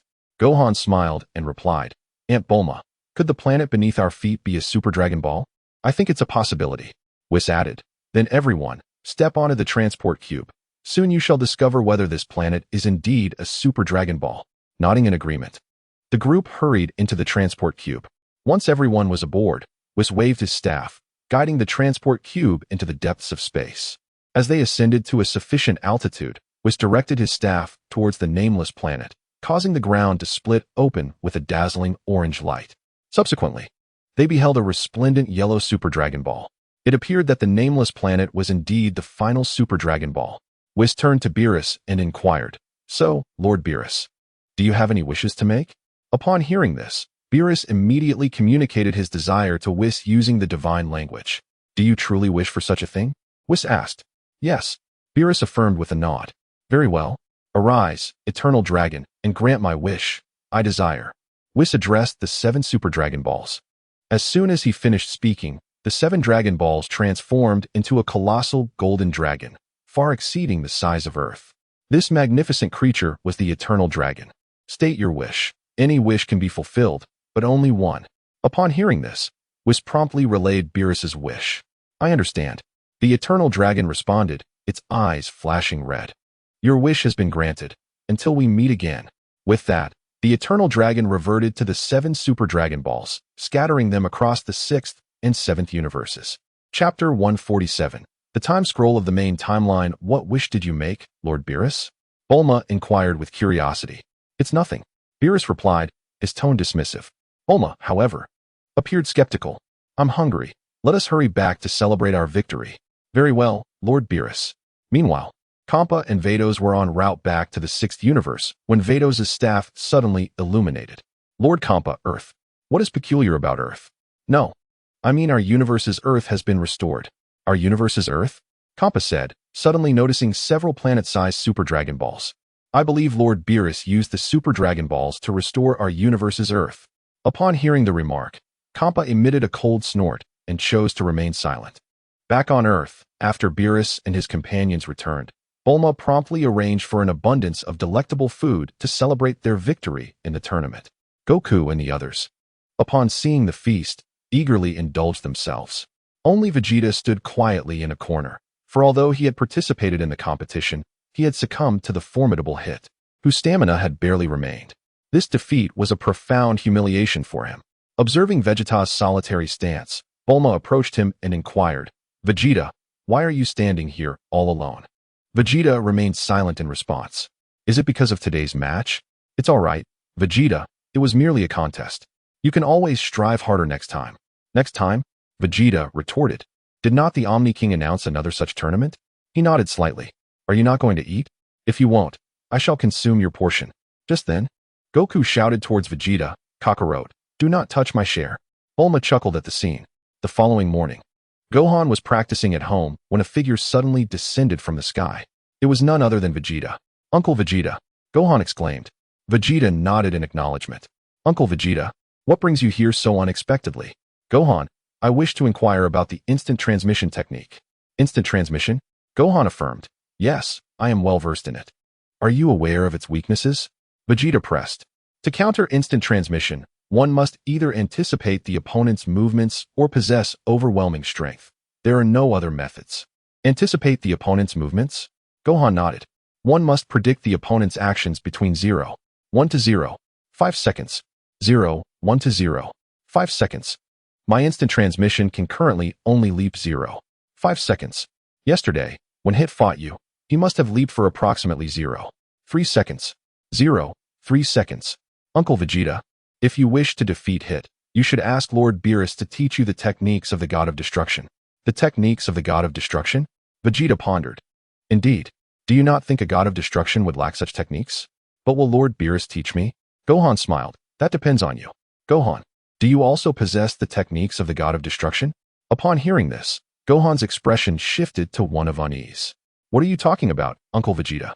How could I possibly know everything? Vegeta, scrutinizing him with disbelief, remarked, you possess both instant transmission and the Ultra Instinct technique. What is it that you cannot do? Moments later, Vegeta averted his gaze and turned to leave. Gohan sighed in relief, for if Beerus were to discover that he also possessed Ultra Instinct, he would undoubtedly face severe repercussions. Time swiftly passed, and 2 days elapsed. In the 7th universe, the realm of the God of Destruction awaited. At this moment, Vegeta was in the palace inquiring about the God of Destruction's divine technique from the prophetic fish. The divine technique of the God of Destruction? Vegeta nodded. Then why not directly ask Lord Beerus? I wanted to confirm with you first. Indeed, the God of Destruction possesses a divine technique. However, it is typically only imparted to the next successor. The next God of Destruction. Yes, Vegeta, do you aspire to become the next God of Destruction? No. Vegeta shook his head. In that case, it seems you will be unable to learn the divine technique from Lord Beerus. Upon hearing this, Vegeta immediately fell into deep contemplation. Time swiftly passed, and 4 months went by in the blink of an eye. After 4 months of rigorous training, Gohan finally achieved a power level of 10 trillion. Ding! Congratulations, Master, on reaching 10 trillion. A reward of the basic elimination technique is granted. You may eliminate humans and uninhabited planets with power levels below 10 trillion at will. The weaker the opponent, the longer the time can be paused. Additionally, you gain an extension of 10,000 years to your lifespan and the ability to transform into Super Saiyan Magenta. The power of the underworld grants you control over the realm of the dead, allowing you to resurrect the deceased. And you receive the Master Time-Space Scroll along with 9,999 Senzu Beans. The Master Time-Space Scroll. Yes, Master. Gohan pondered this for a moment. He recalled that in Dragon Ball Heroes, the previous Kaishin of Time, AEOs, hosted a tournament across time and space to reduce temporal discrepancies. Experts from various timelines gathered, and the defeated would vanish, taking their timelines with them. Could history be repeating itself? However, now that the Master Time-Space Scroll is in my possession, AEOs should be unable to erase the timelines. With this thought, Gohan promptly began practicing the elimination technique. With a wave of his hand, a cloud in the sky instantly vanished. If only there were 10 suns, I would love to eliminate one just to see. With that, Gohan immediately attempted to eliminate other objects. 2 days later, Videl gave birth to a baby girl. Gohan named her Xiaofeng, while her formal name would be Sun Wufan. At this moment, Chi-Chi was joyfully cradling the newly born Xiaofeng. As Gohan looked at Xiaofeng, he couldn't help but recall a song from his past life, Xiaofeng.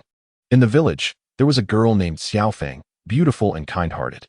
Xiaofeng, I am your grandma Chi-Chi. Ha ha. Upon hearing this, Xiaofeng burst into laughter. Gohan said, all right, Mom. It's my turn to hold her now, right? No way. I want to hold my granddaughter a bit longer. Gohan felt a sense of helplessness at this. After a while, when Chi-Chi had her fill of holding Xiaofeng, she passed her to Gohan. Ha ha. Upon seeing Gohan, Xiaofeng immediately reached out to grab his face. Unfortunately, her arms were too short, and she couldn't quite reach him. Such a mischievous little one. What are you saying, Wufan? My granddaughter will surely grow up to be a well-behaved girl.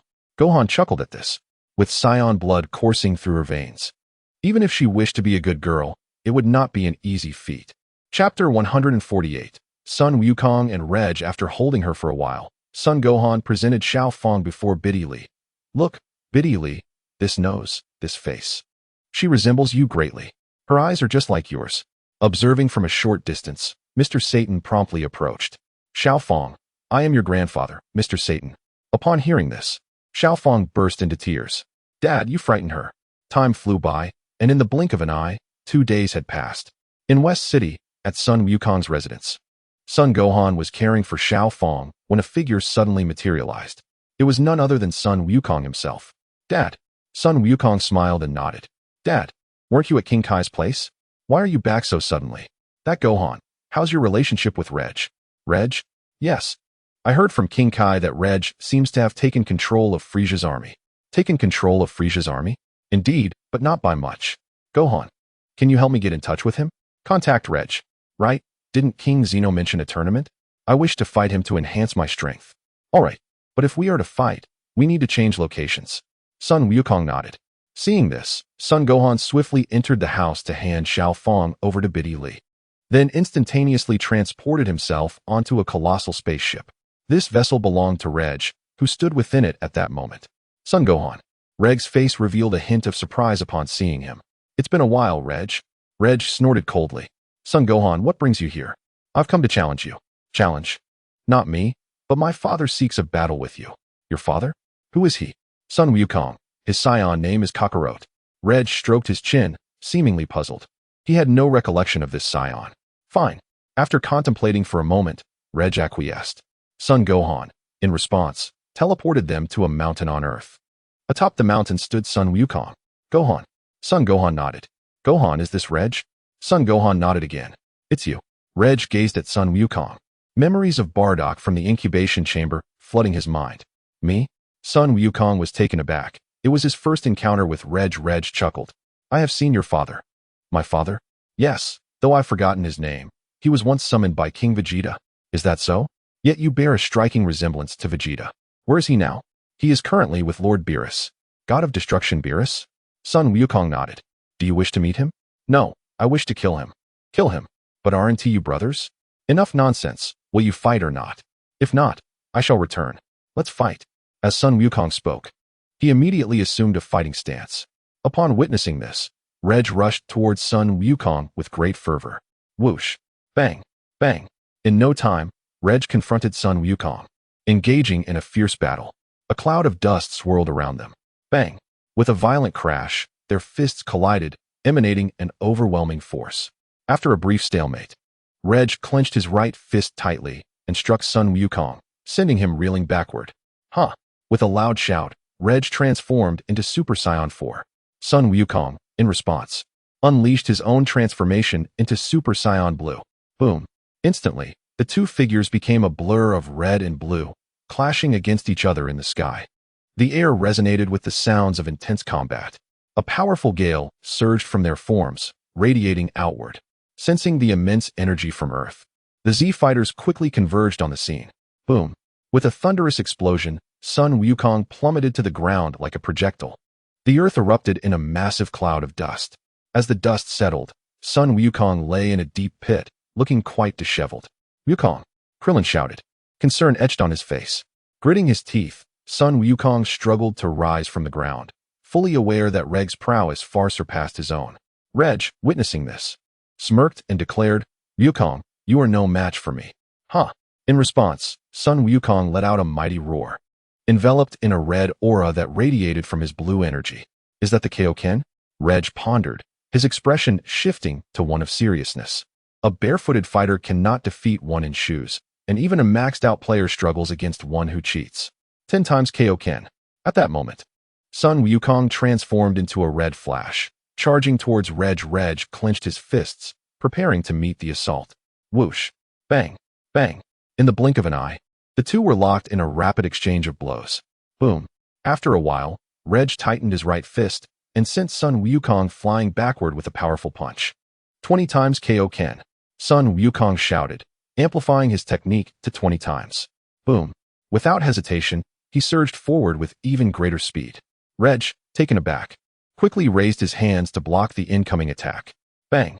Son Wukong's right fist struck Reg's arms with tremendous force, causing him to stagger backward. Bang! Bang! Bang! Swiftly, Son Wukong closed the distance, launching a fierce kick. Boom! With a resounding explosion, Reg was sent crashing against the mountain behind him, the impact stirring up a colossal cloud of dust. Panting heavily, Son Wukong observed the scene. After a moment's respite, as the dust around the mountain settled, Reg emerged, his expression seething with anger. Huh! With a powerful shout, Reg intensified his energy. Boom!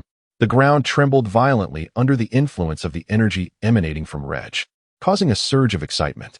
"He is harnessing energy," exclaimed Krillin in astonishment. Indeed, Yamcha nodded in agreement. Moments later, the energy dissipated. 20 times Kaioken. Son Goku shouted, charging towards Reg. In the blink of an eye, Goku found himself face to face with Reg, engaging him in a fierce exchange of blows. The clash of fists and feet echoed as they fought. Boom! Reg bellowed, delivering a powerful punch that sent Goku flying into a nearby mountain. Chapter 149. Future Trunks. After a brief moment, as the dust settled, Son Goku returned to his normal state, lying on the ground. "Goku!" Krillin and the others rushed to his side. Reg snorted disdainfully, reverting to his usual form. Son Gohan flew over to Reg, offering him a senzu bean. "This is a senzu bean. Just consume it, and your injuries will heal." Upon hearing this, Reg accepted the bean and swallowed it. "Uncle Krillin." Son Gohan tossed a senzu bean to Krillin, who caught it and promptly handed it to Son Goku. Goku quickly consumed the bean. "All right, my battle with Goku is over. You should take me back now," Reg stated. Gohan nodded in agreement and prepared to escort Reg back.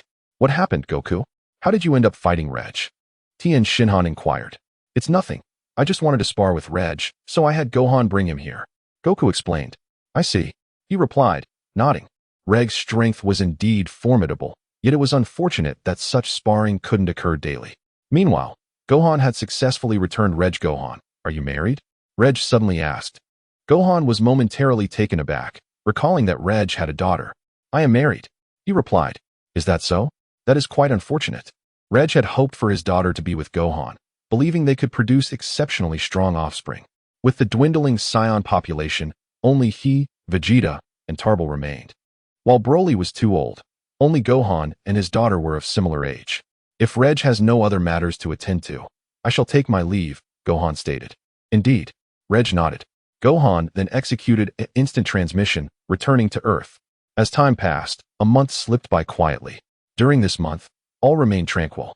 At this moment, Gohan was training on Kami's lookout when he suddenly heard the voice of the system. "Ding! System upgrade successful. Your training power has doubled." "Doubled in power?" "Yes, Master." In West City, at Bulma's residence, Son Goten and Trunks were playing when a rocket-like machine appeared in the sky above their yard. This machine was the time machine. Shortly after its arrival, It landed in the yard, and a boy with deep blue hair emerged, collapsing to the ground. This individual was future Trunks. Wu Tian, look. Someone has collapsed. Son Wu Tian nodded in acknowledgement. Shall we go summon Aunt Bulma? Certainly. Trunks agreed. Moments later, Bulma arrived and saw the future Trunks lying on the ground. Trunks, what has happened? She inquired. No, I am not referring to you, but to the person on the ground. On the ground? Yes, his name is also Trunks. Wu Tian, Trunks, please assist me in bringing him inside. Of course, mother. Trunks nodded. Bulma, seeing this, immediately called Son Gohan. Gohan, the future Trunks has arrived. The future Trunks? Yes, he is gravely injured. Could you come over? Certainly. Son Gohan replied, instantly teleporting to Bulma's side. Bulma was startled by his sudden appearance. You truly arrived as soon as I mentioned it. What troubles you, Aunt Bulma? You appeared so suddenly. How do you expect me to react? But didn't you summon me? Never mind. The most pressing matter is Trunks' condition. Gohan, do you have any senzu beans? I do. Son Gohan replied, producing a senzu bean. Splendid. Bulma exclaimed, leading Son Gohan into the house. Once inside, Son Gohan quickly administered the senzu bean to the future Trunks. He soon awakened and saw Son Gohan. Brother Gohan, mother. Son Gohan nodded. Trunks, what transpired in the future? How did you come to be so injured? A dark force has emerged in the future. A dark force? Indeed, it is a being resembling Uncle Goku. But the only difference is that he dons a black martial arts uniform. We refer to him as Black Goku. Bulma interjected, Black Goku. The future Trunks nodded. Mother, what about Uncle Goku and the others? Your father and the others are currently training with Lord Beerus. Lord Beerus? Lord Beerus is the god of destruction, who possesses strength surpassing even Gohan. Stronger than Brother Gohan. Bulma nodded. Gohan, could you accompany me to the future and assist us in defeating Black Goku? I think it would be best to wait until your father returns to discuss that. Very well. By the way, Trunks, it has been a while since we last met. How is your strength now? I have now mastered Super Saiyan 3rd grade. Only the 3rd grade. Is that so? Yes, why? It is nothing. Your father has already attained Super Saiyan Blue, a form beyond the 3rd grade. Super Saiyan Blue? My father has become so powerful? Indeed. You must have been living a tranquil life in the future without rigorous training, correct? The future Trunks nodded. Shall I assist you in your training? Training? Yes. After a moment of contemplation, the future Trunks agreed. Upon witnessing the scene, Son Gohan swiftly teleported to the location of Baozi Mountain, bringing future Trunks along. Is this Baozi Mountain? Future Trunks inquired. Son Gohan nodded affirmatively. Very well, Trunks. Transform into a Super Saiyan and engage me in battle. All right, Gohan. Future Trunks declared, clenching his fists tightly as he transformed into a Super Saiyan. Son Gohan chuckled lightly, beckoning future Trunks with a playful gesture. In response, Trunks promptly drew his long sword from behind and struck at Son Gohan. Gohan effortlessly evaded Trunks' attacks, dodging with ease. Damn it! Future Trunks gritted his teeth and swung his sword forcefully forward. Once again, Son Gohan deftly sidestepped. With a resounding crash, a golden aura surged forth, leaving a massive gash upon the ground. Son Gohan turned to future Trunks and remarked, Trunks, perhaps you should ascend to Super Saiyan level 3. Sure, future Trunks replied, tightening his fists once more. Huh. With a mighty roar, he transformed into Super Saiyan level 3. Brother Gohan, aren't you transforming? Future Trunks asked. No need. Son Gohan replied, shaking his head. Very well then. Future Trunks said, raising his sword once again to strike at Gohan. As Gohan dodged, he retreated. Damn it! Future Trunks exclaimed in frustration, swinging his sword with all his might. Clang! Son Gohan effortlessly caught the blade with just 2 fingers. Surprised, Future Trunks quickly sheathed his sword. Why not continue sparring? No more. I fear I cannot even match a single finger of Brother Gohan. Son Gohan remained silent after hearing this. It is essential to maintain humility. Brother Gohan, my mother mentioned Lord Beerus. Is he truly stronger than you? Son Gohan nodded. His current strength surpasses mine, yet I shall eventually surpass him. Future Trunks nodded in agreement. Since you have arrived at Baozi Mountain, why not train here until your father returns? All right, Future Trunks affirmed. An hour later, Whis returned to Earth with Goku and the others, and Future Trunks recounted the events of the future to Goku and Vegeta. Black Goku? Indeed. Future Trunks confirmed. Uncle Goku. Father, can you accompany me to the future to confront Black Goku? Humph. Vegeta scoffed, suddenly grasping Future Trunks by his collar. Whenever faced with adversity, You seek assistance from others instead of resolving it yourself. Is this the behavior of a true Saiyan warrior? Father, his strength is overwhelming. At my current level, before future Trunks could finish, Vegeta released his grip. From this day forth, I shall assist you in your training. Thank you, Father. Upon witnessing this, Vegeta's anger dissipated.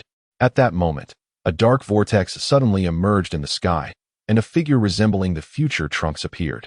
This individual was none other than Black Goku. Son Goku, Vegeta, and Lord Beerus.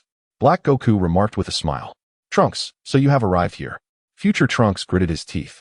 Is this the Black Goku you mentioned? Son Goku inquired. Indeed, Uncle Goku. Future Trunks nodded in affirmation. Upon hearing this, Son Goku promptly ascended into the air. Goku. Black Goku chuckled, gazing at Son Goku. He had always longed for a fair confrontation with Son Goku, yet opportunities had eluded him. In response, Son Goku smiled back at Black Goku. Huh. With a resounding shout. Son Goku clenched his fist and charged at Black Goku. Taken by surprise, Black Goku quickly raised his arms to defend against Son Goku's onslaught. Whoosh. Bang, bang, bang. In no time, Son Goku closed in on Black Goku, forcing him back. Watching two Gokus battle is rather amusing. Lord Beerus commented with a chuckle. Bam. Just then, with a powerful kick, Black Goku was sent flying. However, they remained above the city. After being struck, Black Goku placed a hand on his chest, and then smiled at Son Goku. Is this the extent of your power, Son Goku? Huh. At that moment, Son Goku charged at Black Goku once more. Black Goku lifted his right knee and charged forward as well. Whoosh. Bang, bang, bang. In the blink of an eye, they found themselves in front of each other, engaging in a fierce battle. Bam. After a while, Black Goku delivered a powerful kick with his left foot, sending Son Goku flying. Observing this, Son Goku swiftly turned and flew backward. Black Goku, noticing this, immediately pursued him. Before long, Son Goku led Black Goku to a great mountain outside West City. Black Goku surveyed the surroundings and remarked, Son Goku, is this the grave you have chosen for yourself? Son Goku chuckled and replied, whose grave it is remains to be seen. With that, Son Goku transformed into a Super Saiyan. A Super Saiyan, you say? Black Goku laughed. Huh. With a mighty roar, Son Goku radiated a golden aura and charged at Black Goku. So fast, Black Goku was taken aback. In the next instant, Son Goku appeared before him, delivering a powerful punch to his face. Bam! Black Goku was sent reeling. Son Goku shouted, swiftly closing the distance to Black Goku once again, his right foot aimed for a kick. Black Goku raised his left hand to block Son Goku's kick. Startled, Son Goku quickly withdrew his foot and aimed a punch forward. Black Goku sidestepped, countering with a punch of his own. The two fists collided with great force. Bam! Both of their right fists struck each other's faces simultaneously, sending them reeling backward. With a deep breath, the two adversaries exchanged glances. Moments later, Black Goku conjured an energy sphere, surrounded by a yellow exterior and a black core, and hurled it towards Son Goku. In response, Son Goku concentrated and formed a wave of energy in his right hand, which collided with Black Goku's attack. A tremendous explosion echoed through the air as their energies clashed, unleashing an immense storm that swept across the surroundings. Following this, a thick cloud of smoke billowed into the sky. The two warriors, undeterred by the explosion, charged at each other once more. In the heavens above, the sounds of fierce combat soon erupted. With a powerful kick, Son Goku propelled Black Goku away. Gritting his teeth, Black Goku swiftly regained his balance in midair. At that moment, a powerful suction emanated from a swirling black vortex in the sky, pulling Black Goku back. In a fit of rage, he unleashed an energy wave towards Bulma's backyard, targeting the time machine. Son Gohan retaliated with an energy wave of his own, and the two forces collided, resulting in another deafening explosion. Amidst the chaos, Black Goku was drawn into the black vortex, which subsequently vanished. Future Trunks gasped in astonishment. Whis nodded in acknowledgement. Did you notice the ring he possesses? Beerus inquired gravely. Ring? Future Trunks replied, perplexed. The ring worn by Black Goku is the Time Ring. Time Ring.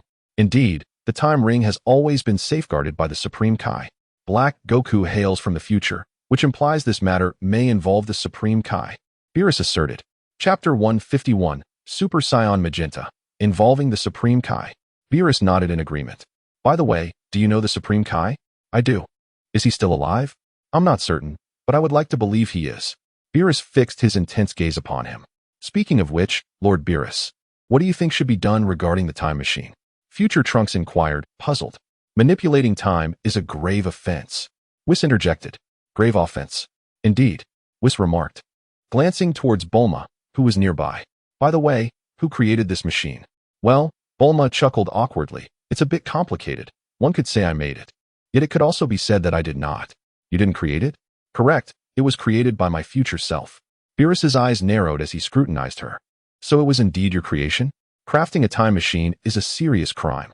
Upon hearing this, Future Trunks immediately knelt before Whis. Lord Angel, please spare my mother. This is all my fault. Beerus was momentarily taken aback. As the god of destruction, he found himself in an unexpected position as Future Trunks pleaded for mercy from Whis. Clearing his throat, Whis interjected. I am merely Lord Beerus's servant. What he says holds true. Oh, my apologies. I had thought you were a deity. Future Trunks uttered these words before kneeling before Beerus. Upon hearing this, a flicker of anger ignited within Beerus. For the implication of Future Trunks' statement was that he bore no resemblance to a god. Lord Beerus, I beseech you to spare my mother. Beerus snorted dismissively. That depends on your performance. Performance? If you can present me with a delicacy I have never tasted, I might choose to overlook this. A delicacy you have never tasted. Bulma, upon hearing this, promptly produced 2 sausages for the two. What is this? A snack, fish sausages. They are quite delightful. Is that so?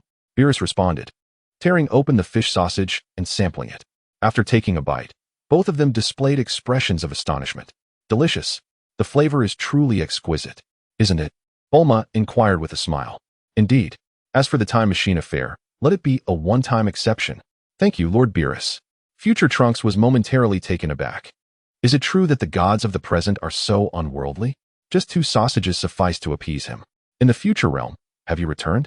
Black Goku remarked, glancing at the time ring in his hand with a grin. Is this the essence of Son Goku's power? In the afternoon, Vegeta took Future Trunks to a great mountain outside West City to train. With a powerful shout, Future Trunks transformed into a Super Saiyan 3rd grade. Super Saiyan 3rd grade. Future Trunks nodded affirmatively. Father, transform into a Super Saiyan 3rd grade and spar with me. Vegeta chuckled heartily and immediately transformed into Super Saiyan Blue. What is this? This is known as Super Saiyan Blue. Super Saiyan Blue. Yes, if you land a single punch on me, you shall be deemed the victor. Alright, Future Trunks declared, charging towards Vegeta. In a flash, Future Trunks arrived before Vegeta, his fists and feet striking like lightning in an attempt to land a blow. Yet, no matter how he attacked, he could not reach Vegeta. At that moment, Vegeta clenched his right fist with force and sent Future Trunks flying backward with a single punch. Humph. Vegeta scoffed. Is this all the skill you possess, Trunks? Hearing this, Future Trunks shouted defiantly, launching his right fist forward with all his might. Whoosh. Once again, Future Trunks' right fist missed its target. Bang. At that instant, Vegeta executed a swift kick, sending Future Trunks soaring through the air.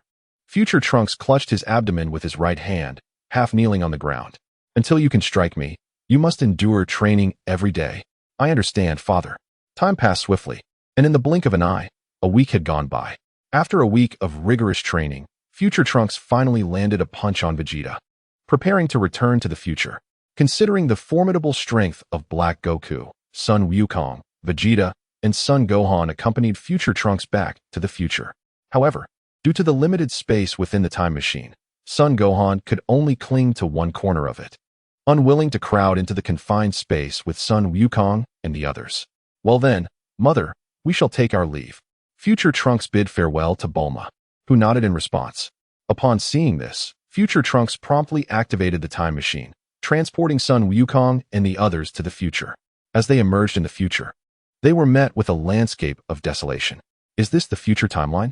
Although Son Wukong had heard Future Trunks recount the dire state of the future, witnessing it firsthand was still a jarring experience. Future Trunks nodded and opened the time machine's door. Just then, a shadowy figure soared towards them from the distance. It was Black Goku. We meet again, Son Wukong. Black Goku exclaimed with a grin.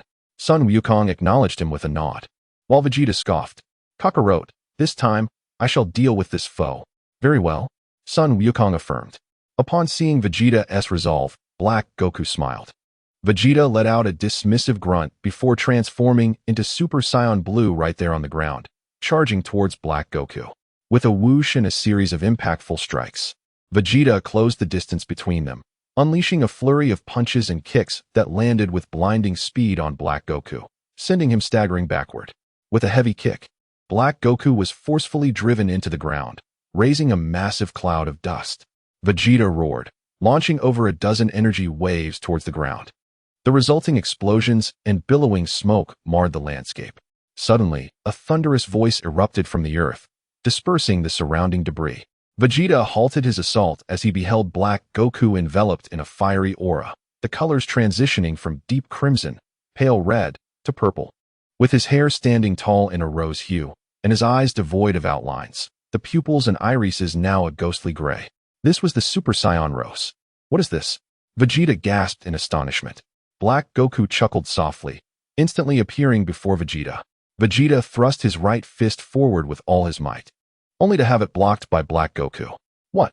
Vegeta exclaimed in shock. Black Goku smirked coldly, delivering a crushing blow to Vegeta's abdomen, sending him flying with a pained cry. Father! Future Trunks shouted. Vegeta clenched his fists tightly, quickly stabilizing himself mid-air. Damn it! He seethed with fury, propelling himself at Black Goku at full speed. In the blink of an eye, Vegeta was upon Black Goku, his fist striking like lightning, relentlessly pushing him back. As Vegeta forced Black Goku back against the wall of an abandoned building, Black Goku swiftly shifted to the left, evading the punch. With gritted teeth, Vegeta prepared to launch another assault. Suddenly, Black Goku vanished, reappearing behind him. Vegeta turned around quickly, only to see a purple energy blade hurtling toward him. The proximity left him with little room to evade, allowing him to barely dodge a fatal blow. Thud! The purple blade pierced the left side of Vegeta's abdomen.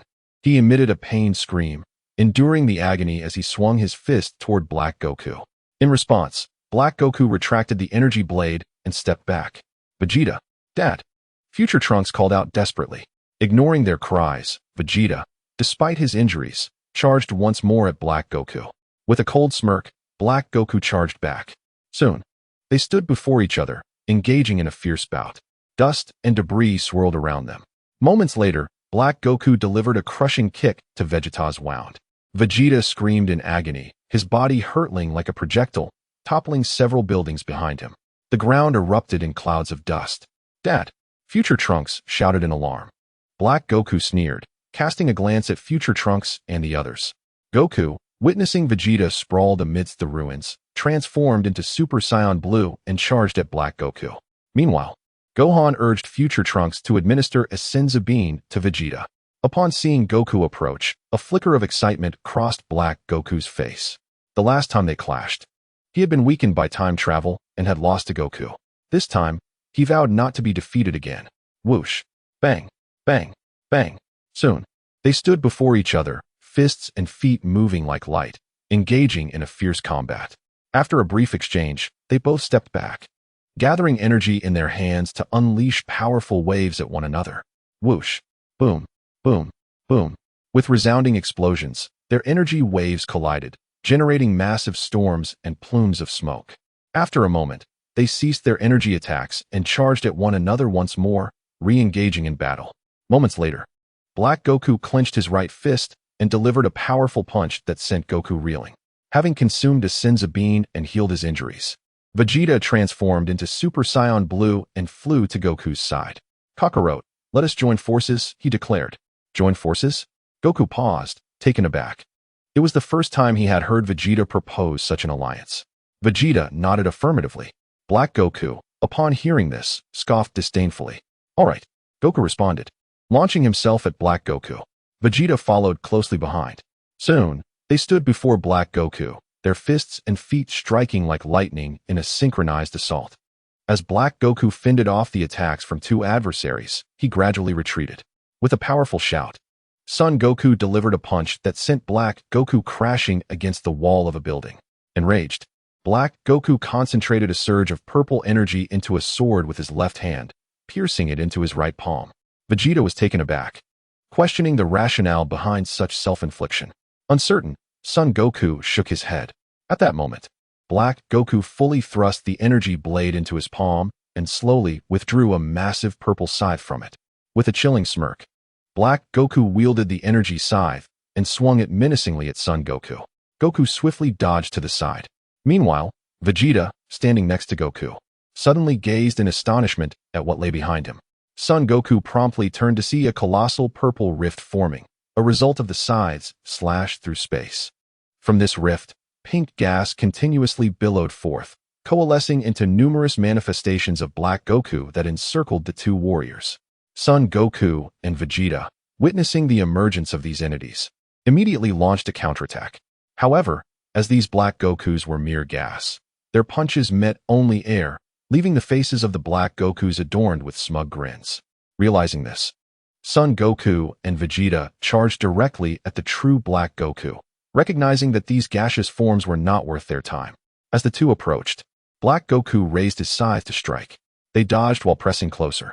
Yet, Black Goku, possessing superior strength, seized an opportunity to slash Son Goku, eliciting a piercing scream.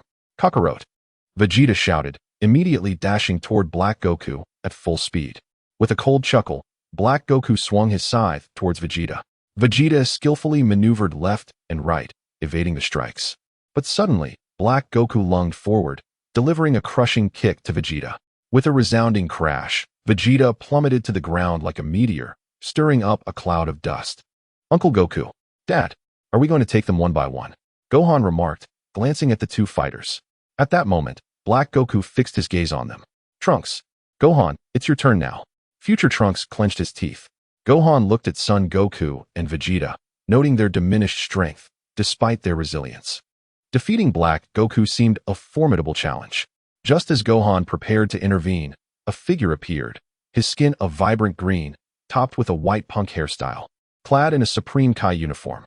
It was Zamasu. "Who are you?" Future Trunks inquired, eyeing Zamasu's attire. Zamasu smiled enigmatically. "My name is Zamas." "Zamas?" Zamas nodded with a smile. "What is your relationship with Black Goku?" "He is me, and I am him," Zamas declared. "He is you, and you are him?" Future Trunks looked perplexed. "To put it simply, Goku and I have exchanged bodies."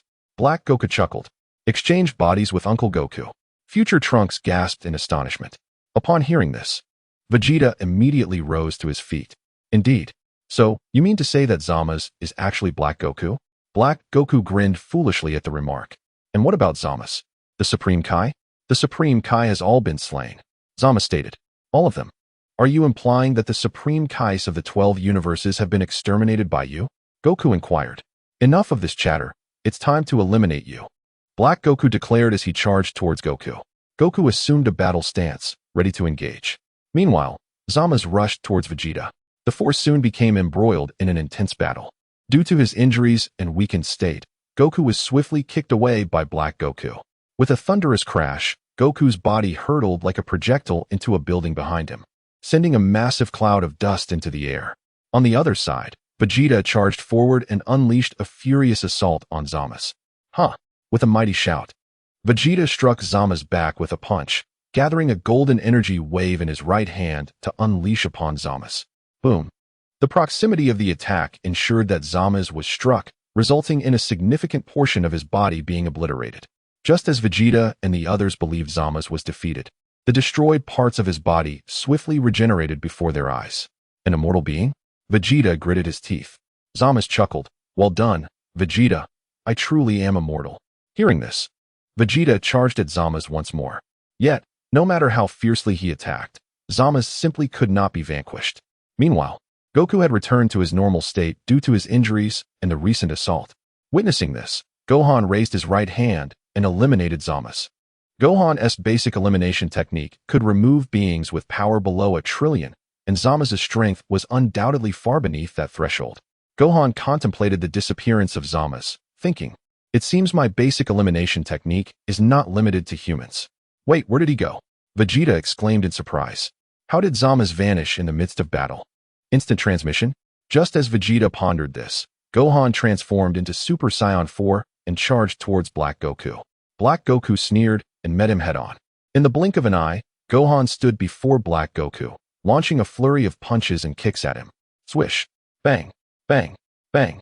Due to the overwhelming speed of Son Gohan, before Black Goku could even launch his attack, Gohan's strike had already landed upon him.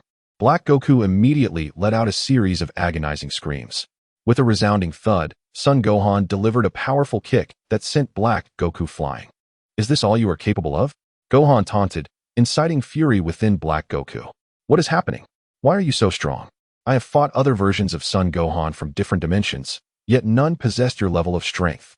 Gohan smiled and replied, "Because I am a unique existence. Now, do you have any final words? If not, I shall annihilate you without hesitation." "How infuriating!" Black Goku roared, charging at Son Gohan with all his might. Gohan chuckled lightly, swiftly maneuvering behind Black Goku, his right hand gathering a swirl of purple destructive energy. Destruction. No sooner had he spoken, Black Goku let out a horrific scream, his body vanishing at a speed visible to the naked eye. Has he been eliminated?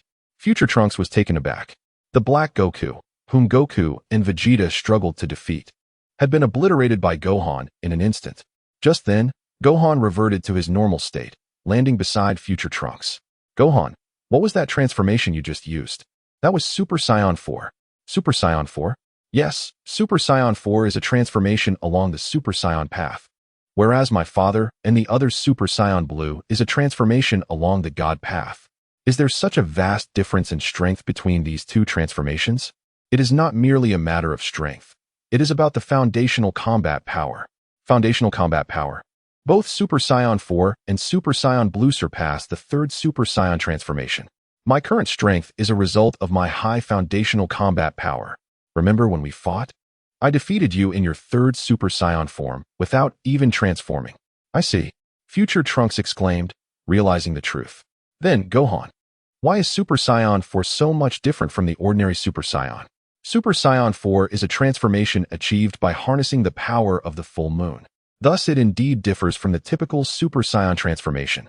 "The full moon?" "Yes, so if you wish to transform into Super Saiyan 4, you will need a tail." "I understand. Ultimately, if you establish a solid foundation, whether it be Super Saiyan 4 or Super Saiyan Blue, the outcome will be the same." Future Trunks nodded in agreement. Observing this, Gohan promptly produced 2 Senzu beans for Goku and the others. After consuming the beans, Goku and his companions quickly recovered from their injuries. "Well then, Dad, shall we return?" "Indeed." Goku nodded. Within the Palace of the Future, the Grand Minister of the Future Timeline was currently using his staff to observe the events transpiring on Earth. The reason he was monitoring Earth was that he had just sensed a powerful force of eradication. The power of eradication has always been a force wielded solely by the King of all. However, he has now witnessed such power within a human. In addition to the power of eradication, he has also discovered a time machine. For a human to traverse time is a grievous offense, and naturally, the Grand Priest cannot overlook this matter. Nonetheless, it is imperative to consult the future King of all regarding this issue. Chapter 154, The All-King Your Excellency. A human by the name of Son Gohan has emerged on Earth in the 7th universe, and it appears he possesses the power of eradication. The power of eradication? Indeed. However, he does not seem to belong to our timeline. Rather, he hails from another dimension. Another dimension? Yes. A human named Trunks utilized a time machine to bring him here, eliminating Zamasu and his cohorts. Zamasu? He was originally a Kaioshin of the 10th universe, but it seems he exchanged bodies with one known as Son Goku using the Super Dragon Balls, subsequently slaying all the Kaioshins. All the Kaioshins are dead. Yes, Your Excellency. Does this mean Beerus and the others are also deceased? The Grand Priest of the Future Timeline nodded. Then, Your Excellency, should we address the matter of the time machine? You just mentioned Son Gohan, Your Excellency. Is he currently on Earth? Yes, Your Excellency. I wish to meet him. Understood, Your Excellency. In the future timeline, on Earth. Future Trunks felt a surge of sadness upon seeing Son Goku and Vegeta fully recovered.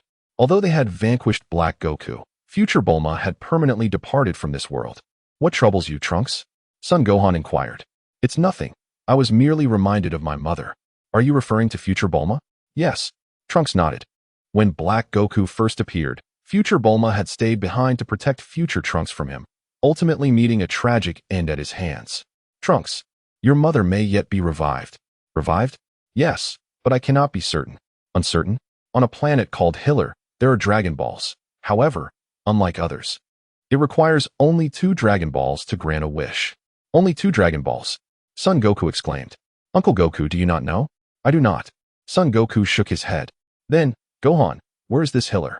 Clear's throat. I am uncertain about the location of that planet, but if you inquire, you should be able to find out. But Zamasu and his allies have killed even the gods. Do you think Hiller has been destroyed? I do not know, which is why I mentioned it is possible to revive Aunt Bulma. Future Trunks nodded. At that moment, a radiant beam of 7 colors descended from the heavens. As the light dissipated, 4 figures emerged. These 4 were the future king of all, the Grand Priest, and the 2 attendants of the king of all. Your Excellency, Son Goku exclaimed in surprise. Your Excellency? After listening to the future Trunks, a look of confusion crossed his face. Do you know me? Inquired the future king. Son Wukong nodded. Then who among you is Son Gohan? Gohan. Son Wukong immediately turned his gaze towards Son Gohan. Greetings, Your Majesty. Son Gohan addressed the future king. The future king nodded in acknowledgement. Gohan, may I call you Gohan? Of course. Then Gohan, would you like to be my friend? Friend? Indeed. Son Gohan pondered for a moment before nodding in agreement. Splendid. The future king exclaimed joyfully. I shall call you Gohan. And what shall you call me? How about Achan? Achan. The future king smiled upon hearing this. So, Achan, what brings you and the Grand Minister here? I heard from the Grand Minister that you possess the power of erasure? Son Gohan was taken aback. They had indeed come because of his use of the erasure power. Just a little. Then Gohan, would you like to become a king? King? Son Gohan was momentarily stunned. Yes. The future king nodded with a smile. Your Majesty. The future Grand Minister and the King's Guard immediately exhibited signs of astonishment. Achan, I appreciate your kindness, but I am merely a human. It's all right. As long as you wish to be king, I will make it so. No, Achan, you should remain the king. Very well, the future king said, producing a purple button device from his attire. Gohan, this is for you. What is this button? Press the red button, and you will come to my side. And the blue button? Pressing it brings me to your side. I see. So, Gohan, would you like to visit my palace? No, I have other matters to attend to. All right then, Your Majesty, shall we return? Inquired the future Grand Minister. The future king nodded. The future Grand Minister promptly escorted the king and his companions away. Gohan, what was this power of erasure that the king mentioned? Son Wukong asked. Nothing much. Son Gohan replied. Then Trunks, please take us back. Sure. Future Trunks nodded. With that, future Trunks swiftly produced the time machine, transporting Son Wukong back to the main timeline. In the main timeline, West City, at Bulma's residence. Bulma and others were eagerly awaiting Son Gohan's return. A yellow machine suddenly appeared in the sky. It was the time machine. They're back. Bulma exclaimed joyfully. Beerus, reclining in a chair, slightly raised himself. Son Gohan leapt from the time machine, landing on the ground. Gohan, how did it go? It's all resolved. Really? That is wonderful. At that moment, Son Wukong and future Trunks also disembarked from the time machine. Upon seeing them, Beerus immediately approached Son Wukong with Whis. Wukong, have you clarified the identity of Black Goku? The true identity of Black Goku is Zamasu. Zamasu? Is he the supreme Kai of this universe? In response to Lord Beerus, it appears that within the 12 universes, there is no such Kaishin. Is that so? Whis nodded. Could it be an apprentice Kaishin? Son Gohan suggested. I am uncertain. I shall investigate. Then, Goku, how could that Zamasu bear such a resemblance to you? Beerus inquired. Zamasu told me that he exchanged bodies with me. Exchanged bodies? Furthermore, that Zamasu is immortal. Immortal? Indeed. No matter how I attack him, I cannot vanquish him, and subsequently, he inexplicably vanished. Chapter 155, Gavus Beerus, vanished inexplicably? Upon hearing this, Son Gohan felt a twinge of guilt. How could a person simply disappear? It was evidently he who utilized the erasure technique to eliminate Zamasu. Vegeta nodded in agreement. Soon after, Goku and the others recounted all that transpired in the future to Bulma and the others. Upon hearing about the Omni King and the power of erasure, Beerus' expression changed drastically. Even Whis, standing nearby, appeared gravely concerned upon learning that Son Gohan possessed the power of erasure, destruction energy, ultra instinct, and erasure power. If not for the striking resemblance between Son Gohan and Goku, he might suspect that Son Gohan had a formidable background. What is the matter, Lord Beerus? Goku asked. Beerus, with a serious demeanor, turned to Son Gohan. Gohan, how do you possess the power of erasure? The erasure power of the Omni King can obliterate everything. If Son Gohan's power of erasure is akin to that of the Omni King, he could erase himself in an instant. Whis, what exactly is the power of erasure? Goku inquired. The power of erasure is a force that only the Omni King can wield. He can cause all universes to vanish in an instant. All universes? Goku gasped. If what Whis stated is true, the power that Son Gohan wields is indeed terrifying. I am uncertain. I suddenly acquired this power. Son Gohan remarked. Suddenly? Why did he not acquire such power suddenly as well? Beerus mused internally. So, Gohan, did you erase Zamasu? Vegeta asked. At this point, if he still did not realize that it was Son Gohan who eliminated Zamasu, he would truly be foolish. Son Gohan nodded. Then, Lord Beerus, should we not seek out Zamasu now? Whis inquired. Have you located him? Beerus asked. Yes, he is currently in the 10th universe. The 10th universe. Upon hearing this, Beerus stroked his chin thoughtfully. Indeed, Whis affirmed. But under what pretense shall we visit him? Lord Beerus, we could approach him under the guise of inspecting the time rings. Whis suggested. Beerus nodded in agreement. Then Goku, shall you accompany us as well? Me? This matter arose because of you. Should you not join us? Beerus stated with a serious countenance. Very well. Upon hearing this, Son Wukong scratched his head and said, Lord Beerus, please wait a moment while I procure some Daifuku as a gift. Beerus nodded in response, urging him to be swift. Understood. Whis concurred. Shortly thereafter, Whis returned with the Daifuku and departed Earth alongside Son Wukong and the others. Noticing this, Son Gohan promptly took Future Trunks to seek out the North Kai, inquiring about the location of Planet Chilled. In the 10th universe, within the realm of the Kais, stood an elderly figure clad in a Kai uniform, his skin a shade of yellow. He was none other than the Kai of the 10th universe, Gaosu, who stood quietly beneath a grand tree. Behind Gaosu stood a young man, Zamasu. After gazing at the tree for a considerable time, Gaosu suddenly turned to face Zamasu. Earlier that day, he had taken Zamasu to the lower realms to introduce him to human development. However, their ideologies clashed, leading Gaosu to impart a lengthy lesson to Zamasu. Growing weary of Gaosu's words, Zamasu feigned compliance with his mentor's views. At that moment, a radiant beam of multicolored light descended from the heavens, landing upon the grass before Gaosu. As the light dissipated, 3 figures emerged, Son Wukong, Beerus, and Whis. Lord Beerus. Gaosu greeted him. Beerus nodded and approached with Son Wukong and the others. Soon, Beerus stood before Gaosu, who regarded Son Wukong with a hint of curiosity. Lord Beerus, who is he? He is Son Wukong. Son Wukong? Is he your disciple? More or less.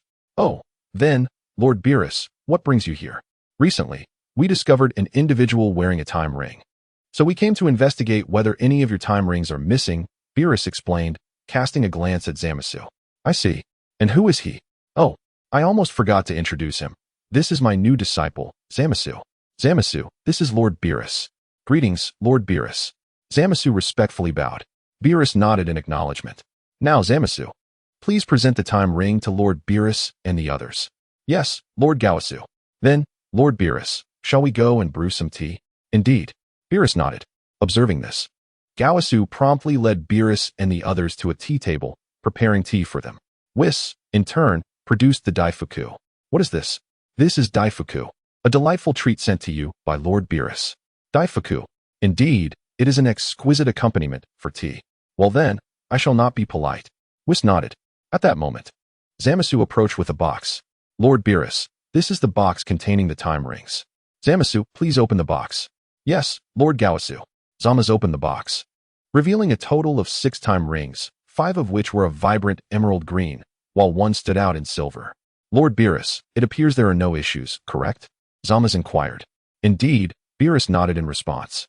Now, Zamasu, please put the box away and prepare tea for Lord Beerus. Yes, Lord Guavas. Zamasu replied, diligently storing the box and beginning to brew tea for Beerus and the others. Lord Beerus, he must possess considerable strength to be accepted as your disciple, wouldn't you agree? Guavas asked curiously. Beerus nodded affirmatively.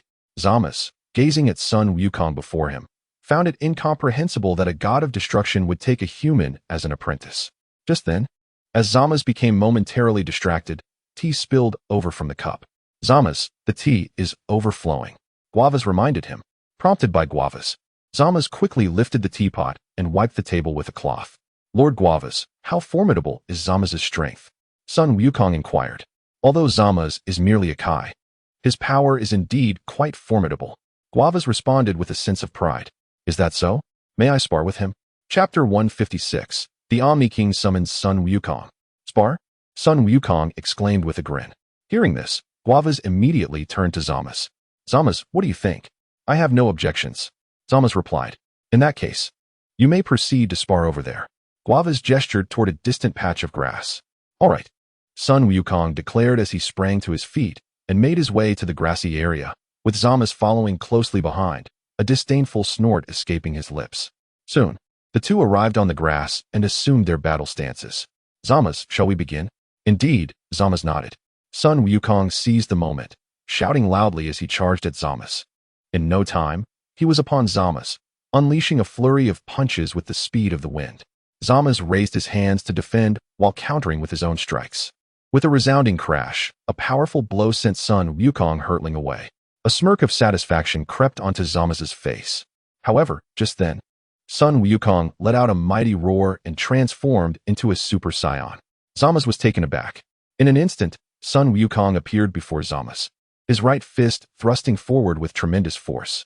Unprepared for such a sudden surge in speed, Zama's was knocked down to the grass by Son Wukong's strike. Lord Beerus, what is this transformation? Guavas inquired. A Super Saiyan, Beerus acknowledged. Upon witnessing Zama's on the ground, Son Wukong immediately reverted to his normal state. Zama's, with a cold huff, swiftly regained his footing and summoned a purple energy blade in his right hand, ready to engage Son Wukong once more. Zama's, Guavas interjected, raising his voice to halt him. Upon hearing the voice of Gawas, Zamasu gradually regained his composure, the purple energy blade in his hand dissipating. I truly apologize, Lord Beerus, for causing you to witness such a spectacle, Gawas expressed, bowing in contrition. As Zamasu rose, an intense aura of malice emanated from him. In the context of a martial exchange, such a display of murderous intent was indeed exceedingly discourteous. Beerus nodded slightly. Since the time ring is intact, we shall take our leave. Very well, Lord Beerus. Please travel safely, and I sincerely regret today's events. Wes called out to Goku. Let us return. Understood. Goku replied, swiftly flying to Beerus's side. So, Gawas, are we departing? Wes bid farewell to Gawas. Indeed. With that, Wes tapped his staff to the ground, and the three departed from the Kaishin realm. Once the trio had left, Gawas approached Zamasu and reprimanded him. However, Zamasu remained oblivious to Gawas's scolding, his thoughts consumed by Goku's formidable power. As a deity, he found it unacceptable to be bested by a mere human. Meanwhile, after leaving the God of Destruction realm in Universe 10, Beerus and his companions engaged in conversation. Wes, it appears the Black Goku from the future is indeed Zamasu. Yes, but he has yet to take action, and we cannot simply eliminate him without cause. Keep a close watch on his movements. We must not allow him to slay the Kaishin. Understood, Lord Beerus. The Kaishin? Wes chuckled. Goku, you may not be aware that Lord Beerus' life is intertwined with that of the Kaishin. This means that should the Kaishin perish, Lord Beerus would also follow suit. Beerus interjected. Wes, what does it matter? After all, Goku is not a stranger.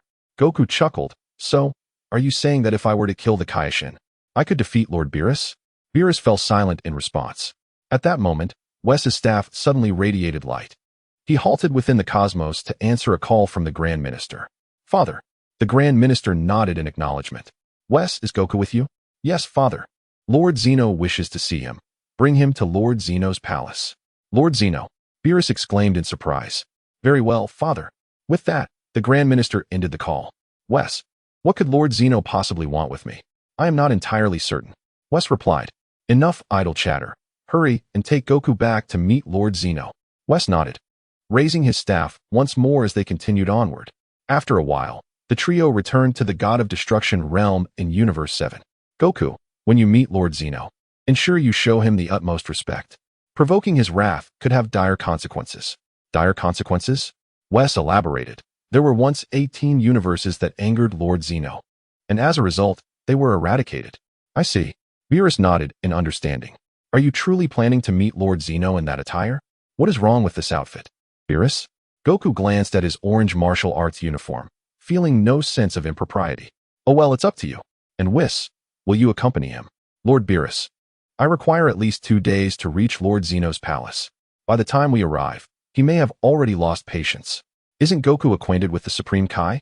He could request the Supreme Kai to transport him. The Supreme Kai, you say? Indeed. The Supreme Kai's instant transmission can transport one directly to Lord Zeno's palace in an instant. Is that so? Whis nodded thoughtfully. After a brief while, Goku and his companions arrived at the Supreme Kai realm and relayed Lord Zeno's desire to meet Goku to the Eastern Supreme Kai. Lord Zeno wishes to see Goku. Indeed, so we may need to trouble you to take us there. No problem, the Eastern Supreme Kai replied, feeling a slight twinge of anxiety. Ever since learning of Lord Zeno, he had held a profound reverence for him. Subsequently, the old Supreme Kai offered a few more instructions before allowing the Eastern Supreme Kai to escort Goku and Whis to Lord Zeno. Both Goku and the Eastern Supreme Kai made Beerus and the old Supreme Kai feel somewhat apprehensive. Open the portal. The Eastern Supreme Kai placed his hands on the backs of the two, and in an instant, they arrived at Lord Zeno's palace. The palace resembled a grand structure shaped like the character for whole. Despite its appearance, the vastness of the interior was astonishing. The Grand Minister stood outside the palace, awaiting their arrival. After giving Goku a few words of advice, Whis led the two forward. Father. Chapter 157. Restoring Peace in the Future. The Grand Minister nodded. Father. We arrived in such haste that Goku did not have time to change his attire. No matter, after all, this is his formal wear, is it not? The Grand Minister smiled at Goku. Goku nodded in agreement. Lord Zeno has been waiting for you for quite some time. Please follow me inside. All right, Goku affirmed. And the Grand Minister promptly led the three into the palace. As they entered, they were enveloped in a swirling mist, which gradually diminished as they proceeded deeper. Goku beheld the crystalline floor and pillars adorned with intricate, lifelike carvings. After what felt like an eternity, the Grand Minister finally guided them to Lord Zeno's audience chamber. Lord Zeno, we pay our respects. The Eastern Supreme Kai exclaimed, immediately kneeling and breaking into a cold sweat. Lord Zeno nodded, descending from his throne to approach Goku. Goku. Goku nodded in response. Lord Zeno, is there something you wish to discuss with me? Goku inquired. Actually, it's nothing of great consequence. I was merely feeling bored and wanted to play with you. Bored, you say? By the way, Goku, shall we revisit that last activity? That last activity? Oh, you mean that one? Goku exclaimed, quickly recalling it. He grasped Lord Zeno's hand, lifting him off the ground, only to let him gently float back down. Is everything all right, Your Majesty? The Grand King inquired. With a nod, the Grand King acknowledged. By the way, Goku, how would you feel about being my friend? Friend? Of course. It would be an honor to be friends with Your Majesty. Goku replied with a smile. Then I shall call you Goku. What shall you call me? Goku pondered for a moment. How about I call you Aquan? Aquan. The Grand Minister, standing nearby, could not suppress a laugh. Meanwhile, the two guards of the Grand King broke into a light sweat, surprised by Goku's audacity to bestow such a name upon the Grand King. The East Kaishin nearly fainted at Goku's choice of name, finding it rather unflattering. Indeed, Goku nodded. All right then, what shall we play next, Your Majesty? However, Your Majesty, I have matters to attend to. The moment these words escaped his lips, the Grand King's two guards glared fiercely at Goku. Do you wish to be eliminated? The Grand King cast a cold glance at the guards, who immediately averted their gaze. At that moment, the Grand King handed Goku a purple button. Isn't this the button you gave to Gohan, Your Majesty? Gohan is my son. Whis, observing the exchange, quickly signaled Goku with a glance, urging him to refrain from further discussion, as traversing time was a grave offense. Is that so? I have no recollection, the Grand King remarked. It is the Grand King from the future. Goku replied. Future? Goku nodded. Where is Gohan? He is currently on Earth. Ah, then perhaps I shall meet him next time. Goku nodded in agreement. Press this red button, and you shall find yourself by my side. The other one. Does that mean Aquan will join me? The Grand King nodded. When will you have time to play with me, Goku? I am uncertain at this moment. Is that so? Then when you find yourself free, simply press this red switch. Goku nodded. Your Majesty, if there is nothing else, I shall take my leave. Your Majesty, we bid you farewell, the East Kaishin addressed the Grand King, who nodded in acknowledgement. Seeing this, Goku turned to the still kneeling East Kaishin and said, Please rise, my lord. The East Kaishin, feeling somewhat embarrassed, replied, I've been kneeling for quite some time. My legs have gone numb. Oh, how inept of me. Goku, saying this, stepped forward and hoisted the East Kaioshin onto his shoulder, departing the Grand King's palace. Once outside, the East Kaioshin regained his senses, and together they returned to the realm of the Kaioshins in Universe 7. How did it go? Beerus inquired. It did not go well. Goku revealed the matter of the future Grand King. Whis responded, the future Grand King? Upon hearing this, beads of sweat appeared on Beerus' forehead. What did the Grand King say? The Grand King did not say much, merely that he wishes for Goku to be his friend. That is good. Beerus sighed in relief. Wait, what did you just say? The Grand King desires Goku to be his friend? Indeed. Whis nodded. Upon hearing those words, Beerus was instantly struck by an ominous premonition. Given Goku's naivety, it was highly likely that he would inadvertently cause them significant trouble. Nonetheless, there was no use in worrying at this point. Whis, shall we return? Certainly, Lord Beerus. Time swiftly passed, and in the blink of an eye, 3 days had gone by. In West City, at Bulma's residence, everyone had gathered to bid farewell to future Trunks, who was preparing to return to his timeline. Take care, Trunks. Wishing you a smooth journey. Everyone, including Krillin, bid him farewell, while Vegeta stood aloof, perched upon a nearby tree. Thank you, everyone. Upon my return, I will train even harder to protect my future. The group nodded in acknowledgement. At that moment, future Trunks glanced at Vegeta and suddenly saw him making a gesture of triumph. Smiling, future Trunks reciprocated the gesture. Subsequently, he activated the time machine and returned to the future. Upon his arrival, future Trunks promptly took the Dragon Radar and made his way to planet Hellier. On this celestial body, he indeed discovered 2 Dragon Balls. Utilizing these Dragon Balls, future Trunks resurrected those slain by Black Goku and Zamasu. Thus, peace was restored to the future timeline. Time flowed on, and soon 2 more days had elapsed. In the realm of the God of Destruction, Goku and Vegeta had resumed their training. Whis observed their efforts with a slight nod. At that moment, his staff began to glow unexpectedly. Noticing the illumination, Whis realized it was a communication from the East Kaioshin and promptly answered.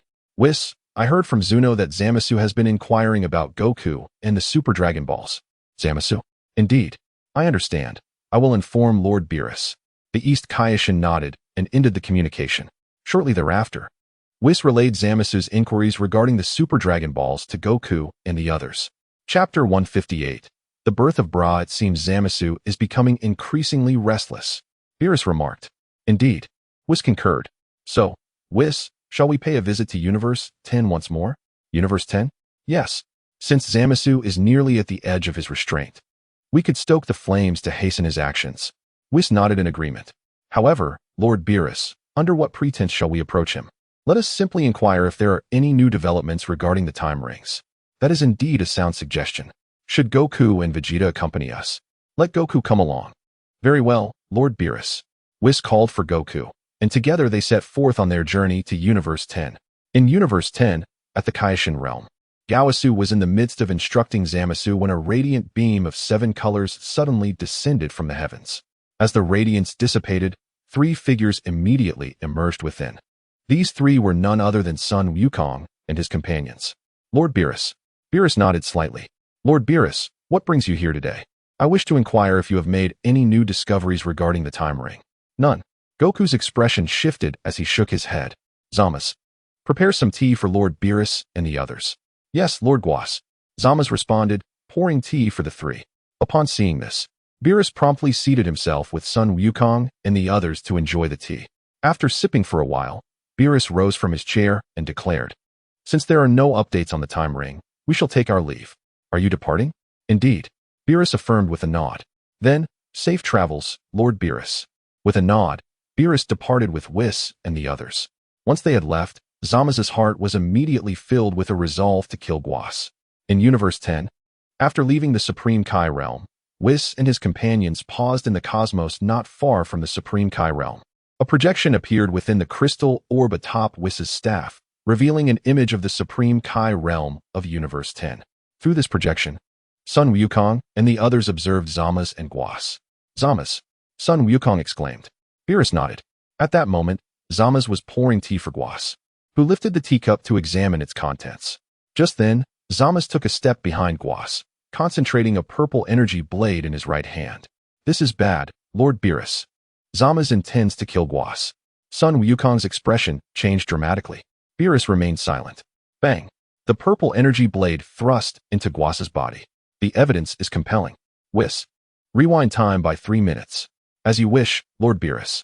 Whis responded, pointing his staff to the ground, and time instantly reverted to 3 minutes prior. Back to 3 minutes? Son Gohan queried, bewildered. There is no time to explain. We must hurry back, or Guas may truly perish at Zama's hands. Whis, upon hearing this, swiftly waved his staff, leading Son Gohan and the others back. Once again in Universe 10's Supreme Kai realm, the earlier scene replayed. Just as Zama's prepared to strike, a glove adorned with a cat emblem suddenly appeared on his hand. Zama's was startled for a moment, then quickly withdrew his right hand. At that instant, Beerus and his companions materialized before Guas. Lord Beerus. Beerus nodded. Lord Beerus, did you not leave? What brings you back? You must ask him. Beerus gestured toward Zama's. Zama's. Guas immediately turned his gaze to Zama's. Why did you retract your right hand? He intended to kill you. Beerus stated. Kill me? Whis. Yes, Lord Beerus. Whis replied, displaying the earlier scene of Zama's attempting to kill Guas for him to see. Zama's, what on earth is happening? Gvas demanded loudly, confronting Zama's. The disciple he had painstakingly nurtured was now intent on taking his life. Upon hearing this, Zama's let out a cold laugh and produced a pair of gloves adorned with cat patterns. The gloves! Gvas exclaimed. No sooner had the words left his lips than the gloves split apart, revealing Zama's right hand, which was coalescing a blade of purple energy. Zama's. What is the purpose of this? Gvas's heart sank. It is for the time ring. Whis interjected. The time ring? Indeed, in the future, Zama's not only killed you, but also acquired immortality in Goku's body through the Super Dragon Balls, and he annihilated all the Supreme Kais. All the Supreme Kais. Gvas trembled at the revelation. He could hardly fathom that his disciple had committed such a heinous crime in the future, although he did not take the lives himself. As his master, Zama's actions bore heavily upon him. Ha ha. Zama's laughed heartily. I never anticipated my plan would come to fruition in the future. Therefore, I cannot perish here. With that declaration, Zama's charged towards Goku. In response, Beerus flashed in front of Zama's, his right hand gathering a sphere of destructive energy aimed directly at him. Destruction. Ah! Zama's screamed as his body disintegrated at a visible rate. Beerus snorted disdainfully and glanced at Gvas. In the future, choose your disciples more wisely. Indeed. Gvas nodded. Whis. Let us depart. As you wish, Lord Beerus. With that, Whis led the two away. Time swiftly passed, and 10 months elapsed. In West City, at Bulma's residence, Goku and the others gathered to admire Bulma's newborn daughter. Wow, Bulma, she resembles you so much. Of course. Bulma smiled. Mr. Satan, upon hearing this, made a silly face at Bulma's daughter, who appeared startled and began to cry. Vegeta, standing nearby, instantly transformed into Super Saiyan Blue. What is it, Vegeta? Is there an enemy? Goku inquired. Vegeta, after hearing this, remained silent and reverted to his normal form. At that moment, Dr. Brief suddenly asked Bulma, Bulma, have you chosen a name for the child? If not, I have some lovely suggestions. No need, Dad. I've already decided on her name. It's Bra. Bulma replied with a smile. Bra. A splendid name. Gohan remarked. Yamcha and the others quickly echoed their approval. Vegeta, feeling overlooked, simmered with irritation. As a son-in-law, is one truly so lacking in status? Trunks, my dear sister wishes to embrace you. Do hold her carefully. Very well, mother. Trunks replied, taking Bra from Bulma's arms. Hee hee. Upon seeing Trunks, Bra immediately broke into laughter. Trunks, it appears your sister adores you. Trunks nodded and made a silly face at Bra. At that moment, Bulma glanced towards Vegeta, who stood at a distance. Trunks. Trunks looked up, following Bulma's gaze to find Vegeta. He quickly grasped Bulma's intent and brought Bra before Vegeta. Father, Mother wants you to hold the child. Upon hearing this, Vegeta shot a glance at Trunks. Hand her over. Your method is all wrong. Father, you are quite experienced. Humph. Vegeta snorted coldly, glancing down at Bra in his arms. Just then, Whis's staff began to glow. Whis noticed it was a communication from the Grand Minister and promptly answered. Father. The Grand Minister nodded. Lord Zeno is preparing to host the Tournament of Power, which will feature 8 universes, each allowed to send 10 participants. 10. Indeed. The Tournament of Power will commence on the 31st day of the 603rd year of the Zeno calendar, which translates to 2 months from now in your Earth time. 2 months from now. Yes, Lord Zeno. I am here to inform you in advance so that you may prepare. Understood, Father. The Grand Minister nodded and ended the communication. What is it, Whis? Goku inquired. Lord Zeno is preparing to host the Tournament of Power. Vegeta interjected. The Tournament of Power. According to my father, 8 universes will participate, with each universe permitted to send 10 contestants, and the event is scheduled for 2 months from now. 10 contestants? Yes, Lord Beerus. So, Gohan, do you have any suitable candidates to recommend? Beerus asked. Gohan pondered for a moment. Dad, Uncle Vegeta, Reg, Majin Buu, Uncle Piccolo, Regis, and Broly. That's 8. We still need 2 more. Beerus remarked. Gohan, who is Broly? Goku queried. Broly is a Saiyan even stronger than Reg. A Saiyan whose power surpasses Reg's. Gohan nodded. However, his strength may be difficult to fully control. Strength that cannot be completely controlled. Yes, he tends to lose control, much like a Saiyan great ape. Nevertheless, even in a controlled state, his power remains formidable. I see. Then I truly wish to meet this individual, Vegeta declared, gritting his teeth. Goku, Gohan, and Reg are already formidable. Now, another Saiyan named Broly has emerged. Does this mean he will suddenly become the 5th strongest? No. He must grow even stronger. He absolutely cannot settle for being 5th. What troubles you, Vegeta? Bulma asked. It's nothing. Oh, and what about the other 2 candidates? Beerus inquired. How do you view Krillin and Tien? Inquired Son Goku. Krillin and Tien? Are they not those 2 bald fellows? Goku nodded affirmatively. Father, why not invite androids 17 and 18 to participate?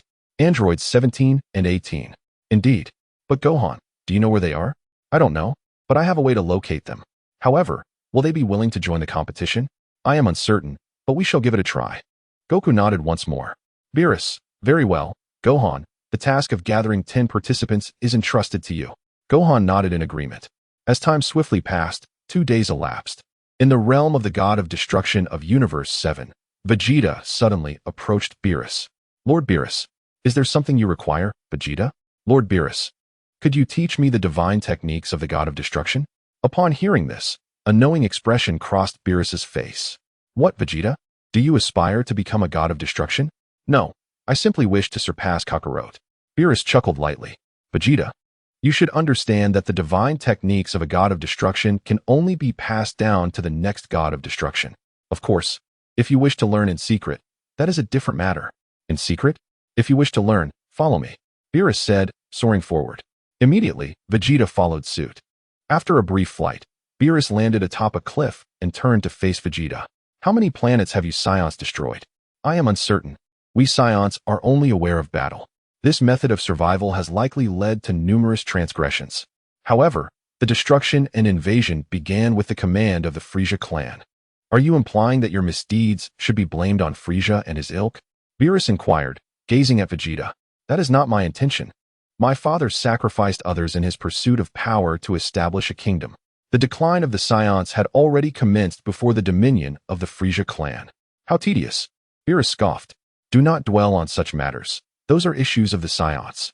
Are you suggesting that the demise of the Saiyans is predestined? Indeed, Vegeta affirmed.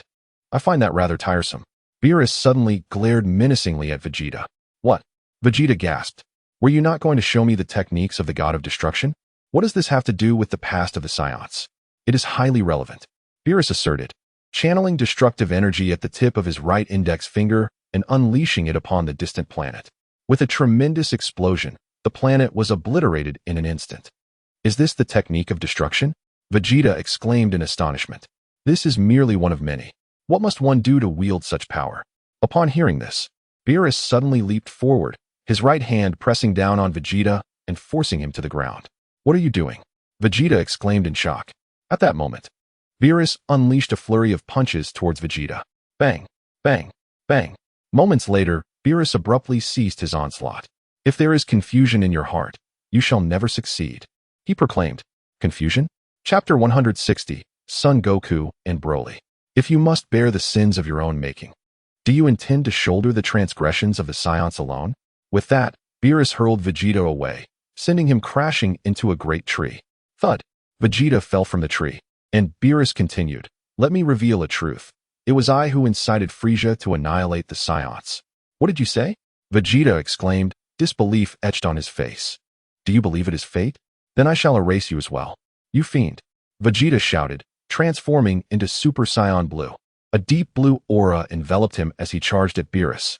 With a swift motion, Vegeta unleashed a flurry of punches and kicks, resembling beams of light. Yet all were deftly evaded by Beerus.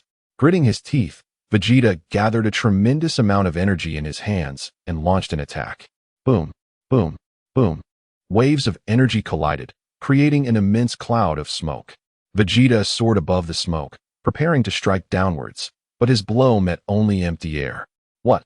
Just as Vegeta expressed his astonishment, Beerus materialized behind him, forcefully stomping down on his back, sending him crashing to the ground. What have the Saiyans of the past done? What relevance does that hold for the you of today? If you remain haunted by such matters, your growth shall cease here. Vegeta roared, swinging his fists toward Beerus. The god of destruction leaped back, evading the attack with ease. Vegeta quickly regained his footing and charged once more. With a flicker, Beerus effortlessly dodged Vegeta's strikes. Destruction. Suddenly, Beerus seized Vegeta's left hand with one of his own, while unleashing a violet energy of destruction with the other. Kaboom!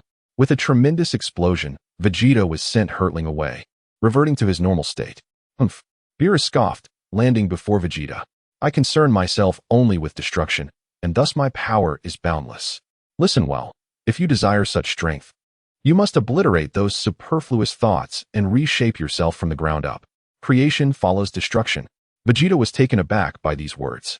After a moment, he rose from the ground. Beerus instructed him to practice destroying stones. Crack. The stone in Vegeta's hand shattered. You merely shattered it with your energy. Our form of destruction is the eradication of an object's existence from this world. It is the transformation of all into nothingness. As the object vanishes, it releases immense energy. As Beerus spoke, he effortlessly destroyed the stone with the tip of his finger. Boom! With a resounding explosion, the stone disintegrated, leaving no trace behind. Vegeta gazed at the obliterated stone, profoundly shaken by the energy of its destruction. Beerus smiled. Having imparted the techniques of destruction, it is now up to you to grasp them. On the planet Wanpa, Broly was engaged in combat with a horde of colossal spiders. With a resonant shout, Broly eradicated all the large arachnids. At that moment, two figures materialized on Wanpa. These individuals were none other than Son Goku and Son Gohan. Upon recognizing them, Broly's expression shifted to one of wariness. Who are you? How did you come to be on Wanpa? Greetings, my name is Son Goku. Son Goku? Indeed, like you. I am a Saiyan. Then how did you arrive here? We have come specifically to find you. To find me? Just then, a figure soared in from the distance. It was Paragus. He soon landed beside Broly. Father. Paragus nodded and turned to Son Goku. Are you Kakarot? You know me? I once fought alongside your father, Bardock. My father. Paragus nodded again. Kakarot, is he still your child? Yes, his name is Son Gohan. Son Gohan. That does not seem like a Saiyan name. I was raised on Earth, Son Gohan replied. Earth. Son Goku nodded. Then Kakarot, how did you come to be here? I did not observe any spaceships landing on Wanpa. We arrived via instant transmission. Son Goku explained. Instant transmission? That is a technique mastered by the Yard Rats. I see. But how did you ascertain we were on this planet? Paragus inquired. This was revealed to me by Gohan. Gohan. Paragus looked at Son Gohan. I was informed by an elderly man in my dream. An elderly man in a dream? Paragus expressed disbelief. Do you take me for a fool? Then what brings you here? I wish to invite Broly to participate in a tournament occurring in 2 months. If Broly agrees to compete, I shall ensure your departure from this planet post-tournament. A tournament? What sort of tournament? An exceedingly significant martial arts competition. A martial arts tournament? Indeed. Should Broly consent to participate, I will facilitate your exit from this planet afterward. Or do you prefer to remain here indefinitely? Agreed, but how can I trust that you will indeed take us away? Paragus questioned. Son Gohan smiled. I possess no means to assure you of our promise, but I believe there is no one else capable of offering you an escape. Paragus gritted his teeth. Thus, if you wish to leave this planet with Broly, your only option is to place your trust in us. Very well. After a moment's contemplation, Paragus nodded. By the way, how shall I address you? Son Wukong inquired of Paragus. Paragus. Paragus? Paragus nodded in acknowledgement. Then Paragus, may I engage in combat with Broly? It is indeed possible. But there are times when Broly loses control during battle, and even I am unable to restrain him. No matter, for Gohan is here. Gohan. Paragus glanced at Son Gohan. Pondering silently, it seemed that Kakarot held great confidence in his son's strength. Given this, I shall acquiesce and observe the prowess of the father and son duo. If feasible, perhaps I could capture them and compel them to facilitate our departure from this place. Very well then, Broly, you shall spar with him. Yes, father. Broly nodded affirmatively. Splendid. Son Wukong exclaimed with delight. Son Gohan and Paragus promptly stepped aside to provide space for the impending duel. Now, Broly, shall we commence? Son Wukong assumed a battle stance with both hands. Broly nodded in agreement. In an instant, Son Wukong let out a mighty shout and charged at Broly. Whoosh! Bang! Bang! Bang! In no time, Son Wukong reached Broly, unleashing a flurry of punches like a tempest. Broly raised his hands to fend off Son Wukong's onslaught while retreating. Huh! Son Wukong bellowed, landing a punch that sent Broly staggering back. Broly forcefully planted his feet on the ground, halting his retreat. Boom! Son Wukong clenched his fists tightly and transformed into a Super Saiyan. Super Saiyan. Paragus gasped in astonishment. The son of that lowly warrior Bardock could also transform into the legendary Saiyan, just like Broly. Just as Paragus marveled, Son Wukong had already surged forward once more, fists and feet colliding with Broly's in a fierce exchange. Powerful gusts of wind emanated from their bodies, radiating outward. Boom! With a deafening crash, their right fists collided with tremendous force. The ground beneath them crumbled under the weight of their combined might, resembling thorns in a dense jungle. Boom! After a brief stalemate, both warriors were simultaneously knocked back. Broly let out a roar and charged towards Son Wukong. Until now, Son Wukong had been the one on the offensive. It was finally Broly's turn. Son Wukong's expression grew serious as he quickly raised his arms to block Broly's incoming right punch. Bang! With a resounding impact, Broly's punch sent Son Wukong flying hundreds of meters away. Planting his right foot firmly, Son Wukong surged back toward Broly. Whoosh! Bang! Bang! Bang! Soon enough, Son Wukong was once again engaged in a fierce skirmish with Broly. Due to his lack of combat experience, Broly initially found himself at a disadvantage against Son Wukong. However, as he began to master his own strength and harnessed his formidable physique, Son Wukong gradually found himself on the back foot. Bang! Bang! Bang!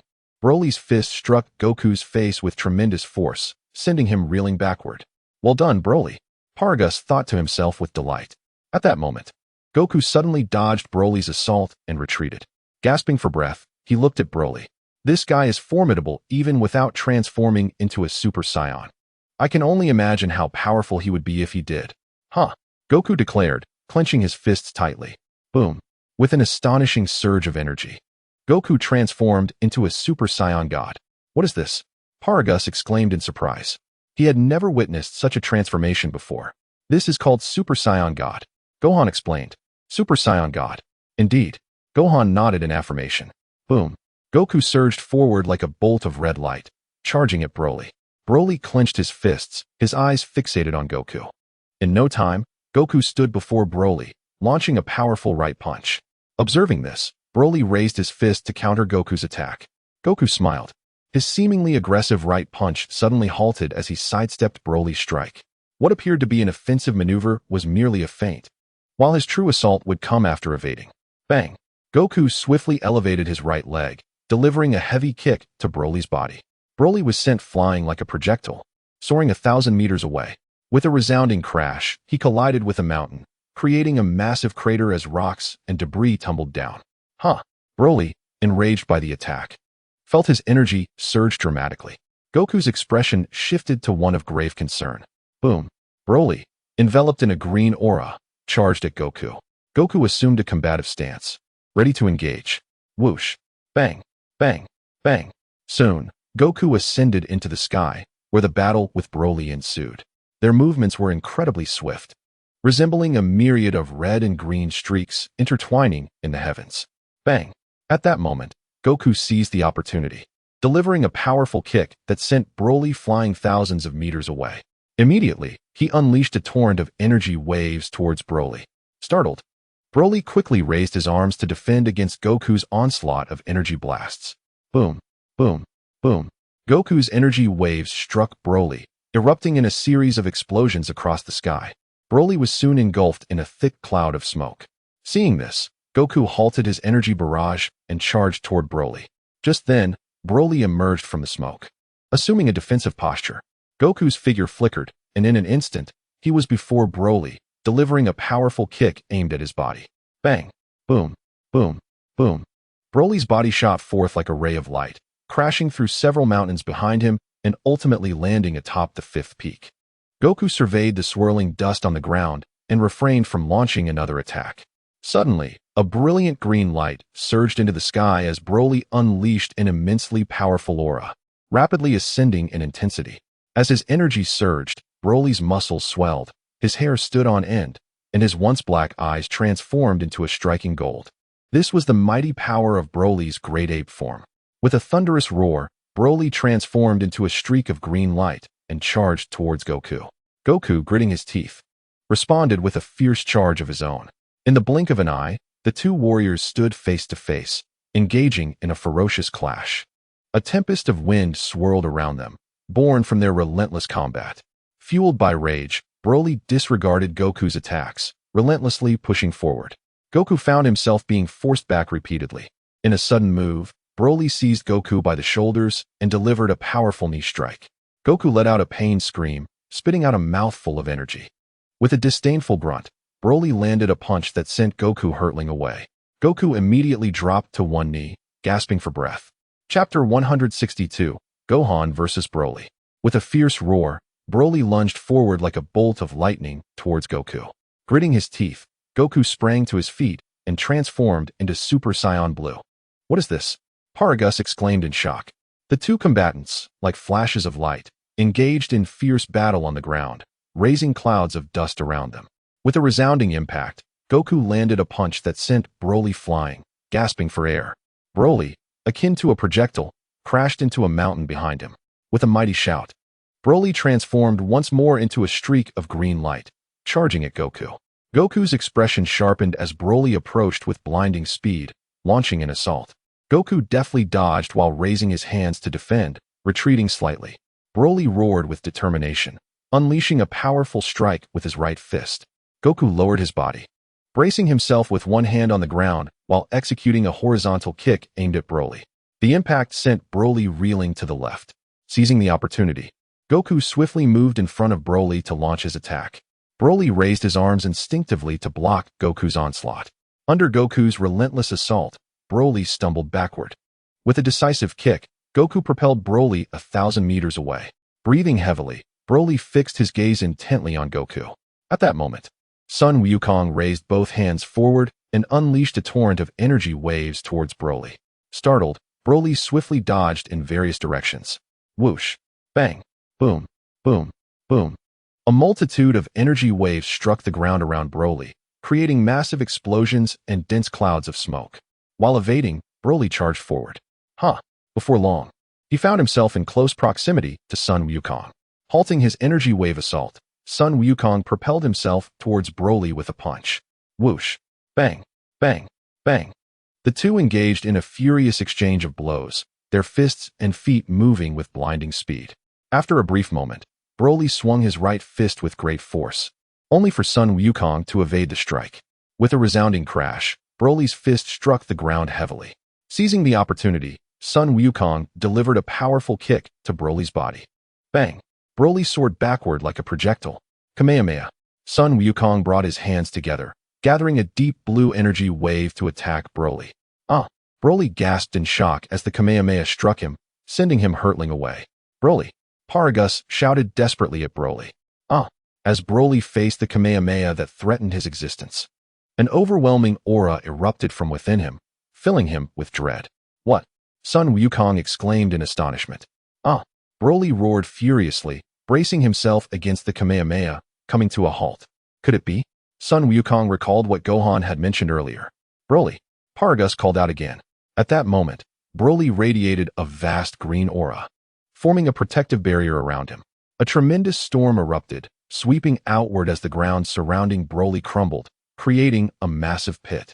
With an astonishing roar, Broly's hair and eyebrows turned golden, his pupils vanished, and he succumbed to madness.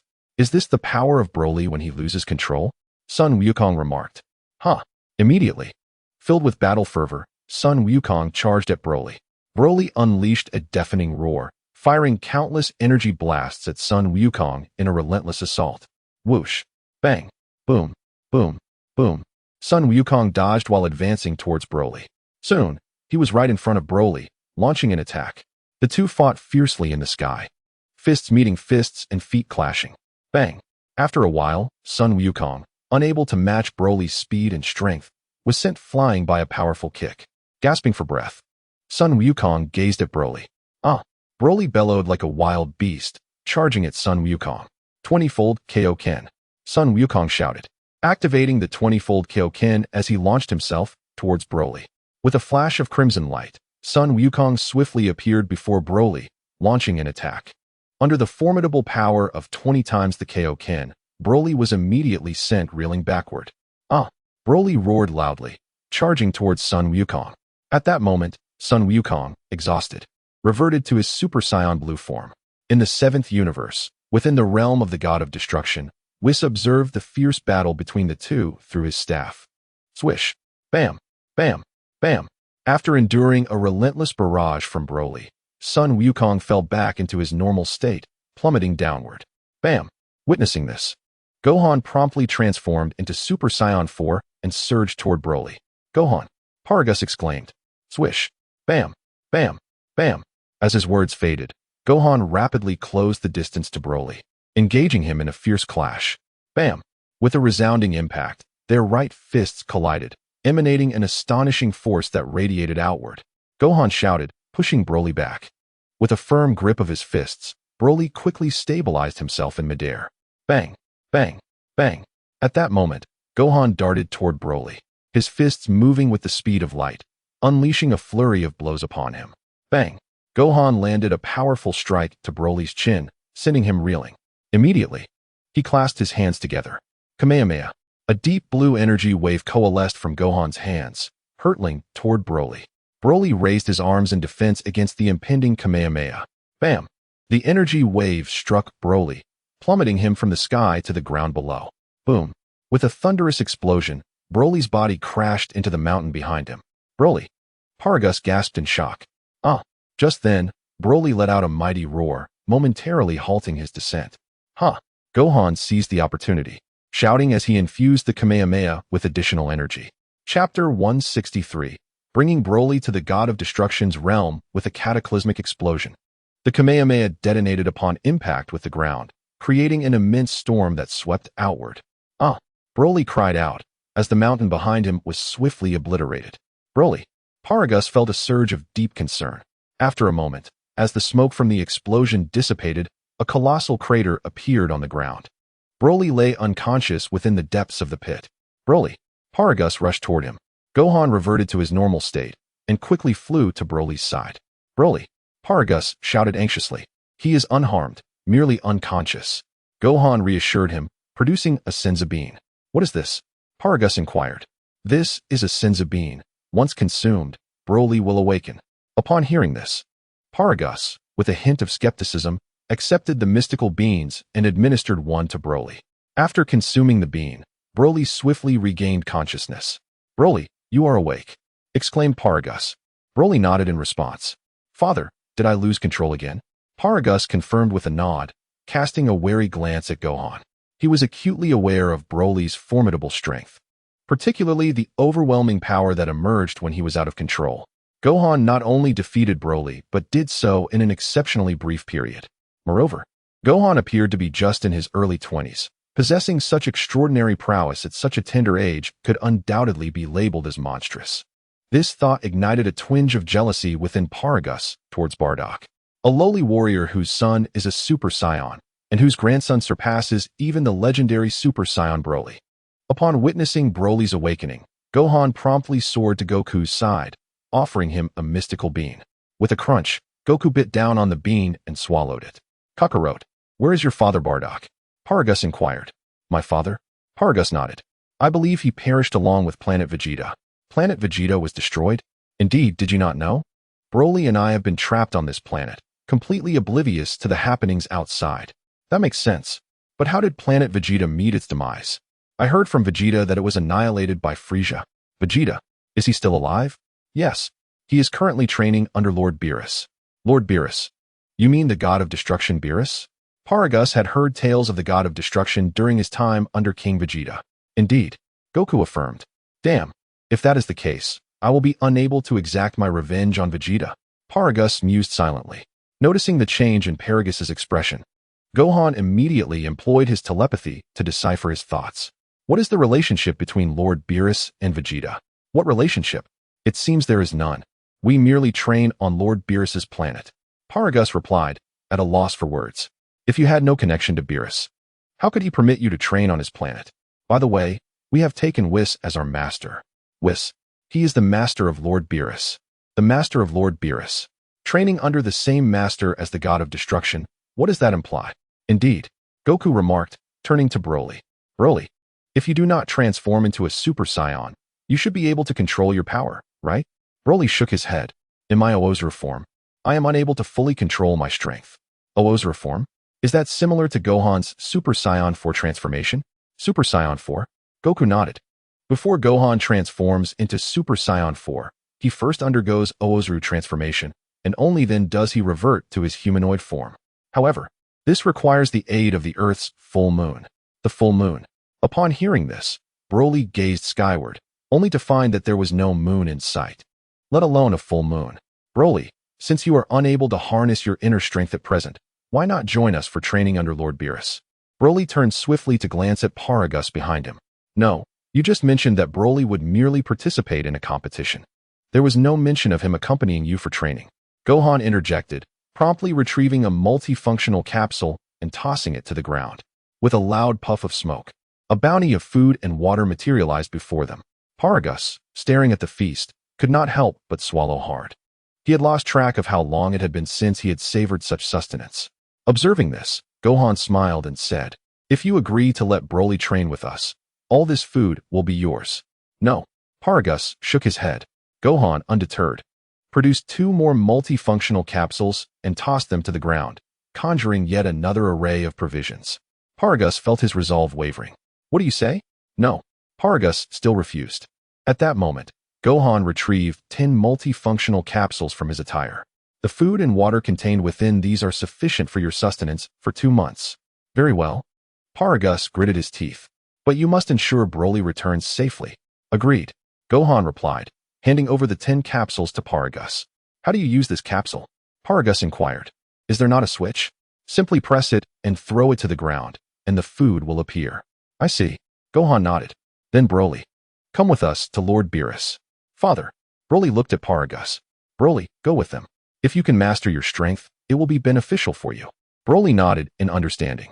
Gohan, sensing the moment was right, instantaneously transported himself, Goku, and Broly to the realm of the Supreme Kai.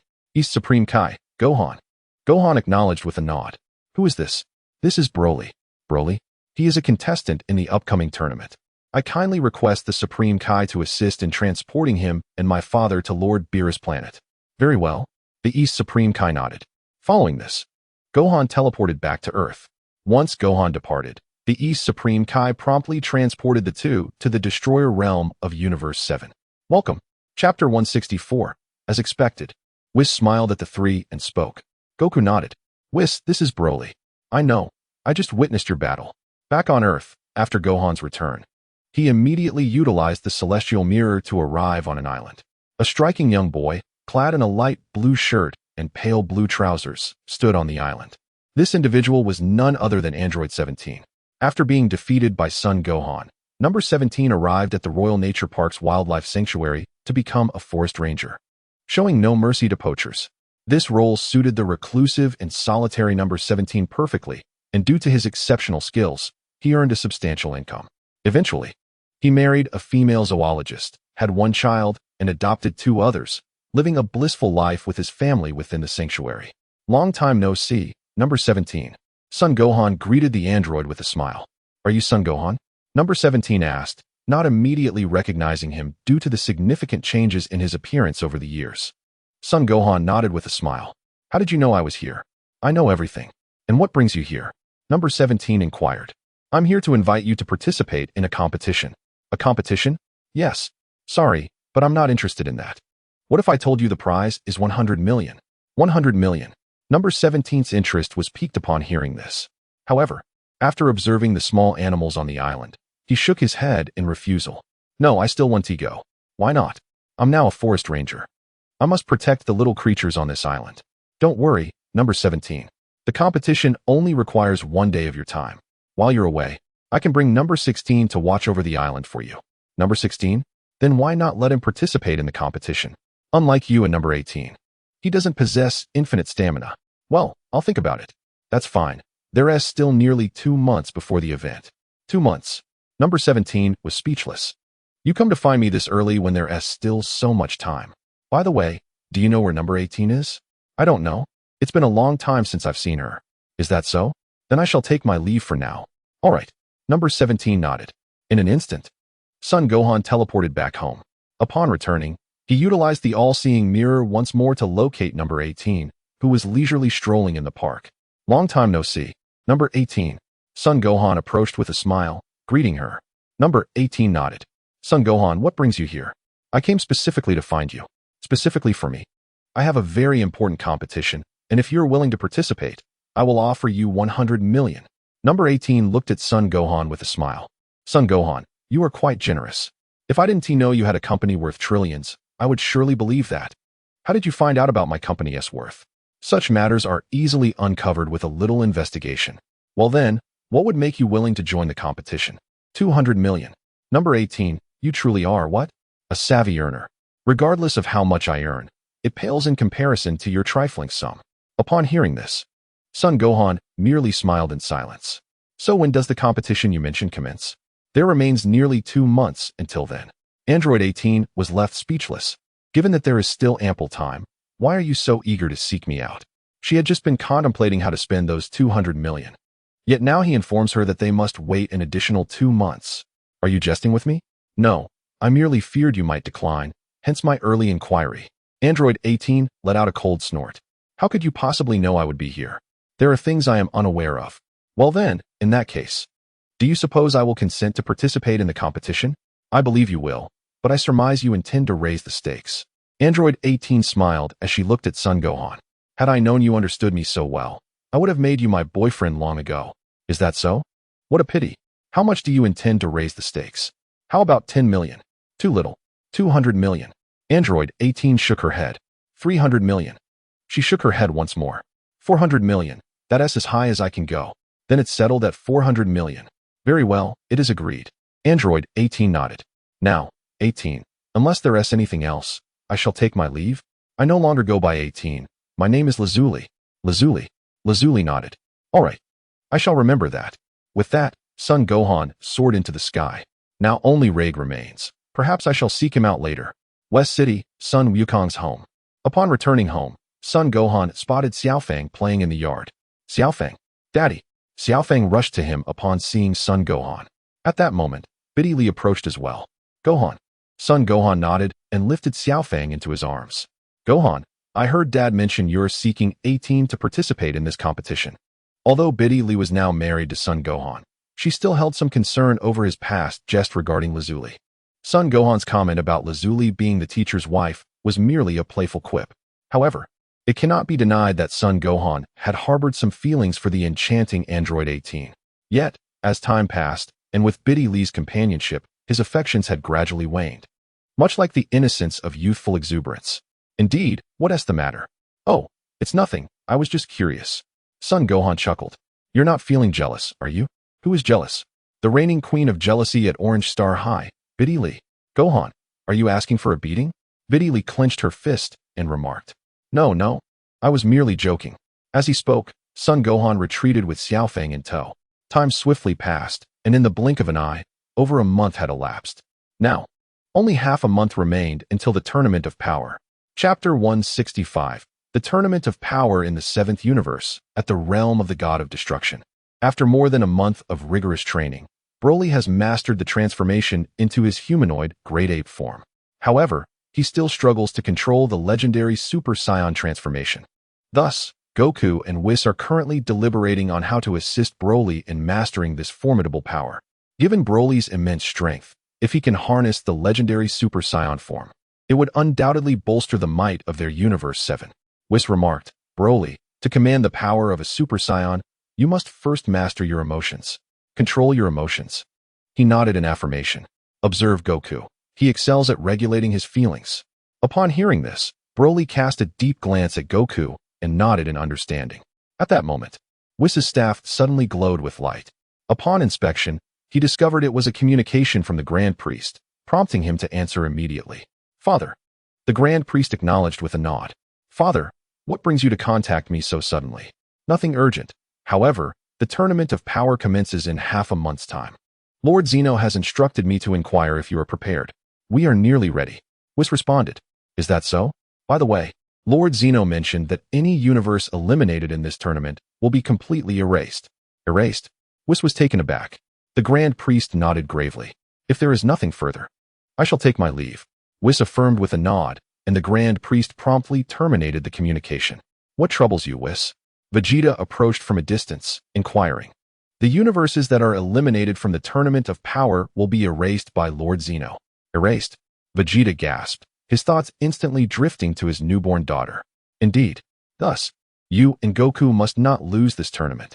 Vegeta, upon hearing this, nodded resolutely and turned to intensify his training efforts.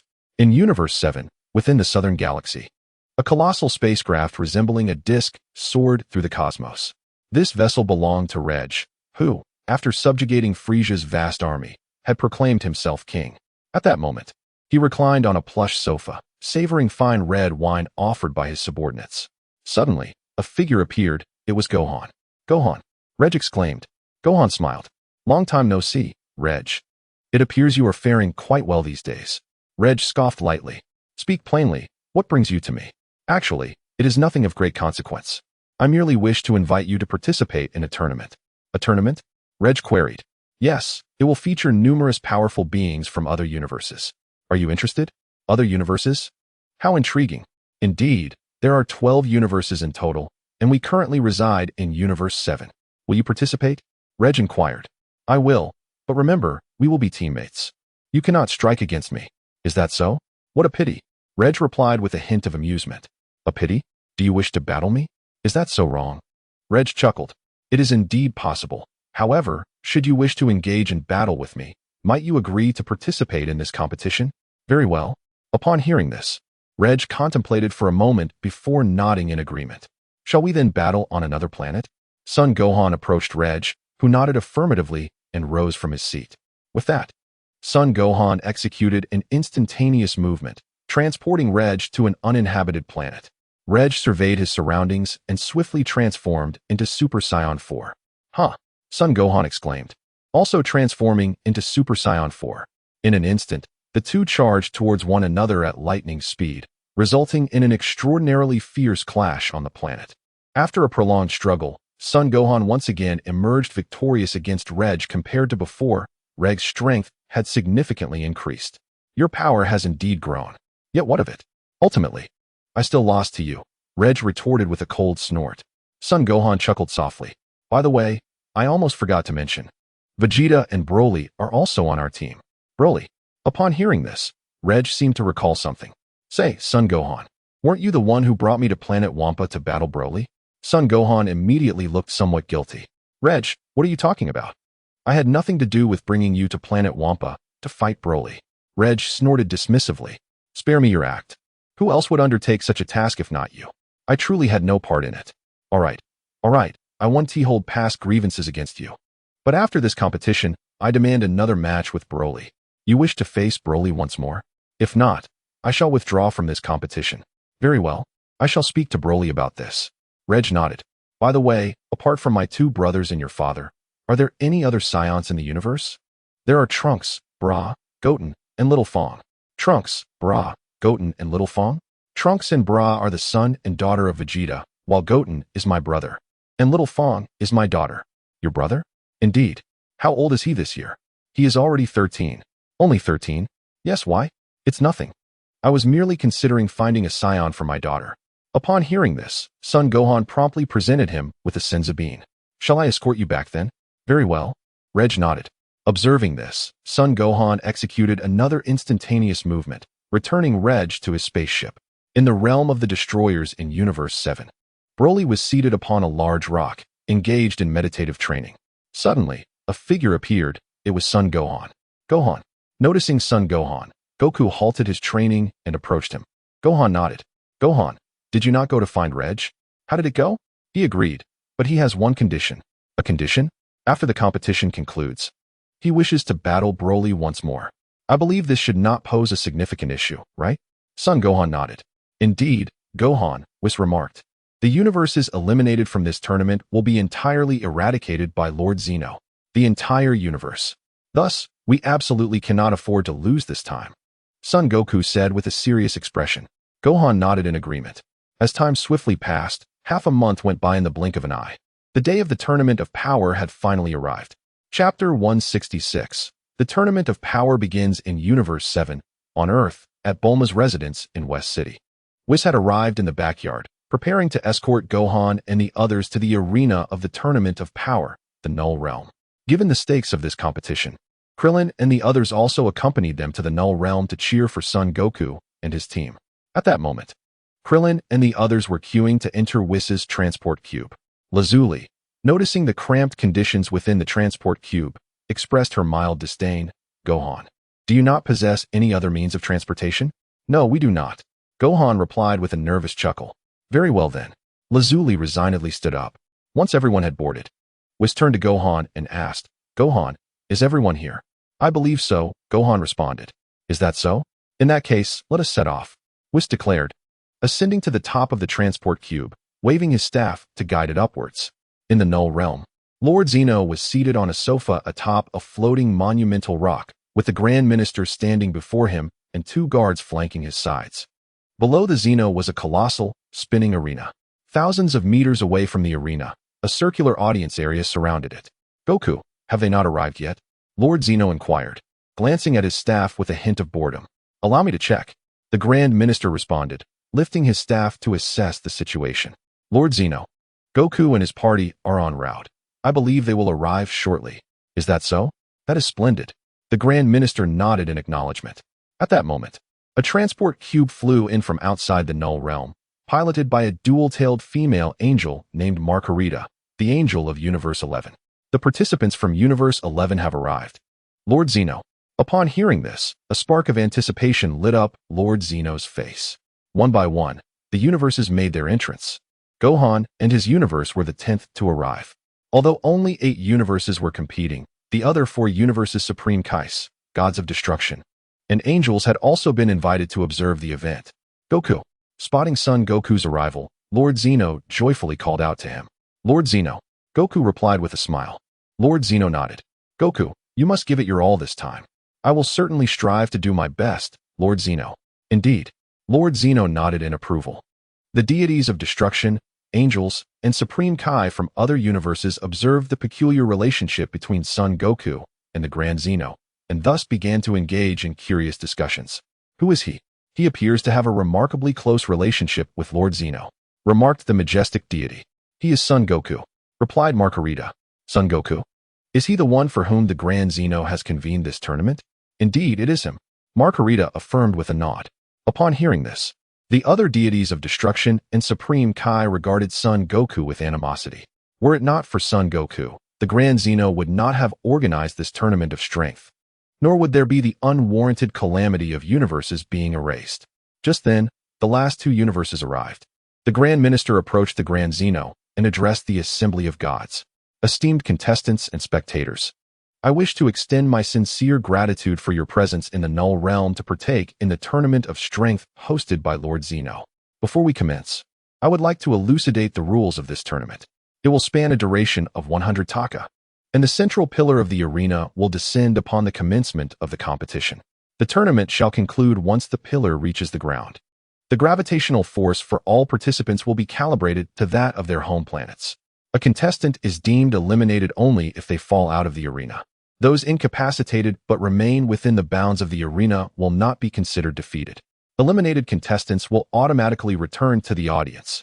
The use of weapons beyond techniques is prohibited, and contestants must refrain from causing death to their opponents. Any techniques that allow one to float and prevent falling are also disallowed, though those naturally endowed with wings may utilize them for flight. Additionally, no tools aiding in the restoration of stamina may be employed. Violators will be disqualified, with severe offenders facing immediate erasure. The competition will take the form of a free-for-all, allowing each of the 8 universes to nominate 10 contestants to compete. Furthermore, the universe that faces elimination will be erased by Lord Zeno. Should there be any uncertainties regarding the rules, now is the time to inquire. Grand Minister, may I ask why the 8th universe is exempt from participation? Questioned a yellow-skinned mouse named Quitella, the deity of destruction from the 4th universe. This is due to the substandard living conditions of humans in your 8 universes. Substandard living conditions? Indeed, Lord Zeno initially intended to erase all 8 of your universes, but reconsidered and decided to grant you an opportunity. An opportunity? Yes. The victorious universe will not only be spared, but will also receive a singular wish from the Super Dragon Balls. Upon hearing this, Quitella immediately began to contemplate deeply. Do any of you have further questions? The Grand Minister turned his gaze towards the other deities of destruction. Beerus and the others shook their heads in response. Lord Zeno, do you have anything to add? The Grand Minister inquired of the Grand Zeno. Nothing to add. When can the competition begin? Soon. As soon as the contestants from each universe take to the stage, the tournament shall commence. Then let us allow them to take the stage. Very well, Lord Zeno. The Grand Minister responded, turning towards Son Goku and the others. As the Omni King has spoken, let the contestants from each universe take the stage. The Supreme Kais and Destroyers from the various universes promptly briefed their respective champions. This tournament bears immense significance for the entirety of the cosmos. Thus, each participant carries the weight of great responsibility and hope. Once the Destroyers and Supreme Kais from the 8 universes had concluded their instructions, all the contestants made their way to the arena. I hereby declare the Tournament of Power officially commenced, announced the Grand Priest as he observed all the participants gathered at the competition platform. Following his proclamation, the pillars of the arena began to descend. Goku and Gohan stood back to back, surveying their surroundings. The tournament had begun, and aside from Universe 7, the other universes' contestants were now their adversaries. Gohan. At that moment, a crimson wolf-like figure darted from the crowd. It was Bezel, the one previously possessed by Araki. Chapter 167. Chaos Bezel. Gohan exclaimed with a smile. Gohan, do you know him? Goku inquired. Gohan nodded. Huh. Just then, Bezel rushed towards Gohan, delivering a fierce kick. Gohan deftly sidestepped the attack with ease. Curse you. Bezel roared in anger, launching a powerful kick forward.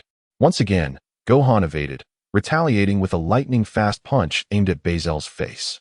With an explosive sound, Bezel was sent flying like a projectile. At that moment, a towering blue werewolf caught him with both hands. This individual was Belgamore, a warrior from Universe 9 and the elder brother of the dangerous trio. Brother, Belgamore nodded. This Gohan possesses considerable strength. I suggest we retreat for now and devise another strategy to deal with him. All right, brother, I will heed your advice. With that, Belgamore swiftly led Bezel to another part of the arena. Goku remarked, they fled? Gohan nodded. Is it enough just to knock them off the stage? Ray questioned. Indeed, but we must not kill them. Gohan clarified. Understood. Reg declared as he charged towards Universe 3's camp. Gohan, is Reg acting alone? Piccolo asked. Yes, and I have no means to restrain him. Restraining? We merely need to knock them all off the platform. Vegeta laughed. Vegeta, Piccolo retorted. Immediately, Vegeta set off to confront contestants from other universes. Gohan glanced at Ragus, Majin Buu, and Piccolo. Among the team, these 3 were the most likely to heed his words. Uncle Piccolo, Ragus, Majin Buu, follow me. All right. The 3 nodded in agreement. Seeing this, Gohan promptly led them in search of contestants from other universes. Shortly thereafter, Gohan encountered a human with avian legs, named Ganos, a warrior from Universe 4. Beside Ganos stood a werewolf with green fur named Shaosa, also a warrior from the 4th universe. Brother, there are 2. Son Wukong nodded. I will deal with that Birdman. You handle the werewolf. All right. Ragus responded, and without delay, Son Wukong charged towards Ganos. Upon seeing Son Wukong approach, a sinister smile crept across Ganos' face. Whoosh.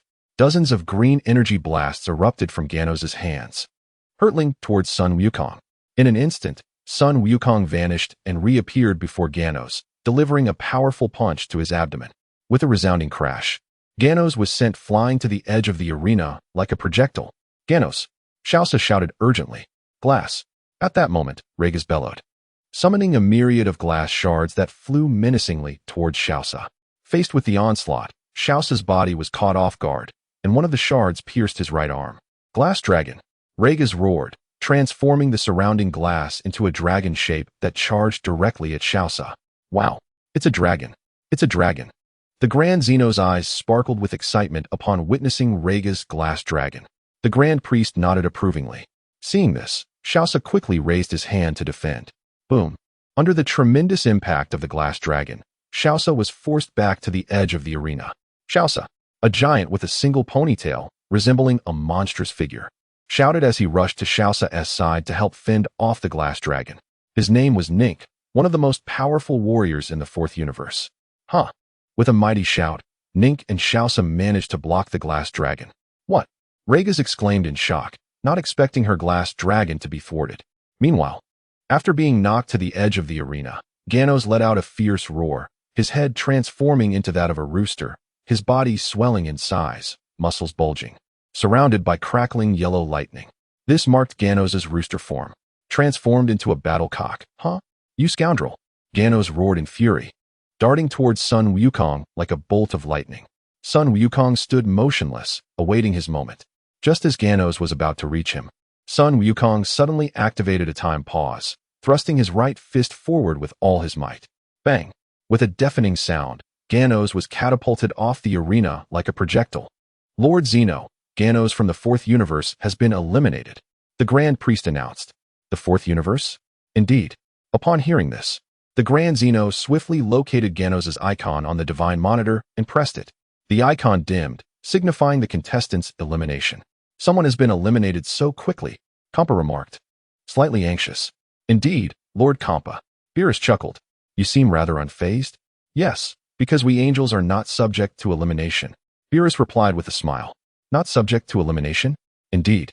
This implies that even if Lord Kampa were to be eliminated, I would not face elimination by Lord Xeno. How infuriating.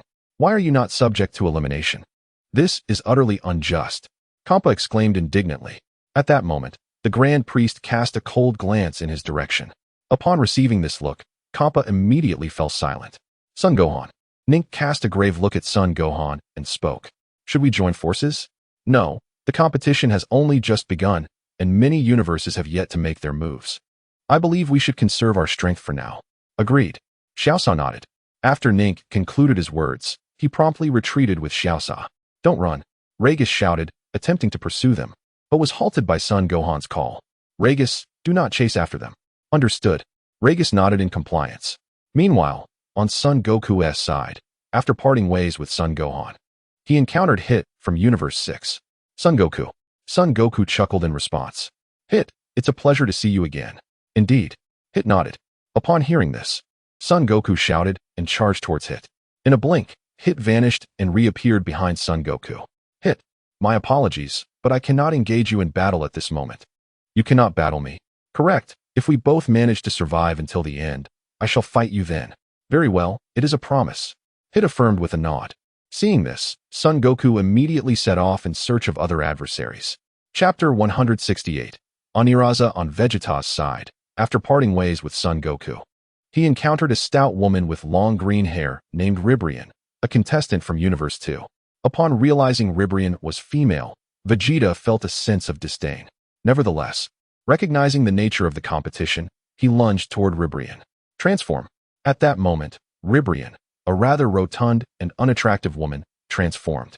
Vegeta, who had initially intended to strike her, halted upon witnessing her transformed appearance, finding her so unattractive that he was disinclined to engage. Seizing this opportunity, Ribrian gathered energy in her hands and launched an attack at Vegeta. As Vegeta dodged, he raised his hand to deflect Ribrian's energy blasts. Just then, Ribrian amassed a large pink energy ball and hurled it at Vegeta. Vegeta, in turn, concentrated a golden energy and collided it with Ribrian's incoming attack. Boom. Moments later, their energies dissipated like fireworks. Vegeta gazed at Ribrian's appearance, still reluctant to engage in combat. At that instant, he caught sight of Son Goku approaching him. Kakarot, I leave this individual to you. With that, Vegeta swiftly moved away to another part of the tournament stage. Vegeta. Son Goku was taken aback. Why was he entrusting this to him when he was merely passing by? Meanwhile, Bulma, seated in the audience, felt a wave of confusion arise within her. How could Vegeta, so powerful, be intimidated by a mere woman? As Ribrian witnessed Vegeta's retreat, she mistakenly assumed it was due to his fear of her. Her confidence surged as she declared, "Goku, your ally has fled. Now, it is your turn. Do you recognize me?" Ribrian scoffed. "How could we not know you? The one who caused us to participate in the Tournament of Power? Is that so?" Upon hearing this, Goku immediately assumed a battle stance. Meanwhile, after separating from Goku and his companions, Broly encountered a sand-colored dinosaur-like warrior named Beerus, a fighter from Universe 11. The two engaged in a fierce battle. With a thunderous crash, Beerus was sent hurtling backward like a projectile. At that moment, a figure clad in earthy hues appeared, catching Beerus with ease. This individual was Topo, the captain of the Pride Troopers from Universe 11. "Captain," Topo nodded. "This opponent is formidable. Allow me to handle him." "Yes, Captain," Beerus replied. Observing this, Broly's expression hardened slightly. "Huh." With a powerful shout, Broly charged at Topo, who met him with a clenched fist. On Gohan's side, after escaping from Nink and the others, he encountered a fighter from Universe 3 named Nyrelix. Nyrelix, a modified warrior, possessed camouflage technology and displayed astonishing agility, executing acrobatic punches and kicks while also excelling as a technician. "Gohan," Nyrelix called out. "Do you know me? I've heard a little about you. Is that so?" Upon hearing this, Gohan rushed towards Nyrelix. Taken aback, Nyrelix quickly became alert. Suddenly, Gohan's form flickered, and in an instant, he stood before Nyrelix, delivering a powerful right hook. Boom! Gohan's fist struck Nyrelix's abdomen, sending him flying. Nyrelix from Universe 3 is out. Upon hearing this, the Omni King promptly pressed Nyrelix's icon. Nyrelix. Witnessing this, Pepperoni, a warrior from Universe 3, felt a surge of anger. However, despite his frustration, he maintained his composure, recognizing that Nyrelix was stronger than himself, and he stood no chance against Gohan with his current abilities. With this in mind, Pepperoni turned to his teammates, Kaiskai, Ponchia, and Borita, all resembling typical robotic warriors. "Kaiskai, Ponchia, Borita, our situation is dire. I suggest you three fuse." "Kai, Chie, Bola." The trio responded in unison, joining hands to initiate their fusion. In a dazzling flash of white light, they transformed into a humanoid warrior named Kikirita. Pepperoni smiled subtly at the sight. "Kikirita, your target is Gohan." "Ah." Upon hearing the words of Kikirita, a beam of green light erupted from his eyes, launching an assault towards Son Gohan. With a swift sidestep, Son Gohan evaded the attack. Boom! With a resounding explosion, the beam struck the ground, sending debris flying into the air. In a flash, Kikirita moved rapidly, appearing directly in front of Son Gohan, ready to strike. Son Gohan deftly sidestepped and unleashed a powerful punch aimed at Kikirita's abdomen. Bang! With a violent sound, Kikirita was sent reeling backward. "Kikirita?" Pepperoni gasped, his expression turning grave. Son Gohan chuckled lightly and swiftly advanced towards Kikirita. Before long, he was in front of Kikirita, launching a flurry of punches and kicks like flashes of light. Kikirita raised his arms to defend against the onslaught. Thud, thud, thud. Under Son Gohan's relentless assault, Kikirita was forced to retreat further. "Kikirita?" Pepperoni felt a surge of concern rise within him. It appeared that the only way to defeat Son Gohan now was to fuse with Kikirita. With that thought, Pepperoni lifted his staff to initiate the fusion. A brilliant light enveloped them, and a colossal figure emerged, his skin a stark white, with red eyes and an energy core atop his head. This was the fusion of Kikirita and Pepperoni, on Uraza. Another fusion. Son Gohan's countenance turned serious as he took a few steps back. At that moment, Oniraza let out a cold laugh and struck the ground forcefully with his right fist, creating a red fissure that erupted beneath Son Gohan's feet.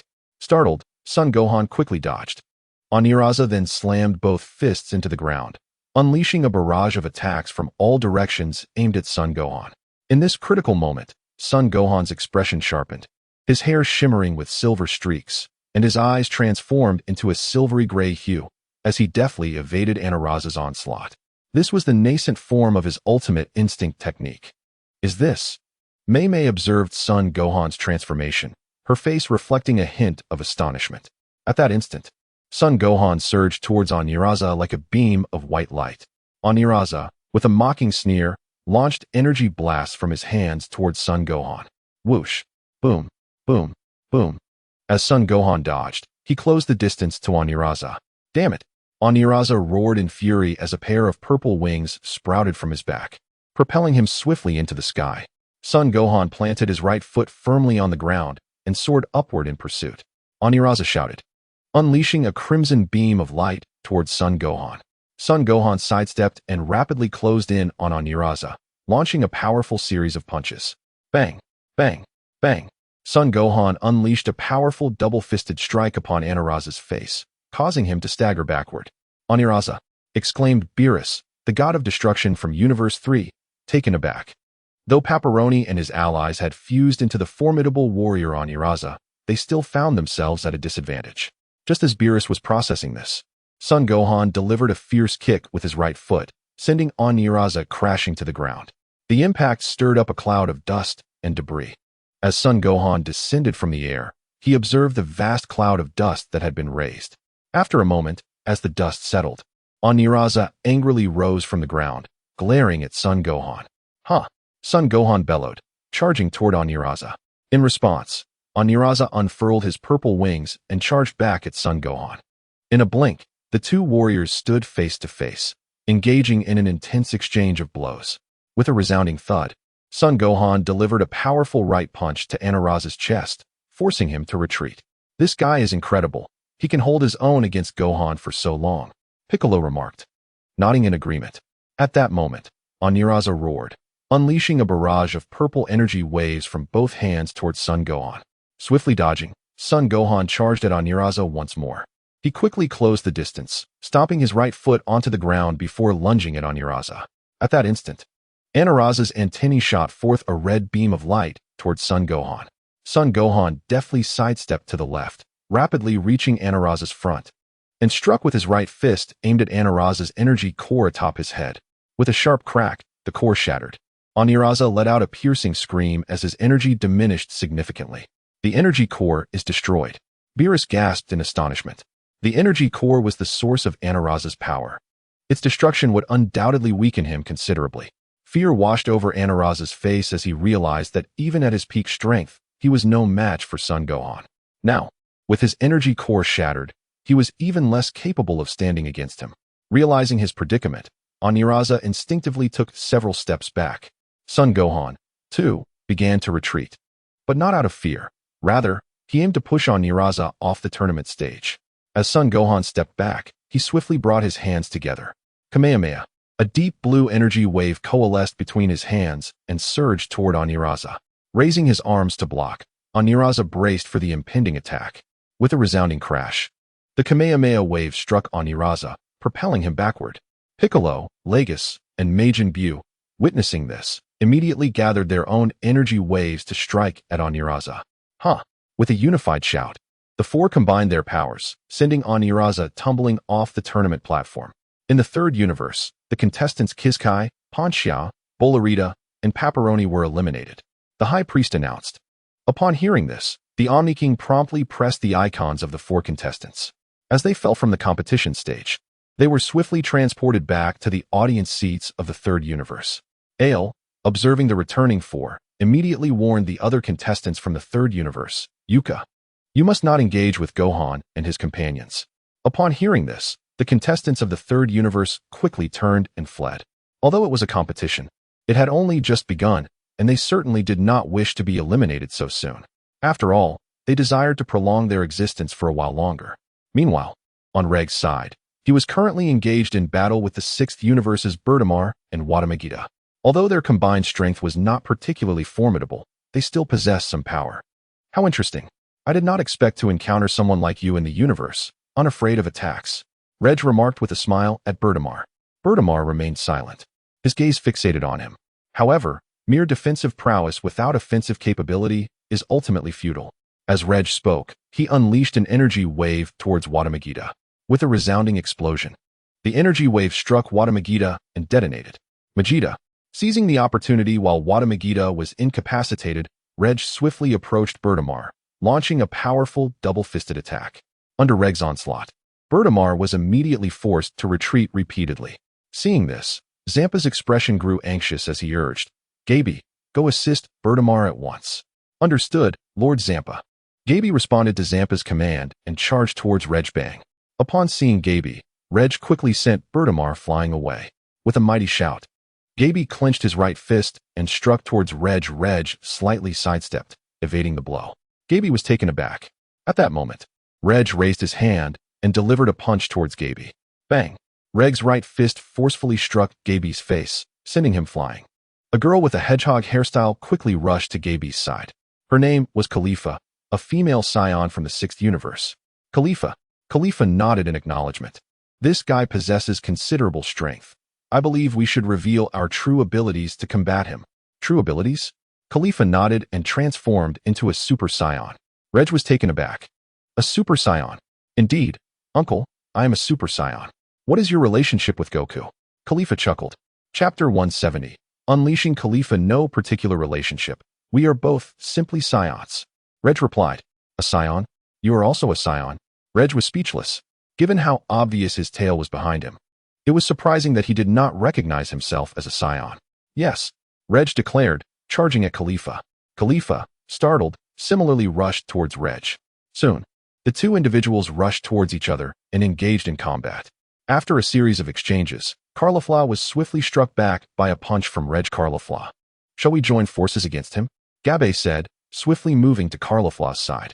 Carlifla nodded in agreement. Without hesitation, Gabe transformed into a super scion, charging alongside Carlifla towards Reg. Reg sneered, clenching his fists tightly. With a mighty roar, he transformed into a Super Saiyan 4. "Super Saiyan 4! Gabe exclaimed in astonishment. Yet he continued his advance towards Reg. In the blink of an eye, Reg appeared before Gabe, delivering a powerful blow to his chin. Gabe was sent hurtling backward like a projectile. Gabe. Seeing this, Carlifla clenched her fists in fury and charged at Reg. Reg sidestepped, driving his knee sharply into Carlifla's abdomen. With a resounding impact, Carlifla was propelled away, crashing into a nearby mountain, which erupted in a cloud of dust. At that moment, Gabe was flung off the arena. From Universe 6, Gabe is eliminated. Upon hearing this, the Omni King promptly pressed Gabe's icon. Damn it!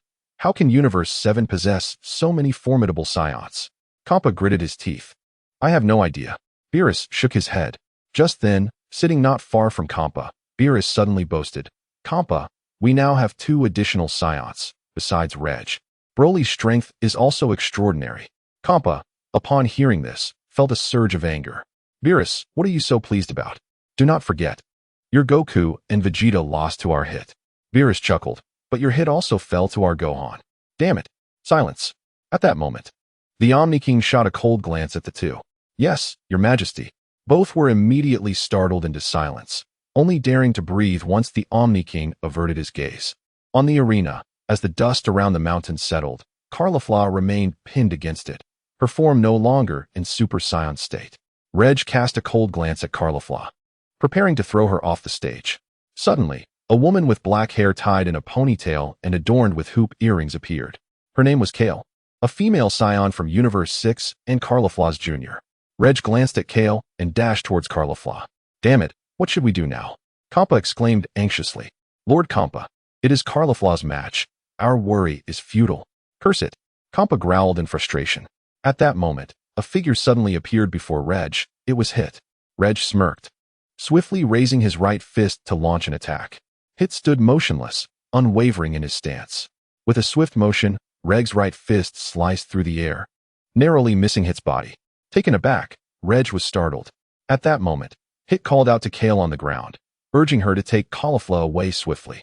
Kale nodded in agreement and hurried to Caulifla's side, carrying the unconscious girl away from the mountain. Joy surged within Kampa as he witnessed Caulifla's rescue. Reg, however, scoffed in annoyance and continued his assault against Hit. Every strike Reg aimed at Hit met only with empty air. Frustrated, Reg unleashed a torrent of energy waves toward Hit. Upon seeing this, Hit's expression shifted slightly.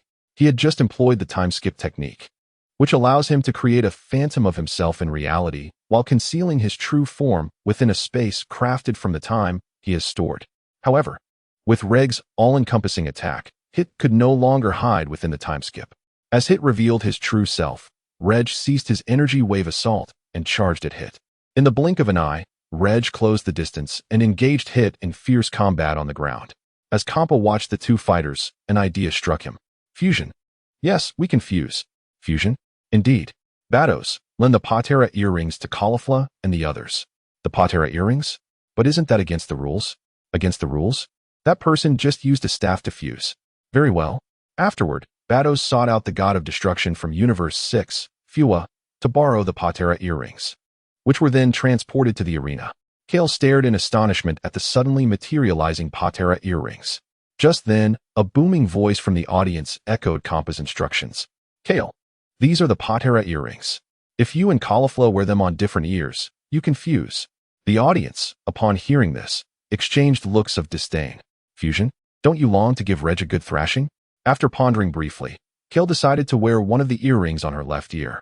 At that moment, Caulifla suddenly regained consciousness. Senpai, she exclaimed, nodding in recognition. What about that old man? He is currently battling Hit. Is that so?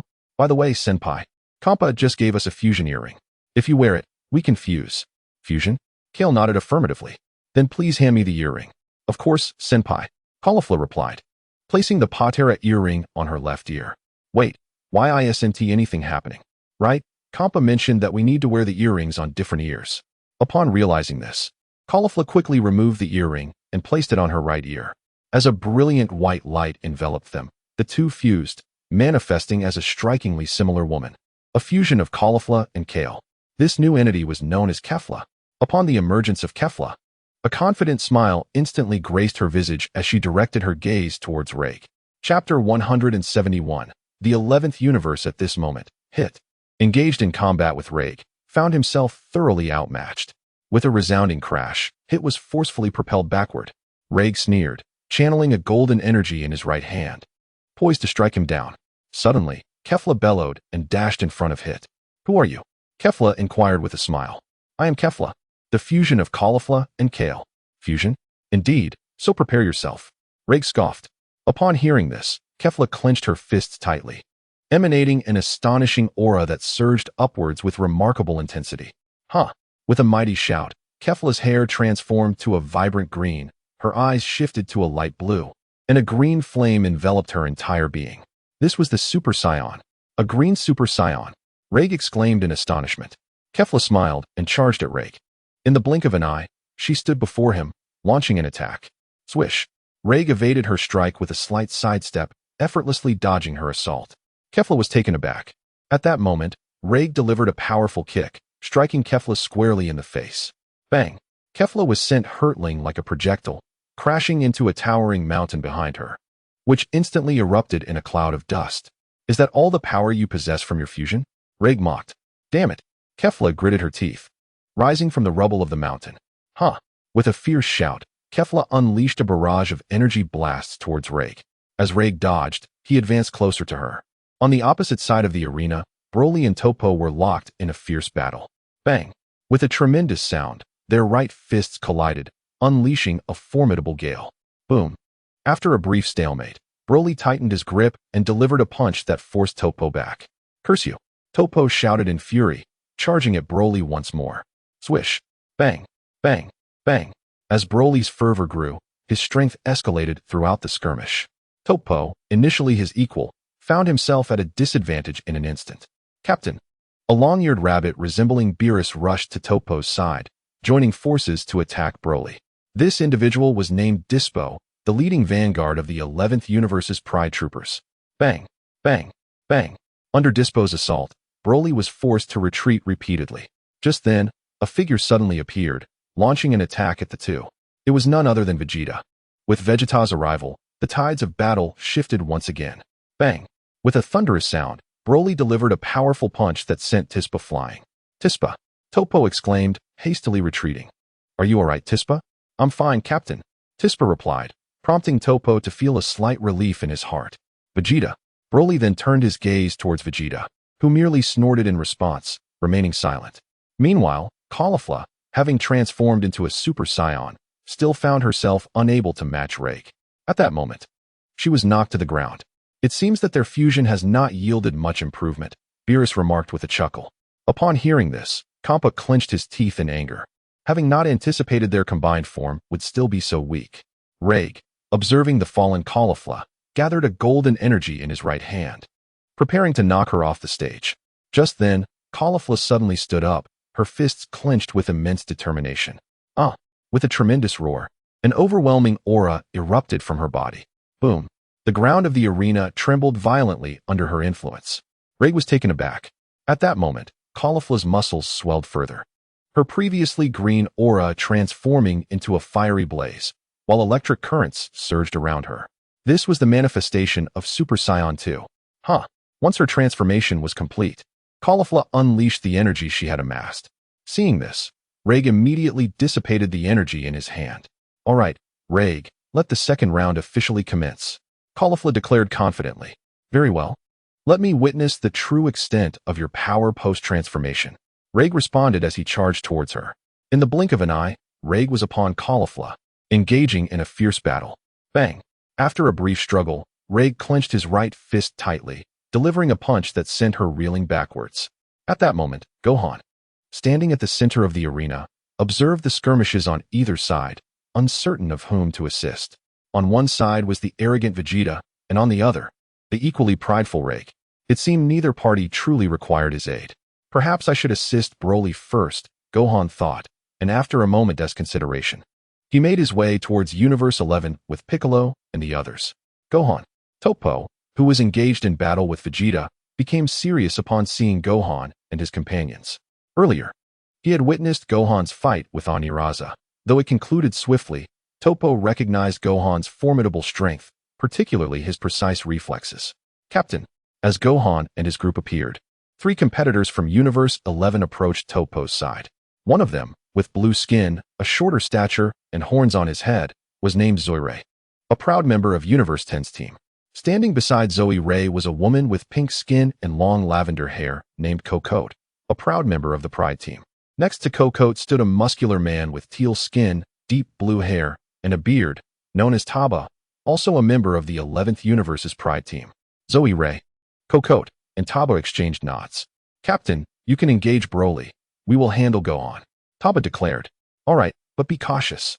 Although Taba was reluctant to let his companions confront Gohan, they were currently entangled with Broly, leaving no choice but to let them proceed. The trio immediately turned their attention to Gohan.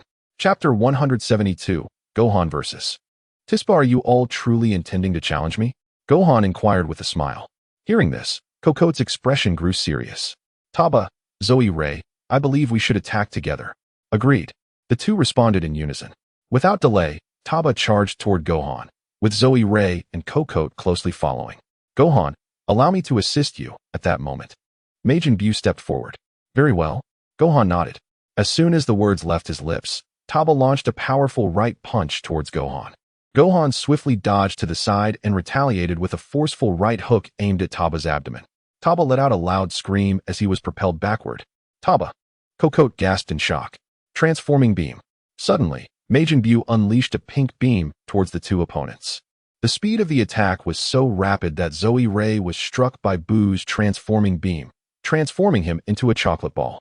Zoe, the onlookers gasped. Particularly the Grand King seated on his throne. He has been turned into a chocolate ball.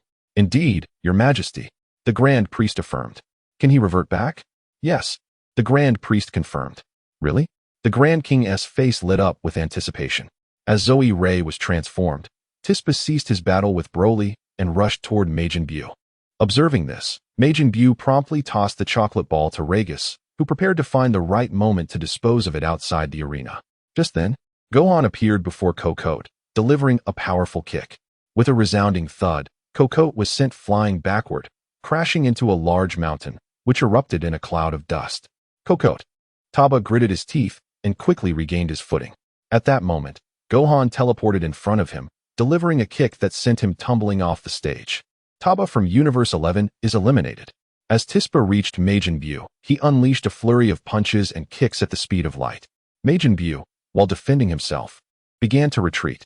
With a resounding crash, Tispa unleashed a flying kick that sent Majin Buu soaring several hundred meters away. Glass! Ragus exclaimed, launching an assault towards Tispa. Upon witnessing this, Tispa deftly evaded the attack. Seizing the opportunity, Ragus hurled a chocolate ball towards the tournament stage. Whoosh! The chocolate ball was cast from the arena, teleporting back to the audience of Universe 11. Margarita, can you revert Zor back to his original form? Wei Mei inquired. I am not well versed in magic. Perhaps you should consult Universe 7, Margarita replied. Upon hearing this, Wei Mei immediately turned her gaze towards the audience of Universe 7. Beerus, shouldn't that rotund fellow from your universe turn Zor back after transforming him into a chocolate ball? All right, I understand, Beerus exclaimed, directing his voice towards Majin Buu on the tournament stage. Majin Buu, revert that individual who was recently transformed into a chocolate ball back to his original form. Majin Buu, upon hearing this, directed a restoration beam from his antenna towards the chocolate ball of Universe 11. In no time, Zor re-emerged in his humanoid form. What is happening? He exclaimed. You were transformed into a chocolate ball. Were you not aware? Wei Mei queried. No, I only remember being struck by a pink beam and then my memory fades. Never mind, let us just watch the match. Zor nodded. He is back. Upon witnessing Zor's restoration, the Omni King's face lit up with surprise. The Grand Priest nodded in acknowledgement. His name is Majin Buu, correct? Indeed, Your Majesty. He is truly remarkable, capable of transforming individuals into chocolate balls. The Grand Priest smiled and nodded. What else do you think he can transform people into? I do not know, the Grand Priest replied, shaking his head. Seeing the Grand Priest's lack of enthusiasm, the Omni King redirected his attention to the tournament stage. After Zor was eliminated, Kokot swiftly emerged from the mountain, gasping for breath. Gohan approached Majin Buu. Leave this one to me. You handle the others. Understood. Majin Buu nodded. Without delay, he dashed towards Kokot. Kokot, feeling apprehensive about Zor's transformation into a chocolate ball, quickly conjured a spherical dimension to imprison Majin Buu as he charged towards her. What is this? Majin Buu inquired, gazing at the dimensional prison. Kokot smiled. This is a dimensional space. It can confine you within. Is that so? Majin Buu responded, clenching his right fist and striking the dimensional barrier created by Kokot. With a crack akin to shattering glass, the dimensional space fractured like a spider's web, scattering debris everywhere. Kokot swallowed hard upon witnessing this. This fat fellow is indeed quite formidable. However, this is a competition, and it concerns the entire universe. Even if I fear Majin Buu, I must proceed. Upon this realization, Kakarot let out a mighty roar and charged towards the formidable Majin Buu. Simultaneously, Tisbra, witnessing the clash between Majin Buu and Kakarot, swiftly directed his gaze towards Son Gohan, who stood before him. Son Gohan. Son Gohan nodded, raising his fists in preparation to strike Tisbra. Taken aback, Tisbra quickly lifted his own fists to engage in combat with Son Gohan. Although Son Gohan possessed immense strength, Tisbra's speed surpassed his own, resulting in a powerful kick that sent Son Gohan flying. Son Gohan, with a calm demeanor, dusted off the debris from his hands. Enraged, Tisbra propelled himself towards Son Gohan at a speed surpassing light. With a grin, Son Gohan entered the state of Ultra Instinct. In the blink of an eye, Tisbra stood before Son Gohan, launching a flurry of attacks with the swiftness of light. Yet, Son Gohan's movements were ethereal, evading Tisbra's onslaught. Could it be that he is utilizing Ultra Instinct once more? Wei Mei observed, a hint of astonishment gracing her features. It must be Ultra Instinct. Margarita interjected. Upon hearing this, all the gods of destruction were taken aback.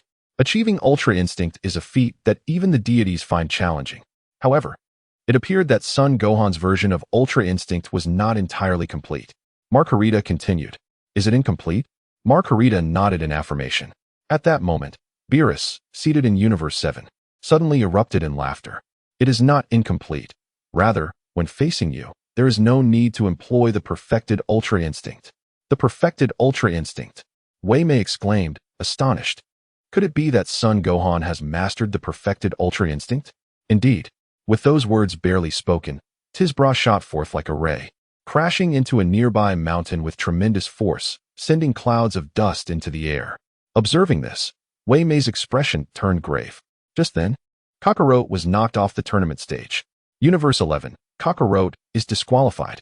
Upon hearing this, The Omni King promptly pressed the button on his divine interface. Damn it!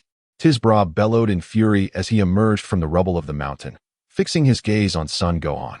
At light speed, Tisbra shouted, exuding a vast amount of purple energy as he surged towards Son Gohan at a speed beyond light. Tisbra's velocity was so astounding that even the Omni King's divine slow motion could not capture his form. Whoosh! Son Gohan swiftly sidestepped to the left, evading Tisbra's attack. So fast, it's almost impossible to see, the Omni King remarked, struggling to discern Tisbra's figure. Impossible to see. The Grand Minister, upon hearing this, approached the Omni King, adjusting the divine settings. However, even with the slow motion set to maximum, it remained futile to capture Tisbra's form. Your Majesty, his speed is too great. Even the gods cannot perceive his image. But you may wish to observe the battles of the other contestants. The Omni King nodded in agreement. However, his gaze remained fixed on the battle between Tisba and Son Gohan. He was equally curious whether Son Gohan could prevail against Tisba in his lightspeed state. On the arena, after evading an attack, the ground was instantly engulfed in a cloud of dust raised by Tisba. At that moment, Tisba halted momentarily before launching himself at Son Gohan once more at superluminal speed. Son Gohan stood motionless at his position. Just as Tisba was about to reach him, Son Gohan leapt upward, evading the oncoming assault. Tisba gritted his teeth, preparing to bring his body to a stop. In that instant, Son Gohan executed a backward kick aimed at Tisba's back. The sheer velocity caused Tisba to lose balance, akin to a runaway vehicle, and he tumbled forward. The ground erupted in a flurry of dust and debris. As Son Gohan landed, he turned to face Tisba, who, having planted his feet on the ground and bracing himself, managed to slow his momentum. Yet, despite regaining control, Tisba's eyes burned with fury. Since becoming the vanguard captain of Universe 11's prideful team, he had never encountered an adversary as formidable as Son Gohan. Son Gohan smiled. Will you still rely on that speed? Tisba scoffed. Even without that speed, I can still defeat you. With that declaration, Tisba charged once more at Son Gohan. In the blink of an eye, he was upon him, launching a barrage of powerful punches. Son Gohan deftly dodged while retreating. No matter how fervently Tisba attacked, he could not land a blow on Son Gohan. Damn it! Tisba roared, throwing a powerful right punch. At that moment, his abdomen was suddenly struck with an intense force. Tisba let out a piercing scream as he was sent flying backward like a projectile. Boom! Boom! Boom! The sound of devastation echoed as Tisba hurtled through the air, crashing into the mountains behind him and creating a massive crater. Tisba! Torba exclaimed in shock, seizing the opportunity while Torba was distracted. Vegeta delivered a powerful kick that sent Torba sprawling. Meanwhile, on another front, the fierce battle between Kefla and Reg was ongoing. Despite Kefla's formidable strength, she found herself outmatched by Reg in his Super Saiyan 4 full power form. With a heavy kick, Kefla was sent reeling to the edge of the arena. Alright, the game ends here, Reg declared, gathering a massive surge of energy in his hands and directing it toward Kefla. Realizing the severity of the situation, Kefla hastily rose to intercept the energy. However, the force was overwhelming, and she could only withstand it for a brief moment before being propelled off the stage. Kefla from Universe 6 is out. Upon witnessing this, Reg swiftly turned his attention to Bardock and Vodama. As Hit and his companions continued their onslaught, the two had managed to remain unscathed. On Vegeta's side, at this moment, Topo had come to a halt. He cast a glance at the injured Tispro, who was pinned against the mountain. Although Tispro was still alive, he must have sustained considerable injuries. Otherwise, he would have descended from the mountain long ago. Son Gohan. Topo clenched his fists tightly. Before encountering Son Gohan, their universe had barely lost any fighters. Yet now, with Son Gohan's arrival, 3 had been eliminated in an instant. Moreover, Tispro was gravely wounded. This thought ignited a surge of fury within Topo. With a mighty roar, Topo suddenly emanated an overwhelmingly potent energy. His body swelled as the excess fat on his abdomen transformed into 8 well-defined abdominal muscles, and the muscles in his arms expanded further. As his physique grew, his shirt quickly tore apart, revealing unique patterns and an aura saturated with destructive energy. This was akin to the state of a god of destruction. What? Vegeta exclaimed. Taken aback, Topo's transformation was distinct from the godly techniques taught by Beerus, though both were enveloped in destructive energy. One was a transformation while the other was a state of being. After a brief moment of astonishment, Vegeta's lips curled into a faint smile. Krillin, is he smiling? Indeed. Yamcha nodded. At that moment, Vegeta clenched his hands tightly, and his entire being radiated a tremendous amount of purple energy. Subsequently, his hair transformed into a violet hue. His eyebrows vanished, and his eye sockets became more pronounced, with his pupils turning golden. This was the divine technique of destruction that Beerus had imparted to Vegeta, which he referred to as the self-actualization technique. Hee.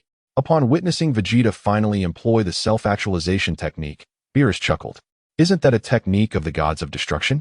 Could it be that this fellow is a candidate for the god of destruction of Universe 7? Kappa inquired. I don't know. Vados shook her head. Kappa then turned to Beerus. Beerus, what is the meaning of this? Is Vegeta the next god of destruction? Cough, cough. Beerus cleared his throat. No, not at all. Not at all. How could he wield the techniques of a god of destruction then? How would I know? Perhaps he learned it from somewhere. Learned it? Kappa's frustration began to surface. Who do you think you're fooling, Beerus? I believe you taught him. Yes, I taught him. So what? Beerus retorted, equally incensed by Kappa's accusations. He had never feared anyone except for Zeno and the Grand Minister. Nothing much. I just have an aversion to dishonest individuals. That's better than some petty thieves. Who are you calling a petty thief? Kappa shouted. Whoever feels guilty knows. Beerus.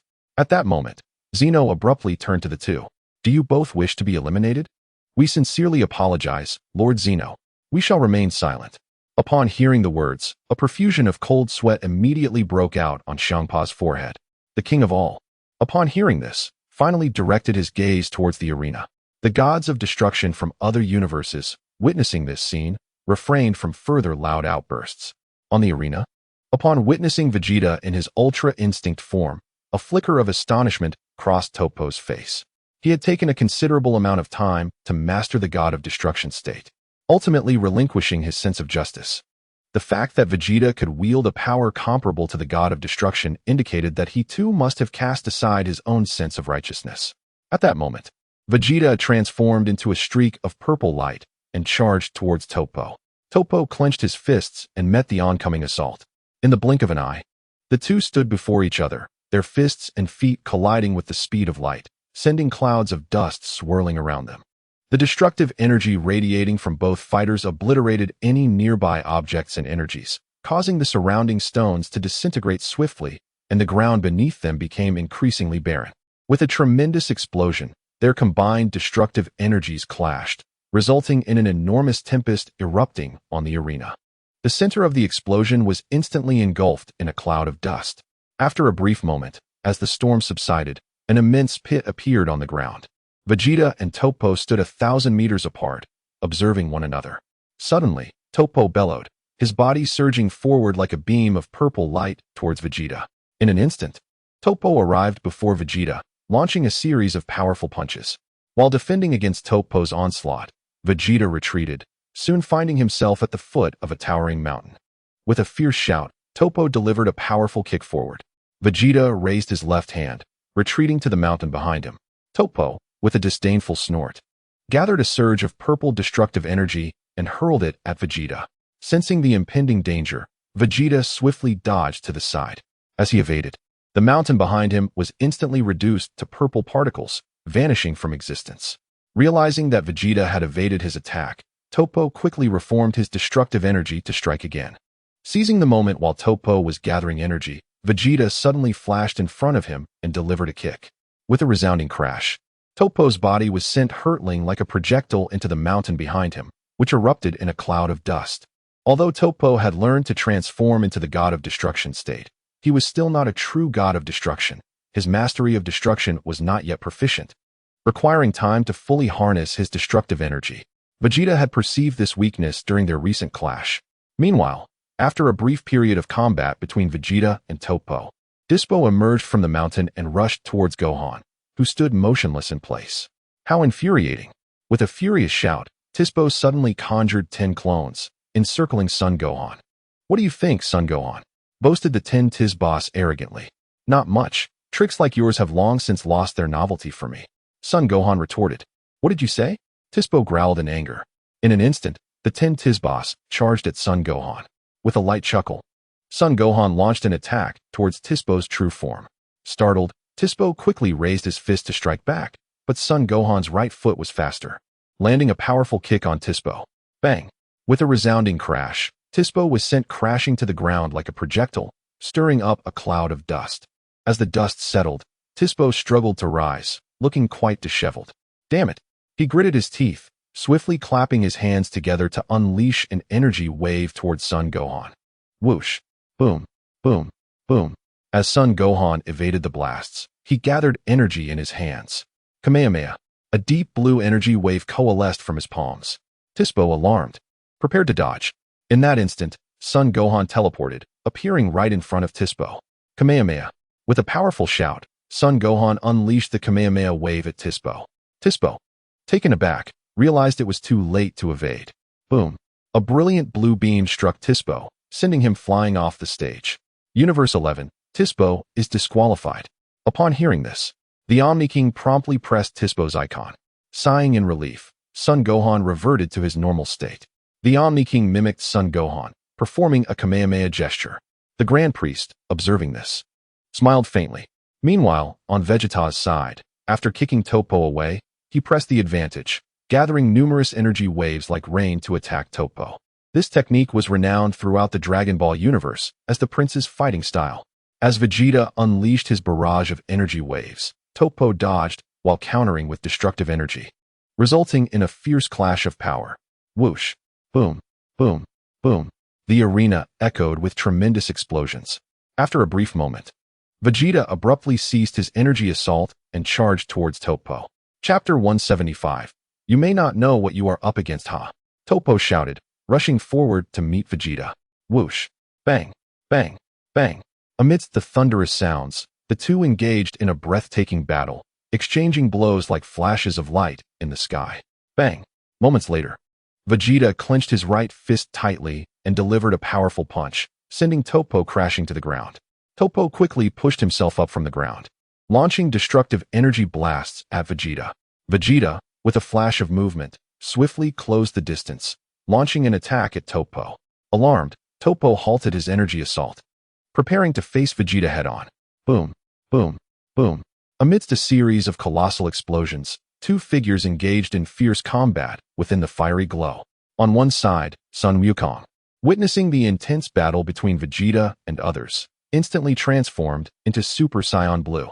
Addressing the formidable duo from Universe 2, Ribrian and Roji, he declared, I apologize, but I can no longer play with you two. I must seek out stronger opponents to engage in battle. With that, he swiftly charged towards them. In no time, Sun Wukong stood before Ribrian, launching a flurry of punches and kicks with the swiftness of light. Ribrian quickly raised her hands to defend against his onslaught. Yet the sheer speed of his strikes soon sent her flying with a powerful blow. Ribrian! Roji exclaimed in alarm, raising his fist to retaliate against Sun Wukong. In a deft sidestep, Sun Wukong evaded the attack and landed a heavy punch to Roji's abdomen. With a resounding crash and a scream, Roji was propelled like a projectile into a nearby mountain, which instantly erupted in a cloud of dust. Meanwhile, Broly, having concluded his confrontation with Dis, encountered Bezel, Belgamore, and Lavanda from Universe 9. Who are you? Broly inquired. You hail from the same universe as Gohan, do you not? Belgamore replied with a smile. Broly nodded. I am Belgamore, and beside me are my second brother Lavanda and my third brother Bezel. In summary, Gohan owes my brother a debt, which you shall repay. At this, Broly's expression hardened. Although he was unaware of any grievances between Gohan and them, it was clear they were foes. With a chilling smile, Belgamore, accompanied by Bezel and Lavanda, charged at Broly. In response, Broly assumed a combat stance. In an instant, Belgamore closed in on Broly, delivering strikes with the speed of lightning. Broly roared and retaliated with equal fervor. The air crackled with the sounds of their fierce exchange, punches and kicks colliding like thunder. Simultaneously, Bezel and Lavanda joined the fray, and together they forced Broly to retreat under their combined assault. On another front, Vegeta and Topo, having engaged in a fierce battle, paused to catch their breath.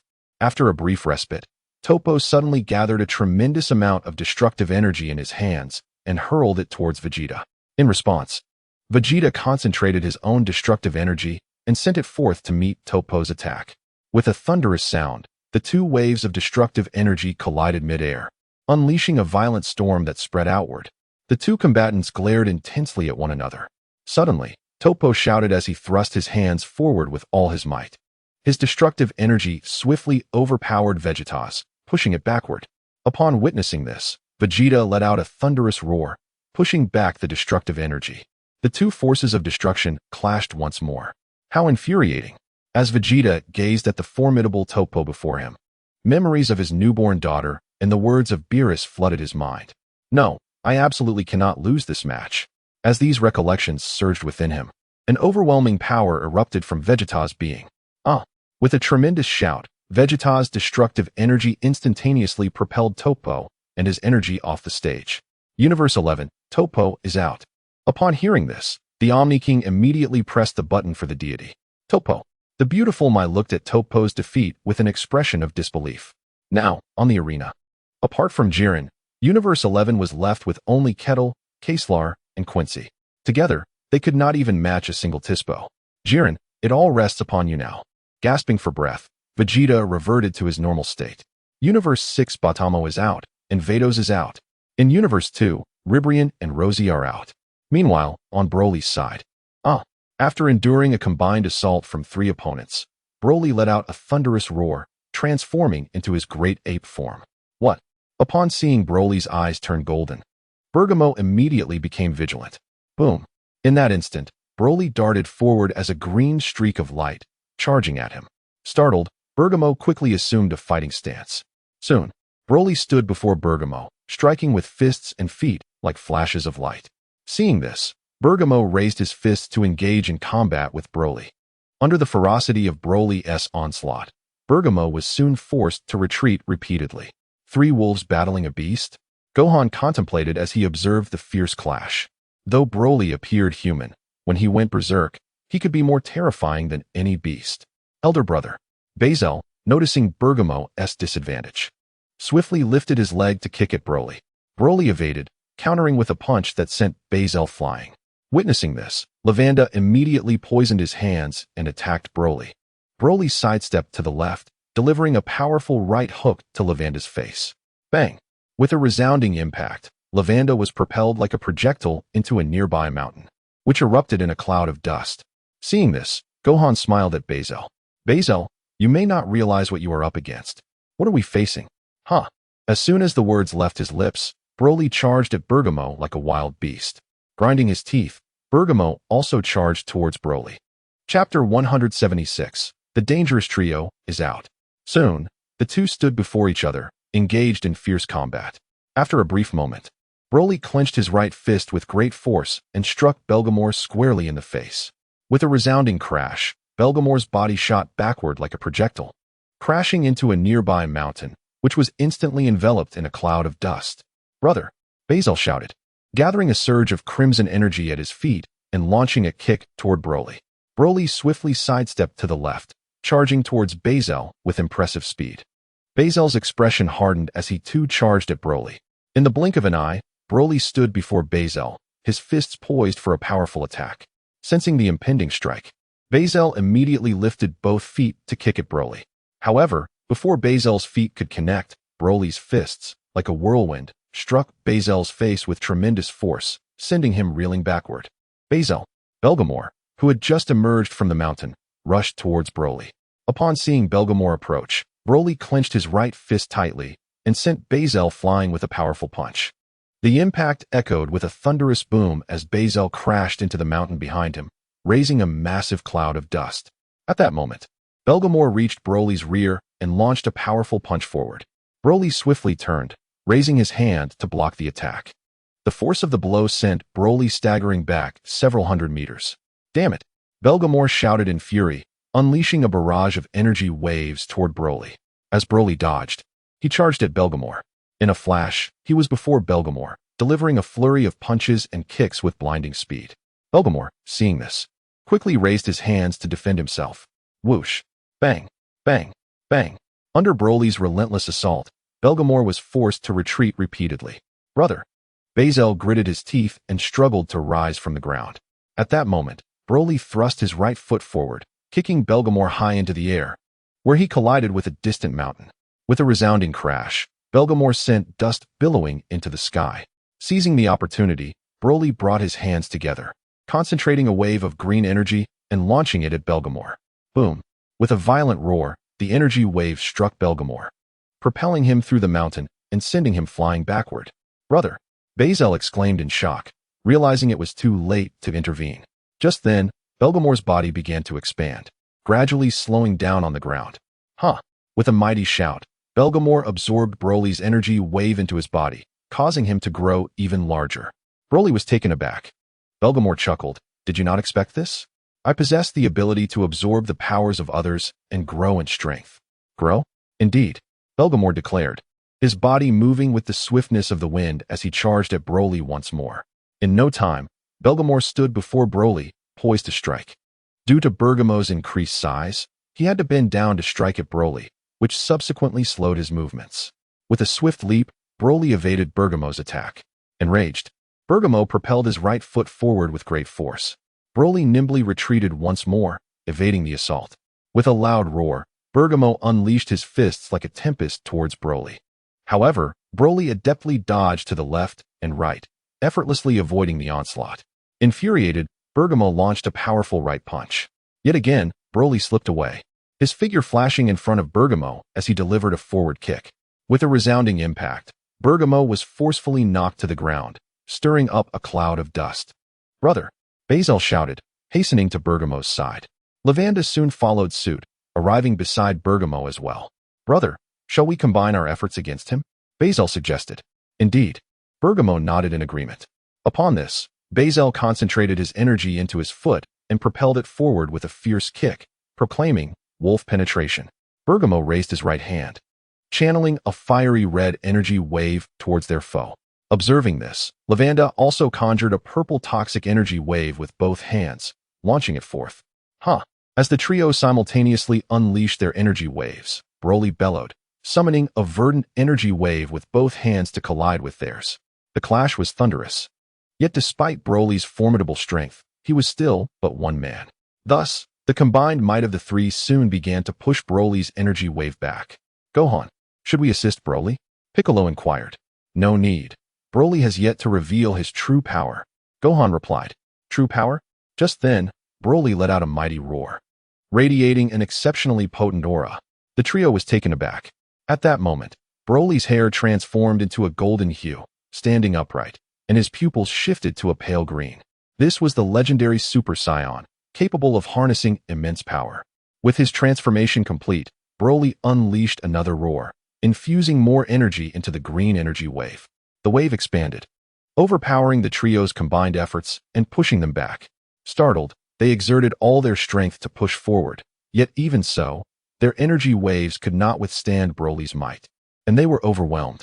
With a deafening crash, all three were sent tumbling off the competition stage. Bergamo, Bezel, and Lavanda from Universe 9 have been eliminated. Upon hearing this, the Omni King immediately pressed the icons representing the three on the screen. In a flash, they were transported back to the audience of Universe 9. The Kai of Universe 9, witnessing their return, immediately wore an expression of profound alarm. "It is indeed a dire situation. Even the three of you have been ousted," leaving little hope for the others to triumph in this contest. On the arena, after Broly had dispatched the trio, he promptly reverted to his normal state. Gohan, upon witnessing this, immediately shifted his gaze to a bald man adorned in a striking crimson uniform of the Pride Troopers, whose skin was as white as snow. This individual was Jiren, the most formidable adversary facing their 7th universe in this tournament of power. Chapter 177. The elimination begins, however.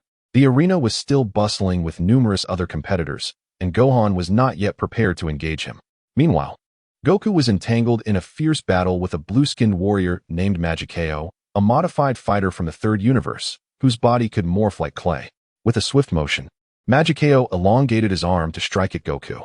Goku deftly sidestepped to the left, evading the attack. "Your arms can stretch, just like Piccolo's." Magikeo chuckled. "Not only can my arms stretch, but they can transform into other forms as well." "Other forms?" Just as he finished speaking, Magikeo transformed his extended right arm into a pair of scissors and lunged at Goku. Startled, Goku quickly dodged the assault. On another front, Android 17 and Lazili were engaged in combat, with two Namekians named P. Lena and S. Onal, warriors from the 6th universe. These two were the result of the assimilation of all Namekians from their universe, thus embodying the essence of many Namekians. This made the battle particularly arduous for both Android 17 and Lazili. At that moment, Gohan and Piccolo arrived on the scene. "Gohan!" Lazili exclaimed. Gohan smiled and inquired, "What's wrong, Lazili? Are you struggling against them?" Lazili scoffed, "If you continue to just stand there and watch, I might as well leap off the arena right now." "All right, no need to be upset. I'll jump in to assist you." Upon hearing this, P. Lena and S. Onal exchanged solemn glances. In an instant, Gohan vanished from sight, reappearing in front of P. Lena and delivered a powerful kick with his right leg. With a thunderous crash, P. Lena was sent flying off the arena like a projectile. P. Lena from the 6th universe is eliminated. The Omni King promptly pressed the button to eliminate P. Lena's icon. S. Onal was taken aback. While he was aware of Gohan's strength, he had not anticipated it was so formidable. In that moment, Gohan reappeared beside S. Onal, executing a horizontal kick with his left leg aimed at S. Onal's body. With another resounding impact, S. Onal was also launched from the arena. S. Onal from the 6th universe is eliminated. The Omni King pressed S. Onal's icon as well. 17. Lazili, why not join us? Gohan suggested to the two. "I am indifferent. Why not inquire if she is willing?" said Zili, embracing herself with both arms. Sun Wukong smiled and led the 5 to seek out competitors from other universes. Meanwhile, on Reg's side, after defeating Kaifula and the others, he encountered Frost. "Frieza? I am not Frieza. My name is Frost," Frost declared, transforming into his final form. Having learned the strength of Universe 7 from their previous battle, he approached Reg with utmost caution. "Is that so?" Reg chuckled. "Regardless of your identity, I shall topple you today." As soon as the words left his lips, Reg swiftly dashed in front of Frost, delivering a powerful right punch. With a resounding crash, Frost was propelled off the stage like a projectile. Universe 6, Frost is eliminated. Frost was instantaneously transported back to the audience of Universe 6. "Indeed, you are nothing compared to Frieza," Reg mocked with a grin. "You," Frost seethed, gritting his teeth. In Universe 6, he was considered a significant figure, yet here he was subjected to Reg's derision. Reg, unfazed, continued his pursuit of opponents from other universes. Universe 6, Dr. Loda is out. Universe 2, Zero is eliminated. As time passed, competitors from the 7 universes were eliminated one by one. Universe 9, Kanfori is out. With that, all competitors from Universe 9 are eliminated, and the entire universe shall be erased. "No, Lord Zeno," the Kai of Universe 9 pleaded in despair. "Huh, Zeno?" Disregarding the Kai's pleas, raised his right hand and eradicated Universe 9. The participants, Kai, and God of Destruction from Universe 9 swiftly vanished under Zeno's decree. Xiangpa, witnessing the sudden disappearance of Universe 9, broke into a cold sweat. "Bardos, has Universe 9 truly vanished entirely?" "Allow me to check," Bardos replied, lifting her staff to examine Universe 9. "It is gone. There is nothing left of Universe 9, not even a shadow." Hit. Upon hearing this, Xiangpa placed his hope solely on Hit, the last remaining fighter from Universe 6. Just as Xiangpa contemplated this, Hit encountered Jiren. Upon seeing Jiren, Hit's expression grew serious. Although he had yet to engage in battle with Jiren, his earlier observations had revealed that Jiren's strength was extraordinary. However, now that they had crossed paths, he had no choice but to confront him. With that thought, Hit transformed into a beam of purple light and charged towards Jiren. In the blink of an eye, Hit stood before Jiren, launching a forceful right punch. Jiren shifted left, evading the attack. Seizing the moment, Hit activated his time-skip technique and struck at Jiren once more. With a swift motion, Jiren deftly dodged Hit's onslaught, shifting left and right with effortless grace. Hit clenched his right fist, channeling all his strength into a forward strike. Jiren evaded once more, retaliating with a powerful blow to Hit's abdomen. A resounding impact echoed as Hit was sent hurtling backward. Hit! Kampa gasped in astonishment. He was well aware of Hit's prowess, yet none of his recent attacks had landed on Jiren. Just as Kampa marveled at this turn of events, Jiren's figure flickered, swiftly closing the distance to Hit, launching a barrage of punches and kicks like beams of light. Hit raised his arms to defend against Jiren's relentless assault. With a series of forceful strikes, Hit's body was propelled backward. Moments later, Jiren clenched his right fist and swung it forward with tremendous force. The resultant sound was deafening as Hit was sent flying, crashing into a massive mountain behind him. Chapter 178. Son Goku Jiren in an instant. Jiren appeared before Hit once again, launching a vigorous offensive with both fists. Hit quickly raised his arms in defense, but under the rapid barrage of Jiren's fists, he was soon driven deep into the mountain, which erupted in clouds of dust. Huh! Jiren shouted, delivering a resounding blow to Hit's abdomen. With an explosive sound, Hit shattered the mountain behind him, careening backward. Hit! Kampa exclaimed, his eyes wide with shock. Just as Hit was about to plummet off the arena, he clenched his fists tightly, managing to halt his descent at the edge. Kampa sighed in relief. That was close. Beerus chuckled. Lord Kampa, Hit merely avoided falling for now. He is not out of danger yet. Beerus, what do you mean by that? Do you wish for our sixth universe to be eliminated? Wah! Beerus pretended to weep dramatically. Lord Kampa, how could I wish for our sixth universe's demise? I am merely acknowledging reality. Kampa, infuriated, found himself at a loss for words. On the arena, seeing that Hit had not yet been knocked off, Jiren charged at him. Gritting his teeth, Hit activated his time skip ability to close in on Jiren. In the blink of an eye, Jiren was directly in front of Hit, delivering a powerful punch forward. However, the hit before him was merely an illusion, and Jiren's punch missed its target. At that moment, Hit's true form materialized behind Jiren, launching an attack. Sensing the shift, Jiren swiftly evaded. Hit was taken aback. Suddenly, Jiren appeared behind Hit, unleashing a fierce punch aimed at Hit's body. With a thundering impact, Hit was sent reeling once more. Hit! Kampa exclaimed in disbelief. Originally, he believed that Hit might have an opportunity for a comeback, but it has now become clear that such hopes have been dashed. Just then, Jiren's figure flickered and appeared before Hit. His right fist propelled forward with tremendous force. Bang! With a powerful blow from Jiren, Hit was swiftly sent flying off the arena. Universe 6 has been eliminated. All the contestants from Universe 6 are out, and the entire universe is set to be wiped from existence. Upon hearing this, Kampa turned pale, not anticipating that their universe would be the second to face obliteration. Bardoss feigned tears once more. Lord Kampa, I didn't expect our farewell to come so swiftly. Take care of yourself on your journey. Why are you sitting so far away, Bardoss? Kampa remarked with exasperation as he noticed Bardoss already seated in the audience of Universe 7. Bardoss smiled and replied, Lord Kampa, since you are on the brink of vanishing, I thought it prudent to secure a good seat in advance. You rascal! Kampa exclaimed, suddenly glancing at Beerus and making a face at him. Beerus remained silent, his emotions a complex tapestry as he sat in place. Despite their differences, he and Kampa had known each other for millions of years. At that moment, the Omni King eradicated the entire Universe 6. Hit, who had previously defeated Universe 3's Magikao, was immediately confronted by Goku. Goku, Kakarot, Piccolo, and the others displayed expressions of shock as they saw Goku approach Jiren. However, considering that Goku had never feared anyone, they realized this was quintessentially Goku. Hello, my name is Son Goku. You are Jiren, correct? Jiren nodded. With that, Goku transformed into Super Saiyan Blue and charged at Jiren. Jiren stood motionless. Just as Goku was about to reach him, Jiren vanished and reappeared behind Goku, delivering a powerful swing of his right fist. Bang! Boom! With a thunderous sound, Goku was sent soaring like a projectile, crashing into a nearby mountain, which erupted in a cloud of dust. After a brief moment, as the dust settled, Goku emerged from the mountain's debris. With a mighty roar, Goku's body radiated a blue aura, accompanied by a layer of red energy. 20 times Kaioken, Goku shouted, transforming into a streak of red light as he charged at Jiren. In the blink of an eye, Goku stood before Jiren, launching a fierce assault with his fists. Whoosh! Swish! Jiren effortlessly sidestepped Goku's strikes. Beerus was taken aback. Even the 20 times Kaioken couldn't land a hit on Jiren? Indeed. Whis nodded gravely.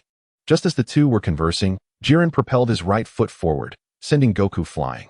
With a thunderous crash, Son Wukong collided heavily into the mountain behind him. Gohan, should we intervene? Piccolo inquired. Upon hearing this, Son Gohan was poised to nod. Suddenly, a figure emerged. It was Reg. Reg! Piccolo exclaimed. Reg chuckled lightly, swiftly transforming into Super Saiyan 4 and charging towards Jiren. In the blink of an eye, Reg stood before Jiren, fists and feet moving like lightning as they engaged in combat. Incredible! Son Wukong gasped, astonished to see Reg matching Jiren's prowess. Not only Son Wukong, but even the audience from Universe 11, including Vermouth, displayed a hint of surprise. He was well aware of Jiren's formidable strength, and the fact that Reg could hold his own against him spoke volumes about his own power.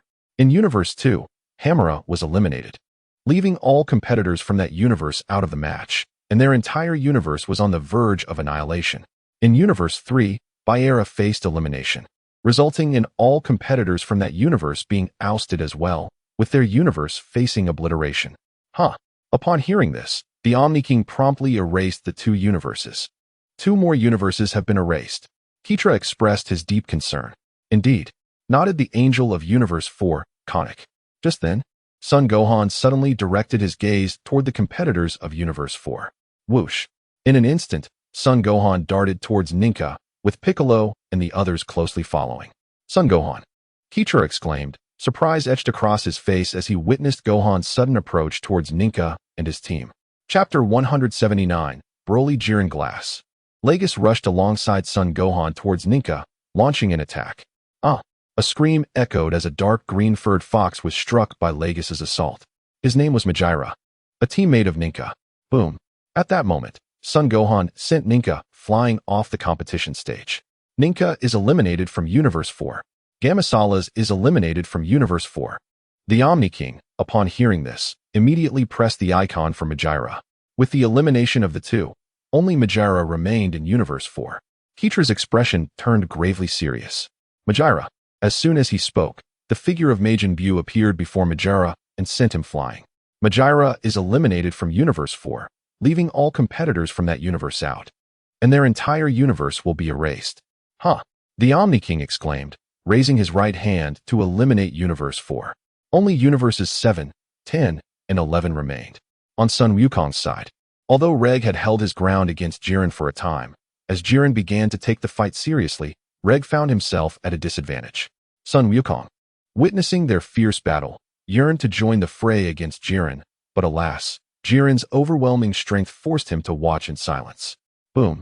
With a powerful kick, Reg was sent flying hundreds of meters away. In the 10th universe, Jayam has been eliminated. Gilcor of the 10th universe has also fallen. All contestants from the 10th universe have been ousted, and the entire universe shall be eradicated. Upon hearing this, the Omni King immediately decreed the obliteration of the 10th universe. Now, only we in the 7th universe remain. The expression on Wu Mei's face grew grave. Indeed, Ma Khalida nodded in agreement. Furthermore, the 7th universe has yet to lose a single fighter. Upon hearing this, Wu Mei's countenance became even more somber. Ma Khalida, who do you believe is the strongest among the 7th universe? I would presume it to be Son Gohan. Son Gohan, you say? Ma Khalida nodded thoughtfully. Did not Lord Beerus just mention that Son Gohan has mastered the perfect Ultra Instinct? The perfect Ultra Instinct. Precisely. This implies that the perfect Ultra Instinct is indeed Son Gohan's ace in the hole. On the arena, a flurry of action unfolded. Whoosh bang, bang, bang. Jiren and Reg were engaged in a fierce battle, moving like beams of light across the stage. Reg, hold on.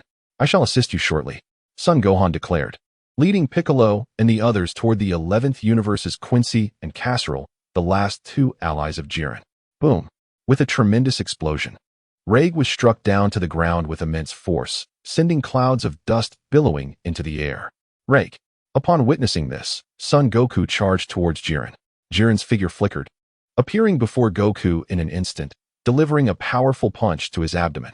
Goku let out a loud cry as he was sent flying backwards. Boom. Goku crashed into the mountain behind him, causing a massive eruption of dust. Kakarot. Vegeta, witnessing this, immediately entered his Ultra Instinct state and charged at Jiren. In the blink of an eye, Vegeta found himself before Jiren, launching a fierce assault with his fists. Jiren raised his hands to block Vegeta's strikes while retreating. Vegeta. Beerus felt a surge of excitement at this moment. While Goku's 20-fold Kaioken could not land a blow on Jiren, Vegeta managed to strike. Just as Beerus reveled in this thought, Jiren's figure flickered behind Vegeta, delivering a powerful kick forward. Bang! With an explosive sound, Vegeta was sent crashing into the mountain ahead, stirring up another cloud of dust. Beerus buried his face in his hands. He should not have allowed himself to feel excitement. Vegeta, gritting his teeth, Son Goku rose to his feet. At that moment, Broly came charging from a distance. Goku. Broly nodded and turned his gaze toward Jiren. With a mighty shout, Broly surged toward Jiren. Damn it!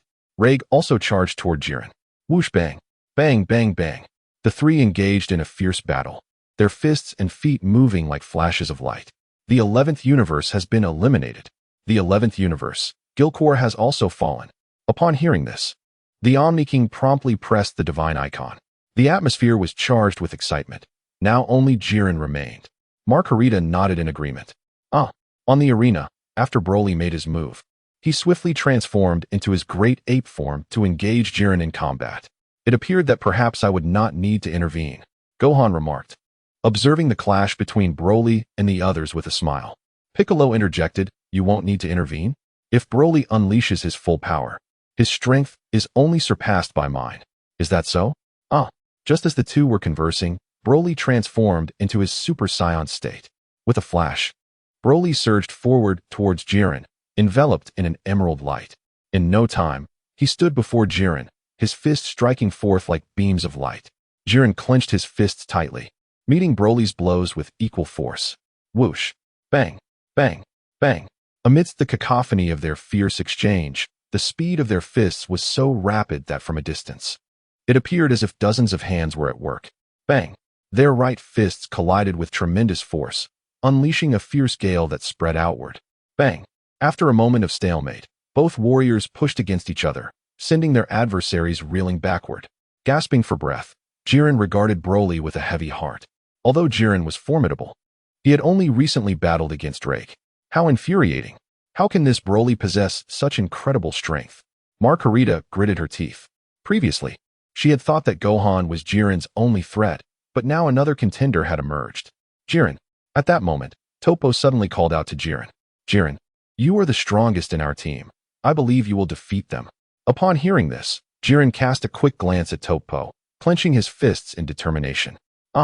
With a mighty roar, an overwhelming aura erupted from Jiren, radiating outwards. Bang!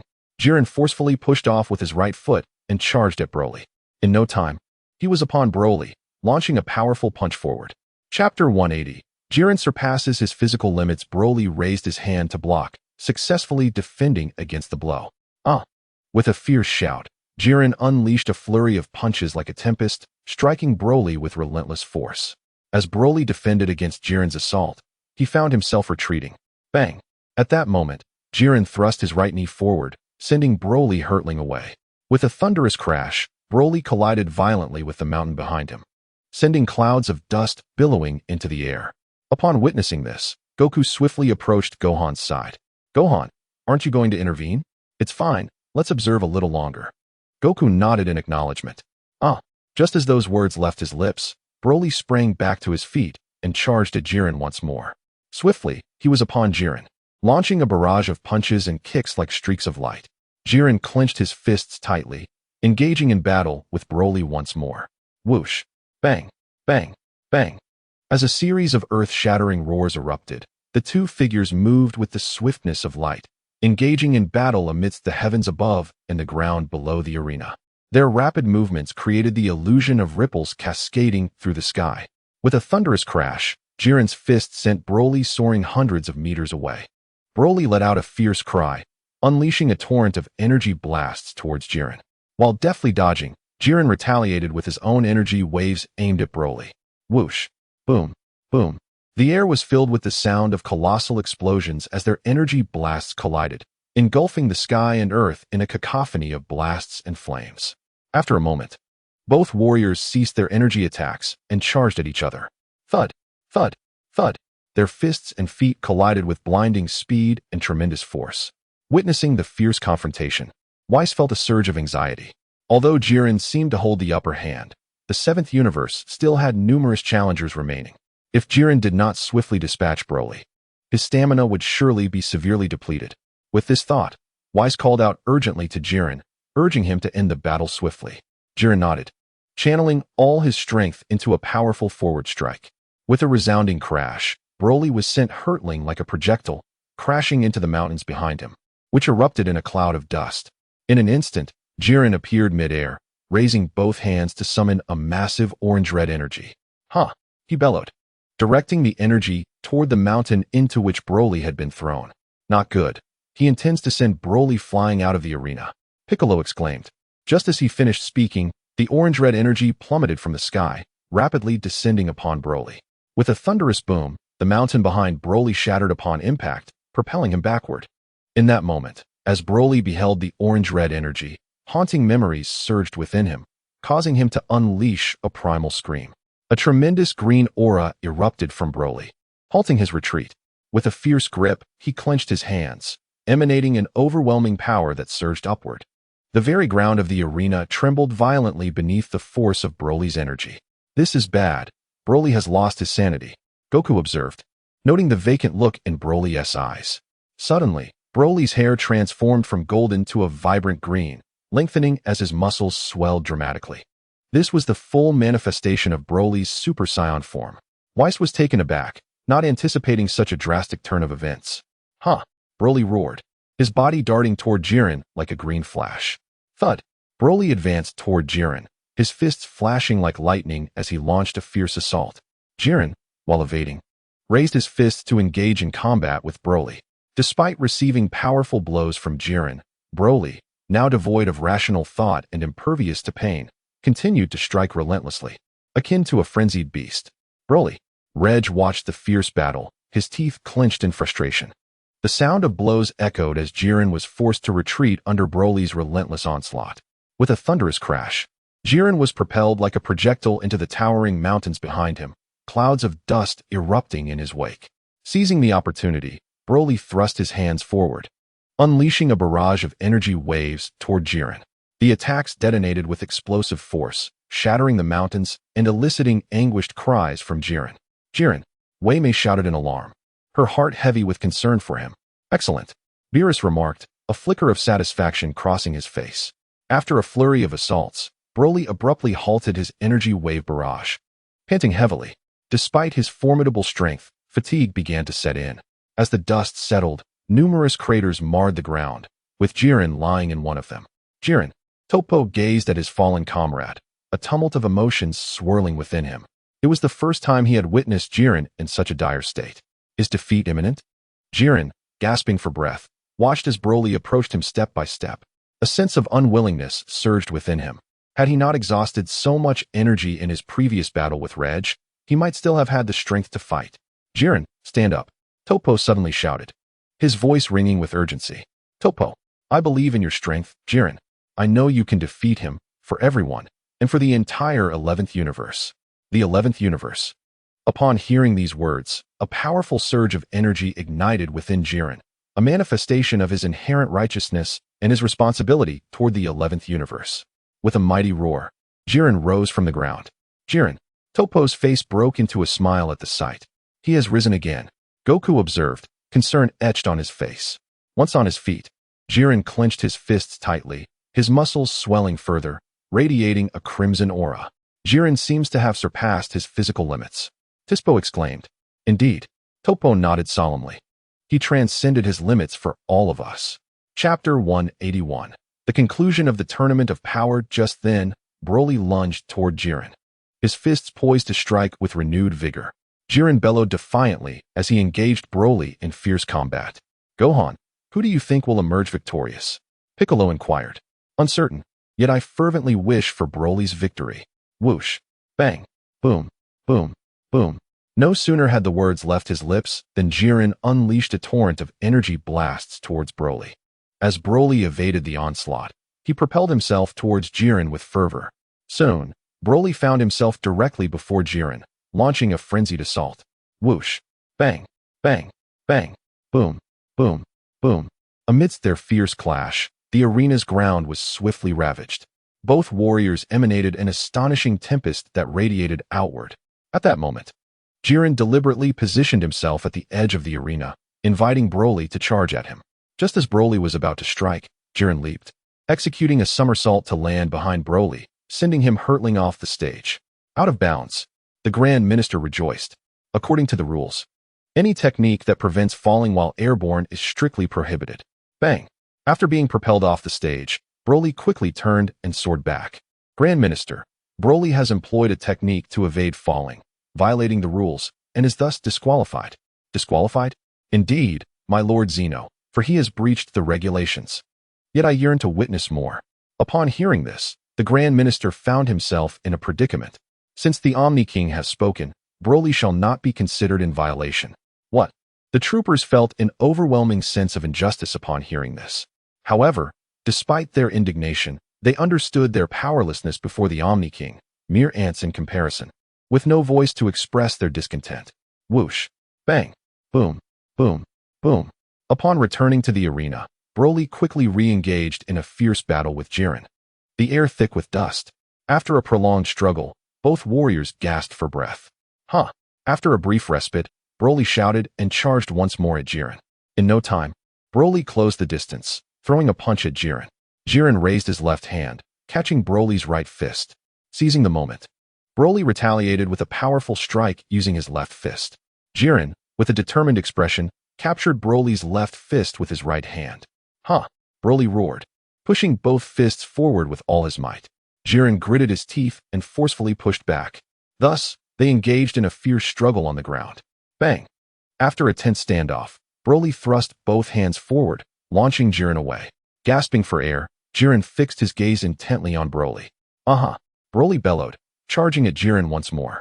As Broly advanced, Jiren's mind momentarily clouded. Broly reached Jiren, delivering a devastating blow to his face. Bang!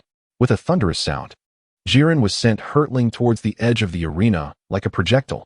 At that very moment, Broly suddenly reverted to his normal state, succumbing to unconsciousness. Broly! Goku exclaimed in shock. As they gazed upon the fallen Broly, Toppo and his companions felt no joy in their hearts. They were acutely aware that Jiren was nearing his limit while the 7th universe still had 9 fighters remaining. Nevertheless, despite his defeat, Jiren's relentless spirit in battling for the 11th universe was worthy of respect. In an instant, Gohan teleported to stand before Jiren. Gohan! Jiren addressed him.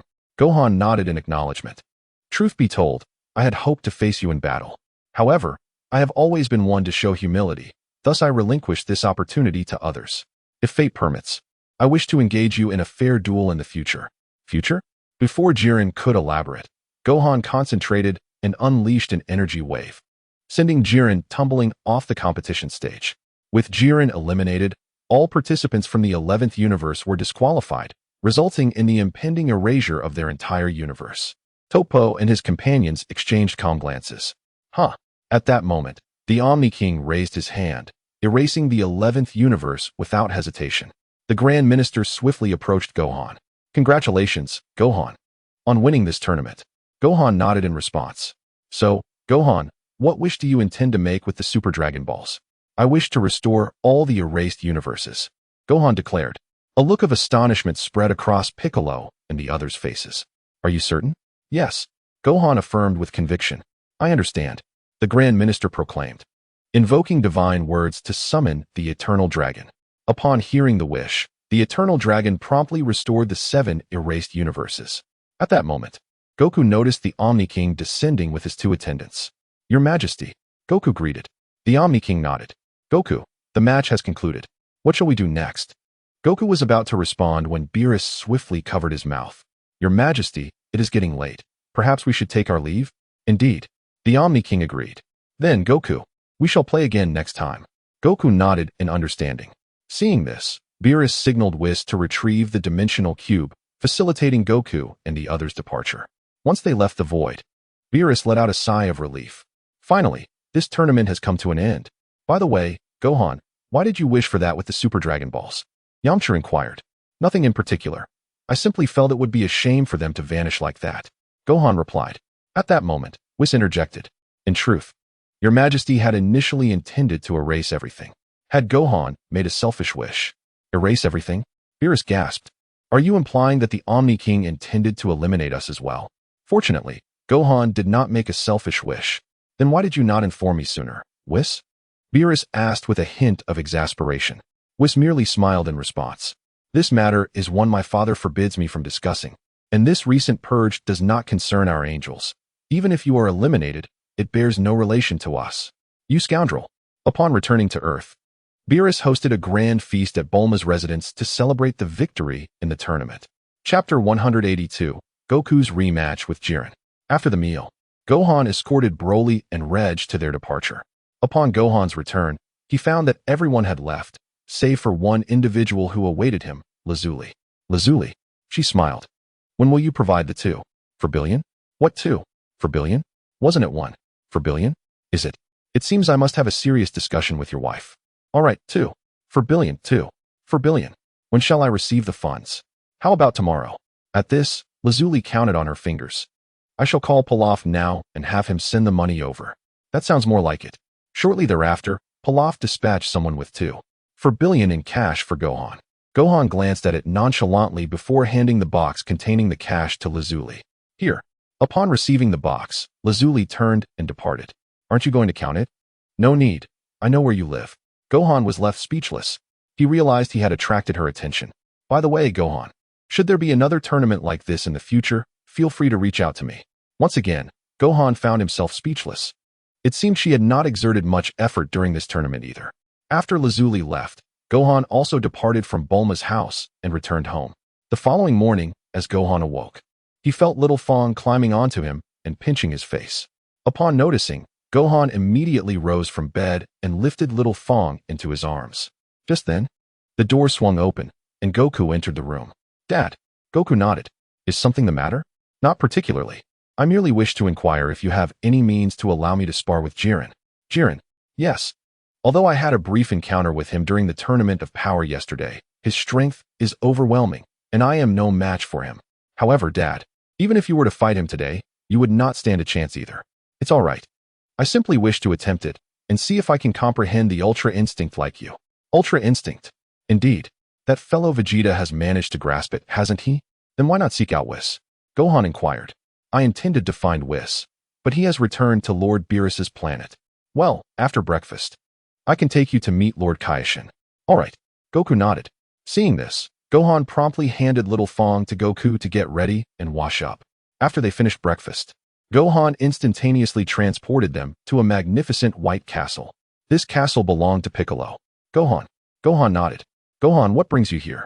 Gohan smiled and replied, Uncle Piccolo, I would like to request your assistance in taking care of Little Fong. Taking care of Little Fong? Is there something you need to attend to, Gohan? Father wishes to seek a battle with Jiren, hence I escorted him to Universe 11. Jiren? Son Gohan nodded and handed Little Fong to Piccolo. Haha. Upon seeing Piccolo, Little Fong immediately broke into laughter. Observing her delight, Piccolo's face softened into a gentle smile. Then, Uncle Piccolo, I shall entrust Little Fong to you, he said. Piccolo nodded in agreement. Witnessing this, Son Gohan executed an instantaneous movement and returned home. In the realm of the Supreme Kai, the East Supreme Kai was enjoying a pleasant fishing moment with Jebet by a serene pond when 2 figures suddenly materialized. These individuals were none other than Son Goku and Son Gohan. Gohan. The East Supreme Kai was taken aback by their unexpected arrival. Son Goku greeted him with a cheerful nod. Goku, what brings you here? Inquired the East Supreme Kai. Son Goku replied, well, we merely wish for you to escort us to Universe 11. Universe 11? Indeed. What business do you have there? I seek to challenge Jiren. Challenge? The East Supreme Kai was astonished. You must be quite idle to seek out battles without cause. Indeed. However, I cannot assist you in this endeavor. Why not? Jiren is acquainted with the god of destruction of Universe 11. Should I guide you to him, it would surely displease him. The god of destruction of Universe 11? Precisely. Furthermore, even deities cannot traverse into another's universe at will. Is that so? Then I shall appeal to Lord Zeno instead. As Son Goku spoke, he produced the button granted by Zeno. Lord Zeno. The East Supreme Kai's expression shifted dramatically upon seeing this. Goku, what purpose do you have in seeking Lord Zeno? Son Goku chuckled. Need you even ask? I intend to request Lord Zeno to allow Jiren and me to engage in combat. Goku, must you disturb Lord Zeno for such trivial matters? The East Supreme Kai remarked with a smile. Then will you take me to Universe 11? Very well. The East Supreme Kai gritted his teeth. But you must promise me that once we arrive, you will heed my guidance. Agreed. Son Goku nodded. The East Supreme Kai rose from the ground. Now, please place your hands upon my back. The 2 complied.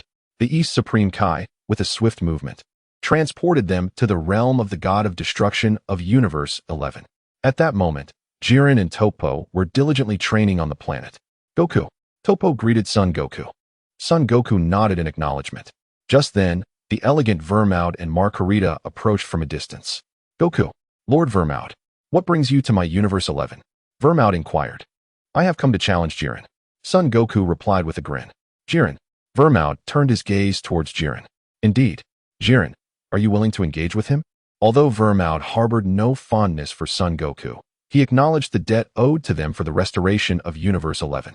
After a moment of contemplation, Jiren nodded. However, I have a condition. A condition? Son Goku responded. Indeed, if you, Son Wukong, were to be defeated by me, then allow Son Gohan to engage in battle with me. Very well. Without a moment's hesitation, Son Wukong acquiesced.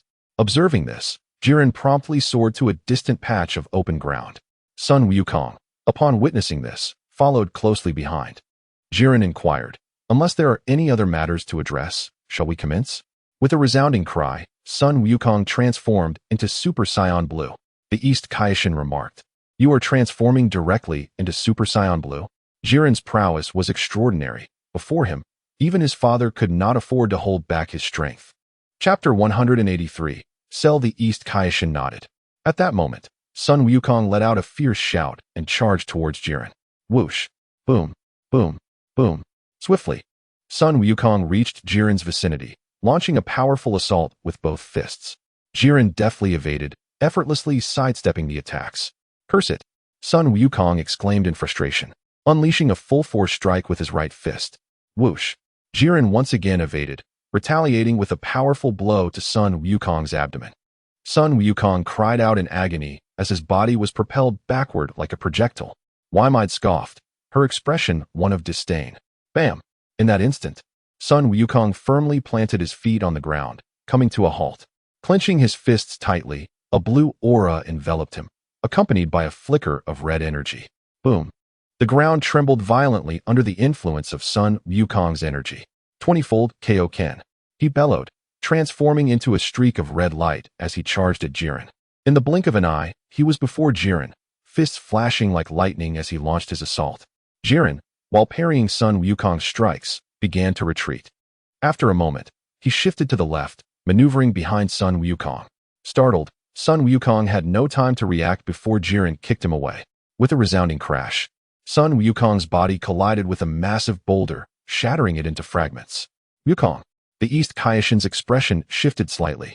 Damn it!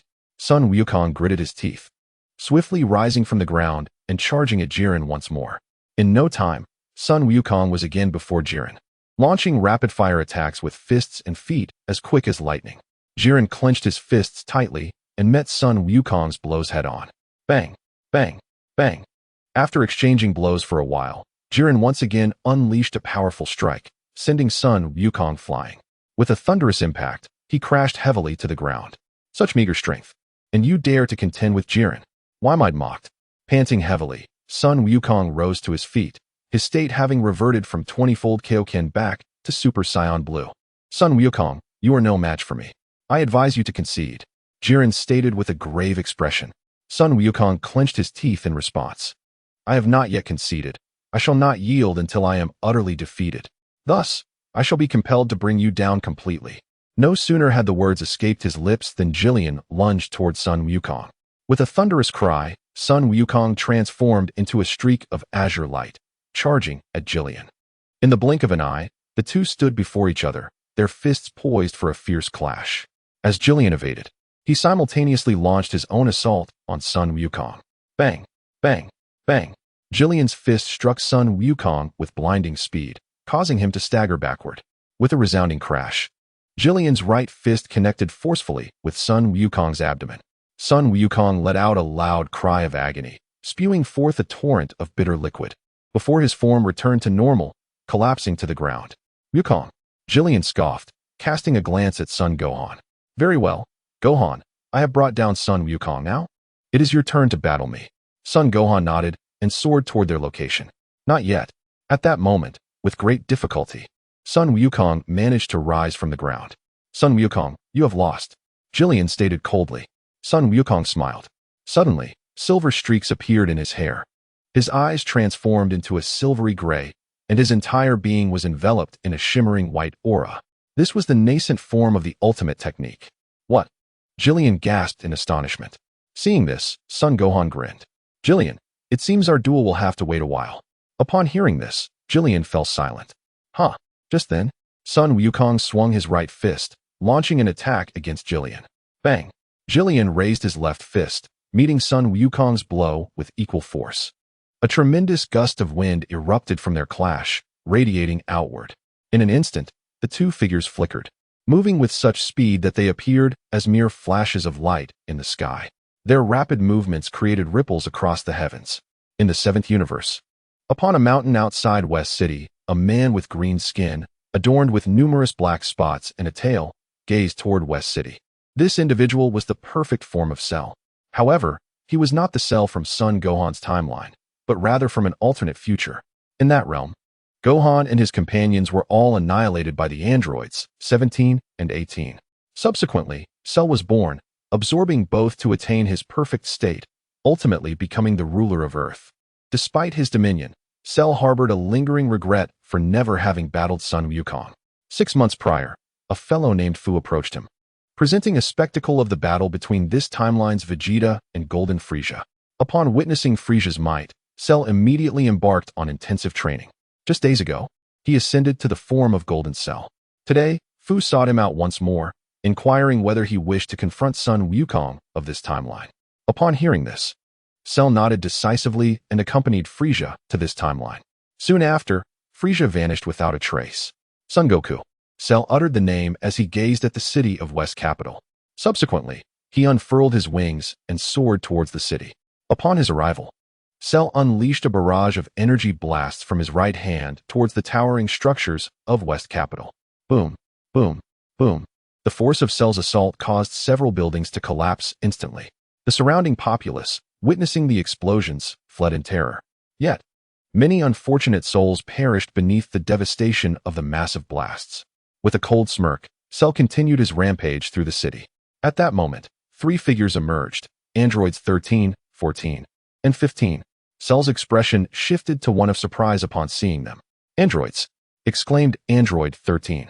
Who are you, and how do you know we are androids? Cell chuckled softly. I am Cell, the ultimate android created by Dr. Gero. Ultimate android? Android 13 replied, intrigued. Who are the 3 of you? I have no records of you. My name is Android 13, and these 2 are 14 and 15. Oh, what brings you here? We are here to stop you. Stop me? Indeed. Although we were all created by Dr. Gero, I am not like you. We 3 are the heroes defending the Earth. Heroes? Cell laughed heartily, as if he had heard the most ludicrous joke. The androids created by Dr. Gero have become the defenders of Earth. Android 13 clenched his teeth. Cell, what is there to laugh about? It is quite amusing. Do you not understand the purpose for which Dr. Gero created you? To defend the Earth, right? Defend the Earth? Yes. The supercomputer programmed us with directives to protect the planet. Enough. I am no longer interested in such matters. What I desire to know is the whereabouts of Son Goku. Son Goku? Cell nodded. I do not know. Sometimes he is on Earth, and at other times, he travels to other planets to train. Other planets? Android 13 nodded. Then I shall dispose of you first. As Cell spoke, he instantly appeared before Android 13 and struck him with a punch that pierced through his body. 13. Androids 14 and 15 gasped in shock, immediately launching their fists at Cell. Cell effortlessly evaded their attacks, retaliating with energy blasts that obliterated them both. Boring. After vanquishing the 2, Cell resumed his destruction of the city. Suddenly, a pink figure descended from the distance. It was Majin Buu. Cell paused his assault, eyeing the newcomer. Who are you? And why are you destroying this city? Cell inquired with a smile. I am Majin Buu. Is that so? How are you related to Sun Wukong and the others? They are my friends. Friends. But where are Sun Wukong and the others now? You still haven't told me who you are. My name is Cell, the ultimate android created by Dr. Gero. Dr. Gero? Indeed. Now, can you enlighten me about the whereabouts of Sun Wukong and the others? I do not know. You are mocking me. Cell exclaimed angrily. Majin Buu chuckled softly. I am indeed toying with you. What will you do about it? Very well. I shall make you pay dearly for your insolence. Cell declared, vanishing from sight and reappearing before Majin Buu, launching a fierce assault with both fists. Majin Buu raised his hands to block Cell's strikes while retreating. Meanwhile, in his castle, Piccolo, sensing Cell's energy, swiftly took Little Fong and flew toward West City. In the 11th universe, within the realm of the gods of destruction, after a fierce battle, Son Wukong ultimately succumbed to Jiren. I have lost. Jiren nodded and turned to Gohan. All right, Gohan, now that Son Wukong has admitted defeat, it's our turn. Do you not wish to rest for a moment? Gohan inquired. No need. Jiren shook his head. Very well then. Gohan proclaimed, transforming into Super Saiyan 4 with a mighty roar, akin to that of Leg. This form is called Super Saiyan 4. Will you not employ the Ultra Instinct? Jiren asked. Not for now. Upon hearing this, Jiren transformed into a blazing streak of light, charging toward Gohan. Just as Jiren was about to reach Gohan, Gohan leapt into the air. Jiren's right fist swung wildly, creating a fierce gust of wind. In an instant, Jiren appeared in midair, engaging Gohan in combat. Whoosh! Bang! Bang! Bang! The two figures clashed in the sky like flames, exchanging blows. Boom! With a deafening crash.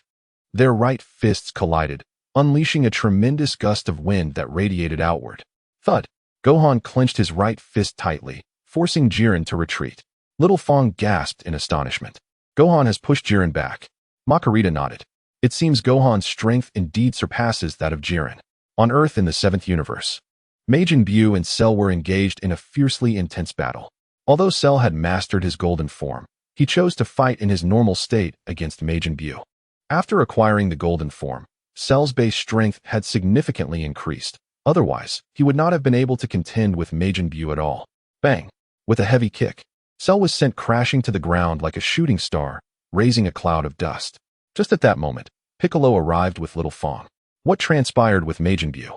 There exists an artificial being named Cell, who claims to be seeking Son Goku. Cell? Indeed, and he has wreaked havoc upon this city. As the dust settled, Cell's figure materialized before Piccolo. Piccolo. Cell greeted him with a smile, finally encountering a familiar face in this world. Piccolo was taken aback. You know me? Not only do I know you, but I am also acquainted with everyone surrounding Son Goku. But didn't you just say you didn't recognize me? Majin Buu interjected. Most of them. Cell corrected himself. Who exactly are you? What is your purpose? Piccolo inquired. Cell chuckled softly. My name is Cell, the ultimate android created by Dr. Gero. Ultimate android. Indeed, Dr. Gero designed me to be the strongest android, with the ambition of ruling the entire Earth. Ruling the Earth. Yes, Piccolo. Who is the child you are holding? Upon hearing this, Piccolo fell silent. He could not divulge to Cell that this was Gohan's child. Cell laughed. Piccolo, even if you do not speak, I can deduce it. He is either the grandson of Son Goku or Vegeta, correct? And so, then, you must know where Son Goku is, right? Son Goku is not on Earth at the moment. Is that so? When will he return? I do not know. Piccolo shook his head. Is that so? In that case, I shall eliminate you first and wait for his return. Chapter 185. Golden Cell eliminate us? Indeed. In fact, I just engaged in battle with that Majin Buu, without unleashing my true power. What? Piccolo gasped. Huh. With that, Cell clenched his fists, radiating an astonishingly formidable energy that surged upward. Boom. The entire Earth tremored under the influence of Cell's aura. What an overwhelming power. In the Kaishin realm, Jabber was astonished as he sensed Cell's energy, gazing intently towards Earth. The old Kaishin nodded. Jabber, it seems a significant event is unfolding on Earth. You must quickly journey to Universe 11 and summon Goku and the others back. Understood, Jabber replied, regaining his composure and nodding. He then executed an instantaneous movement, departing from the Kaishin realm. On Earth, after elevating his energy to its peak, Cell let out a thunderous roar, causing his muscles to swell further. Except for his wings, lower legs, palms, the gem on his chest, and the inner color of his head, the rest of his skin transformed into a golden hue. This marked Cell's golden form. Boom. Once the transformation was complete, Cell immediately unleashed the energy he had gathered, an astonishing force radiating throughout the city. Seeing this, Piccolo swiftly used his cape to shield the child from the fierce winds. Cell chuckled softly, casting a glance towards Majin Buu. Just then, four figures suddenly appeared. The four individuals are Ragusi, Bidalai, Son Wukong, and Trunks. This child bears a striking resemblance to a young Son Wukong. Could he be the offspring of Son Wukong? As Sheru gazed at the suddenly appearing Son Wukong, he pondered silently. Wukong Trunks. Uncle Piccolo. Upon hearing this, Son Wukong and Trunks immediately flew towards Piccolo. In no time, they reached Piccolo's side. Trunks, is Vegeta currently on Lord Beerus's planet? Yes, Trunks nodded. Damn it, Vegeta is not here either. Piccolo exclaimed as he handed Little Fong to Son Wukong. Trunks, you must return and have Bulma summon Vegeta. But Uncle Piccolo, no buts. Shenrou's strength is extraordinarily formidable. You are no match for him. All right, I understand, Uncle Piccolo. Trunks declared, using instant transmission to whisk Son Wukong back to his home. They vanished. Shenrou exclaimed in surprise.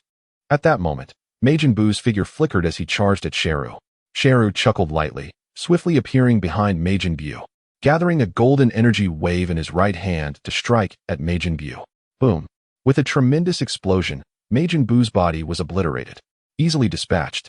Just as the words left his lips, the fragments of Majin Buu floating in the air quickly reassembled, forming Majin Buu once more.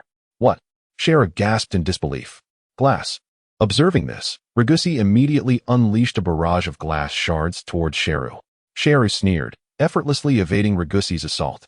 In Universe 11, within the realm of the Destroyer God, Son Gohan and Jiren were engaged in an incredibly fierce battle in the skies.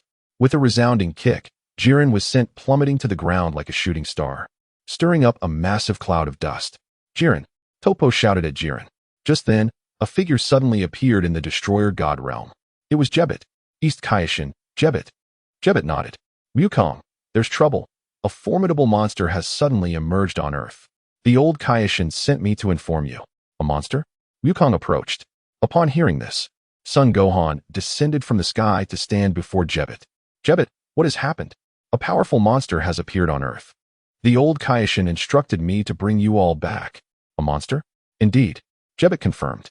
Son Gohan, upon hearing this, immediately reverted to his normal state. We must return due to the situation on Earth, right, Vamiyide? Yes. Vamiyide nodded. Witnessing this, the East Kaishin executed an instant transmission, bringing the three back to the Kaishin realm of Universe 7. Upon returning, Son Gohan used instant transmission to take Son Wukong to West City. Ragusi and Majin Buu had already been knocked to the ground. Wukong. Shenrou grinned at the two. Who are you? How do you know my name? My name is Cell. The ultimate artificial being created by Dr. Gero. Dr. Gero. Indeed. Cell nods. But isn't he already deceased? That is correct. In your timeline, he has indeed met his end. However, I hail from an alternate reality. An alternate reality? Precisely. In my dimension, apart from you, everyone has been slain by the androids 17 and 18. And what of me? Did I succumb to illness? Cell gasps. How do you know, Goku? Future Trunks informed me. Future Trunks? Yes. Goku nods. Cell chuckles softly. Fascinating. It appears this world harbors numerous divergent timelines. By the way, Cell, why do you resemble Frisia's golden form so closely? This is due to the fact that I possess the cells of all of you within me. Cells? Indeed, Doctor. Gero collected the cells of each of you to create the most formidable android. Consequently, it took me 20 years to reach this initial stage. 20 years. Yes. It is precisely because I carry Frisia's cells that I can achieve a form akin to his golden transformation. However, despite both being golden forms, my golden state far surpasses his in strength, likely due to the Scion cells within me. Stronger than golden Frisia. Goku exclaims in surprise. Cell nods with a smile. Now, Goku, transform into a Super Saiyan. I've longed to test my strength against you. Certainly. Goku responds, clenching his fists tightly as he transforms into Super Saiyan Blue. Cell's expression shifts slightly in surprise, for he can no longer sense Goku's energy. What is happening? Why can I not sense your energy at all? This is Super Saiyan Blue, a transformation that operates as a Super Saiyan God. Mortals cannot perceive divine energy, hence, you cannot sense mine. Does that mean you have mastered the divine transformation of Super Saiyan? Chapter 186, Gohan and Cell. Indeed. Goku nods. Cell smiles. Is that so? In that case, let me witness your true power. Very well. Goku declares, his body instantly transforming into a streak of blue light as he charges at Cell. Before long, Goku stands before Cell, unleashing a flurry of punches and kicks like flashes of light aimed at him. Whoosh. Cell deftly evades Goku's attacks, moving left and right with ease. Is this truly all you are capable of, Goku? Cell coldly taunts. Damn it. Goku growls in anger, launching a powerful right punch forward. Cell shifts to the left, delivering a fierce blow to Goku's abdomen. With a resounding crash and a cry of pain, Goku hurtles through the air, crashing into several buildings behind him, creating a massive hole. Goku, I suggest you unleash your true strength. Otherwise, you could never be my rival. Upon hearing this, Son Wukong immediately emerged from the building, clenching his fists with determination. Kaioken, a vibrant blue-red aura, surged from his body. Cell smiled, thinking that if Son Wukong's strength were truly so feeble, his anticipation would have been in vain. After all, it was for Son Wukong that he had cultivated himself into the golden-hued Cell. 20 times Kaioken. At that moment, Son Wukong shouted, transforming into a flash of red light as he charged towards Cell. In the blink of an eye, he stood before Cell, launching a powerful assault with his fists. Whoosh! Bang! Bang! Bang! Cell deftly dodged while countering Son Wukong's strikes. Huh! Son Wukong bellowed, delivering a forceful right punch. Cell sidestepped, evading the attack. Surprised, Son Wukong executed a swift side kick, but Cell leapt away once more. Gritting his teeth, Son Wukong propelled himself upwards. Boom! Cell accelerated, soaring into the sky. Seeing this, Son Wukong pursued with all his might. In an instant, he caught up to Cell, launching a barrage of punches. Cell clenched his fists, meeting Son Wukong's blows head-on. The sky resonated with the sounds of their fierce battle. Moments later, Cell delivered a powerful kick downward, striking Son Wukong squarely in the chest. Bang! With an earth-shattering noise, Son Wukong plummeted to the ground like a shooting star, creating a massive cloud of dust upon impact. As the dust settled, a colossal crater emerged, with Son Wukong lying helplessly at its bottom. Cell descended gracefully from the air, a hint of disappointment in his gaze as he looked at Son Wukong. Was that truly your full strength, Son Wukong? Gritting his teeth, Son Wukong rose from the ground. It seems I had set my expectations too high for you. As Cell spoke, he raised his right hand, condensing a golden energy wave aimed at Son Wukong. Wukong! Piccolo exclaimed in alarm. Just as the energy wave was about to strike Son Wukong, a silvery figure suddenly appeared, deflecting Cell's attack. What? Cell exclaimed, turning to the silver figure, which was none other than Gohan in the state of ultimate form. Gohan. Gohan nodded, reverting to his normal state. Cell chuckled. Interesting. I initially believed that the strongest person in this world would be Son Wukong, yet it appears to be you. Gohan. Was that transformation you just displayed a Super Saiyan form? Yes, that was the Super Saiyan White. Super Saiyan White. Then why revert back? I don't need Super Saiyan White to deal with you. Legus couldn't help but laugh at this exchange. What are you laughing at? Cell asked, looking at Legus. Is there anything wrong with wanting to laugh? At that moment, Cell seemed to be struck by a sudden realization, his gaze filled with fury as he looked at Gohan. You deceived me, Gohan. What did I deceive you about? Gohan replied with a smile. That transformation you just performed was by no means a Super Saiyan transformation, was it? Gohan chuckled lightly. It appears you are quite astute. Enough of your jesting, Gohan. Shall we change the venue for our battle? Cell responded with a grin. You think I would grant you such a wish after your recent antics? Gohan retorted, equally amused. No matter if you disagree. I have my ways to compel you to change the battleground. With that, Gohan instantly transformed into a Super Saiyan 4. Cell smirked. You Saiyans have an abundance of transformations. In the blink of an eye, Gohan teleported behind Cell, whisking him away to a mountain outside West City. Atop that mountain stood a lone human, admiring the view. What? Cell exclaimed, surprised to find himself outside West City, and immediately launched an attack at Gohan. With swift movements, Gohan effortlessly dodged Cell's strikes. Is this all you are capable of, Cell? He taunted, mimicking Cell's earlier tone. Curse you. Cell seethed, launching a powerful kick forward. Gohan swiftly retreated, evading the blow. Is this truly your limit, Cell? He continued, echoing Cell's earlier words. Furious, Cell unfurled his wings and charged at Gohan. In mere moments, he was upon Gohan, unleashing a flurry of rapid punches and kicks. Gohan skillfully evaded and countered Cell's relentless assault. With a mighty roar, Cell threw a powerful right punch. Bam! Gohan raised his arm to block, staggering backward several steps. Cell sneered, quickly closing the distance again, delivering a fierce kick. Gohan nimbly dodged once more. Seeing this, Cell transformed into a golden flash, surging toward Gohan. Gohan clenched his fists and charged back at Cell. Whoosh! Bang! Bang! Bang! As an array of thunderous sounds erupted, the two warriors clashed violently in the sky, their forms resembling streaks of red and gold light flickering across the heavens. Bam! After a brief moment, Gohan executed a lateral kick, sending Cell careening to the left. In an instant, Gohan appeared above Cell, driving his feet down with tremendous force. Chapter 187, Time Patrol Squad Bam. With an explosive sound, Cell was sent crashing to the ground like a projectile, creating a cloud of dust upon impact. As the dust settled, a sizable crater was revealed, with Cell lying in a disheveled state within it. With a swift motion, Son Gohan descended from the sky, landing before Cell. Cell, how did you arrive in our timeline?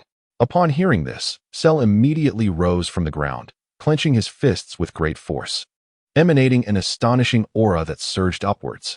A massive golden flame of energy ignited around Cell. Boom! The ground trembled violently under the influence of Cell's overwhelming power. At that moment, Piccolo, accompanied by Ragus and others, flew in from West City. Such formidable energy! Exclaimed Son Goku. Just then, Cell, having maximized his energy, unleashed it outward.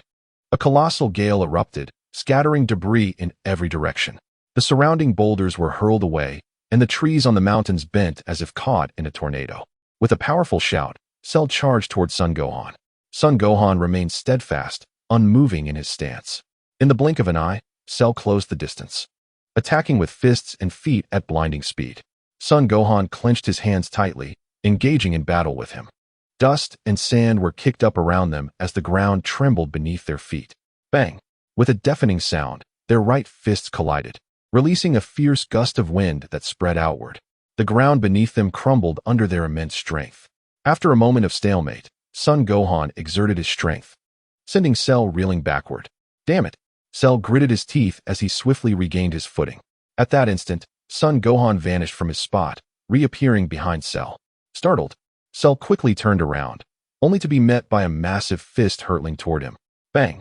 Son Gohan's right fist struck Cell's face with tremendous force, sending him flying. With a thunderous crash, Cell collided with a great mountain, sending clouds of dust billowing into the air. Seizing the opportunity, Son Gohan swiftly brought his hands together. Kamehameha! A deep blue energy wave coalesced from his palms, launching towards Cell. Boom! The Kamehameha struck Cell, pushing him back. Cell roared defiantly, desperately attempting to withstand the attack. Huh! Son Gohan shouted, thrusting his hands forward with all his might. With a cataclysmic explosion, the Kamehameha detonated upon impact, creating a violent tempest that swept outward. Cell screamed in agony as his body was rapidly torn apart by the ferocious winds. After a while, once the dust settled, a vast crater, resembling a lake, appeared in the ground. Piccolo inquired, "Has he been eradicated?" Son Goku nodded in response. At that moment, a radiant spectrum of light descended from the heavens, hovering in the air above them. As the radiance dissipated, three figures immediately emerged: Beerus, Whis, and Vegeta. Lord Beerus. Beerus nodded. Has the battle concluded? Indeed. It was Gohan who vanquished the foe. Gohan. Beerus glanced at Son Gohan. Is it true that this individual is so formidable that even you could not contend with him? Yes, Lord Beerus. His power may rival that of Jiren. Jiren. Son Goku nodded in acknowledgement. Well, it's over now, and I merely came to savor the delicacies. Delicacies? Indeed. What else would bring me here? At that moment, two silhouettes suddenly appeared behind the group. These two were Son Goku and Vegeta from an alternate timeline. Son Goku donned a black short-sleeved shirt and long pants, draped in a crimson sleeveless coat. Vegeta wore a black Saiyan battle suit. They belonged to the Time Patrol, an organization established by the Supreme Kai of Time. Who are you? Piccolo inquired, surprise etched across his face at their sudden appearance. We are the Time Patrol. The Time Patrol? Yes, we discovered that Frieza had brought an alternate version of Cell to your timeline. Cell? Is he the one you just defeated? Beerus asked. Indeed. Son Goku nodded. And who might this be? The Time Patrol. Son Goku turned to Beerus. This is Lord Beerus, the god of destruction. Lord Beerus, you say? You mentioned you are part of the Time Patrol? The Time Patrol. Son Goku nodded. Who established your organization? The Supreme Kai of Time. So it is indeed the Supreme Kai of Time. Beerus remarked. Do you know the Supreme Kai of Time? Beerus nodded. I met her when she was still a Kai. By the way, you are Son Goku, correct? Yes. The Time Patrol. Son Goku nodded. I hail from a timeline that is entirely distinct from yours. Beerus smiled. And how would you gauge your strength? Strength? Beerus nodded. You must have mastered Super Saiyan 3rd grade, correct? I have, and I have also attained Super Saiyan 4, which surpasses that level. What about Vegeta? Vegeta has also mastered Super Saiyan 4. Is that so? In that case, Lord Beerus, since Cell has been defeated, shall we take our leave? The Time Patrol Son Goku suggested. Beerus nodded in agreement. Upon this, the Time Patrol Son Goku promptly departed with Vegeta. After their departure, Son Goku and the others immediately flew to Bulma's house. Due to the casualties caused by Cell's appearance, Son Goku borrowed the Dragon Radar from Bulma to resurrect those who had perished. As for Android 13 and the others, they could not be revived as they were not human. Lord Beerus, do you know the Supreme Kai of Time? Son Gohan inquired. Indeed. Do you also know her? No. I was merely curious. What deity is the Kaioshin of Time? The Kaioshin of Time is primarily responsible for managing the fabric of time and space, ensuring the order within it. In Chapter 188, Super Saiyan 5, Lord Beerus, does your position surpass that of the Kaioshin of Time? Ahem. Upon hearing this, Beerus immediately coughed. At that moment, Whis chuckled and remarked, need it even be said? Of course, the Kaioshin of Time holds the higher rank. Is the Kaioshin of Time exceptionally powerful? Not particularly. Though his rank is elevated, his strength is not overwhelmingly great. If there exists a Kaioshin of Time, does that imply the presence of a god of destruction of time? Whis shook his head. No, unless there are excessive timelines.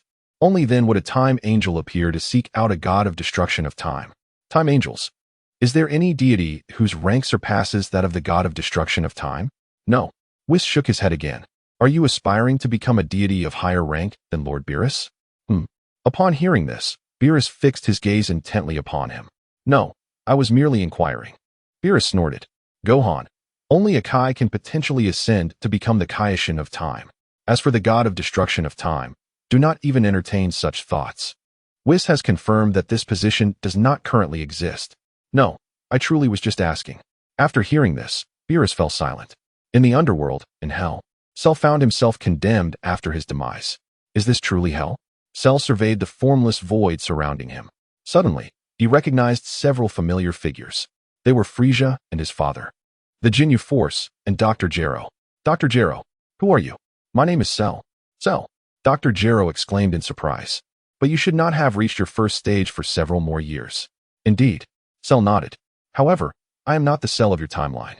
Not of our timeline. Correct. Subsequently, Cell recounted the events of his timeline and how Frieza had transported him to this one. Golden Cell? Cell nodded.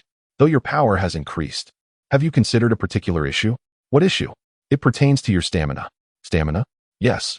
Although you absorbed androids 17 and 18 in your timeline, once you attain the power of Golden Cell, their stamina will certainly be insufficient. Insufficient stamina. Indeed, if you have the chance to be revived, it would be prudent to absorb the androids 17 and 18 of this timeline. Are the androids 17 and 18 of this timeline still alive? Indeed. Dr. Gero nodded. Time flowed, and a month swiftly passed. After a month of rigorous training, Gohan's strength had considerably increased, reaching a combat power of 14 trillion. At that moment, he stood upon a grassy field atop the lookout, engrossed in his training. Lapis watched Gohan train, lost in thought. With a powerful shout, Gohan transformed into Super Saiyan 4. Immediately, he clenched his fists with great force, emanating an astonishing aura that propelled him skyward. The earth trembled violently beneath the weight of his overwhelming presence. In the Kaioshin realm, the East Kaioshin, standing upon a grassy expanse, was taken aback by the sheer strength radiating from Gohan. At that moment, Gohan let out a thunderous roar. His body transforming as his hair turned white and elongated to his waist, his skin became a vibrant crimson, and his eyes glowed red. This was the manifestation of Super Saiyan 5. In the 7th universe, within the realm of the gods of destruction, Goku and Vegeta, who were deep in training, also sensed Gohan's formidable energy. Is this Gohan's aura? Goku questioned. Indeed, Whis affirmed. It seems he has mastered a new transformation. Damn it. Beerus gritted his teeth. Gohan's power had already been nearly on par with his own. Now it had escalated to an even greater level. Though he may not have surpassed Beerus, he was certainly close. A new transformation? Whis confirmed, raising his staff to reveal an image of Gohan in his Super Saiyan 5 form within the crystal orb. What is this? If my assumptions are correct, it should be Super Saiyan 5. Super Saiyan 5. Whis nodded in agreement. Just then, a prophetic fish in the staff's fishbowl leaped excitedly. Lord Beerus, the first of the universe has appeared. Understood, Beerus replied nonchalantly, casting a fleeting glance at the fish. Why are you not surprised? Not surprised, for we already know who it is. Beerus inquired. Who? Gohan. I see. On Earth, following Gohan's successful transformation, Piccolo and the others quickly arrived. Brother, have you mastered a new Super Saiyan transformation? Gohan nodded. This is called Super Saiyan 5. Super Saiyan 5. Goten. We must train diligently to achieve Super Saiyan 5 as well. Indeed. Goten agreed, to which Gohan chuckled lightly. You two should strive to reach Super Saiyan 4 first. By the way, brother, have you found a way to resurrect Android 13 and the others? That may be challenging, as they are not truly human. I see. With Android 13 gone, you two will need to protect the Earth. Goten and Trunks nodded in affirmation. Observing this, Gohan reverted to his normal state. Meanwhile, in the 7th universe on planet Zeta, a medium-sized spacecraft descended. Upon landing, a man with a normal human complexion and light blue hair emerged. His left eye was blue, while he wore a monocle over his right eye, and he donned a military green outfit. This man was Granola, a member of the sniper race known as the Cerealians. With his right eye specialized for sniping, allowing him to effortlessly identify vital points on a target's body. Granola, this task has been completed rather swiftly. A blue extraterrestrial with a shrimp-like head greeted Granola. However, Granola paid him no heed and proceeded directly toward the palace ahead. After a while, Granola arrived at the palace, where he encountered 4 individuals, 3 men and 1 woman, whose heads resembled thick ropes. These 4 were members of the Zeta organization, Elec, Jace, Oil, and Maki. They belonged to the same family and had established the Zeta group, which spanned across the galaxy. Ostensibly engaged in legitimate enterprises such as planetary revitalization and bounty acceptance, they secretly colluded with the cosmic tyrant Frisia, partaking in unscrupulous activities for exorbitant profits.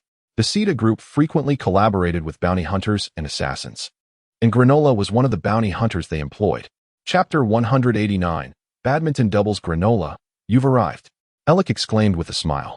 Granola nodded slightly and unceremoniously tossed a package containing a severed head onto the ground. Might, I have taken care of your problem. Upon hearing this, Elec gestured discreetly to Maki. Maki, understanding Elec's cue, stepped forward to unveil the package, revealing a blue head. After confirming that the victim was indeed Might, Maki turned to Elec and nodded. Oil. Upon hearing his name, Oil immediately tossed a bag of money to Granola, who caught it deftly. By the way, Granola, are you aware that Frisia's army is currently under the control of a scion named Reg? Reg? Granola inquired, his teeth clenched. Elec nodded. I hear he is the eldest son of King Vegeta. How is it that you are unaware of this? I did not know. If there is nothing else, I shall take my leave. Indeed. Elec nodded. Granola, seeing this, promptly exited the palace. Time flew by, and in the blink of an eye, 3 days had passed. After 3 days of training, Gohan had become more adept at mastering Super Saiyan 5. In Universe 7, within the realm of the Destroyer, Goku was engaged in combat with Vegeta, having previously entered the Ultra Instinct state during his battle with Jiren. Goku spent these 3 days striving to attain that state once more. Through continuous battles with Whis and others over the course of 3 days, Goku had initially grasped the essence of Ultra Instinct. However, the state remained unstable, only manifesting sporadically. At that moment, Goku, in a nascent form of Ultra Instinct, was evading Vegeta's attacks. Damn it! Vegeta growled, launching a powerful punch forward. Bang! Goku raised his left hand, successfully blocking the strike. Lord Beerus, their strength is increasingly formidable. Indeed. Beerus nodded. Just then, Whis' staff suddenly glowed. Lord Beerus, Lord Kampa has arrived. Kampa? Really? And he has brought Kaba and the others along. Kaba, the scion from Universe 6? Yes. What could they possibly want? I do not know. After a short while, Kampa arrived at Beerus' planet accompanied by Gab, Califra, Kale, Vodama, and Bados. Beerus. Kampa greeted with a smile. Beerus acknowledged him with a nod. What brings you all here today? Actually, it's nothing much. I'm just feeling a bit bored and thought it would be entertaining for them to have a match with you. A match? Beerus inquired. Yes, but the losing side must treat the winner to a feast of earth delicacies. Upon hearing this, Beerus narrowed his eyes. Is that your true intention? Kampa instantly appeared somewhat guilty. So how about it? Are you up for the challenge? Challenge. What are we competing in? How about a game of badminton? Badminton? Beerus questioned. It is a sport from Earth. Each match is played in a best-of-3 format. Before the match begins, players determine who serves first by tossing a coin. The first side to reach 21 points wins the game. If the score reaches 20-20, the winning side must lead by at least 2 points to claim victory. If the score hits 29-29, the first to score the 30th point wins. I see. Indeed. Whis nodded. So, Beerus, do you dare to compete? I will compete. Who is afraid? However, you have so many participants while I only have Goku and Vegeta. That's fine. You can call in 2 more people. Besides, I don't intend for the match to take place on your planet. Not on my planet? Why not? Since the loser must treat the winner to Earth food, it must be held on Earth. Earth. Kampa nodded. Goku, Vegeta, what do you think? I have no objections. Goku replied.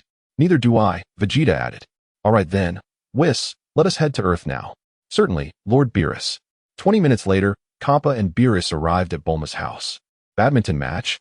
Bulma asked. Yes, Bulma. Don't you have a badminton court at your house? I do, but I lack badminton rackets that can withstand your strength. Bados chuckled. You needn't worry. I have prepared both the shuttlecock and rackets. Prepared? Indeed. Bados said, producing 2 rackets and a shuttlecock from her staff. This shuttlecock is made from the feathers of a firebird, making it not only durable, but also resistant to flames. The rackets are crafted from Carson steel, making them exceedingly sturdy. Resistant to flames? Bulma asked. Yes, Bados nodded.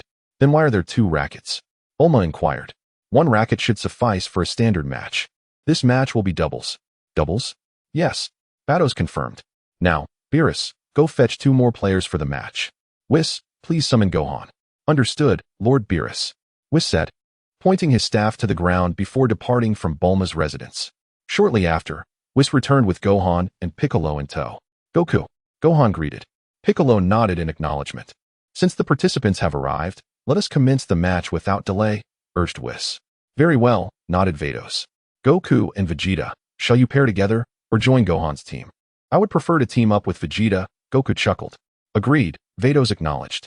Although he harbored reservations about the duo, he felt compelled to trust Goku's judgment. Once the teams were established, Goku and Vegeta advanced to the front of the badminton court, while Kale and Caulifla positioned themselves at the back. Vados and Whis took their places at either side, assuming the role of referees for the contest. Following the toss of a coin, Kale's team was designated to serve. With a resounding thud, the shuttlecock soared towards Goku and his companion like a blazing fireball. Reacting swiftly, Goku and Vegeta raised their rackets in unison, intercepting the fiery projectile. The impact echoed as the rackets collided. Although the shuttlecock was returned, both players found themselves captivated by each other's rackets. Caulifla, Kale shouted, rallying her partner. Kale executed a decisive strike, sending the shuttlecock crashing down onto Goku's side of the court, leaving a considerable dent in the ground due to the force of her hit. 1 point for Lord Kampa's team. Chapter 190. The match concludes with a flick of his staff. Vados directed the shuttlecock back to Kale. Kakarot. It's your fault they scored. What do you mean it's my fault? If your racket hadn't collided with mine, I would have certainly returned that shot. I knew it. Whis facepalmed in exasperation. Humph. Vegeta scoffed. Let us establish a boundary. We shall use this central line as our demarcation. Balls on this side belong to me, and those on the opposite side belong to you. What is this central line you speak of? Goku inquired, scratching his head in confusion. Vegeta, exasperated, pointed to the line. It is this very line in the center. Shall we continue the match? Vados inquired with a smile. Indeed. Vegeta nodded. Very well, the game resumes with Kale serving. Upon receiving the signal, Kale launched the shuttlecock towards Vegeta. Huh! Vegeta roared, striking the shuttlecock with great force. With a thunderous explosion, the shuttlecock crashed into the ground behind Kale, creating a deep crater in the earth. Bulma gasped. Are you certain that it's a shuttlecock and not a bomb? 1 point for Lord Beerus' team. Huh. Vegeta chuckled. It seems the ground is insufficiently sturdy. Whis, perhaps we should reinforce it. Certainly, sister. Vegeta. Shall we pause the match for now? Very well. Vegeta agreed. The 4 players promptly exited the badminton court, with a swift motion of their staffs toward the ground. Babidi and Whis transformed the terrain into a pristine spectacle. Is this satisfactory? Son Wukong inquired. Indeed. Upon hearing this, Son Wukong promptly returned to the badminton court. Babidi tossed the shuttlecock to Vegeta, and the match resumed, with Vegeta serving. He launched the shuttlecock high into the air, directing it toward Kale. Wham! The shuttlecock soared past Kale like a fiery projectile. Just when everyone assumed that Kale and her companions would be unable to intercept it, Caulifla emerged unexpectedly, skillfully returning the shot with her racket. However, the sheer force of the strike caused sparks to fly from her racket due to the intense friction. Huh, Caulifla shouted, sending the shuttlecock hurtling towards Sun Wukong. In a flash, Sun Wukong leapt into the air, returning the shot with precision. Bam! Bam! Bam! The shuttlecock rocketed back and forth like a blazing comet, with Sun Wukong scoring a point, Vegeta scoring a point, and Caulifla scoring a point. Although Sun Wukong and Vegeta's coordination lacked harmony, their prowess surpassed that of Kale and her team significantly. The first game concluded with a score of 21-10 in favor of Lord Beerus's team. Beerus chuckled. What do you think, Kampa? Kampa remained silent. In the second round, Gohan and Piccolo faced off against Vodama and Kaba. Kaba, Magetta, you two better step up. Kampa called out to them. Understood. Kaba nodded. If there are no further concerns, shall we commence the second game? Whis inquired. The four responded affirmatively. Then I hereby declare the second doubles badminton match officially underway, with Lord Beerus's team serving. Gohan. Piccolo urged his partner to serve. Gohan nodded, receiving the shuttlecock from Babidi, and sent it soaring toward Vodama and Magetta. Vodama raised his hand and returned the shuttlecock. At that moment, Piccolo leapt, striking the shuttlecock back. Kaba rushed to intercept it. Wham! The shuttlecock was sent back like a blazing fireball. Gohan executed a decisive smash, driving the shuttlecock forcefully into the ground behind Kaba. Gohan scored a point. Piccolo scored a point. Kaba scored a point. Due to their exceptional synergy, Gohan and Piccolo triumphed with a score of 21-5. Did you come all this way just to treat us to Earth delicacies? Beerus chuckled. Kampa gritted his teeth. Is treating you to a meal of Earth cuisine truly such a remarkable feat? Babidi, summon the Earth delicacies. Yes, Lord Kampa. Shall I handle it? Bulma offered. You? Indeed. I frequently order takeout and have their contact information. Then Babidi, transfer the funds to her. Yes, Lord Kampa. As Babidi spoke, he waved his staff over the ground, and a considerable amount of gold materialized before them. What do you think, Bulma? Is this sum sufficient? Enough. In truth, it is of no consequence if you do not provide monetary compensation, for the sum is quite negligible. Bulma need not extend her courtesy, as this amount is merely trifling to him. Trifling? Indeed. The wealth he possesses is likely beyond your lifetime's earnings. In that case, I shall accept it. Badit nodded. Shortly thereafter, Bulma summoned someone to deliver a lavish feast. Beerus and Kampa gazed upon the abundant array of delicacies on the table and immediately began to indulge heartily. Lord Beerus, please observe proper etiquette. Lord Kampa, do maintain decorum. Whis and Badit interjected. Upon hearing their reminders, Beerus and Kampa promptly moderated their pace. Goku and his companions, witnessing this, began to feast with great enthusiasm. As Vodama Gata, being a metal being, did not partake in such earthly delights, he could only sit aside, quietly observing them savoring the culinary wonders of Earth. After a considerable time, Beerus and the others concluded their grand meal, letting out resounding belches. I am quite full, Beerus remarked, patting his round belly with his right hand. Indeed, Kampa concurred. After a brief respite, Kampa bid farewell to Beerus and the others, taking Caulifla back to the sixth universe. On the return journey, Badit, with a playful smile, inquired of Kampa, Lord Kampa, do you intend to reconcile with Lord Beerus? How could that be? I am merely bored and thought to challenge Beerus to a contest. Badit, upon hearing this, smiled silently. Moreover, your suggestion of a doubles badminton match is utterly unfeasible. It is simply unavoidable. Gohan and his companions are far too formidable for us to triumph unless it is a battle of wits. Humph, Kampa scoffed. Regardless, I shall not concern myself. Your idea is unworkable. On planet Cyril, Granola was presently in his dwelling, gazing at the lone Dragon Ball resting upon the table. This Dragon Ball was brought to this planet by his grandfather, Monate. Chapter 191, the second of the universe. Monate was a Namekian who, long ago, migrated from another world to the seventh universe. After a considerable time, the original Namekian planet fell victim to cataclysmic events and was destroyed, prompting Monate and several of his kin to flee to planet Cyril, where the Namekians coexisted harmoniously with the Ceruleans. On a fateful night under a full moon, the Frisia force invaded, leading to the slaughter of his compatriots, and the Grand Elder entrusted the Dragon Ball to Monate before his demise. Subsequently, Monate concealed himself at home, where Bardock, Goku's father, sought him out, entrusting Granola and his mother, Musli, to his care. When Zeta located them, Bardock engaged in combat, but Elec fatally shot Muesli. Ultimately, Bardock managed to drive them away, allowing Monate and Granola to survive, relying on one another. Due to Granola's tender age at the time and being knocked unconscious amidst the chaos, he remained oblivious to the identity of his mother's killer, Elec. Years later, Monate, Granola, and the forces of Zeta would cross paths once more. In order to safeguard Granola's life, Monate chose not to reveal the events of that fateful day. Granola. As Granola fixated intently on the Dragon Balls, a diminutive and frail old man entered the room. This man was Monet. Grandfather. Granola nodded slightly. How did your mission go? Well, Granola replied, affirming with a nod. So, Granola, do you have any plans to resign from your position with Zeta? No. Granola's expression hardened in response. With that, he turned and walked out. Monet sighed deeply. Every time this topic arose, Granola would withdraw. He understood that Granola harbored immense hatred towards Frisia and the Scionts. His employment with Zeta was, in truth, a means to augment his own power. Stepping outside, Granola made his way toward a forest in front of his home. Granola pondered the words of Elec as he walked. Upon entering the woods, he suddenly spotted a man clad in black, with purple skin, dark glasses, and a high ponytail, leaning against a large tree. Who are you? Granola inquired warily, eyeing the man. The man chuckled softly. My name is F. F. Granola echoed. How did you come to be here? F smiled. I have come to seek you out. Seek me out. Indeed, I am aware of your desire to confront the Scionts, and I possess a means to assist you. Why would you help me? Granola questioned suspiciously. Because I share your loathing for the Scionts.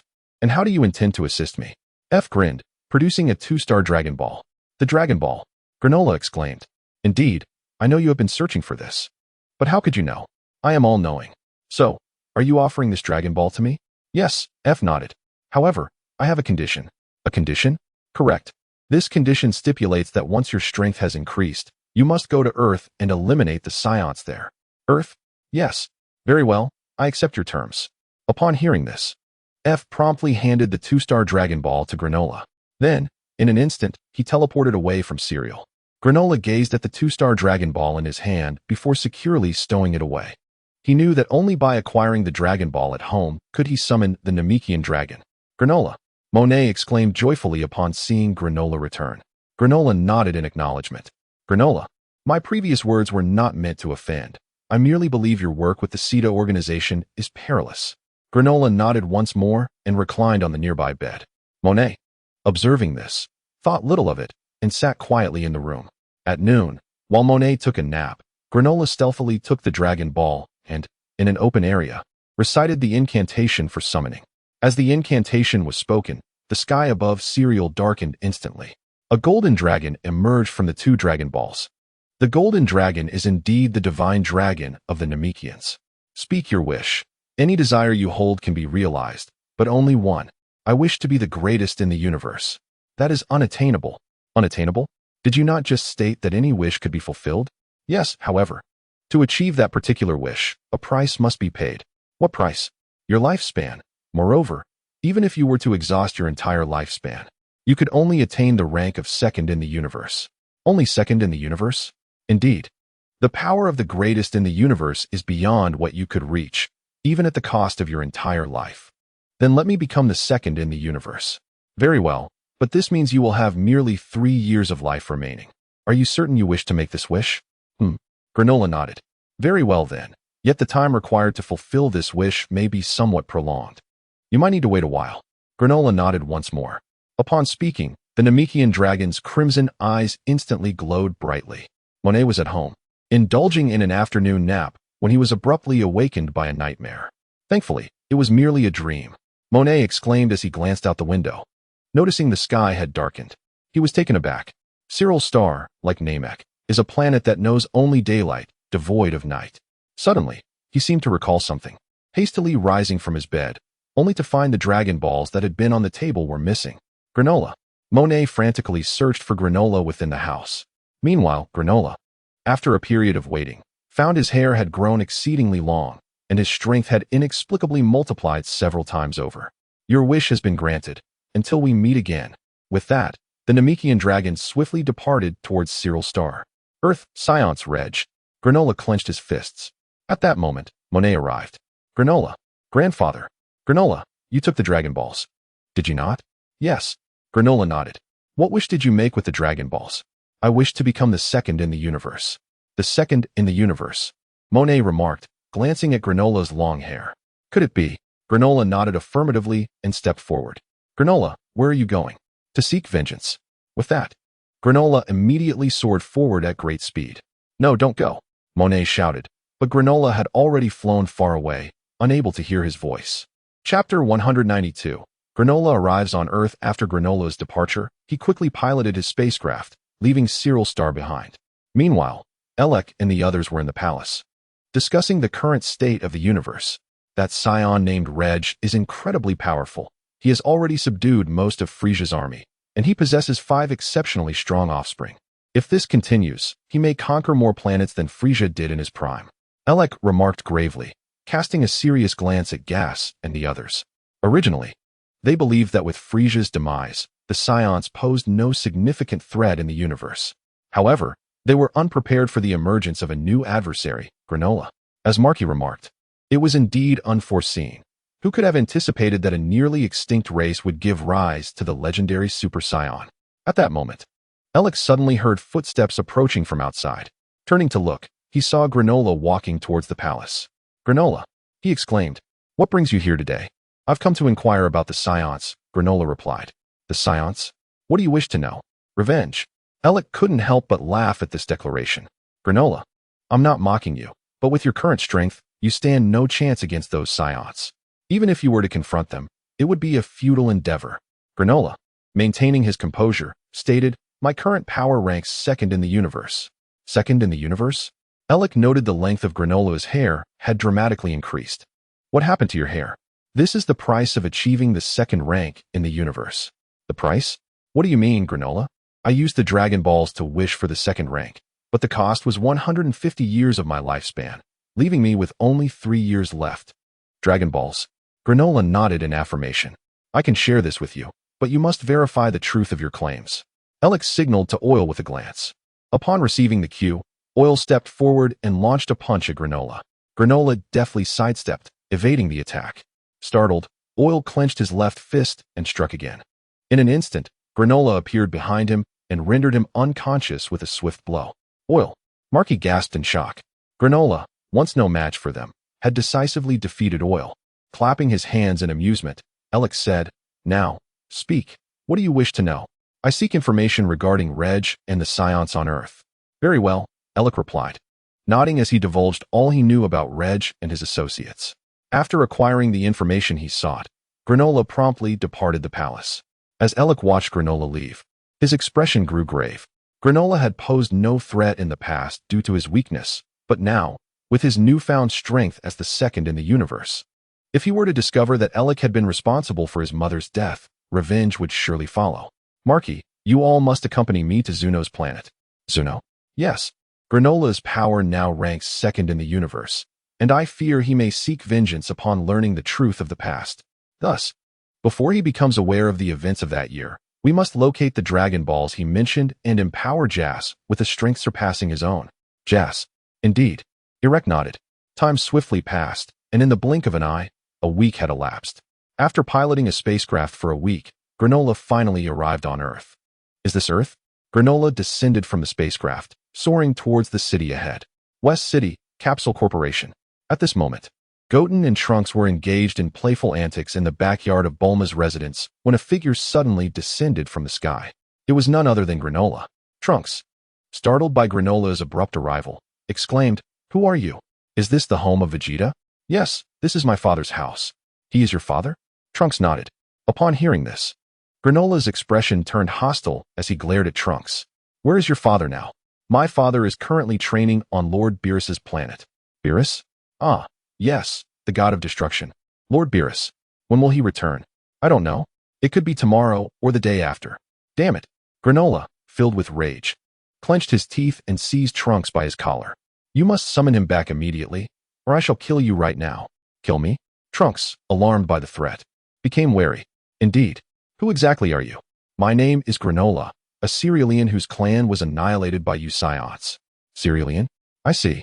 You have come to Earth to eradicate us scions? Precisely. In that case, let me see if you possess the capability to do so. Huh.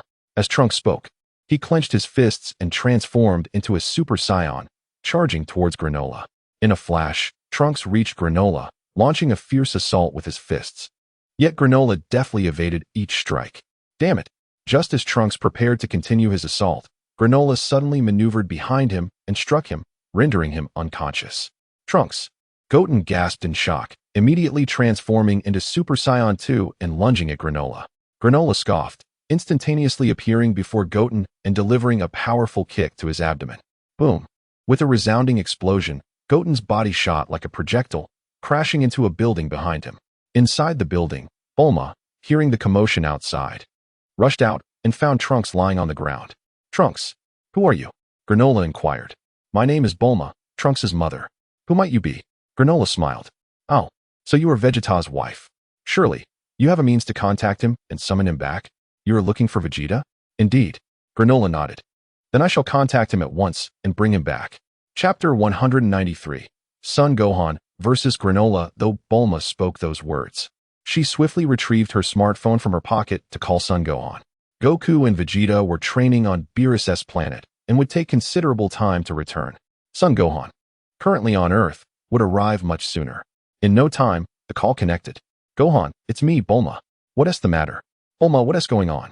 Gohan, an incredibly powerful being has suddenly appeared at my house, insisting on finding Vegeta. Trunks and Goten have already been defeated. Okay, I'll be there right away. With a swift instant transmission, Son Gohan materialized in front of Bulma. Startled, she instinctively took a step back. Bulma, I'm fine, but you should deal with the threat before you. Nodding in acknowledgement, Gohan turned to face Granola. Granola? Shouldn't he have appeared after the Moro arc? Are you Vegeta? Granola inquired. No, my name is Son Gohan. Son Gohan. Then where is Vegeta? Uncle Vegeta is still training on Lord Beerus' planet. Didn't you call him back? No. Besides, you are no match for me. Humph. Granola scoffed. In that case, I shall eliminate you first and then wait for him to return. With a powerful shout, Gohan transformed into Super Saiyan 4. Granola's figure flickered as he charged at Gohan. In an instant, Gohan vanished, appearing high in the sky, flying westward. Trying to escape? Granola exclaimed, promptly pursuing him. With a resounding crash, Gohan halted just outside West City. Aren't you fleeing? I never intended to escape.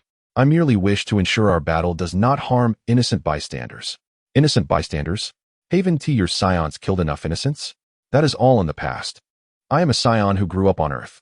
By the way, I still do not know your name. My name is Granola, the last of the Cerealians, who were annihilated by your kind. Today, I seek vengeance for my fallen brethren. Is that so? Gohan replied calmly. Without hesitation, Granola charged at Gohan. In the blink of an eye, he closed the distance, launching a fierce double-fisted assault. Gohan deftly sidestepped and evaded Granola's strikes with ease. Granola, taken aback, unleashed a powerful right punch, but Gohan evaded once more. How is this possible? Granola gasped. Despite possessing the second greatest power in the universe, he could not even graze Gohan. Could it be? Granola's expression shifted to disbelief. No, it cannot be. You are absolutely not the strongest in the universe. Gohan smiled. In this world, nothing is impossible. With gritted teeth, Granola swung his fists fiercely forward. As Gohan defended against Granola's relentless attacks, he gradually retreated. Granola let out a fierce shout, pushing Gohan back. He then raised his index finger, unleashing a series of energy waves aimed at Gohan. While evading the attacks, Gohan moved closer to Granola. Just as Gohan was about to reach Granola, Granola abruptly halted his energy wave assault with his right index finger and unleashed a powerful left punch aimed at Gohan's abdomen. At that moment, Gohan suddenly activated his time pause ability, circling around to Granola's rear. When time resumed, Granola's left punch swung empty. Momentarily stunned, Granola sensed that something was amiss. At that instant, Gohan delivered a forceful blow with his right fist to Granola's back. With a resounding crash, Granola was propelled like a projectile into the mountains ahead, causing a massive cloud of dust to erupt. After a brief interval, as the dust settled, Granola emerged from the mountains, looking rather disheveled. Do you still intend to continue fighting with this clone? Granola was taken aback. He had not anticipated that Gohan would discern his clone. How did you know I was a clone? Granola questioned, surprised. This technique has been my plaything since childhood. How could I be unaware of it? Is that so? Granola, upon hearing this, vanished instantly. On his spaceship, Granola's true form opened his eyes as the clone returned, preparing to confront Gohan personally. Originally, he had intended to conserve some energy to deal with Vegeta. However, if he continued to hold back, he would never achieve his vengeance. With this thought, Granola immediately set his spaceship on course to confront Gohan. Not far apart, Granola soon stood before Gohan. "Is this your true form?" Granola nodded, stepping forward with his left foot and striking forcefully with his right fist. Gohan retreated, narrowly evading the blow. Granola clenched his left hand tightly, launching a flurry of attacks like flashes of light towards Gohan. Gohan gripped his hands firmly, engaging in combat with Granola. The air was filled with the sounds of their fierce battle, raising a cloud of dust around them. With a powerful clash of fists, Gohan and Granola's right punches collided, unleashing an astonishing gust of wind that spread outward. Gohan tightened his grip, delivering a punch that sent Granola reeling. Granola gritted his teeth and quickly charged at Gohan once more. At that moment, Gohan activated his time manipulation technique, striking Granola's abdomen with a heavy right fist. Granola let out a loud cry, his body propelled like a projectile into a mountain behind him. With a tremendous roar, the mountain was engulfed in a cloud of dust. After a while, as the dust cleared, Granola's figure suddenly vanished. Gohan hastily activated time pause again, turning to see Granola charging toward him. He quickly dodged to evade the attack. At this moment, time resumed, and Granola's right fist swung through empty air. What? Just as Granola was taken aback, Gohan delivered a powerful strike with his right elbow towards Granola. Bang! With a deafening sound, Granola was forcefully knocked to the ground. The earth was instantly engulfed in a cloud of dust. Gohan retreated, gathering a golden energy wave in his right hand, aimed at the fallen Granola. Boom! With a tremendous explosion, the energy wave struck Granola, causing a violent detonation. Chapter 194, Granola and Gas. A thick plume of smoke billowed from Granola's form. Once the smoke cleared, Granola rose from the ground, appearing quite disheveled as he glared at Gohan. "You are no match for me. Since you spared Trunks and the others, I shall grant you mercy this time. Leave Earth." Granola gritted his teeth, seething with rage as he looked at Gohan. "Ah!" With a loud shout, Granola elevated his energy to its peak and charged at Gohan with full speed. Whoosh! Granola swiftly appeared before Gohan, launching a powerful right punch. On planet Cyril, Elec learned of the whereabouts of 2 Dragon Balls from Zuno and immediately located them on planet Cyril, summoning the planet's dragon. "State your wish. Any wish can be granted. But only one. I wish for Gas to become the strongest in the universe." "Is that feasible?" "Not feasible. But did you not just claim that any wish could be fulfilled?" "Indeed. However, becoming the strongest in the universe relies on personal potential. His potential is insufficient to attain that status. He can at most become the second strongest in the universe, and even then, beneath the gods. Then let Gas be the second strongest in the universe." "Very well, but to elevate him to that status, his lifespan may be significantly shortened." On Earth, Granola, after another attempt, was once again defeated and lay on the ground, barely clinging to life as he looked at Gohan with resentment. "The strongest in the universe. If I am not mistaken, that must be you, right? The strongest in the universe? I wish to make a wish to the dragon. He stated that he could at most help me become the second strongest. Is that so? With your current strength, it is impossible for you to defeat me. Will you not kill me? Do you wish for me to kill you?" Gohan smiled. "Then you shall regret this. I will seek vengeance upon your science." Gohan nodded, producing a Senzu bean and tossing it to Granola. "This is a Senzu bean. Consume it, and your injuries will heal." Granola scoffed, casting the bean aside. Gohan chuckled. "You truly resemble Vegeta, but I advise you to take that Senzu bean. Otherwise, when Zeta comes for you, both you and your grandfather may perish at their hands." Granola was taken aback. "How do you know about Zeta?" "I know everything." "Then why would they kill me?" "This is a long tale, but to put it succinctly, the people of Zeta have slain your mother." "No, it cannot be. You must be deceiving me. If you wish to know the truth, inquire with your grandfather. Initially, your strength was insufficient to pose a threat to Zeta. However, now that you have surpassed them, they would undoubtedly not allow you to live." Upon hearing this, Granola gritted his teeth and rose from the ground, retrieving the Senzu bean he had discarded. Just then, 4 figures suddenly appeared before him. They were none other than Elec and his comrades from Zeta. "Elec!" Granola exclaimed, suddenly realizing that Gas had grown to be as tall as Elec. Elec nodded with a smile. It seems you have already lost. Elec, I ask you, was it you who murdered my mother? Elec was taken aback. How do you know? Has Monet told you?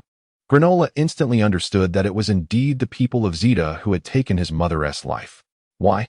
Why did you kill my mother? Elec smirked. Blame your kind, the Cerealians, for being weak. Despicable. Granola shouted in fury, charging at Elec with all his might. In an instant, he stood before Elec, launching a powerful right punch. At that moment, Gas suddenly stepped in front of Elec, seizing Granola's right fist. With a light chuckle, Gas twisted Granola's arm downward, causing him to cry out in pain as he was flipped onto the ground. Gas approached and delivered a forceful kick to Granola's body, sending him flying 1,000 meters away. Seeing this, Elec turned his attention to Gohan. Although Gohan bore no significant injuries, he was covered in dust and sand. Are you Gohan? Elec inquired. Gohan nodded. Do you wish to fight me as well? No, you misunderstand. Our sole objective on Earth is Granola. Elec replied, chuckling.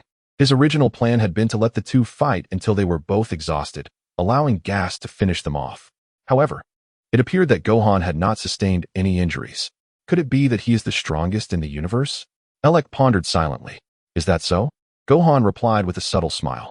Crack. As soon as he spoke, Granola immediately consumed the senzu bean Gohan had given him. Soon, his injuries and stamina were rapidly restored. Granola, astonished, rose from the ground. Elec was equally taken aback. Just moments ago, Granola had been gravely injured, yet now his wounds had healed in an instant. Elec, it is time we settled our scores. Elec chuckled. Granola, while I do not comprehend how your injuries have healed, you stand no chance against Gas. For I have had Shenron grant him the power to become the new second strongest in the universe. The new second strongest in the universe. Indeed, thus you have no hope of defeating him. Standing nearby, Son Wukong couldn't help but chuckle at the scene. Granola, you all seem so eager to vie for second place. Upon hearing this, Jas gnashed his teeth in frustration. However, once he felt Elec's hand gripping him, he managed to regain his composure. Granola, with a disdainful huff, swiftly appeared before Jas, launching a barrage of punches and kicks with the swiftness of light. Jas clenched his fists tightly, engaging Granola in combat. With a series of intense clashes echoing around them, the two warriors battled fiercely on the ground. The terrain they traversed was obliterated, large boulders shattered, and clouds of dust erupted from the earth. After a brief skirmish, Jas delivered a powerful kick with his right foot, sending Granola staggering backward. Granola bellowed, quickly charging at Jas once more. The pair soon ascended into the air, continuing their fierce duel among the clouds. Chapter 195. Jas's fury. As Son Wukong observed their battle, he reverted to his normal state. He's back to normal, Elec thought to himself. At that moment, Jas conjured a long spear in his right hand and hurled it at Granola. Taken by surprise, Granola swiftly dodged. In quick succession, Jas manifested a gun and throwing knives, all aimed at Granola, but each was deftly evaded. Realizing his projectiles were ineffective, Jas quickly transformed his weapon into an axe and charged at Granola. In no time, Jas stood before Granola, swinging the axe forcefully. Granola, while evading, began to retreat. Watching the fierce exchange, Son Wukong pulled a bottle of cola from his inventory and took a sip. Elec was momentarily stunned, pondering the origin of Son Wukong's cola.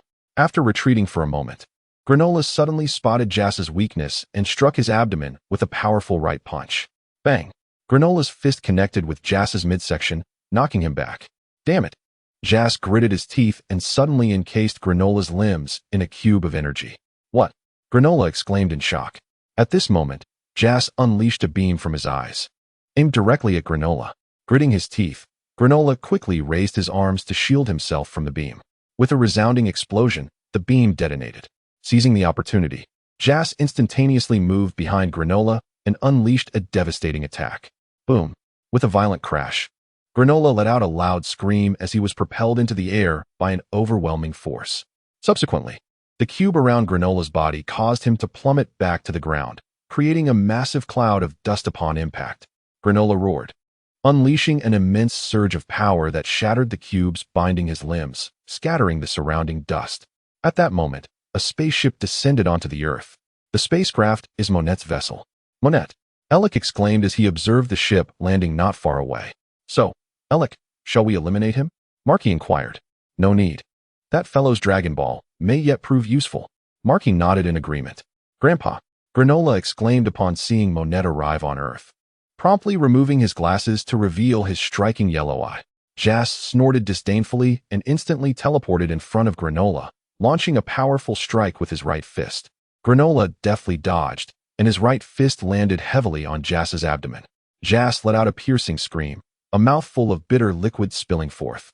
Seizing the opportunity, Granola unleashed a flurry of punches toward Jas's face and body. Whoosh! Bang! Bang! Bang! Under Granola's relentless assault, Jas cried out in agony, his body being pushed backward repeatedly. Jas! Alec gasped in alarm. At that moment, Granola delivered a powerful kick, sending Jas flying. With a thunderous crash, Jas shot through the mountainside like a projectile, causing a massive cloud of dust to erupt. As the dust settled, a furious Jas emerged from the rubble. Jas, harness that power, Alec urged him. Jas hesitated, contemplating Alec's words about the power of his unsealed strength, a force he was unsure he could fully control. It's all right, you've become stronger. You can certainly master that power, encouraged Alec. All right. Jas decided to heed Alec's advice and began to unseal his power. With a mighty roar, Jas clenched his fists, emanating an overwhelming aura that surged upward. Boom. The ground trembled violently under the influence of Jas's energy. Bang. Jas's muscles swelled dramatically, bursting through his clothing, and sharp horns sprouted from the sides of his forehead. This was Jas's rampaging form. What? Granola gasped in astonishment. At that moment, Jas charged at Granola like a wild beast. Granola clenched his fists and charged towards Jas in return. The two soon faced each other, their fists and feet striking with blinding speed. However, due to Jas's swifter pace, he landed a blow on Granola before Granola could react, sending him staggering backward. Before Granola could regain his footing, Jas swiftly closed the distance, unleashing a barrage of strikes aimed at Granola's face and body. Whoosh! Bang! Bang! Bang! Under Jas's relentless assault, Granola cried out in pain, his body being continuously pushed back. Jas clenched his right fist tightly and delivered a devastating blow to Granola's face. Bang! With a resounding impact, Granola was sent flying like a projectile, crashing into the distant ground. After Jas subdued Granola, he immediately turned to face Maki and Oil. He was now in a frenzied state, unable to distinguish friend from foe.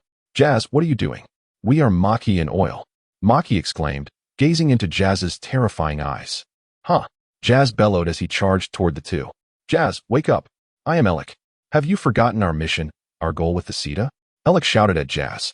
Ignoring Alec's words, Jas continued his assault on Maki and Oil. Bang! With a thunderous sound, Maki was sent flying. Jas, I am Alec. Alec called out desperately. Upon hearing Alec's name, Jas immediately clutched his head in pain. Jas. As Alec's voice resonated in his mind, memories flooded back to Jas, gradually. He began to regain his senses. Alec. Jas, are you awake now? Jas nodded in response. Wonderful. In that case, take care of Granola. Jas nodded again. Not only will I deal with Granola, but I will also eliminate that scion. The scion. Alec glanced at Gohan. Deep down, he too wished to vanquish Gohan, but he worried about Jas's ability to overcome him. However, with Jas now harnessing awakened power, he might just be able to defeat Gohan. Alright, but you must ensure his defeat. After much hesitation, Alec decided to take the risk. Although Gohan was formidable, he had just battled Granola for an extended period and must have exhausted a significant amount of energy. Perhaps Gohan's strength had diminished considerably. Chapter 196. Granola apologizes to Trunks. Jas nodded and turned his gaze toward Gohan. Boom. Gohan clenched his fists tightly, transforming into Super Saiyan 4. Jas shouted as he instantaneously appeared before Gohan, launching an attack. Bang! Gohan raised his left hand, blocking Jas's right fist. Startled, Jas quickly lifted his left fist to strike Gohan. Gohan forcefully thrust his right knee forward, impacting Jas's abdomen before his left punch could connect. Jas let out a loud scream, spitting out a mouthful of bile. Jas! Alec gasped in shock. At that moment, Gohan delivered a powerful right punch to Jas's face, sending him flying 1,000 meters away. Boom! Jas's body crashed into a mountain behind him, sending dust and debris soaring.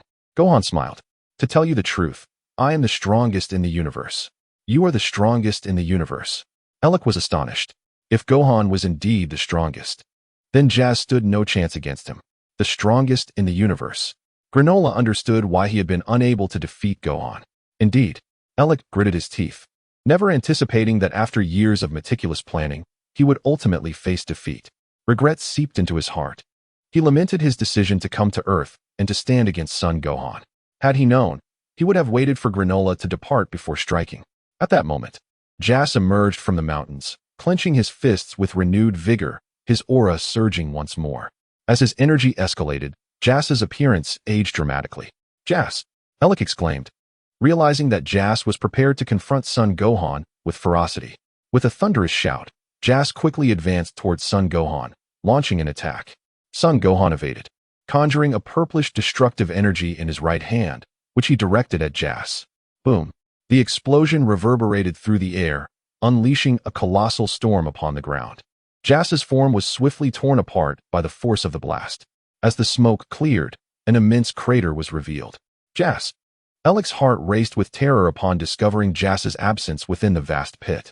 "Granola, can you handle them?" Son Gohan inquired, glancing at Granola, who had risen from the ground. Granola nodded and began to approach Elec and his companions. Panic surged within Elec and the others. Despite his injuries, Granola remained a formidable force, second to none in the universe. "Granola, hear me. We were compelled by Frieza to eliminate your mother." "Frieza." Granola's gaze turned icy as he fixed it upon Elec. Although he was unaware of the full truth, he recognized that Elec's words were merely an attempt to evade responsibility. Yes, if you spare us this time, I assure you, we shall never trouble you again," Elec pleaded, with Marky and the others hastily echoing his sentiment. "Very well, if you can bring my mother back, I will let you go," Granola retorted sharply. Elec gritted his teeth and turned to Marky and Oil.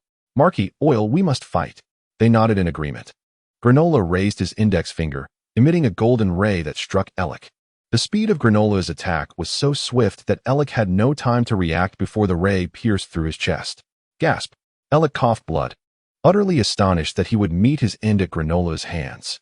As consciousness faded, he collapsed to the ground, lifeless. Elec, Marky and Oil gasped in shock, rushing toward Granola. Granola snorted disdainfully, appearing behind them in an instant, and unleashed a ray from his index finger. Whoosh! Bang! Bang! With two resounding impacts, both were shot through the chest. They coughed blood and fell lifeless to the ground. "Why do you help me?" Granola gazed at Gohan and inquired, "What is it?" "I merely feel that your death would have been a great loss." "A loss?" At that moment, Manit soared from afar. "Grandpa." Shortly thereafter, Manit descended from the sky. "Granola, have you slain Elec and the others?" Manit stared at the corpses on the ground. "Indeed," Granola nodded. "Grandpa, could you recount what transpired back then?" Manit hesitated for a moment before nodding. Subsequently, he recounted the events of that fateful year. "The one who saved me was a scion." Upon Manit's conclusion, Granola expressed his astonishment. The scions, whom he despised, turned out to be his saviors. "By the way, who is Manit?" "He is Gohan, the one who informed me that the people of Sita killed my mother." "Gohan." Granola nodded. "The Bardock you mentioned must be my grandfather." Gohan proclaimed. "Bardock is your grandfather?" Manit exclaimed in shock. Gohan was indeed the grandson of his rescuer. Gohan affirmed with a nod. "How do you know about those events?" "I am privy to all knowledge." "Is that so?" Manit, upon hearing this, refrained from further inquiry and handed Gohan a power detector. "This is the power detector your grandfather once used. I return it to you now." "Very well." Gohan accepted the device. "If there is nothing else, I shall take my leave." "Wait." Granola interjected suddenly. "What is it?" "May I ask you to apologize to the two scions I defeated?" "You mean Goten and the others?" Granola nodded. "Then why not apologize in person?" Gohan chuckled. "Granola, did you injure the scions?" Manit asked. "Yes," Granola nodded. "In that case, let us apologize together." "All right." Granola relented, albeit reluctantly. Observing this, Gohan instantaneously transported the three of them to his home. At that moment, Goten and Trunks had regained consciousness and stood in the backyard of Bulma's house, accompanied by Piccolo and Videl. "Gohan, brother." Gohan nodded in acknowledgement. Chapter 197. "Moro, isn't that the fellow we defeated?" Trunks remarked. Gohan nodded. "I sincerely apologize. It is entirely my fault." Manit offered an apology to Trunks. "No, Grandpa, it was I who injured them. I should be the one to apologize." Granola hastily interjected. "What exactly is going on?" Piccolo inquired. To make a long story short, he was exploited. "Exploited?" "Yes," Gohan affirmed. I regret that my concealment of the truth from that time led Granola to seek you out. The truth from that time? Monet cleared his throat and recounted the events of yesteryears once more. Upon hearing of Granola's tragic fate, Goten and Trunks chose to extend their forgiveness to him. Granola felt a wave of relief wash over him upon realizing that the two had forgiven his transgressions. Well then, Son Gohan, if there are no further matters, shall we take our leave? Monet inquired. Gohan nodded in agreement. Should you all find the time in the future, do consider visiting Cyril Star? Absolutely. Trunks replied, affirmatively. Observing their responses, Monet promptly escorted Granola away. Time swiftly passed, and 3 days elapsed. Within the confines of the Galactic Patrol prison in the 7th universe, a peculiar figure resided, a man with azure skin, adorned with a pair of horns, a visage reminiscent of a goat, and a lengthy white beard. His name was Moro. A millennium ago, Moro had clashed with the Grand Kaishin and the South Kaishin, only to be vanquished by the Grand Kaishin's ultimate technique, the Magic Seal Wave, which drained a significant portion of his divine energy. Though sentenced to death by the Galactic Patrol, his formidable power rendered the execution impossible, leading to a life sentence instead.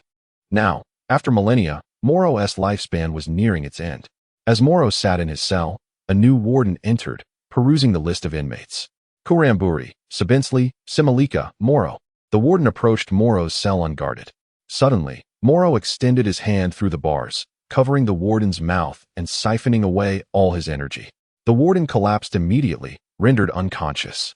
Seizing the opportunity, Moro took the keys from the warden's belt, unlocked his cell, and tossed the keys to Kuramburi. Upon receiving the keys, Kuramburi swiftly exited his cell and passed them to the other inmates.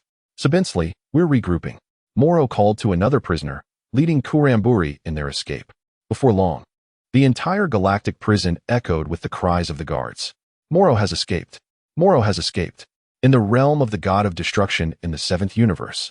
Upon learning of Granola's situation, Goku urged Gohan to escort him to Cyril Star, bringing Granola to the god of destruction's domain, hoping that Granola might master the perfected Ultra Instinct.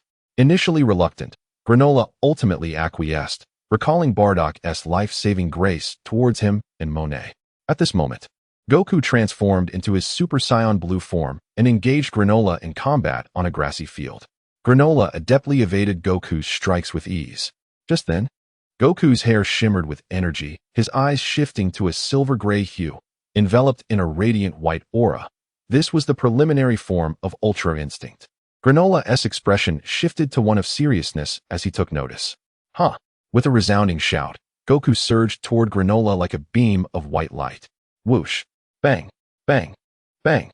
Empowered by the supreme art of freedom, Sun Wukong engaged in a fierce battle with Granola.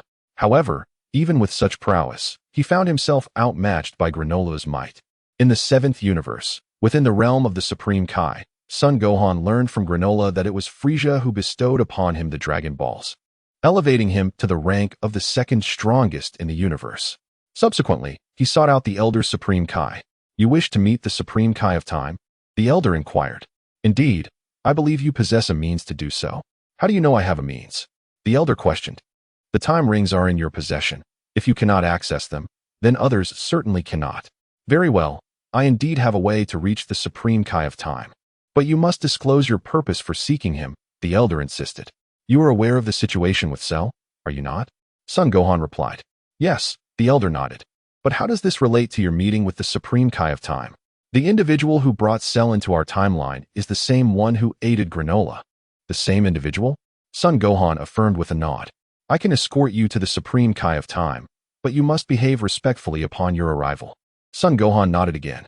The Time Nest, located at the heart of all timelines, served as the residence of the Supreme Kai of Time. It was a grand establishment, complete with courtyards, pools, and training areas. In the hall of the Time Nest stood a young woman with pale pink skin and long, orange-pink hair, adorned in a pink Supreme Kai uniform that exposed her shoulders. She was diligently attending to her duties as the Supreme Kai of Time. Beside her stood a man with purple hair, Trunks, a member of the Time Patrol. Gohan, Elder Supreme Kai, Trunks exclaimed upon seeing the two. The Elder Supreme Kai acknowledged him with a nod. Gohan, what brings you here? Has something transpired?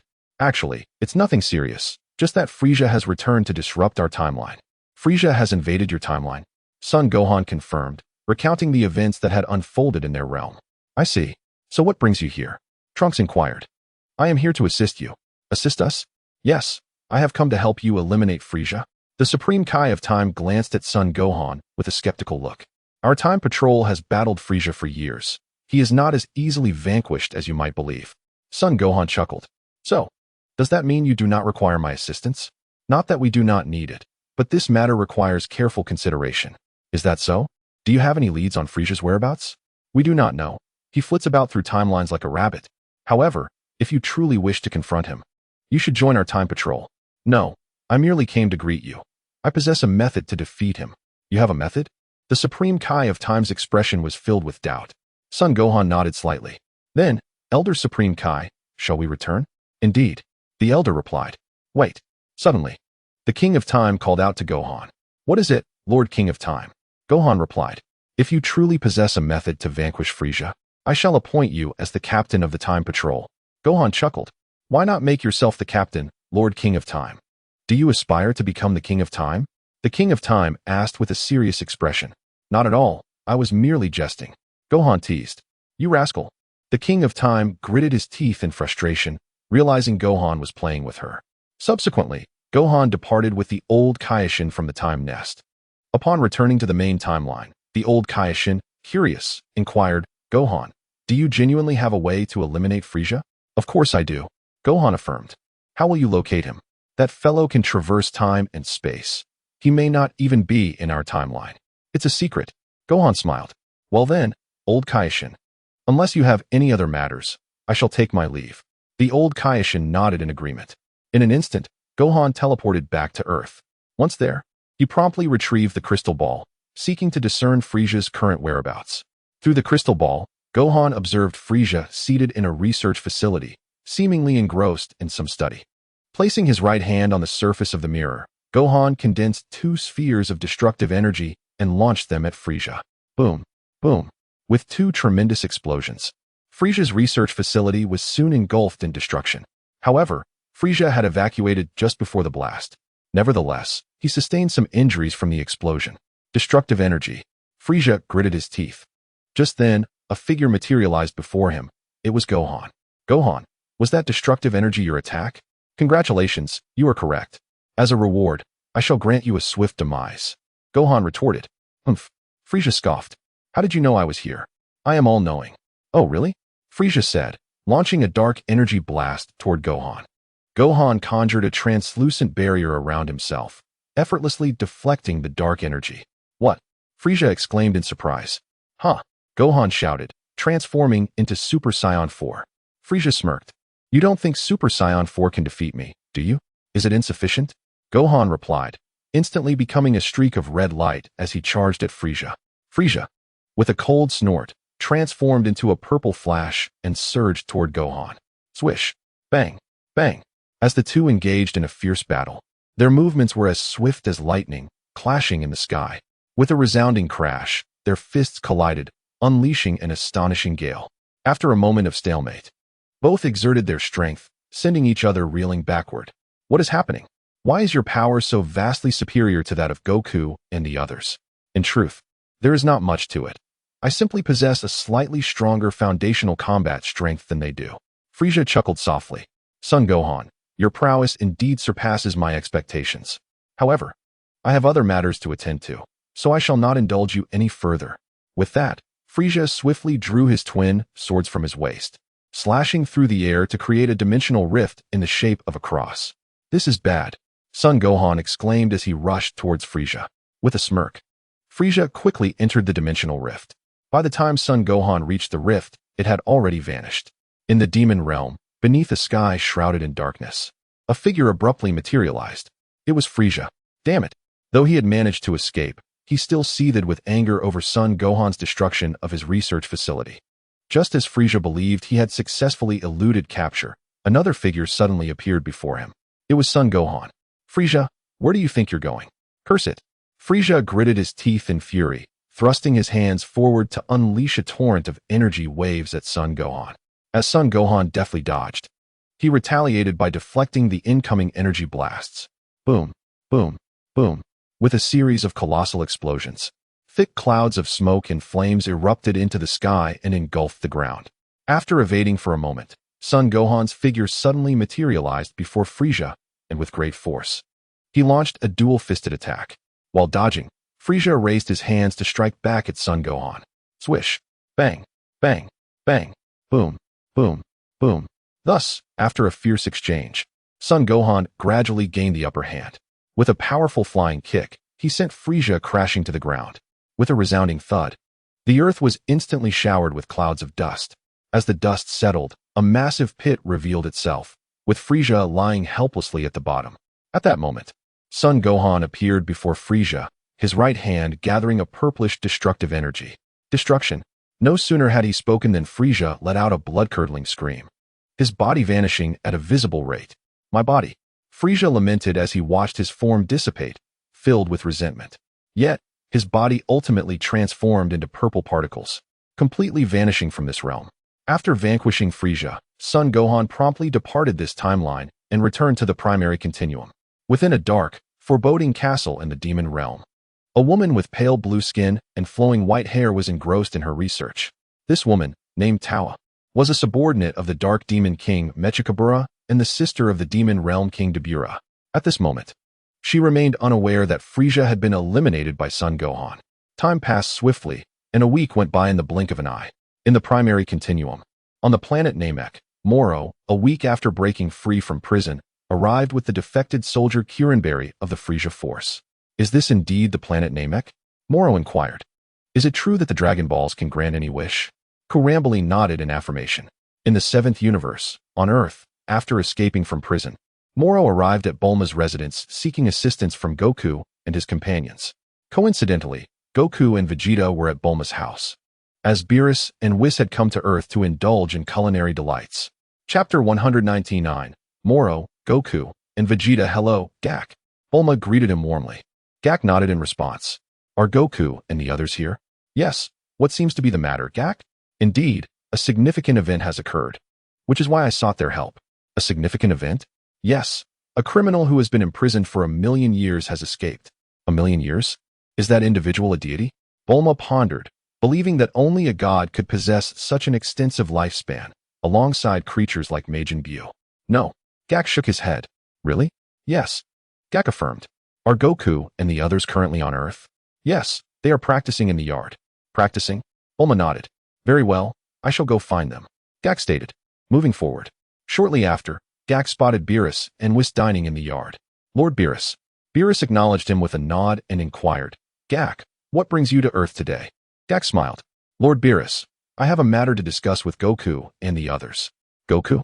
Yes, a prisoner named Moro has escaped from the galactic prison, and I seek their assistance in recapturing him. I see. Gak nodded. At that moment, Goku, who had been exercising nearby, noticed Gak's arrival, paused his training, and approached. Gak, long time no see. I agree, Goku. Goku responded with a nod. What brings you here today? I need your help with something. By the way, where's Gohan? Gohan is at home, taking care of Pan. Is there a problem, Gak? Well, there's an individual named Moro who has escaped and is currently on planet Namek. Moro? Yes. I've heard he is quite formidable, which is why I came to seek your assistance. I see. Vegeta, would you like to go as well? Then I shall accompany you. What about Gohan? Gak inquired, knowing he primarily sought Gohan's reliable help. Gohan is at home with Pan. I believe Vegeta and I will suffice. Very well. Gak, would you like to join us? Join you? Indeed. I can use instant transmission to reach planet Namek swiftly. Gak contemplated briefly and then nodded. Then you both place your hands on me. I shall use instant transmission to take you there. Both nodded in agreement. Goku then executed instant transmission, transporting the three of them to planet Namek. Upon their arrival on Namek, Moro and Kurambari swiftly seized the Dragon Balls from the Namekians.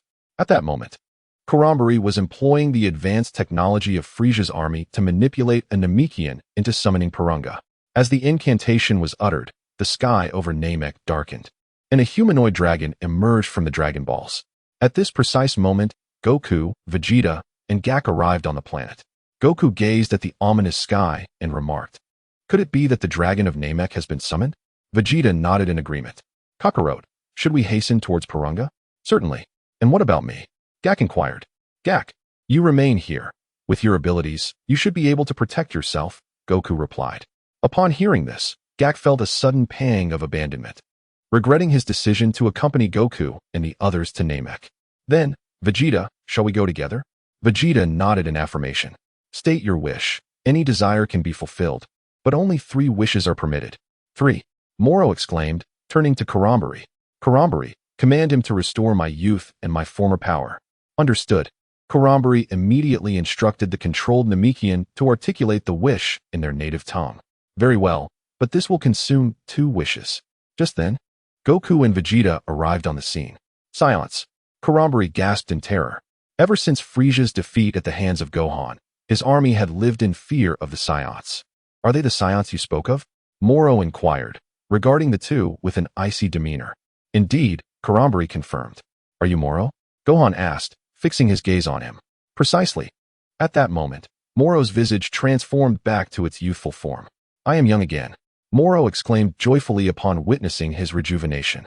In a swift motion, he raised his right index finger, emitting a beam that obliterated Karambari. You. Karambari stared in disbelief at Moro. Not only Karambari, but Goku and Vegeta, suspended in midair, were equally astonished. Moro then addressed the controlled Namekian. Command the dragon to release all prisoners from galactic prison. No. Goku shouted at the Namekian. However, he was already under control, leaving him powerless to regulate his own body. Kakarot, he is already under their influence. I suggest we incapacitate him first. Agreed. Goku nodded. Just as they prepared to engage, Moro raised both hands, unleashing a barrage of energy blasts toward them. The two swiftly evaded the onslaught. Meanwhile, the controlled Namekian had uttered the 3rd wish in their language. Very well, Porunga acknowledged. This is dire. Goku gritted his teeth. Your wish has been fulfilled. We shall meet again. With those words, Bolong transformed back into the Dragon Ball of Namek and fell to the ground. Moro let out a cold laugh, observing the 2 figures in the sky. Suddenly, Moro's silhouette flickered, and in the blink of an eye, he appeared before Son Goku, thrusting his right knee forcefully against Goku's body. Bang! Son Goku was sent flying 1,000 meters away. Kakarot! Vegeta exclaimed, immediately transforming into Super Saiyan Blue. What?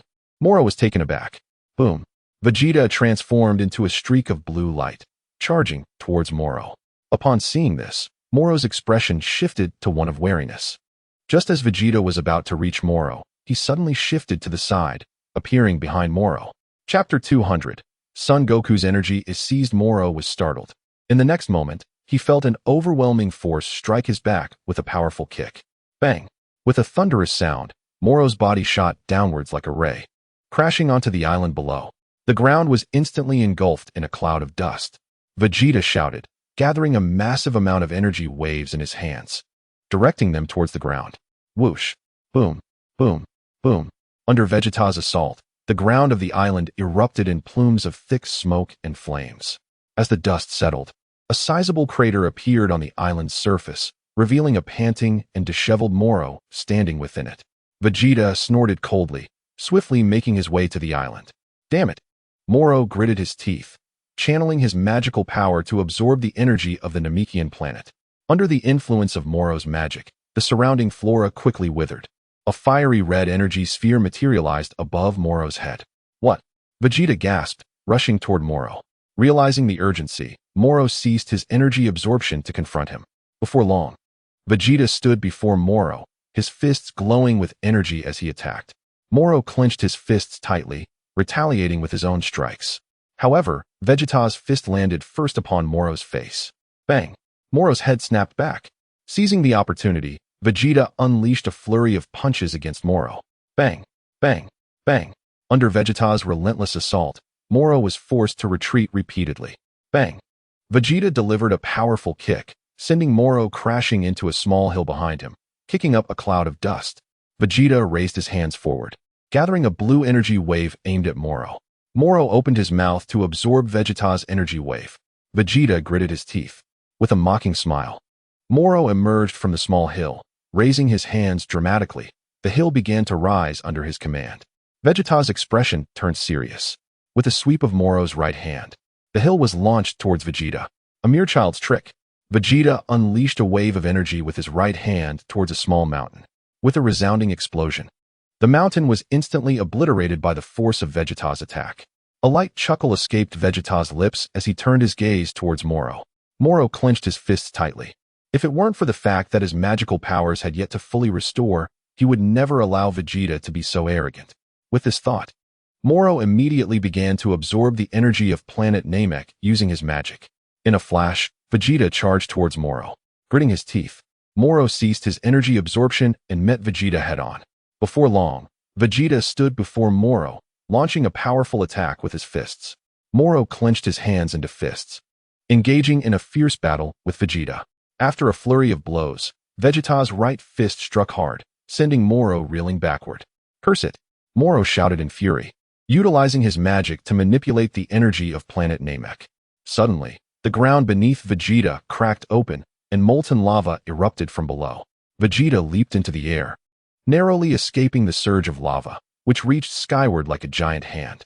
With a mighty shout, Vegeta concentrated his energy into a wave, forcefully pushing the rising lava back down to the ground. At that moment, Goku, who had been observing for quite some time, transformed into Super Saiyan Blue and charged towards Moro. Swiftly, Goku arrived before Moro, his fists moving like flashes of light as he struck. While fending off Goku's attacks, Moro retreated. "Huh!" Goku exclaimed, executing a horizontal kick aimed at Moro. With a swift movement, Moro raised his left hand to block, shifting his body to the right. "Kakarot, that opponent is mine. You should merely stand aside." "What do you mean, your opponent? Aren't we meant to defeat him together?" "Who said that?" "Kakarot, just stay out of this." As the two argued, Moro suddenly charged at Goku. Goku's expression hardened as he realized Moro was upon him. Goku clenched his right hand tightly and swung forward. Moro swiftly sidestepped to the left, reaching out with his right hand, using his magic to seize Goku's energy.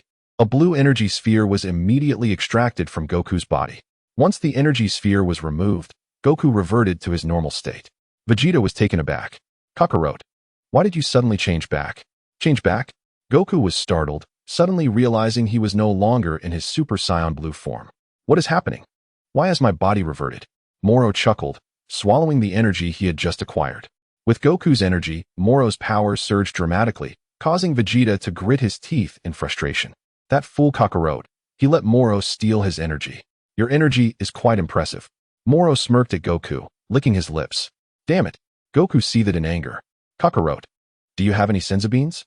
Vegeta inquired. "None." Goku shook his head. "Hasten to Earth and procure the divine beans. This adversary is far more formidable than anticipated." Son Wukong nodded in agreement. "And Vegeta, you must hold your ground." Vegeta scoffed disdainfully.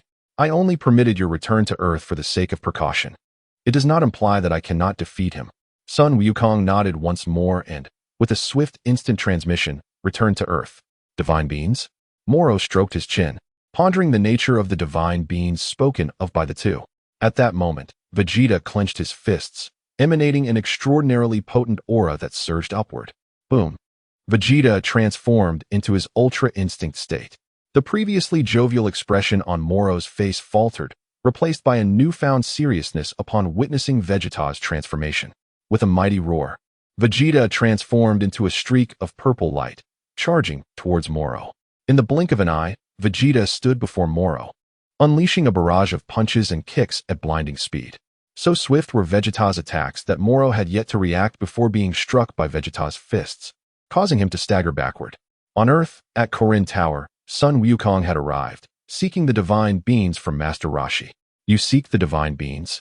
"Indeed. There is a formidable foe on Namek who absorbs energy from others, which is why I require the beans." Chapter 201, Moro flees. "Namek?" "Yes. Do you possess the divine beans?" "I do, but only two." "Then please, give them to me quickly." "Very well." Master Roshi retrieved 2 divine beans from his person and tossed them to Son Wukong. "Thank you." Son Wukong caught the beans, consumed one, and with another instant transmission, returned to Namek. With a tremendous crash, Moro plummeted into the ocean like a comet, creating towering waves that surged hundreds of feet high. Vegeta's figure flickered as he dashed towards the sea, conjuring a purple destructive energy in his right hand to strike at Moro. Moro was taken aback. Boom! With a resounding explosion, the destructive energy detonated in the ocean. Vegeta swiftly emerged from the water, ascending into the air, as a colossal wave erupted from the sea. At that moment, a man with pale purple skin clad in a Galactic Patrol uniform appeared above Namek, piloting a Galactic Patrol spaceship. Following him were numerous vessels from the Galactic Patrol. This man is Mels, an elite among the elite of the Galactic Patrol. The Galactic Patrol. Gak exclaimed with joy upon seeing their reinforcements arrive. Here, here, he shouted towards the sky. Meanwhile, Sun Wukong's side witnessed Moro, struck by the destructive energy. Lingering in the water. Not emerging, are we? Vegeta, seeing this, charged once more into the sea. Just then, Moro surged forth from the depths, propelled by a massive wave. Vegeta, startled, quickly dodged to the side. The Galactic Patrol. At that moment, Moro suddenly discovered the Galactic Patrol team approaching to apprehend him. Damn, even the Galactic Patrol is here. Huh. Just then, Vegeta bellowed, swiftly appearing before Moro, delivering a powerful punch aimed at his face. Bang! Moro was sent flying by the force of the blow. Clenching his fists, Moro swiftly halted midair, then harnessed his magical energy to absorb the energy of planet Namek. Boom. Observing this, Vegeta charged toward Moro without hesitation. Huh. Goku, witnessing the scene, transformed into Super Saiyan Blue and joined the assault on Moro. As the two rushed towards him, Moro immediately employed his magic to manipulate the surrounding boulders, launching them at the duo. The two dodged and shattered the incoming stones with agility. With a leap, Moro ascended into the sky, realizing that his strength had not yet fully returned. It was not the time for a direct confrontation with the Galactic Patrol. Seeing Moro attempting to escape, the two swiftly pursued him. Vegeta flashed above Moro, causing Moro to startle and quickly raise his hand to gather an energy wave to attack Vegeta. Vegeta countered with a swift slap, deflecting the energy wave behind him. With a tremendous explosion, the energy wave detonated in the air. At that moment, Goku arrived behind Moro. You can't escape. Moro sneered, suddenly pivoting to charge at Goku. Again with that move, Goku dodged to the side, swiftly maneuvering to Moro's rear. Before Moro could react, Goku delivered a powerful kick to his back. Bang! With an ear-splitting sound, Moro plummeted like a comet, crashing heavily onto a nearby island, raising a cloud of dust. Just then, a Galactic Patrol spaceship appeared above them. It was Meruz's ship. A spaceship? Meruz glanced at the two and quickly descended the ship onto the island where Moro lay. As the dust settled, Moro, looking disheveled, climbed back to his feet. Meruz brandished a gun, aiming it at Moro. Surrender, Moro. Moro cast a disdainful glance at Meruz, now rejuvenated. If it weren't for his incomplete recovery, he wouldn't regard these individuals at all. Whoosh. Thud. At this moment, Goku and Vegeta landed in front of Moro. Goku stated, surrender. Moro, I suggest you return to Galactic Prison obediently. Moro glared at Goku with rage. I will never return to that place, even if it costs me my life. Do you despise Galactic Prison that much? Goku inquired. I spent 10 million years there. Do you think I would enjoy it? 10 million years. That indeed sounds quite dreadful. Just then, Meruz suddenly charged at Moro. Moro snorted coldly, swinging his fists forward with great force. Mels retreated, his feet equipped with jet-propelled shoes, shooting forth a brilliant flare towards Moro's eyes. Ah! Moro exclaimed, suddenly blinded. At that moment, Mels unleashed a sticky substance resembling bubblegum from his capture device, ensnaring Moro's body and rendering him incapable of harnessing his inner magical power. Moro let out a ferocious roar and exerted all his strength to break free. He succeeded. Mels gasped in astonishment. Just then, Moro unleashed a torrent of energy waves towards the three. Whoosh. Boom. Boom. Goku and Vegeta dodged while deflecting the oncoming energy blasts. Huh. At that moment, Moro raised his hands, commanding the massive stones around him to assault the trio. They evaded while shattering the incoming boulders. Bang! Seizing the opportunity, Moro swiftly ascended into the sky. Not good. He's trying to escape. Goku exclaimed, immediately pursuing alongside Vegeta. As Moro noticed their chase, he concentrated energy into his right hand and hurled it at them. The two swiftly sidestepped to avoid the attack. Accelerating, Moro fled towards the outer reaches of planet Namek. Goku intended to follow but was abruptly halted by Vegeta's grip. Kakarot, ahead lies the vastness of space. We Saiyans cannot survive out there. Damn it, he's gotten away. Vegeta nodded in agreement. By the way, Kakarot, where's Gak? I don't know. I'll sense his energy. Found him. Goku exclaimed, instantaneously teleporting to an island on planet Namek. Gak stood there. Goku. Goku nodded. Sorry, we let Moro escape. Escaped? Can you take me back to Earth now? Of course. Goku replied, instantly transporting Gak to Vegeta's side. Mels. Chapter 202. Moro arrives on Earth. Gak nodded. How did you end up here? I came with Goku and the others. Goku? Mels glanced at the two. Hello. My name is Son Goku, and you are Mels, correct? You are Son Goku? You know of me? I've heard of you, and who is he? He is Vegeta. Vegeta scoffed, feeling slighted that Moro had heard of Goku, but not of him. Mels nodded slightly. Thank you so much.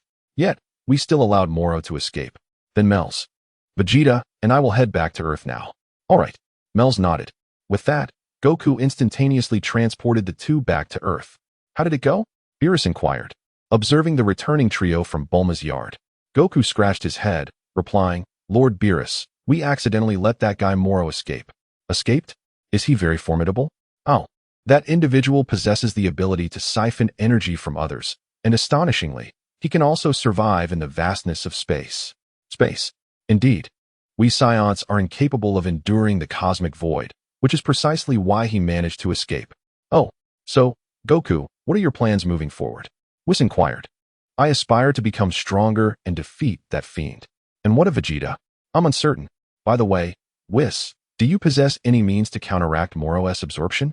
I am not entirely sure, but you might consult the inhabitants of Yardrat. Yardrat. Yes, the Yardrat people have numerous techniques for controlling energy. Perhaps you could learn a method to thwart Moro's abilities. Very well, I shall journey to Yardrat. Upon hearing this, Beerus yawned. In truth, if you wish to vanquish Moro, it need not be so complicated. Simply seek out Gohan. Gohan. Jakku, upon hearing this, was inclined to agree but noticed Goku's serious demeanor. No need, Lord Beerus. This time we desire to defeat Moro through our own strength. Through our own strength. Beerus regarded the two with an amused expression. Indeed, Lord Beerus. Very well then. This matter is of no concern to me. But Goku, I still believe it would be prudent to enlist Gohan's aid, considering his immense power. I understand. But Moro is currently in space, and I doubt even Gohan can manage that.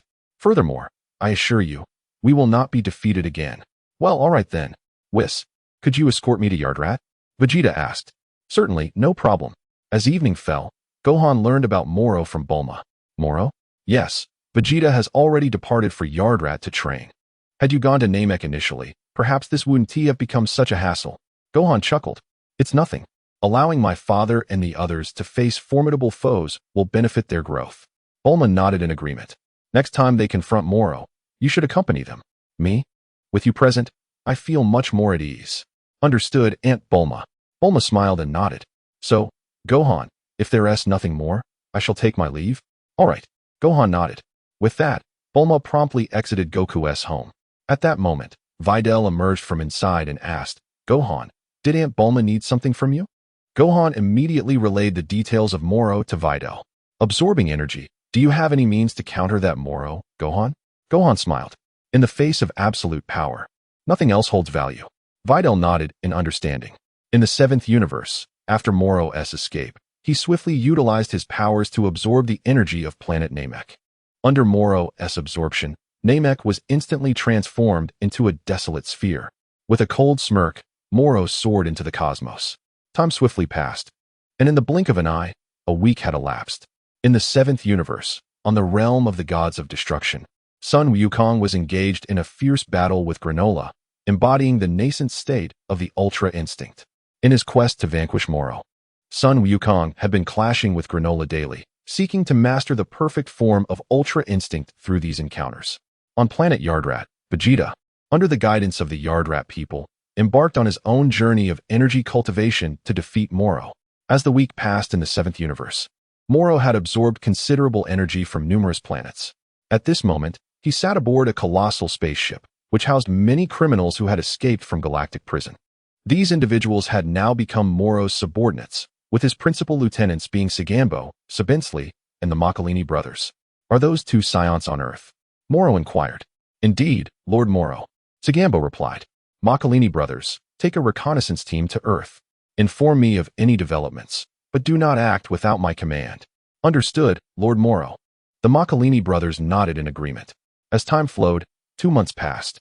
Moro, having absorbed energy from various planets over this duration, had regained his former might. He sensed Vegeta's escalating energy from his training on Yardrat, and to eliminate the threats posed by Son Wukong and Vegeta, he descended upon Earth with his minions, intent on obliterating them. The Dragon Ball warriors, sensing Moro's formidable aura, rushed to the scene and confronted him and his four subordinates. "Is that Moro?" Krillin asked with a grave expression. Gohan nodded in affirmation. With a light chuckle, Moro commanded his minions, engage them, annihilate them. The Makalini brothers, along with the surrounding criminals, charged towards Gohan and the others. "Glass!" Ragus exclaimed, summoning a barrage of diamond-like shards to assault Moro's underlings. The Makalini brothers swiftly dodged, and the other criminals followed suit. However, Ragus's glass projectiles flew with great velocity, swiftly piercing through the bodies of the weaker criminals. "Damn it!" Sagambo growled, gritting his teeth. "How intriguing!" Moro chuckled, a hint of amusement gracing his features. At that moment, Krillin and the others also launched their attacks. Energy Sphere. Kamehameha. The battlefield erupted into chaos. Krillin found himself pitted against a towering foe resembling a panda, named Yunba, who was also one of Moro's subordinates. With a resounding impact, Yunba clenched his fist and sent Krillin flying. Meanwhile, Tien and Kairatsu encountered a metallic being named Bikarakita, of the same race as the 6th universe's Woda Magetta.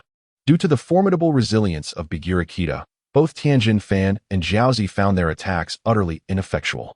"Damn it, you tin can harder than iron," Tianjin Fan exclaimed in anger. Upon hearing this insult, Bikarakita immediately crouched down. "What's wrong with him?"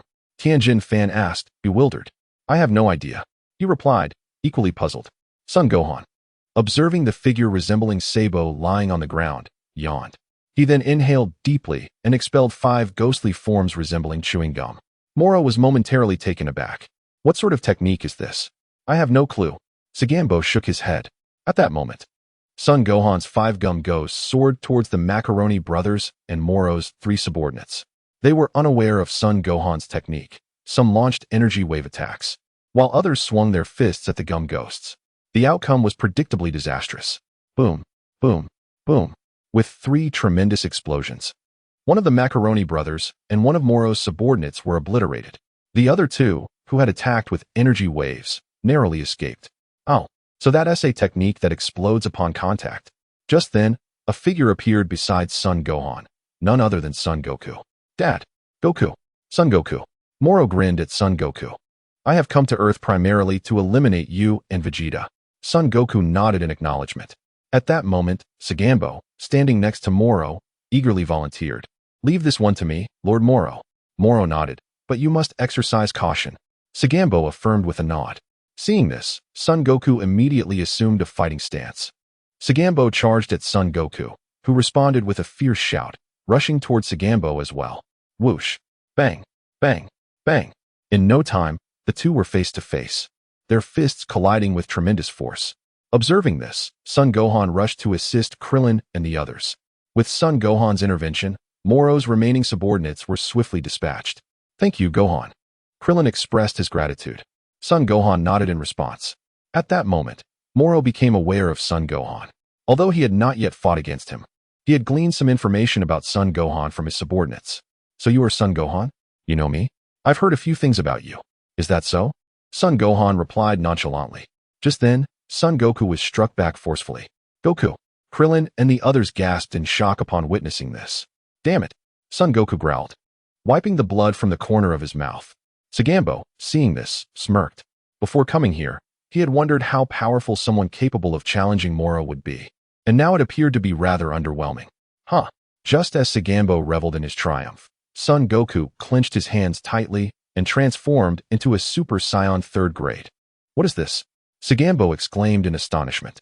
This is known as the 3rd transformation of the Super Saiyan. The 3rd transformation of the Super Saiyan? Indeed. As Son Wukong spoke, he charged once more towards Sagambo. With a swift motion, Son Gohan appeared before Sagambo, launching a powerful assault with his fists. Sagambo swiftly evaded to the side, delivering a lateral kick aimed at Son Wukong.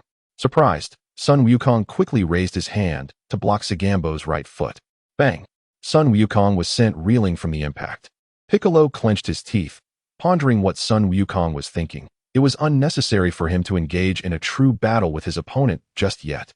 No sooner had he thought this than Sagambo suddenly appeared behind Sun Wukong, delivering a forceful punch aimed at his body. Bang! With an ear-splitting crack, Sun Wukong was propelled like a projectile, crashing into the towering mountain before him. The mountain was immediately engulfed in a cloud of dust. As the dust settled, Sun Wukong stood resolutely before the mountain, his fists tightly clenched. Huh! With a mighty roar, Sun Wukong transformed into a Super Saiyan in its azure form. Sagambo's expression hardened upon witnessing this. At that moment, Sun Wukong surged forward, launching a powerful right punch at Sagambo. Bang! Caught off guard by the speed of Sun Wukong's approach, Sagambo was sent flying by the force of the punch, crashing violently into the mountain behind him. After a brief moment, as the dust around the mountain cleared, Sagambo emerged, disheveled and battered. Damn it! Sagambo shouted in fury, rapidly charging towards Sun Wukong. Sun Wukong deftly sidestepped, his fists and feet striking like lightning as he attacked Sagambo. Bang, bang, bang. Under Sun Wukong's relentless assault, Sagambo let out a series of agonized cries. With a firm grip, Sun Wukong delivered a punch that sent Sagambo hurtling away. Observing this, Moro swiftly approached Sagambo, channeling his power to him. With the infusion of Moro's strength, Sagambo's power surged. Moro, I have amplified your strength once more. I believe you can defeat him. Sagambo nodded, once again charging towards Sun Wukong. Sun Wukong clenched his fists and charged back at Sagambo. In the blink of an eye, the two clashed, their fists and feet moving like flashes of light as they exchanged blows. Whoosh! Bang, bang, bang! Amidst the fierce sounds of combat, clouds of dust were kicked up around them. Bang! After a brief scuffle, Sun Wukong tightened his grip and sent Sagambo flying once again. Moro, with a darkened expression, once more bestowed his power upon Sagambo. With the newly acquired strength, Sagambo quickly rose from the ground and charged at Sun Wukong. Sun Wukong dodged while launching his own attacks at Sagambo. Though Sagambo's power had increased, his injuries were still too severe. After an intense exchange, Sagambo was once again brought to the ground. Damn it! Upon witnessing this, Moro had no choice but to step forward, preparing to engage in battle with Sun Wukong personally. Moro, have you finally decided to take matters into your own hands? Chapter 204. Sun Wukong battles Moro again. Moro let out a cold snort. What of Vegeta? Why is he absent from Earth? Is he afraid? No, Sun Wukong retorted. He is merely training on another planet and has not yet returned. To deal with you. I am sufficient on my own. Is that so? Moro scoffed. With that, Sun Wukong charged at Moro without hesitation. In the blink of an eye, he was upon Moro, unleashing a flurry of punches and kicks like a beam of light. Moro deftly evaded the onslaught, sidestepping with ease. How infuriating! Sun Wukong growled, throwing his right fist forward with all his might. Bang! Moro raised his left hand, effortlessly blocking Sun Wukong's right punch. Is this all you are capable of, Sun Wukong? Upon hearing this, Sun Wukong immediately retreated, reverting to his normal state. Moro's expression slightly hardened. At that moment, Sun Wukong took a deep breath, his hair and pupils turning silver, enveloped in a shimmering silver aura. This was the perfect Ultra Instinct technique. What is this? Moro's expression shifted to one of surprise. He had never witnessed Sun Wukong in such a state during their previous encounters. Haha. Just as Moro was taken aback, Sun Wukong transformed into a streak of white light. Charging at Moro, the two engaged in an extraordinarily intense battle upon the ground. On planet Yardrat, Vegeta felt the energy of Sun Wukong's clash with Moro. However, due to his inability to instantaneously travel, he could not return to Earth directly. Damn it, that brat Gohan deliberately did not come to fetch me. A month prior, Vegeta had instructed Jocko to inform Gohan and Trunks that they should come to planet Yardrat as soon as Moro arrived. Yet, now that Moro was fighting Sun Wukong, they still had not come for him. There's no helping it. It seems my only option is to attempt to instantaneously travel back myself. During his 2 months on planet Yardrat, although Vegeta had been learning the technique of instant transmission, he had not mastered it. Thus, his statement about returning instantaneously was entirely reliant on luck. On Earth, the battle raged on. Whoosh, crack, bang, bang, bang. Upon utilizing Ultra Instinct, Sun Wukong found himself evenly matched with Moro. My Lord Moro, Sagambo exclaimed, astonished that Sun Wukong could hold his ground against Moro. Yet even more astonishing was Moro himself. Having fully regained his strength, he was surprised that Sun Wukong could contend with him. Bang! Sun Wukong clenched his right fist tightly, delivering a punch that sent Moro sprawling hundreds of meters back. With a light chuckle, Moro emanated a vast amount of golden energy, launching a barrage of attacks in all directions like laser beams. Krillin and the others, witnessing this, quickly retreated. As Sun Wukong dodged Moro's onslaught, he moved closer to his opponent. In no time, Sun Wukong found himself before Moro, delivering a powerful elbow strike that passed through Moro's form. An illusion. Just as Sun Wukong began to comprehend the situation, Moro's silhouette reappeared behind him, launching a vigorous kick forward. Whoosh! Sun Wukong instinctively dodged to the side, evading the attack. Startled, Moro unleashed a flurry of punches. At that moment, Sun Wukong pivoted, raising his hands to block the incoming strikes. Bang! Bang! Bang! Under the relentless barrage from Moro, Sun Wukong was forced to retreat rapidly. Whoosh! Just as Moro was about to corner him against a towering mountain, Sun Wukong leapt into the air, his fist striking like a tempest towards Moro. What? Whoosh! Boom! Boom! Boom! Taken aback by Sun Wukong's sudden ascent from the ground, Moro was struck by dozens of punches in quick succession. Bang! After delivering a flurry of blows, Sun Wukong executed a powerful side kick that connected squarely with Moro's face.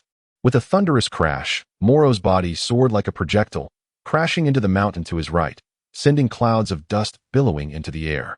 Infuriated, Moro quickly emerged from the rubble, charging at Sun Wukong once more. In the blink of an eye, he was before Sun Wukong, his fists and feet moving like lightning in a relentless assault. Sun Wukong deftly sidestepped and evaded Moro's strikes with ease. How is it looking now, Piccolo? Krillin inquired. I can't tell. Their speeds are too great for me to follow their battle. Gohan exclaimed. It seems that Dad has the upper hand. That's wonderful. Indeed, Wukong is dominating. Krillin rejoiced. Just then, Moro, in a fit of rage, unleashed a powerful punch. Sun Wukong sidestepped, retaliating with a forceful strike to Moro's abdomen. Ah! With a cry of agony, Moro was propelled like a projectile into the mountain behind him, which erupted in a cloud of dust. As the dust settled, Moro emerged, battered and disheveled from the mountain's debris. Moro, you are no match for me. I suggest you surrender, Sun Wukong declared. Gritting his teeth, Moro's form flickered as he surged towards Saban-Suri. Sun Wukong was taken aback. What are you trying to do? Upon hearing this, Moro let out a cold chuckle and swallowed Saban-Suri whole. Krillin and the others looked on in shock. Moro has devoured his subordinate, Krillin exclaimed. Indeed. Piccolo nodded in agreement. After consuming Saban-Suri, Moro's injuries rapidly healed, and his visage began to resemble that of Saban-Suri, a red gem appearing on his forehead. He appeared significantly more striking than in his youth. Moro's appearance has changed. Krillin gasped in astonishment. Indeed, Piccolo affirmed. Clenching his fists, Moro smiled and remarked. It seems my strategy of absorbing energy from Saban-Suri was certainly wise. With that, Moro turned his gaze towards Sun Wukong. Sun Wukong, I shall certainly return your earlier words to you. Upon hearing this, Sun Wukong immediately adopted a serious expression. With a resounding shout, Sun Wukong charged towards Moro. Moro remained motionless, standing his ground. As Sun Wukong approached, Moro suddenly unleashed a wave of energy aimed directly at him. What? Sun Wukong gasped, quickly retreating to evade the attack. At that moment, Moro's figure circled behind Sun Wukong, delivering a powerful kick aimed at him. Bang! Sun Wukong was struck and sent flying to the right. Chapter 205, Annihilating Moro. Bang! Sun Wukong crashed heavily to the ground. Gasping for breath, he swiftly rose to his feet. Just then, a figure materialized. It was Vegeta. Vegeta. The Dragon Ball warriors were taken aback. Vegeta snorted disdainfully, casting a glance at Gohan and Trunks. Trunks, why did you not come to pick me up from Planet Yardrat? I'm so sorry, Dad, I forgot. Forgot? Indeed. And Gohan said he would come for you. Gohan. Vegeta turned to Gohan. I'm so sorry, Uncle Vegeta, I forgot too. Upon hearing this, Vegeta scoffed, his expression one of disbelief. He then shifted his focus back to the battle between Sun Wukong and Moro. Bang! At that moment, the two were locked in a fierce struggle, their hands gripping each other tightly as they clashed on the ground. The earth beneath them quickly shattered under their immense power. Unbeknownst to Sun Wukong, Moro, having absorbed Saban-Suri, had acquired the ability to replicate his techniques. The gems on his palms were the key to this power. Now, Moro had successfully replicated all of Sun Wukong's moves. With a loud shout, Moro suddenly unleashed an overwhelming force, sending Son Wukong hurtling away. Son Wukong clenched his fists, managing to stabilize himself on the ground. Moro chuckled softly, as a vast silver aura emanated from his body. Son Wukong was taken aback. Could it be? Indeed. This is the very technique you are now employing. Son Wukong gritted his teeth. Moro, what on earth is happening? Moro smiled. Son Wukong, it's no trouble to enlighten you. After absorbing Sabensli, I too gained his replication ability. The replication ability, is it due to the red crystal on your hand? Moro nodded with a grin. Well then, Son Wukong, now that Vegeta has returned, I shall eliminate both of you today? Huh. Upon hearing this, Vegeta immediately let out a mighty roar, transforming into his Ultra Instinct state. In Universe 7, on the God of Destruction's realm, Whis was currently observing the situation on Earth through his staff. Beerus, feeling quite bored, sat upon a large stone and yawned. Whis, what is the current situation on Earth? Son Wukong and Vegeta have joined forces. They have actually teamed up. Beerus exclaimed, somewhat astonished. Do you believe they can defeat Moro? I'm not entirely sure. But with Gohan involved this time, Moro, no matter how formidable, cannot possibly overcome him. Beerus nodded thoughtfully. Speaking of which, I wonder what Gohan's current strength is. I would truly like to test my prowess against him. Whis chuckled lightly. Lord Beerus, you are increasingly resembling Goku. Beerus snorted dismissively. Who resembles that fellow? Nevertheless, Lord Beerus, should you engage in battle with Gohan, you might very well find yourself on the losing end. Lose to him? Indeed. Did the Oracle Fish not proclaim that Gohan is now the strongest in the universe? That's a valid point. Why not have Kampa face Gohan in combat? Lord Kampa? Precisely. Let him experience Gohan's current capabilities. But how could we arrange for Lord Kampa to battle Gohan? On Earth, Vegeta, having transformed into his Ultra Instinct state, immediately charged alongside Goku towards Moro. Although Moro had mastered Ultra Instinct and significantly augmented his strength, he found himself somewhat outmatched by their combined efforts. With a powerful shout, Moro seized Goku with his right hand, utilizing his dark powers to absorb Goku's energy. Kakarot! Vegeta exclaimed in shock, gathering a blue energy wave in his right hand and launching it at Moro. Caught off guard, Moro was struck by Vegeta's energy wave. Moro let out a cry, expelling the planetary energy he had absorbed from the universe. Seizing the opportunity, Goku broke free from Moro's grasp and launched a fierce assault against him. Under Goku's relentless onslaught, Moro began to expel even more of the energy he had consumed. His appearance started to age visibly. He looks like he is becoming older, Krillin remarked. What on earth is happening? Moro gazed at his withered hands in disbelief. Vegeta smirked. That move was called the Forced Separation Technique, a new skill I acquired on Yardrat. The Forced Separation Technique. Yes, it forcibly extracts anything that has been fused or absorbed. No sooner had he spoken than Moro suddenly felt a wave of discomfort in his stomach. This is bad. With a violent retching, Moro expelled the Cyberman he had ingested. Krillin exclaimed, Cyberman. Observing this, Goku swiftly darted to Moro's front and kicked the Cyberman away. Moro clenched his fists, seething with anger as he glared at Goku. Moro, you are no longer our adversary. I suggest you surrender and return to Galactic Prison willingly. Very well. Moro feigned compliance, secretly resolving to self-destruct, intending to take Goku and the others with him. Just then, a figure appeared behind Moro. It was Gohan. Gohan. Destruction. Gohan nodded and concentrated a sphere of purple destructive energy aimed at Moro. The moment he spoke, Moro let out a horrifying scream as his body began to vanish at a visible rate. Gohan, how did you manage to eliminate him? Goku inquired. He was about to self-destruct. Self-destruct? Goku gasped in astonishment. Indeed, that individual has been confined within the galactic prison for 10 million years. It is likely he would rather perish than return, thus he seeks to resort to self-detonation, hoping to take us down with him. But Gohan, how did you come to know this? I possess the ability of telepathy. Telepathy? Indeed. Gohan nodded affirmatively. Observing this, Goku refrained from further inquiries. He then turned his gaze toward the subdued Cybermen and Saganbo on the ground. At that moment, 5 or 6 galactic patrol spaceships descended from above. The newcomers were none other than Mears and his companions.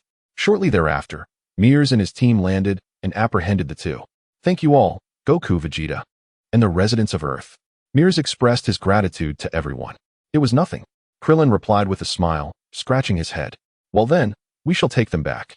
If you ever find the time, feel free to visit the Galactic Patrol. I think we will pass. Yamcha chuckled. Let us go, Gak? Certainly. With that, Mears promptly escorted Cyberman and his cohort back.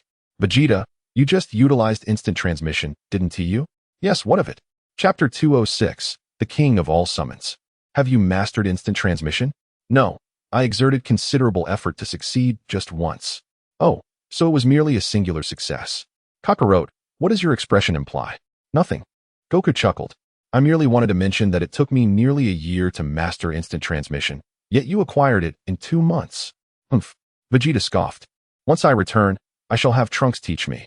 Upon hearing this, Trunks felt a sense of foreboding. While teaching Vegeta instant transmission would not be a burden. If he were to do so daily, it would significantly diminish their time for leisure. Oh, is that so? Have you not been training then? Of course. I intend to train. I shall not allow you to surpass me. Goku smiled but remained silent. By the way, Kakarot, have you mastered Ultra Instinct? Indeed. This is largely thanks to Granola. Then, shall we head back? Krillin suggested. All right. Goku nodded. Subsequently, they bid each other farewell and returned to their respective homes. 2 days later, Gak and Mears arrived back on Earth. Bulma. Gak nodded in acknowledgement. Are Vegeta and Goku around? Yes, what is the matter? It is as follows. Due to Goku and Vegeta assisting us in apprehending the notorious criminal Moro, the Galactic King has specifically sent us to Earth to bestow upon Goku and Vegeta the Galactic Warrior Medals. Galactic Warrior Medals? Yes. It is primarily a token of our gratitude. They are currently in the yard. You may go find them. Moments later, Gak and his companions arrived in the yard and conveyed their purpose to Goku and the others. Galactic Warrior Medals? Indeed. Gak affirmed. Gak, I believe it would be unnecessary to go through all this trouble, don't you think, Vegeta? Vegeta nodded. No, this is the will of the Galactic King. I implore you to grant me this favor just this once. Vegeta, shall we go together? Indeed. Vegeta nodded. And what of Gohan? He deserves our gratitude for vanquishing Moro in the end. He is at home. I shall fetch him, Gak replied. All right. Gak nodded in agreement. Moments later, Goku returned with Gohan, and they set off for the Galactic Patrol headquarters. Due to the considerable distance, Goku and his companions decided to have Whis transport them there. Upon their arrival at the Galactic Patrol's planet, they beheld majestic white edifices adorned with advanced technology. This is the Galactic Patrol headquarters? Indeed, Gak affirmed, swiftly leading them before the Galactic King. The Galactic King resembled a green octopus. Welcome, Goku, Vegeta, Gohan. He greeted warmly. Hello. Goku replied with a broad smile. I have heard from Gak and Melz about your deeds. We are truly grateful. The Galactic King gestured towards the Galactic Patrol standing nearby. Upon his signal, a Galactic Patrol officer promptly opened an ornate box, presenting it to the Galactic King. Inside lay 3 medals, the Galactic Warrior badges intended for Goku and his companions. In appreciation, I have decided to award you the Galactic Warrior badges of our Galactic Patrol. Galaric Warrior badges? Goku inquired. Indeed, it is a prestigious honor. Even Gak, a Galactic Patrol member, has never received this accolade. Gak's expression darkened at this remark. Is that so? And what of Melz? How many does he possess? Oh, Goku's face lit up at the Galactic King's response. In that case, I shall graciously accept. The Galactic King nodded in approval. Following the ceremony, Goku and his friends toured the Galactic Patrol headquarters before returning with Whis. Meanwhile, on a planet in the southern galaxy of the 7th universe, numerous androids akin to Cybermen were being manufactured. The mastermind behind this mass creation was a brilliant scientist named Queasy. Master Queasy. Cyberman 73 has been captured and brought to the galactic prison. A soldier reported. At last, we are on the verge of becoming the rulers of the universe. 3 days swiftly passed. In West City, at Goku's home, Gohan was diligently training when he suddenly heard a voice from the system. Beep. System upgrade complete. Your combat power has doubled. Doubled again? He exclaimed. Yes, Master. Your current base combat power is now 16 trillion. Should you continue training, it is projected that you could increase by 8 trillion within a year. This meant that 1 year of training would yield results equivalent to over 20 years of prior effort. Indeed, the enhancement of combat power accelerates with time. Just as Gohan pondered this, a radiant beam of multicolored light descended from the heavens. As the radiance dissipated, 2 figures materialized within. These individuals were none other than Beerus and Whis. Lord Beerus, Whis. Beerus nodded in acknowledgement. Lord Beerus, what brings you here? The Omni King wishes to see you. The Omni King? Beerus nodded again. Although he was uncertain as to why the Omni King had suddenly sought him out, he cautioned. You must be very careful with your words when you meet the Omni King. Do you understand? Yes. Gohan nodded earnestly. Would you like to change into a different outfit? Beerus inquired, glancing at Gohan's martial arts uniform. All right. Shortly thereafter, Gohan donned a cleaner set of clothes. Satisfied, Beerus nodded in approval. Compared to Goku, Gohan is certainly more dependable. Whis, please escort him to the Kaioshin, and let the Kaioshin take you both to the Omni King. Understood, Whis replied, promptly leading Gohan away from Earth. After a considerable time, Gohan and Whis arrived at the Omni King's palace. We pay our respects to the Omni King. The East Kaioshin knelt on the ground. Omni King, Gohan greeted warmly. The Omni King nodded. What brings you to me? Oh, it's nothing significant. I was merely feeling a bit bored and wanted to play. Play with me? Gohan was taken aback, wondering why the Omni King didn't seek out Goku instead. Indeed. I heard from the Grand Minister that you are friends with my future self, correct? Chapter 207. Azel yes. Gohan affirmed. How did you become friends with my future self? The Omni King inquired. Well, that's quite a long story. It all began when the future Omni King suddenly appeared and we became friends. Is that so? The Omni King responded with childlike innocence. What shall we play then? I'm not quite sure. How about a game of hide and seek? Hide and seek? Yes. You can seek while I hide, or I can seek while you hide. But I have some matters to attend to. How about I bring a friend to play with you? A friend? Yes, I believe you would get along splendidly. All right, bring your friend over. Okay. I will return with my friend now. Gohan nodded. Good. The Omni King replied. With that, Gohan promptly departed with the East Kaioshin. The East Kaioshin, once again overwhelmed by fear, found himself unable to rise from the ground. You're truly quite helpless, Gohan remarked as he hoisted the East Kaioshin up and carried him out. Upon reaching the exterior of the Omni King's palace, Whis expressed curiosity about Gohan's promised friend. Gohan, you mentioned bringing a friend to the Omni King? Who might that be? You will find out once we return. Back in the Kaioshin realm, Gohan instructed the East Kaioshin to use the time ring, allowing them to travel to the future and bring the future Omni King and the Grand Minister to the present Omni King's palace. The Grand Minister looked at the future Omni King with astonishment. Omni King, the future King of all nodded. Lord King of all, this is the friend I told you about, exclaimed Gohan. Upon hearing this, the King of all immediately approached his future counterpart, and the two joined hands, leaping joyfully in place. The Grand Priest and the future Grand Priest exchanged knowing smiles. Gohan's idea is indeed remarkable, remarked the Grand Priest. Indeed, the future Grand Priest agreed with a nod. If the two esteemed kings of all have no further matters to discuss, I shall take my leave, Gohan stated. Very well. Both kings replied in unison. Upon witnessing this, Gohan promptly lifted the East Kaioshin from the ground and departed the palace of the kings of all. On Earth, in West City, at Bulma's residence, Beerus was pacing back and forth in the courtyard, consumed by worry. Whis, why have they taken so long? Could something have happened? Just then, three figures suddenly materialized in the courtyard. They were the East Kaioshin, Gohan, and Whis. Whis, my apologies for keeping you waiting, Lord Beerus, Gohan exclaimed. So, did you encounter any issues during your visit to the King of all? Beerus inquired. None at all. Gohan merely facilitated a friendship between the two kings of all. Gohan replied. The two kings of all. Beerus gasped in surprise. Lord Beerus, do you not recall? Gohan is friends with the future king of all. Are you suggesting that Gohan brought the future king of all here? Indeed. And he may potentially reside in our time henceforth. Reside? What of the future timeline? The future timeline is under the jurisdiction of the future Grand Priest. I see. Whis nodded in understanding. As time flowed, a month swiftly passed. After a month of rigorous training, Gohan had elevated his combat power to 167 trillion. In the 7th universe, on planet Frisia 55, a vast base stood, serving as the headquarters of Frisia's army. Within the cold storage of this base, a figure remarkably resembling Frisia was encased in ice. This individual was named EIS, Frisia's son. The ice demon race, to which Frisia belongs, is known to be frozen in slumber from the moment of birth. Frisia was encased for 5 years, cooler for 6.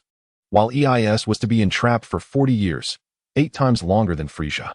In the research facility of the base, numerous scientists were diligently observing the data from the cold storage. According to their findings, EIS was poised to awaken today. With much of Frisia's army now under the command of Reg, they were fervently hoping for Eis's awakening to assume leadership. Suddenly, with a crack, the ice encasing Eis shattered like a spider's web. With a tremendous bang, the frozen encasement erupted like a laser, striking the cold storage. Some shards even breached the door of the cold storage. The entire base trembled as a result, causing many soldiers to fall to the ground from the violent tremors. Eis glanced around nonchalantly before striding toward the exit of the cold storage. King Eis. Many soldiers trembled upon catching sight of Ais. Ais paid them no mind and proceeded to the command room. Upon entering, the researchers greeted him with respect, bowing deeply. "We have met the great Ais." Ais nodded in acknowledgement. "Where is my father?" "King Frisia has been vanquished by the Scionts." "My father is dead." "Indeed. And our Frisia force is now predominantly under the control of a Scion named Reg. Did he slay my father?" "No. It was a Scion named Gohan who ended King Frisia's life." "Gohan. Where is he now?" "He is currently on Earth." "Earth?" "Yes, great Ais. I believe our immediate concern should be Reg, as he commands a significant portion of our forces." Ais shot a cold glance at the speaker. "Are you instructing me on how to act?" "And no, I would not dare." Ais scoffed. "Where is Reg?" "Prepare a spacecraft. I shall confront this individual." "As you wish." Great Ais. In the 7th universe, Reg sat leisurely upon his throne when a soldier hurriedly entered. "Hail, King Reg." Reg nodded. "What are the Dragon Balls?" "Great Reg. We have discovered the location of the Dragon Balls on Cyril." "Excellent." Just then, another soldier rushed in, breathless. "Great Reg, a spacecraft is approaching us." "A spacecraft?" "Yes. It appears to be one of Frisia's." "Is that so?" Boom. As soon as the words left his mouth, Reg's spacecraft was struck by cannon fire, causing it to tremble violently. "Cursed!" Reg exclaimed in fury. "Land the spacecraft on a nearby planet." Chapter 208. Reg and Ais on Ais' spacecraft. He gazed out the window with a calm demeanor. "Great Ais, Reg's spacecraft is descending towards the planet ahead. Then we shall descend as well." "As you command, great Ais." With that, Ais' spacecraft promptly landed on the designated planet. On Yenya Star, Reg had already disembarked from his spacecraft with his subordinates when he spotted a massive vessel descending. It was Ais' spacecraft. Boom. Moments later, Ais' ship landed, and a multitude of his soldiers emerged in orderly formation. Following the heavy sound of footsteps, Ais stepped out of the vessel. "Frisia." Reg, upon seeing Ais' visage, mistakenly identified him as Frisia. "Hail, great Ais." At that moment, the soldiers flanking Ais bowed in reverence. "Ais. Indeed, I am not my father. I am his son, Ais." "Ah, so you are Frisia's offspring." Reg replied with a composed expression. "I have heard from my subordinates that after my father's demise, you took command of his army. Is that correct?" "And what of it?" "It merely means I shall annihilate you." Ais remarked with a laugh. Redgar chuckled in response. "Truly, you are the son of Frisia. Even your tone is a mirror of his. However, it was precisely that arrogance that led to your father's downfall at my hands." "My father fell to your hands? Was he not defeated by a scion named Son Gohan?" Redgar laughed once more. "Did your subordinates not inform you that your father was resurrected once and ultimately perished at my hands?" "Resurrected?" Ais glanced at his subordinates. "Indeed, King Ais. Frisia was brought back to life, yet we remain unaware of the identity of his slayer." Upon hearing this, Ais snorted disdainfully, casting a cold gaze at Redgar. "In that case, I shall take your life to avenge my father. All of you attack." "Yes, King Ais." "All of you attack." "Yes, King Redgar." With their commands issued, the soldiers of both leaders clashed fiercely. The two stood motionless, observing the chaos of battle. After a considerable time, as the soldiers from both sides began to fall, Ais clenched his fists and charged toward Redgar. Redgar remained rooted in place. Just as Ais approached, Redgar's figure abruptly vanished, reappearing behind Ais. Startled, Ais felt a tremendous blow strike his back. Bang! With a resounding crash, Ais was propelled like a projectile into the nearby mountain, sending clouds of dust billowing into the air. Infuriated, Ais gritted his teeth and quickly emerged from the rubble of the mountain. At that moment, Redgar appeared before him, delivering a powerful punch to Ais' abdomen. Ah! With a deafening sound and a scream of anguish, Ais was once again sent crashing into the mountain, this time plunging deeper than before. Seizing the opportunity, Redgar unleashed a flurry of punches at Ais with lightning speed. Bang! Bang! Bang! Under Redgar's relentless assault, Ais emitted a series of agonizing cries. Suddenly, Redgar retreated, conjuring a golden energy sphere in his right hand and launching it at Ace. Boom! The golden energy sphere exploded, and Ace let out a loud scream as he was engulfed in the violent detonation. A colossal tempest erupted, swiftly reducing the mountain behind Ace to rubble. Gritting his teeth, Ace struggled against the immense force of the explosion. After a while, as the smoke cleared, Ace emerged from a deep crater, his body smoking and in a state of disarray. "He is still alive," Redgar exclaimed in astonishment. Infuriating. At that moment, Ace clenched his fists tightly, emanating an astonishing aura that surged upward. Boom! The ground trembled violently under the influence of Ace's energy. Bang! At this moment, Ace's body grew taller and larger, sprouting a pair of horns atop his head, resembling Frisia's first transformation. Boom! Once Ace completed his transformation, he immediately unleashed the energy he had amassed. Intriguing. Reg, witnessing this, chuckled softly. Subsequently, he transformed into Super Saiyan 4. Huh. Observing this, Ace charged towards Reg whoosh. In no time, Ace found himself before Reg, delivering a powerful strike with his right fist. Reg's figure flickered and suddenly vanished from sight. Ace was taken aback. At that moment, Reg reappeared to Ace's left side, launching a forceful kick forward. Caught off guard, Ace was swiftly sent flying to the right. Gritting his teeth, Ace quickly turned to face Reg. By then, Reg had already closed in on Ace, attacking him with fists and feet like flashes of light. Bang! Bang! Bang! Under Reg's relentless assault, Ace let out a series of anguished cries, his body continually retreating. Bang! After delivering several blows, Reg forcefully thrust his right knee forward, propelling Ace into a nearby mountain. Ace immediately gasped for breath. Reg scoffed. "I never imagined your strength to be so feeble, even inferior to Frisia's." "What did you say?" Ace, upon hearing this, clenched his teeth in fury. With that, Reg brought his hands together, condensing a golden energy wave, and unleashed it towards Ace. Alarmed, Ace leaped into the air. Boom! With a tremendous explosion, the mountain below Ace shattered into fragments. Damn it! Ace gritted his teeth, his fists clenched tightly. Huh! With a mighty roar, Ace once again heightened his energy. The very ground of the planet trembled violently under Ace's influence. At that moment, Ace's body shrank slightly, his four horns extending backward from his head, his eyes transforming to red with pupils vanishing. His shoulders protruded like armor, 2 additional horns sprouted from his back, and his arms grew sharp, blade-like protrusions. This was Ace's ultimate form. Reg, witnessing this transformation, displayed a hint of astonishment. Ace smiled, his body morphing into a streak of purple light as he charged towards Reg. Reg bellowed, likewise rushing at Ace. Whoosh! Bang! Bang! Bang! In the blink of an eye, the two found themselves facing each other, delivering powerful strikes with their fists. Chapter 209, The God of Destruction Tournament. Dust and sand were immediately stirred up around them. Moments later, both figures flickered and soared into the air, engaging in battle. Their speed was so extraordinary that from a distance, it appeared as though ripples were forming across the sky. Bang!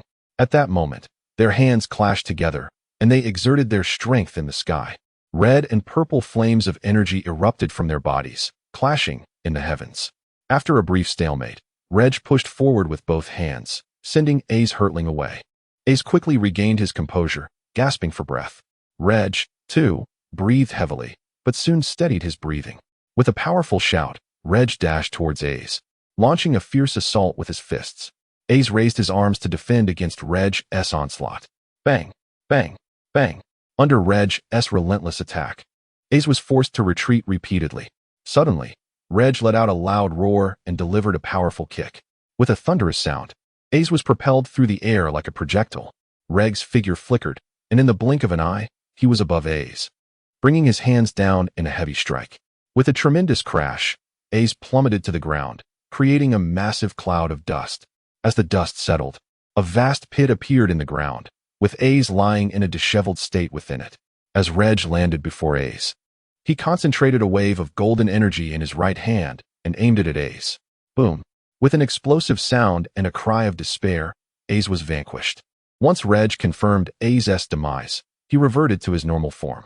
In the underworld, Ace was swiftly judged by King Yama and found himself in hell, where he encountered his father, Frisia. "Father, who are you?" Frisia inquired, examining Ace. "Are you Ace?" "Yes, father. How could you have also perished?" Frieza asked. I intended to avenge you, but the strength of that individual was far too formidable, and I fell to his might. Avenge? Did you seek Son Gohan on Earth? No. I first went after Reg. Reg? Indeed, he now commands a significant portion of your army. Frieza exclaimed in fury. In the demon realm, after Frieza's demise, Towa utilized her and Mira's genes to create a new Frieza, distinguishing him by naming him Fuyo. Fuyo, like Frieza, possessed a genius intellect. To ensure Fuyo would not be easily slain by Son Gohan, Towa endowed him with the dark essence of the Dark Demon King Mechikabura, granting Fuyo Mechikabura's memories and elevating him to the status of the new Dark Demon King. Welcome to the Dark King. Towa and Mira bowed to the newly born Fuyo, who cast a cold glance at them before proceeding to his laboratory. Time flew by, and a year passed in the blink of an eye. During this peaceful year, atop a great mountain on Earth, Piccolo was engaged in training with 3-year-old Xiaofeng. Though she bore the blood of a scion, she was still inferior to Piccolo in strength. Bang! With a resounding crash, Xiaofeng shattered a large rock behind her. Ouch! Grandpa Piccolo. Xiaofeng pouted playfully. Understood, I will be more cautious next time. Xiaofeng nodded. Subsequently, she picked up 2 bottles of mineral water from beside the shattered boulder, handing 1 bottle to Piccolo. Here you go, Grandpa Piccolo. Piccolo nodded and accepted the mineral water. He then opened it and took a few sips. At that moment, Xiaofeng glanced at her watch and remarked, Grandpa Piccolo, it's getting late. I must head to kindergarten. All right, take care on your way. Xiaofeng nodded in response. Following this, she utilized her flight technique and soared into the sky. Once Xiaofeng's figure completely vanished, Piccolo's gaze returned to the ground. At Baozi Mountain, in the gravity chamber, Son Gohan was diligently training. Suddenly, a figure dashed in. It was Ragus. He nodded and exclaimed, Brother, Lord Beerus and the others have arrived. Lord Beerus? As soon as the words left his mouth, Beerus and Whis appeared. Lord Beerus. Beerus nodded. What brings you here so unexpectedly? Lord Zeno mentioned he wishes to speak with you. Lord Zeno? Indeed, and this time he has requested that we gods of destruction accompany him. Oh, what do you suppose it could be about, Lord Beerus? Who could possibly know? Yet, I cannot shake this ominous feeling. An ominous feeling? Yes, Beerus affirmed. Enough of the idle chatter, Lord Beerus. Let us swiftly take Gohan to Lord Zeno. Beerus nodded once more. A short while later, Son Gohan and Beerus arrived at the Zeno Palace. Aside from Son Gohan and his companions, there were also the gods of destruction, Supreme Kais, and angels from 11 other universes present. Lord Zeno, it is an honor to meet you. Beerus and his group bowed before the 2 Zenas. Both Zenas nodded in unison. May I inquire why you summoned us, Lord Zeno? Son Gohan asked. At that moment, the Grand Minister, standing before the 2 Zenas, spoke up. The matter is this. Lord Zeno has informed the future Zeno about the Tournament of Power, and the future Zeno expressed great interest in it. Thus, he wishes to invite you all to reenact the Tournament of Power. Reenact the Tournament of Power? Indeed, I have prepared the arena for you. As the Grand Minister spoke, he pointed his staff toward the ground, which immediately emitted a radiant light, causing Son Gohan and the gods to descend. The thrones of the 2 Zenas also sank down. Upon reaching the lower level, Son Gohan and the gods beheld an arena reminiscent of the Tournament of Power. Esteemed guests, this is the arena I have prepared for you. The rules of this tournament will mirror those of the Tournament of Power, with the sole difference being that this time, the participants will be the gods of destruction from each universe. The gods of destruction? All the gods exchanged glances. Indeed. Do you not wish to compete in this tournament for Lord Zeno? No. Beerus and the others hastily shook their heads. Is that so? In that case, you should proceed to the competition stage now. Chapter 210. The Battle of the Destroyers. Where is Son Gohan? Beerus inquired. Gohan has been invited by Lord Zeno to watch the competition together. The Grand Priest proclaimed, waving his staff, which conjured a seat beside Son Gohan. Upon hearing this, Gohan beamed at Beerus. How infuriating! Observing Gohan's smug demeanor ignited a spark of irritation within Beerus. At that moment, Kampa and the others soared towards the competition stage. Seeing this, Beerus immediately followed suit. Once all the destroyers had settled on the stage, the Grand Priest addressed the assembly of gods. I hereby announce that the competition officially begins. As soon as the words left his lips, the pillars of the stage sank, and the gazes of the 11 destroyers fixated upon Beerus. Gritting his teeth, Beerus felt a wave of anxiety wash over him. Whis, Has Lord Beerus offended them? Why are all their eyes on him? Whis chuckled softly. This is due to an incident long ago, when Lord Zeno invited the destroyers of the 12 universes to his palace for a game of hide and seek. While the others were found, Lord Beerus remained undetected because he had fallen asleep, which incited Lord Zeno's wrath. It took considerable effort for the other destroyers to placate him. Son Gohan chuckled. Indeed, that sounds like something Lord Beerus would do. Boom.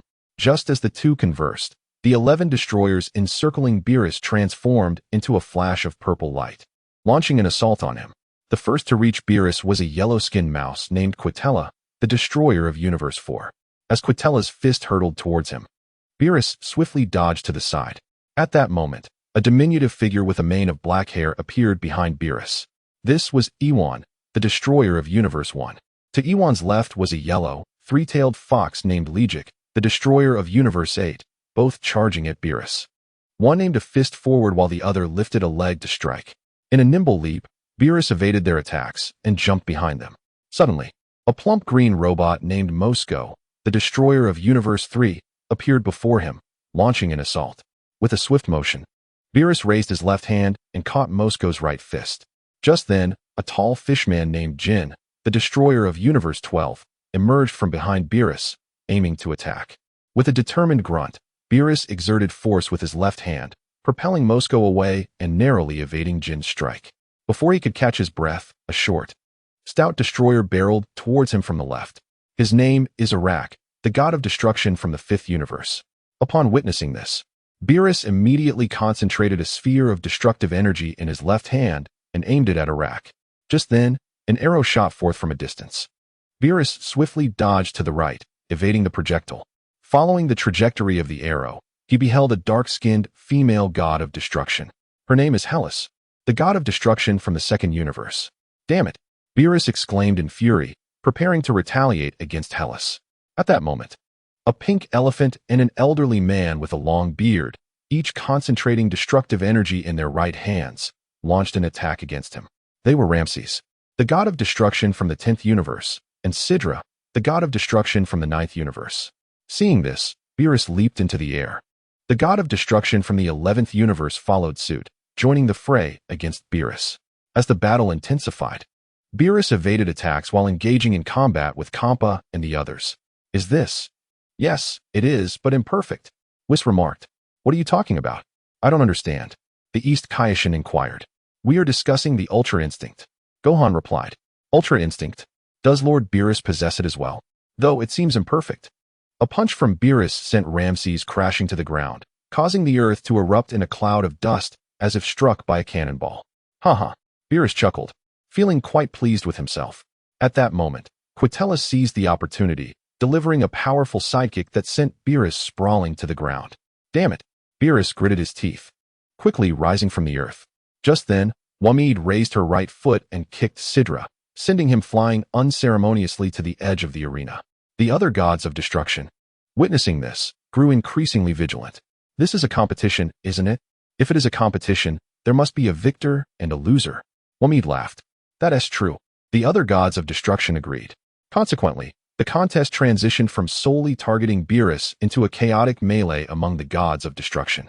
Their speeds were exceedingly swift, and the dust clouds generated during their skirmishes rendered the two Omni Kings nearly unable to discern the battle. Their speed is astonishing. We can barely see their combat, remarked the future Omni King. Indeed, even the gods cannot slow down enough to see clearly? The Grand Priest queried. Yes, the Omni King nodded, observing the tumultuous battle below. The Grand Priest suddenly shouted, All of you cease immediately. Upon hearing this, Beerus and Quitella halted their strikes. At this moment, the gods of destruction on the arena were either gravely injured or fallen. The two Omni Kings declared, Your speed is too rapid for us to perceive. Thus, let this match conclude here. Upon hearing this, Beerus and Quitella scoffed and relinquished their clenched fists. The angels from the 12 universes promptly ascended to the arena to tend to their respective gods of destruction. The future Omni King, having missed the exhilarating tournament, felt a tinge of dissatisfaction. Might it be that you are displeased due to not witnessing the thrilling contest, esteemed Omni King? The Grand Minister inquired of the future timeline's Omni King. Indeed, the future Omni King affirmed with a nod. However, Organizing another tournament of power in such a brief span poses considerable challenges. Chapter 211, Son Gohan and Quitella IC. The Grand Minister replied, "If there are no further matters at hand, shall we take our leave, esteemed Omni King?" asked Wei Mei. The two Omni Kings nodded in agreement. Observing this, Beerus and his companions departed alongside the gods of destruction and angels. In the seventh universe, within the realm of the Supreme Kai, Beerus let out a sigh of relief upon his return. Shortly thereafter, he expressed his ire. Those despicable beings, Zampa and his ilk, dared to conspire against me. Whis chuckled softly. "Isn't it all a consequence of your own actions, Lord Beerus?" Beerus retorted with an indignant huff. What transpired back then was unintentional. Whis simply smiled in response, choosing not to engage further. "Then, Lord Beerus, shall we return home or head to Earth?" Whis queried. "Let us go to Earth. After such an extensive battle, I am quite famished." Beerus replied. "Very well, Supreme Kai, will you accompany us to Earth?" Whis asked. "No need." The East Supreme Kai responded with a cheerful shake of his head. "All right then," Whis remarked, turning to Son Gohan. "Gohan, your instant transmission is swift. Please use it to take us back to Earth." "Of course." Son Gohan nodded. With a swift motion, Son Gohan executed instant transmission, transporting the trio to Bulma's backyard. "Lord Beerus," Son Goku greeted. Beerus nodded in acknowledgement. "What did the Omni King summon you and Gohan for?" he inquired. "Nothing much. Merely to have us gods of destruction engage in a battle," Beerus replied nonchalantly. "Was it a battle among the gods of destruction from the 12 universes?" Vegeta asked. Beerus nodded. "Then, Lord Beerus, who emerged victorious in the end?" Son Goku questioned. "No one won, for the match was prematurely halted." "Prematurely halted? Why?" "Our speed was so great that the Omni King could not discern our battle, resulting in the cessation." "I see," Beerus acknowledged, glancing at Son Gohan. "Gohan, I have heard from Whis that your strength has ascended to new heights. Would you care to face the gods of destruction from other universes?" "Other universes' gods of destruction?" "Yes, but would they consent to battle?" Gohan mused. Beerus chuckled. "As long as you wish to engage them, I possess the means to facilitate such a confrontation." "Lord Beerus, are you suggesting that you desire vengeance on their behalf for their collaborative assault against you?" "How could that be? Despite their joint efforts, they failed to gain any advantage and were ultimately defeated by me, were they not?" Upon hearing this, Beerus exhibited a guilty expression. "Lord Beerus, you were besieged?" Son Goku inquired. "Indeed." Whis chimed in with a chuckle. "This is primarily due to the hide-and-seek game Lord Beerus played with the Omni King." "Whis," Beerus exclaimed in a loud voice. "What does it matter? After all, Gohan is already aware." Whis continued, recounting the tale of how Beerus had fallen asleep during the hide-and-seek game, which had provoked the ire of the other gods of destruction. "Whis," Beerus growled in frustration. Although he harbored a strong desire to retaliate against Whis, his strength restrained him. "Is that so?" "Yes." "Gohan, how about you challenge the other gods of destruction to a duel?" Son Goku suggested. "Very well," Beerus replied with a smile. "Gohan, it is settled then. Tomorrow I shall take you to meet Quitella." "Quitella?" "Lord Quitella is the god of destruction from Universe 4. "Oh, I recall now. Lord Quitella is the one who resembles a mouse, correct?" Whis chuckled. "Goku, fortunately, Lord Quitella is not present. Otherwise, should he hear you describe him thus, he would undoubtedly retaliate. Are you implying that I should not compare him to a mouse?" "Indeed." Whis nodded. "Then, Lord Beerus, why do you wish for Gohan to battle Lord Quitella specifically, rather than the other gods of destruction? Why do you have so many questions?" Beerus bellowed at Son Goku. "Am I merely curious?" Beerus snorted. "Whis, I am famished. Please procure some food for me." "Certainly, Lord Beerus." The following day, Beerus, accompanied by Whis, Son Goku, Gohan, and Vegeta, ventured to Universe 4. In the realm of the gods of destruction of Universe 4, Quitella was leisurely reclining on the grass, gazing at the deep purple sky. Suddenly, he noticed a purple transport cube descending from the heavens. Upon recognizing the occupants of the cube, Quitella sprang to his feet. "Beerus, Lord Beerus." The attendant angel, Konik, standing beside Quitella, immediately looked up and saw Beerus and his entourage within the transport cube. After a moment, the transport cube landed, and Beerus emerged alongside Gohan and the others. Quitella snorted. "Beerus, what brings you to my domain today?" "Actually, it is rather trivial." Gohan expressed a desire to engage in combat after witnessing our battle yesterday. "Gohan." Quitella turned to face Son Gohan. "Yes, what do you say? Are you brave enough to challenge Son Gohan? A duel is a duel. Who fears whom? Beerus grinned. Very well, Gohan, you may battle Quitella. Son Gohan nodded in agreement. Seeing this, Beerus promptly stepped back with Son Goku and the others. After observing, Konik also took a step back. Quitra chuckled and addressed Son Gohan. Son Gohan, I am aware that you can wield the Ultra Instinct technique, so it would be prudent for you to employ it now. Otherwise, once I have defeated you, this opportunity will be lost. Son Gohan smiled. Even without utilizing Ultra Instinct, you may not necessarily be able to overpower me. Are you underestimating me, Son Gohan? By not using Ultra Instinct? Quitra retorted angrily. Son Gohan remained silent, his hands suddenly clenching tightly. Huh. With a powerful shout, Son Gohan transformed into Super Saiyan 4. Upon transforming, Son Gohan did not cease to elevate his energy. Instead, he continued to amplify it. Boom. The realm of the gods of destruction trembled violently under Son Gohan's overwhelming aura. Beerus gritted his teeth, beads of cold sweat forming on his brow. At that moment, Son Gohan's hair shifted to a brilliant white, cascading down to his waist, and his eyes turned a fierce crimson.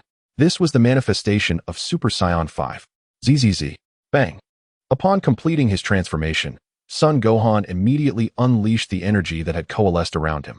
Quitra smirked, feigning calmness. So you've transformed into a Super Saiyan. However, even with such a transformation, it is impossible for you to defeat me. Chapter 212. The external avatar, is that so? Son Gohan grinned. His speed akin to light as he charged towards Quitra. Quitra leapt into the air, mirroring Son Gohan's advance. In the blink of an eye, they found themselves face to face, their fists moving with the velocity of light, striking at one another. A massive cloud of dust was stirred around them. Bang! After exchanging blows for a while, both were sent reeling back. Cursed! Quitra growled, quickly thrusting his hands forward, unleashing a torrent of destructive energy towards Son Gohan. Son Gohan chuckled lightly, releasing a barrage of energy waves to counter Quitra's destructive force.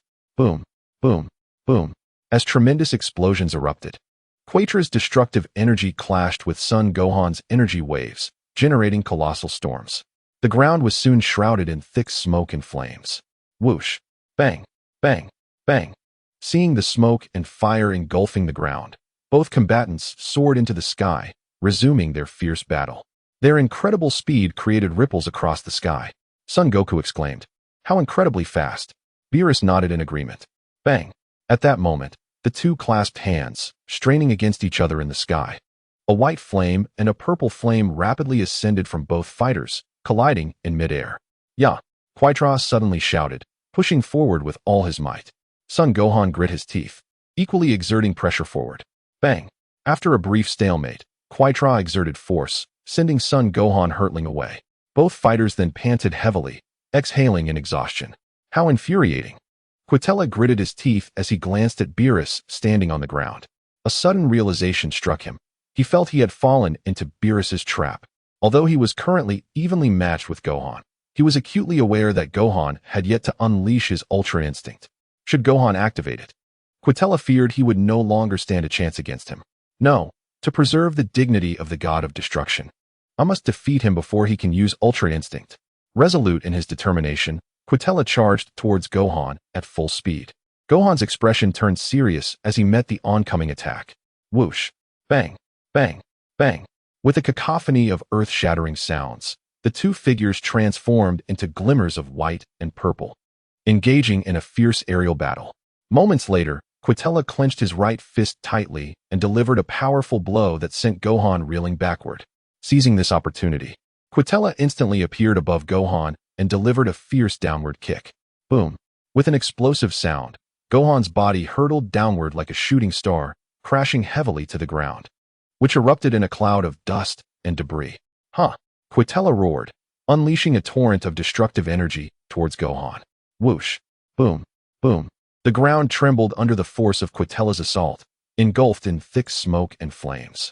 Just then, a silvery figure emerged from the inferno, a version of Gohan in Ultra Instinct. However, this was not just any ordinary state of Ultra Instinct. It was the Super Saiyan God form of Ultra Instinct. In this form, while his aura and eyes exhibited change, his physical appearance remained largely the same. What? Quitella's expression shifted dramatically upon witnessing Gohan's Ultra Instinct.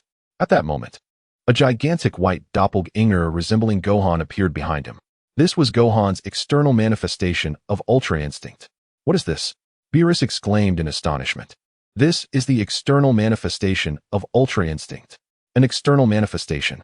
Indeed, our angel's Ultra Instinct involves more than just automatic evasion. Beerus scoffed. What's so impressive about that? The gods of destruction have numerous techniques of their own. Whis chuckled quietly, choosing to remain silent. At that instant, the external manifestation behind Gohan seized Quitella with both hands, tightening its grip. Under the tremendous power of the external manifestation, Quitella unleashed a formidable force of his own, struggling against Gohan's doppelganger. Watching Quitella's desperate struggle, Beerus felt a bead of cold sweat trickle down his forehead. It was fortunate that he had not suggested battling Gohan. Otherwise, he might have found himself in Gohan's grip instead. Quitella, I believe it would be wise for you to concede, Gohan stated, observing Quitella's frantic attempts to break free. What nonsense are you spouting?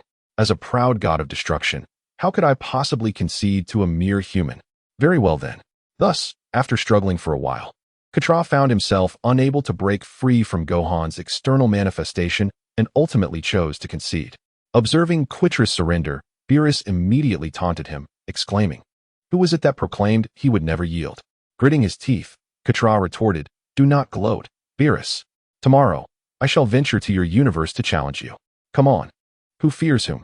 Upon hearing this, Konik hastily interjected, "Lord Quitella, battles between gods of destruction are strictly forbidden. Lord Beerus, battles between gods of destruction are not permitted." Whis chimed in, attempting to mediate. "Humph." Beerus scoffed. "It is not I who sought this confrontation. He approached me first." "Beerus, you are setting me up. Why do you not mention the way all the gods of destruction conspire against me? Our collective focus on you stems from your careless game of hide and seek with the Omni King, which has forced us all to devise ways to placate his wrath." That was eons ago. Whis and Konik exchanged glances, feeling exasperated by the quarrel. After a lengthy exchange, Whis and Konik intervened, separating the two.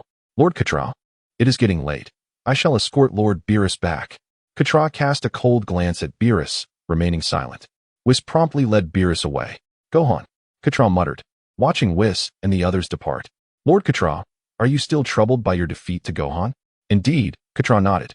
"Do you think this Gohan could become the next god of destruction?" "I cannot say," Konik replied, shaking his head. "However, this human named Gohan is indeed remarkable." Quitella remained silent, pondering that regardless of his prowess, Gohan was still not his own. Chapter 213. Gamma 2 on the return journey, Goku, intrigued by Gohan's Super Saiyan 5 and external manifestation, began to inquire. "Gohan, must one transform into Super Saiyan 4 to achieve Super Saiyan 5? "Yes," Gohan affirmed. "And how did you master the external manifestation of Ultra Instinct?" Goku continued his questioning. "I cannot quite describe it.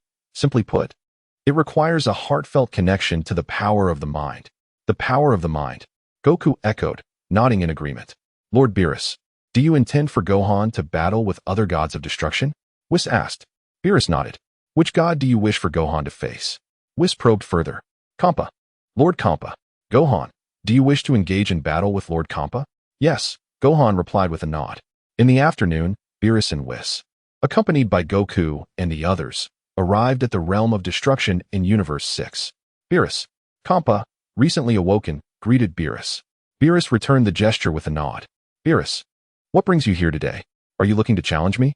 Kampa inquired, glancing at Goku and his companions. "Not quite.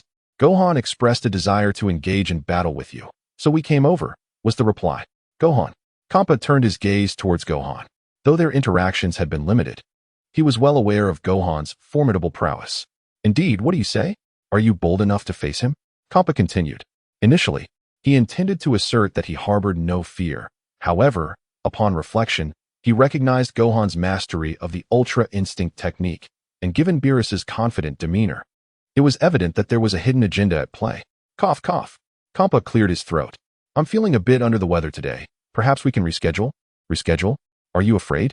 Gohan teased. "Afraid? Hardly. I merely have a slight stomachache today," Kampa retorted. "Lord Kampa, where exactly are you feeling unwell?" "I can assist with my staff," Batos offered. "Batos, you meddlesome fellow. Kampa thought to himself upon hearing this. Seeing the exchange, Beerus chuckled. Well then, Bados, do assist him. Very well. Bados nodded. Upon hearing this, Kampa yawned dramatically. I misspoke. It's not my stomach that troubles me, but rather a lack of sleep. Thus, I shall decline the match today. But Lord Kampa, I distinctly heard your thunderous snores. Bados continued to undermine him. Kampa glared at Bados, thinking, if you would just remain silent, no one would mistake you for a mute. Kampa, surely you're not afraid? Beerus laughed. Afraid? If you dare, Beerus. Let us have a match today. Kampa challenged. Bring it on. Who is afraid? Beerus retorted angrily. Bados and Whis, witnessing this, hurriedly intervened. Lord Beerus, battles between gods of destruction are strictly prohibited. Lord Kampa, battles between gods of destruction are strictly prohibited. Humph. Beerus scoffed. He asked the one who proposed a fight. I said I'd rather not engage today due to lack of sleep. Yet you insist on provoking me. Beerus gritted his teeth. All right, Lord Beerus. Since Lord Kampa is unwilling to fight today, we shall let it go. Upon hearing this, Beerus let out a cold huff and said nothing further. Then, Lord Kampa, we apologize for intruding. If there is nothing else, we shall take our leave, Bados stated. Kampa nodded slightly in acknowledgement. Whis promptly guided Beerus and the others away. Once Beerus and his entourage departed, Bados turned to Kampa with a curious expression. Lord Kampa, why did you decline Beerus' challenge to battle Gohan? Kampa huffed softly. From my understanding of Beerus, he would not instigate a fight without some ulterior motive in play. Bados chuckled. Ah, I see. Meanwhile, Whis, wearing a cheerful grin, looked at Beerus. Lord Beerus, it seems that Lord Kampa did not fall for your ruse. Humph. He was fortunate this time. Do you suppose his refusal stems from his familiarity with you as your brother, leading him to understand your intentions and thus decline the battle? After listening, Beerus remained silent. Then, Lord Beerus, should we take Gohan to seek out other gods of destruction? No need. Beerus shook his head. Although he possessed great power, he preferred not to make too many enemies. Very well then. As time swiftly passed, a week had gone by. On Earth, within a factory located outside West City, a peculiar figure emerged, clad entirely in black with a bald head and a horn resembling a comb at its center. The robot wore a yellow outfit emblazoned with a large number 2 and sported a blue cape. It stood before a short, portly man dressed in a white suit. This robot was named Gamma 2, a creation of the man before it, Dr. Hito, the grandson of Dr. Gero. Like his grandfather, Dr. Hito was a brilliant scientist. However, unlike Dr. Gero, who sought world domination, Dr. Hito designed Gamma 2 inspired by the heroes he admired. Dr. Hito, is it complete? Just as Dr. Hito reveled in the successful activation of Gamma 2, a middle-aged man clad in a red suit entered, accompanied by a bespectacled assistant. The man, named Mazetta, was the son of the leader of the Red Ribbon Army, while his assistant was called Kamai. Previously, Dr. Hito had been apprehended by the police for stealing corpses to create androids, but upon his release, Mazetta lured him to this factory to manufacture formidable androids. Mazetta. The man nodded in acknowledgement. Is this the Gamma 2 you spoke of, Dr. Hito? Indeed, Dr. Hito affirmed. Can you demonstrate its power? How so? It's quite simple. Have it eliminate Piccolo. Eliminate Piccolo? Yes. Like Goku and his friends, he is a villain. Our actions will rid the world of evil. Upon hearing this, Dr. Hito hesitated. Yet the thought of Mazetta's financial support compelled him to agree. Very well. How can we control it? Gamma 2 currently responds solely to my commands. Gamma 2. Go locate Piccolo and eliminate him. Understood, Dr. Hito. Chapter 214. Goten, Trunks, Gamma 1. Gamma 2 without delay, Gamma 2 departed from Mazetta's factory. Although Mazetta remained silent, he sensed that Dr. Hito was wary of him. Inside a white castle outside West City, Piccolo gazed, exasperated, at the doll that Gohan and Videl had gifted him. Despite having clearly expressed his disdain for dolls, Gohan and Videl insisted on presenting him with one. After adjusting his mood, Piccolo leaped from the castle window and stepped outside. He glanced at the azure sky, contemplating that it was nearly time for Pan to finish school. At that moment, a figure clad in yellow soared from the distance. It was none other than Gamma number 2. Startled, Piccolo gazed intently at his opponent. Suddenly, Gamma number 2 unleashed an energy wave from his right-hand gun, launching an assault on Piccolo. Reacting swiftly, Piccolo darted forward, evading the attack with agility. With a resounding explosion, the energy wave detonated upon impact with the ground, sending a vast cloud of dust into the air. Gritting his teeth, Piccolo locked his gaze on Gamma number 2. Bang! Bang! At that instant, Gamma No. 2 fired 2 more shots at Piccolo. Boom! Boom! The ground erupted with 2 tremendous blasts, raising a considerable amount of dust. As the dust settled, Piccolo's figure was nowhere to be seen amidst the remnants of the explosion. Gamma number 2 scanned the surroundings, puzzled by Piccolo's absence. Has he been eliminated? Doubt gnawed at Gamma number 2's mind. After a moment of contemplation, he resolved to report back. Just as Gamma number 2 departed, Piccolo emerged from the shadow of a nearby mountain, having taken refuge beside a deep pit. Upon spotting Gamma number 2, he stealthily followed behind. Outside West City, at the Mazeta factory, Gamma number 2 hurriedly recounted the recent events to Dr. Hito and his associates. Did you not see his body? Could he still be alive? Mazeta inquired. I cannot say for certain, Gamma number 2 replied, shaking his head. Then why did you return without assurance? Mazeta scolded. Although Piccolo was not particularly formidable, any careless move that alerted Goku and his companions could spell trouble for him. During their conversation, Piccolo, having disguised himself, infiltrated the factory. At that moment, he stood not far from them, observing Mazeta and the others. The Red Ribbon Army. Piccolo quickly discerned the identity of the workers by their uniforms. Who are you? I don't think I've seen you before, one of the staff remarked, noticing Piccolo's unfamiliar face. I'm new here today, Piccolo responded. Ah, so you're the newcomer. That explains your unfamiliarity, the staff member replied, nodding in understanding. Afterward, Piccolo wandered through the factory and discovered a colossal robot resembling Cell, albeit with certain parts, including its head, hands, knees, chest, and back, painted in red. Through inquiries with the factory personnel, he learned that this gigantic machine was named Cell. However, the purpose of its creation remained unknown to them. Yet, Piccolo was well aware of their sinister intentions. Having gathered intelligence on the Red Ribbon Army's objectives, Piccolo exited the factory and made his way to Gohan's house. At Gohan's residence, Goten and Trunks were present, both of whom were now 15 and 16 years old. Standing nearly as tall as Gohan was during his high school days. Uncle Piccolo, Goten exclaimed, and Piccolo nodded in acknowledgement. Grandpa Piccolo. At that moment, Xiaofang, who had been playing inside, heard a commotion outside and rushed out. Upon hearing this, Piccolo nodded again. Uncle Piccolo, what brings you here? Asked Son Gohan. I was attacked today by an android from the Red Ribbon Army, replied Piccolo. The Red Ribbon Army? Piccolo nodded, recounting the events of the day. Once he finished, Son Goten's face lit up with excitement. Uncle Piccolo, where is that factory? I want to face the android you mentioned. It's just outside West City. Then, Uncle Piccolo, after we finish lunch, could you take us there? Sure, Piccolo agreed. In truth, he had come primarily to enlist Son Gohan's help in eliminating Gamma 2. Little did he expect to encounter these two lively characters. Trunks, this is fantastic. We get to battle against the evil androids and Cell. Wait, Goten, Cell isn't completed yet, so you won't be able to fight him. Piccolo interjected. Not completed yet. Son Goten felt a tinge of disappointment.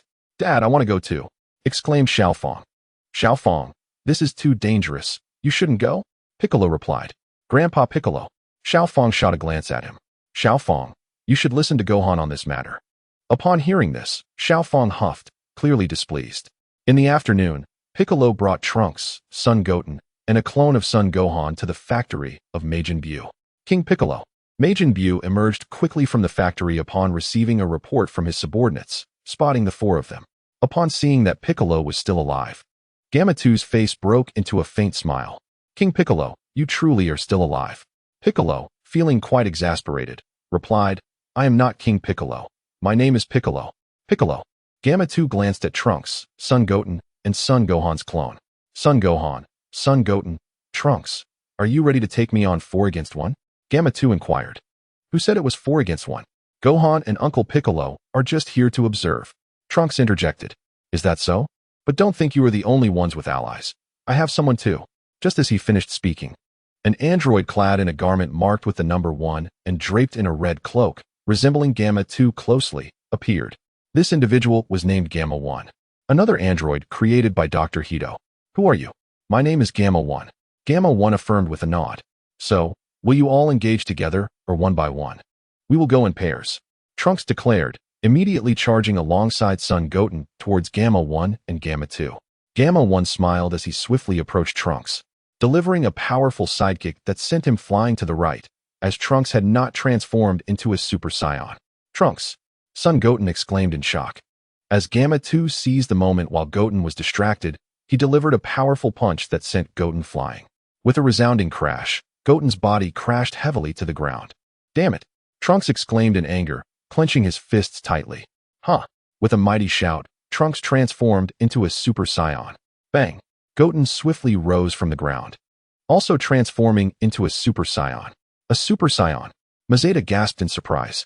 In unison, both warriors shouted and charged at Gamma 1 and Gamma 2. Whoosh! Bang! Bang! Bang! With their transformations, their power surged significantly, and they soon engaged in a fierce battle with Gamma 1 and his companion. Amidst the intense clash, a little girl with a mushroom hairstyle stealthily approached the rear of Piccolo and the others, observing the combat. This girl was Xiaofang. How impressive! Xiaofang watched the dazzling fight among the four, becoming increasingly captivated. Just then, two figures suddenly appeared before her. They were Piccolo and Gohan's clone. Grandpa Piccolo, Dad. Upon hearing her, Piccolo looked at Xiaofang with a resigned expression. Xiaofang, didn't we say it was dangerous here? You shouldn't be here. Xiaofang smiled and replied, Grandpa Piccolo. I just wanted to see the androids. Don't worry, I'll definitely protect myself. Piccolo glanced at Xiaofang, feeling a twinge of concern for her safety. Xiaofang, have you skipped school? Gohan's clone asked sternly. Xiaofang lowered her head, her fingers fidgeting slightly. Gohan's clone sighed in exasperation. Then stick close to Uncle Piccolo. And do not stray from his side. Xiaofang nodded earnestly. Boom. At that moment, a tremendous explosion erupted from the sky to the ground, a result of Trunks and the others' fierce battle. Huh. With a powerful shout, Goten transformed into a Super Saiyan at the 3rd level. Look, Grandpa Piccolo.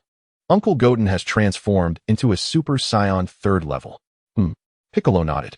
No sooner had he spoken than Trunks also transformed into a Super Saiyan at the 3rd level. What is this? Both Gamma 1 and Gamma 2 were taken aback by their transformations. This is called Super Saiyan 3rd level. Super Saiyan 3rd level.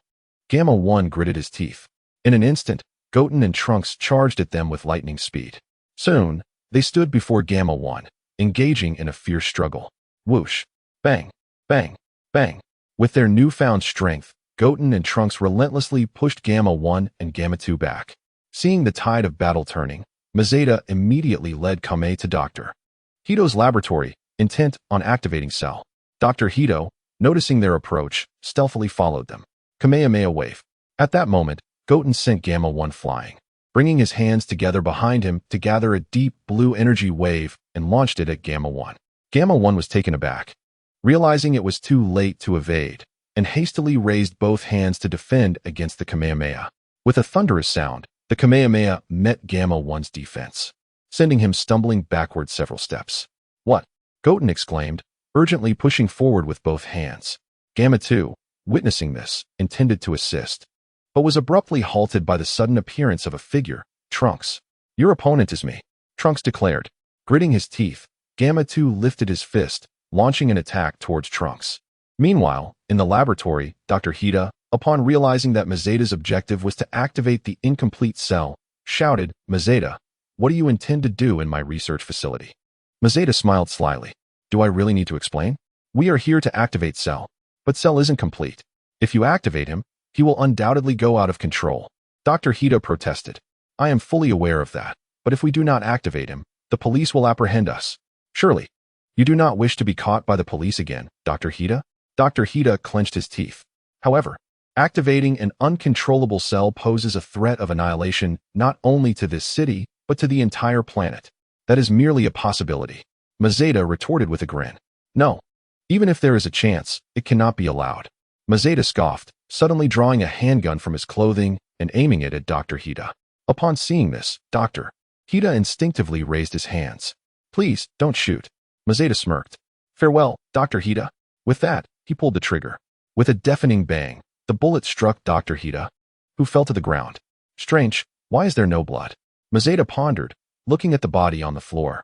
However, as noises from outside grew louder, he had no time for further contemplation and hurried to activate Cell. This was their only chance for a comeback.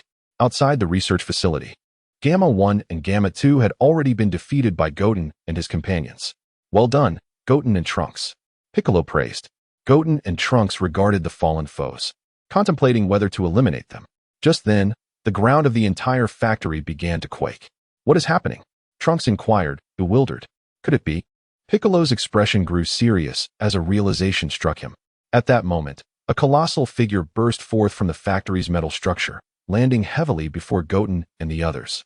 It was Cell. Indeed, it is Cell, Piccolo declared. Is this truly Cell? Trunks asked, his face alight with excitement. Yes, Piccolo affirmed with a nod. Goten, Trunks, do not underestimate Cell. His power should surpass that of Gamma 1 and Gamma 2. Cell. Gamma 1 and Gamma 2 looked on in shock as the activated Cell stood before them. They recalled Dr. Hida mentioning that Cell was not yet complete. This meant that the current Cell could very well be uncontrollable. As everyone was astonished by Cell's presence, he suddenly let out a thunderous roar, unleashing a wave of energy directed at Goten. Sensing the imminent danger, Goten swiftly evaded the attack. At that moment, the seemingly lifeless Dr. Hida sprinted out of the research facility, pursued closely by two men, Mizita and Kamai. Chapter 216, Goten and Trunks vs. Cell. Dr. Hida. Gamma 1 exclaimed upon realizing the scientist was in peril, and despite his injuries, he soared towards Dr. Hida. In no time, Gamma 1 stood by the side of Dr. Hida. Gamma 1. Dr. Hida, filled with renewed confidence, turned to face Mizita and Kamai, who had already turned to flee. Running away, are they? Dr. Hida scoffed as he shifted his gaze back to Cell. With an uncontrollable rage, Cell began to wreak havoc upon the entire facility. What shall we do next, Dr. Hida? Gamma 1 inquired. As a being of justice, Gamma 1 could not simply stand by while Cell rampaged. Cell's head is his weak point. You and Gamma 2 must see if you can strike at his head and defeat him. His head, you say? Gamma 2 remarked, glancing at Cell's crown. Yes. At that moment, transformed into a Super Saiyan at the third level, Goten and Trunks charged at Cell. However, due to Cell's formidable physique, their attacks proved largely ineffective. With a deafening roar, Cell delivered a powerful blow with his right fist aimed at the attacking Trunks. The proximity was too close for Trunks to evade, and he was struck squarely, hurtling to the ground like a projectile, creating a cloud of dust upon impact. Trunks. Goten gritted his teeth and unleashed a barrage of energy waves towards Cell. Boom, boom, boom. Given Cell's massive form, many of the energy waves struck him, quickly enveloping his figure in a cloud of explosive smoke. Goten shouted and charged toward the billowing haze. Just then, a figure darted swiftly behind Goten. It was Cell. Goten, watch out behind you, Trunks shouted. No sooner had he spoken than Cell's right foot descended with tremendous force. Goten screamed in agony as his body plummeted to the ground like a straight line, stirring up a vast cloud of dust upon impact. Damn it, Trunks gritted his teeth. At that moment, Gohan's doppelganger appeared beside Trunks. Trunks, Cell is exceedingly powerful. With your and Goten's current strength, you may not stand a chance against him. The only option left is fusion. Understood. Gohan's doppelganger shouted as he transformed into a Super Saiyan 4 and charged at Cell. In no time, he reached Cell with a speed akin to light, launching an assault against him. Taking advantage of the moment, Trunks swiftly dashed to Goten's side and exclaimed, Goten, let us fuse. All right. Goten nodded. The two then moved to a location far from Cell to perform the fusion. Fusion. A brilliant flash of white light enveloped them, and they merged into Gotenks. Gotenks. Piccolo gasped in astonishment. At that moment, Gotenks shouted and transformed into Super Saiyan Blue. Super Saiyan Blue. Piccolo was once again taken aback, not having expected Gotenks to achieve this transformation. With a light chuckle, Gotenks became a streak of blue light and charged towards Cell. Cell roared and met him head-on. Seeing this, Gohan's clone retreated, positioning himself beside Piccolo. Before long, Gotenks arrived before Cell, launching a flurry of rapid punches. Cell retaliated with his own strikes, but due to Gotenks' smaller stature, it was challenging for Cell to land a hit. With a fierce shout, Gotenks delivered a powerful kick to Cell's face. Cell let out a pained cry, reaching for Gotenks' right leg with both hands. Gotenks, taken aback, was unable to react in time and was seized by Cell's grasp. With a mighty roar, Cell spun Gotenks around several times. Under the dizzying rotation, Gotenks felt a wave of nausea wash over him. Just then, Cell hurled Gotenks high into the air. With a sound like a breaking barrier, Gotenks soared upwards like a projectile. Cell spread his wings, moving at lightning speed, positioning himself above Gotenks, and brought his fists together to strike down upon him. Bang! With an incredibly intense sound, Gotenks was sent crashing to the ground like a shooting star. The earth erupted in a cloud of dust. Gamma 1, witnessing this, charged at Cell immediately. Cell concentrated energy in his right hand and launched it towards the two. They dodged while retaliating with energy blasts of their own. Boom, boom, boom. Explosions erupted in the sky and on the ground amid their fierce exchange. Damn it! Gotenks shouted in fury, quickly scrambling to his feet. He took a deep breath and expelled a massive cloud of white energy. The white mist transformed into 6 ghostly figures resembling Gotenks. Count off. 1, 2, 3, 6. Excellent. Now, you all shall heed my command and attack Cell. Yes. The 6 ghostly figures nodded in agreement. Piccolo, witnessing this, felt utterly speechless. In such dire circumstances, Gotenks still resorted to such childish tactics. Bang! Just then, Gamma 1 was knocked heavily to the ground by Cell. Kamehameha. The 6 ghostly figures simultaneously gathered energy behind them. What? Piccolo exclaimed in shock. At first, he believed that Gotenks intended to have the gum ghosts and Cell self-destruct. To his surprise, he unveiled a new technique. Wave.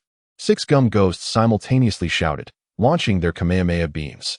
The 6 Kamehameha waves from Cell swiftly veered aside. Dodge! Piccolo exclaimed. In that moment, the 6 gum ghosts directed the empty Kamehameha beams skyward, only to have them return. Whoosh! Boom! Boom! Boom! Chapter 217. Cell's demise. Caught off guard by the Kamehameha's unexpected turn, Cell was struck by the returning energy waves. However, the power of the Kamehameha emitted by the gum ghosts was limited, causing minimal damage to Cell. Gotenks had anticipated this, so as soon as the Kamehameha hit Cell, the 6 gum ghosts charged toward him. Boom! Boom! Boom! The 6 gum ghosts soon collided with Cell, exploding one after another. A thick cloud of smoke filled the sky and ground. As the smoke dissipated, Cell glared at Gotenks with an expression of intense fury. Huh! With a thunderous shout, Cell unleashed a golden energy wave towards Gotenks. Gotenks swiftly sidestepped to avoid it.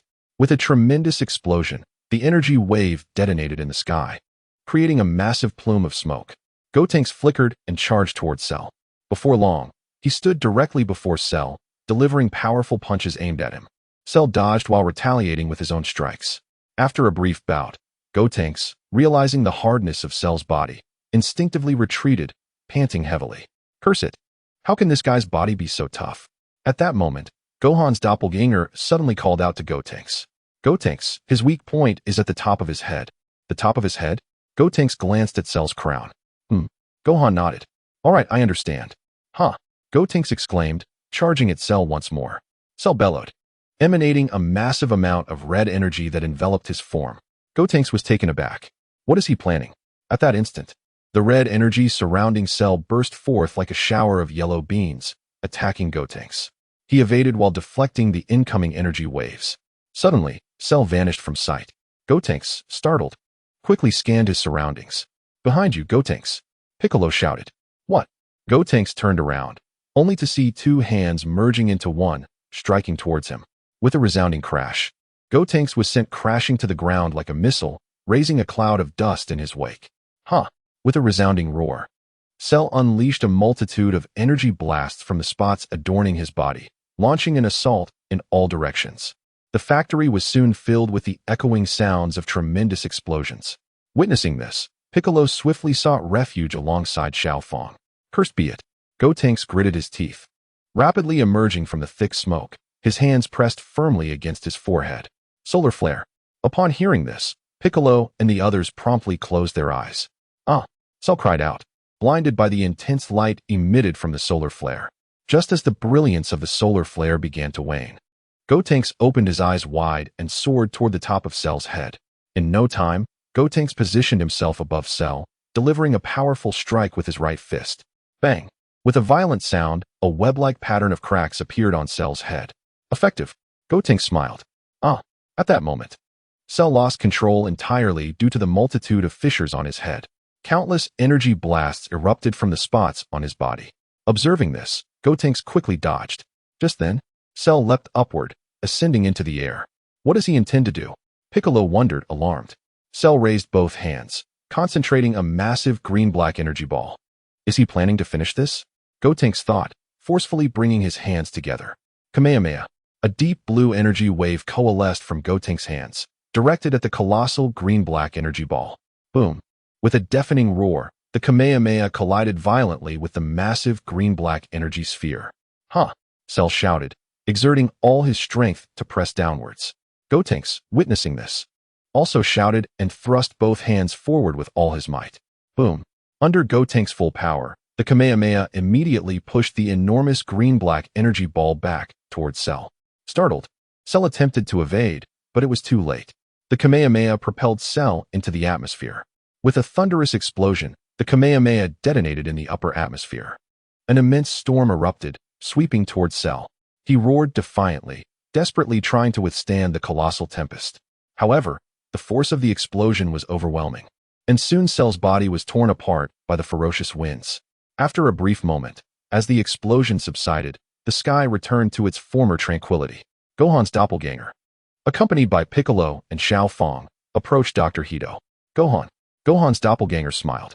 Dr. Hito, would you consider joining my company to assist with our endeavors? Your company? Indeed. Gohan's doppelganger nodded. Am I allowed to decline?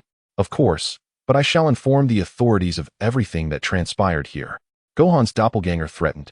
Very well. I will join your company. Dr. Hito gritted his teeth in response. Gohan, are you truly willing to have this individual work at your company?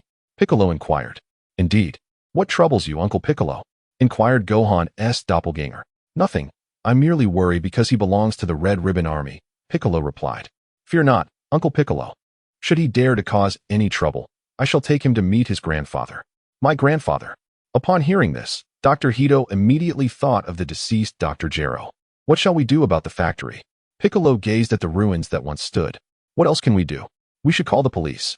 At that moment, Goten and Trunks separated. Goten, we have defeated Cell. Trunks exclaimed joyfully. Indeed. Goten nodded. Father, when I grow up, I too wish to be a hero who protects the city. Xiaofang declared earnestly to Gohan's doppelganger. Splendid. Gohan's doppelganger replied with a smile. Chapter 218. Prison Planet. Subsequently, Trunks and the others summoned the police to apprehend Mazeda and Kame. Although Dr. Hito was not arrested, he was summoned by the police to give a statement. Time swiftly passed, and 6 months flew by. During this period, everything remained tranquil. In the 7th universe, on the realm of the gods of destruction, Goku and Vegeta were diligently training in the grassy expanse of the divine realm. Suddenly, a purple figure materialized. It was Fuyu. Upon noticing him, Goku immediately halted his training, regarding the newcomer with vigilance. Who are you? How did you arrive here? My name is Fuyu, a friend of Trunks. A friend of Trunks? Yes. I have come to inform you that your friend Trunks has been captured. Trunks, where has he been taken? To the prison planet. In an instant, Fuyu vanished with a swift movement. Vegeta, we must hasten to find Whis. Vegeta nodded in agreement. Shortly thereafter, the two located Whis and recounted the recent events. Fuyu? I recall Granola mentioning someone by that name. Fuyu? Do you suspect that fellow is truly Fuyu? Vegeta inquired. Whis nodded. The most pressing concern now is whether Trunks has indeed been captured. You must contact Bulma immediately. Of course. Whis agreed. With that, he quickly used his staff to reach out to Bulma. Whis. Yes, Whis affirmed. Bulma, is Trunks safe? Yes, he is perfectly fine. Why do you ask? It's just that a person named Fuyu found Goku and the others, claiming Trunks has been taken. That is not the case. Trunks is currently playing in the yard with Goten. Is that so? That is a relief. If there is nothing else, I shall end this call. Bulma nodded in agreement. Trunks has not been captured. Could it be that Fuyu deceived us? Goku pondered. Wait, Kakarot, have you forgotten about the future Trunks? Ah, I nearly overlooked future Trunks. Whis, do you know of the prison planet Fuyu mentioned? Indeed. Then can you take us there? Certainly. However, I can only escort you there. The matters of combat must be entrusted to your own capabilities. Indeed. Son Wukong nodded emphatically. After a considerable duration, Whis guided Son Wukong and Vegeta to the surface of a planet bound in chains. This planet is none other than the prison planet. Whis declared, Wukong, Vegeta, this is the prison planet. From here on, everything is in your hands. Understood. Son Wukong affirmed with a nod. Observing this, Whis pointed his staff toward the ground and departed from the prison planet. Once Whis had left, Son Wukong and Vegeta promptly advanced forward. Vegeta, do you think Trunks has truly been captured on this planet? I can't sense his energy at all. I don't know. Perhaps he has succumbed to unconsciousness? Suddenly, both sensed two formidable energies manifesting behind them. They turned to see two exceedingly familiar faces. The Time Patrol's Son Wukong and Vegeta. Who are you? We are the Time Patrol. Son Wukong exclaimed. I remember now. You appeared when Cell did. The Time Patrol's Son Wukong nodded in affirmation. By the way, how did you come to be here? We are here to rescue Trunks. What about you? Son Wukong inquired. We came to track down Fu and ended up here. Fu? Are you referring to Fuyu? Indeed, he is Fuyu. Fuyu? Son Wukong echoed, perplexed. To be honest, I'm not entirely sure. He claims to be Fuyu and asserts that the past Fu has perished. Is that so? The Time Patrol's Son Wukong nodded. By the way, didn't Son Gohan accompany you? No, we did not inform him about this matter. Is that so? Just then, a man with long black hair, clad in armor and a mask, emanating a formidable black and red aura, appeared. This individual was Kamba, the king of a certain Scion kingdom. What an overwhelming energy! Son Wukong exclaimed in astonishment. No sooner had he spoken than Kamba shouted fiercely and charged at Son Wukong and Vegeta. Bang! Son Wukong clenched his fists and charged at Kamba in response. Whoosh! Bam! Bam! Bam! In no time, Son Wukong stood before Kamba, engaging in an intense battle. Bang! After a brief skirmish, Kamba clenched his right fist and delivered a powerful blow that sent Son Wukong reeling. Kakarot! Vegeta shouted, immediately transforming into a Super Saiyan and charging at Kamba. Whoosh! Bam! Bam! Bam! Soon, Vegeta confronted Kamba, and they clashed fiercely. Bang! After exchanging blows for a short while, Kamba landed a solid strike on Vegeta's face, sending him flying. Damn it! Vegeta gritted his teeth, gathering a vast amount of energy in his hands to unleash an attack on Kamba. Kamba let out a deafening roar and charged at Vegeta at full speed. Boom! With a tremendous explosion, Vegeta's energy wave struck Kamba's body, generating a dense cloud of smoke. However, Kamba swiftly emerged from the haze, launching a powerful right punch towards Vegeta. Vegeta deftly sidestepped, narrowly evading the blow. Kamba quickly pivoted, delivering a forceful kick aimed at Vegeta. With a resounding crash, Vegeta was propelled like a projectile, colliding violently with the mountains behind him, sending a cloud of dust billowing into the air. Vegeta! Goku shouted, clenching his fists tightly. Huh! With a mighty roar, Goku transformed into Super Saiyan Blue, his body becoming a streak of blue light as he charged at Kamba. In an instant, Goku stood before Kamba, his fists moving with blinding speed, striking Kamba's face with immense force. The impact sent Kamba reeling backward. At that moment, Goku delivered a powerful kick, sending Kamba crashing into the mountain behind him. Meanwhile, within the confines of a prison planet, a young boy with blue hair found himself bound by numerous chains in a cell. This individual was Trunks from the future timeline. Suddenly, Trunks stirred, his eyes fluttering open. Where am I?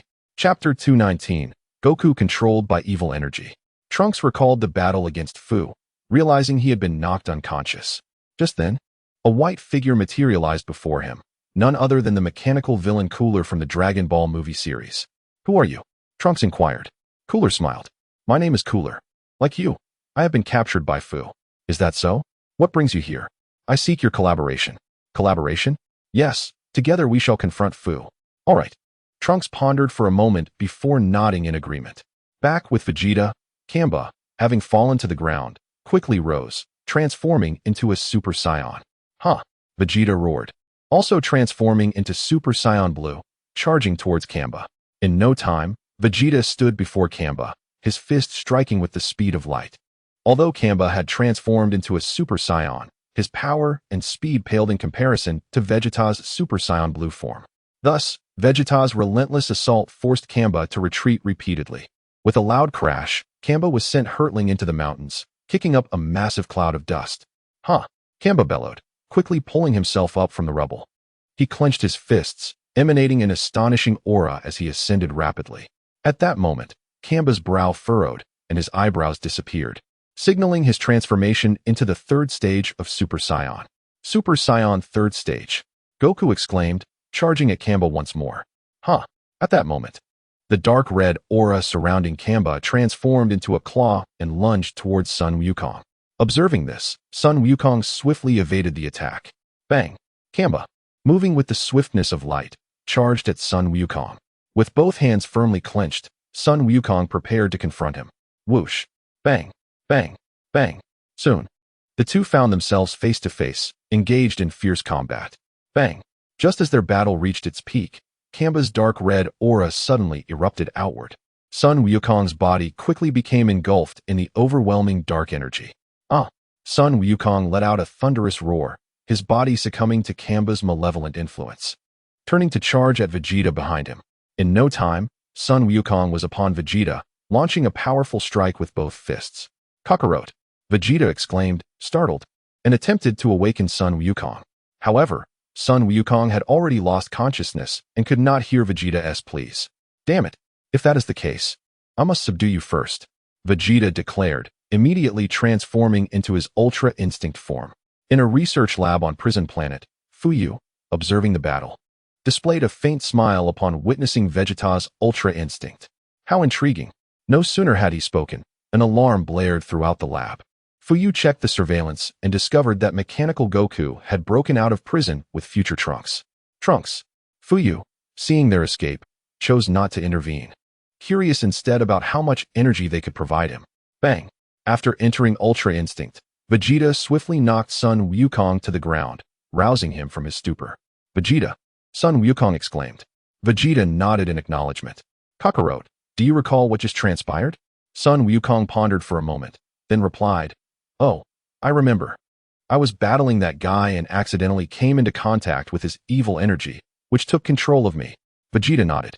Thus, we must remain vigilant and ensure we are not again ensnared by that aura.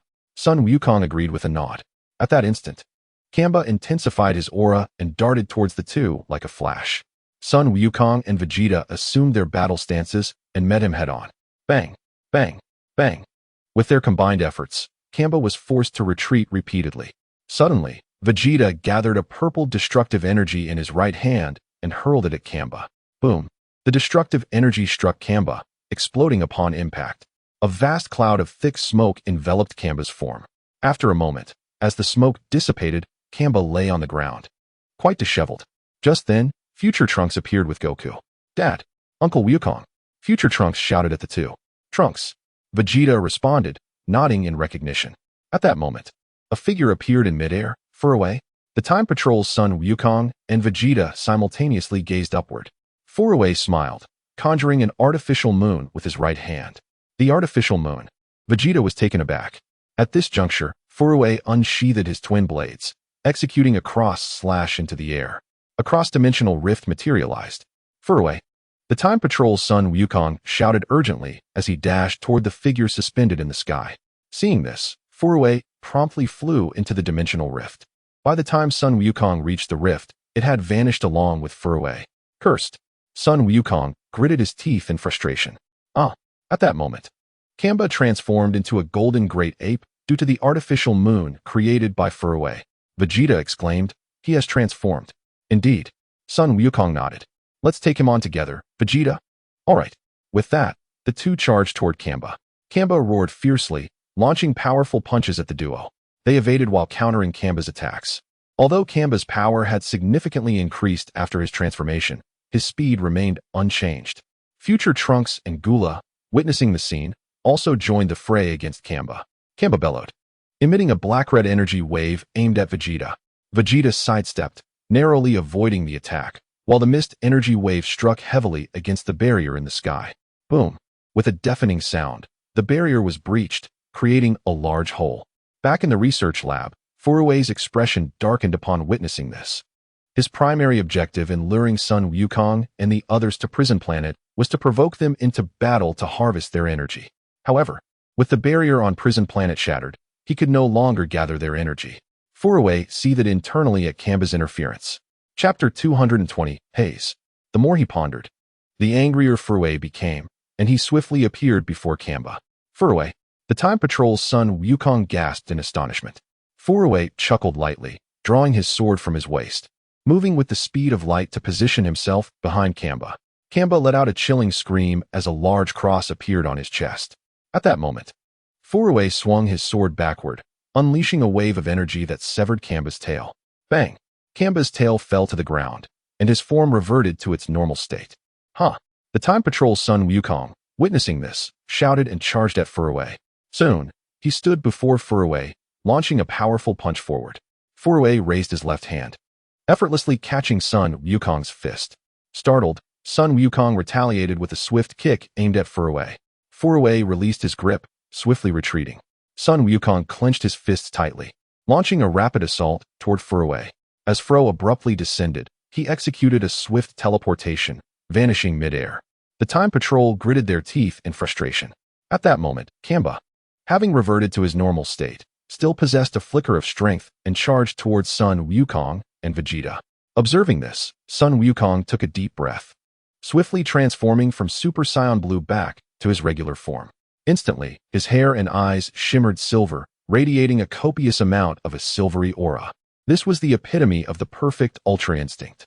With a whoosh, Son Wukong utilized Ultra Instinct, effortlessly evading Kamba's assault. Seizing the opportunity while Kamba's attention was fixated on Son Wukong, Vegeta propelled his right fist forcefully towards Kamba's abdomen. Thud! With an explosive sound, Kamba's body shot backward like a projectile, crashing into a towering mountain behind him. In that fleeting moment, Son Wukong swiftly clasped his hands together and declared, Kamehameha. A deep blue energy wave coalesced from his palms, hurtling towards Kamba. Gallic Gun, Vegeta bellowed, unleashing a technique he had not employed in years. Boom! The Kamehameha and the Gallic Gun struck Kamba simultaneously, propelling him outward. With a thunderous explosion, the two energy attacks detonated, unleashing colossal storms that surged outward. After a brief interval, as the earth-shattering explosion subsided, an immense pit emerged on the ground, with Kamba lying in a disheveled state within its depths. Is he still alive? Son Wukong of the Time Patrol inquired. No sooner had the words left his lips than a diamond-shaped white crystal materialized in the sky, at the center of which lay a red circular gem, surrounded by long black spikes protruding outward. This crystal was none other than the seed of the universe. As the seed of the universe manifested, Son Wukong and his companions suddenly felt an overwhelming gravitational force bearing down upon them. Shortly thereafter, a figure appeared, a man with white skin, brown hair, a prominent scar across his chest, adorned with golden earrings, and armored shoulders and arms. His ears were slightly pointed, and he wore green goggles. This man was named Haz, a human seduced by Fro's persuasion, seeking to utilize the seed of the universe to overthrow the Omni King. Beside Haz stood two individuals. On his left, a girl who appeared to be around 15 years old. She was petite with alabaster skin, her white hair styled upright like ice cream, striking red eyes with white pupils, and red and yellow eyebrows. She donned a black bodysuit, complemented by a deep crimson coat. Her name was Kamen, an artificial being created by the Zephyrians of Universe 6. Fearing her immense power, her creators sought to eliminate her, leading to a twisted mentality that drove her to join Haz's faction, intent on annihilating the entire universe. On Haz's right stood a boy, also appearing to be around 15 years of age. The boy, slender in stature with skin as pale as snow, possessed a coiffure resembling ice cream, standing upright in a brilliant white. His blue eyes were framed by white scara and red-yellow eyebrows, and he adorned himself in a black, form-fitting bodysuit, complemented by a deep blue coat. His name was Aolian, an artificial being created by the Zephyrians of the Sixth Universe, just like Kamen, with whom he shared a sibling bond and a profound disdain for humanity. Who are you? Inquired Son Wukong of the Time Patrol. In response, Haz merely raised his right index finger, beckoning upwards, causing Kamba's body to levitate and soar towards him. Clenching his fists, Son Wukong charged at Haz. Observing this, Haz swiftly employed the cosmic seed, teleporting them to another universe. Damn it! Son Wukong gritted his teeth. The Time Patrol's Son Wukong, witnessing this, bid farewell. Since the battle has concluded, we shall meet again. Indeed. Son Wukong nodded in acknowledgement. The Time Patrol's Son Wukong then departed with the Time Patrol Vegeta. Well, Kakarot, shall we return? Vegeta queried. Yes, Son Wukong affirmed, and with a swift instant transmission, he transported future Trunks and Vegeta back to Earth. Shortly after their departure, Mechanical Gula arrived outside the prison planet and obliterated it. 7th Universe, Earth. Upon their return, Son Wukong promptly acquired a Senza Bean from Master Roshi to heal future Trunks' injuries. Subsequently, he requested the East Kaioshin to use the Time Ring to send future Trunks back to his timeline. The following day, Gohan learned of the events concerning the prison planet. 11th Universe. After rescuing Kamba, has led the siblings Kamen and Alien to wreak havoc on a planet in the 11th Universe. At that moment, they found themselves on a verdant planet, engaged in battle with Tispa and Taba from the 11th Universe. Despite Tispa's swift movements, his speed was significantly hindered under the gravitational influence of the cosmic seed. Nevertheless, he continued to face two opponents. With a swift kick, Kamen was sent flying. Damn it! Alien shouted in fury, propelling himself at Tispa with maximum velocity. Light speed. Tispa bellowed, dashing to Alien's front at superluminal speed, delivering a forceful knee strike to Alien's abdomen. With an explosive sound, Alien was propelled backward like a projectile. The impacts echoed as Alien crashed into the buildings behind him.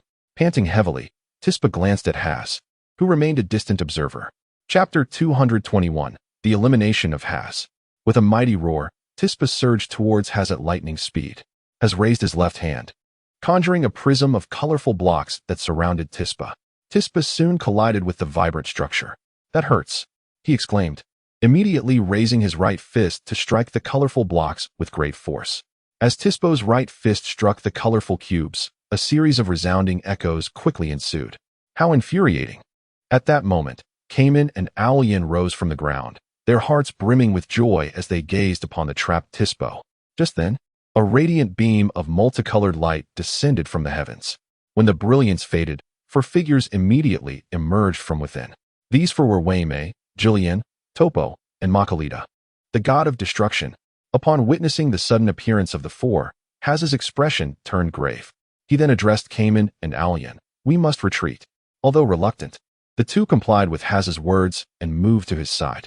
Seeing this, Haz swiftly utilized the seed of the universe to transport them away. With a crack, as the trio departed, Jillian promptly approached Tispa and shattered the colorful cubes surrounding him. Once the cubes were destroyed, Tispa felt the air around him become significantly fresher. Thank you, Jillian, he exclaimed. Jillian nodded in acknowledgement. Makalita, do you know who these individuals are? Topo inquired. I am not entirely certain at the moment, but that white crystal should be the seed of the universe. The seed of the universe? The sixth universe. After Haz had evacuated Kamen and Alien, he arrived at the planet Salad in the sixth universe. Salad is the scion planet of the sixth universe, hence it was teeming with scions. Has brought them here primarily to harness the planet's energy through combat. In the seventh universe, within the realm of the gods of destruction, Whis was preparing to escort Beerus to Earth to indulge in its culinary delights. However, his staff suddenly illuminated. Noticing the glow, Whis raised his staff and saw it was a call from the Grand Minister, so he promptly answered. Father. The Grand Minister nodded. Whis, Lord Zeno wishes for all gods of destruction to convene at the palace. Inform Beerus to come. Understood, Father. With that, Whis immediately ended the call. What is it, Whis? Beerus asked. Lord Zeno wishes for all of you gods of destruction to visit his palace. Lord Zeno. Indeed. Do you know what this is about? How could I possibly know? Very well then. Meanwhile, on Earth, in West City at Goku's home, Gohan was diligently training. Suddenly, he noticed a white crystal and 5 figures appearing in the sky. These 5 were Kamba, Kamen, Alien, Zamasu, and the fused Haz. Zamasu, along with Kamba, and those who appeared on the prison planet. Goku remarked, who was also in the yard with Gohan. Haz smiled. We meet again, Goku. Goku gritted his teeth. Who are you? What do you want on Earth? My name is Haz. I have come for 2 reasons. To collect the seed of the universe and to invite you to join us in overthrowing Lord Zeno and creating a new universe. Overthrow Lord Zeno? Yes, what say you, Goku? I refuse. Indeed, how unfortunate. At that moment, Krillin and the others arrived. Son Wukong called out, Krillin. Krillin nodded in acknowledgement. Zamasu, Vegeta exclaimed, his face displaying a flicker of shock upon seeing the fused Zamasu. Were you not eradicated by the Omni King? I was resurrected with his assistance. Has responded. You. Indeed. Upon hearing this, Piccolo and the others prepared themselves for battle. Just then, Son Gohan's figure flickered, and in an instant, he stood before the cosmic seed, placing it into his system's inventory. Haz, witnessing the disappearance of the cosmic seed, immediately changed his expression. The cosmic seed. Where's my cosmic seed? Son Gohan smiled and replied, How would I know about your cosmic seed? Damn it, Haz shouted in fury, charging at Son Gohan at full speed. Son Gohan, seeing this, swiftly activated his Ultra Instinct to evade Haz's attack. What? Haz gasped in surprise. At that moment, Son Gohan appeared behind Haz, his right hand gathering a violet sphere of destructive energy aimed at him. Destruction. As the words left his lips, Haz's body vanished at a visible speed. Haz, Kamba, and the others displayed astonishment at the sight. After eliminating Haz, Son Gohan immediately plucked a hair from his head, transforming it into a clone. He then addressed Sun Wukong and the others. Dad, I leave this place to you. I shall seek out that fellow Fu. All right. With that, Son Gohan instantaneously teleported away from Earth. Sun Wukong and Vegeta charged towards Zama's. In the demon realm, Tawa was currently examining the state of the primary timeline through her staff. Suddenly, a figure appeared before Tawa. It was Son Gohan.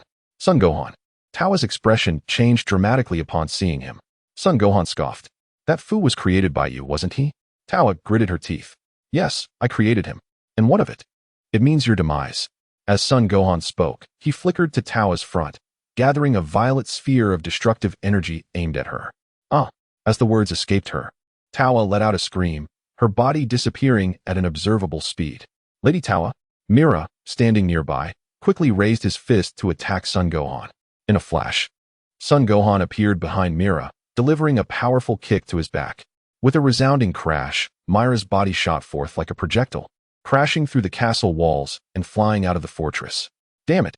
Mira shouted in rage, swiftly halting his descent from the sky. At that moment, a figure suddenly appeared behind Mira. It was Son Gohan. Destruction. With a soft command, Mira's body vanished at a visible speed. Clapping echoed suddenly from the ground. Son Gohan looked down to see a purple figure. It was Fu. Fu. Chapter 222.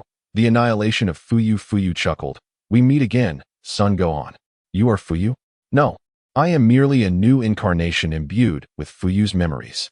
I see. Nonetheless, whether you are Fuyu or a new incarnation, I shall eradicate you completely today. Is that so? Fuyu replied with a smirk. Upon finishing his words, Son Gohan transformed into a streak of white light, surging towards Fuyu. With a thunderous shout, Fuyu shrank in size, sprouting a pair of dark purple wings from his back. At that moment, Son Gohan had already reached Fuyu, launching rapid punches and kicks like flashes of lightning.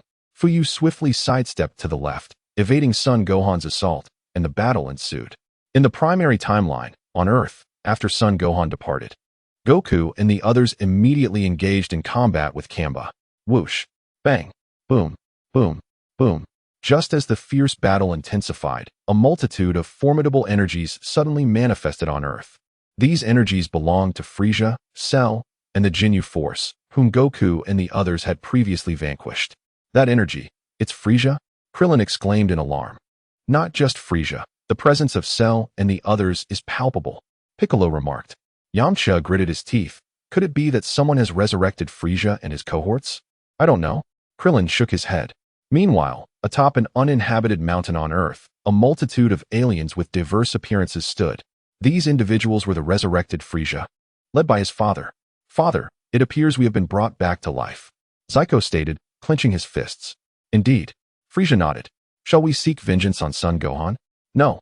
We must first vacate this planet and consider our next steps. Consider our next steps? Son Gohan is quite powerful. I should enhance my strength before pursuing him for revenge.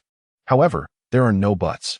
Our immediate priority is to eliminate Reg and reclaim our army. I understand, Father. Frieza affirmed. Observing this exchange, Cell scoffed. I never imagined that the once mighty Emperor of the universe would now harbor fear of the Science. Frieza's expression darkened as he departed Earth with King Cold and the others. Cell, witnessing this, promptly soared ahead with Dr. Gero, not in search of Son Gohan, but rather to find androids 17 and 18. He intended to absorb them, thereby elevating his own power to a new echelon, securing his odds against Son Gohan. In the demon realm, after an intense clash, Son Gohan had managed to bring Fuyu crashing to the ground. The impact stirred up a vast cloud of dust. Bursting into the haze, Son Gohan concentrated a sphere of purple destructive energy in his right hand, aimed at Fuyu. Ha! Fuyu laughed heartily. What is so amusing? Son Gohan retorted. Your strength is indeed formidable, but your Earth may soon face destruction. Earth? Yes. I had someone use the Dragon Balls to resurrect Frieza and the others. Destruction. Upon hearing this, Son Gohan unleashed the destructive energy in his grasp. As the words fell, Frisia's body vanished at a visibly rapid pace. In the primary timeline, on Earth, after departing from the planet, Frisia and his grandson conjured 3 fiery red energy orbs directed towards Earth. "Kakarot, look at the sky," exclaimed Vegeta, spotting the trio of energy blasts belonging to Frisia. Nodding in acknowledgement, Vegeta observed the unfolding events. At that moment, Gohan unleashed 3 destructive energy beams from his right hand, targeting Frisia's energy orbs. Boom! With resounding explosions, the 3 energy orbs detonated in the sky, illuminating it with brilliant flames. Just then, Gohan returned from the demon realm, producing 100 strands of his own hair from the system, transforming them into his duplicates. Gohan, Krillin, and the others beamed with joy upon seeing him return. Yes, Gohan nodded affirmatively. Upon the emergence of his 100 duplicates, they swiftly spread across Earth to eliminate Frisia's resurrected minions. In a certain city on Earth, Cell and Dr. Gero had located Lazuli and absorbed her. Suddenly, a figure appeared. It was one of Gohan's duplicates. "Gohan!" Cell exclaimed, momentarily taken aback by the sudden arrival. Lazuli, upon seeing Gohan's duplicate, felt as if she had found a lifeline. "Long time no see, Lazuli." Gohan's duplicate smiled. "Is this really the time for such pleasantries?" Lazuli retorted with a huff. "You have a point." Gohan's duplicate responded, summoning 3 more duplicates. "For Gohan's," Dr. Gero gasped. They were merely Gohan's manifestations, not his true self. "Manifestations?" "Indeed," the nearest duplicate affirmed. "But even as a mere duplicate, I can still eliminate that old man." Upon hearing the threat, Dr. Gero recoiled in fear. "Is that so?" Cell charged towards Lazuli. Sensing the impending danger, Gohan's duplicate transformed into Super Saiyan 4 to block Cell's advance. "Huh!" Cell roared, transforming into Golden Cell, and launched an attack at Gohan's duplicate. At that moment, another figure appeared behind Cell. It was Gohan's true self. Sensing the distinct energy of Gohan's true form, Cell's expression shifted slightly, yet he continued his assault on the duplicate before him. Boom! At that instant, one of Gohan's duplicates eliminated Dr. Gero. Gritting his teeth, Cell retaliated, forcefully knocking Gohan's duplicate back. However, Lazuli had already seized the opportunity to escape amidst their battle. Spotting her, Cell surged toward her, only to be confronted by a sudden flash of white light before him. Startled, Cell's body erupted with a sound akin to a tempest. The tempestuous sounds echoing around were the result of Gohan's recent strikes upon his adversary. However, the sheer velocity of Gohan's attacks rendered them visible only a second later. Under the onslaught of Gohan's supersonic blows, Cell immediately collapsed to the ground, emitting anguished cries. Boom! At that moment, Gohan unleashed a golden energy wave from his right hand, obliterating Cell. Observing this, Gohan's clones swiftly converged before him, transforming back into strands of hair. "Gohan, were those clones you just summoned derived from your hair?" "Indeed, what of it?" "Oh, I was merely curious." Thank you sincerely for your assistance." Gohan nodded in acknowledgement. Meanwhile, on another front, Goku and his allies had engaged in an intense battle, ultimately vanquishing Kamen, Oral, and Kamba, leaving only the immortal Zamasu remaining. "Kakarot, this foe possesses immortality. It seems we must employ Lord Beerus's destructive techniques to have any hope of defeating him." Goku nodded in agreement. Without delay, Vegeta harnessed destructive energy to eliminate Zamasu. In the Grand Palace, as the fierce battle raged on Earth, Beerus and the 2 Zeniths were occupied playing hide and seek. "Gohan." The Grand Priest observed Gohan within the confines of his staff, pondering deeply. Eventually, Kamba and his companions were defeated by Goku and his friends. To restore the Earth, they summoned the Dragon Balls and resurrected the innocently slain humans. Peace once again enveloped the planet. Time flowed swiftly, and a year passed in the blink of an eye. Upon their resurrection, Frisia and his allies returned to Planet Eyes for rigorous training. Over the course of the year, both Frisia and Eyes markedly enhanced their powers. Notably, Eyes' innate talent surpassed that of Frisia, and after a year of training, he completely eclipsed his father, achieving a transformation akin to Frisia's golden form. "Father, today I shall seek out Reg to reclaim our army." Frisia nodded in response. 3 days later, Eyes arrived on Reg's planet to engage him in battle. After an intense confrontation, Eyes was ultimately defeated by Reg, who had attained the form of Super Saiyan 5. Eyes, Do not presume that you alone possess the capacity for training, Reg declared as he swiftly brought about Ai's demise. In the realm of time, apart from the various Gokus across different timelines, the main timeline was excluded, as the time scroll rested in Gohan's possession. He was summoned into a space filled with clock gears by a woman with pale blue skin and flowing blue hair. This woman was named Eos, the former Kaioshin of time. Who are you? The various Gokus inquired, gazing at Eos. My name is Eos, the previous Kaioshin of time. The Kaioshin of time. Indeed. But why have you brought us here? I have summoned you to participate in a competition. Goku responded, a competition? Indeed, due to the overwhelming multitude of timelines. I wish to eliminate some of them. Thus, the timeline in which the match was lost shall be eradicated. Erase the timeline. Son Wukong was taken aback. Oh Lord Ios, could you possibly refrain from erasing the timeline? No. In the primary timeline, Son Wukong was blissfully unaware of Ios' intent to obliterate timelines, as he sat contentedly in the courtyard, savoring freshly brewed coffee. Time swiftly passed, and 7 years elapsed. Over this span, Son Wukong's combat prowess had surged to an astonishing 100 trillion. Ding! Congratulations, Master. Your combat power has reached 100 trillion. As a reward, you receive the complete erasure principle, capable of eliminating all in existence, doubling your combat power, and granting access to a new timeline, the power of the angels. A new timeline. For aficionados of Dragon Ball, the hope for new stories is eternal. Thus, an open ending is the most satisfying conclusion. The shortcomings of this narrative mainly lie with me, as the essence of Dragon Ball revolves around its characters. Once detached from these character arcs, the appeal may diminish. Hence, this has imposed considerable limitations on the saga of Dragon Ball.